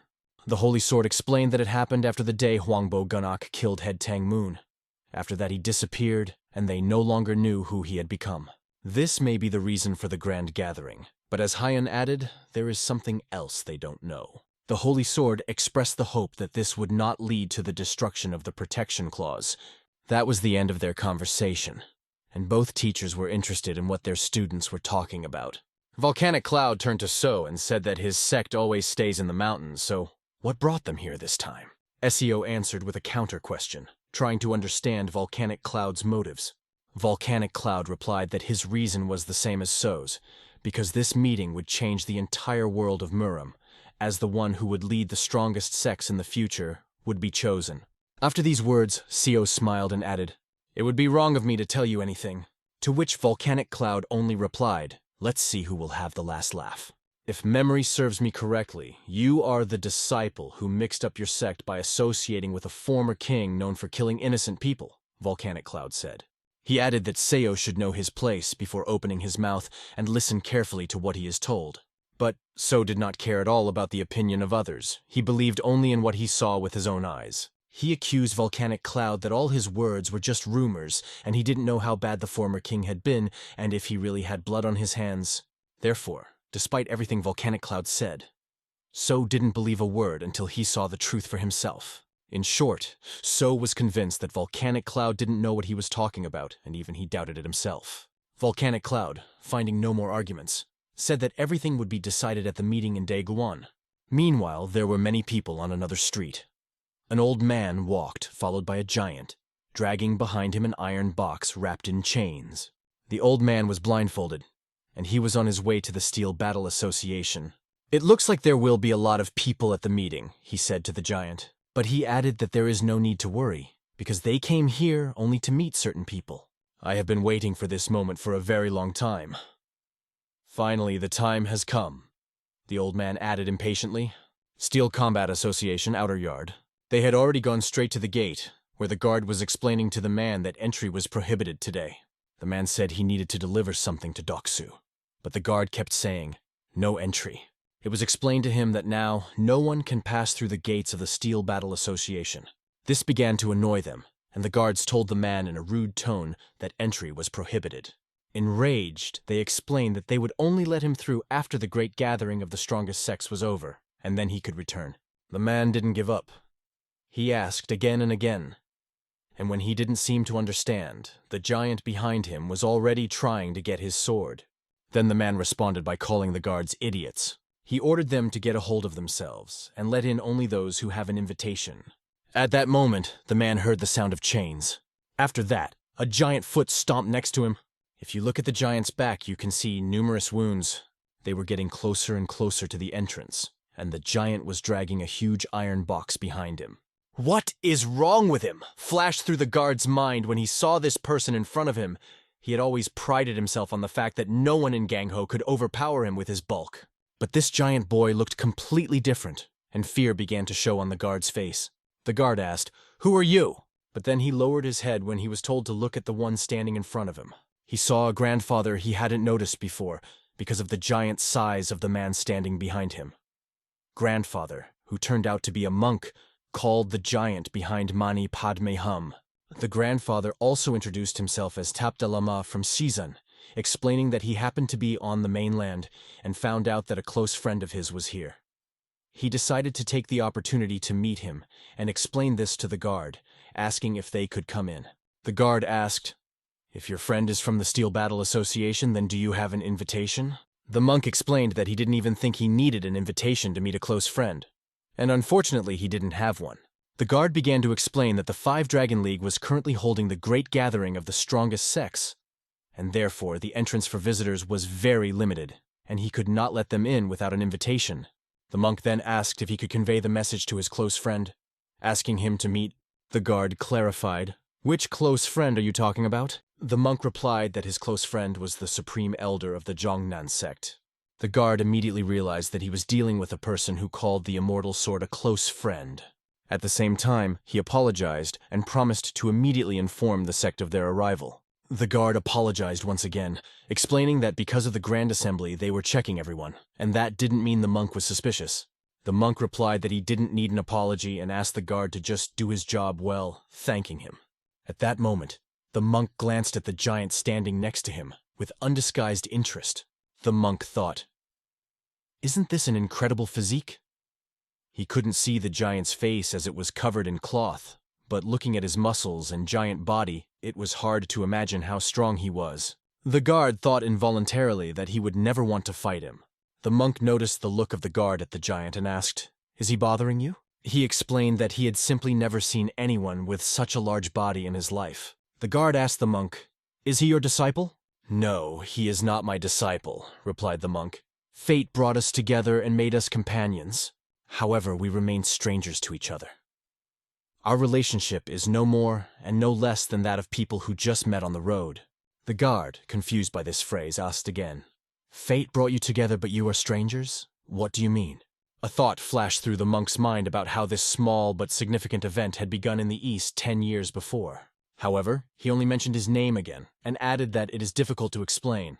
In the Steel Combat Association, the 9th Center, the Sword Saint stood with his disciple and asked what he thought of the conversation and the flying dragon of the Zhongnan sect. The disciple explained that he was impressed by his unusualness and expressed his desire to learn from him. The Sword Saint said that he was one of those who could lead Gangho in the future, and asked the disciple to communicate with him carefully and learn a lot. Volcanic Cloud replied, "I'll keep that in mind." Seo Munich is a man with a firm stance, which makes him difficult to control. Although at first glance there is not much difference between the disciples of the Hua Mountains and the Zhongnan sect, in reality they are completely different. Volcanic Cloud mused that although their thoughts and personalities might be close, he didn't necessarily have to become Seo Moon Ik's friend. He didn't understand how he could trust him, and he knew that once the great gathering of the strongest sect started, he wanted to make him regret his words. At this time, Hyun was next to Sumun. Seo mused about the 6 of the 3 iron swords, and that Noon Gok-eun was a man of great ambition who should be closely watched. The old man noticed that So looked distracted and asked if something had happened between him and the Saint Sword disciple. "Nothing special," Moon explained, adding that unlike him the old man's expression looked much worse. Hyun asked the student to remember what is happening in the world is like 2 sides of the palm. At first glance they look the same, but if you turn it over, you will understand that everything is completely different. This applies not only to the great gathering of the strongest sects, but also to other questions. Moon remembered that Noon Gok-eun had also talked about principles and rules, and realized that the Steel Martial Association's actions towards the god of war would also be based on principles and rules. During their conversation, a young man ran up to them exclaiming, "Teacher, I found you! Hyung just asked to look at you. You're panting so much from a short run. These guys have bad records." Then asked what happened. He was in such a hurry. The young man said he received an urgent message from the head of the outer city, Mr. Gall. His close friend is waiting for him at the gate. What is his name? Hyun asked. The disciple replied that it was Tabdalama, and the disciple said that Hyun knew exactly who he was. At this time, the giant and the monk waited patiently for those who were to come. The giant seemed so menacing to the guards that they felt as if he could transport them to another world. They even began to discuss among themselves that it would be better to work in the central palace, where it was calmer, but the head of the guard kept reminding them to stop gossiping and go about their business. He raised his voice at them and shouted even louder to make them concentrate. The monk sat waiting and sighed heavily as he assumed they had put the guards in an awkward position. Because of this, he apologized to the guards for the inconvenience. Suddenly a sound was heard behind the monk. Of course, the monk immediately drew attention to this. The sound was like splashes flying in different directions. Hyun appeared above this place. The monk began to rise and said to himself, why was there such a hurry? It would be possible to approach more calmly. He thanked the guards for their protection and said he had to go. The giant, wheezing, also began to rise. The monk repeated to the guards that his friend was waiting above, so it was time to leave. The guards raised their heads and saw Hyun hovering in the air right above the place. He floated in the air, and for many it remained a mystery how he does it, and how he got into the sky. Ordinary guards did not understand anything. A whole 10 years passed, and their eyes met again. Hyung said, a friend who hadn't been heard from for 10 years visited me again. Descending, he asked the monk for what purpose he had appeared. The monk came closer. He began to explain that all these 10 years he had been thinking about a place where winds blow and clouds gather. The monk added that he missed him and came after hearing about the conference, thinking that he should visit it at least once before he died. However, it seemed to Hyun that the monk was not going to die at all and would live for tens of years. The monk said that the future is unknown, and no one can predict what will happen. In his heart, Hyun felt that although the monk looked healthy, he came to him after 10 years, as if he had a premonition of his death. And besides, you brought this walking corpse with you, Hyun added, addressing the giant. Did you come to die? He asked, the only friend who could understand him. This question became a mystery to the monk, and he asked, what do you mean? Hyun understood everything the one behind the monk, neither alive nor dead. It was an infernal, immortal corpse. Hyun then asked the monk if he remembered why he had decided never to pick up a sword again, and what he had told him. If he broke his promise, it would only be for his own sake. The security guard was watching everything, and could not understand why the atmosphere had become so tense and did not catch the essence of their conversation. Hyun realized that there was only one explanation as to why the monk had brought the hellish immortal corpse to him.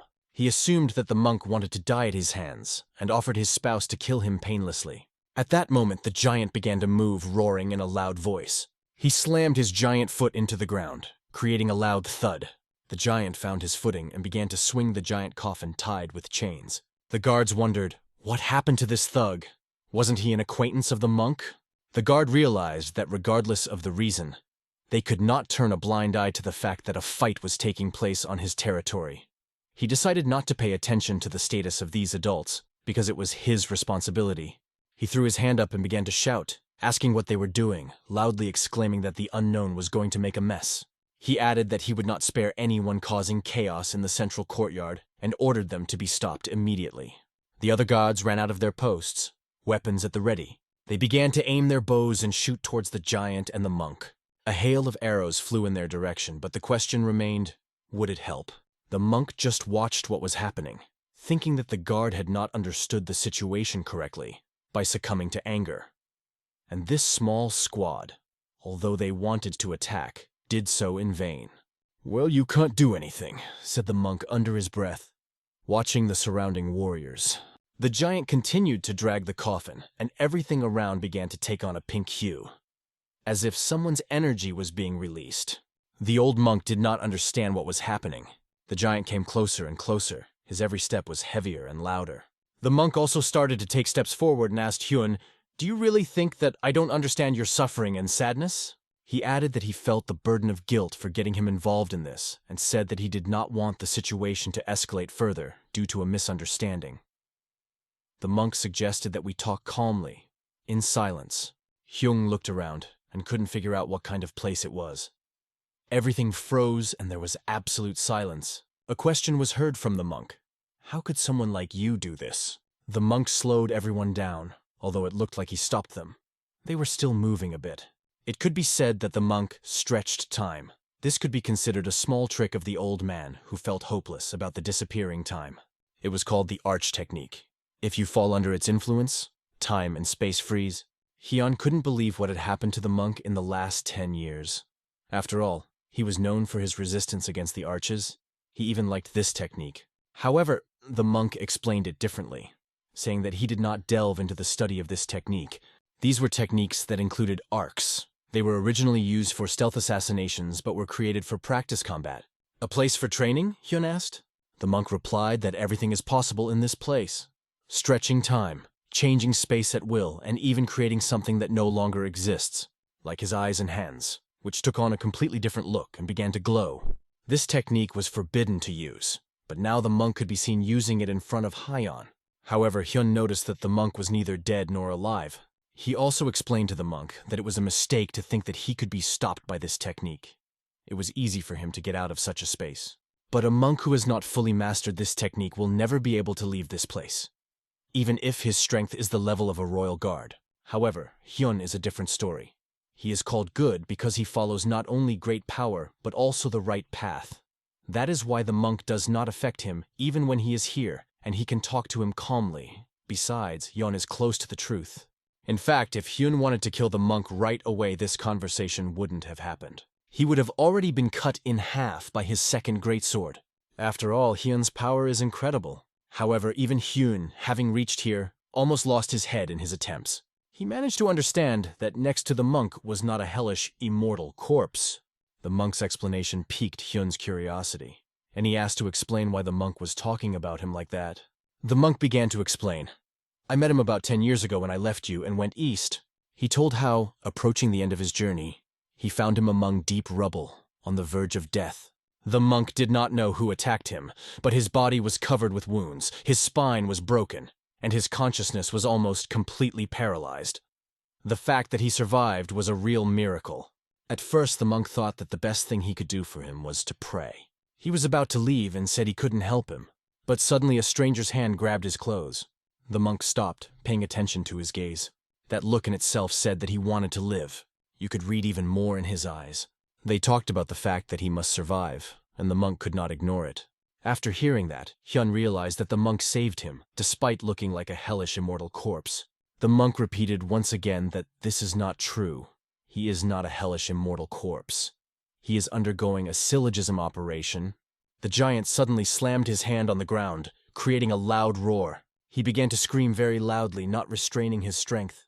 The monk turned to him, and the old man asked, "You said that one who did not understand the full meaning cannot move in this space."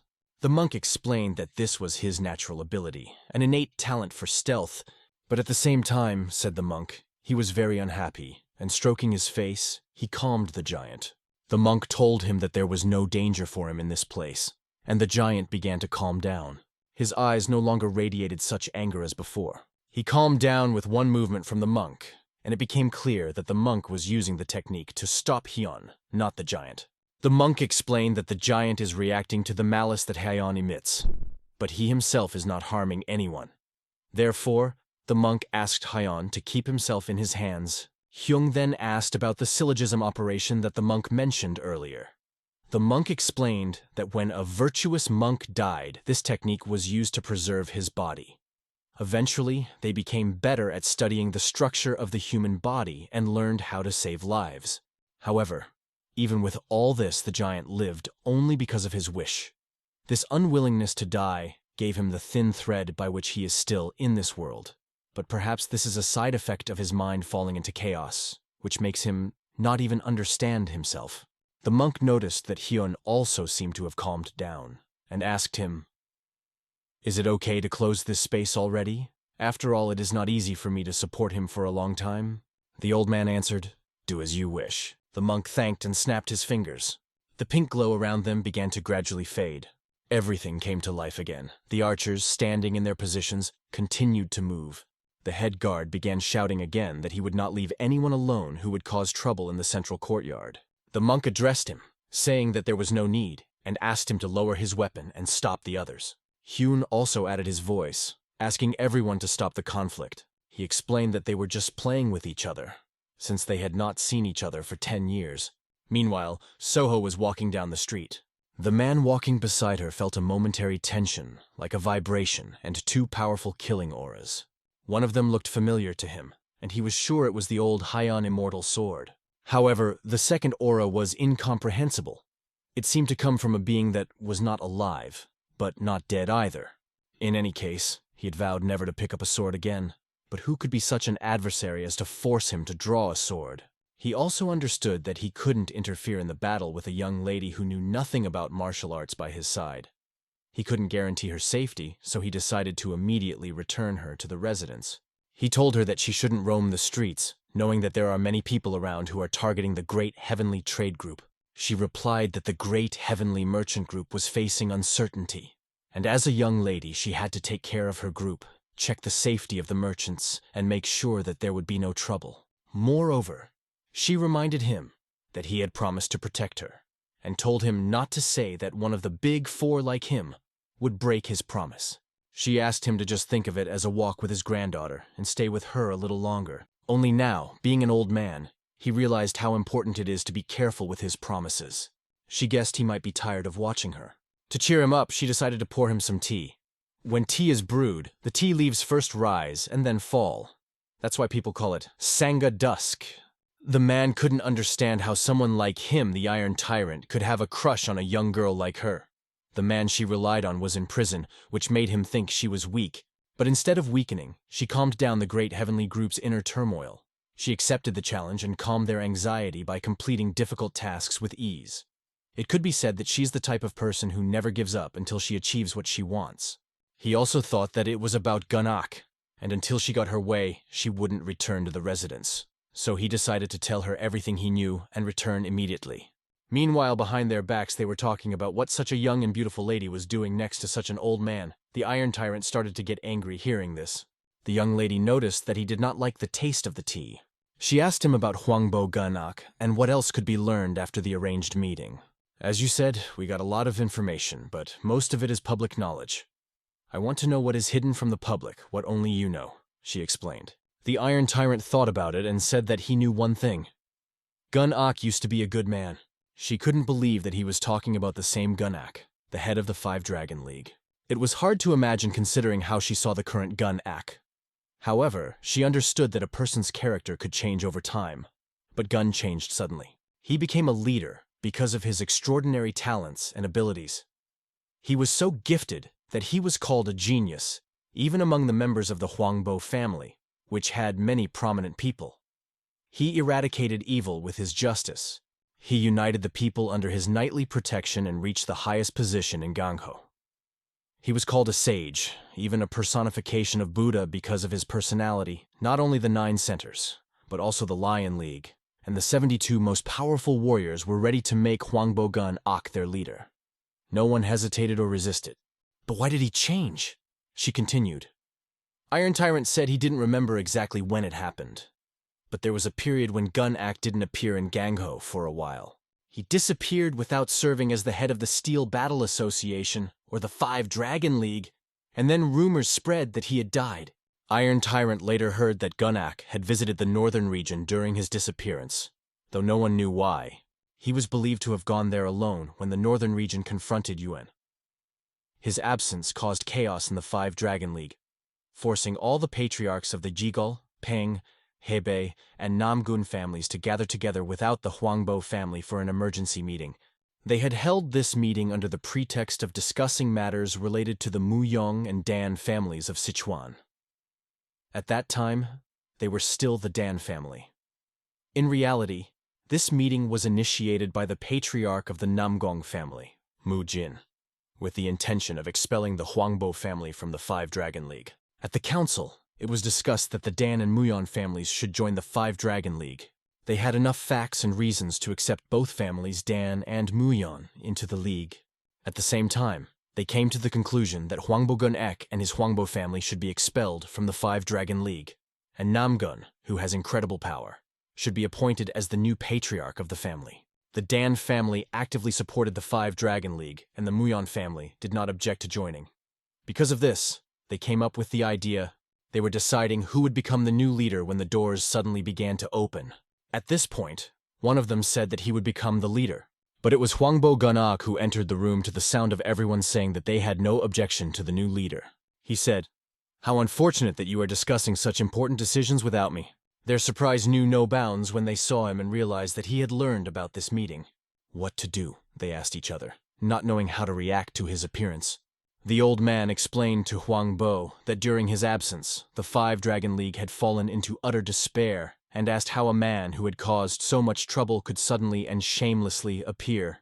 They were suggesting that he give up his position as leader after he had so needlessly abandoned them. Hwangbo listened calmly to each of them, letting them speak. He stood in silence, taking in the whole mountain of accusations that were being told to him. He was accused of forgiving those who tried to kill him and said that now no one would be afraid of him. He was asked if he had killed even one insect. Long story short, he was told to his face that the new Five Dragon League didn't need a coward like him and asked to leave. They taunted him, suggesting he practice on bugs if he thought he was strong. Hwangbo's patience snapped and he killed one of them right in front of everyone else, proving that he is not at all a weakling who is not capable of killing even an insect. He then asked the others what to call them if they couldn't give him a single scratch when they thought he was weak. Only a red glow illuminated the place after the destruction that had occurred.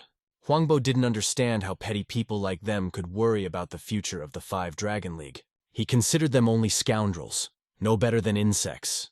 She couldn't believe that he had killed the head of the Tang family with one blow. More importantly, such an event could have a huge impact on the entire Ganho. But she didn't understand how it was that the death of the head of an influential family remained unknown to everyone. Even his son was silent about his father's death. However, she stubbornly insisted that it was simply impossible. He calmly explained to her that people don't always behave the way she thinks is right. They prefer to remain silent for their own benefit, even if it means betraying your family. The head of one of the affected families could not understand how it happened. A single blow killed the head of the Tang family. Gong then asked if he was worried about the future of the Five Dragon League. He added that even insects are better than them.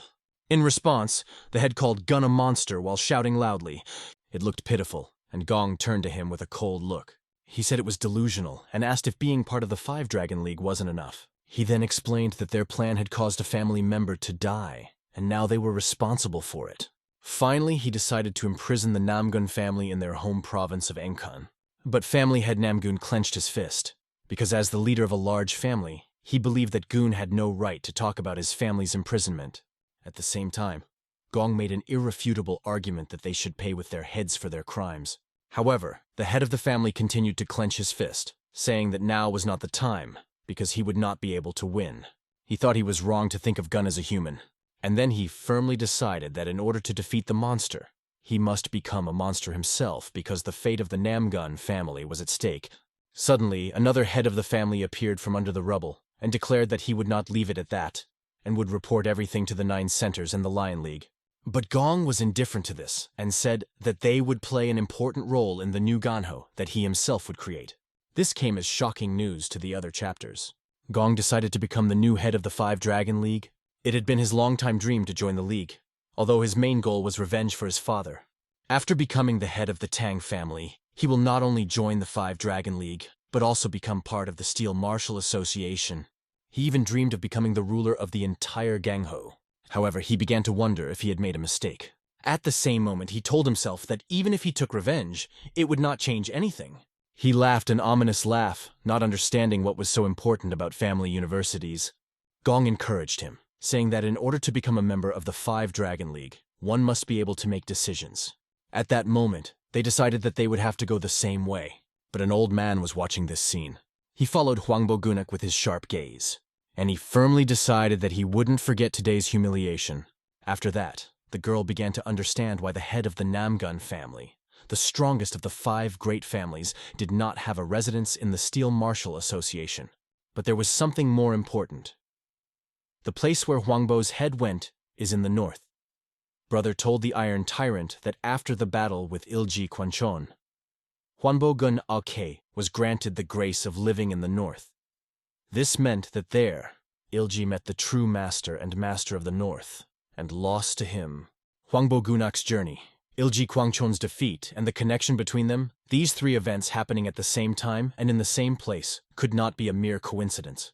Also, considering the rumors about the Huangbo family that Elder Hong had gathered, the suspicions were only confirmed.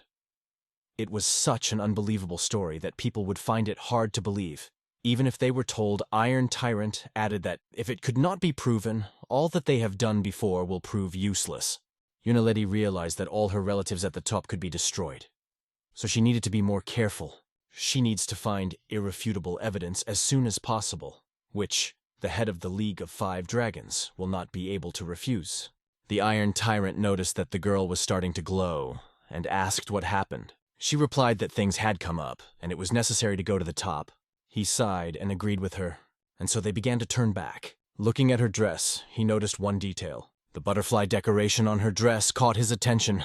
At first glance, it seemed ordinary. But not every craftsman would be able to create something like this. A lot of effort had gone into making this thing suitable for self-defense, the Iron Tyrant realized. He then asked her if she knew what the butterfly ornament on her belt was for. Laughing, she explained that her brother had given it to her. But, turning her head, her expression changed dramatically. She saw a giant man standing behind her. She just said in surprise, "Wow, he is so big!" Hyun appeared next to her, noticing her surprise but seeing that she didn't look scared. The monk said that they should not go back to that little path, because they had met a wonderful man on the main road, and added that the girl did not even realize why she was so surprised. The Iron Tyrant noted that there was a foul Taoist smell coming from somewhere and asked if it was Old San from Cheonam. Hyun replied that it must be none other than Master Uman. The girl listened attentively to how the conversation unfolded between them. Hyun asked the Iron Tyrant if he had joined the Steel Battle Association. Smiling, the Iron Tyrant replied that he was happy to meet him as well, and noted that Hyun was as agile as ever, so he should probably live for a long time. The Iron Army, balancing on the edge of good and evil, does not pay attention to the opinions of friends, and does not hesitate in its actions. He has surpassed humans, and a swordmaster who follows the Taoist path never forgets his duty. Two people with such different personalities met, although they were once friends. The Iron Tyrant asked the Immortal Sword why he was so angry this morning, and if it was because of him. Alive but not alive, dead but not dead, stuck on the edge of life and death. Isn't this the primordial chaos that fills his body with dead breath? The tyrant explained that the monk had broken the precepts, and that is why this had happened. He was surprised to see the old Taoist from Cheongnam and Tenjong from Potala walking side by side. It was just incredible. The monk said that he was honored to meet a man from the Central Plains. She was impressed by the people she met today. She had heard that the Potala Palace was the headquarters of a Gelug group that followed a different path than ordinary Buddhism. But their leader's great power was no less than Shaolin. The Central Plains were once threatened by the Yuan dynasty, and since then mention of the Potala Palace has become taboo. The Iron Tyrant addressed the monk, saying that prayers were pouring in from within the Potala Palace, and that the man had brought the walking dead to a meeting at the Steel Battle Association during a gathering of great warlords. However, the Iron Tyrant did not promise that he would watch over him and the walking dead. The Immortal Sword then told Tyrant with a smile that he was very funny and reminded him that the monk had been working in the palace for over 10 years, so there was no need to worry, he was just visiting an old friend. The Immortal Sword then added that there were rumors that the Iron Army was guarding the child, and that they were the ones performing this task among the 3 armies. He asked why. And as soon as the Iron Tyrant began to explain, a girl intervened in the conversation. She introduced herself, gave her name, and said that it was a great honor for her to meet 2 such famous elders. The Immortal Sword immediately noticed a glint in her eyes that indicated a sign of great luck. He answered her that he was glad to meet her and gave his name. It was rare to find a swordsman as an escort. She thanked him for these words. Then she explained that she still had things to do and that she had to go. Immortal Sword was impressed by her and left with a good impression. She made them think that she was an unusual person. The Iron Tyrant then told the Immortal Sword that by looking at her, one can conclude that you don't have to be a martial artist to be talented. After that, the Iron Tyrant mentioned the God of War, whom Hyun knew, and said that he was currently in the prison of the 5 Dragon League. They then began to discuss the butterfly ornament on her belt, assuming it was a gift from the God of War, and began to speculate as to what it was for. Immortal Sword asked the Iron Tyrant why he was helping her. He pointed out that if the Sichuan Tang family was behind her, there would be no reason to accompany her. The Iron Tyrant remembered the conversation with the God of War. God asked him to bring his grandson to him and ask for help. At the time, the Iron Tyrant had no idea what the God of War was up to. He had reached the level where he could read thoughts by looking into a person's eyes, but he had never been able to read the thoughts of the god of war. However, God's words gave him hope. After these thoughts, the Iron Tyrant explained to the Immortal Sword that there was no need to know all the details. After saying goodbye, he told the Immortal Sword that if he was different from the other idiots in Cheongnam, he should take care of his grandson. However, they were left with the question, who is this? Which grandson? Meanwhile, the young lady was looking at the moon, which illuminated the night sky. All she could think about was her brother, who had given her the jewelry she now held in her hands. She seemed to relive the moment when he handed her this talisman. Brother warned that if she ends up in the prison of the Five Dragon League, she and Taehyung will be threatened. He also said that this talisman would protect her wherever she was. With eyes full of concern for her brother, she looked straight into his eyes. And now, looking at the moon, she was overcome with anxiety. How is he there? Although she tried to convince herself that she was not worried, she missed him very much. Meanwhile, things were not so romantic in prison. The boy was sitting under the wall and talking to the old man. The old man couldn't understand why they were here, but after all the brutal torture, their comrades had run away and there was no news of them. Mok Junhoo, a representative of the Iron Cognac Bureau, said he believed everyone in his family was alive. However, the old man explained that the problem wasn't that, but that he was hoping too much, although maybe that wasn't such a bad thing. They had only been transporting goods before, and Mac couldn't understand why the League of Five Dragons had misunderstood them. He hoped that this misunderstanding would be resolved and they would be released, but he realized that it had been a long time since his older brother had been taken away. Suddenly there was a crack of lightning and Mac looked up at his handcuffs. Behind him, the wall crumbled into rubble, and the silhouette of the god of war appeared in the opening. "Are you the one who accompanied me to Moses?" said Mac. "Are you a Tangsai master?" He continued his question, looking at the figure in front of him. League of Five Dragons, prison 5 days ago. The guards were walking down the hall talking to each other about whether they were bored or if they should kill someone for fun. Suddenly, a man appeared in front of them who overheard their conversation. The guards kept talking about how the meeting was 5 days away and they would have to be patient and not kill anyone until then. But Hyun-nim appeared on their way. They were sure that the entrance was under control, but Hyun proved otherwise. And he also had alcohol in his hand. The guards noticed he was drunk, and the dude mumbled something about the leader who made him this way. Passing by, he told them to have fun among themselves, and he himself promised to get to the god of war soon. As he continued down the corridor, he shouted loudly that the god of war was a bastard, and called him to him. He said that he would soon die of boredom, and wanted to have some fun. Finally, reaching the bunker where the god of war was imprisoned, he noticed that the door was open. He immediately asked the guards where the god of war had gone.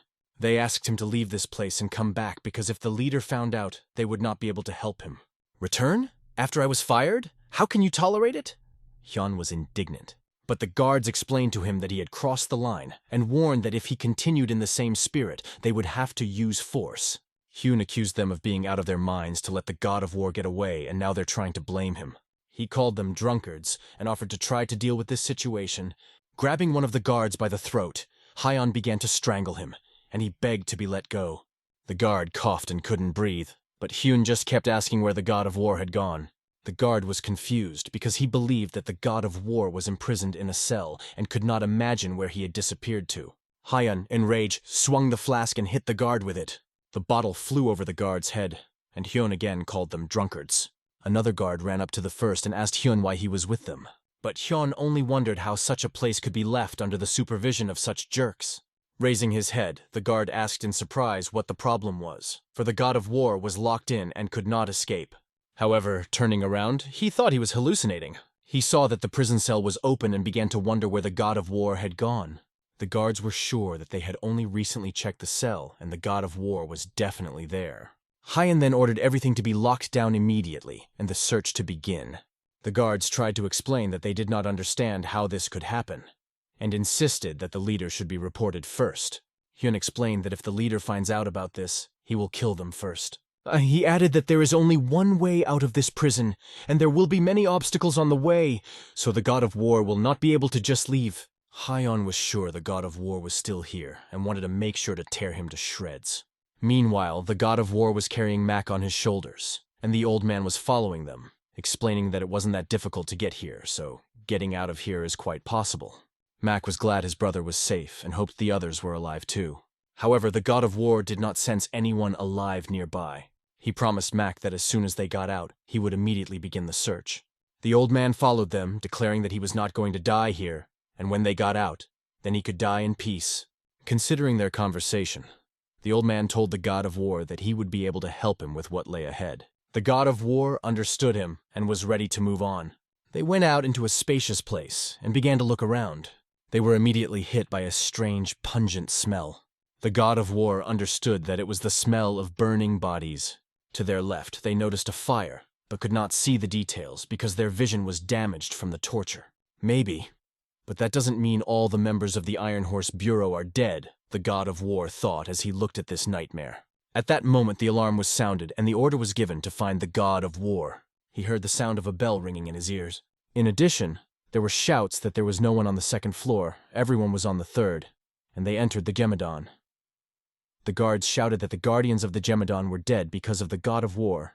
The prisoners in Hamadon were under special surveillance by order of the leader, and even he was dead when the guards ran into his cell. The god of war was nowhere to be seen, but they assumed he had gone to the lower level where the men from the Iron Horse Bureau were. Everyone was immediately ordered to head there. The god of war realized that his escape had been discovered, and that many soldiers were approaching him. This prison was closed from all sides, and it was difficult to know where to escape. The god of war hoped that his deception would last for a few more days, but it happened sooner than he expected. He had hoped to escape quietly, but, given the pursuit, he knew that would not work. Everyone was ordered to the lower level, and when they got there, there were shouts that they had found the god of war.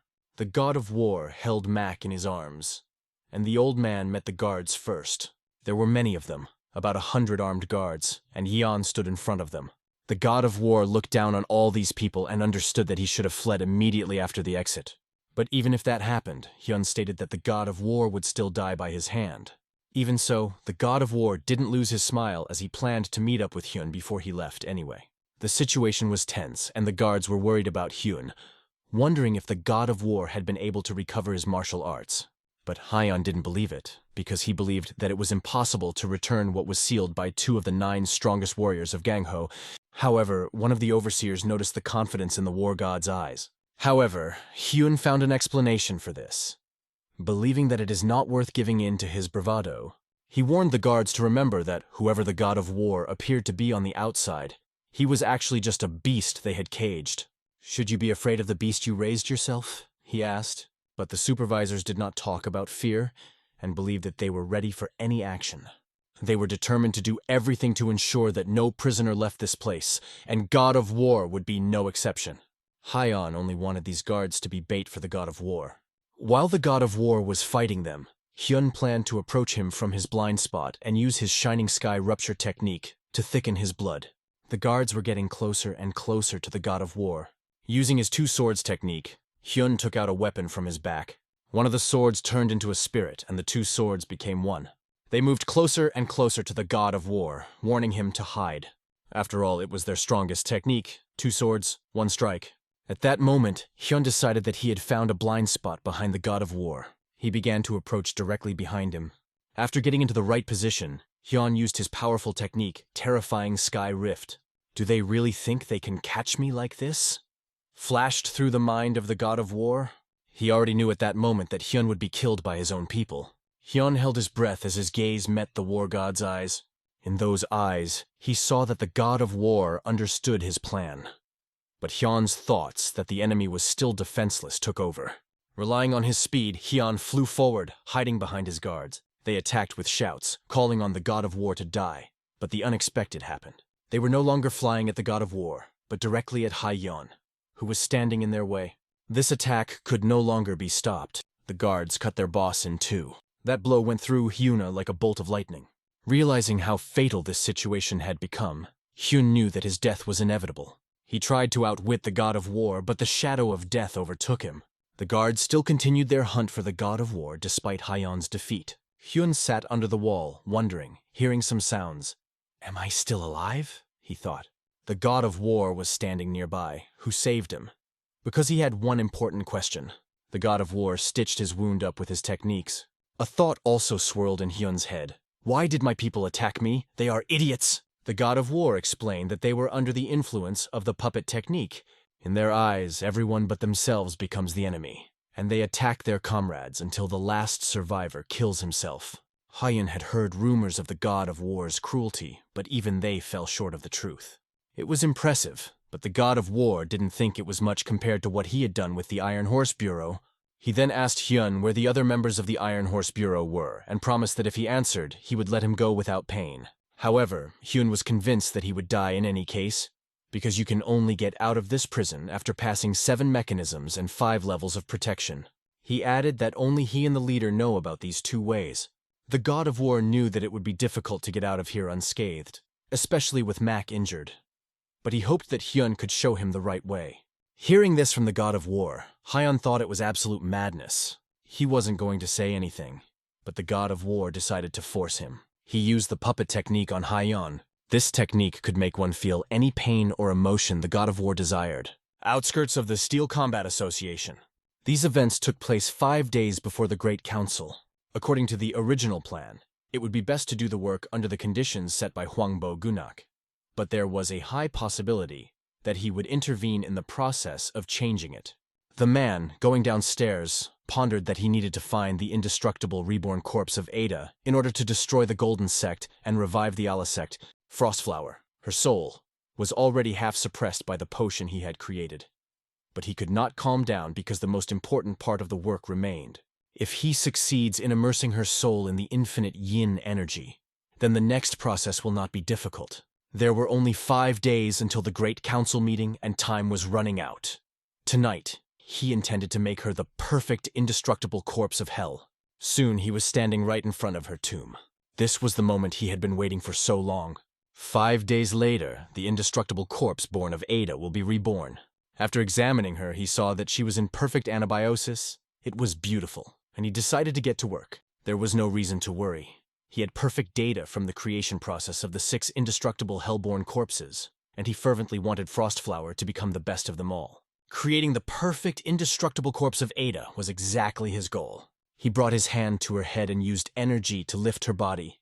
He needed to perform the immersion procedure of the immortal frost yin crystal through the energy channel in the brain, not through the point on the chest like others do. However, unfortunately, her brain was not perfect. Because of this, he couldn't guarantee that the procedure would be without consequences. But even if it did, it's possible that when Frostflower lost her memory as a child, that's when she suffered a head injury, causing her to first go back to when she lost her memories. He was going to use the immortal frost yin energy crystal immersion procedure on the damaged areas of her brain to completely erase her soul and the source of her memories. And then she would only be loyal to him. He longed to see the memory she tried so hard to forget. He begged her to reveal it to him. Suddenly, she began to immerse herself in memories, and among the many fragments, she needed to find only one. He needed to find the memories of the day when the blood supply to Frostflower's brain was interrupted. In the flashback, they moved to a place called Mount Onzwo in Tuan, the residence of the Black Merchant. He still didn't understand what Frostflower had to do with this place, but she was standing with a sword among the dead bodies. Is this baby Frostflower, he thought. Her sword was covered in blood. Blood was dripping from it. Did she single-handedly deal with all these people? She seemed innocent enough on the surface, and it didn't seem like she could do this. But her cold look said something else entirely. It only turned him on even more as he dug into her memories, realizing that she could kill so many black warriors at such a young age. Looking into her eyes, he only made sure that he was not mistaken about her, and was sure that she would become the best indestructible corpse born in hell. Suddenly there were shouts. "What are you doing? Catch the girl immediately!" She was the most valuable gift the League of Five Dragons could offer. She had to be captured alive and unharmed. Confidence did not leave her face.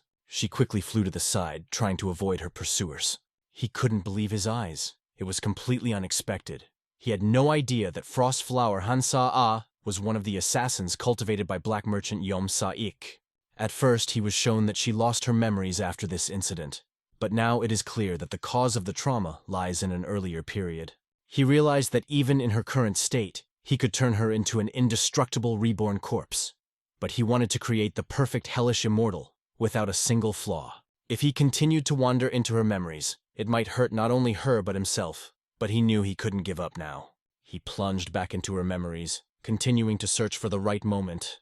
Suddenly there was loud laughter as he saw the many memories she had forgotten, and he was sure he would find what he was looking for.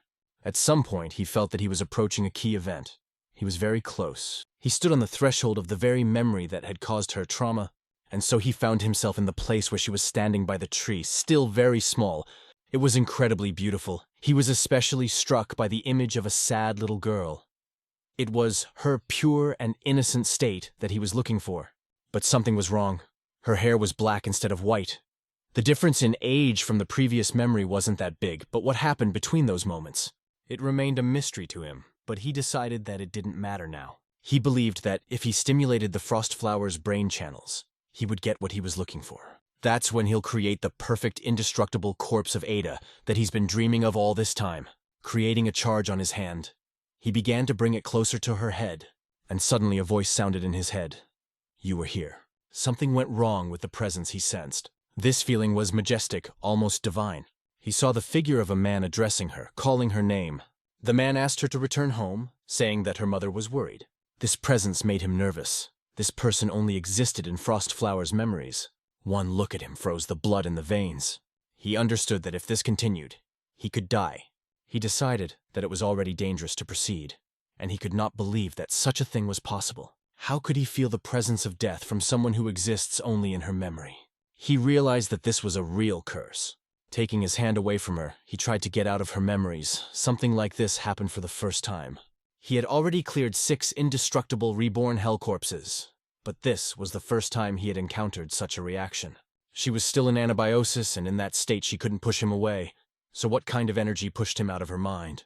It was just a memory, but it seemed that this person who had such a significant presence in her memory was someone she trusted completely. He had only encountered him in her memories, but he was already damaged internally. He tried to calm himself down, telling himself not to panic.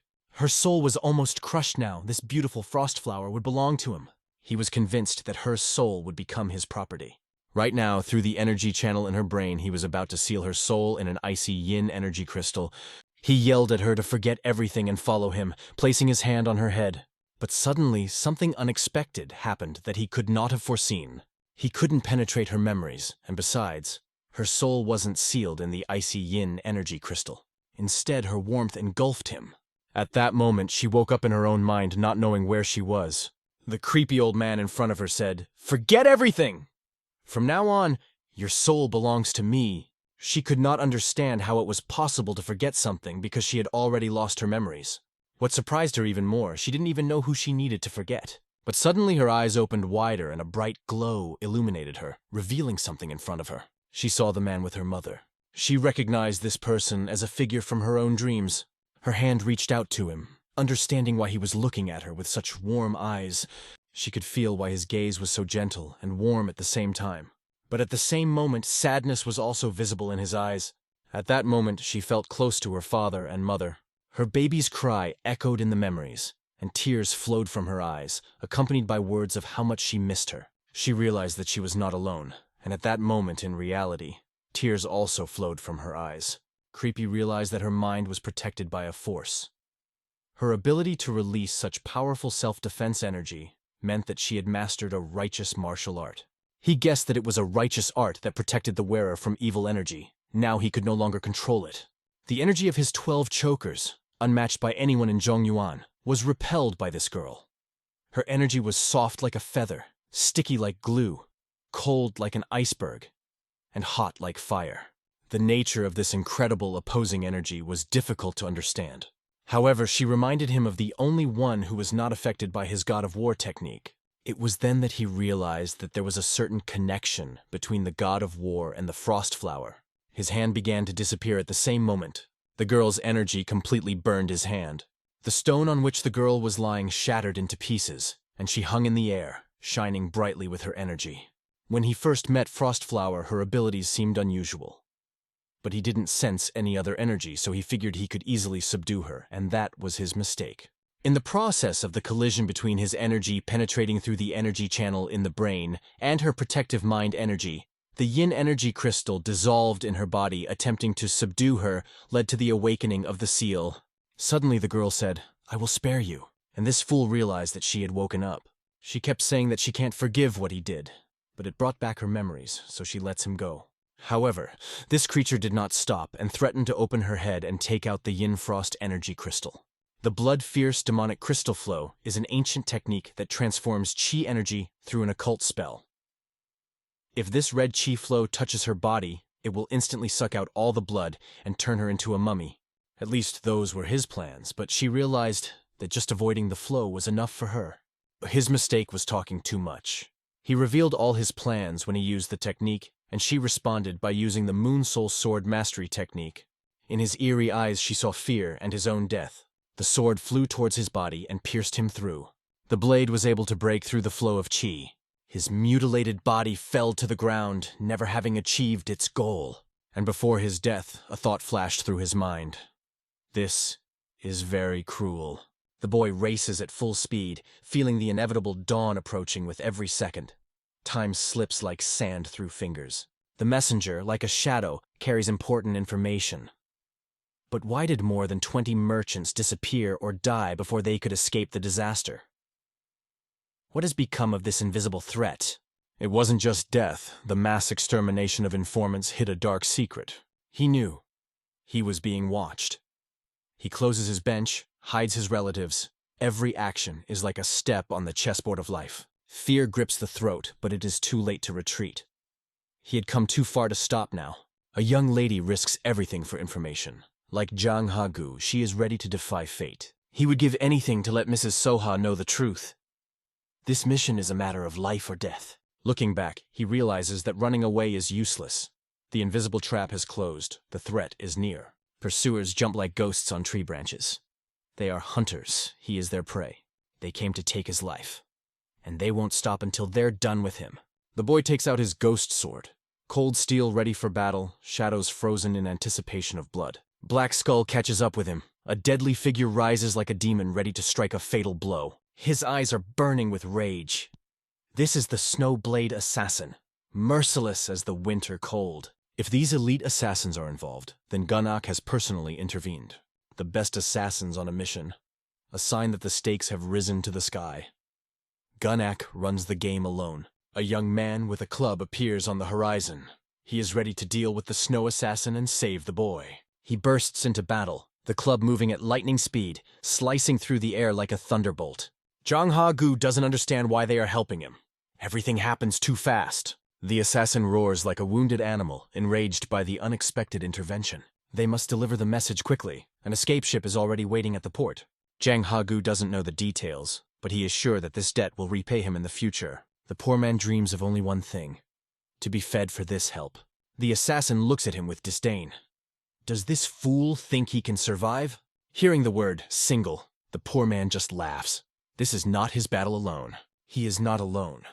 There is a whole army of people like him behind him. The assassin was wrong. No one told him that there would be more opponents. A crowd of beggars is not just a mass. Once they had already used the destruction technique and defeated the assassins. And today will not be an exception. Assassins understand. If these people know the secrets, they are experienced warriors among them. The poor man jokes, but the assassin moves closer, ready to finish the job. This is no ordinary killer. He is the White Dragon, the one who leaves no chance for survival. The poor man's eyes are filled with horror. Is this Shu Wei, the Golden Dragon? The White Dragon is an entire organization of elite warriors. The most brutal soldiers from the League of Five Dragons trained to monitor and punish. Their mission is to collect all the information about Gang Ho. If there is a threat to the League, they act independently and ruthlessly. To see the White Dragon in the mask of the Golden Skull means to prepare for death. They say that when Shu Wei takes out his sword, everything around him is doomed. The poor man freezes in horror, realizing how close death is. Shu Wei points his sword at the poor. The final is inevitable. A strange, eerie energy emanates from him. The Sea of Blood Clouds technique destroys the poor in an instant, leaving only a fog of death. A strong army from Kiban falls in an instant like mown ears of corn under a blade. Meanwhile, the ship in the harbor sails away, tearing apart the waves. The assassins understand. The target slipped away twice, first in the bench, then in the forest. They will not be forgiven for their mistakes. They continue on, using the technique of flying over water. The goal has not changed, to catch up and destroy. Zhang Hagu is a key figure. His information made the trade association influential. He may not be the head of protection of the Heavenly Trade Group, but he's considered the best information trader in the central area. The assassins understand that any attempt to obtain information about him could harm the League of Five Dragons. Killing him is easy now.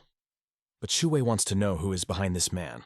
The scene shifts to the Steel Battle Association, the heart of the Celestial Trade Group. Hassan, known as Frosty Bloom, comes to Mistress Soha. Her sudden visit is disturbing, but the situation forces action. Mrs. Soha hesitates.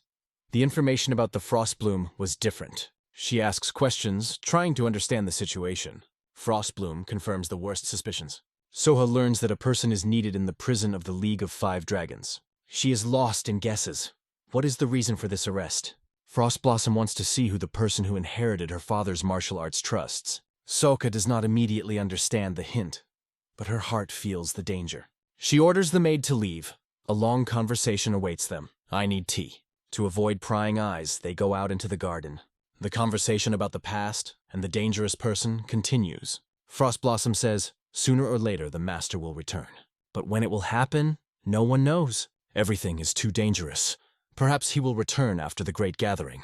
Words of delay alarm Soha, but she is sure, no matter how long it lasts, he always comes back. This way is to meet her. Frost Bloom decides to wait with her, accepting their shared fate. In the Steel Battle Association, next to the great heavenly trade groups, the air is tense. Vibration fills the space. Someone with powerful chi energy appeared here. Is it a killer? But he doesn't look like a killer. He does not attack or show hostile intentions. It's not an assassin, but it gives off a strange feeling, something unknown and disturbing. The master, watching from afar, sees Soka deciding to talk to a stranger. Soha refers to Frost Bloom as her older sister. Their words flow naturally and easily. They really speak the same dialect, as if they have known each other for a long time. The girl turns, and the master realizes that it is Hansan, the Frost Bloom. Her appearance here is a surprise for him. The first time he saw her was the day the god of war was imprisoned, less than a month ago. She was only a child then, albeit a future queen of swords. In this short time, something incredible happened. She reached a new level of strength. Her internal energy was now almost equal to his own. Is she already the queen of swords? The master is worried. Talented warriors are gathering around the god of war. Among them is the young lady Soha. She runs the great heavenly trade group with the wisdom of a leader. She knows how to lead a nation through storms and troubles. Although they are still young and inexperienced, they have enormous potential. The young warriors of the Steel Battle Association are ready for battle. And next to them, the awakened Queen of Swords, Frost Bloom and Hansen. All these people gathered around the god of war. Their unity gives birth to a force ready to change the world. The talents that gather around him will form an unshakable force. Either the Steel Battle Association will disband, or the god of war will be released. Those who are unhappy with the Steel Association will wholeheartedly support the god of war. The Five Dragon League and the Lion League will already lose this war. In 3 days, the Great Council will be held, where the most influential people will gather. They are waiting on the territory, preparing for decisive negotiations. The Sage of Kaban shares important information with one of the warriors. He reports that trouble is brewing in the Beggar clan. From the beginning of their existence, Nishiki did not interfere in politics. During the war with the Empire, they only came to call for help. But now they have intervened themselves, which could lead to disaster. The Five Dragon League is already pressuring them. Is someone working behind Gunak's back? He cannot ignore it. One young man possessed important information. People were sent to the bench for contact. When they arrived, all of Zhang Hagu's acquaintances had been killed, and he himself was nowhere to be found. Maybe he ran away, causing more problems. But there is no news about him. Zhang Hagu was too valuable an informant. Some claim to have seen Golden Shu Wei. If it is indeed Shu Wei, the leader of the White Dragon, Zhang Hagu's message is now with them. The ship was departing, and the White Dragon's goal was to intercept this message for the Trade Association. And it became clear. Young Mistress Soha from the Great Trade Association is behind Zhang Hagu. The warriors board the ship to surround the Celestial Trade Group and wait for the right moment. One of them rushes forward. Once his job is done, he will declare himself leader. The rest make no effort as long as he acts decisively and ruthlessly. Using the technique of flying over water, he rushes after the ship like a shadow. Soon he finds himself near an inn, where the pursuit takes a new turn. With a light movement, it moves from the water directly to the ship. His step on the deck is sure, like the stamp of inevitable fate. His mission is to find whoever is trying to uncover the secret of the great leader and destroy the threat. If Zhang Hagu plans a meeting, Shu Wei is ready to hold court without delay. Justice will be swift and unrelenting. That is his duty. To remain unnoticed, he throws off a white cloak, hiding his identity, lifts a heavy box to disguise his presence, carries him past the ship's captain, blending into the crowd. He watches inseparably. After learning that the young lady had ordered an investigation into Gunak's actions, he thought it was a joke. Gun-ak secured a stable place in the family from childhood. His reliability was unwavering. But the death of the informants indicates that this information hides a mortal danger for him. The days without rest had exhausted Jung Hagu. He knows if he stops, it will be the end. Perhaps this is his last mission. He must deliver the seal no matter what. 2 days remain before the Grand Council. Somewhere in the mountains, there is an estate where a conspiracy is gathering. Gunnak is sure. Tomorrow, the Steel Battle Association will be wiped off the face of the earth. But anxiety is growing in his mind. He thought that the cause was the disappearance of a monk from the Scarlet Sect. But even finishing work on the indestructible corpse of hell doesn't ease his anxiety. No matter how much he plans, unforeseen obstacles always appear in his schemes. Perhaps this is just an unfounded concern, a ghost of fear that has no real basis. After all, even the god of war, the greatest threat, is defeated and awaits death in the darkness of the prison. However, excitement does not leave him. Meanwhile, our hero is brought to the gate leading from the sinister prison to the outside world. Everyone who gathered with him is waiting for a grand moment. Escape seems simple, but it is a trap. Before opening, you need to press 28 buttons to disable the hidden security system. If you make even one mistake, the corridor will collapse, taking the lives of everyone present. He realizes that the Great Council will be held tomorrow, where everything will be decided. Tomorrow, either Gunnak or the young master will meet their death. The determination of the young master is unwavering. He will destroy the enemy at any cost. And here comes the key moment. A day before the Great Council, everything hangs in the balance. The Great Council began. The sea of people creates an unbearable noise, turning the event into spectacular chaos. Although uninvited entry is prohibited, no one cares. They push forward anyway. The chaos is obvious. Almost 10 years have passed since the last Great Council. Tension is in the air. Each of these warriors is capable of single-handedly destroying an entire province. Their power is true and undeniable. The sage hears a loud cry and understands. 72 warriors appear one after another. Among them are well-known figures. The Northern Holy Ruler, the Storm of the Northern Lands. His students became famous in martial arts, and in the north it is difficult for them to find worthy opponents. One of them, though young, radiates immense power. This is the Swordmaster from the Hanam School, First Swordsman Jigmu Wei. It would be nice if the leader of Kiban could watch this from afar. But fate has a different plan. Suddenly, a man appears in front of him on the roof and asks about his worries. This is the wise master who did not go to rest but came to the meeting. 10 years ago, an elder instructed him to find a traveler with blue, amber eyes. Recently, this young man appeared in Kangfu with the former king. The old man does not understand why there is such interest in the former king and this boy. But the question hangs in the air, obvious and inevitable. Many in Kangfu are eager to learn news about Elder Hong. This is the pure truth, and there can be no doubt. Despite everything, the sage is happy to meet an old friend with whom he can speak frankly for the first time in 10 years. Old Hong laughs at his friend's jokes, even though they are already tired of them. But his presence brings peace. This friend always smiles after jokes, making everyone around feel awkward, even the sage himself. He asks to stop the silly jokes, because the wise master has an important place in the Grand Assembly and must prepare. But the master has been ready since the morning and is calm about all this noise. He recalls the Great Assembly of 10 years ago. This place where they gathered is full of history and symbolism. He doesn't understand why everything is happening here, but he suspects that Gunnak is up to something. Among those present, the invisible bloody hand stands out. His colorless, transparent eyes cause snake fear. His look alone is terrifying. But why does the head of the Dan family remain so calm? If that person is not insane, they will not vent their anger on the wise master. With the Dan family withdrawing from the Five Dragon League, it is clear that Shaliga wants to disband the Militant Steel Association. However, even if their goals are different, open aggression is not expected. His ambitions are hidden behind a mask of calmness. He doesn't understand why this scoundrel acts the way he does, but he doesn't care. He waves his weapon in a challenge. Have fun yourself. A surge of his energy spreads out in a wave, emphasizing strength and intent. A sly smile flashed across his face. All his life, he tried to combine work and personal life, but in vain. Being a permanent teacher is not an easy task. If it were easy, there would be no real challenge. The boy is looking forward to the battle with the Steel Master. If not today, then next time he will put an end to this story. The great gathering of Tenga begins. Someone in the crowd is watching this young man named Heng. But why is he angry with the sage? No one fully understands his ambitions. The sect gave up on the Dan family, leaving them with the shield of responsibility. Sages and a large number of people gathered in this place for an important event. However, you should not pay attention to people like him.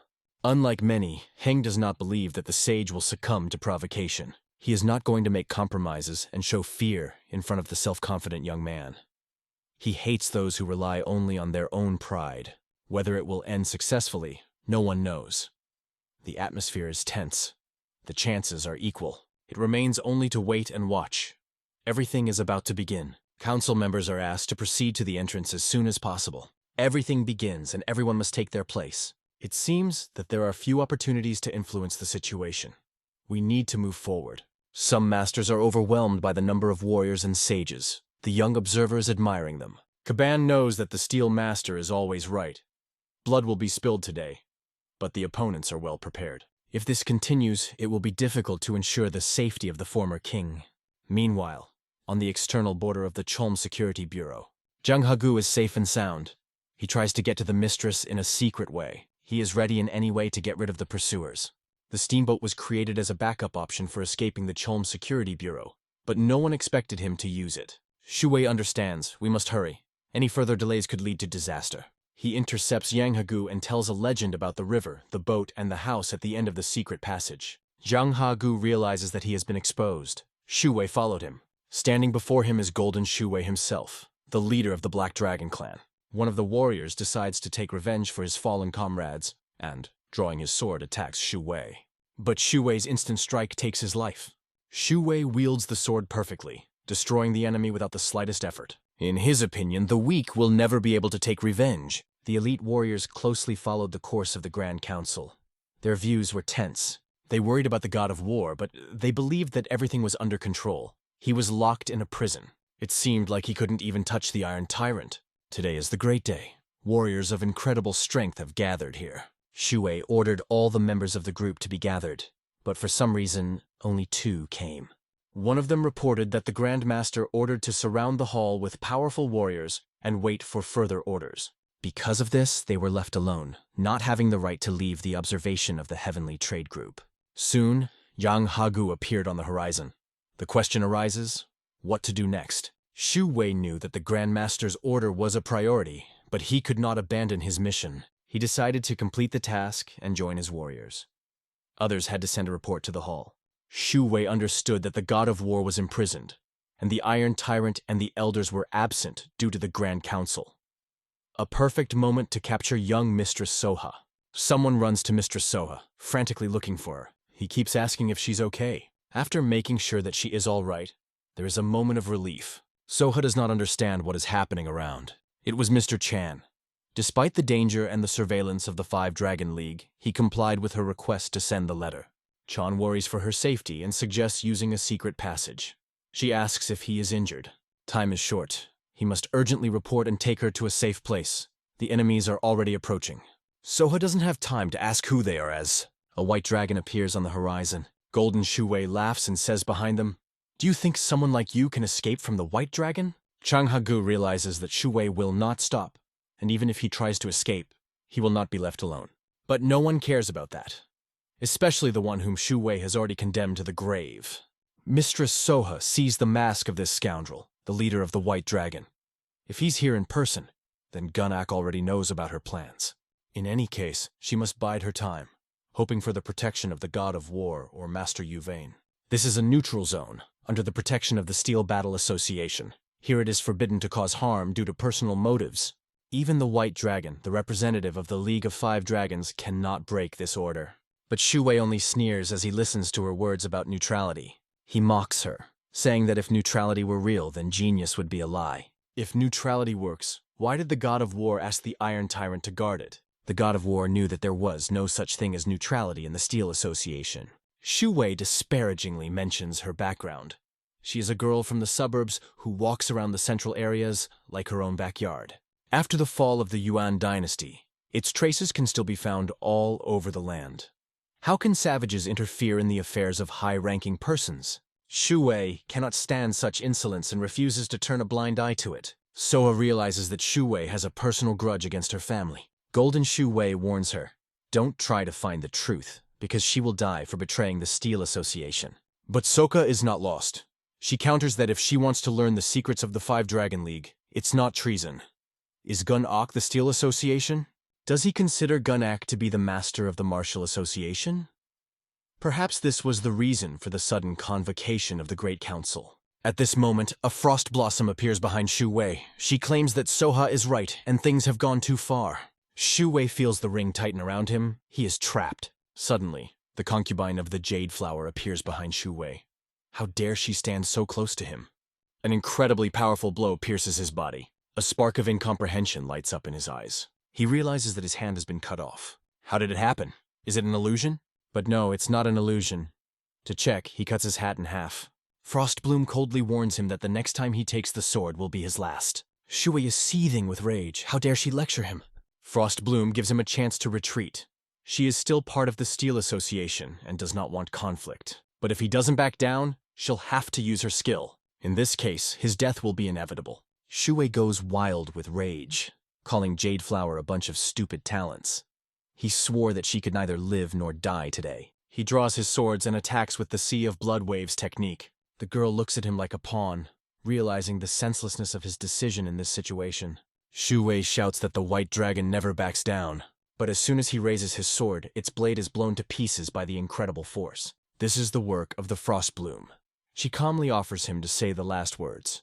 He refuses to back down, his eyes burning with rage. Frost Blossom uses the Moon Soul technique, the highest form of sword art. This is a perfect spherical sword technique that leaves no chance for salvation. She rains down her power on him. Decades of training now culminate in a deadly blow. Ever since she joined the Five Dragons League, she had been searching for the perfect swordsmanship technique. Shu Wei had no idea that this technique would be the cause of his death. On this day, the Great Council of Mighty Warriors took place. The atmosphere is electrified. The views are full of tension. Gun-Ok had been waiting for this moment for a long time. Tomorrow, his main goal will be fulfilled. The Combat Association will cease to exist. Only the League of Five Dragons will rule the world. This will prove that time has chosen him. Two men appear in front of Gun-Ok and greet him. They are surprised that Gun-Ok, the organizer of the Grand Council, is so late. Gun-Ok smiles. Time is like a raging stream that cannot be stopped or changed. What they didn't realize yet was that it was time that had chosen him as the leader of the Five Dragon League. Today is the last day of existence of the Steel Combat Association. They are heading to the Hall of Mighty Warriors. The council begins. The reason for the gathering is to decide the future of the Steel Association for the first time in decades. For 10 years, the Steel Association fulfilled its mission to protect against northern invaders and ensure stability. Thanks to this, people's lives became peaceful, but now its existence is in doubt. The head of the League of Five Dragons supports the discussion, but calls for restraint. It was decided to hold a great united council to decide the fate of the Steel Association. The Lords of the Nine Centers and the Lions supported this initiative. And now they have gathered here. The holy ruler of the Northern Lands understands that Gun-Ok has been preparing for this moment for a long time. He consults with the First Sword and decides to see how to act justly and honestly. Everyone knows that there are supporters and opponents. The sage asks not to hurry with the decision because the Steel Association united all the lands for the first time. They will hear both sides and then take a vote. The first to speak are those who want to preserve the association. Junan's sect. Supreme Elder steps forward. He appeals to everyone. Thanks to the association, their lives remained stable. Her efforts are impressive, although the successes are ambiguous. Enemies have appeared in the rear. Anxiety is growing, and a bitter split is about to begin. Doesn't valor mean supporting each other? The Supreme Elder believes that disbanding the Steel Association now will lead to disaster. War will be inevitable. Thousands of ordinary people will suffer, and there will be no winners in this battle. One of the warriors vows to support the Elder until the end, and will do anything to preserve the strength of the Junan sect. Near the old leader Kiban, the warrior complains that this is a real bazaar. The old man considers this bazaar to be carefully planned by Gun-Ok. If you look closely, 72 great warriors are sitting in the center of the hall not by chance. This is a tricky calculation. It's Gun-Ok's plan to recruit the doubters and isolate the dissenters. The gloomy expression on the Saint Sword's face showed that he understood everything. And if he understood, so did the others. Even more so, he is not interested in the fate of the Steel Association. He only wants to solve the God of War issue. The soldiers know no Grand Council will go smoothly. Soha also sees signs of a conspiracy. Because of this, he did not bring his friends for reinforcements. One of them winks from afar, making it clear that he can be relied on. Some warriors are so bored that they hardly fall asleep. Holy Sword looks at these carefree bastards. The fate of the Steel Battle Association is at stake, and they are indifferent to it. But what to do when sleep is tiring? Most of the soldiers had already made up their minds. Even if this decision is wrong, they will not change it. As for the immortal sword, he even finds it all fascinating. Gunnak is sure to add some intrigue. How can you have such a boring meeting? He turns to his assistant An Baek-wi, checking his presence. Ayin Baek-wi stands outside the Hall of Power with the White Dragons waiting for an order. The leader demands that the God of War be brought in immediately. This moment is crucial. And let everyone keep in mind, any mockery of him will destroy everything. If the God of War notices anything suspicious, the plan will fail. And Baek-wi sets out with his squad to search for the God of War. The soldiers instantly cross the border like arrows shot from a bow. They reach the dungeon, which is hidden deep in the dungeon. An Baek-wi orders the gates of the underground prison to be opened. He presents an order issued by the League of Five Dragons. The door creaks heavily, and the young master appears behind it. His gaze is piercing like a blade. He looks as if he has been waiting for this moment forever. 5 minutes before, the God of War had dressed in normal clothes, which he was not easy to get used to. He cannot show up to the meeting with the League of Five Dragons in his torn prisoner uniform. Despite everything, he is obliged to observe etiquette. The warriors accompanying him did not believe that he was really going to go to Gunnak, considering him unprepared. The God of War knows that after today's Great Council, irreversible consequences may follow. You can't delay. If the warriors were not knocking at the gate at that moment, he was waiting for them. They came even earlier than he expected. He would deal with those outside first, and then they would go to Gunnak. The door opens and it all begins. The Great Lord feels the inner strength of the God of War. They better be on their guard. But an order is an order. The door is open. An Baek-wi sees his eyes. His heart clenches with fear. Is this really God of War? He sees a hand raised in front of his face. The force emanating from him is directed at them. The God of War uses the puppet show technique to cloud their minds. One of the warriors draws a sword. He does not understand what incredible power has taken over him. Gongak planned to destroy his will and strength, but where does he have so much power? He doubts and refuses to allow himself to be treated this way. He tries to destroy this power with a scream, but his attempt to dispel her disappears into the void. All he does is add to the chaos. The God of War laughs. This is the first time anyone has been able to beat this technique. Collector of Lives lives up to its name. But will he be able to repel the technique of his own subordinates?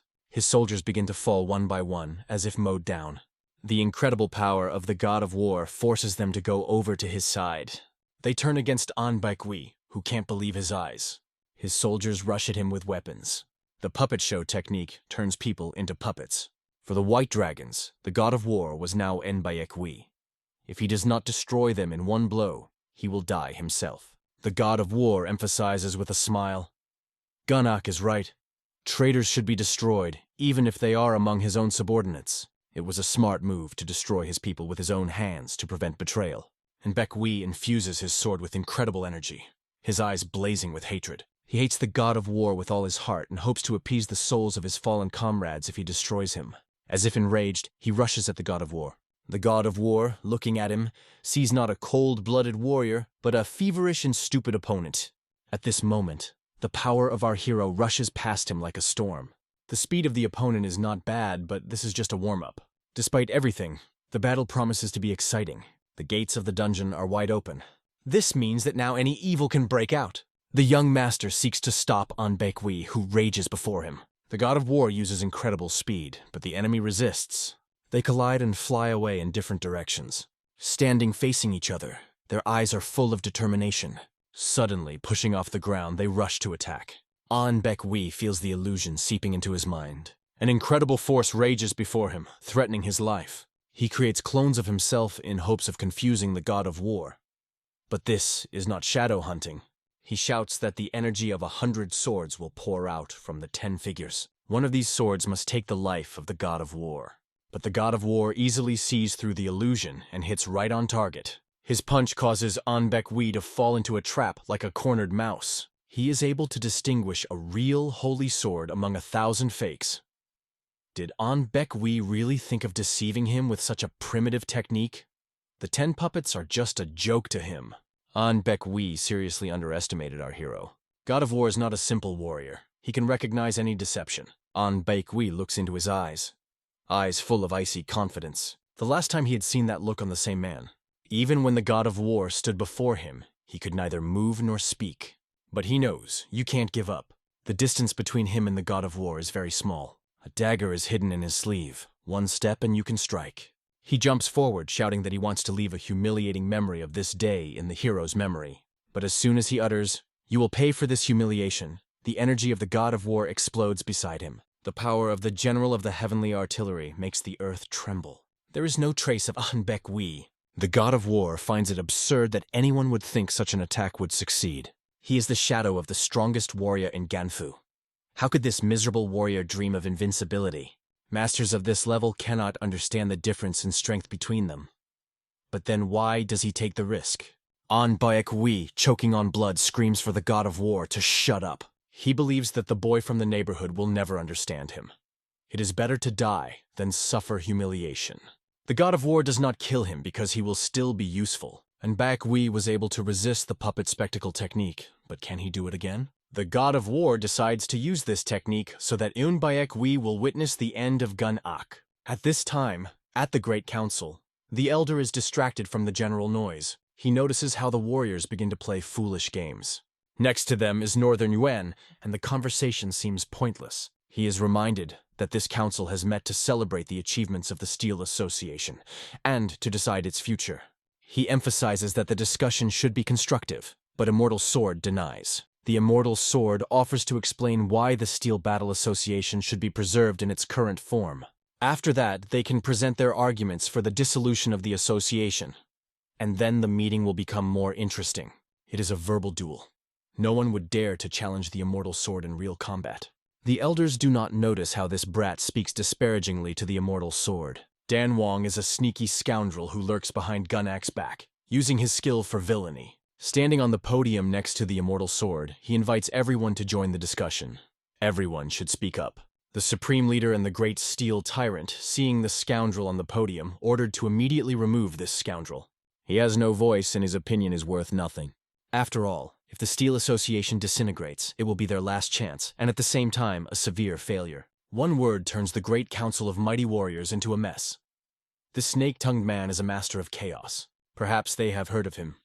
This is Gypsy Wang-il, the leader and head of the Dan family. Suddenly, one of the warriors begins to growl in anger. He does not hold back because ordinary monks are forbidden to be at the Great Council. But the Immortal Sword invited him as an escort. If he causes trouble, his head will fly off his shoulders. The Immortal Sword urges you to ignore a bunch of noisy people. This young man has a confident demeanor. His aura is powerful, but he lacks the usual scent. Perhaps he is a representative of the poisonous Dan family. Or his arrival at the Steel Battle Association was destined. Who knows? The Immortal Sword turns to Chief Dan, asking what he's going to do. He does not even realize that his words offend everyone present. If he wanted to prove something, he should wait until the Immortal Sword finished, and then make his comments. Chief Dan just smiles scornfully, declaring that his words are nothing. He suggests discussing rather than avoiding the argument.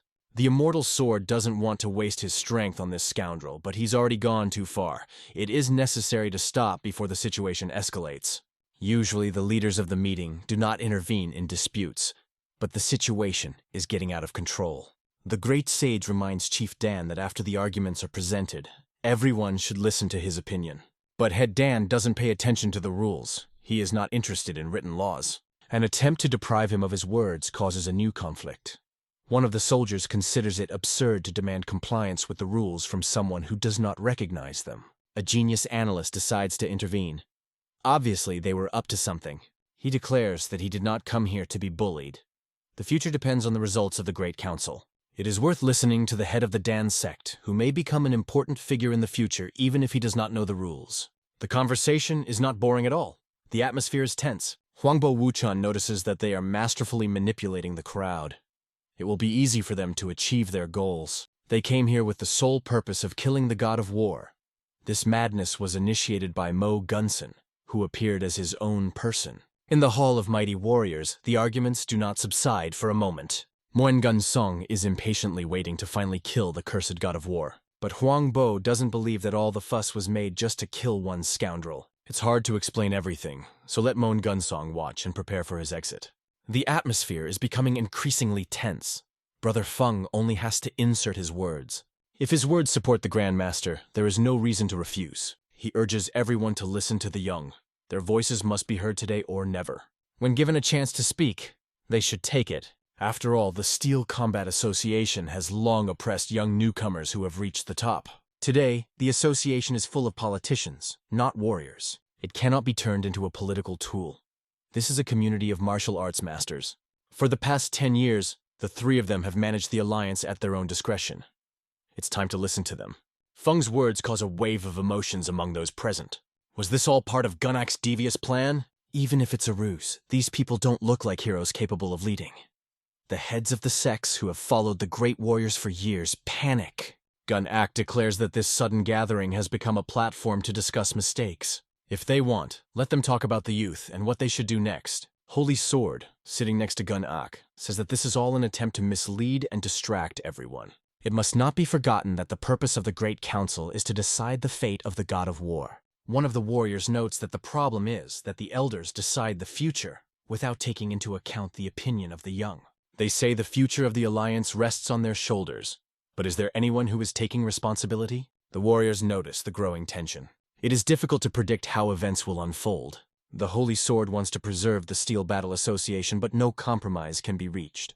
The Cunning Sword takes a neutral position. Knowing his character, it can be assumed that he will support the Holy Sword's decision. Mr. Mugen would probably share this point of view. One can only worry about what they are up to. A sudden tap of a finger on the table echoes through the room. This is Gunak. He shouts, "Why do you hesitate? What's bothering you?" The heads of families declared themselves clearly. Wasn't this all planned by that scoundrel Gunak? The Immortal Sword challenges Gunak to reveal his true intentions, which he has been hiding so carefully. All present hold their breath, waiting for his answer. Vladika gets up from his seat, and silence reigns in the hall. What does this mean? Is he going to resign? Gunak asks everyone to listen to his words, stressing that no one will support those who oppose his plans. He calls for the Immortal Sword to be treated with respect, and apologizes on behalf of the 5 Dragon League. This is his last order as head of the league. Suddenly, a wave of surprise and shock rises in the stands. Will the position of the head of the league become vacant? The sage realizes that Lord Huangbo is up to something and wants to benefit for himself. This is the first time in a long time that Huangbo is hard to figure out. The head of the Dan sect thanks for the wise words.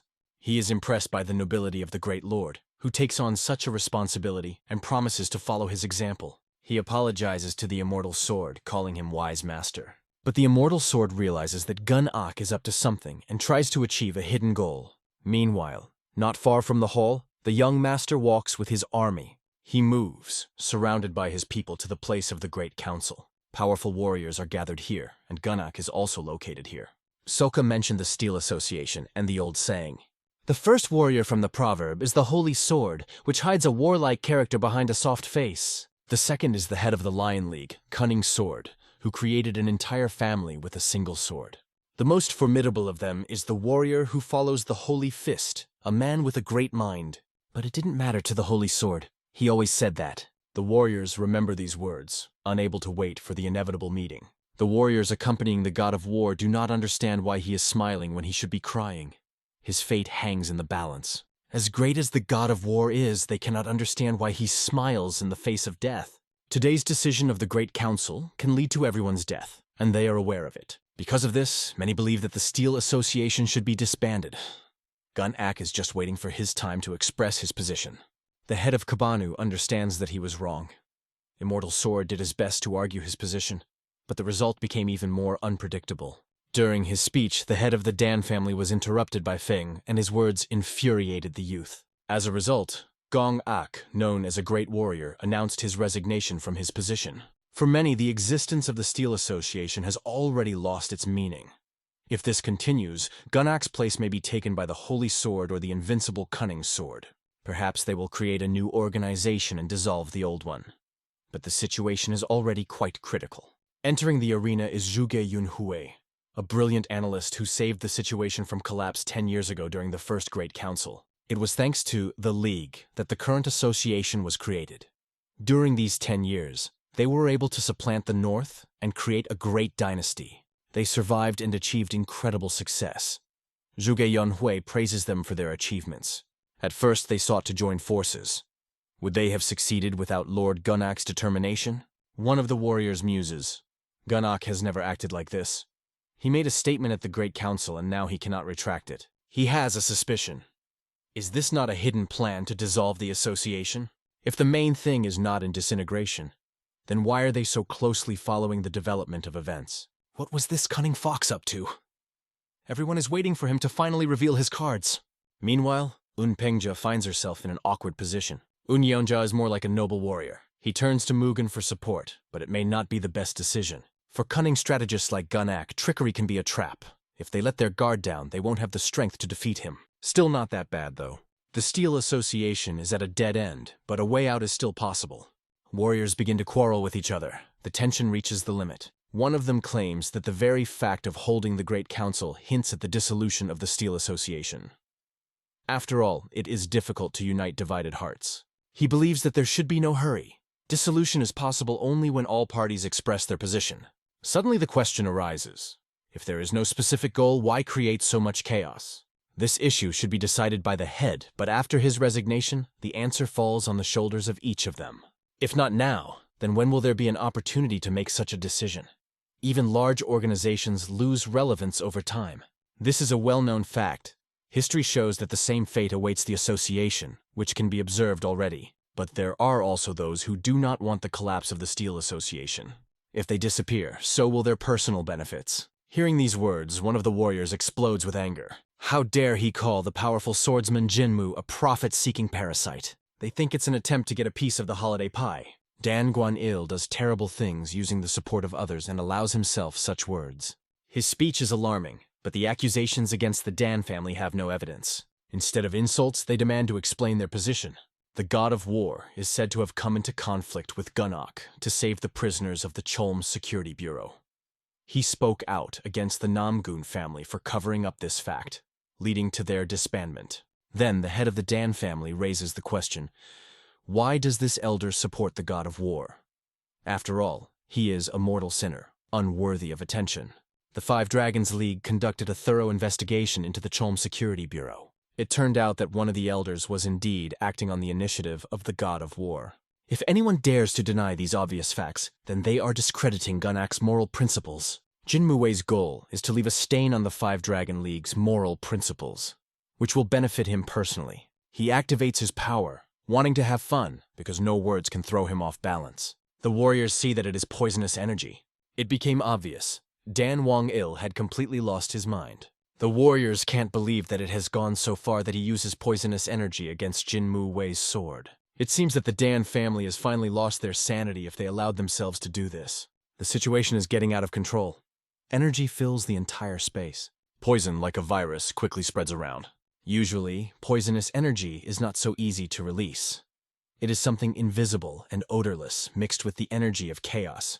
The immortal sword does not understand what they are up to, but urges everyone to be careful of this poisonous energy. The mental connection that permeates his consciousness makes him wary. What does it all mean? Gunak just smiles at this moment, and growling like a lion releases incredible power. A powerful sound wave rolls through the stands. The soldiers grab their ears. The noise is unbearable. Many have eardrums that almost burst. Everyone freezes in horror. It becomes clear. Gunak truly deserves the title of the strongest warrior in the Central District. Underestimating him is a fatal mistake. He is devilishly strong. The warriors tremble at this deafening roar that rips through space. Gunak appeals to the League of Five Dragons. The council did not go smoothly, and he wants to clarify the situation. His attention is drawn to the god of war before allowing him to apologize. Whatever the reason, Gunak's mistake led to this disaster. There are many rumors surrounding the god of war, but Gunak understands that even if he explains everything, he will not be believed. Everyone wants to see the truth. Who really is the god of war? Gunak offers to contact him personally. All the warriors hold their breath and are chained to the stage. At this moment, the god of war is introduced into the hall. A young hero appears in the arena. His blue eyes radiate cold confidence, and all eyes are on his figure. Gunak shouts that this council must be completed without unnecessary complications. He wasn't going to keep explaining the situation with the Five Dragon League and the God of War. There are many rumors about the God of War, but now everyone will see his true face and be able to ask in person. Anbek Wee enters the hall with the God of War under close escort. Shouts are heard throughout the hall. A prisoner has appeared who is being led to the arena. Noise and whispers instantly fill the room. The war god's friends look at him in disbelief that things have gone this far. The leader of Kabanu is worried about him and mentally transmits a signal through vibrational waves. The God of War turns and mentally answers him that he may have wasted his inner energy. The prisoner is led forward. All eyes are fixed on him. The God of War notices an important detail. He feels that these people have an energy that is not like the usual energy of the Central District. Everyone around feels that the God of War has become even stronger than ever. He radiates not only physical strength, but also a deep, undefined energy. By his very presence, he is equal to the greatest masters. If all goes well, they want to talk to him. Mongun Song, who has always been confident, looks excited. He is teetering on the edge of life and death. He looks at the God of War and wonders where this feeling of closeness comes from that he can't explain. Trembling and confusion grip the monk, but he knows that the most important thing now is to complete the council. It is better for the hero to avoid direct stares, because if Gun-Ok suspects something, there will be trouble. This is the same God of War before whom the entire Central District trembled. It is said that he even defeated the Iron Tyrant. However, his look is not full of aggression. There is no time for doubts. You need to act. The monk turns to Mugen, asking if everything is okay. Did he manage to find what was mixed with Dan's head's poisonous energy? Searches were unsuccessful. He sensed something. But after Gunak's actions, all traces disappeared. Either way, they need to stay alert. Gunak noticed that no one seemed to notice anything. His technique was perfect. He transmits his thoughts through vibrational waves. For Dangguan Il, this is another masterful operation that he performed flawlessly. But his technique hides a terrible secret. If it is revealed, he will have to renounce his position as the head of the family and commit suicide. His cold spirit of loneliness has mixed with poisonous energy and has already penetrated the key figures. It is priceless and odorless, its presence impossible to detect. Gunak understands this and orders not to give up. How many times have they come close to success, only to have everything fall apart because of mistakes? Once they have started, they have to finish the matter. Without a doubt, they are excited. Master Dan will follow the order to the death. Today, a decisive battle is taking place in this hall of the Great Council. Everyone was distracted by the appearance of the God of War. But the Master notices that someone is being carried behind him. Looking closely, he sees that it is a corpse. Why did they bring the corpse along with the God of War? He did not give such an order.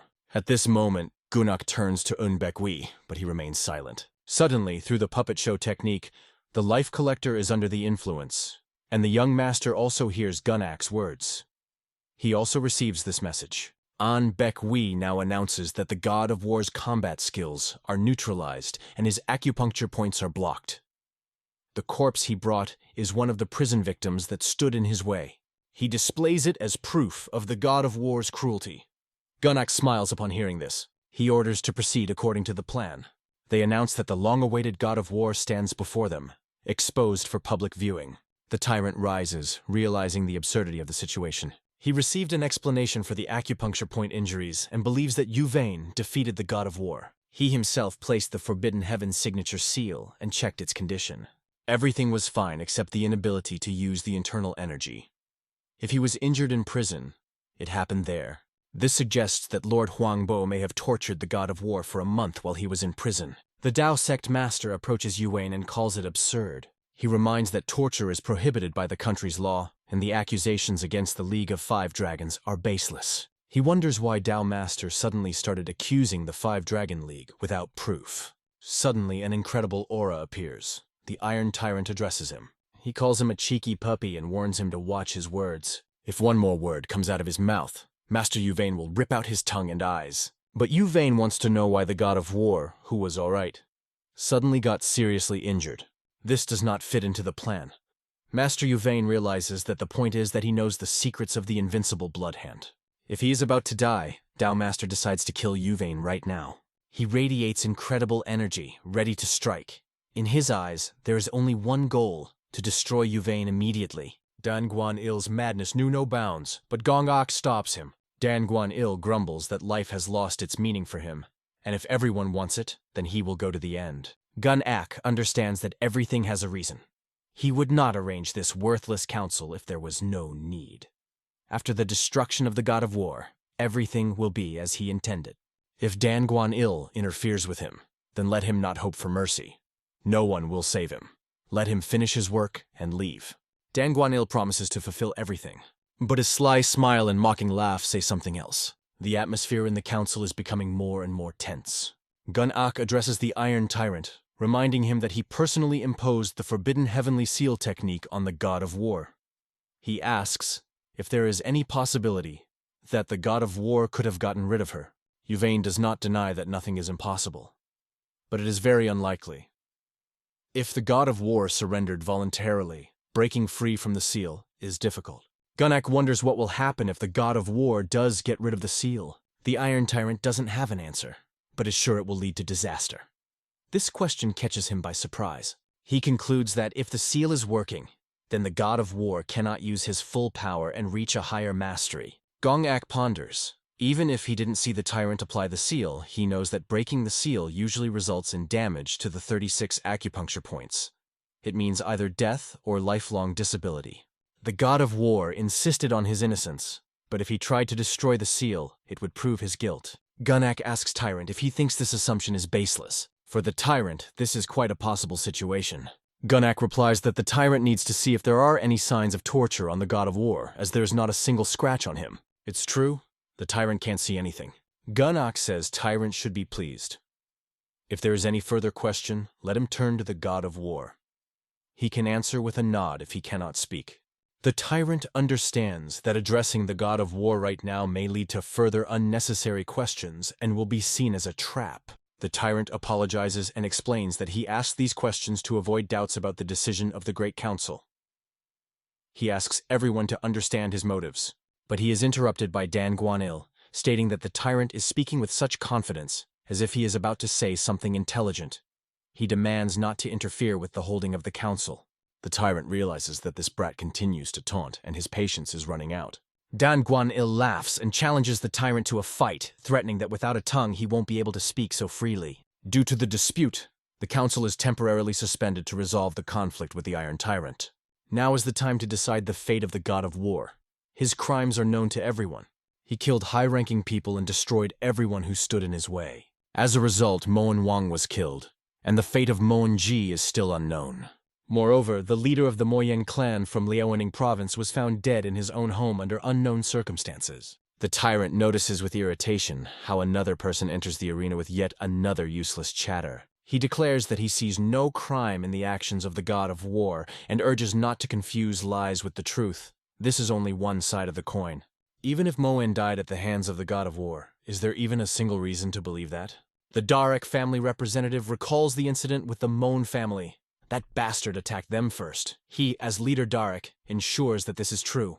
Dan Guan-il asks how he can claim that if he wasn't at the scene. Leader Darek replies that he is prepared for the council for a month and has strong evidence. He offers to testify through the Jade North Wind and Jade Flower. They can tell what happened that day. The boy thinks about what he should do. When he was in the Lions League, he was told to leave things as they were. If these witnesses testify about the events in the Moen family home, the crimes of the Five Dragon League will become known. This will cause a serious blow to their reputation. Despite Gun-ak's authority, he believes that the death of the Moen family was necessary for Darek. This is already a conflict between families. Despite everything, he understands that this small skirmish between families can turn into a full-scale war. If there is no witness from the Lion League, all responsibility for the destruction of the Moen family will be removed, and the reputation of the Dareks will be destroyed. In this case, Mr. Dan and the god of war will die.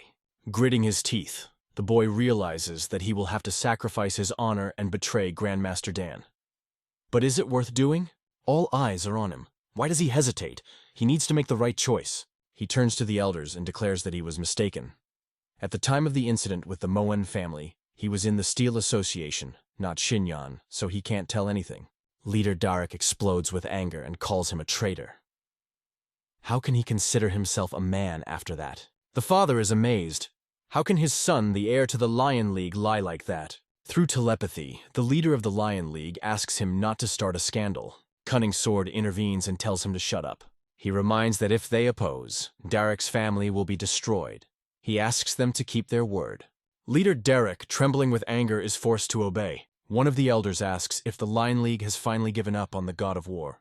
The leader of Kabanu cannot believe that he is seeing this with his own eyes. In fact, behind this decision is the desire to eliminate the god of war. The god of war is one of the strongest fighters among the high-level masters. This is the perfect opportunity to get rid of it. His existence threatens Gunak's son, and today's decision ensures that. Now their paths will diverge, and this will affect the future. The old sage wanted to see the future created by the high-ranking masters, but greed destroys everything. Dan Guan-il declares that he is ready to present a witness, the only survivor of the Moyen family tragedy. Moen Gunson is invited to the council to hear his story about that day. It was necessary to present a witness immediately, and now Moen Gunsong appears on the podium. He will tell everyone about the horrors of that day. Meanwhile, Frostbloom and Soho were approaching the venue of the council. They had very little time, so they must make it to the Soviet. They might have to face Gunak face to face. But Soho was ready for it. They have to get everything to their brother before it's too late. If everything succeeds, they will not only change the course of events, but also save their brother. At this moment, the Union was already beginning to crack. Moen Gunsong takes the stand to tell his truth about God of War and the terrible tragedy. He states that the God of War wanted to take possession of the gold of the northern lands and turned against their family. Just like with the Namgun family, the God of War cut out all the men and women who worked for the warrior family.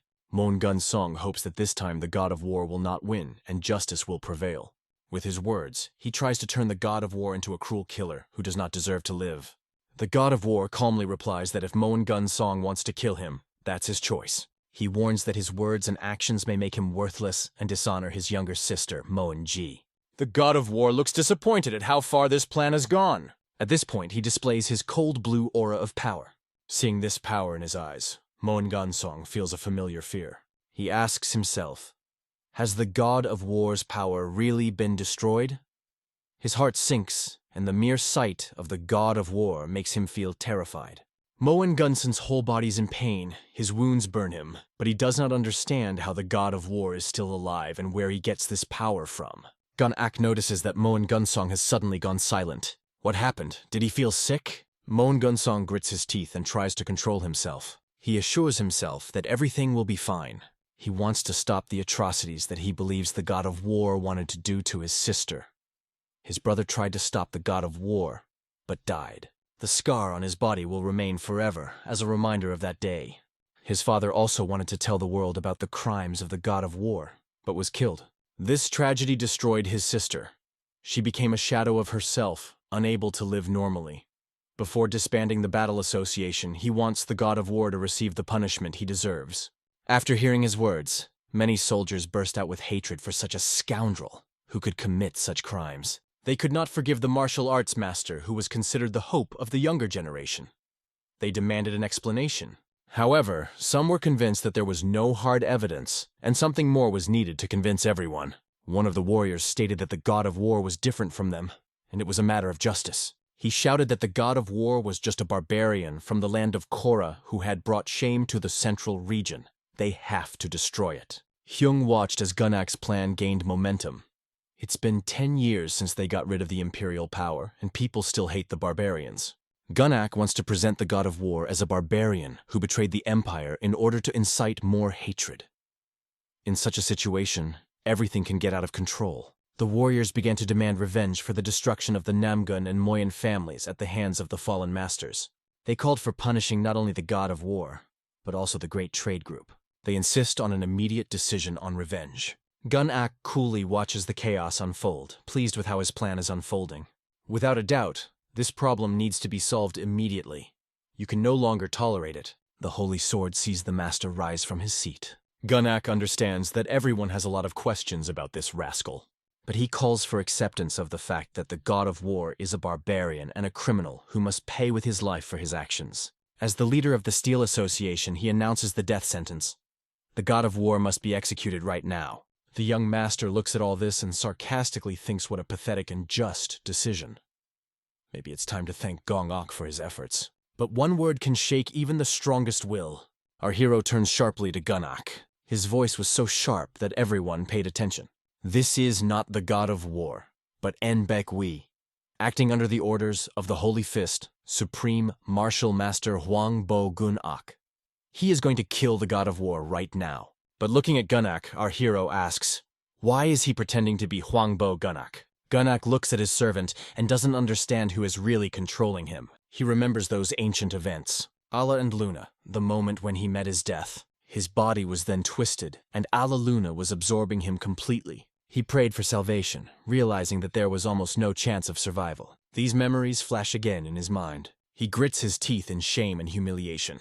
His hatred flares up with new force. He explodes in anger at Nbekwi for daring to go against him. Gunnak's cold, bloody hand clenches in a vice of anger. He grabs Nbekwi by the neck.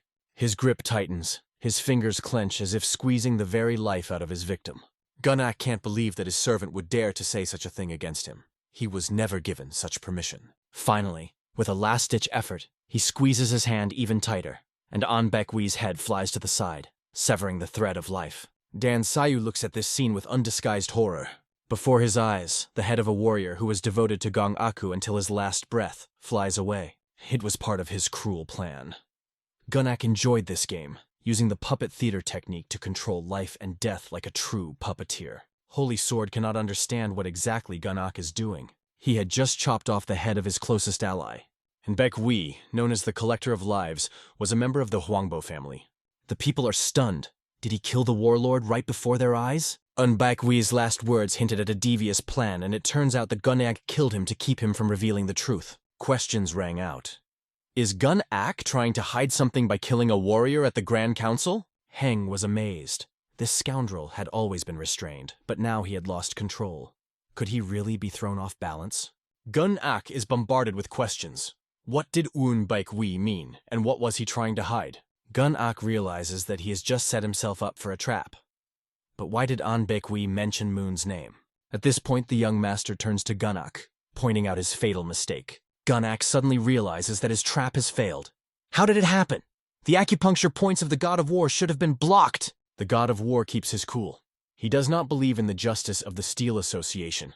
He was charged just to get rid of an inconvenient opponent. But the God of War knew that a plot was being prepared, and he did not allow himself to be destroyed without a fight. He claims that all the charges against him are an attempt to cover up the crimes of the League of Five Dragons. God of War continues. They want to kill him only because he is a foreigner. This is the true essence of their justice. He challenges Gong-ak, demanding proof of his guilt. If they want to execute him without evidence, then let them try. But he will tell the whole truth. An oppressive silence hangs in the hall. Many soldiers have a cold soul from his words. God of War begins with the case of the Moan family, who tried to use the power of Bukradan for their own gain. After learning about their insidious plan, he decided to save the people they enslaved. In battle, he faced the Moan clan and their followers, who were eventually killed. Now he urges everyone to think about whether he is really to blame for their deaths. The truth will emerge only when someone dares to tell the truth. Some warriors are fired with anger. Where is the evidence? Where are the witnesses? They believe that his words insult the honor of the Lion League. God of War reminds us that these are not the only crimes. His imprisonment was part of a plot by the League of Five Dragons. He tells about the kidnapping of members of the Iron Horse Bureau and the attempt to cover up this crime. Many do not believe him and want to execute him immediately. Suddenly, one of the warriors declares that it is true. He is a deputy of the Iron Horse Bureau who survived the imprisonment. He is ready to lay down his life to prove that the words of the God of War are true. The atmosphere in the hall changed instantly. It turns out that all of this is true. Gong-ak did try to unfairly destroy Dan Saya. Demands rang out from the Iron Tyrant to hear a fair answer from Gun-ak. How will he explain this incident? The young master interjects, stating that Gong-ak doesn't even need to explain anything. He'll come up with a convincing excuse anyway. But one interesting fact remained. The young master raises a row from the brought corpse. He shows this mutilated corpse and asks what Gun-ak has to do with it. This warrior was imprisoned in an iron cell. His hands were chopped off, and his vital acupuncture points were chained. The body is devoid of skin and eyes. Before he died, he called the name Gun-ak. Gong-ak didn't pay attention to his name until he heard those last words. It turns out that his younger brother did such a cruel evil to him. If the person who died in the dungeon was really Huang Bo Gun-ak, then the question is, who is impersonating him? Is it possible that there are two people with the same faces? Are they twins? An image of an assassin from the Shining Steel family who once tried to kill him pops into his memory. The Shining Steel family are masters at creating fake faces and subordinate to the League of Five Dragons, so Gun-Ak could be replaced using his face. This discovery sounded like thunder in the clear sky. The real Gun-Ak is Hwangbo-moon-Ak's younger brother. Dan Guanil just laughs, calling it delusional. He states that the god of war must have gone mad after his long imprisonment. What normal person would believe in face theft? He urges the warriors not to succumb to the madness of the words of the god of war. But suddenly another witness comes out. He is willing to confirm that the corpse belongs to the real Gong Aku. This is Moen Sang Guanchun, who served under Hwangbo Gunak as the Iron Judge. His name is well known to those who remember the real truth. Hyung realizes that Sang Guanchun is really in front of him. This is the Iron Judge, who disappeared about 7 years ago when he was still a young martial arts genius. Sang Guanchun confirms that the man on the throne is not Gun-Ak, but his younger brother Moonak. He was there during the attack on Vladika. Because of this incident, he was imprisoned. If it weren't for Master Dan Sai's help, he would have perished and would not have revealed the truth. He swears on his life that Moonak is in front of them. The warriors shout indignantly, "If this is true, where is the evidence?" Suddenly, a cold whirlwind stops everyone. Frost Blossom and Soho find themselves in the center of the hall. They attract attention by bringing the truth to the surface. Soho tells that 7 years ago Gun-Ak and his younger brother Moonak went to the north. Only one returned, but under the name of his older brother. The incredible revelation stunned everyone present. Soho looks into the eyes of the god of war and rejoices that her brother is alive. The god of war is also grateful. They came just in time. Frost Blossom sees Dan Sai as her father's apprentice. Soho claims she has evidence to back up their claims. The god of war turns to Moonak. How will he explain all this? The great council hall freezes, filled with tension. The holy warriors understand. If this is true, then they have been deceived all this time. Could the god of war, defeated by the Iron Tyrant, actually pull this off? The god of war looks at Moonak with hatred. Today this scoundrel will regret not killing him sooner. Moonak admits that he regrets not destroying him when he had the chance. His eyes are full of malice and his words are poison. He clenches his fist and prepares a decisive blow. Incredible power whirls from his hand, aimed to kill the god of war. A powerful explosion rang out in the hall of the Great Council. Gun-Ak sincerely regrets not killing the god of war sooner. The false lord knocked the god of war away with a single blow in an attempt to silence the truth. But the truth is revealed. All of Hwangbo Moon-Ak's lies have been laid bare in front of everyone. The cunning sword calls the warriors to action. For the master's falseness can no longer be ignored. Counselors and leaders demand immediate explanations. Dan Guan-il realizes that this plan is doomed to failure. Vladika sees that there is no alternative. The plan has been thwarted, but force can still be used. Moon-Ak orders the final step. Dan Guan-il activates the forbidden technique in a flash. The warriors cannot believe that the imposter Hwangbo Moon-Ak has defied the divine laws. A dark, cold energy spreads through the hall, poisoning everything around. The warriors panic. Their strength fades. The ice spirit of solitude slowly devours their bodies. No one understands what is happening. The strength of the warriors is melting at an incredible speed. They fall to the ground, clutching their chests. Moonak watches calmly, knowing that his trap has worked. He dealt them a blow they could not have foreseen. The holy warriors cannot fathom how they missed such a power. Saint Sword stares at Moonak in shock. All his cruel plans were carefully planned. Masters fall one by one. Moonak caused havoc that no one expected. Their inner strength disappears without a trace. Moonak craves absolute power over the world of martial arts. He always dreamed of destroying them all. Now they are the victims of his poisonous ambition. He has no intention of forgiving or making excuses. Moonak calls out for them to try and stop him, guaranteeing death to anyone who dares come close. But the god of war appears on the horizon. He will not let this madness triumph. Hwangbo Moon-Ak is surprised that the god of war survived after everything he prepared. The force of the general of artillery is rapidly cutting through the air. She hits Moonak, causing him to retreat. A burst of powerful energy stops everything around for a moment. But Moonak's madness knows no bounds. For him, it's just a small thing. He mockingly shouts that the real madness is to risk one's life for third-rate warriors. Furiously, he tears apart the god of war's power, demonstrating his superiority. The artillery general's power dissipates under Moonak's onslaught. There is a huge explosion that shakes the whole hall. The League of Five Dragons is engulfed in chaos and ruin. It's as if the sky itself has split in half. In front of the young master stood Munak, and by his side were those who were ready to support him in this frenzy. The god of war orders the poison to be moved to a safe place. Frostbloom takes care of the remnants of the Five Dragon League. His old associates approach him. How could he forget them? This is Elder Hansu and Shihong. They will always stand by the god of war, no matter how unpredictable he is. Hyun takes all the consequences of this confrontation. Moon-ak just smiles, thinking that this pathetic bunch of newbies has no chance of defeating him. Dan Guanil looks down on them. How can their youthful ambitions compare to the real master? Vladika decides not to waste time and sets out to deal with the god of war personally. Even 72 of the most powerful warriors would not be able to defeat him. So this rascal will soon join the defeated. But as soon as he fades into complacency, the god of war's foot is at his head. God of War uses it as a support, jumping up to get close to the main enemy. A powerful blow from the artillery general pierces Munak's face. Enough hiding behind the Five Dragon League. It's time for a real fight. Spectators are already tired of waiting for this final clash. The God of War's punch hit Munak, but it was only a faint sensation for him. An invisible protective energy stopped the hero's fist for a moment before the target. Munak smiles as if to say that this is all he can do. Did the God of War really think he could defeat such an opponent?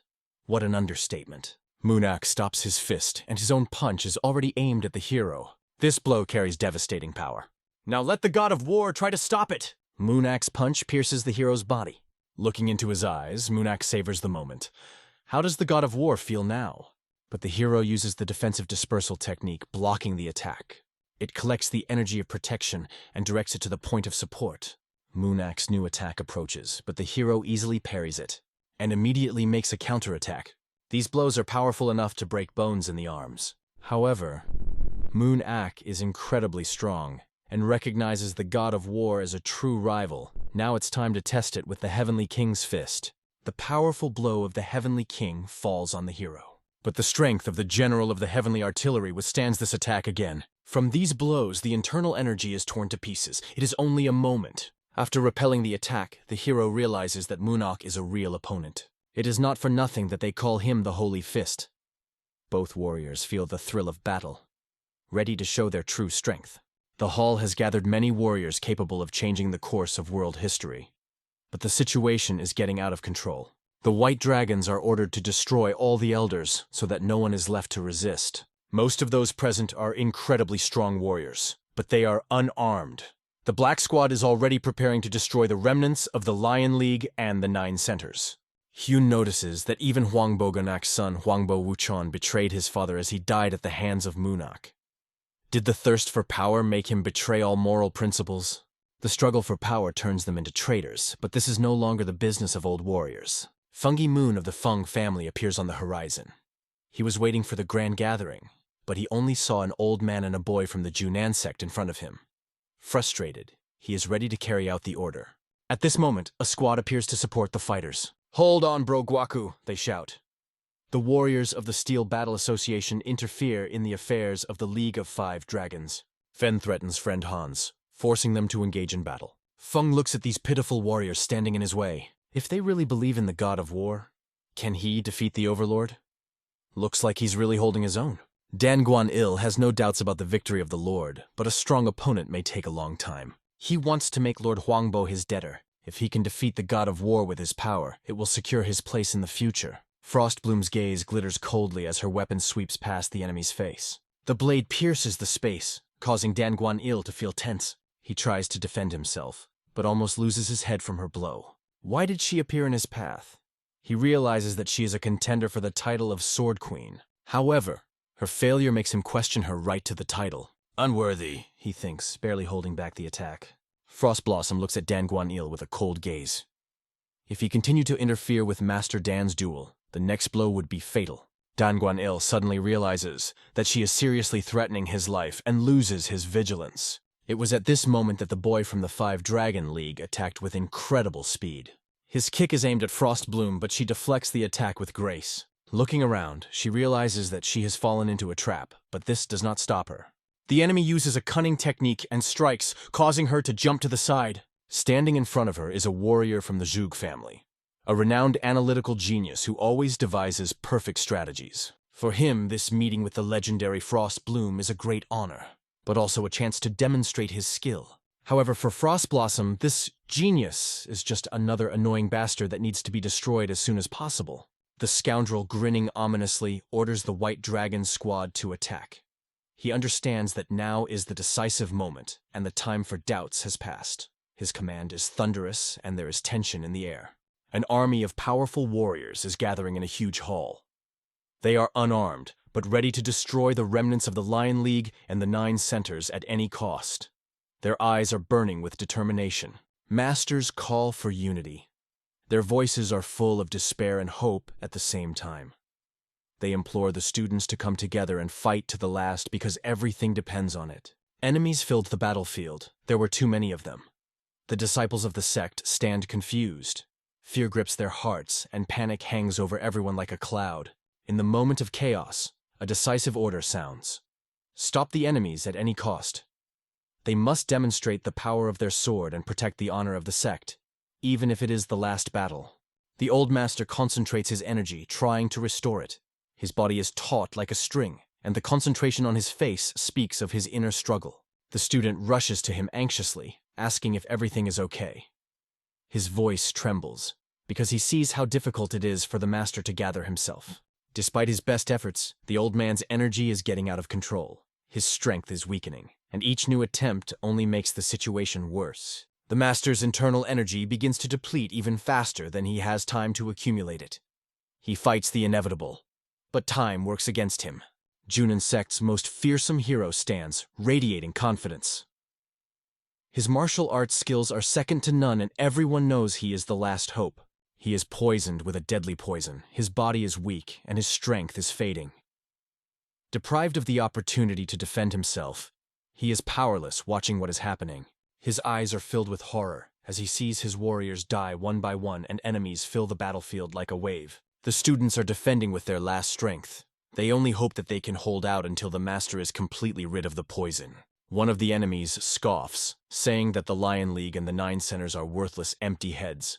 Their swords, he said, were now only for decoration, not for combat. But among this shame stands out a cunning and invincible sword, which has always been their pride. The poison with which the hero is poisoned is aimed at him by the ice spirit of solitude. He is powerless against the power of water, which turned out to be his weakness. Enemies understand that the perfect moment has arrived. They feel that the time has come for a decisive blow. Their goal is to deprive the owner of the crafty sword by cutting off his head. Without him, the Lion League will fall forever. They believe that today their enemy will die, and the fate of the Lion League will be broken once and for all. But suddenly everything changes. One of the allies cuts off the head of an insolent enemy with a lightning strike. The Lion League will not fall at the hands of this abomination. The son anxiously turns to his father, asking if he is all right. Despair and hope in his eyes. The battle continues. Huang Bo uses the Heavenly King's triple fist, displaying incredible power. Together with an ally, he surpasses the cunning sword, which already doubts its invincibility. Murin may be right. Munak is furious. His attack was repelled. For 30 years, no one has been able to match his strength. But now there is one who challenges him. He reminds that he was born in the most remote town of the country, but rose above everyone. However, the young lord still cannot understand what exactly he is trying to convey with these words. Munak explains that he possesses a technique unknown, even to those who consider themselves the strongest. Although he recognizes the strength of the enemy, he does not consider him worthy of his full attention. However, his skill and brutality make him look like a god of war, with whom no one dares to argue. He promises that he will kill his enemy today. If this does not happen, there will be no place in the world for the warriors of the Central Plains. The battlefield is filled with strange sensations. The space seems to shrink, and Munak wonders if this is a new enemy tactic. He clenches his fist as he prepares to dodge the powerful attack coming his way. Even the god of war feels respect for this power, although he does not recognize his enemy as a true master. But even when he underestimates his opponent, it is obvious. He is facing one of the best fighters. The god of war delivers a devastating kick to one of the enemy's body points, using his power and precision. The opponent instantly feels the attack and tries to resist, mobilizing all his forces so as not to succumb. Munak hits the ground with his punch so that it splits apart, creating chaos all around. His technique, which has broken many Central Plains warriors, has no effect on Huang Bo. It's probably all about the protective aura that tightly covers Huang Bo's body like armor. This aura is so powerful that no attack can reach the target. leaving Munak in his thoughts. The enemy displays a heavenly harmony that elevates its power to the level of a holy sword, leaving Munak stunned. One hit of this warrior is equal to a natural disaster. This becomes a serious test for our hero, who was thrown into this decisive battle by fate. Munak activates the Heavenly King's triple fist, causing a powerful flow of energy to cut through the ground, walls, and even mountains. His power frightens even those who only watch the battle. The flow of energy is so powerful that the crowd, seeing it, holds its breath, realizing the destructive scale of this technique. Sohu looks anxiously at Brother Densan, fears for his life, and prays that he will withstand this incredible onslaught. The Iron Tyrant looks at the young warriors he was supposed to protect and realizes that they are about to die. Does he deserve the title of Iron Tyrant if he can't save them? His strength, which has always set him apart from others, seems insufficient in this decisive battle. This causes him a feeling of powerlessness and bitterness.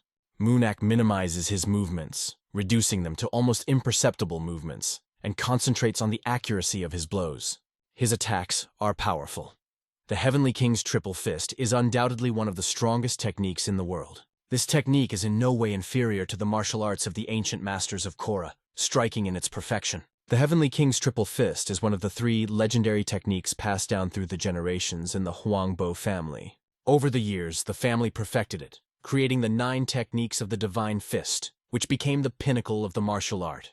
This technique does not try to surprise with diversity. It is based on absolute dominance through pure, devastating force. Amunak mastered the Heavenly King technique and reached the level of a demigod. He is convinced that the miserable barbarian is not capable of defeating him. Our hero stands bleeding, but does not give up, even as his body shakes with pain. Hearing the enemy call himself a demigod, the hero just smiles, finding it funny. For him, demigod is just a title, not worthy of his serious attitude. The hero wonders, does this demigod really think he can defeat the general of the heavenly artillery? He is preparing to show why he is called the young master, and why his techniques are unmatched. The Heavenly Artillery General's technique, known as the Godslayer, should prove that the name is not an empty sound. Munak is enthralled by the rage of his rival. He ponders how many techniques from the 9 divine blades the hero can withstand. He has never used all 9 techniques against one opponent, and is interested in how long the hero will be able to hold on, and what strength he will have to feel. Munak delivers an enhanced blow to the Heavenly King, putting the full power of his technique into it. Its power rips through the air, creating a wave capable of destroying everything in its path. But the strike is met with strong resistance. The Celestial Artillery General's Heavenly Strike, which erupts with a bright burst of power. The hero briefly remembers training with his teacher when he taught him the basics of the Artillery General technique. The teacher explained that this technique was based on finding weak points in the enemy's defenses and lightning attacks when the opponent opened up. But then the hero came to the conclusion that such a technique is not much different from an ordinary street fight, which caused him some doubts. The teacher, noticing this, asked what exactly seemed unclear to him in this technique. The hero recalled the battle with the 7-headed sage, in which the artillery general's technique was not used to its full potential. He paid attention to the 10 destructive fingers technique that was used in that battle, and found a certain contradiction with the teacher's words. The way this technique detects an opponent's weak points seems to be a departure from the logic the teacher taught earlier.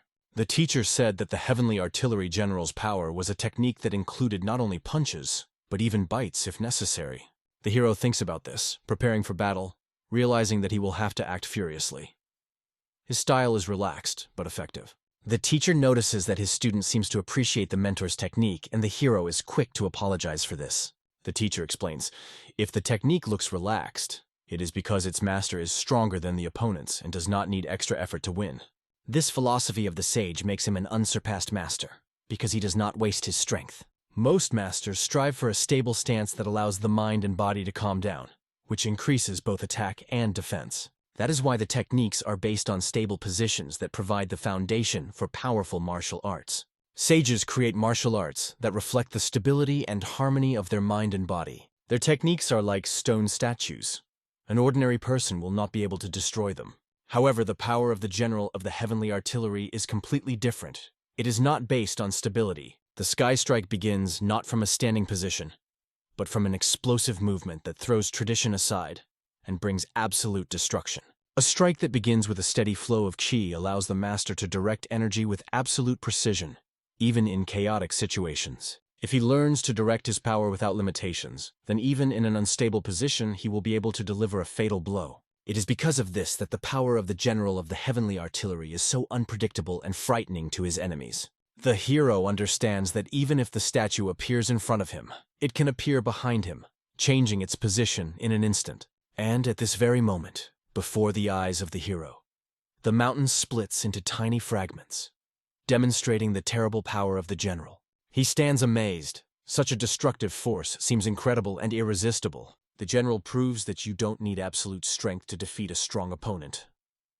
It's enough to find a weak point and use a chance to destroy his stability. The teacher reminds the student that even such masters as the Steel Master and the Seven-Headed Sage could not withstand this technique. If they had kept calm, they might have lasted longer, but the result would have remained the same. The general's power is the perfect tool for destruction. Only this technique can kill a sage. The student must remember that the power of the general is not just punches and kicks. The basis of everything is calmness and control over one's own mind and body. And now that Munak felt the power of the general, his body filled with incredible tension. He realized how dangerous this opponent was and was close to a fatal blow.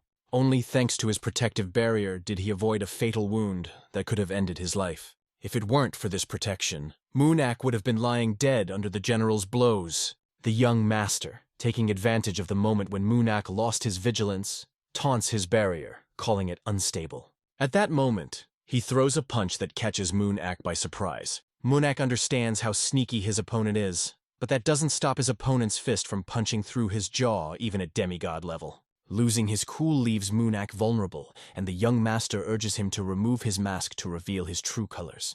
Munak receives a hard blow, and drops of his blood fly across the battlefield like red lightning. Thrown back by the powerful impact, it flies to the side, smashing into the rock with devastating force. The blow reveals to him the true nature of the power of the god of war's heavenly artillery, a power that is hard to imagine.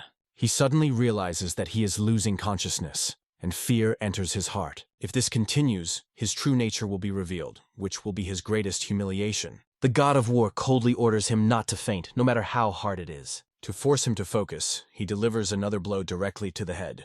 The blow, although devastating, had one goal: to bring the opponent back to consciousness and prevent him from breaking. Munak flies away, crashing into rocks that crack with the force of the god of war's blows. With a wave of his hand, the god of war prepares to demonstrate the full power of his heavenly strike. This time he decides to end the battle by unleashing all his might on the imposter. Sky Strike grows more powerful with each move, causing Munak to punch through rocks with his body. The warriors watching from the side cannot believe their eyes. It seems impossible. How could their mighty lord Munak allow such humiliation and allow the god of war to strike? They see his bloodied and tortured body and begin to doubt whether he is still able to fight. Dan Guan-il realizes that he made a mistake and regrets that he did not join this battle sooner. Enraged, he draws his daggers and vows to tear the god of war to pieces. Our hero calmly looks at Dan Guan-il, realizing the seriousness of the situation. He remembers the words that it is not scary to die in battle. But he regrets one thing. He is sad only because he could not take revenge for her, the one who meant everything to him. At this moment, he realizes who the head of the Dan family Zheng Hanja mentioned really is. The god of war directs his power at Dan Guan-il as if he has been waiting for this meeting for a long time. Everything turned out as he planned. With a powerful wave of energy, the god of war blocks the daggers flying at him, splitting them into atoms. The daggers disintegrate right in the air, turning into dust, leaving Dan Guan-il shocked. Dan Guan-il can't believe his eyes.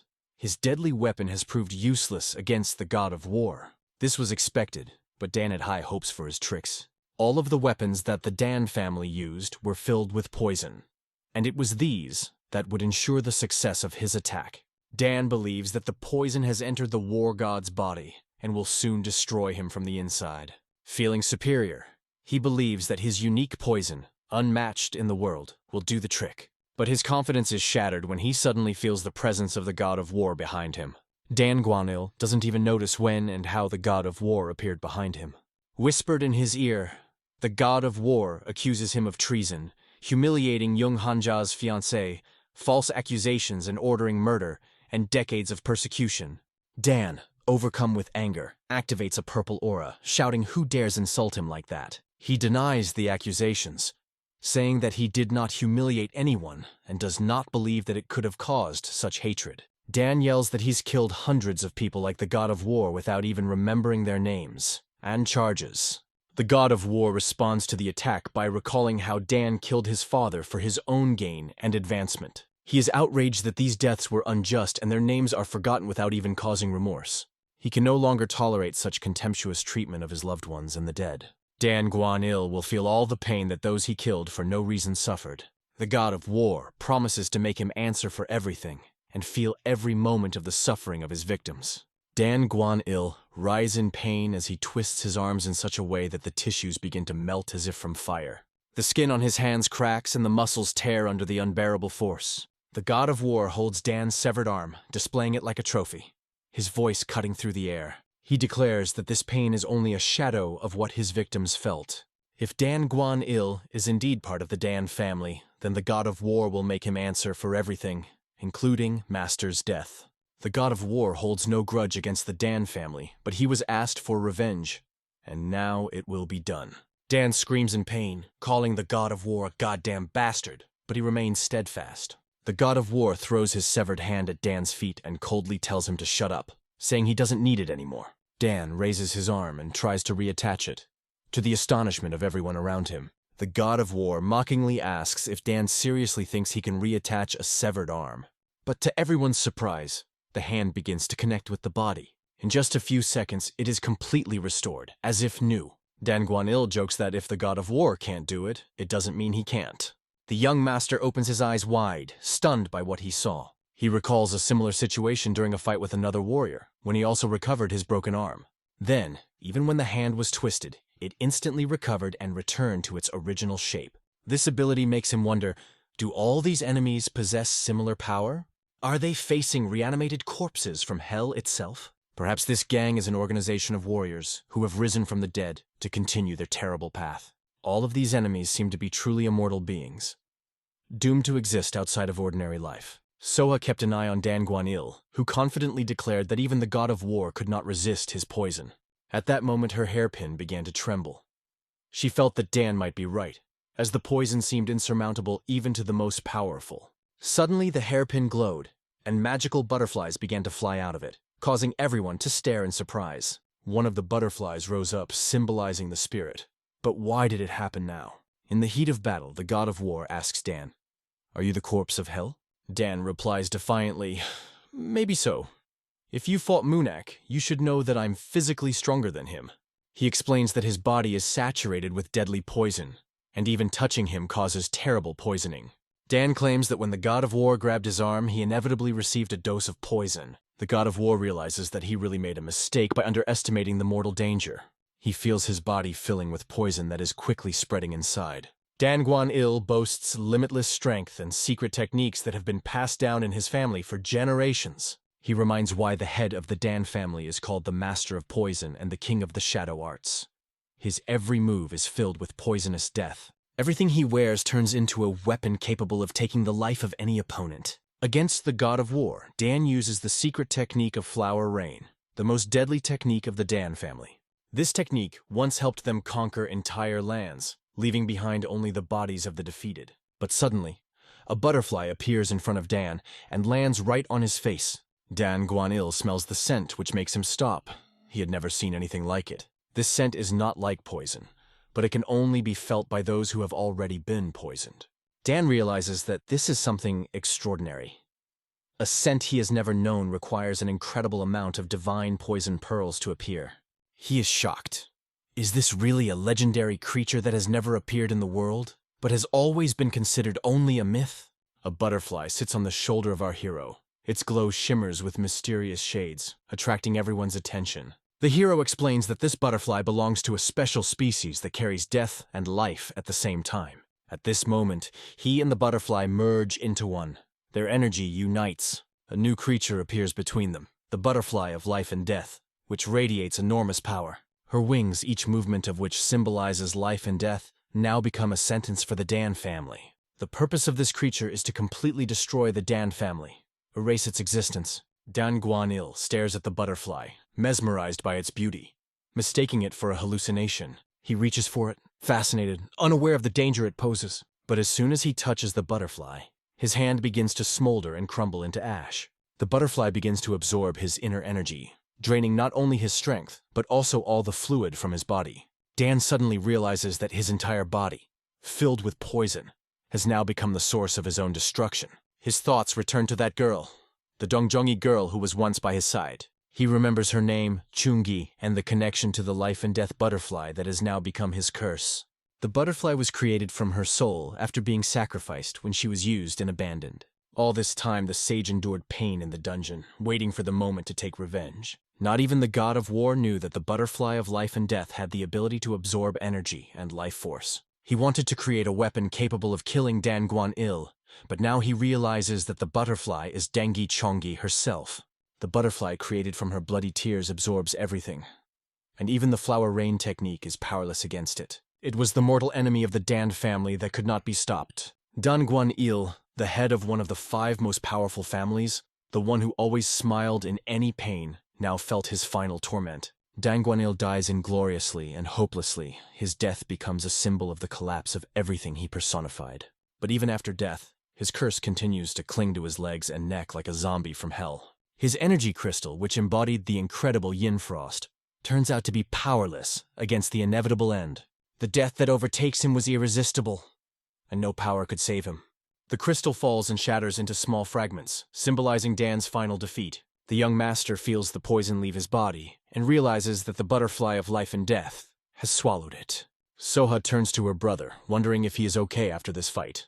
The hero replies that everything is fine, and he is alive only thanks to her butterfly. He explains that her butterfly symbolized death, and his butterfly symbolized life. Together, they neutralized any poison. The hero uses this power to heal the poisoned masters, because now, there is no one else to stop it. Dan Guan-il is destroyed. Huangbo, full of rage, shouts that it will take time for everyone to heal, but they will make it. He pulls himself out of the rock debris, sensing what has happened, and his smile shows he is full of determination. The fire of his power flares up, rushes towards the council, leaving behind a trail of destruction. His attack burns down the huge building where the masters were hiding, destroying everything around them. Huangbo declares that all they have to do is kill the one who is the source of their evil, and everything will fall back into place. He turns to the god of war, asking if he's wrong, and there's a challenge in his words.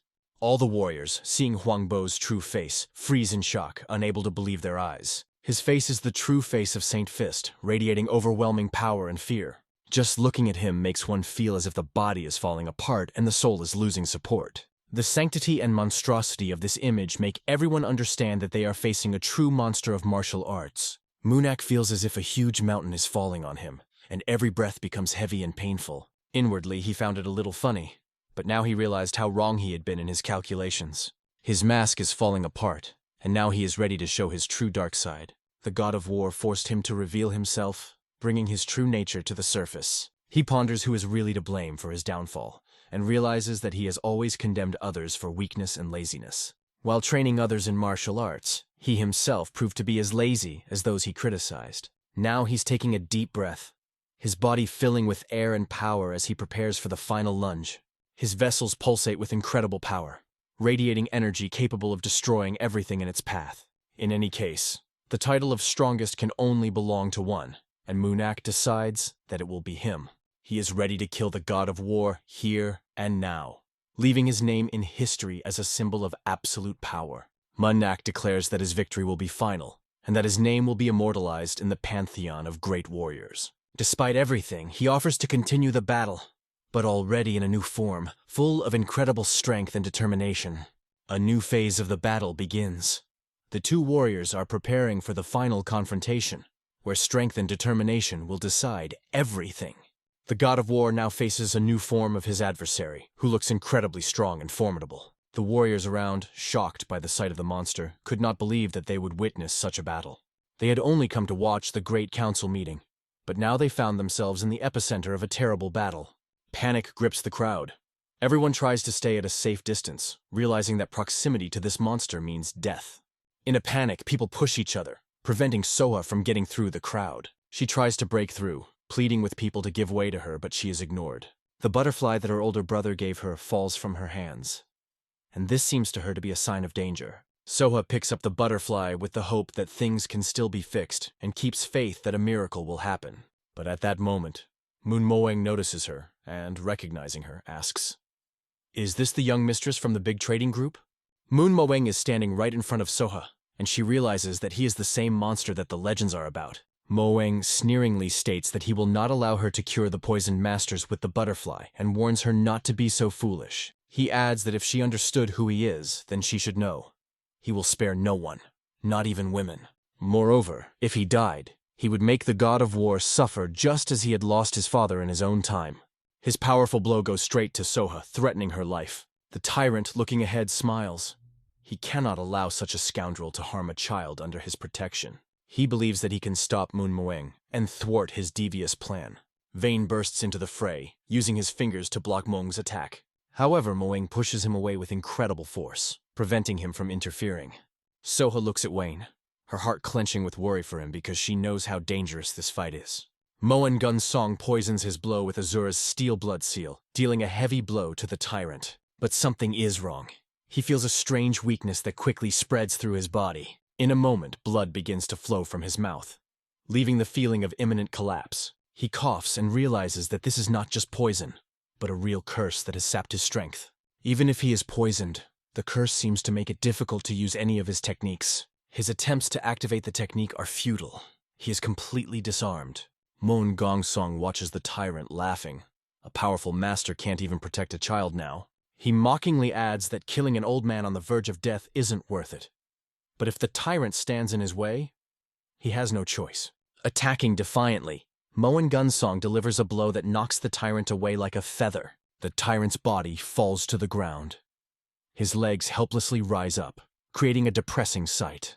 Soha looks on in horror at what Moen Gong Song did to Master Yu Wayne. Moen Gun Song declares that there are 72 poisoned heroes, and if she tries to cure them, she will face dire consequences. He claims that he will not allow this, and assures that there is only one choice left for Soka: death.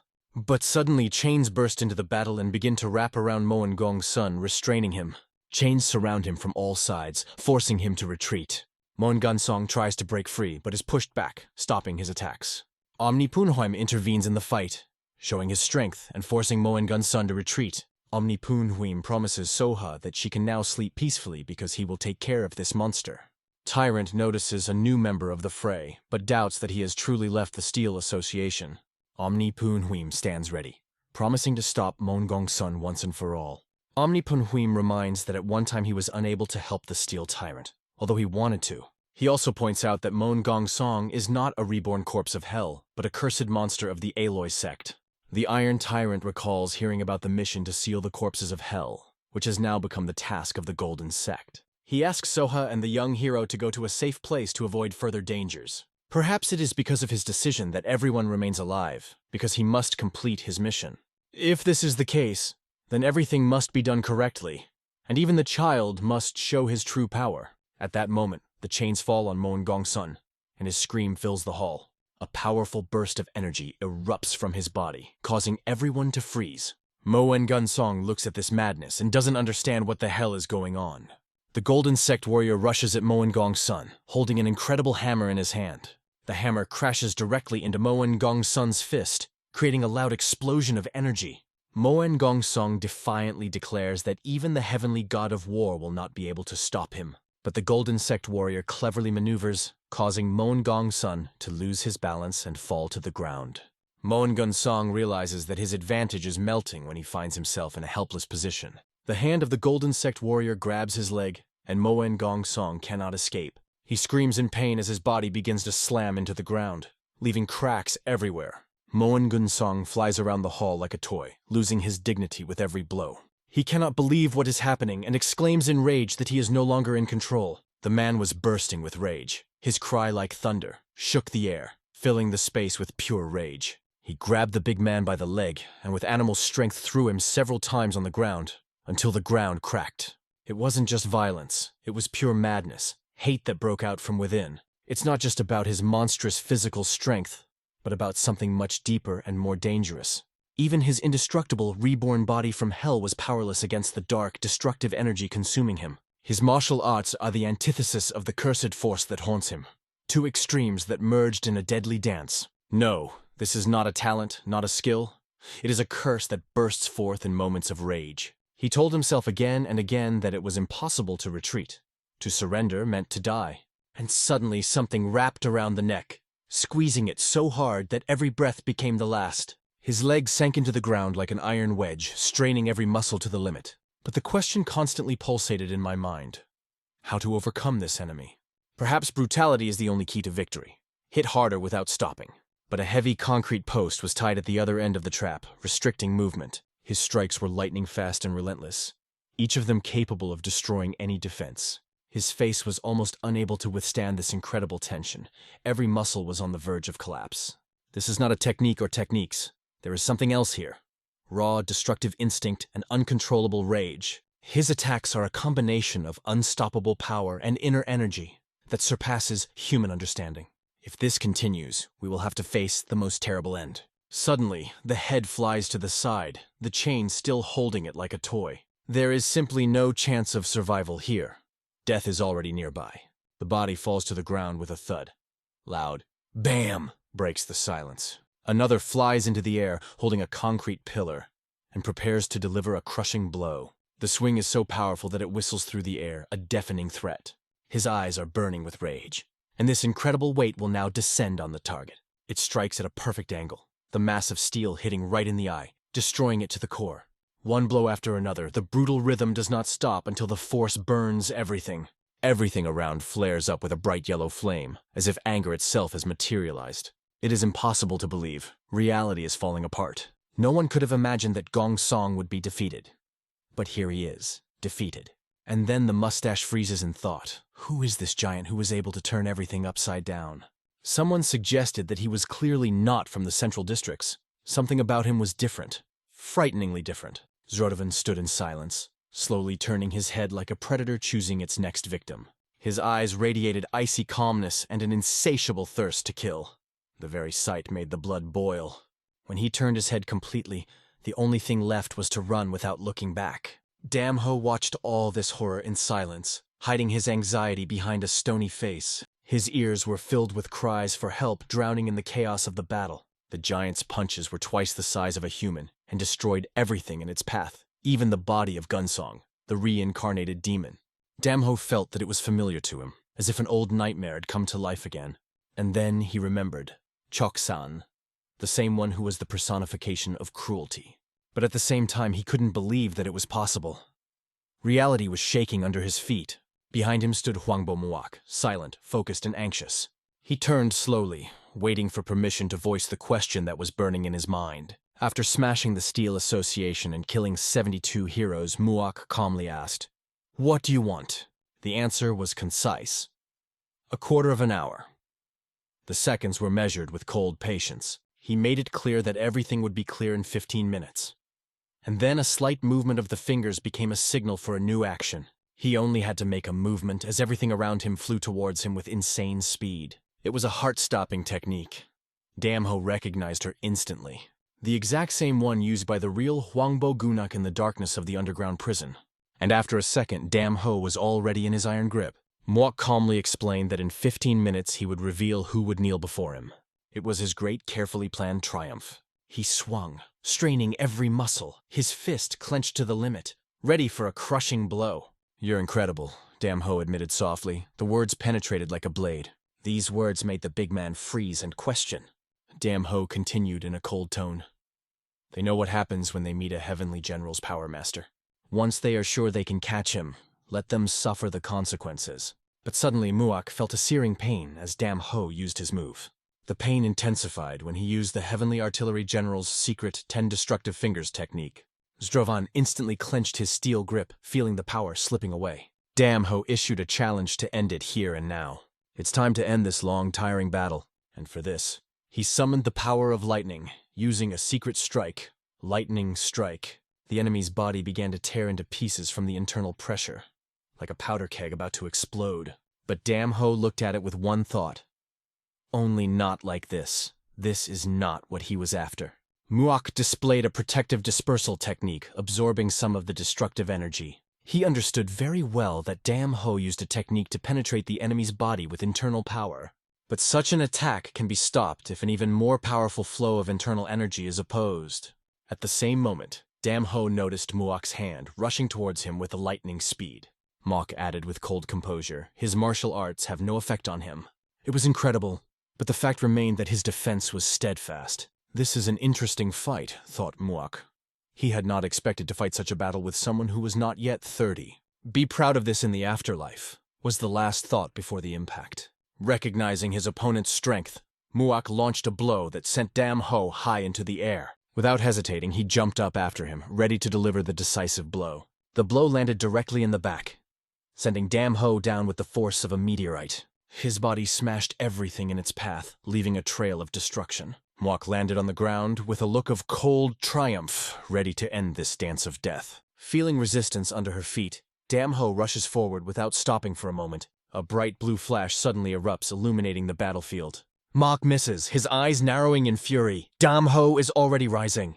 But Muak follows him with a cold look, hinting it will not be possible to escape. Pushing off the ground, he rapidly takes off after Damho, covering dozens of meters per second. Damho, recovering a bit, looks down, trying to assess the situation.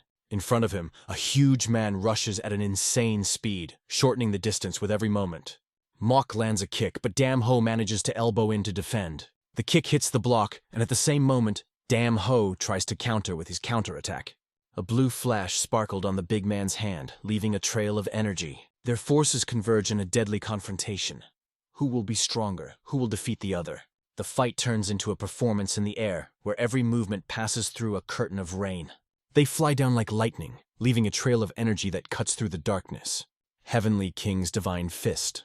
Moak hopes that the sixth technique will bring him victory, but Damho meets this incredible power with a look, ready to accept the challenge of fate. There is a deafening explosion, and fragments of rock fly in all directions like a deadly rain. The mountain of the Heavenly King crumbles to the ground, crumbling into thousands of fragments that fly down with a terrible roar. At the site of the battle, there are traces that neither time nor nature will erase, the imprint of a deadly duel. These were the traces of a battle in which they had poured all their fury, skill, and strength. After this devastating attack, the big man finally managed to defeat Damho. A flower created with such care and hope has turned into ruins and ashes. But suddenly, Damho feels a faint breath of life, a spark that has not yet died out. He puts his hand on his stomach, tensing his muscles, as if trying to hold his body together. He can feel every movement of his muscles, every pulse of pain coursing through his body. He sees and feels even a drop of sweat running down his skin. His mind clearly fixes the direction of the enemy's gaze. The last chance for resistance. Damho could not predict where the next blow would come from. Uncertainty hung over him like a deadly fog. With every moment, his nerves strained to the limit, because the enemy was equal to him in strength and skill. The knowledge that one mistake would cost him his life sent a blade-sharp fear through his body. But despite this, an inexplicable pleasure flared up inside. All his senses were sharpened to the absolute. For the first time in his life, he fought an opponent before whom he could reveal all his true strength. As expected, he knelt down, but Muak said coldly, "It's not time yet." And despite everything, he added with a smile, "Maybe we'll have tea." Damho stopped. What other damn offer? In the middle of the battle, it seemed absurd. Mock turned away, calmly explaining, "That will be better. While we drink tea, the time will pass." In such a tense situation, this proposal seemed strange, almost insane, but ominously logical. Moak invites Damho to the home of the Fire Dragon, the place where he plots his schemes. Tea was already waiting on the porch. Only a cigarette was not enough for a complete picture of peace. Mock's tea invitation to War God Damho sounded like a veiled threat felt on an instinctive level. But Damho offers to do without tea and demands an answer. Why is Muak so eager to dissolve the Steel Battle Association? He could not fathom what benefit Muak was looking for. After all, maintaining power would bring him the respect of the entire Central District. However, the big guy had another plan, and he had something to say. Muak hinted at his ambitious goal, the 5 Dragon League, the Lion League, and the 9 Centers. It wasn't enough for him to be one of the 3 saints of the Steel Battle Association. His ambitions extended further. The dissolution of the association did not matter to him. Whether she existed or not would not affect his plans. If she stays, it won't hurt. If it breaks up and a new organization emerges, it's not a problem either. The true purpose of the Grand Warrior Council is to gather the 72 heroes who rule the world of martial arts to use their pride against themselves. Damho thinks about Muok's words, but it's not the end. The plan unfolds deeper. Muok explains that the head of the Dan family must gather all the heroes at the council today. When the fate of the association is decided and they return to their schools, he will strike in a year. All 72 heroes will be poisoned, and then they will be helpless. Those who once despised others will beg for mercy from those they previously overlooked. They will only have to blame themselves for their own imprudence and weakness, which led to their downfall. The other warriors who had come as spectators of the Grand Council were not even worth wasting poison on. A group of white dragons from the League of Five Dragons will have no problem handling them. But unforeseen circumstances appeared that aggravated the situation. Muok hinted at what was already happening right now, right before our eyes. This battle, these powerful warriors who came here. Everything turned out differently than planned. As long as Ada's indestructible reincarnated body exists, it won't be much of a problem. In the end, everything turned out even better. He saved time and energy, for which he mentally thanked the god of war. His plan was going perfectly. He was on his way to the top of the world, and he invited Damho to join him, join forces to rule. Listening to this was the hardest thing for Damho. He honestly admitted his disdain for this idea. He expected a more serious reason for such actions, but everything turned out to be pathetic and petty. The words sounded harsh, even offensive, but they were true. The body ached from a long rest. The battle was in full swing. Resting during the battle was a bad idea. But Muok was still sitting on the porch as the god of war strode onto the battlefield, ready to complete this dance of death. "Whatever your plan is, you'll have to defeat me first. Don't waste time. Let's get this over with," said Damho, ready to fight. In response, the big man smiled, as if anticipating the long-awaited challenge. He slowly set down the cup of tea and accepted the challenge without any hesitation. They faced each other on the battlefield, among the destroyed flowers, the silence before the storm. But Damho had another question burning inside him. If Muok seeks to unify the Central District, then for what? What is its ultimate goal? Does he want to be king? But Muok answered coldly and confidently, "I want to become an emperor." Because the current emperor is the son of a miserable peasant. In these times of extremes, even an insignificant man could rise to the top. It drove him crazy. With his power capable of turning the world upside down, he saw no reason why he couldn't be emperor. To Damho it sounded absurd and even funny. He was ready to become an executioner in the world that Muok wanted to build. At that moment, his powerful aura began to pulse around Damho, turning everything around him into an arena of power. Muok noticed this energy and responded only with a smile. Challenge accepted. Damho answered him with the same smile, full of readiness for the final battle. The power emanating from the opponent was immense, but Damho met it without fear. In the next moment, their silhouettes disappeared. They jumped high into the air like two bolts of lightning. The white-haired girl watched from afar as a deafening explosion rolled out on top of the mountain. She immediately understood. Master Dan was involved in this. The danger was closer than it seemed. But there was no time to think. Another enemy was already hovering over her, not letting her look away. Slowly, with calm determination, she turned her head towards her new opponent. With a slight wave of her hand to the side, she channeled her energy into creating a weapon. A sword pulsing with cold light began to form from her aura. Her enemy's plan instantly went awry. He was going to kill her with his own hands. But the sword that pierced his body left him zero chance. She did it as casually as if she had waved off an insect. After the murder, she calmly explained to him that she had time for such distractions. But that was just the beginning of the surprises. He wanted to show the girl his perfect, indestructible body. His body began to change, transforming into something much more powerful and dangerous. He tried to convince her that in this state she was doomed. It is simply impossible to survive. But he had no idea why she was called Frostflower. In this battle, ignorance was his greatest enemy. When she told him about it, he asked again, not believing his ears. He was sure that even if she used the frost technique, her strength would not match his yin crystal. However, she did not doubt. The sword sticking out of his body began to become covered in ice. One wave of her hand and he froze, the sword cutting him in half with merciless precision. Only the soft crunch of his teeth, clenched from the cold, accompanied this moment. The Frostian energy crystal does not melt or break down. But this time something went wrong. He was wrong, and that mistake cost him his life. Blinded by his own power, he could not even appreciate the power of the enemy. To die in ignorance at the hands of this ice girl is not the worst ending. Meanwhile, another battle was unfolding, gathering momentum like a vortex of death. Holding his sword, he struck with all his might, throwing the last shreds of his fury onto the battlefield. Against those who called themselves 10 Banners and behaved arrogantly, it was a challenge of honor, a battle of pride against pride. But he didn't see these smug upstarts threatening to kill him. And the reason was simple. They were all already lying dead. This disappointed him. The boy cried out in despair, "Master, we need Master Guac!"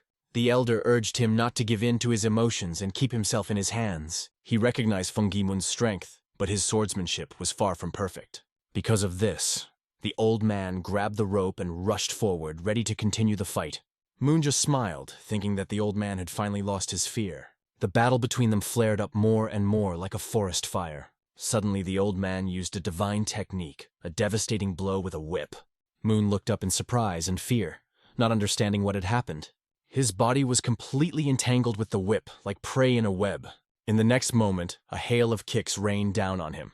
The lower kick divine technique. Then the old man twisted sharply and yanked on the whip, pulling the loops even tighter. His body was bound so tightly that veins stood out on his skin, and it was impossible to move. It was a transformation of the body.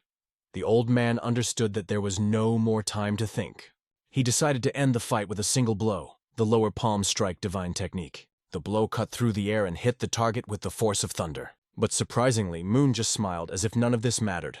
"It's nothing special to me," he declared, and the whip began to tear into pieces. He called the old man a lowly old man, and added that if this was his limit, he would lose his head. The old man looked at him in surprise and fear, not understanding how his inner energy had grown to such a level. At this moment, the swordsman decided to intervene and help the elder. His technique, the universal sword of unity, promised to be powerful. He raced across the ground like lightning, trying to reach his goal as quickly as possible. But he stopped when he saw that Moon's body had grown to an incredible size. His red eyes burned with deadly fire like harbingers of doom.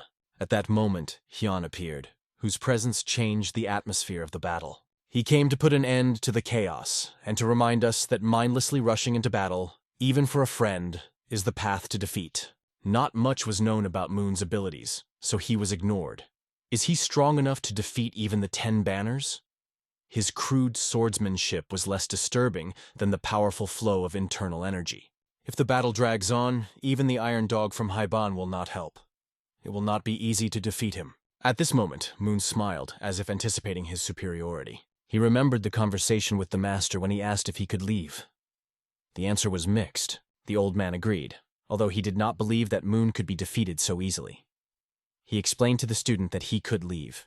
Ada's indestructible reborn body can be destroyed with a single blow. But if you do it now, Hansu won't learn anything. The lessons of battle are more important than a quick victory. You need to monitor the situation and control every movement, every ounce of strength. The sword sped up, turning into a stream of lightning. The technique used was called the Great Sword of Unity. The sword struck Moon directly in the head with lightning speed. He punched through the skull and flew out from below, leaving no chance of survival. After finishing the battle, he approached the elder and respectfully said that he was honored to meet him. Meanwhile, the younger brother looked at the older one with relief and admiration. The most important thing for him was that everything was fine with the elder and the danger had passed. Standing in front of them was Yi, known as the Flying Dragon, the senior disciple of the Zhonggan sect. His technique is the universal sword of unity. Isn't this the most powerful weapon of the Zhonggan sect, only available to the immortal sword? He had only seen this technique once during the war with the Yuan Empire. Although Ike's universal sword was no match for the immortal sword's weapon, his nickname, Flying Dragon, spoke of considerable power. Falling to the ground, the big man couldn't believe his eyes. Was this the same legendary sword? The sword that decided the outcome of the battle, forcing the UN army to flee northward, was the immortal sword Universal Unity Sword. Ike confirmed this, but added, "Even this is not enough to kill the indestructible reborn body of Ada." He jerked his sword sharply, cutting the opponent's head in two. Seeing how he grabbed his head, Ike realized that the words that Ada's corpse felt no pain were a lie.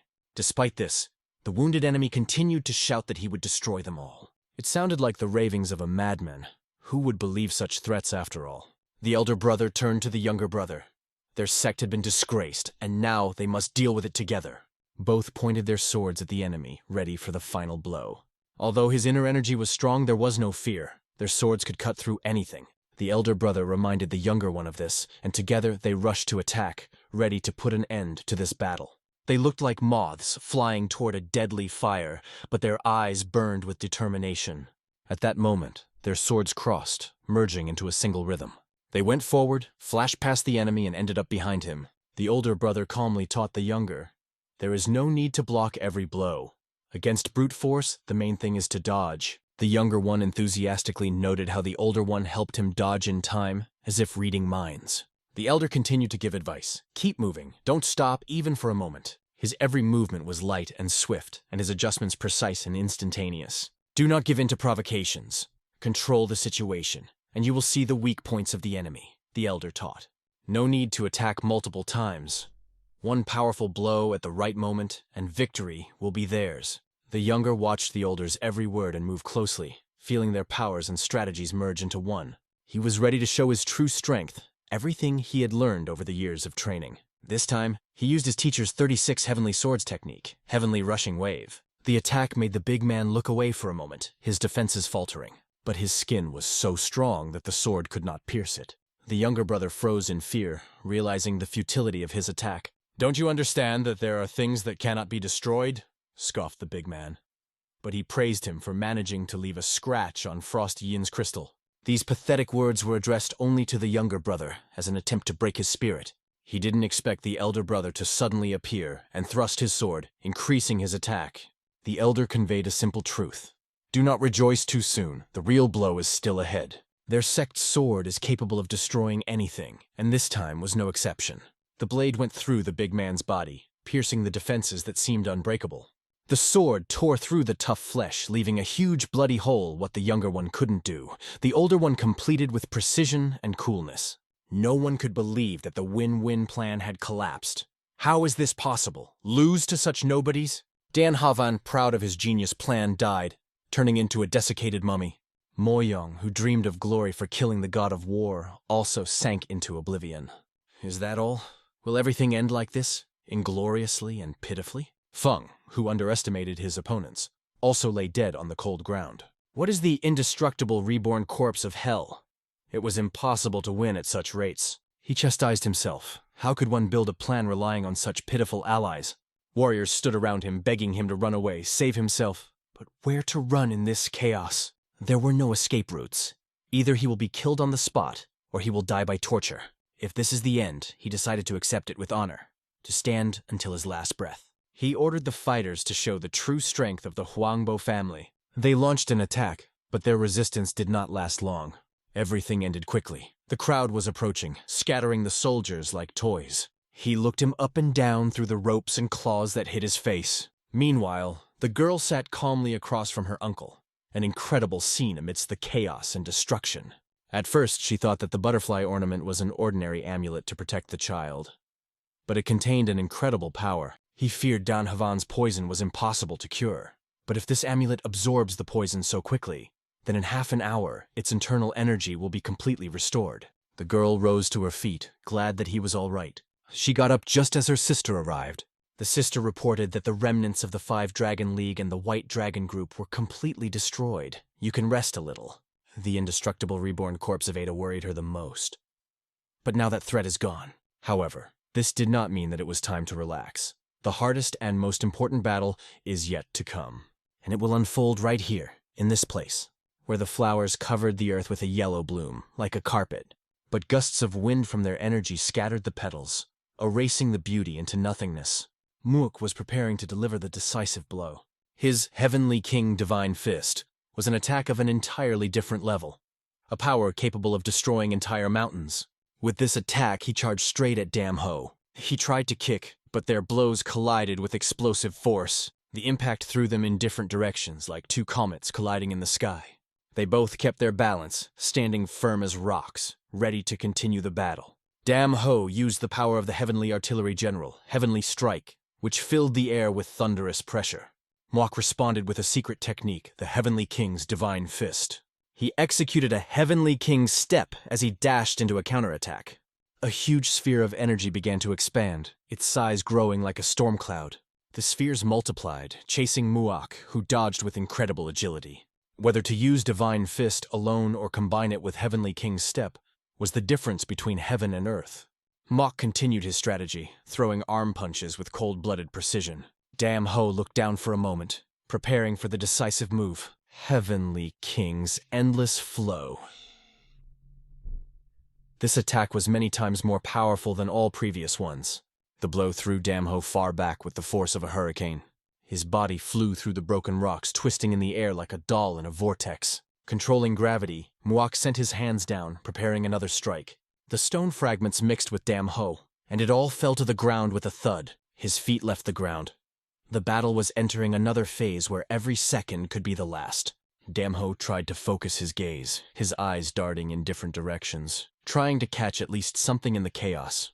But he felt himself being pulled by an invisible force that squeezed him from all sides. He was being pulled in a circle around the big man, who was controlling it only through the sheer power of chi. Spinning Dam Ho to the limit, Muak tossed it high into the sky like a toy. In flight, Dam Ho realized, this was not just an attack. It is a form of purified chi, concentrated to the ideal. This inner energy was formed into true majesty and limitless power. Muak charged forward, his fist glowing with deadly energy.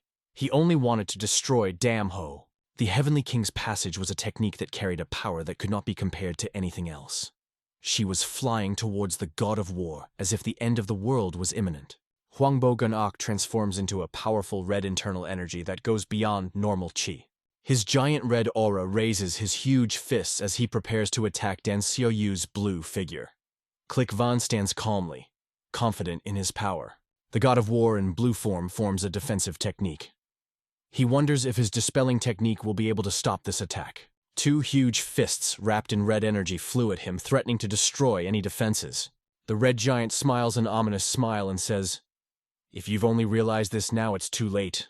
Li Huan's face remains determined. 3 thoughts flash through his head, but he is thrown back by a powerful wave. The red energy furiously pushes Li Huang away. The Heavenly King is already approaching, and it is inevitable. A bright red core splits in the sky. Its light cuts through the darkness, and a wave of energy destroys mountains, conquering the earth. The white giant, raising his eyes to the sky, shouts. His defensive dispersal technique is steadfast, but Huangbo Muak's strength surpasses all. Blue lightning flashes in the sky. The red cloud merges with the white clouds. The immense power of the general of the heavenly artillery unfolds in the vortex. The white giant looks up in surprise. The world has changed and he does not understand what is happening. Doubt and majesty are mixed in his eyes. A small giant stands in the center of the red energy. His figure is barely visible in the bright light.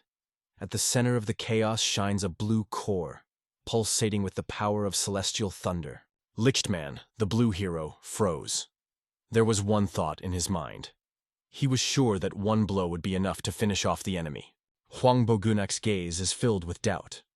Is Li Quan still standing confidently? His determination is felt even in this moment of silence. Han Song, the old master, floats in the air, his feet not touching the ground. The giant clenched his teeth, feeling the approach of strength that he did not expect at all. The tension grew with every second. Huangbo Muak smiled wryly, as if finding something oddly amusing in all of this. Li Quan stood in surprise. Doubts filled his mind. Had he, the god of war, surpassed the holy sword? The red sky merged with the blue into a sphere of energy. Their inner strength filled the atmosphere with awe. Huang Bo Muak could feel the pressure binding his body. Every cell trembled. A thought popped into my head. Is it fear? He to whose power the worlds obeyed suddenly felt doubt. His red leg, like a storm, destroyed everything in its path. Debris was flying, and in his head there was an order to himself. If it is fear, he will crush it to pieces. Mok rushed forward like a storm towards Li Quan, who was floating in the sky. The red energy rushed towards the blue figure. It was the decisive, Heavenly King's step. Muak flew upwards, red energy surrounding his body, tearing apart the space around him. The force pulsed like a living being. Inside the red cloud, Huangbo Muak clenched his fists and performed the Heavenly King Divine Fist combined with the Heavenly King's step with a roar. Surrounded by red energy, his eyes glowed with white flames highlighting his power. A sphere formed around him, a symbol of his power and might. Li Quan stood, his gaze directed upwards. Huangbo Muak's crimson power loomed over him like an ominous shadow. Flashes of red energy roared as if alive. In the background, Li Quan, surrounded by a blue aura, arched like a dragon, ready for an imminent clash. Huangbo Muak froze in surprise. "What is it?" he whispered. His attack seemed to be fading, and his voice sounded with growing concern. Angry and confused, he emitted an even brighter red light. "It can't be!" cried Muak, and with renewed determination shouted, "The sphere!" Li Kuan's hand extended forward, emitting blue energy. In her movement, determination and indomitable strength was felt, ready for the final blow. The blue dragon created by Li Kuan's energy soared upwards, rushing towards the red power. Huangbo Muak's eyes were full of surprise and tension. A moment of anticipation hung in the air. The final blow was inevitable. The crimson living energy furiously rushed from above, trying to destroy the blue dragon. "Is that really a dragon?" Muak whispered. Li Kuan stood firm, ready to meet the attack. Huangbo Muak screamed with his mouth wide open, feeling that death was near. A vortex of red energy filled with rage and despair swirled around him. "Almighty Heavenly King!" he roared. Memories of the Heavenly Artillery General's power flashed through Li Kuan's mind. He realized his true power. Filled with determination, he recalled the 9-dragon cannon technique. Li Kuan's leg appeared in front of Huangbo Muak, a symbol of strength and steadfastness. The blue energy, like a dragon, pierced the red power, piercing it through and destroying the red spheres that appeared in its path. Eventually, the two energies collided, entwined in a deadly knot. The red energy, like fingers, tried to cling to the blue one, but the blue dragon dug into it with fury, increasing its strength with each movement. Li Kuan, the blue warrior, looked at Huangbo Muak with a gaze full of unwavering determination.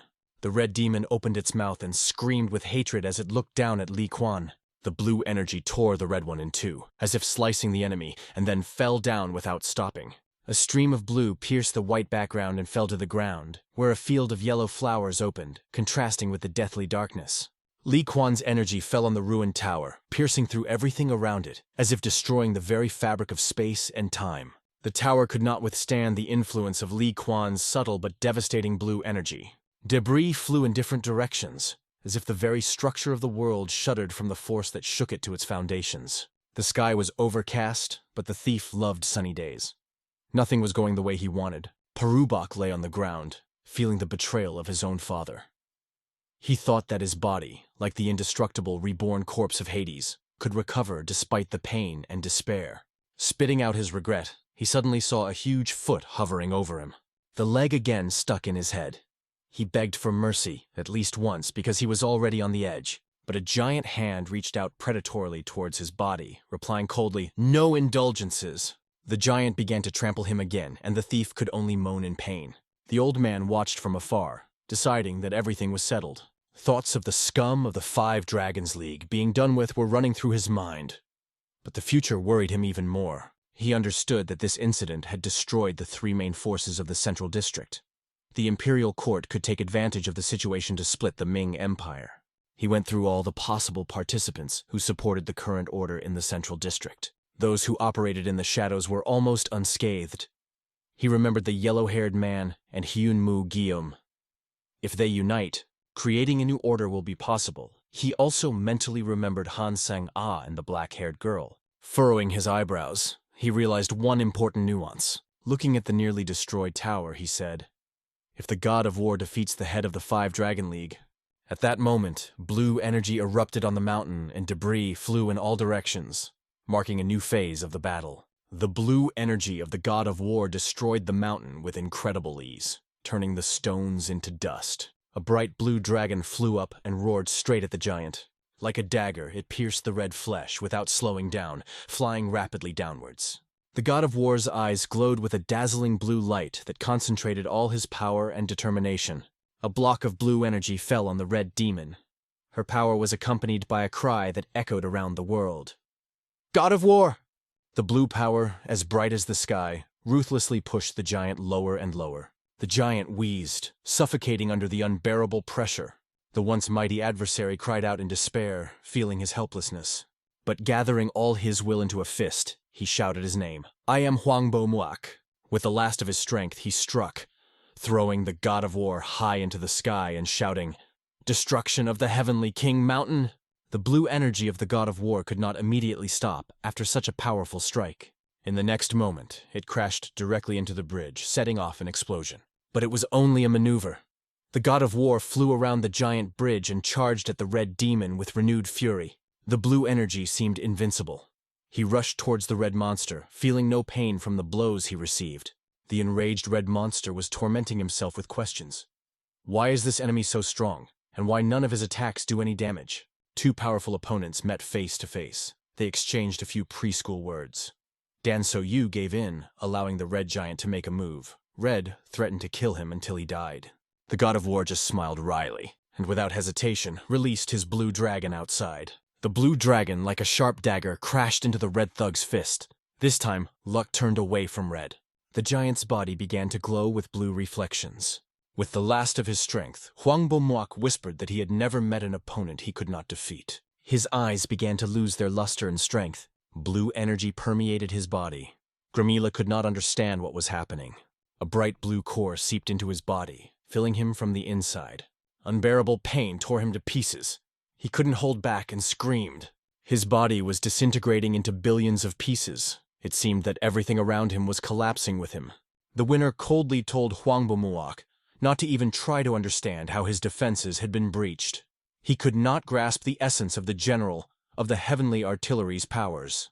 The bully's body turned into a large ball of light blue energy that was enveloped by a blue dragon. He fell lower and lower, breaking through tier after tier. Finally, he landed on the ground with a thud. A column of dust rose up, obscuring the battlefield. Blue energy lines were still emanating from Hwang Bo-moak's body. A huge hole gaped in the solar plexus.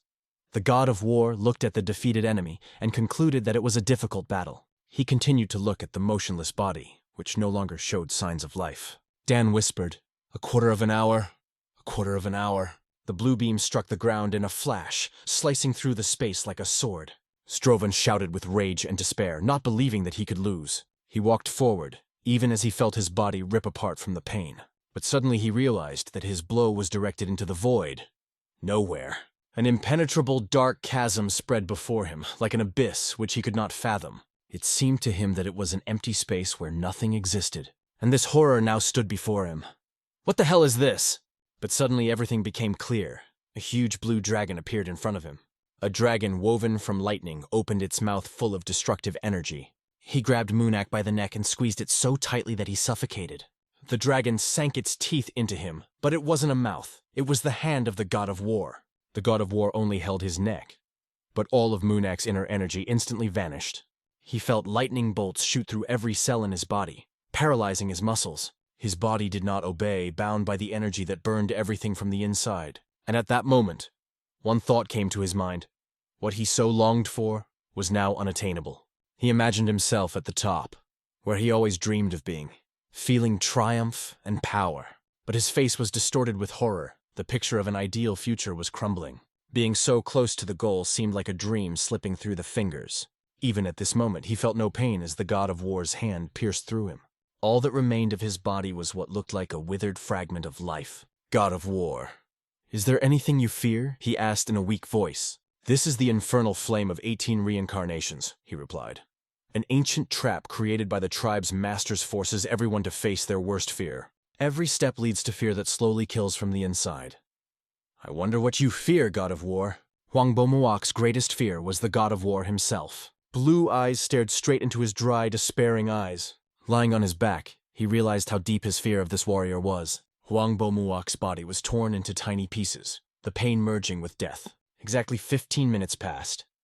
The god of war stood over his body and coldly wished him peace. Now he knew about the infernal flame of 18 reincarnations, a trap that showed the worst fear to anyone who passed through it. In that moment, everything became clear. Fear rules many, but only those who overcome it are able to win. It became clear why he was here. It all came down to this moment. A figure under a heavy fur coat appeared before him. The god of war saw him clearly in front of him for a moment. He admitted to himself he was really afraid of him when he was powerless. But if they meet again, everything will be different. He will no longer allow fear to bind him. At that moment, his fear dissolved. It ended here on the battlefield. Fear disappeared in a blaze of blue light. Lightning exploded, creating a deafening explosion that shook everything around. The Great Council's shockwave instantly spread throughout Hanho. The rest of the Hwangbo family, who initiated this conflict and secretly supported the Alu sect, could not escape death. For a moment, There was sympathy for the Huangbo family, which was almost destroyed. But when it was revealed that Huangbo Gunak, the leader of the Five Dragon League and the Steel Battle Association, was just a younger brother, and the real Huangbo Gunak spent many years in an underground prison and died there, the shock and remnants of sympathy for the Huangbo family began to disappear. At this very moment, another scoundrel met his death. He who thought himself invincible was destroyed, even if he was an indestructible reborn corpse of hell. He was no longer a rival for his killer. Returning to his corpse, the god of war spoke coldly. "When you are in the other world, convey my thanks to Lord Huangbo." The horses galloped forward at breakneck speed, kicking up clouds of dust. The red-haired rider sitting on the first horse listened carefully to the emperor's words. After that, he coldly informed the emperor, "Master Ayushidar is dead." For this purpose, the emperor rebuilt the Black Blood Fortress and planned to conquer the central district. Ayushidar's successor was his younger brother, Tagustamur. They discussed all these questions quickly and rushed on without wasting time. The man renounced his own title and name to become the Great Lord of the Nine Suns. He was not interested in the intrigues of the Yuan dynasty, but he could not leave his ruined family and nephew. Therefore, he returned to the steppes, the native land of the Mongols, and built the Black Blood Fortress. Gustamur was ambitious and talented, but he was not suitable for the role of Khan. If he becomes the new Khan, the politics and system of government created by the previous Khan will change forever. In this case, the imperial plans will turn to ashes. Just then, they stopped in front of a giant slope that rose up before them. Before them lay a barren land where the wind blew from the east all year round, carrying yellow dust. In the middle of the steppe, the Black Blood Fortress, built of black sandstone, rose alone. People said that its walls looked like dried black blood, hence its eerie name. In this fortress sat an emperor who realized that if the League of Five Dragons fell, Huangbo could not survive either. But the Huangbo he knew was not one to give up without a fight. The emperor understood this all too well. He knew his strength and knew what he was capable of. Huangbo was a warrior so powerful that he dared to dream of confronting the heavens themselves. This is exactly how the emperor saw him, a warrior capable of defying fate. He remembered his smile when he first met this steadfast warrior. Then the emperor rejoiced because he found an opponent worthy of his ambitions. Their first battle took place in the midst of white snow. Snowflakes flew in different directions from the blows of their powerful fists. Is there anyone else in the central district who is capable of defeating such a man? Perhaps, but this was not someone who sought to participate in the struggle for power. At least that's what the emperor thought, not really understanding its true essence. The emperor asked the redhead what their chances of victory were if they hit the Steel Battle Association now after the fall of Huangbo. He replied that without the League of Five Dragons, the odds were 7 to 10. For the emperor, this was quite enough to start a decisive battle. Zhongdo, fully confident in the emperor's decision, saw no point in delaying. The emperor asked him to follow him. He wanted to show something important. They approached a group of people standing in even rows, ready for action. Looking up, the soldiers saw the great emperor. They did not believe that the ruler himself was standing before them. The emperor prepared an important speech for them. "We must restore the faith of the Northern Yuan people. A people who have lost faith will not be able to support their country, and a country without faith is doomed to disappear in the shadows of history." He spoke these words in front of a huge army that was waiting for orders. He urged them to destroy the Steel Combat Association, a symbol of the Central District. If they overcome this symbol, the people of these lands will find hope and faith again. The emperor ordered to complete all the preparations in a month. The soldiers answered in unison, "Yes, in a month, the Northern Yuan will rise like the heavenly power of the central region." It was a difficult decision, but it was inevitable for the emperor. He considered it his destiny, given to him by the heavens themselves. He approached the place where a woman was standing under a snow-white tree. He even addressed her with respect. "Your Highness." It was Empress Gongmu. The ship moved slowly through the picturesque landscapes. Suddenly, one of the crew members asked where they are now. The commander calmly explained that rising in the boats about 500 more, they will soon reach the outskirts of Xin Mine. The grandfather believed that they were somewhere in the middle between the territory of the Steel Combat Association and the school, which is a sign. Soon, the river would narrow, and he would have to be moved to the boat smaller. It was then that they talked about the latest news. The invincible Cunning Sword became the first leader of the new Combat Association. although everyone was expecting that the Holy Sword would take this position. It is rumored that the Holy Sword himself gave way to his place, but this decision caused a real chaos in 9 main clans. Certainly, the Holy Sword had good reason to convey the championship to an invincible and treacherous sword, and the followers of the Holy Sword were unlikely to be easily embarrassed. It is said that it was on this soil that internal resistance was born. We move on to one of the most influential warriors to which the student appeals. The guy insists that it was this warrior who had to head the organization, because he is the strongest among all in Gancho. Defending his honor on the Grand Council, the teacher is convinced that each person is assigned a special place. When it comes to maintaining continuity, it could be useful in a completely different role. However, if you weigh all the numerous difficulties and pitfalls that may occur during the revival of a steel combat association, it is the leader of the league with his desperate attitude that is best suited for this complex role. At least, this is his own opinion. The student cannot understand the behavior. He already communicated with Bishop Chol and saw serious moral defects in it. Although what happened was the benefit of Leo, the student cannot forgive him with painful lies. He is now thinking about not leaving the Leo League, because he doubts that this person is able to lead such a powerful steel combat organization. However, the leader is convinced that the moral defects in question can sooner or later be hindered by Bishop Chaklia as the first head, and perhaps to create difficulties for the entire Steel Combat Association. However, despite all doubts, everyone sincerely believed that the newly appointed head will cope with his duties. The final decision has already been made, so let the student adhere to it. The teacher will no longer tolerate any objections. He realizes that he gave way to the main sword only because of his own disappointment on the Grand Council. Even his poisonous, icy loneliness did not prevent him from remembering how he was looking for a right moment, avoiding battles. Because of this, you could not provide protection from the means of Bishop Hanbo in advance. He all this time wore it over clothing. And by whom can the Taoist monk eventually become the practice of Taoism, and instead headed a large community? The guy has the only question. Is Yun Yonja such a pathetic person? After all, the whole world is ready to fall to his feet. It is only necessary to reach out. But despite this, all his ideas break immediately. That is why crazy rage accumulates inside it. And the head of Keban shared about this story from the ladies, but only that struggle for power was not interested. Moreover, you are not even from the Central District. He also knew that Chol Monas became the first lord of the Steel Combat Association. Chol himself personally told him this news. And when their paths crossed again, he reported that he was elected the first head of the new Association of Steel Warriors. The hero congratulated him to get a number of new positions and reported a pleasant news. Bishop Hanbo, who has long prevented everyone, like a rolling pin in his eye, now disappeared without a trace. The League of 5 Dragons was also scattered with it. Moreover, now our acquaintance has become the head of the Steel Association. Then the insidious sword addressed the Damha with the question, does he not think he got too much? After all, the Damha not only managed to prove the innocence of an iron horse before all, but also personally won the Muok's host, joining the cohort of 9 great masters.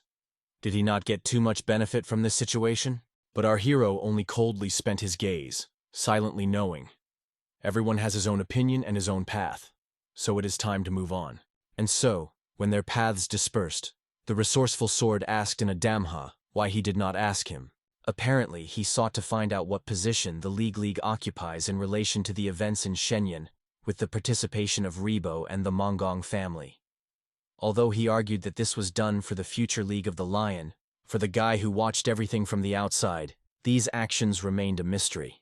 Even the most rightful sword does not regret her choice, because it brought the true joy of Li Leo and her son Chol Murin.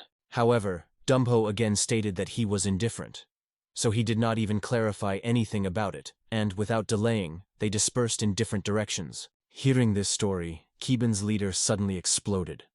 Who would have thought that the evil sword himself decided to justify himself? It seems that his glory was threatened. Despite numerous objections from others, he still became the first leader of the newly created League of the Steel Combat Association.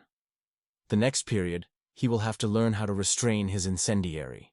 Our hero decides that quite empty chats are time to go to truly important issues. Maybe the leader Keban noticed that he remembered the same story in Dawn when they tried to recruit a mentor hat to the Steel Association. After the mysterious destruction of the headquarters and the head of the eastern branch by a mysterious stranger, he attracted the best reconnaissance of the Giban sect and immediately sent them north. As a result, they managed to find the traces of this person in the town of Gamshkon, in the north of the province of Shenzi. So now they go there.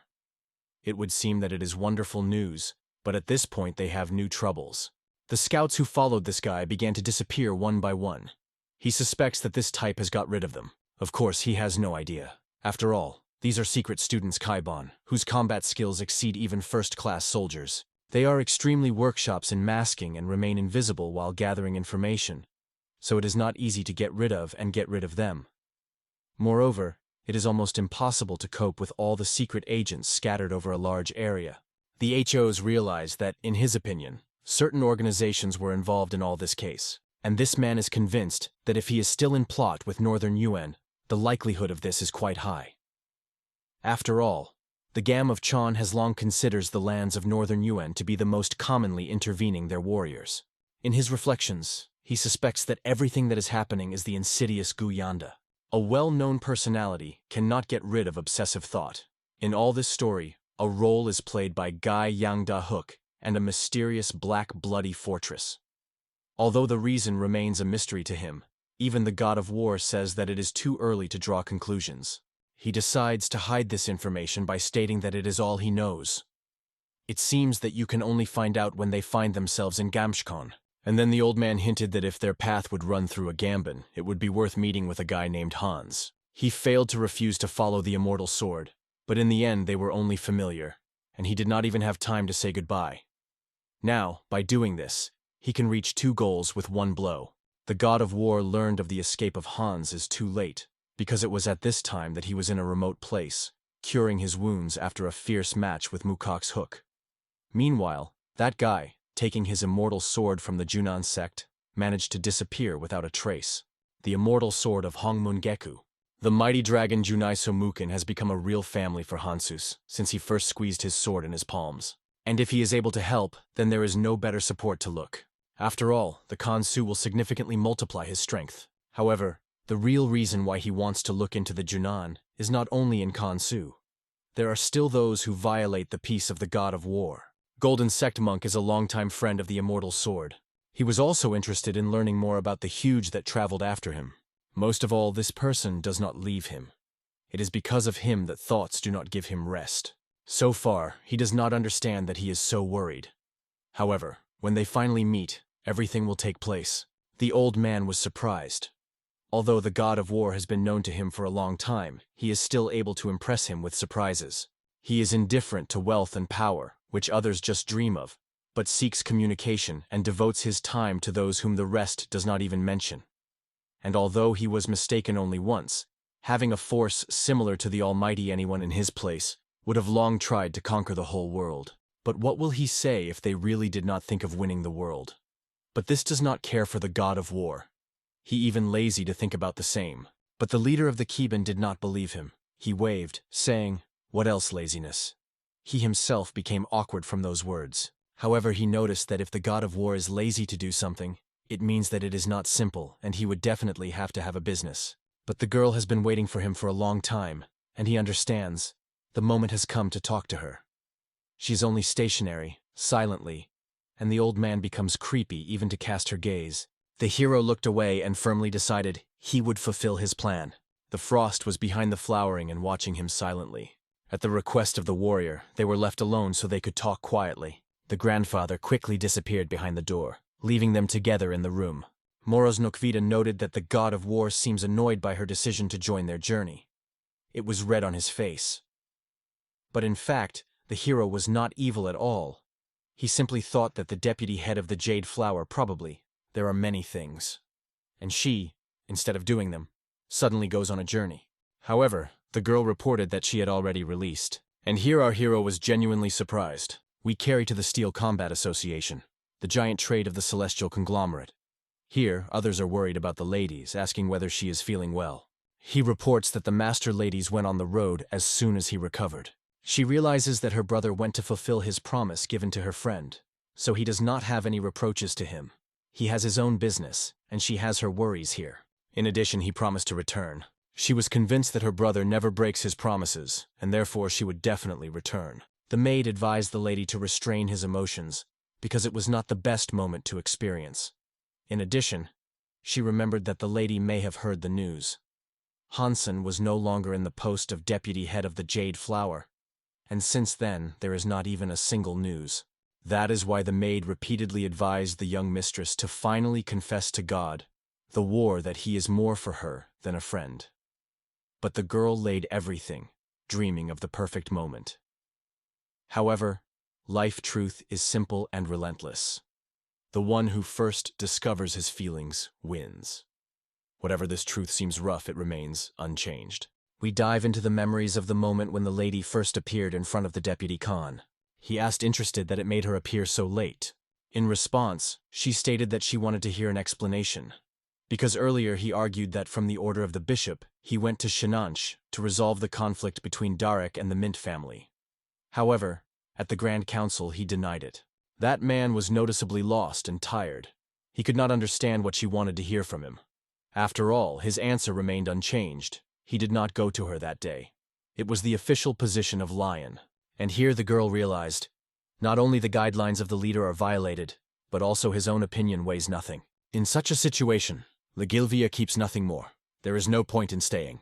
It threw a token and then turns it in place. It was a sign of the deputy chairman of the Jade Flower clan. He assured that the new Steel Combat Association led by Lev's League will be significantly different from the one that was run earlier. Therefore, he asked her to think carefully. But the girl did not even suspect that her departure means the exit from the ranks of the Steel Combat Association, because it seemed to her that her role was not important and not crucial in this unification. Hearing this story, our hero punched the depth of her words. But is she really sure that everything will turn for the better? However, for the girl all this did not matter. Still, Damho could not but worry about her father. Meanwhile, they had an elderly man who heard their conversation behind their backs. He looked annoyed, because he was clearly staged by what young people or the very fact of this conversation. The old man was surprised that it turns out that all the conversation that two young men could have. Even casual acquaintances probably would find more topics for a conversation. The god of war remained true to his usual manner, but the frosty flower was not very excellent from him. The journey with these two promises to become a real test for him. But suddenly the vessel shook. The old man tensed to the border, embarrassed by trying to understand what was going around. Overlooking ahead, he suddenly noticed a giant ship in front of him. The god of war returned, and the icy glow noticed. Because of the waves, one ship lifted the other in his captivity. However, the waves lifted the ship so much that they had to be extremely cautious. Everyone did not leave anxiety. Will the ship be thrown in this stirred sea? The old man was well aware that such giant ships usually stay away or slow down. Is this a legendary gold dragon? Is the vessel of the imperial family itself before him? The team looked at this ship, and it seemed to them that his crew were solid crazy, who had completely gone crazy. Maybe it was a notorious gang of Ricky Yangtze? Recently, they have been increasingly noticed in the city, and rumors have been rumored with a new gang Jangi, who has only recently appeared in this outskirts. If they behave so bold, then they are calculated to support this gang. And at that moment the grandfather came. So they are accomplices, the same black merchants. The bloody full moon that covers the sun is a sign of black traitors. And in the heart of the month, the hieroglyph Master Dean is visible, so one of them is the leader of this shopkeeper. If the gang of Ricky Yangtze released the roots here, it turns out that black traders probably agreed with them.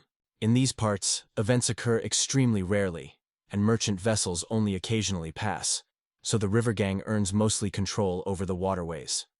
There is no point in delaying here. In addition, the local relief is not suitable for the construction of a full base. Recently, a detachment from a group that was subordinated to the Yangtze River gang left Nox, and was completely destroyed by God. Currently, the creation of new gangs is almost impossible from a financial point of view. Is the reason for this their alliance with black merchants? In any case, the fact that they managed to act so secretly that even Gibbon did not notice it indicates an obvious gap in his intelligence network. And he cannot neglect it. Suddenly, from behind, someone turned to the elder. The god of war is convinced that his strict facial expression gives respect. But why do everyone around you look at him so strange? They moved on without even noticing it. It turned out that they had long come off the ship, and the old man, plunging into their own thoughts, still wandered somewhere nearby. But the old man reassured, "Don't worry, he is well, focused on this road." The god of war was well aware that the ship was guilty of all troubles. However, the old man seemed to be hidden and hurried to justify. They say it became interesting to him whether this ship did not belong to a gang from the Yangtze River. After all, the old man, nature is inquisitive. But no one worries. His curiosity will not interfere with this trip. But they do not stop and continue to go to the village of Rodama, although this settlement was not part of their original plans. However, the path that the missing scouts moved was here. So you hoped that after tracing their traces, you could get valuable information. They have almost got goals. They stretched a small village called Manhwa, where the Kristani family lives. And yet he is convinced that important information can be covered here, but it will not be easy to get it, because it is a cell of the clan. Such settlements in nature are usually separated from the outside world and meet foreigners with special alertness and even hostility.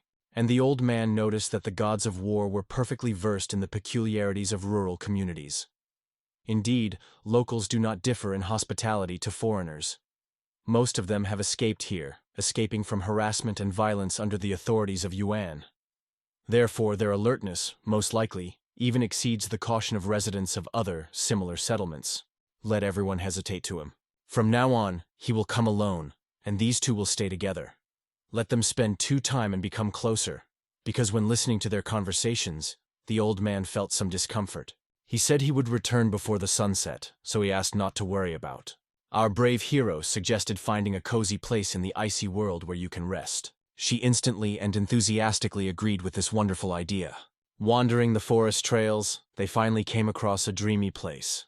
At the same moment when the frost was caught by an unusual, bizarre aroma, she stressed that the god of war should pay special attention. This was indicated by the characteristic aroma of charred wood, which was still in the air. But the owner of the battle immediately realized that it was not a tree at all. Before him lay charred bodies. They were somewhere near, and now he had to find their traces. The house stands in such a neglected part of the city that it seems that no living soul has long been looking here. And the local area burned out of surprisingly. It is clearly visible. Someone consciously set fire to the house, and the misfortune did not happen by accident.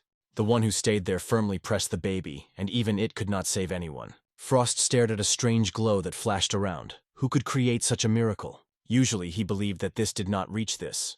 But in closed clan villages, such cases occurred quite often, and this town was no exception, as in fact, Gungunchkoni, a village that is referring to genus Hun. It is here that you can find evidence that will tell you who is behind it. So they decided to carefully find everything in the hope of going to an important information. Soon, while searching, the warrior came across a stack of scattered books lying on each other. Although the papers were burned, the words, "a court journal," were visible on one. He could not understand why the shipping magazine sounded as if he were created in a deserted mountainous place. Lifting this thing, I noted with interest that it seemed to belong to the owner of this home. The events that took place during his journey were described in detail. Mostly there were different little things, nothing outstanding. However, when the hero opened one of them, his gaze stopped on the inscription, "Our Musin," the diary of the sea traveler in Korea. It was at this moment that he realized that he was in front of him the same book, the existence of which caused so much surprise. After all, he was a son 10 years ago. And even before that, in the very Korea, on the day when the sky was turning and the rain fell, a delegation from Yuan went home. It has been 3 months since they stepped on the ground. The hero just smiled, because he understood perfectly. The visit of this delegation is not accidental.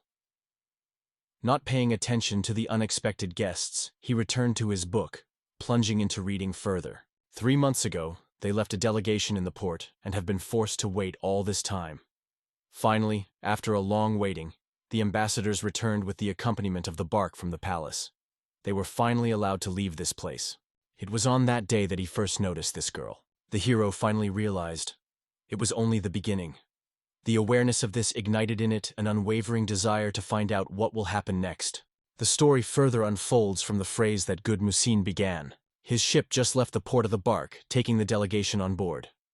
Leaving the coast, the ship confidently took the course simply to the mainland. It has been 3 months since they stepped on the shore of the bark. One of them brought food and exclaimed, asking where this scoundrel went again. No trace of him. Even his nose is not visible. One of the boys suggested that he probably, as always, got drunk somewhere and was lying without memory. so they would have to carry food with their own. Although he carried food, he did not seek to come across that guy again. But the security stopped him again. They wondered, "Who are you?" Component placement. Because they knew that this guy was responsible for the kitchen, but for some reason did not carry food. The cook explained in confusion that his partner had become ill, so today he had to replace a colleague. The warriors warned him, if he dared to appear here at any other moment other than the time of eating, then they will demolish his head without hesitation. This man acknowledged that he shared their position. He heard or saw anything. The only thing he wants is to pass food and assures that no one will appear here. And yet he did not leave his sense of wonder. Even if this gift is intended by the emperor himself, is he not very carefully guarded? In addition, dozens or even hundreds of such are usually transported at once, so it seemed extremely strange to him for one. And it was at that moment that you turned and captured the girl's words. It seems that Oksan-san seemed to say something to her unhappy brother. Although this girl was expressed in the ancient language of bark, a chef who lived in that country for 3 months learned to disassemble her words. He realized that it was about her brothers.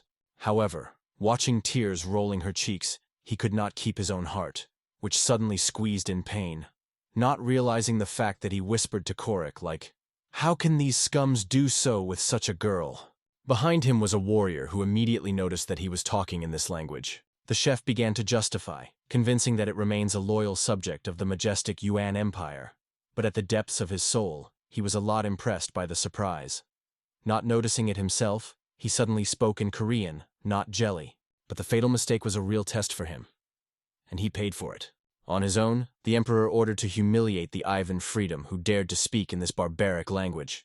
In his opinion, this cannot be left alive. This chef, flowing with blood and begging for a mercy, turned this language involuntarily, simply because he was in those lands for too long. Suddenly, a warrior jumped up rapidly, grabbed his clothes, and called an idiot. After all, he was only sent to take a little food and return immediately, and he wanders unknown where, and was able to offend the owner of Gungwan himself. And that's when the Lord asked, "And you, in fact, who is it?" He rushed to his feet, leaning with the cook, begging not to be angry, promising to study this rude. He explained that this man, though not too smart, is actually a storm of this ship. It is he who is best guided by the mainland. He brought food instead of the owner, who usually took care of it, but suddenly disappeared.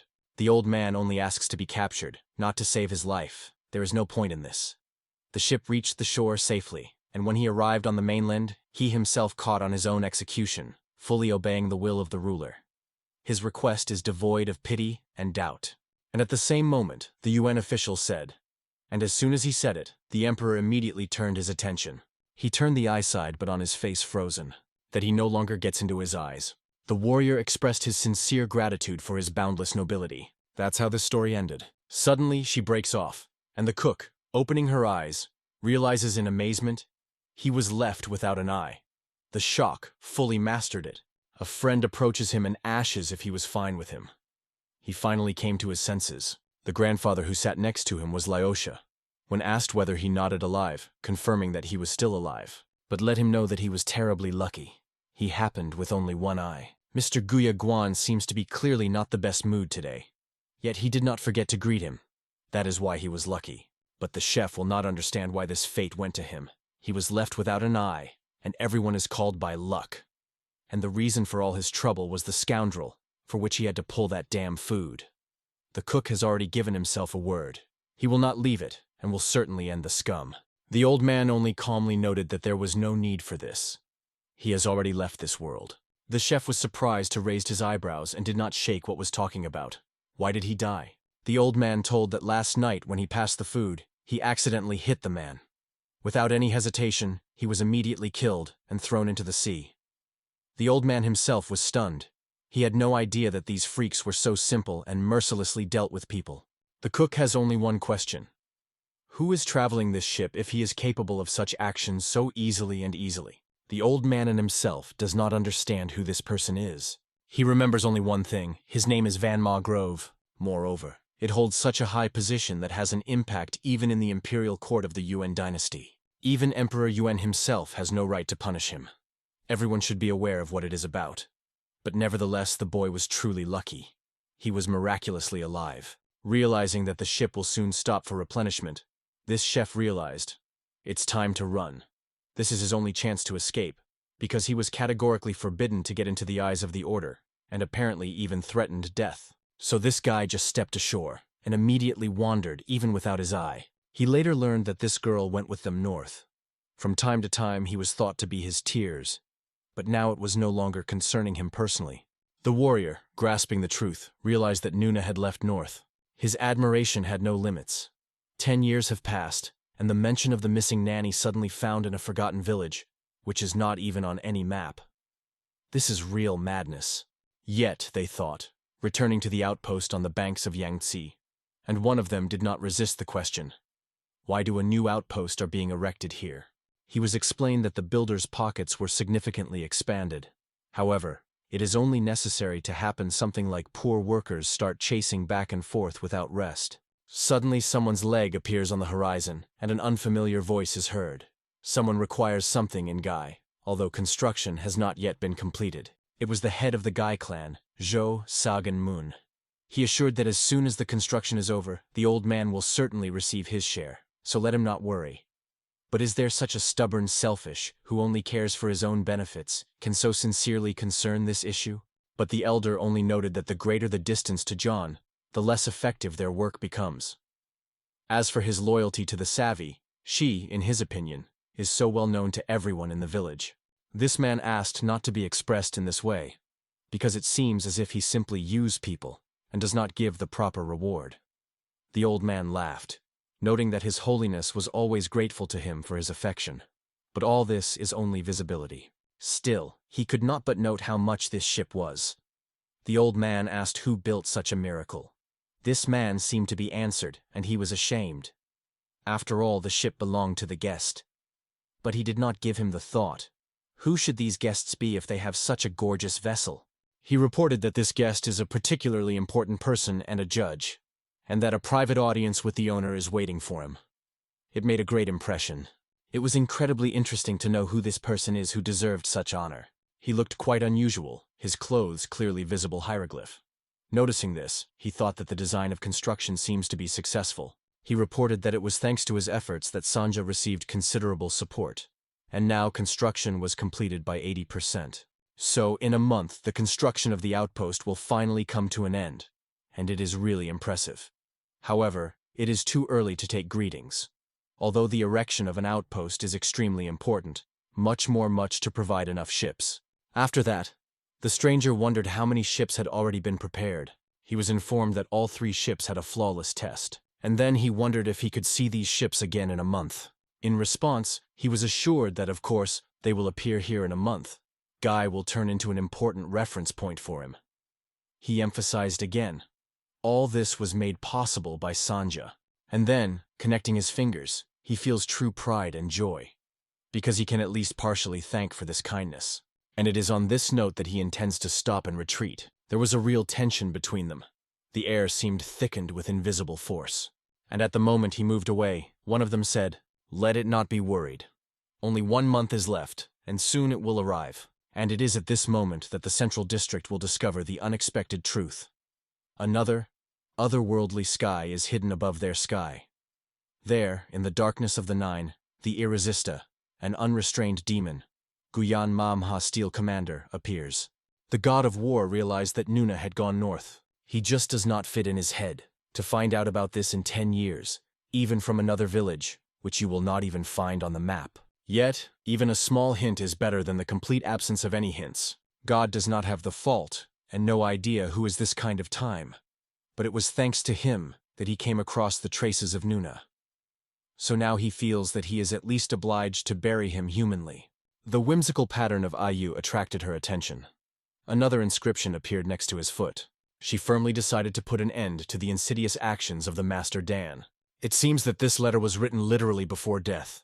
Finally, the author managed to leave only a few words. At work recommended by the elder, he suddenly came across one man, and he crashed on the ground with a roar, stunned by horror, and his face cut a deep, spooky scar. Without any doubt, it was he. He had to meet the one with whom it would be better to ever cross. The god of war instantly stopped. From Herd, he realized that the situation was encouraging, although he lacked details, except for the mention that his sister had headed north. Without hesitation, he decides first and foremost to bury the Ho family with dignity.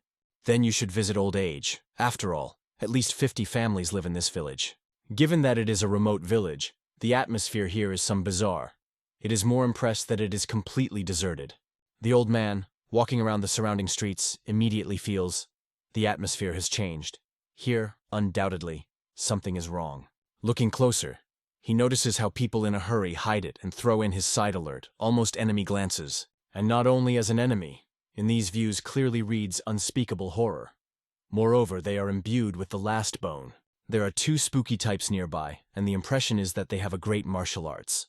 And they look at him with an icy, indifferent look. Reflecting on him, I suspected that my grandfather. He, in his turn, is well aware that even in the most demanding village and such an old man as he usually does not pay attention. But everything is the opposite. Apparently, it is better not to stay, but as soon as possible to find out what to deal with and move on. When asked by an old man whether they were waiting for him, they answered that they understood everything. He had to go to meet himself and personally meet Han's elder, whom they have not seen themselves for a long time.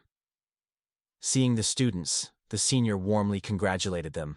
If his memory does not let down, they last met in Chaihan many years ago. Since then, they have hardly changed, at least in appearance. In contrast, time left his labels on it. He was a little old, which became a kind of evidence of the course of history. However, his grandfather believes that he remained the same, though he does not hide joy, seeing him alive and healthy. Is a smile on his face for the first time? And at this moment the guy who stood nearby was crowded with rage. He was annoyed not only that these scums are still alive, but also that they are also familiar with each other. They watched them from afar, and suddenly his grandfather suggested that the man go inside and chat. And the evil robbers, with a gloomy look, decide to call their entire pack, because uninvited guests are infrequent here, so it is worth having a warm reception. Undoubtedly, they will definitely take everything under control. They just need to monitor the development of events. Somewhere nearby, we are imperceptibly transferred inside one of the buildings. The question was, this person was once near the famous chef, owned several restaurants, and was a real rich. The poor often turned to him for help. It happened at about the time he joined the Giban sect and became her student. So what made such a wealthy man settle in such an abandoned home? This question has caused a rather unusual impression. He said that it happened 10 years ago in the restaurant. It was then that he handed over to his son. Now the old man is already retired and survived to the elderly. That's how he was again in this place. It is indifferent that the gossip people who live in this village. The main thing for him is finally at home. And then, during these 10 years, he had a lot of trials, though he had to take care of him. However, one of them was quite good. Whatever he said, his grandfather still notices the anxiety that he reads on his face. He immediately realized there was something wrong. The man reported that a few days ago there was a murder in this village. The old man could not hide surprise and listened carefully to the fast story of Hay. In fact, although the murder happened only a few days ago, the roots of this tragedy reaches into the past. It originates in the winter when a man with his child who wore a different name came to the village. It seems strange, because exclusively representatives of the genus MA lived in this forest city. Although the circumstances of his appearance remained incomprehensible, the man introduced himself as H was. He seemed exhausted, besides someone deprived him of one eye. However, despite all this, the man took care of the baby, and perhaps it was this care that moved the villagers so that they sheltered them both. Tariq is surprised that the villagers behaved differently than he expected. They did not seem so friendly here on the way. However, the man explained that the peasants always treated foreigners with alert. Perhaps this time their suspicion has changed to sympathy through the baby, so they have not been particularly overcome. Problems have arisen since the elder of the village returned from a long journey. For some reason, he began to insult and demand that he and his son immediately leave the village. When they learned that he had previously worked on the ship, the attitude of old age to him changed instantly. The old stunned. He cannot believe how different everything was. Just in a moment, the head of the village, which just burned from the rage, immediately softened and not only let him go into the village as a full-fledged resident, but even allocated him his own home. Although this house was leaning on the most open corner, he still managed to find him a job thanks to his acquaintances, so that Mr. Kaz and his son could somehow feed himself. The host Hawk was magnifying the elder with his ruler and treated him with deep respect, and he, in response, gave him kindness. However, years have passed. Nothing seemed to be a disaster, but just a few days ago the elder suddenly and significantly changed. Returning after meeting with his acquaintance, he suddenly closed the door, closing Mr. Ho with his son inside, and then set fire to the room. The villagers cannot understand why everything happened. Now the peasants are convinced that the elder was crazy, and it is incredibly frightening. They are afraid that, angry with the elder, they will be waiting for the same fate that the Lord beaten. The Keban's head is aware that everything is happening in a wonderfully bizarre way that borders with nonsense. If Mr. Jules has really dealt with the ships, then his death may be directly related to a new pier on the river that appeared on the tributary sleeve. Once this man heard about the outpost, he thought he was rumored. They said that the elder, Shang Yet, with several villagers, had some connection with this mysterious place. In addition, they say, he recently left the village because of some unknown cases. In his thoughts, the old man notes that the situation with the outpost is becoming more tense, and probably the elder is somehow related to this place. If this is true, it could be the important mediator between the elder and the people who have a connection with the outpost. But if the elder really killed him, then he came across something that he had no right to know. In any case, it is impossible to ignore this situation. It requires close attention. Only one question remained. How to inform the warrior god for him to return here urgently? It seems that the old man will have to stay for a while. Zenitskaya came a loud knock on the door. Someone struck hard, demanding that the old man came out immediately. The owner of the house himself went out to meet the guests and asked to wait a little. The owner managed to understand that the door was standing by Yen Dun, but he did not have time to say anything. He was immediately reminiscent of the reproaches.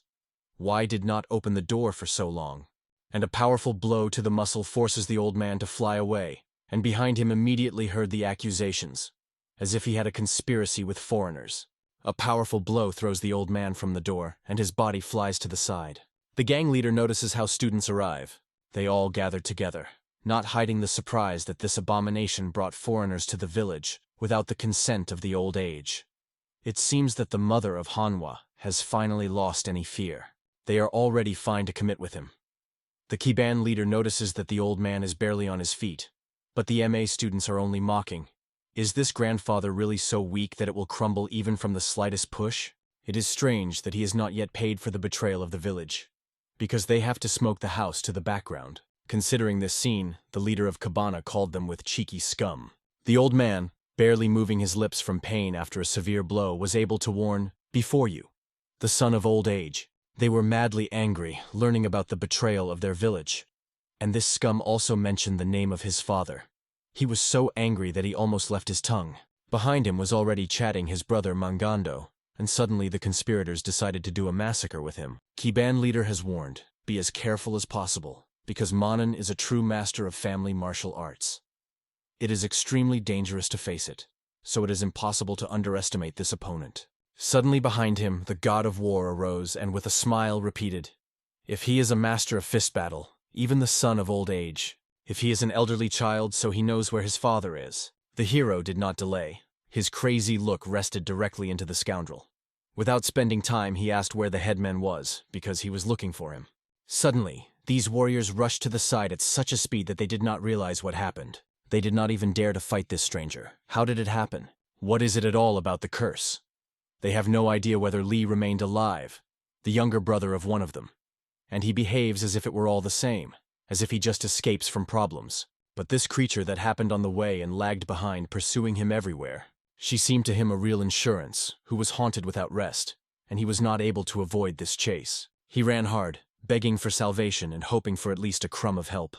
He begged for salvation because he was really incredible. And so, when the god of war was fully consistent with his consciousness, he forced the boy to rush to his father.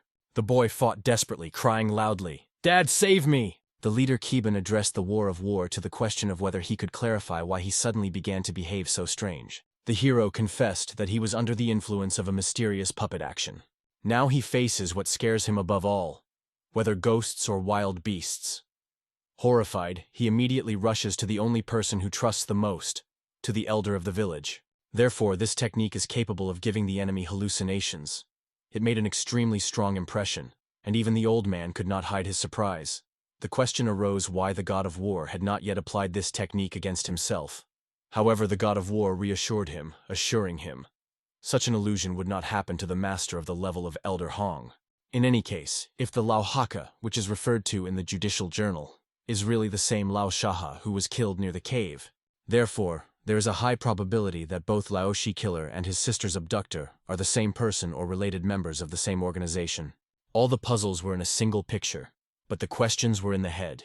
If he is the ambassador of Northern Yuan, Yangtze Outpost, and Omnic Biters, the old man cannot understand.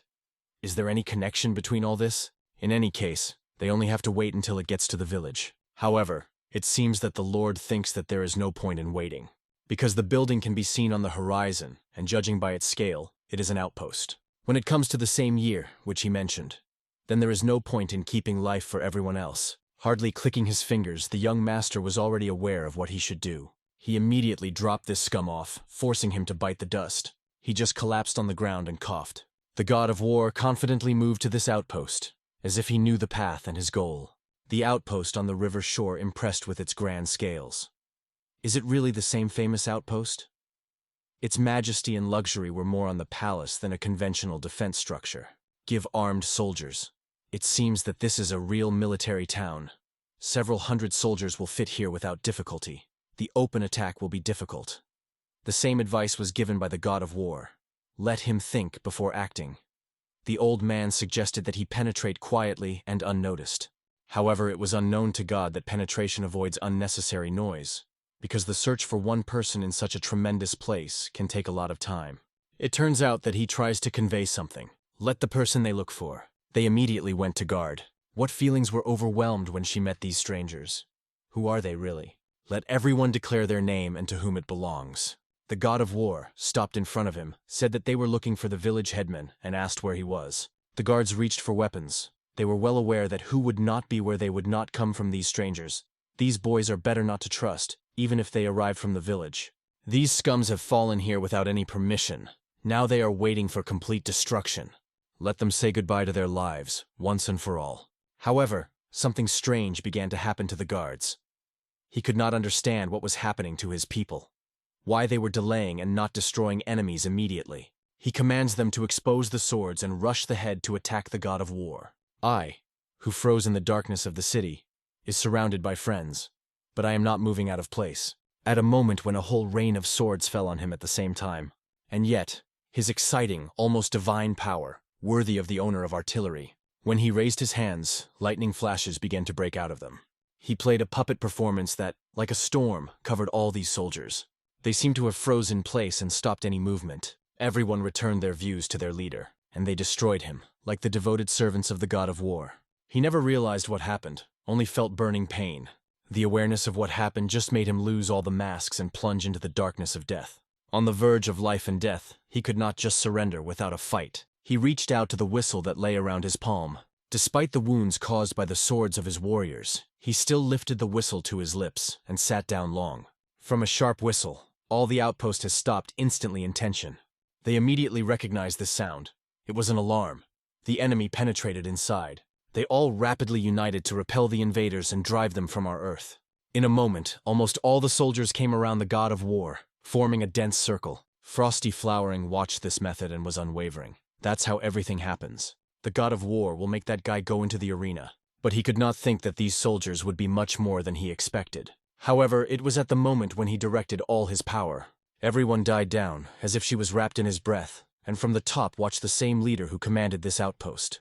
With a large scar on his face, he watches closely for everything that is happening around. He never met this person in his life. The god of war still retains calm and stands in place.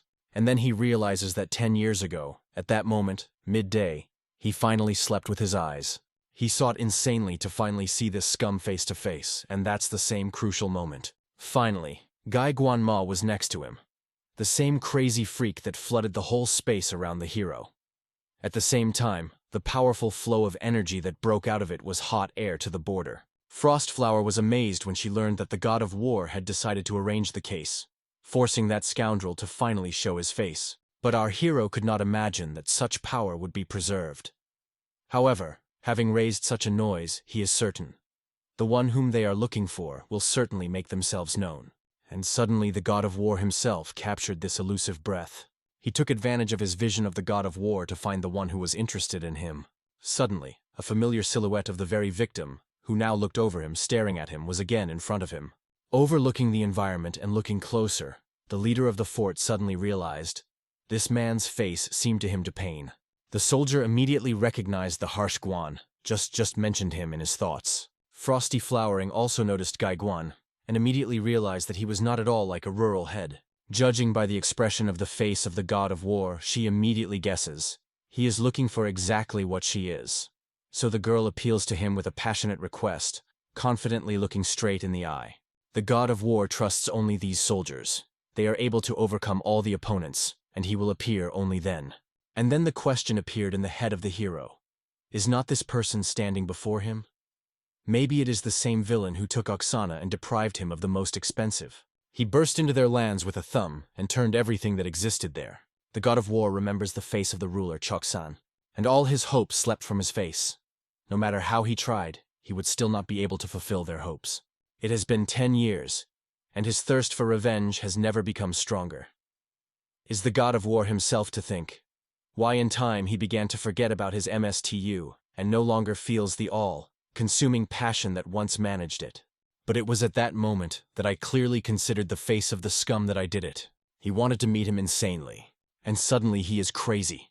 In his whole voice he exclaims, Gayugvan, as if he was torn this cry from the very heart, because he expected for so long for that moment.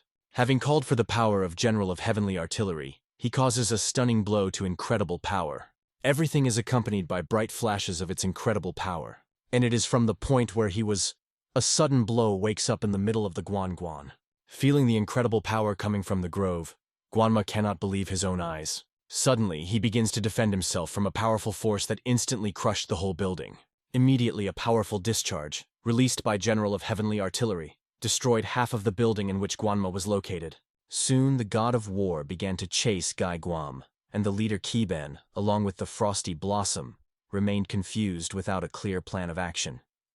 He addressed her with a proposal, to split in half and attack enemies separately, to get caught by those molds by surprise. Suddenly, a village headman emerges on the horizon, who immediately realizes that the situation with Denmark has completely got out of control. The Mons clan leader appeared with him on the horizon. He wondered in surprise why the elder was so disturbed, because the person with whom he wants to introduce him to, he comes from heaven. He would be able to cope with him, except for someone the level of 2 saints, or someone from the most Steel Combat Association is so powerful. Even the village headman cannot cheer him. By the way, these talkative freaks killed a true strong man from their wood, Magish Han. It became a real blow to them. Then the elder was wary of attention, because even there was no idea that a guest could come here from Mahachkon. However, having thought a little, he suddenly realized it is unlikely to be possible. Since you do not belong to the Izagachon, you can't know why these people insist that they are from there, and where they know the location of the Guyuju. However, if they really intend to attract Magashon to their intrigues, it turns out that the head of the village will stop accessing oxygen on their own, taking advantage of their unique manner of battle, the destructive blows of the fists. Moang leader appealed to the old age with a request to deal with that summer vagrant, and he will carry a woman himself, because the exquisite lady should not be horrified by him. After all, Sagi Mun is the most revered and truly noble gentleman around the world, so he called. The grandfather of Brodiag called himself just a grandfather. But for some reason these words awaken in it amazing anxiety. Therefore, he intends to demonstrate Mr. Muno, which is capable of a vagrant. The Frost decides to get off with the soldiers at the request of the Master Dan. However, it seems that she will have to handle the 2 people personally. And the Elder Hong leaves the battle with the soldiers, because he intends to deal with these 2, using the frostbite, and then joining the rest.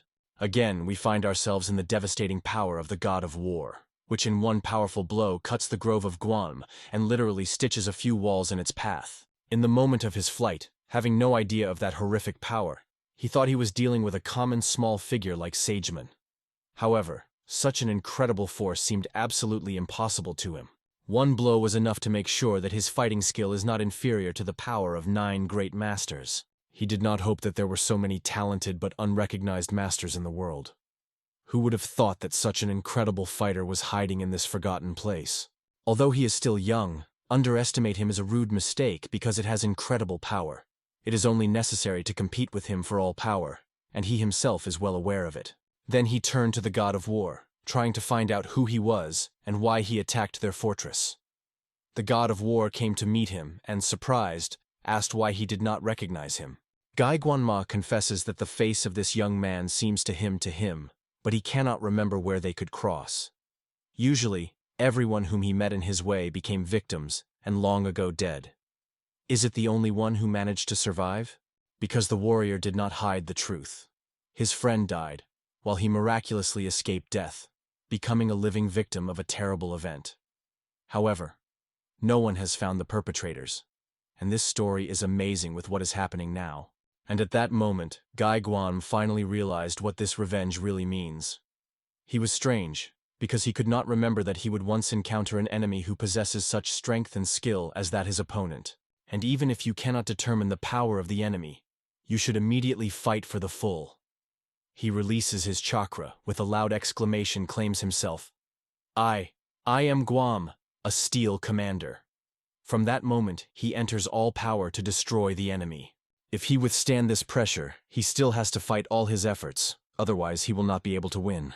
The god of war solemnly wondered what it means to fight on the verge of possible. Suddenly he flew up rapidly and dissolved somewhere behind the horizon. He appeared with madness in his eyes and passionate excitement, which led him to the goal. Since he was well aware of it, he was about to teach at this duel. The striking blow with frantic force penetrates the body of the Grove Guam through, and it flew helplessly sideways. Trying to break his feet on the ground, he still moves away from him, gradually stopping. However, the god of war does not think to retreat. He instantly causes the next devastating blow. To stop the attacks of the Grove, Guamma focuses all its energy in one hand. He concentrates his technique in 2 fingers, hoping to grasp the god of war himself. However, he, as if crazy, skillfully evades his every impact.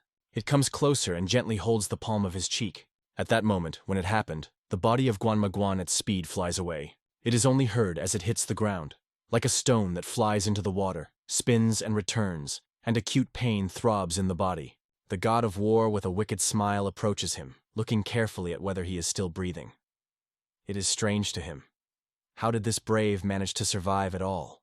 After such an attack, almost no one remains alive, but as it turns out, this guy has a strong body. However, he is convinced that everything will remain in the old way. Today, Guy Guanma will meet her death here. According to the god of war, Gaio Guanma felt inner resistance. He was not going to accept such a fate. These spots only caused him a bitter delicacy. To die? No, even the thoughts were not there. However, the sudden blow of the god of war distorted his face. He did not even have time to declare that he is a valiant warrior of the great Yuan, who is not going to capitulate. At a moment when the hero realized that his blow was successfully reflected, Guy Guanma calmly assured that he was one of the 7 demons of the Celestial. His name is Guy Guanma, and he is not an average person, but a legendary commander who shakes the battlefield itself. The hero realized that he instinctively applied protective energy to distract death. Then he rapidly grabbed the god of war by the hand and squeezed it firmly. Guy Guanma once again emphasized to him that this time he would be clear this time. If his enemy learns about it, he no longer escape. Holding the god of war by his hand, he with his other hand folding 2 fingers, rapidly rushing them to the face of our hero. His powerful attempt was cutting the air, and he sought to strike such a devastating blow to instantly destroy his opponent. However, the god of war cleverly evaded his attack, which finally proven that it was nonsense. He has not yet revealed all his capabilities. The real fight is just unfolding. At that moment, he firmly grabs the enemy for his clothes and quickly winds him on himself, twisting with his body. The frantic pain penetrates the body of Guya Guam, and an unbridled cry breaks out of his mouth. It's full of nonsense. Is God not guessing that his enemy only performs? Since he seemed not enough, he remembers his friend Chok San, who survived even greater torment because of the bullying of Gov Magai. He felt an unbearable burning pain, which only intensified at dawn. It is absolutely not to compare the pain she has already felt, taking him on herself. Now she only remains to watch her brother dies. It was at that moment that Gimma finally realized what was being said, and the memories came to life in his mind. Whose name was the name of the Korean empress? It instantly changed the expression of her face. He was unexpectedly settled. This scum is the same boy. What prevented him from the last moment, and what motivated to fight until the end? The god of war whispered to him in his ear that day, how Guanma broke up 35 bones and broke his 72 muscles. Now it's time to bring him back all the unbearable pain he then experienced. And he begins from the spine. A powerful blow pierces the body of his opponent, like a lightning. Guya Guanma is enduring from pain, struck by the incredible power of the enemy he feels on herself. The power of the god of war covers all living things, penetrating deep into the heart of every creature. His opponent falls down with a roar, heavily crashing into the trees and breaking them with his body. Guy Guanma is hardly aware of what is happening. The pain pierces him so unbearably that he barely believes his own feelings and thoughts. The guy who was supposed to die 10 years ago, he does not fit in his head, as the god of war managed to survive after the fatal wounds he had caused him. He dared to ask directly, as it was possible to survive. The hero, without any pity, confessed that he probably does not understand why, because he dies at the hands of Guy Guanam, without even knowing the real reason. Maybe it's too cruel, but is it important? Everything he fought for is to take revenge on Guy Guanam. And finally, this moment has come. At this moment, Guya Guanma squeezes his fist, realizing that the real problem is not that the god of war has remained alive. The real problem is that he found him and all this huge continent. He managed to accurately determine the location, and for 10 years, he constantly took care of security. And this significant danger is now able to destroy all his ideas. The fighter cast an indifferent look, no crumbs of pity or astonishment on his face. Still, Guya Guanma was well aware. The rival who stood in front of him was impressed with his power.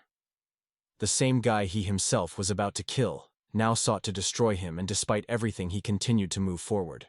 The god of war was quite surprised by the enemy. His spine was to be completely fragmented, but he was a miracle of the bone fragments only by the power of internal energy. There is only one question left. Why did he take my nun? Guy Guanma will decide that this is the most stupid question of all. As a real warrior of the Great Yuan, he proudly obeys orders, his holy duty and a source of honor. But unexpectedly the fist of the war again flies in his face, forcing him to retreat sideways. The god of war did not even mention his dignity. He again raises the question, why did Guam Guan take Muranin? He causes him again and again, forcing him to feel burning pain every time. He, like a broken toy, is difficult to fall to the ground, and acute burning pain pierces his whole body. The god of war does not stop asking, what happened to her? Who and where did you take it? And the next powerful blow makes his opponent his own body break the massive concrete beam. Everything that our hero wants is to make this scoundrel finally talk. Guy Guanma feels incredible pressure. He faces a real monster. His rage penetrates to the bones themselves. He swears to wipe it from the face of the earth. It is like crazy. He drives his own body forward, forcing him to fight to the last breath. The failure hero remained absolutely not amazed. Gathering the remnants of strength, he rushed forward, rapidly rushing to the enemy. Two powerful elements faced incredible speed, as if exploding lightning energy. His fist, hardened in battles, rapidly rushed forward and easily crushed the enemy's defense. It was at the moment when he raced past Guy that the Guanma pierced unbearable burning pain. It again falls on the ground, choking cough and choking with its own blood. The god of war, looking at him with a strict expression of the face, said, "In fact, you cannot be explained. I am indifferent. After all, even if Nuna finds herself in a black, bloody fortress, he will still come to her help." Hearing this, Guy Guanma could not sink how this type he learned about the black, bloody fortress. Since the moment has not yet come, it hid the existence of this bloody fortress. No one had to guess this secret. At that moment, his pupils narrowed with horror and the realization that their secrets would be known. And the god of war watched his reaction closely and immediately realized, if he responded in this way, so he really was there. Suddenly, a sharp object runs into the shoulder of the young owner, piercing his body by surprise. Guy Guanma hid an unexpected trump card and released a powerful iron dart from the enemy. The god of war closed his eyes, completely focusing on himself. We felt this pain again. He feels this bloody flower again, the same as once ago. It was the question that he asked 10 years ago. The pain again responded in his heart. This unbearably annoyed him. The water drop slowly slid into the cheeks. He just smiled wine, evaluating his opponent with his eyes, and said, "You are a real master, if they are even capable of annoying the god of war." While the battle was unfolding, Guy Guanma plunged into her own thoughts. Do my bones really start to break? Is this strange energy already leaked into me and insanely rushes inside, as if everything is about to explode? Even having exhausted to the edge his secret technique, a cruel grip that tears the body and breaks the soul, he still remained powerless to stop this devastating destruction. And here is some green young man, and Scory just wiped his secret technique from the face of the earth. He is aware that it is necessary to gather all your inner power and release it, even if it causes significant harm to his true chi. However, if it helps keep the secret of the Great Emperor and the Black Blood Fortress, you should take the risk.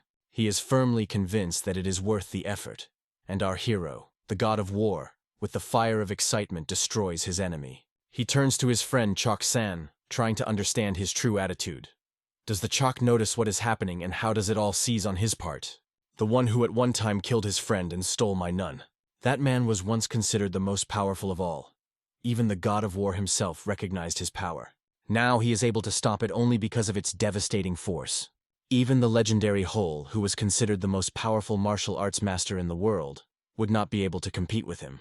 And then he began to be scared of some Guanma nut there. It's really funny. The god of war radiated unbreakable confidence in his own power. There is no living soul in this world able to surpass it or compare it with its extraordinary power. When Dan Saya received the title of General of Heavenly Artillery, his heart was filled with pride and superiority. At the same moment, he was covered by a wonderful feeling of lightness and carelessness. And it was when Guy Guanma lay, exhausted from blood loss, he realized the inevitability of his death. But despite all, his attentive look was grabbed by a weak place that arose because of the arrogance of the god of war. It was his last chance to strike a decisive blow. It mobilizes the last forces, using the devastating technique of cutting the flesh of the demons, and directs it simply to the enemy. At that moment, the pupil of the god of war narrowed. Inside he felt cold, like an ice, an iron that pierced his body. Before him revealed the secret skill of the opponent. The hero closed his eyes and remembered his teacher's guidance.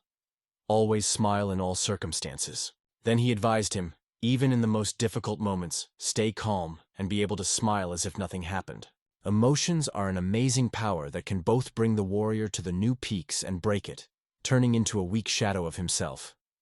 The god of war in adolescence could not understand this, although the mentor explained, love is able to give unspent happiness, delight, and inspiration, and at the same time, the shadow, hatred, rage, sadness, and despair. Emotions can break my will, ruin my soul, and lead by irreversible destruction. The further he improves the power of heavenly artillery, the more unknown and more mysterious darkness is coming, ready to cover it. The god of war inadvertently wondered what he could find himself in his way. But the master explained, the only threat is the demon of his own heart. At the same moment, our hero responded again by a familiar pain. A question that he did not dare to put 10 years ago emerges in his soul again. The enemy's technique jumped him by surprise, causing the same feelings of confusion as it used to. Keeping an inviolability and friendly smile, he calmly admits, his rival is a real master. The master brings him to rabies, and in a fury he grabs his bare hand for the icy blade of weapons. He directs his energy along these icy lattice, filling them with invisible force. His rival Guy Guanma does not even suspect what the insurance force is dealing with. The force inside gets out of control, turning everything around into chaos. A moment, and the reception that was aimed at the god of war suddenly turned against Guy Guam. He lost his hand immediately. He lost his hand along with the right one, from which his icy weapon came out. And these bloody rods were not in those hands. The god of war, holding them firmly, repeated again. He always said that he was enjoying true pleasure, destroying the perfect body, and together, then it seemed to him that such could only be insane, because a person was not capable of such cruelty. But now the god of war is destroying his perfect body by himself, and with him, all his illusions. His rival sinfully points out that Ichiko-san is waiting for even more frightening torment than the one already survived by Monun. Therefore, he should prepare. Death will be a long and full suffering, because the enemy intends to destroy him slowly and cruelly. In his reflections, Guy Guam, hearing these words, understands that the great emperor will be disappointed in him, because he will not be able to meet the owner in person. In his soul, he sincerely apologizes for his worthlessness. He appeals to Bogavina for a request to put an end to his suffering, that he simply deprive him of his life. Even in the midst of a brutal battle, he never allowed himself to humiliate the enemy, even if he was in front of him, the enemy general. He always found the strength to maintain dignity, and asked others to do the same. The warrior, squeezing the ice blade in his hand, broke out on a cry, accusing him of a demonstrative lonely righteousness and warning that he did not make him laughing with such wars.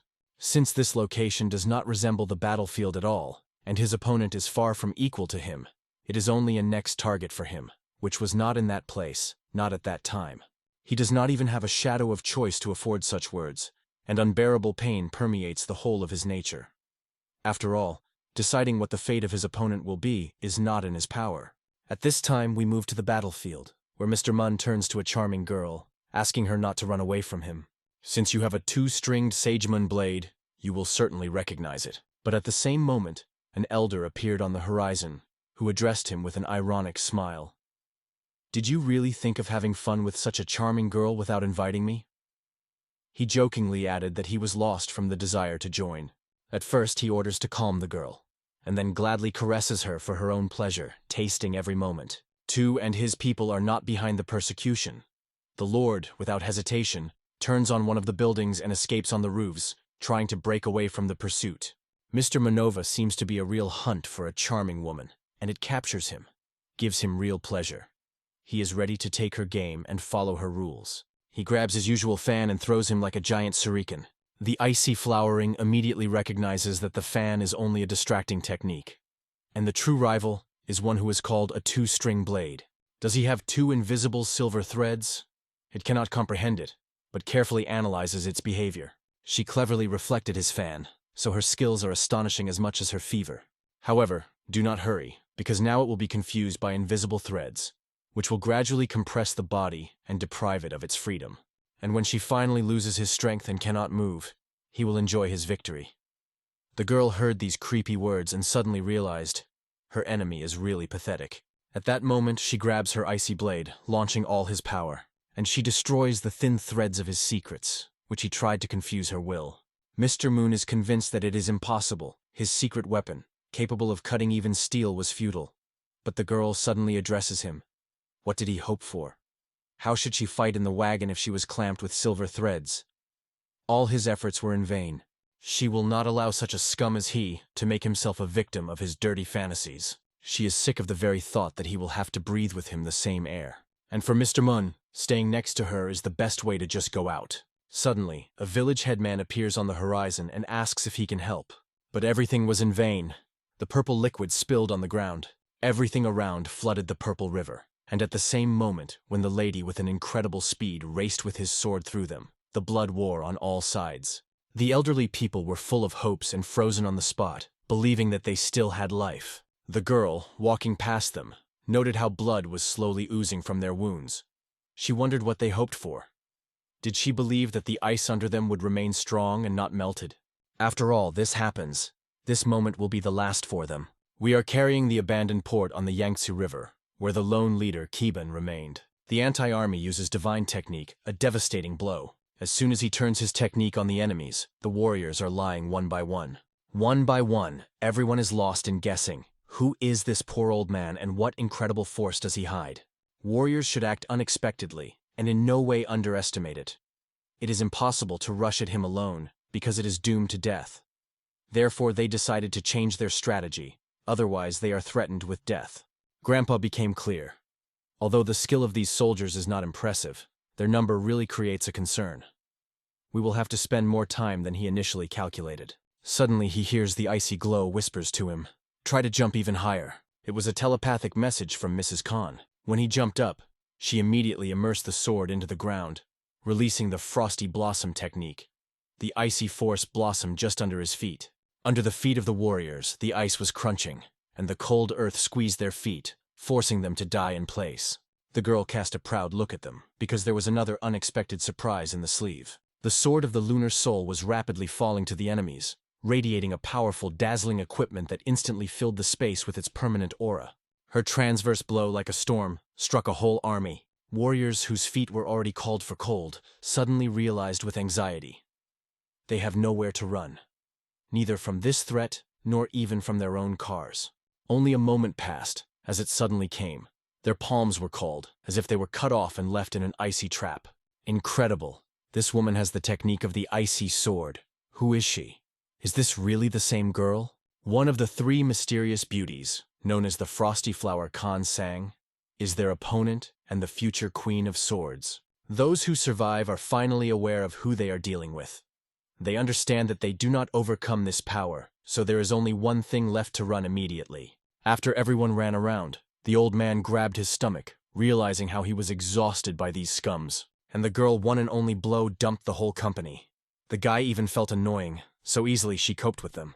In any case, it is good that the remnants of the enemies have escaped. Now they do not have to spend their strength to persecute. The girl realizes that they have already taken order a little, but now the main thing is not to waste time and go to Dansai, because her anxiety is only growing. Grandpa realizes that the god of war is not the one to worry about, regardless of the power of his enemies. It is unlikely that this enemy exceeds the power of Bishop Hanbo, so there is no cause for excitement. Soon they got to the right location and started open the door. The girl is worried, but she is worried not so much the battle itself, but the enemy who took her past and broke all her dear to her heart. The duel with such a person does not look like a normal clash. If something goes to the scrape, he can turn into the same person she once was. And the icy glow hopes that this will not happen. Once inside, their view opened a spooky scene. Even his grandfather raised his eyebrows in surprise, not believing his eyes. Who can be the author of such a miracle? He even wondered, did he do so because of the war? In their eyes, everything that happened to the Guan Guan as the deity of the war reflects. They ruthlessly laughing at him. His body was rolled up and hung in the air. All this time blood was slowly and uncontrollably. He, like a butterfly, hung helplessly in the air, tight chains and powerlessness. It was the place that the god of war himself dreamed of. Meanwhile, the influential official in the Steel Combat Association of the Lion League was suddenly visited. He felt the tone of the judge changed. The conversation went into the official channel, so it was time to put all the facts openly. There was a problem with the reorganization of the newly restored Steel Combat Association. The reorganization has advanced about 40%, but with the appointment of the main leader, there were difficulties. Someone persistently resisted it. As far as he knows, the Holy Sword returned to Huanhan and will not interfere in these cases. Did someone decide to oppose this couple? Asked around. Yes, he replied. This is a student of the legendary school of martial arts Henson, named Ingok University. He has made an alliance with several school elders and is now actively opposed to the appointment of new positions. But if you think carefully, he lost the opportunity to gain power over the Middle Kingdom, although he carried the title of one of the three most powerful. And now, resorting to petty tricks, the leader understands perfectly. Whoever you are, and no matter how honestly you try to do, there will always be those who will look for something to catch. And there are less concern, and you do not intend to divide people from the Lion League and 9 centers, as well as bearers of key positions equally. 9 centers should not be allowed to participate, as their position seems unfair compared to the Leo League. In addition, when appointing, be sure to enlist the support of both elders. And the wisest choice is to seek help from a great master. His glory as the embodiment of justice does not leave the elders 9 centers of any chances to challenge their decisions if they are able to convince the advice. This is a great concern to Gokok, because the warrior will have to do their will. Then the leader wondered what the Holy Sword of Kwanshan is doing. In response, he was informed that he had handed over all the worldly affairs to the head of the school and retreated at the peaks of the Holy Sword, one of the highest peaks of Huanzhan. And at that moment, the leader realized, something here is wrong, because the place that was discussed in the legend. Earlier, the masters of the Holy Sword from Huanshans received their end with dignity, humbly preparing for departure. So what purpose did he decide to stay here? And it is at this moment that the action is transferred to the top of the Mount Anishan, the famous peak of the Holy Sword, where he plunged his blade into the ground. He is anxious in his soul. He realizes that he is lacking self-discipline. Everything around him was wrapped in a thick haze, and while he was among the ordinary people, all his forces gradually faded, spending a pre-span, along with that transparent, unexplained energy that he once lived in it. And the Holy Sword is aware. It should be overcome at any cost. Finally, when checking the financial flows of the League of 5 Dragons, it turned out that he concluded agreements with black traders. Only its name and the fact that it is a union of merchants, the rest remains with a curtain of mystery. Whatever mystery is the true nature of black traders. After all, it is only a community of dealers. And it is not surprising that the League of 5 Dragons concluded agreements with them to provide financial support for their organization. The warrior reported that concluding agreements with ordinary trade intermediaries for them is a simple and everyday business. However, everything is different with black merchants. They are rumored as if they were the remains of the Yuan dynasty, who betrayed their own. It was really incredible. Chernal Yuba merchants, that is, the remains of the Yuan dynasty, reappeared in the arena.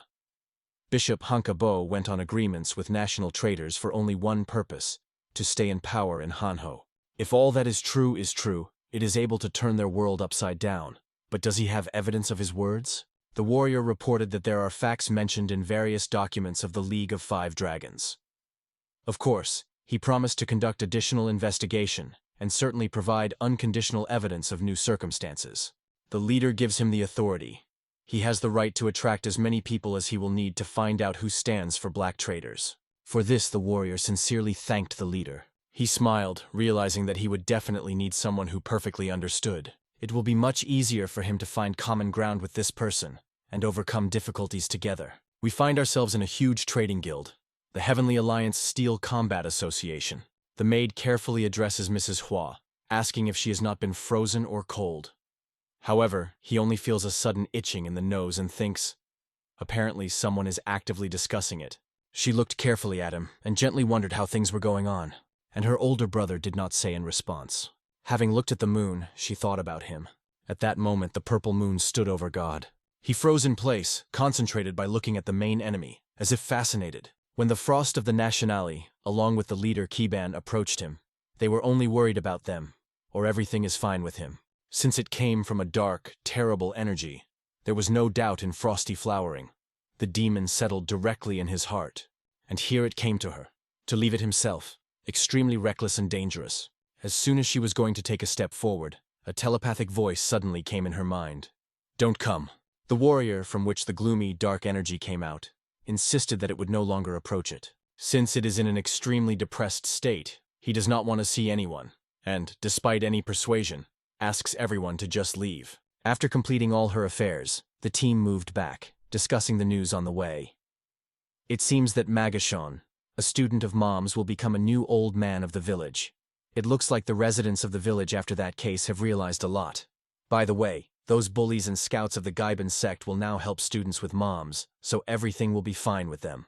But where did the god of war come to know that the Steel Commander has a relevance to the Guyuyu? He, of course, remembered the same judicial journal, which he was carefully reading. But no hints that the Steel Commander was the master of a wicked one. It was not contained there. The historian could not understand that he seemed surprisingly smart. His ability to notice the smallest details and carefully analyze everything deserves the highest praise. Like the Salt Combat Association, everyone believed that he committed a crime and was behind bars. But he turned out to be one step ahead. He not only saved the captive members of the Iron Horse Bureau, but also revealed the true essence of the whole.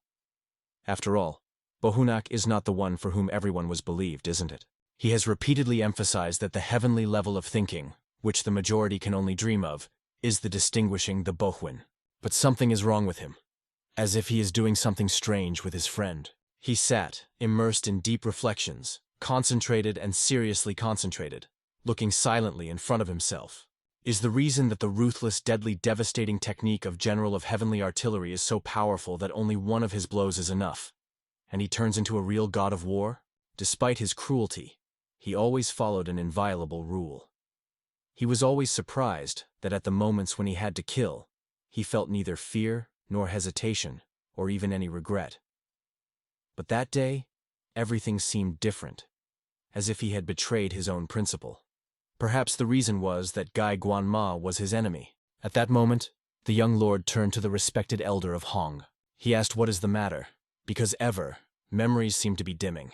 Even if it is really important, this is still not a matter of circumstances. Hearing such a strange question from a young boy, the elder was genuinely surprised.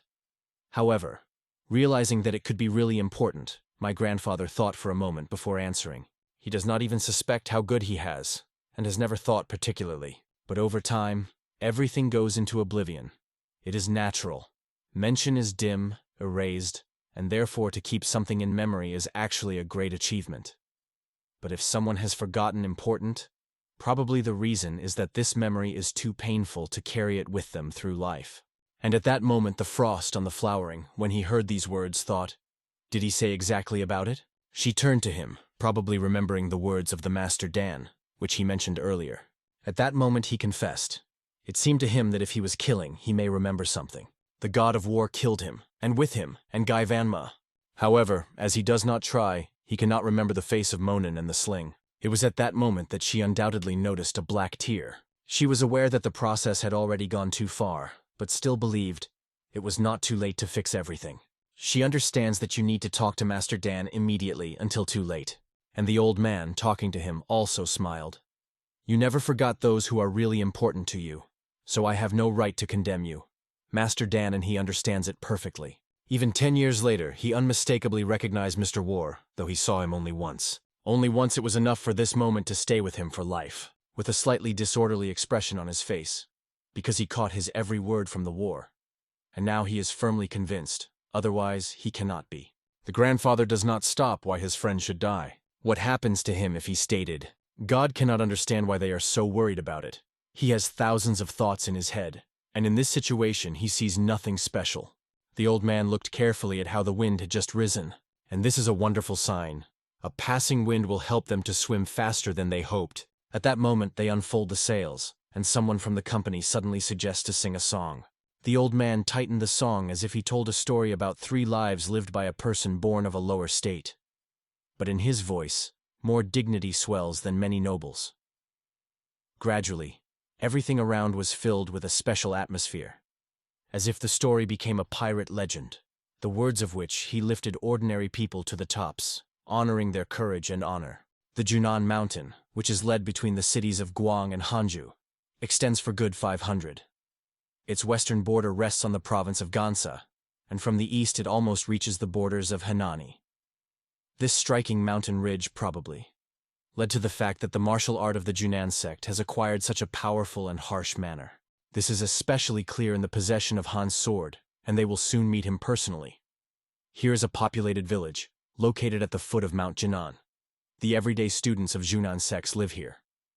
The dark will come soon, so they will have to stop here this night, and with the first rays of the sun to go to the mountains. Because the warrior plunged into deep reflections, immersed in his own knowledge. He reported that Ms. Khan had already climbed to her room and would soon join them. Meanwhile, he advised the old age to sit side by side, because they would bring water and start serving. But the elder did not think to stay here.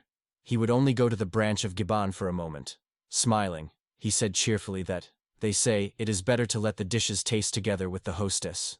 Let them taste something delicious together, communicate sincerely and really become closer to each other. The god of war is amazed by the fact that even here, the center of the Giban sect, if they sacrifice dinner for the sake of this event, then the matter is really serious.